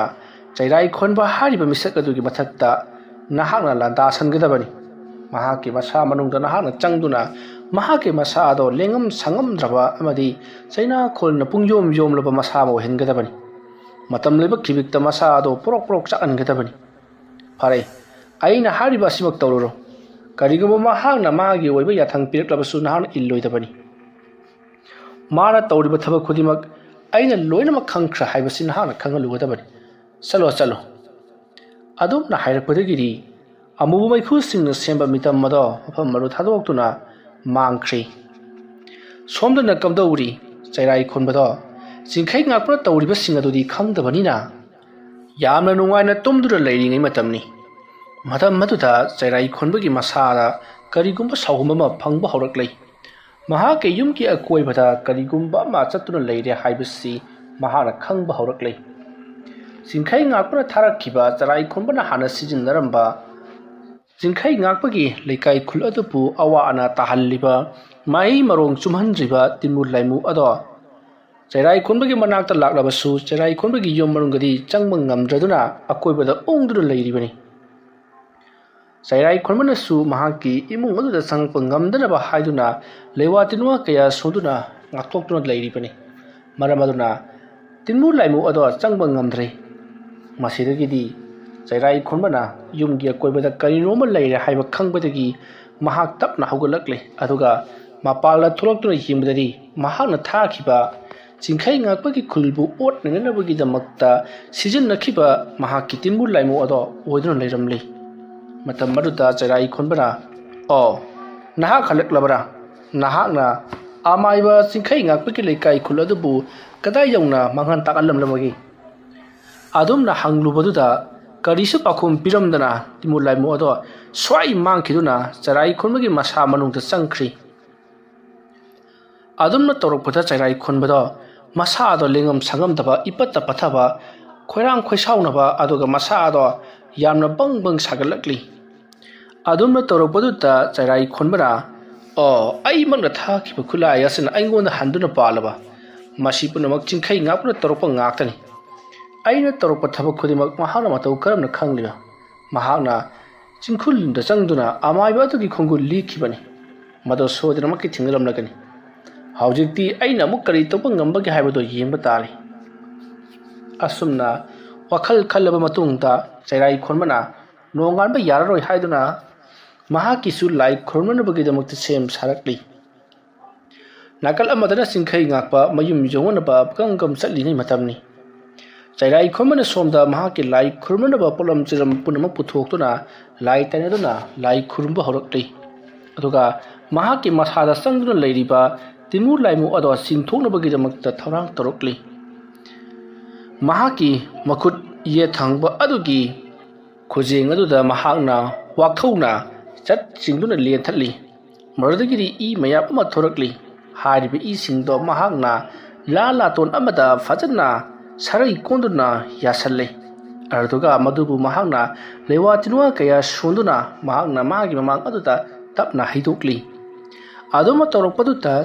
चैराई खोनबगी मसा मनुंगदा लैरंबा तिमु लाइमु अदो खेकना लाउना मपांदा मुक थोरक्ली अदुगा ई अदो पाक्थदुना थगली मतम मरुदा चैराई खोनबना तो अदुनिदना मागुम्बा चिंखै ngakpana नंगबु सानबा मतिकला चक्थाक पीदबा नंगीदमक्ता करिदौबगीदौता नंग लेपकदौरिबनो आई हाइगे मुनताव हौजिक्ति परलोइगी मतम हाइबदो ओइरबनी आइगा मागा सुंगबा लान हौजिक्ति लोइसल्लगनी आमाइबा चिंखै ngakpagi manakta नंगी खोंमी लानमी मयांग लोइना चटकदबनी लैरम लैरंबा खुदिमक साइदुना चागदबनी मदुगी अयाबा आइना पीरबनी अदुगा वफम अमना हाइरिबा थबक असि ngasiगिरि यारारोय हायेंगदगी तौगदबनी हायेंग नुमिदांगदगी हौरगदबनी अदुगा नखोय संगसरकपा अमदी नखोयदा छिंथा पिरकपा अमाइबा ओइरबसु नखोयना चागदबनी नखोयदा मखोयना हाइरकपा अमता लौरोयदबनी मदुगिदमक चक्थाक अइना सेम सारोन थनमगदबनी हायेंगी अहिंगी नुमित असिदा नखोयना चिंखै ngakpagi खुल लेखाय अदुबु नखोयना सानै खाइगदबनी अमता लेम थारोयदबनी हौजिक मखोय यामना वानरबा मतम मसिदा अमुक हेना वाहनगदबनी नखोयना ngamjaba mawong laknagadabani ko adumna hairubadutta timu laimu ado hoy hairamduna mafam marudagi mangkhri madugi matung chairai khonbado yamna sauna mahak magi tumpham kada changlakli tumthaba yadana hayenggi numitta kari kari lalong chithagisi haiduna khandurata lairibani asumna tawduna mathangi nong adumak ngankhri ꯑꯃꯥꯏꯕ ꯆꯩꯔꯥꯏ ꯈꯣꯟꯕꯗꯤ ꯍꯣꯔꯦꯟ ꯑꯆꯧꯕ ꯂꯥꯏ ꯈꯨꯔꯨꯝꯒꯗꯧꯔꯤꯕ ꯑꯃꯗꯤ ꯂꯥꯌꯥꯝ ꯊꯥꯒꯗꯕ ꯃꯔꯝꯅ ꯃꯍꯥꯛꯇꯤ ꯆꯔꯥꯒꯤ ꯍꯦꯟꯕ ꯃꯈꯩ ꯂꯥꯏꯒꯤ ꯄꯣꯠꯂꯣꯝ ꯆꯤꯔꯝ ꯁꯤꯟꯕ ꯂꯥꯡꯂꯤ ꯅꯥꯀꯜ ꯑꯃꯗꯅ ꯆꯤꯡꯈꯩ ꯉꯥꯛꯄꯁꯨ ꯈꯪꯉꯤ ꯆꯔꯥꯏ ꯈꯣꯟꯕꯅ ꯇꯨꯃꯤꯟꯅ ꯂꯩꯊꯣꯔꯛꯂꯣꯏ ꯍꯥꯏꯕꯁꯤ ꯃꯔꯝ ꯑꯗꯨꯅ ꯂꯩꯀꯥꯏ ꯈꯨꯜ ꯑꯗꯨꯒꯤ ꯃꯤꯌꯥꯝ ꯄꯨꯝꯅꯃꯛꯇ ꯋꯥꯐꯝ ꯈꯔ ꯍꯥꯏꯔꯤ ꯑꯆꯧꯕ ꯃꯤꯐꯝ ꯑꯃ ꯐꯝꯂꯒ ꯍꯣꯔꯦꯟꯗꯤ ꯀꯔꯤꯒꯨꯝꯕꯗ ꯑꯃꯥꯏꯕ ꯆꯔꯥꯏ ꯈꯣꯟꯕꯅ ꯑꯩꯈꯣꯏꯒꯤ ꯏꯊꯛꯇ ꯑꯆꯧꯕ ꯂꯥꯟꯗꯥ ꯑꯃ ꯆꯠꯊꯔꯛꯄ ꯌꯥꯏ ꯃꯗꯨ ꯈꯪꯅ ꯑꯩꯈꯣꯏ ꯆꯦꯛꯁꯤꯟꯁꯤ ꯀꯔꯤꯒꯨꯝꯕꯗ ꯆꯔꯥꯏ ꯈꯣꯟꯕꯅ ꯑꯩꯈꯣꯏꯗ ꯆꯠꯊꯔꯛꯀꯗꯧꯔꯤꯕ ꯂꯥꯟꯗꯥ ꯑꯁꯤꯗ ꯑꯩꯈꯣꯏꯒꯤ ꯂꯩꯀꯥꯏ ꯈꯨꯜ ꯑꯁꯦ ꯃꯨꯠꯈꯤꯕ ꯌꯥꯅ ꯂꯩꯔꯤꯕꯅꯤ ꯇꯤꯃꯨ ꯐꯠꯇꯕ ꯂꯥꯏꯃꯨ ꯐꯠꯇꯕ ꯁꯔꯣꯏ ꯉꯥꯔꯣꯏꯅ ꯑꯩꯈꯣꯏꯗ ꯑꯅꯥ ꯂꯥꯏꯑꯣꯡ ꯈꯪꯗꯅ ꯅꯥꯍꯜꯂꯛꯀꯗꯧꯔꯤꯕꯅꯤ ꯆꯤꯛꯄ ꯅꯥꯕ ꯂꯦꯡꯕ ꯊꯤꯟꯕ ꯑꯃꯗꯤ ꯁꯣꯔ ꯍꯣꯟꯕ ꯅꯨꯡꯉꯥꯏꯇꯕ ꯐꯨꯟꯀꯠꯂꯛꯄ ꯑꯩꯈꯣꯏꯒꯤ ꯏꯃꯤꯠꯇ ꯆꯣꯏꯔꯤ ꯄꯥꯔꯤ ꯄꯧꯕꯗ ꯎꯍꯜꯂꯛꯇꯨꯅ ꯄꯪꯀꯤꯗ ꯀꯤꯕ ꯅꯠꯇ꯭ꯔꯒꯅ ꯀꯔꯥꯏꯗꯅꯣ ꯑꯃꯗ ꯆꯠꯂꯤꯕꯅꯤ ꯍꯥꯏꯗꯨꯅ ꯆꯠꯂꯒ ꯊꯥꯡ ꯇꯦꯟ ꯃꯔꯛꯇ ꯇꯥꯁꯟꯕ ꯀꯌꯥ ꯑꯃ ꯇꯧꯗꯨꯅ ꯄꯨꯈ꯭ꯔꯤꯗ ꯅꯝꯁꯤꯟꯗꯨꯅ ꯇꯨꯔꯦꯜꯗ ꯅꯝꯁꯤꯟꯗꯨꯅ ꯑꯩꯈꯣꯏꯕꯨ ꯍꯥꯠꯀꯗꯧꯔꯤꯕꯅꯤ ꯃꯔꯝ ꯑꯁꯤꯅ ꯑꯩꯈꯣꯏ ꯆꯦꯛꯁꯤꯟꯁꯤ ꯀꯔꯤꯒꯨꯝꯕ ꯃꯇꯝꯗ ꯑꯩꯈꯣꯏꯅ ꯂꯩꯔꯤꯕ ꯖꯒꯥ ꯑꯁꯤꯗꯒꯤ ꯁꯨꯡꯍꯦꯟ ꯍꯦꯜꯂꯣꯏꯗꯕꯅꯤ ꯑꯩꯈꯣꯏꯅ ꯂꯩꯔꯤꯕ ꯌꯨꯝ ꯑꯁꯤꯒꯤ ꯑꯀꯣꯏꯕꯗ ꯑꯩꯈꯣꯏꯅ ꯊꯨꯝ ꯑꯃꯗꯤ ꯃꯆꯨ ꯆꯥꯏꯊꯣꯛꯀꯗꯕꯅꯤ ꯑꯗꯨꯒ ꯃꯣꯔꯣꯛ ꯑꯁꯨꯕꯁꯨ ꯆꯥꯏꯊꯣꯛꯀꯗꯕꯅꯤ ꯍꯥꯏꯔꯤꯕꯁꯤꯡ ꯑꯁꯤ ꯇꯧꯗ꯭ꯔꯕꯗꯤ ꯅꯈꯣꯏ ꯉꯁꯤꯒꯤ ꯑꯍꯤꯡ ꯑꯁꯤꯗ ꯄꯨꯂꯞ ꯑꯣꯏꯅ ꯇꯥꯏꯕꯪꯄꯥꯟ ꯊꯥꯗꯣꯛꯈꯤꯕ ꯌꯥꯅ ꯂꯩꯔꯤ ꯇꯧꯕꯇꯕꯨ ꯅꯈꯣꯏꯅ ꯆꯥꯏꯊꯣꯛꯀꯗꯧꯔꯤꯕ ꯊꯨꯝ ꯑꯃꯗꯤ ꯃꯣꯔꯣꯛ ꯃꯆꯨꯁꯤꯡ ꯑꯗꯣ ꯂꯩꯋꯥ ꯃꯟꯇ꯭ꯔ ꯁꯣꯟꯒꯗꯕꯅꯤ ꯑꯗꯨꯅ ꯅꯈꯣꯏꯒꯤ ꯏꯃꯨꯡꯗ ꯆꯥꯏꯊꯣꯛꯀꯗꯕ ꯊꯨꯝ ꯃꯣꯔꯣꯛ ꯀꯩꯀꯥ ꯃꯌꯥꯝꯗꯣ ꯑꯩꯒꯤ ꯏꯅꯥꯛꯇ ꯂꯣꯏꯅꯃꯛ ꯄꯨꯔꯛꯂꯣ ꯃꯗꯣ ꯑꯩꯅ ꯂꯣꯏꯅꯃꯛ ꯂꯩꯋꯥ ꯁꯣꯟꯕꯤꯔꯒꯦ ꯑꯗꯨꯝꯅ ꯍꯥꯏꯔꯛꯄꯗꯒꯤꯗꯤ ꯑꯃꯥꯏꯕ ꯆꯤꯡꯈꯩ ꯉꯥꯛꯄꯒꯤ ꯌꯨꯝꯗ ꯂꯣꯏꯅꯃꯛ ꯂꯥꯛꯇꯨꯅ ꯃꯈꯣꯏꯒꯤ ꯌꯨꯝꯗ ꯆꯥꯏꯊꯣꯛꯀꯗꯕ ꯊꯨꯝ ꯃꯣꯔꯣꯛ ꯑꯃꯗꯤ ꯃꯆꯨꯅꯆꯤꯡꯕꯗꯣ ꯂꯩꯋꯥ ꯇꯤꯟꯋꯥ ꯁꯣꯏꯗꯅꯕꯒꯤꯗꯃꯛꯇ ꯂꯥꯛꯅꯔꯛꯂꯤ ꯃꯇꯧ ꯑꯁꯨꯝꯅ ꯆꯤꯡꯈꯩ ꯉꯥꯛꯄꯁꯨ ꯅꯨꯃꯤꯗꯥꯡꯒꯤ ꯊꯧꯔꯥꯡ ꯄꯨꯝꯅꯃꯛ ꯁꯦꯝꯕ ꯁꯥꯕ ꯂꯣꯏꯔꯤ ꯅꯨꯃꯤꯗꯥꯡꯒꯤ ꯊꯧꯔꯝ ꯂꯥꯡꯕ ꯂꯣꯏꯁꯤꯜꯂꯛꯄꯗ ꯅꯨꯃꯤꯠ ꯇꯥꯔꯣꯝ ꯇꯧꯔꯛꯂꯤ ꯃꯌꯥꯝ ꯄꯨꯝꯅꯃꯛꯁꯨ ꯂꯣꯏꯅꯃꯛ ꯆꯠꯅꯈ꯭ꯔꯤ ꯍꯧꯖꯤꯛꯇꯤ ꯃꯥꯒꯤ ꯌꯨꯝꯗ ꯆꯥꯏꯊꯣꯛꯄ ꯈꯣꯠꯇꯣꯛꯄ ꯑꯃꯗꯤ ꯁꯦꯝ ꯁꯥꯕ ꯀꯌా ꯑꯃ ꯇꯧꯔꯤꯕꯅꯤ ꯇꯧꯔꯤꯕꯁꯤꯡ ꯑꯁꯤꯗ ꯊꯝꯕꯥꯜ ꯃꯔꯤꯛꯅ ꯆꯤꯡꯈꯩ ꯉꯥꯛꯄꯒꯤ ꯃꯅꯥꯛꯇ ꯆꯪꯁꯤꯜꯂꯛꯇꯨꯅ ꯂꯩꯀꯥꯏ ꯈꯨꯜ ꯑꯁꯤꯗ ꯂꯥꯟ ꯂꯥꯛꯄꯗꯧꯅ ꯇꯧꯔꯤꯕꯁꯤꯕꯨ ꯃꯁꯤꯕꯨ ꯀꯝꯗꯧꯔꯤꯕꯖꯥꯠꯅꯣ ꯍꯥꯏ ꯅꯪꯁꯤ ꯂꯩꯀꯥꯏꯗ ꯂꯩꯇꯕ ꯅꯨꯄꯤꯒ ꯆꯞ ꯃꯥꯟꯅꯩꯗꯀꯣ ꯂꯩꯀꯥꯏ ꯑꯁꯤꯗ ꯊꯣꯛꯂꯤꯕ ꯊꯧꯗꯣꯛ ꯑꯁꯤ ꯅꯪ ꯀꯔꯤꯃꯠꯇ ꯈꯪꯗꯕ꯭ꯔꯣ ꯈꯪꯕꯨꯗꯤ ꯈꯪꯕ ꯑꯁꯨꯛ ꯌꯥꯝꯅ ꯋꯥꯅ ꯂꯩꯒꯗꯕꯒꯤ ꯁꯔꯨꯛ ꯑꯩꯈꯣꯏ ꯃꯌꯥꯝ ꯆꯠꯂꯒ ꯆꯔꯥꯏ ꯈꯣꯟꯕ ꯍꯥꯏꯕ꯭ꯔꯥ ꯆꯤꯔꯥꯏ ꯈꯣꯟꯕ ꯍꯥꯏꯕ꯭ꯔꯥ ꯃꯗꯨ ꯁꯠ ꯂꯣꯏꯁꯟꯕꯗꯤ ꯀꯔꯤ ꯀꯥꯏꯕꯒꯦ ꯍꯥꯏ ꯍꯧꯖꯤꯛ ꯃꯍꯥꯛ ꯂꯣꯠꯈ꯭ꯔꯦ ꯀꯗꯥꯏꯗ ꯂꯩꯔꯤꯕꯅꯣ ꯈꯪꯗꯦ ꯃꯥ ꯊꯤꯔꯒ ꯂꯩꯔꯤꯉꯩꯗ ꯑꯩꯈꯣꯏꯒꯤ ꯊꯋꯥꯏ ꯑꯁꯤ ꯍꯥꯟꯅ ꯃꯥꯡꯕꯅ ꯍꯥꯜꯂꯒꯅꯤꯅꯦ ꯃꯔꯝ ꯑꯗꯨꯅ ꯍꯣꯔꯦꯟ ꯑꯍꯤꯡꯗꯤ ꯃꯥꯒ ꯑꯩꯒꯁꯦ ꯑꯉꯝꯕ ꯆꯥꯡ ꯌꯦꯡꯅꯒꯗꯧꯔꯤꯕꯅꯤ ꯃꯐꯝꯅ ꯑꯩꯈꯣꯏꯒꯤ ꯈꯨꯟꯒꯤ ꯂꯧꯀꯣꯜꯗꯅꯤ ꯃꯥꯁꯨ ꯃꯥꯒꯤ ꯑꯣꯏꯕ ꯇꯤꯃꯨ ꯂꯩꯃꯨꯁꯤꯡ ꯊꯥꯔꯛꯁꯅꯨ ꯑꯩꯁꯨ ꯑꯩꯒꯤ ꯑꯣꯏꯕ ꯇꯤꯃꯨ ꯂꯩꯃꯨꯁꯤꯡ ꯊꯥꯗꯣꯛꯇꯨꯅ ꯑꯉꯝꯕ ꯇꯥꯟꯅꯒꯗꯧꯔꯤꯕꯅꯤ ꯑꯗꯨꯒ ꯃꯃꯩꯊꯪꯗ ꯃꯥꯒ ꯑꯩꯒꯁꯦ ꯁꯌꯦꯡ ꯄꯥꯝꯕꯣꯝ ꯉꯥꯟꯅꯗꯨꯅ ꯃꯨꯛꯊꯦꯛꯅꯔꯛꯀꯗꯧꯔꯤꯕꯅꯤ ꯃꯥꯒꯤ ꯍꯩꯁꯤꯡꯕꯨ ꯎꯠꯅꯔꯛꯀꯗꯧꯔꯤꯕꯅꯤ ꯌꯦꯡꯕꯗ ꯑꯉꯛꯄ ꯐꯪꯅ ꯐꯖꯔꯒꯗꯕ ꯂꯥꯟꯗꯥꯅꯤ ꯇꯧꯕꯇꯕꯨ ꯑꯃꯥꯏꯕ ꯆꯩꯔꯥꯏ ꯈꯣꯟꯕ ꯀꯌꯥꯒꯤ ꯃꯇꯤꯛ ꯍꯩꯔꯕꯒꯦ ꯍꯥꯏꯕꯗꯣ ꯑꯩꯅ ꯍꯧꯖꯤꯛ ꯈꯪꯗ꯭ꯔꯦ ꯐꯩ ꯃꯥꯁꯨ ꯇꯧꯅꯤꯡꯕ ꯇꯧꯁꯅꯨ ꯃꯗꯨꯒꯤꯗꯃꯛ ꯑꯩꯅ ꯄꯨꯝꯅꯃꯛ ꯁꯦꯝꯕ ꯁꯥꯕ ꯂꯣꯏꯔꯕꯅꯤ ꯑꯗꯨꯒ ꯋꯥꯐꯝ ꯑꯃꯅ ꯍꯣꯔꯦꯟ ꯅꯨꯃꯤꯗꯥꯡ ꯑꯁꯤ ꯅꯍꯥꯛ ꯇꯨꯃꯤꯟꯅ ꯂꯩꯕ ꯌꯥꯗꯦ ꯂꯥꯏꯅꯤꯡꯊꯧ ꯀꯥꯗ ꯑꯩꯒꯤꯗꯃꯛꯇ ꯅꯍꯥꯛꯅ ꯂꯥꯏ ꯈꯨꯔꯨꯝꯒꯗꯕꯅꯤ ꯂꯥꯏ ꯈꯨꯔꯨꯝꯂꯤꯉꯩ ꯃꯇꯝꯗ ꯀꯅꯥꯒꯨꯝꯕꯅ ꯅꯪꯒꯤ ನಮಿꯡ ꯄꯟꯗꯨꯅ ꯀꯧꯔꯛꯂꯕ ꯅꯠꯇ꯭ꯔꯒꯁꯨ ꯑꯩꯒꯤ ꯏꯃꯤꯡ ꯄꯟꯗꯨꯅ ꯀꯧꯔꯛꯂꯕ ꯂꯩꯀꯥꯏ ꯈꯨꯜ ꯑꯁꯤꯗ ꯀꯅꯥꯅꯣꯝ ꯑꯋꯥꯕ ꯇꯥꯔꯦ ꯑꯗꯨꯒꯤꯅꯤ ꯍꯥꯏꯗꯨꯅ ꯂꯥꯛꯂꯕ ꯅꯍꯥꯛ ꯁꯨꯡꯊꯣꯛ ꯊꯣꯛꯄ ꯌꯥꯗꯦ ꯁꯨꯡꯈꯨꯝ ꯈꯨꯝꯕ ꯌꯥꯗꯦ ꯅꯪꯅ ꯇꯧꯔꯤꯕ ꯊꯕꯛꯇꯨꯗ ꯑꯗꯨꯃꯛ ꯇꯧꯗꯨꯅ ꯂꯩꯒꯗꯕꯅꯤ ꯑꯩꯅ ꯂꯥꯛꯇ꯭ꯔꯤꯕ ꯐꯥꯎꯕꯗꯤ ꯅꯍꯥꯛ ꯑꯗꯨꯃꯛ ꯂꯩꯔꯝꯒꯗꯕꯅꯤ ꯑꯗꯣ ꯀꯔꯤꯒꯨꯝꯕ ꯑꯃꯇ ꯍꯪꯒꯤ ꯀꯔꯤꯅꯣ ꯍꯥꯏꯌꯨꯅꯦ ꯀꯔꯤꯒꯨꯝꯕꯗ ꯅꯪꯒꯤ ꯈꯣꯟꯖꯦꯜꯅ ꯑꯩꯕꯨ ꯀꯧꯔꯛꯂꯕꯗꯤ ꯀꯝꯗꯧꯅ मधुसु चुम्मीदना अदुदी सुमदौसी अइना नंगोंदा हौखिबा इबानीगी अरुबु वाफमसिंग मथंग हायरक्लबा अदुगा ngasi अइना नंगोंदा सिनरमलिबा थबक असigi matangdo wari lirakdaba aduduga अइना नंगोंदा हायखिबा अरोनबा wari kaya मथंग wari liba हरokdabadi मदो अइनि खंग अदुगा थोंगदा अइना अहुम लक्तगिना मरिरक फावबा ngahak kanaraga thilakani अदुगी मतुंग अइना अइगी इचानुपीगी ममिंग अमदी मागी येक सलाई मथंग हायदरकनी मतम मदुकदा नहान अइबु थाजगदबनी थोंग हांगदबनी मदु नट्रिबु फावबदी हांगबसु यादी aduga maru oina nangnabu chingnarabadi adumak hanglaganu nong hek nganbaga adumak hanglaklo aduga wafam amana nangi namitta nong nganba oina uhalaklabasu madu nahakna thajaroidabani wakhanna pukningna khangadabani haujik numit tagidaba ngairi karma nong ngangidoribano haidana aduga nong ngalaklabasu uchi koyagi makhol yen khongbagi makhol amadi sarui singi makhol tajiba phawbadi thong hangba yadeko phare tawgadaba thabuk mayam ama wali hojik aduna nangsu horen lai khurumbada kari kari setka ingadaba amadi kari kari tawba kari tawrkani haibagi puning losing thadaduna leiro aisu lai khurmanaba polam cheram khara langki adumna thambal marikta wafam punamak meramlaba matungta singkhai ngakpa pungkang kanglaba makoigi pukri aduda kumtharakli pukri adugi mayaida mahana thang suri amana hogairi phanaluna khuning muki sang tawtharaba matungta mahana leibak khara lokhalakli leibak ado pungkang kangli chochot phawa lauchaba nati matam maduda mahana lokhalaklaga leibak asi phawa khrang he kangida asumna khalaga mahaka leibak ado lokhalakli madugi matung leibak ado mahakna phi amuba amadi yomsilli atuga mahak parap aphuk lakle phi amuba mayom ado mahakna saijinda kisinno thalunaba matungta turenda mukum tharakli khara kanglaba turen adugi mayaidagi su manungdagi leibak khara lauraga phi angangba amadi kisali atuga saijinda kisidno thamli asumna iram khonglam khongban lupan labukna singbidagi koikhom khomuraga mahana pulamak tasallaga safu amada hapsallaga safu adugi mathaktuna phiron taret lolaga payana karkak klakna kisinduna mokhoigi yumgi mangolgi phamelgi kachil aduta thamkhre matawa somna hojikti sinbal langba punamak loirabaduna numidang ahingi matam oirakpa ngainakhre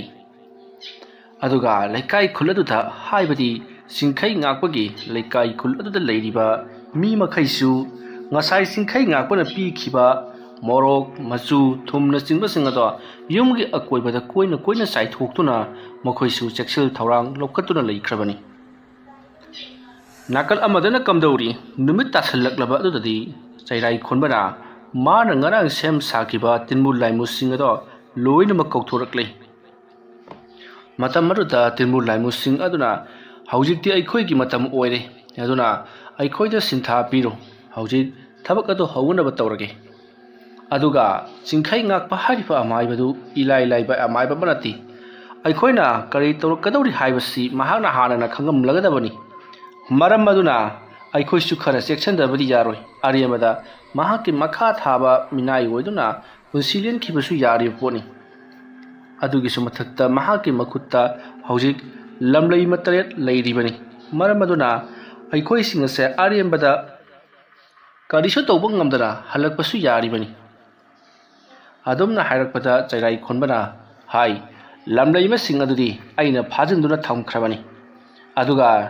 nakoina chatpa matamda karigumbada amaiba singkhai ngakora nakoida ayet apan piraklabari nakoi mayam changduna mahakpusu loisingadabani pare salo asumna chairai khonbana hairakpadagidi manak adada leiramba timu laimu singado loinamak mangkhri somdana kamdauri singkhai ngakpagi laikai khul aduta nusit kanna sitpa arapada leiba huising amadi magi loinariba huising yamna kanna khongba yamna kanna kappa kaya ama tauribani huising aduna samji khaiduna koi chen ba amadi yena kha yengunda koi chatuna koi chen duna khongbaki kaino khangdaba kira sabtra kaya taba horokle adumna tawrakpa asida laikai adu leiba mi makhaidi pakhatna kibana bulap tasillaga yumjaida phamlaga leinaribani magi kaada leiba phawba kinaraduna yumjaida phakthaduna makhoi tumina karibu tholaga ba haiduna khanaduna leiribani yum thadoklaga chelbarsu chelhauda karinoi khunna ngasi tawduribasibo haiduna nakal amadana kamdauri amaiba singkhai ngakpa adusu chairai khonbana tawrakadori basing ado hana mangjongna khanglabaduna haujikti mahakchu semba saba punamak loiraduna ngasai mahakna leibak kaya khomjinduna hapchinkiba chafuado mahaki yumgi phamen adudagi lauthoraklaga sumangi jaga amata puthorakle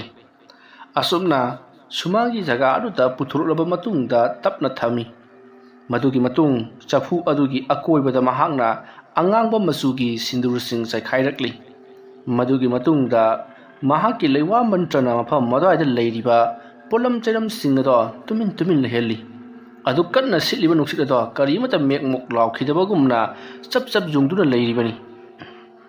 tawriba asida somdana kamdauri thambal mariti lai kanna khurumduna mahaki mapuroibagi damakta thawni jaribani masigi matung singkhai ngakpa sumangda lewa tilwa khara tawramlaba matungda mahak amu hawalaktuna chafu adu paiduna ngahanwaigi matamda chairai khonbana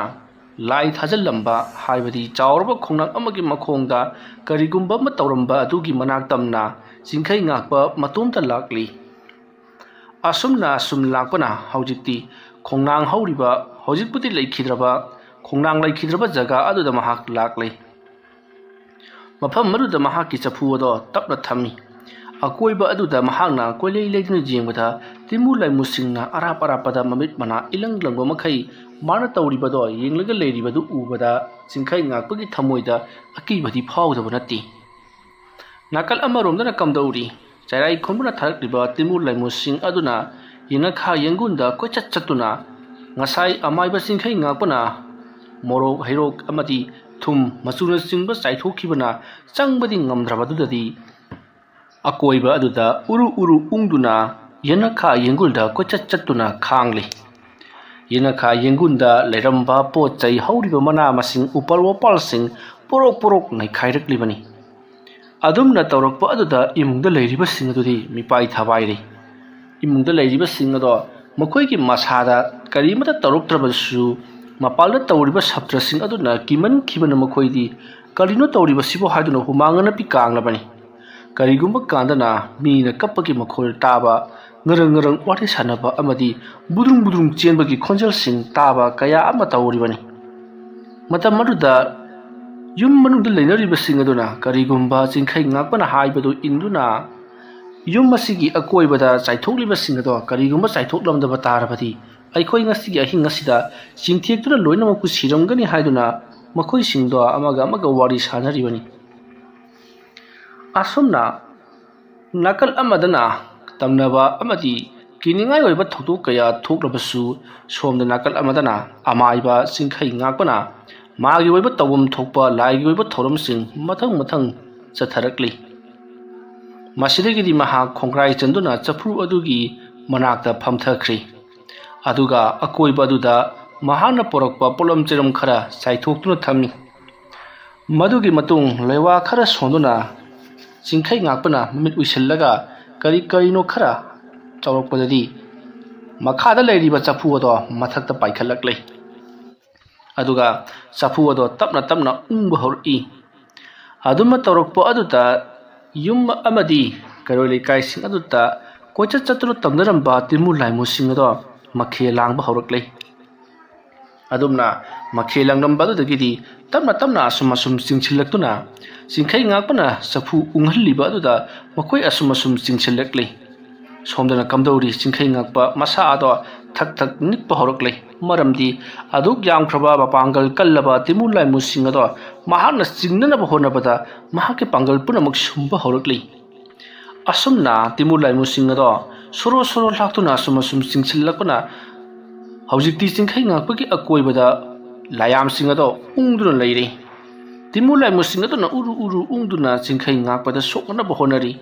mana tawriba thabak adu lepmanabagi damak adubu hanba leitana solakliba lewa mantra aduna haujikti singkhai ngakpagi chafu manung aduda timu laimu sing mathang changba haukhri singkhai ngakpagi ayaba yauduna mahana kariguma mukhum ado hangdoktana thokpa ngamnaroidaba chafu aduda changbu changkhrabadi thokpa yaroidaba chafu aduda timu laimu sing ado mathang changba haurakli asumna usinna chin mamai thangdadi singkhai ngakpana ngamduna timu laimu sing ado chafu manung aduda loinama hapchankhri tawbadabu haujik ꯆꯤꯡꯈꯩ ꯉꯥꯛꯄꯗꯤ ꯇꯤꯃꯨ ꯂꯥꯏꯃꯨꯁꯤꯡ ꯑꯗꯣ ꯐꯥꯔꯒ ꯆꯤꯡꯂꯒ ꯄꯣꯔꯛꯂꯒ ꯆꯐꯨ ꯑꯗꯨꯗ ꯅꯝꯁꯤꯟꯅꯕ ꯍꯣꯠꯅꯕꯗ ꯃꯄꯥꯡꯒꯜꯗꯤ ꯐꯅ ꯌꯥꯝꯅ ꯇꯨꯝꯈ꯭ꯔꯕꯅꯤ ꯅꯥꯀꯜ ꯑꯃꯗꯅ ꯀꯝꯗꯧꯔꯤ ꯆꯩꯔꯥꯏ ꯈꯣꯟꯕꯁꯨ ꯈꯪꯂꯦ ꯆꯤꯡꯈꯩ ꯉꯥꯛꯄꯅ ꯃꯍꯥꯛꯀꯤ ꯊꯥꯗꯣꯛꯂꯤꯕ ꯇꯤꯃꯨ ꯂꯥꯏꯃꯨꯁꯤꯡ ꯑꯗꯣ ꯆꯐꯨꯗ ꯐꯥꯖꯤꯟꯈ꯭ꯔꯦ ꯍꯥꯏꯕꯁꯤ ꯃꯥꯂꯦꯝ ꯏꯃꯥ ꯏꯔꯥꯏ ꯂꯩꯃ ꯈꯣꯡꯕꯥꯟ ꯂꯥꯂꯨꯝꯕ ꯑꯃꯗꯤ ꯑꯇꯩ ꯂꯩꯔꯛ ꯁꯥꯊꯧꯕ ꯂꯌꯥꯝꯁꯤꯡ ꯑꯁꯤ ꯄꯨꯟꯁꯤꯜꯂꯒ ꯇꯤꯃꯨ ꯂꯥꯏꯃꯨꯁꯤꯡ ꯑꯗꯣ ꯃꯍꯥꯛꯅ ꯂꯣꯏꯅꯃꯛ ꯀꯧꯁꯤꯟꯗꯨꯅ ꯐꯥꯖꯤꯟꯗꯨꯅ ꯊꯝꯈ꯭ꯔꯦ ꯍꯥꯏꯕꯁꯤ ꯑꯃꯥꯏꯕ ꯆꯩꯔꯥꯏ ꯈꯣꯟꯕꯁꯨ ꯈꯪꯂꯦ ꯃꯁꯤꯗꯒꯤꯗꯤ ꯆꯩꯔꯥꯏ ꯈꯣꯟꯕꯗꯣ ꯃꯩ ꯍꯧꯅ ꯁꯥꯎꯔꯦ ꯇꯤꯃꯨ ꯂꯥꯏꯃꯨ ꯊꯥꯗꯣꯛꯄ ꯑꯁꯤꯅꯗꯤ ꯑꯣꯏꯔꯔꯣꯏ ꯈꯜꯂꯗꯨꯅ ꯃꯍꯥꯛ ꯃꯁꯥꯃꯛ ꯆꯠꯂꯒꯦ ꯈꯜꯂꯗꯨꯅ ꯆꯩꯔꯥꯏ ꯈꯣꯟꯕ ꯃꯁꯥꯃꯛ ꯍꯧꯖꯤꯛꯇꯤ ꯆꯤꯡꯈꯩ ꯉꯥꯛꯄꯒꯤ ꯃꯅꯥꯛ ꯇꯝꯅ ꯂꯥꯛꯂꯤ ꯆꯤꯡꯈꯩ ꯉꯥꯛꯄ ꯑꯃꯥꯏꯕꯁꯨ ꯈꯪꯉꯤ ꯆꯩꯔꯥꯏ ꯈꯣꯟꯕꯅ ꯃꯍꯥꯛꯅ ꯊꯥꯗꯣꯛꯂꯤꯕ ꯇꯤꯃꯨ ꯂꯥꯏꯃꯨꯁꯤꯡ ꯑꯁꯤꯅ ꯀꯔꯤꯒꯨꯝꯕꯗ ꯃꯥꯏ ꯄꯥꯛꯂꯛꯇ꯭ꯔꯕꯗꯤ ꯃꯍꯥꯛ ꯃꯁꯥꯃꯛ ꯂꯥꯛꯀꯅꯤ ꯍꯥꯏꯕꯁꯤ ꯍꯥꯟꯅꯅ ꯈꯪꯈ꯭ꯔꯕꯅꯤ ꯅꯥꯀꯜ ꯑꯃꯗꯅ ꯀꯝꯗꯧꯔꯤ ꯊꯝꯕꯥꯜ ꯃꯔꯤꯛ ꯂꯥꯏꯅꯤꯡꯊꯧꯗ ꯃꯍꯥꯛꯀꯤ ꯃꯄꯨꯔꯣꯏꯕꯅ ꯃꯥꯏ ꯄꯥꯛꯅꯕꯒꯤꯗꯃꯛꯇ ꯌꯥꯝꯅ ꯀꯟꯅ ꯈꯨꯔꯨꯝꯂꯤ ꯃꯁꯤꯒꯤ ꯃꯇꯨꯡ ꯑꯃꯥꯏꯕ ꯆꯩꯔꯥꯏ ꯈꯣꯟꯕꯁꯨ ꯃꯍꯥꯛꯀꯤ ꯂꯩꯖꯔꯤꯕ ꯄꯥꯝꯕ ꯀꯩꯔꯦꯟ ꯃꯨꯁꯤꯟ ꯃꯨꯕ ꯑꯃꯨꯕ ꯏꯂꯪ ꯂꯪꯕ ꯑꯗꯨ ꯇꯣꯡꯗꯨꯅ ꯆꯤꯡꯈꯩ ꯉꯥꯛꯄꯒꯤ ꯃꯅꯥꯛ ꯇꯝꯅ ꯂꯥꯛꯂꯤ ꯆꯩꯔꯥꯏ ꯈꯣꯟꯕꯅ ꯄꯥꯝꯕ ꯀꯩꯔꯦꯜ ꯑꯃꯨꯕ ꯑꯃ ꯇꯣꯡꯂꯒ ꯂꯥꯛꯂꯦ ꯍꯥꯏꯕꯁꯤ ꯆꯤꯡꯈꯩ ꯉꯥꯛꯄ ꯑꯃꯥꯏꯕꯁꯨ ꯈꯪꯂꯤ ꯃꯁꯤꯗꯒꯤꯗꯤ ꯃꯍꯥꯛꯅ ꯃꯥꯒꯤꯁꯨ ꯄꯥꯝꯕ ꯀꯩꯔꯦꯟ ꯃꯃꯤꯠꯅ ꯉꯥꯡꯁꯪ ꯉꯥꯡꯕ ꯌꯥꯝꯅ ꯆꯥꯎꯕ ꯄꯥꯝꯕ ꯀꯩꯔꯦꯜ ꯑꯗꯣ ꯀꯧꯊꯣꯛꯇꯨꯅ ꯃꯍꯥꯛꯁꯨ ꯈꯨꯜꯒꯤ ꯂꯧꯕꯨꯛ ꯂꯝꯌꯥꯏꯗ ꯃꯍꯥꯛꯁꯨ ꯆꯩꯔꯥꯏ ꯈꯣꯟꯕꯒ ꯊꯦꯡꯅꯅꯕꯒꯤꯗꯃꯛꯇ ꯆꯪꯁꯤꯜꯂꯛꯂꯤ ꯃꯇꯝ ꯑꯗꯨꯗ ꯑꯔꯥꯞꯄꯗ ꯆꯩꯔꯥꯏ ꯈꯣꯟꯕ ꯂꯥꯛꯂꯤꯕꯗꯣ ꯆꯤꯡꯈꯩ ꯉꯥꯛꯄꯅ ꯎꯔꯤ ꯑꯗꯨꯒ ꯆꯩꯔꯥꯏ ꯈꯣꯟꯕꯅꯁꯨ ꯆꯤꯡꯈꯩ ꯉꯥꯛꯄꯅ ꯆꯥꯎꯔꯕ ꯀꯩꯔꯦꯜ ꯀꯩꯖꯥꯎ ꯑꯃ ꯇꯣꯡꯂꯒ ꯂꯥꯛꯂꯤꯕꯗꯨꯁꯨ ꯎꯔꯤ ꯃꯇꯝ ꯑꯗꯨꯗ ꯆꯩꯔꯥꯏ ꯈꯣꯟꯕꯅ ꯍꯥꯏ ꯆꯤꯡꯈꯩ ꯉꯥꯛꯄ ꯅꯪꯅ ꯇꯧꯔꯤꯕꯁꯤ ꯀꯔꯤꯅꯣ ꯍꯟꯖꯤꯟ ꯍꯟꯖꯤꯟ ꯅꯪꯅ ꯑꯩꯕꯨ ꯃꯥꯏꯊꯤꯕ ꯄꯤꯅꯕ ꯍꯣꯠꯅꯔꯕꯁꯨ ꯍꯟꯗꯛꯀꯤ ꯃꯄꯣꯛ ꯑꯁꯤꯒꯤꯗꯃꯛꯇꯗꯤ ꯑꯣꯏꯔꯔꯣꯏꯗꯕꯅꯤ ꯀꯔꯤꯒꯤꯗꯃꯛꯇ ꯑꯋꯥꯕ ꯇꯥꯔꯕ ꯄ꯭ꯔꯖꯥꯁꯤꯡ ꯑꯁꯤꯕꯨ ꯅꯍꯥꯛꯅ ꯀꯜꯂꯤꯕꯅꯣ ꯃꯗꯨꯅ ꯅꯍꯥꯛꯀꯤ ꯀꯔꯤ ꯀꯥꯟꯅꯕꯅꯣ ꯃꯥꯡ ꯇꯥꯛꯂꯕ ꯂꯩꯀꯥꯏ ꯑꯁꯤꯗ ꯂꯩꯒꯗꯕꯒꯤ ꯁꯔꯨꯛ ꯑꯇꯣꯞꯄ ꯂꯩꯀꯥꯏ ꯈꯨꯜ ꯑꯃꯗ ꯀꯣꯛ ꯍꯣꯡꯈꯤꯕ ꯌꯥꯗꯕ꯭ꯔꯥ ꯀꯔꯤꯒꯤꯗꯃꯛꯇ ꯍꯟꯖꯤꯟ ꯍꯟꯖꯤन ꯃꯐꯝ ꯑꯁꯤꯗ ꯂꯩꯅꯅꯕ ꯍꯣꯠꯅꯔꯤꯕꯅꯣ ꯍꯧꯖꯤꯛꯇꯤ ꯑꯩ ꯏꯁꯥꯃꯛ ꯂꯥꯛꯂꯦ ꯅꯪꯒ ꯑꯩꯒ ꯂꯥꯟꯊꯦꯡꯅꯗꯨꯅ ꯅꯪꯕꯨ ꯑꯣꯏꯅ ꯃꯥꯏꯊꯤꯕ ꯄꯤꯒꯅꯤ ꯑꯗꯨꯒ ꯂꯩꯀꯥꯏ ꯑꯁꯦ ꯑꯩꯅ ꯏꯅꯤꯡ ꯇꯝꯅ ꯁꯤꯖꯤꯟꯅꯒꯗꯧꯔꯤꯕꯅꯤ ꯍꯥꯏ ꯆꯩꯔꯥꯏ ꯈꯣꯟꯕ ꯅꯪꯅ ꯍꯥꯏꯔꯤꯕ ꯋꯥ ꯑꯗꯣ ꯉꯥꯛꯄ ꯉꯝꯅꯕ ꯍꯣꯠꯅꯖꯧ ꯍꯣꯏ ꯅꯪꯅ ꯑꯩꯕꯨ ꯃꯥꯏꯊꯤꯕ ꯄꯤꯔꯕꯗꯤ ꯅꯪꯅ ꯂꯩꯀꯥꯏ ꯈꯨꯜ ꯑꯁꯤꯕꯨ ꯑꯋꯥꯕ ꯇꯥꯍꯟꯒꯦ ꯀꯨꯁꯤ ꯅꯨꯡꯉꯥꯏꯍꯟꯒꯦ ꯀꯨꯁꯤ ꯅꯪꯒꯤ ꯅꯅꯤꯡ ꯇꯧꯖꯍꯧ ꯑꯗꯨꯕꯨ ꯆꯤꯡꯈꯩ ꯉꯥꯛꯄꯅ ꯉꯥꯛꯂꯤꯉꯩ ꯅꯪꯒꯨꯝꯕꯅ ꯁꯣꯛꯄꯗꯤ ꯅꯇꯤꯛ ꯅꯠꯇꯦ ꯅꯪꯅ ꯇꯧꯔꯛꯂꯤꯕ ꯊꯕꯛ ꯑꯁꯤꯒꯤ ꯃꯇꯥꯡꯗ ꯑꯩꯅ ꯊꯤꯒꯠꯄꯗ ꯑꯩ ꯑꯁꯦ ꯀꯌꯥꯒꯤ ꯃꯇꯤꯛ ꯋꯥꯈꯤꯕ ꯅꯪꯅꯗꯤ ꯈꯪꯉꯝꯂꯣꯏ ꯍꯧꯖꯤꯛꯇꯤ ꯅꯪꯒꯤꯁꯨ ꯃꯇꯝ ꯂꯣꯏꯔꯦ ꯅꯍꯥꯛ ꯉꯁꯤꯒꯤ ꯅꯨꯃꯤꯠ ꯑꯁꯤꯗ ꯑꯩꯅ ꯂꯩꯔꯝꯂꯦꯟꯗ ꯊꯥꯔꯒꯗꯕꯅꯤ ꯃꯗꯨꯒꯤ ꯑꯌꯥꯕ ꯈꯨꯜꯒꯤ ꯃꯤꯌꯥꯝꯗꯒꯤ ꯂꯧꯔꯕꯅꯤ ꯑꯗꯨꯝꯅ ꯍꯥꯏꯔꯛꯄꯗ ꯆꯩꯔꯥꯏ ꯈꯣꯟꯕꯅ ꯅꯣꯛꯂꯒ ꯅꯍꯥꯛꯇꯤ ꯅꯪꯅ ꯊꯕꯛ ꯑꯃ ꯄꯥꯡꯊꯣꯛꯄ ꯃꯇꯝꯗ ꯈꯨꯜꯒꯤ ꯑꯌꯥꯕ ꯂꯧꯔꯤꯕꯣꯌꯥ ꯑꯗꯨꯕꯨ ꯍꯥꯏꯕꯤꯒꯦ ꯇꯥꯖꯧ ꯑꯩꯅ ꯊꯕꯛ ꯑꯃ ꯇꯧꯕ ꯃꯇꯝꯗꯗꯤ ꯀꯅꯥ ꯑꯃꯠꯇꯒꯤ ꯑꯌꯥꯕ ꯂꯧꯗꯦ ꯏꯅꯤꯡ ꯇꯝꯅ ꯍꯤꯡꯂꯤꯕ ꯄꯨꯟꯁꯤꯅꯤ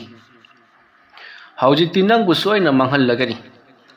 ꯑꯗꯨꯝꯅ ꯍꯥꯏꯔꯒ ꯃꯍꯥꯛ ꯆꯤꯡꯈꯩ ꯉꯥꯛꯄꯒꯤ ꯃꯅꯥꯛ ꯇꯝꯅ ꯂꯥꯎꯅ ꯈꯣꯡꯅ ꯆꯦꯟꯁꯤꯜꯂꯛꯂꯤ ꯃꯇꯝ ꯑꯗꯨꯗ ꯆꯤꯡꯈꯩ ꯉꯥꯛꯄꯅ ꯇꯧꯖ ꯁꯥꯔꯤꯁꯤ ꯌꯦꯡꯉꯣ ꯍꯥꯏꯕꯒꯤ ꯃꯑꯣꯡꯗ ꯅꯣꯛꯐꯦꯠ ꯇꯧꯔꯤ ꯃꯗꯨꯒꯤ ꯃꯇꯨꯡ ꯃꯍꯥꯛꯅ ꯃꯥꯒꯤ ꯈꯨꯕꯥꯛꯇ ꯂꯩꯋꯥ ꯈꯔ ꯁꯣꯜꯂꯒ ꯃꯅꯥꯛ ꯑꯗꯥꯏꯗ ꯇꯥꯔꯝꯕ ꯂꯩꯇꯨꯝ ꯑꯃ ꯈꯨꯟꯒꯠꯂꯛꯂꯤ ꯍꯥꯏꯔꯤꯕ ꯂꯩꯇꯨꯝ ꯑꯁꯤꯗ ꯂꯩꯋꯥ ꯑꯗꯨ ꯁꯣꯟꯖꯤꯜꯂꯒ ꯃꯍꯥꯛꯅ ꯂꯪꯊꯣꯔꯛꯄꯗ ꯍꯥꯏꯔꯤꯕ ꯂꯩꯇꯨꯝ ꯑꯁꯦ ꯁꯍꯨꯝ ꯑꯃꯒ ꯂꯣꯏꯅꯅ ꯉꯪꯗꯨꯅ ꯃꯩꯈꯨ ꯑꯃꯨꯕ ꯆꯕꯨꯜ ꯑꯃꯒ ꯂꯣꯏꯅꯅ ꯄꯥꯏꯁꯤꯜꯂꯛꯂꯤ ꯑꯗꯨꯃ ꯇꯧꯔꯛꯂꯤꯕ ꯑꯗꯨꯗ ꯆꯩꯔꯥꯏ ꯈꯣꯟꯕꯅ ꯀꯩꯁꯨ ꯂꯩꯇꯕ ꯈꯨꯠꯂꯥꯏ ꯑꯁꯤꯗꯤ ꯑꯩꯒꯤ ꯈꯨꯄꯥꯛꯇꯅ ꯉꯥꯛꯀꯦ ꯍꯥꯏꯗꯨꯅ ꯃꯥꯒꯤ ꯂꯧꯈꯨꯠꯇ ꯂꯩꯋꯥ ꯈꯔ ꯁꯣꯟꯗꯨꯅ ꯈꯨꯠꯆꯦꯞꯅ ꯌꯥꯟꯊꯕꯗ ꯃꯗꯨꯕꯨ ꯄꯨꯡꯀꯥꯏ ꯀꯥꯏꯗꯨꯅ ꯃꯥꯡꯂꯤ ꯃꯁꯤꯒꯤ ꯃꯇꯨꯡ ꯆꯤꯡꯈꯩ ꯉꯥꯛꯄ ꯃꯍꯥꯛꯀꯤ ꯀꯩꯔꯦꯜ ꯀꯩꯖꯥꯎ ꯑꯗꯨꯗꯒꯤ ꯀꯨꯝꯊꯔꯛꯂꯤ ꯆꯩꯔꯥꯏ ꯈꯣꯟꯕꯁꯨ ꯃꯍꯥꯛꯀꯤ ꯀꯩꯔꯦꯜ ꯀꯩꯖꯥꯎ ꯑꯃꯨꯕꯗꯨꯗꯒꯤ ꯀꯨꯝꯊꯔꯛꯂꯤ ꯍꯧꯖꯤꯛꯇꯤ ꯑꯃꯨꯕ ꯀꯩꯔꯦꯟ ꯑꯃꯗꯤ ꯃꯃꯤꯠ ꯉꯥꯡꯕ ꯀꯩꯔꯦꯟ ꯆꯤꯡꯈꯩ ꯉꯥꯛꯄꯒꯤ ꯑꯃꯗꯤ ꯆꯩꯔꯥꯏ ꯈꯣꯟꯕꯒꯤ ꯀꯩꯔꯦꯟ ꯑꯅꯤꯗꯣ ꯍꯧꯖꯤꯛꯇꯤ ꯆꯣꯡꯁꯤꯟꯗꯨꯅ ꯈꯟꯅꯔꯛꯂꯤ ꯐꯨꯅꯔꯛꯂꯤ ꯆꯤꯛꯅꯔꯛꯂꯤ ꯌꯥꯝꯅ ꯉꯛꯂꯤꯕ ꯑꯃꯅ ꯑꯗꯨꯝꯅ ꯃꯤꯀꯨꯞ ꯈꯔ ꯆꯤꯛꯅꯔꯕ ꯃꯇꯨꯡꯗ ꯑꯅꯤꯃꯛ ꯃꯥꯡꯈ꯭ꯔꯤ ꯇꯧꯔꯤꯕꯁꯤꯗ ꯆꯤꯡꯈꯩ ꯉꯥꯛꯄ ꯑꯃꯗꯤ ꯆꯩꯔꯥꯏ ꯈꯣꯟꯕ ꯄꯨꯡꯉ ꯍꯦꯛ ꯉꯛꯏ ꯀꯔꯤꯅꯣ ꯑꯩꯈꯣꯏꯒꯤ ꯈꯨꯅꯦꯠ ꯁꯥ ꯑꯣꯏꯔꯤꯕ ꯁꯥ ꯑꯗꯨ ꯀꯗꯥꯏ ꯆꯠꯈ꯭ꯔꯕ ꯑꯗꯨꯝꯅ ꯃꯈꯣꯏꯅ ꯀꯣꯏꯂꯩ ꯂꯩꯗꯨꯅ ꯌꯦꯡꯂꯕꯁꯨ ꯀꯔꯤ ꯑꯃꯠꯇ ꯎꯈꯤꯗ꯭ꯔꯤ ꯀꯗꯣꯝ ꯆꯠꯈ꯭ꯔꯕꯅꯣ ꯀꯗꯥꯏꯗ ꯎꯔꯕꯅꯣ ꯍꯥꯏꯕ ꯀꯔꯤ ꯑꯃꯠꯇ ꯈꯪꯈꯤꯗ꯭ꯔꯤ ꯊꯣꯔꯛꯂꯅꯕ ꯂꯥꯛꯅꯅꯕ ꯐꯅ ꯀꯟꯅ ꯀꯧꯔꯕꯗꯁꯨ ꯁꯨꯡꯊꯣꯛ ꯊꯣꯛꯂꯛꯈꯤꯗ꯭ꯔꯤ ꯑꯗꯨꯝꯅ ꯇꯧꯔꯛꯄ ꯑꯁꯤꯗ ꯆꯤꯡꯈꯩ ꯉꯥꯛꯄ ꯑꯃꯗꯤ ꯆꯔꯥꯏꯈꯣꯟꯕꯁꯨ ꯃꯈꯣꯏꯅ ꯈꯪꯗꯕ ꯃꯑꯣꯡꯗ ꯇꯧꯔꯛꯄ ꯑꯁꯤꯗꯗꯤ ꯄꯨꯡꯉꯛ ꯉꯛꯂꯤ ꯃꯈꯣꯏ ꯑꯅꯤꯒꯤ ꯈꯟꯅꯕꯒꯗꯣ ꯄꯨꯡꯇꯣꯛ ꯇꯣꯛꯂꯤ ꯃꯁꯤꯗꯒꯤꯗꯤ ꯑꯁꯨꯝ ꯂꯩꯊꯕꯗꯤ ꯌꯥꯔꯔꯣꯏ ꯍꯥꯏꯗꯨꯅ ꯆꯤꯡꯈꯩ ꯉꯥꯛꯄꯅ ꯆꯔꯥꯏꯈꯣꯟꯕꯗ ꯅꯪꯅ ꯂꯩꯀꯥꯏ ꯑꯁꯤꯕꯨ ꯃꯥꯡꯅꯅꯕ ꯇꯧꯔꯛꯂꯕꯅꯤꯅ ꯃꯗꯨꯒꯤ ꯆꯩꯔꯥꯛ ꯇꯤꯟꯅ ꯐꯪꯗꯕ ꯌꯥꯔꯣꯏ ꯑꯗꯨꯅ ꯆꯩꯔꯥꯛ ꯑꯗꯣ ꯉꯁꯤꯗꯤ ꯅꯉꯣꯟꯗ ꯄꯤꯔꯒꯦ ꯍꯥꯏꯗꯨꯅ ꯂꯥꯛꯂꯤꯕꯅꯤ ꯆꯩꯔꯥꯛ ꯑꯗꯨ ꯐꯪꯅꯅꯕꯒꯤꯗꯃꯛ ꯅꯍꯥꯛ ꯁꯦꯝ ꯁꯥꯕ ꯂꯣꯏꯔꯣ ꯑꯗꯨꯝꯅ ꯍꯥꯏꯔꯛꯄꯗ ꯆꯔꯥꯏꯈꯣꯟꯕ ꯋꯥꯒ ꯑꯃꯠꯇ ꯍꯥꯏꯔꯝꯗꯦ ꯃꯍꯥꯛꯅ ꯌꯦꯞꯂꯒ ꯄꯣꯔꯛꯄ ꯁꯪꯒꯥꯏ ꯑꯃ ꯂꯧꯊꯣꯔꯛꯂꯤ ꯑꯗꯨꯒ ꯆꯤꯡꯈꯩ ꯉꯥꯛꯄꯒꯤ ꯃꯊꯛꯇ ꯍꯥꯏꯊꯔꯛꯂꯤ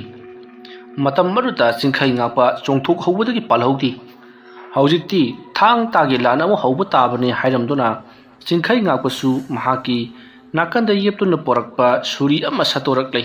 ꯑꯁꯨꯝꯅ ꯁꯨꯔꯤꯒ ꯁꯪꯒꯥꯏꯒ ꯌꯥꯝꯅ ꯀꯟꯅ ꯈꯟꯅꯔꯛꯂꯤ ꯆꯤꯡꯈꯩ ꯉꯥꯛꯄꯅ ꯍꯟꯖꯤꯟ ꯍꯟꯖꯤꯟ ꯆꯔꯥꯏꯈꯣꯟꯕꯕꯨ ꯁꯨꯔꯤꯅ ꯊꯤꯟꯅꯅꯕ ꯍꯣꯠꯅꯩ ꯆꯔꯥꯏꯈꯣꯟꯕꯅꯁꯨ ꯆꯤꯡꯈꯩ ꯉꯥꯛꯄꯕꯨ ꯁꯪꯒꯥꯏ ꯑꯗꯨꯅ ꯌꯥꯅꯅꯕ ꯍꯣꯠꯅꯔꯛꯏ ꯑꯗꯨꯕꯨ ꯃꯈꯣꯏ ꯑꯅꯤꯁꯦ ꯃꯥꯏꯕ ꯑꯣꯏꯕꯗ ꯅꯠꯇꯅ ꯊꯥꯡ ꯇꯥꯒꯤ ꯃꯔꯝꯗꯁꯨ ꯅꯤꯡꯊꯤꯅ ꯍꯩꯔꯤꯕꯅꯤꯅ ꯑꯃꯅ ꯑꯃꯕꯨ ꯍꯦꯟꯖꯤꯟꯅꯗꯤ ꯑꯗꯨꯝꯅ ꯂꯩꯔꯤꯉꯩ ꯃꯇꯝ ꯑꯗꯨꯗ ꯃꯐꯝ ꯑꯗꯨꯋꯥꯏꯗ ꯀꯅꯥꯒꯨꯝꯕ ꯑꯃ ꯂꯥꯛꯂꯒ ꯃꯈꯣꯏꯅ ꯇꯧꯔꯤꯕꯗꯣ ꯌꯦꯡꯕꯒꯤ ꯃꯑꯣꯡꯗ ꯃꯈꯣꯏ ꯑꯅꯤꯒꯤ ꯃꯁꯥꯗ ꯐꯥꯎꯕ ꯍꯧꯔꯛꯈꯤ ꯆꯤꯡꯈꯩ ꯉꯥꯛꯄꯅ ꯀꯥꯎꯊꯣꯔꯛꯄꯗ ꯆꯔꯥꯏꯈꯣꯟꯕꯗꯣ ꯂꯣꯡꯈ꯭ꯔꯥꯛ ꯂꯣꯡꯅ ꯇꯨꯔꯤ ꯃꯇꯝ ꯑꯗꯨꯗ ꯆꯤꯡꯈꯩ ꯉꯥꯛꯄꯅ ꯀꯅꯥꯒꯨꯝꯕ ꯃꯇꯨꯡꯗ ꯑꯃ ꯊꯝꯂꯒ ꯀꯥꯎꯊꯣꯔꯛꯄꯒꯤ ꯃꯑꯣꯡꯗ ꯆꯔꯥꯏꯈꯣꯟꯕꯅ ꯎꯍꯧꯕꯗꯒꯤ ꯍꯧꯒꯠꯇꯨꯅ ꯑꯃꯨꯛ ꯌꯦꯡꯉꯛꯄꯗꯗꯤ ꯆꯤꯡꯈꯩ ꯉꯥꯛꯄ ꯃꯇꯣꯝꯇ ꯂꯩꯔꯝꯃꯤ ꯀꯅꯥꯁꯨ ꯂꯩꯔꯝꯗꯦ ꯆꯔꯥꯏꯈꯣꯟꯕꯅ ꯈꯟꯖꯩ ꯍꯧꯖꯤꯛꯇ ꯆꯤꯡꯈꯩ ꯉꯥꯛꯄꯒꯤ ꯃꯇꯨꯡꯗ ꯀꯅꯥꯒꯨꯝꯕ ꯑꯃ ꯂꯩꯈꯤꯕꯗꯥꯏꯅꯤ ꯃꯈꯣꯏ ꯑꯅꯤ ꯂꯥꯛꯃꯤꯟꯅꯔꯤꯕ ꯖꯥꯠꯂꯥ ꯑꯗꯨꯝꯅ ꯈꯜꯂꯒ ꯂꯩꯔꯤꯉꯩ ꯆꯤꯡꯈꯩ ꯉꯥꯛꯄꯅ ꯆꯣꯡꯁꯤꯜꯂꯛꯇꯨꯅ ꯁꯨꯔꯤ ꯑꯗꯨꯅ ꯆꯔꯥꯏꯈꯣꯟꯕꯒꯤ ꯊꯥꯖꯤꯟꯗ ꯊꯤꯜꯂꯒꯦ ꯍꯥꯏꯗꯨꯅ ꯆꯣꯡꯁꯤꯜꯂꯛꯄꯗ ꯈꯪꯍꯧꯗꯅ ꯆꯔꯥꯏꯈꯣꯟꯕꯅ ꯆꯤꯡꯈꯩ ꯉꯥꯛꯄꯕꯨ ꯀꯥꯎꯊꯣꯛꯈꯤ ꯑꯗꯨꯝꯅ ꯀꯥꯎꯊꯣꯛꯄ ꯑꯗꯨꯗ ꯊꯥꯖꯤꯟꯗ ꯄꯥꯜꯂꯗꯨꯅ ꯆꯤꯡꯈꯩ ꯉꯥꯛꯄ ꯁꯣꯔ ꯐꯨꯟꯗꯨꯅ ꯂꯩꯃꯥꯏꯗ ꯃꯇꯨꯝ ꯇꯥꯁꯜꯂꯒ ꯑꯋꯥꯕ ꯈꯥꯡꯂꯤ ꯃꯇꯝ ꯑꯗꯨꯗ ꯆꯤꯡꯈꯩ ꯉꯥꯛꯄꯅ ꯀꯔꯤꯅꯣ ꯆꯔꯥꯏꯈꯣꯟꯕꯒꯤ ꯃꯇꯨꯡꯗ ꯍꯧꯖꯤꯛ ꯂꯦꯞꯈꯤꯕꯗꯨꯕꯨ ꯀꯅꯥꯅꯣ ꯃꯇꯝ ꯑꯗꯨꯗ ꯆꯤꯡꯈꯩ ꯉꯥꯛꯄ ꯇꯞꯅ ꯍꯧꯒꯠꯂꯛꯂꯒ ꯁꯣꯔ ꯃꯄꯤ ꯍꯣꯜꯂꯒ ꯍꯥꯏ ꯅꯪꯒꯤ ꯅꯇꯨꯡꯗ ꯃꯇꯦꯡ ꯄꯥꯡꯂꯤꯕꯗꯨ ꯀꯅꯥꯅꯣ ꯃꯗꯨꯁꯨ ꯑꯩꯅ ꯉꯁꯤꯒꯤ ꯅꯨꯃꯤꯠꯇ ꯂꯣꯏꯁꯤꯜꯂꯒꯗꯕꯅꯤ ꯅꯪꯒꯤ ꯅꯆꯥꯅꯨꯄꯥ ꯑꯃ ꯂꯩꯕꯗꯨꯔꯥ ꯑꯗꯨꯝꯅ ꯍꯥꯏꯔꯛꯄꯗ ꯆꯔꯥꯏꯈꯣꯟꯕ ꯑꯀꯣꯏꯕꯗꯨꯗ ꯀꯣꯏꯅ ꯀꯣꯏꯅ ꯌꯦꯡꯉꯤ ꯑꯗꯨꯒ ꯍꯣꯏ ꯅꯪꯁꯨ ꯅꯪꯒꯤ ꯅꯇꯨꯡꯗ ꯀꯅꯥꯅꯣ ꯑꯃ ꯂꯩꯔꯤꯕꯗꯨꯕꯨ ꯀꯅꯥꯅꯣ ꯅꯪꯒꯤ ꯃꯇꯦꯡ ꯄꯥꯡꯅꯕ ꯄꯣꯔꯛꯄ ꯅꯪꯒꯤ ꯅꯌꯥꯅꯨꯄꯥ ꯑꯗꯨꯔꯥ ꯑꯗꯨꯝꯅ ꯍꯥꯏꯔꯛꯄꯗ ꯆꯤꯡꯈꯩ ꯉꯥꯛꯄꯅ ꯑꯩꯒꯤꯗꯤ ꯀꯅꯥꯁꯨ ꯂꯥꯛꯇꯦ ꯏꯇꯣꯝꯇꯅꯤ ꯍꯥꯏꯔꯤ ꯆꯔꯥꯏꯈꯣꯟꯕꯁꯨ ꯍꯥꯏꯔꯤ ꯑꯩꯁꯨ ꯀꯅꯥꯁꯨ ꯂꯥꯛꯇꯦ ꯏꯇꯣꯝꯇꯅꯤ ꯍꯥꯏꯔꯤ ꯃꯗꯨꯗꯒꯤꯗꯤ ꯆꯤꯡꯈꯩ ꯉꯥꯛꯄꯅ ꯐꯔꯦ ꯑꯗꯨ ꯑꯣꯏꯕ ꯇꯥꯔꯒꯗꯤ ꯃꯐꯝ ꯑꯁ꯭ꯋꯥꯏꯗ ꯂꯩꯔꯤꯕ ꯃꯐꯝ ꯑꯁ꯭ꯋꯥꯏꯕꯨ ꯀꯣꯜꯂꯤꯕ ꯂꯥꯏ ꯑꯗꯨꯅ ꯑꯩꯈꯣꯏꯅ ꯇꯧꯔꯤꯕ ꯊꯕꯛ ꯑꯁꯤꯕꯨ ꯑꯌꯦꯠ ꯑꯄꯟ ꯄꯤꯕ ꯍꯧꯔꯛꯂꯦ ꯑꯗꯨꯅ ꯂꯥꯏ ꯍꯥꯏꯕꯁꯤꯗꯤ ꯑꯆꯨꯝꯕꯒꯤ ꯃꯤꯆꯪꯗ ꯆꯪꯕꯅꯤ ꯅꯪꯒꯤ ꯃꯤꯆꯪꯗ ꯆꯪꯕ꯭ꯔꯥ ꯑꯩꯒꯤ ꯃꯤꯆꯪꯗ ꯆꯪꯕ꯭ꯔꯥ ꯍꯥꯏꯕꯗꯨ ꯌꯦꯡꯕ ꯇꯥꯔꯦ ꯑꯗꯨꯝꯅ ꯍꯥꯏꯔꯝꯂꯒ ꯆꯤꯡꯈꯩ ꯉꯥꯛꯄꯅ ꯃꯥꯅ ꯄꯥꯏꯔꯤꯕ ꯁꯣꯔꯤ ꯑꯗꯨꯅ ꯌꯥꯝꯅ ꯆꯦꯠꯅ ꯄꯥꯏꯔꯒ ꯂꯥꯛꯇꯨꯅ ꯆꯣꯡꯁꯤꯜꯂꯛꯂꯒ ꯊꯤꯟꯖꯤꯜꯂꯛꯄꯗ ꯆꯔꯥꯏꯈꯣꯟꯕꯅ ꯆꯣꯡꯊꯣꯛꯈꯤ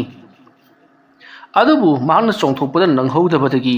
ꯃꯍꯥꯛꯀꯤ ꯄꯥꯝꯕꯣꯝꯗ ꯊꯤꯟꯈ꯭ꯔꯦ ꯆꯩꯅꯥꯈꯣꯜ ꯑꯗꯨꯅ ꯆꯔꯥꯏꯈꯣꯟꯕ ꯀꯟꯅ ꯂꯥꯎꯗꯨꯅ ꯆꯩꯅꯥꯈꯣꯜ ꯑꯗꯣ ꯈꯥꯡꯂꯤ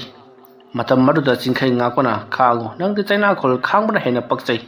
ꯅꯪꯅ ꯋꯥꯍꯜꯂꯕ ꯅꯪꯅ ꯍꯥꯠꯇꯣꯛꯄꯤꯈ꯭ꯔꯕ ꯂꯩꯀꯥꯏ ꯈꯨꯜꯒꯤ ꯃꯤꯁꯤꯡ ꯑꯗꯨꯁꯨ ꯅꯪꯅ ꯉꯁꯤ ꯁꯤꯔꯝꯗꯥꯏꯗ ꯈꯥꯡꯂꯤꯕꯁꯤꯒꯨꯝꯅ ꯈꯥꯡꯈꯤꯕ ꯉꯥꯛꯇꯅꯤ ꯑꯗꯨꯝꯅ ꯍꯥꯏꯔꯒ ꯁꯨꯔꯤ ꯑꯗꯨꯅ ꯑꯃꯨꯛꯀꯁꯨ ꯊꯤꯟꯒꯦ ꯍꯥꯏꯗꯨꯅ ꯆꯣꯡꯁꯤꯜꯂꯛꯄꯗ ꯆꯔꯥꯏꯈꯣꯟꯕꯅ ꯅꯥꯀꯟꯗꯒꯤ ꯇꯥꯈ꯭ꯔꯕ ꯍꯥꯏꯕꯗꯤ ꯆꯤꯡꯈꯩ ꯉꯥꯛꯄꯅ ꯀꯥꯎꯊꯣꯛꯄꯗ ꯇꯥꯈ꯭ꯔꯕ ꯃꯍꯥꯛꯀꯤ ꯁꯪꯒꯥꯏ ꯑꯗꯣ ꯇꯥꯞ ꯄꯥꯏꯈꯠꯂꯛꯇꯨꯅ ꯊꯤꯜꯂꯛꯄꯗ ꯆꯤꯡꯈꯩ ꯉꯥꯛꯄꯅ ꯆꯣꯡꯁꯤꯜꯂꯛꯄꯒ ꯃꯄꯥ ꯆꯥꯟꯅꯗꯨꯅ ꯍꯧꯖꯤꯛꯇꯤ ꯆꯤꯡꯈꯩ ꯉꯥꯛꯄꯒꯤ ꯁꯌꯦꯡ ꯃꯔꯨꯗ ꯊꯤꯟꯗꯨꯅ ꯐꯥꯎꯗꯣꯛꯂꯤ ꯃꯇꯝ ꯑꯗꯨꯗ ꯆꯤꯡꯈꯩ ꯉꯥꯛꯄꯁꯨ ꯆꯩꯅꯥꯈꯣꯜ ꯑꯗꯨꯅ ꯃꯍꯥꯛꯅ ꯊꯤꯟꯒꯦ ꯍꯥꯏꯗꯨꯅ ꯆꯣꯡꯊꯔꯛꯂꯤꯕ ꯁꯣꯔꯤ ꯑꯗꯣ ꯂꯩꯃꯥꯏꯗ ꯇꯥꯈ꯭ꯔꯦ ꯃꯁꯤꯗꯒꯤꯗꯤ ꯃꯍꯥꯛꯅ ꯁꯪꯒꯥꯏ ꯑꯗꯣ ꯄꯥꯏꯔꯒ ꯍꯧꯒꯠꯂꯛꯂꯤ ꯃꯍꯥꯛꯁꯨ ꯆꯩꯅꯥꯈꯣꯜ ꯑꯗꯨꯅ ꯉꯥꯎꯃꯟꯈ꯭ꯔꯗꯨꯅ ꯀꯟꯅ ꯂꯥꯎꯔꯤ ꯇꯟꯖꯥ ꯑꯗꯨꯒꯤ ꯈꯨꯗꯣꯡꯆꯥꯕ ꯂꯧꯗꯨꯅ ꯆꯔꯥꯏꯈꯣꯟꯕ ꯐꯨꯛ ꯍꯧꯒꯠꯂꯛꯂꯤ ꯑꯗꯨꯗꯨꯒ ꯆꯤꯡꯈꯩ ꯉꯥꯛꯄꯗ ꯊꯤꯜꯂꯒꯦ ꯍꯥꯏꯗꯨꯅ ꯃꯅꯥꯛꯇ ꯇꯥꯈꯤꯕ ꯆꯤꯡꯈꯩ ꯉꯥꯛꯄꯅ ꯄꯥꯏꯔꯛꯄ ꯁꯨꯔꯤ ꯑꯗꯣ ꯄꯥꯏꯈꯠꯂꯛꯇꯨꯅ ꯊꯤꯟꯒꯦ ꯍꯥꯏꯗꯨꯅ ꯆꯦꯟꯁꯤꯜꯂꯛꯄꯗ Singkai ngakpana sangai ado satuklaga yantarakpada Jarai khonbagi khazai da pale hanjin hanjin jansil lakpana sayeng ngksam mai mit makok pangyan da yankri madam maduda jarai khonbado yamna kanna kanna nokalakli madam madu singkai ngakpana karinu tawrukli basina haiduna leitoktu jingdu badati jarai khonbado nakanda leplaga leirami singkai ngakpana haujik mana jali budun karai dano haja yeng tharu badati leimai da yanbu oiduna leiramle tawribasing asidi ngasaidagi mahakna phunaribani haidana phunaribasidi jarai khonbagi mana thadokpa mahaki mami amadu goramle madu khanglakpada chingkhai ngakpa sawbana mai hokri maguman aibu maya tawduna phuramlaba haiduna masidagi di chingkhai ngakpa phare aduri angam tanarasi hairamlaga mahak laimaida upsanduna tukri aruduga mahak amuk phu hogolakli Jarai khonbana nangnabu karina haijadana aiga lamba pariba timulai musing adu phajan naba honabada na pangal na yeng taraba nahakni aisu khangi timulai musing ado nahana sodana maki phajan khigani haibasi adubu madubu phajan naba honabada nangna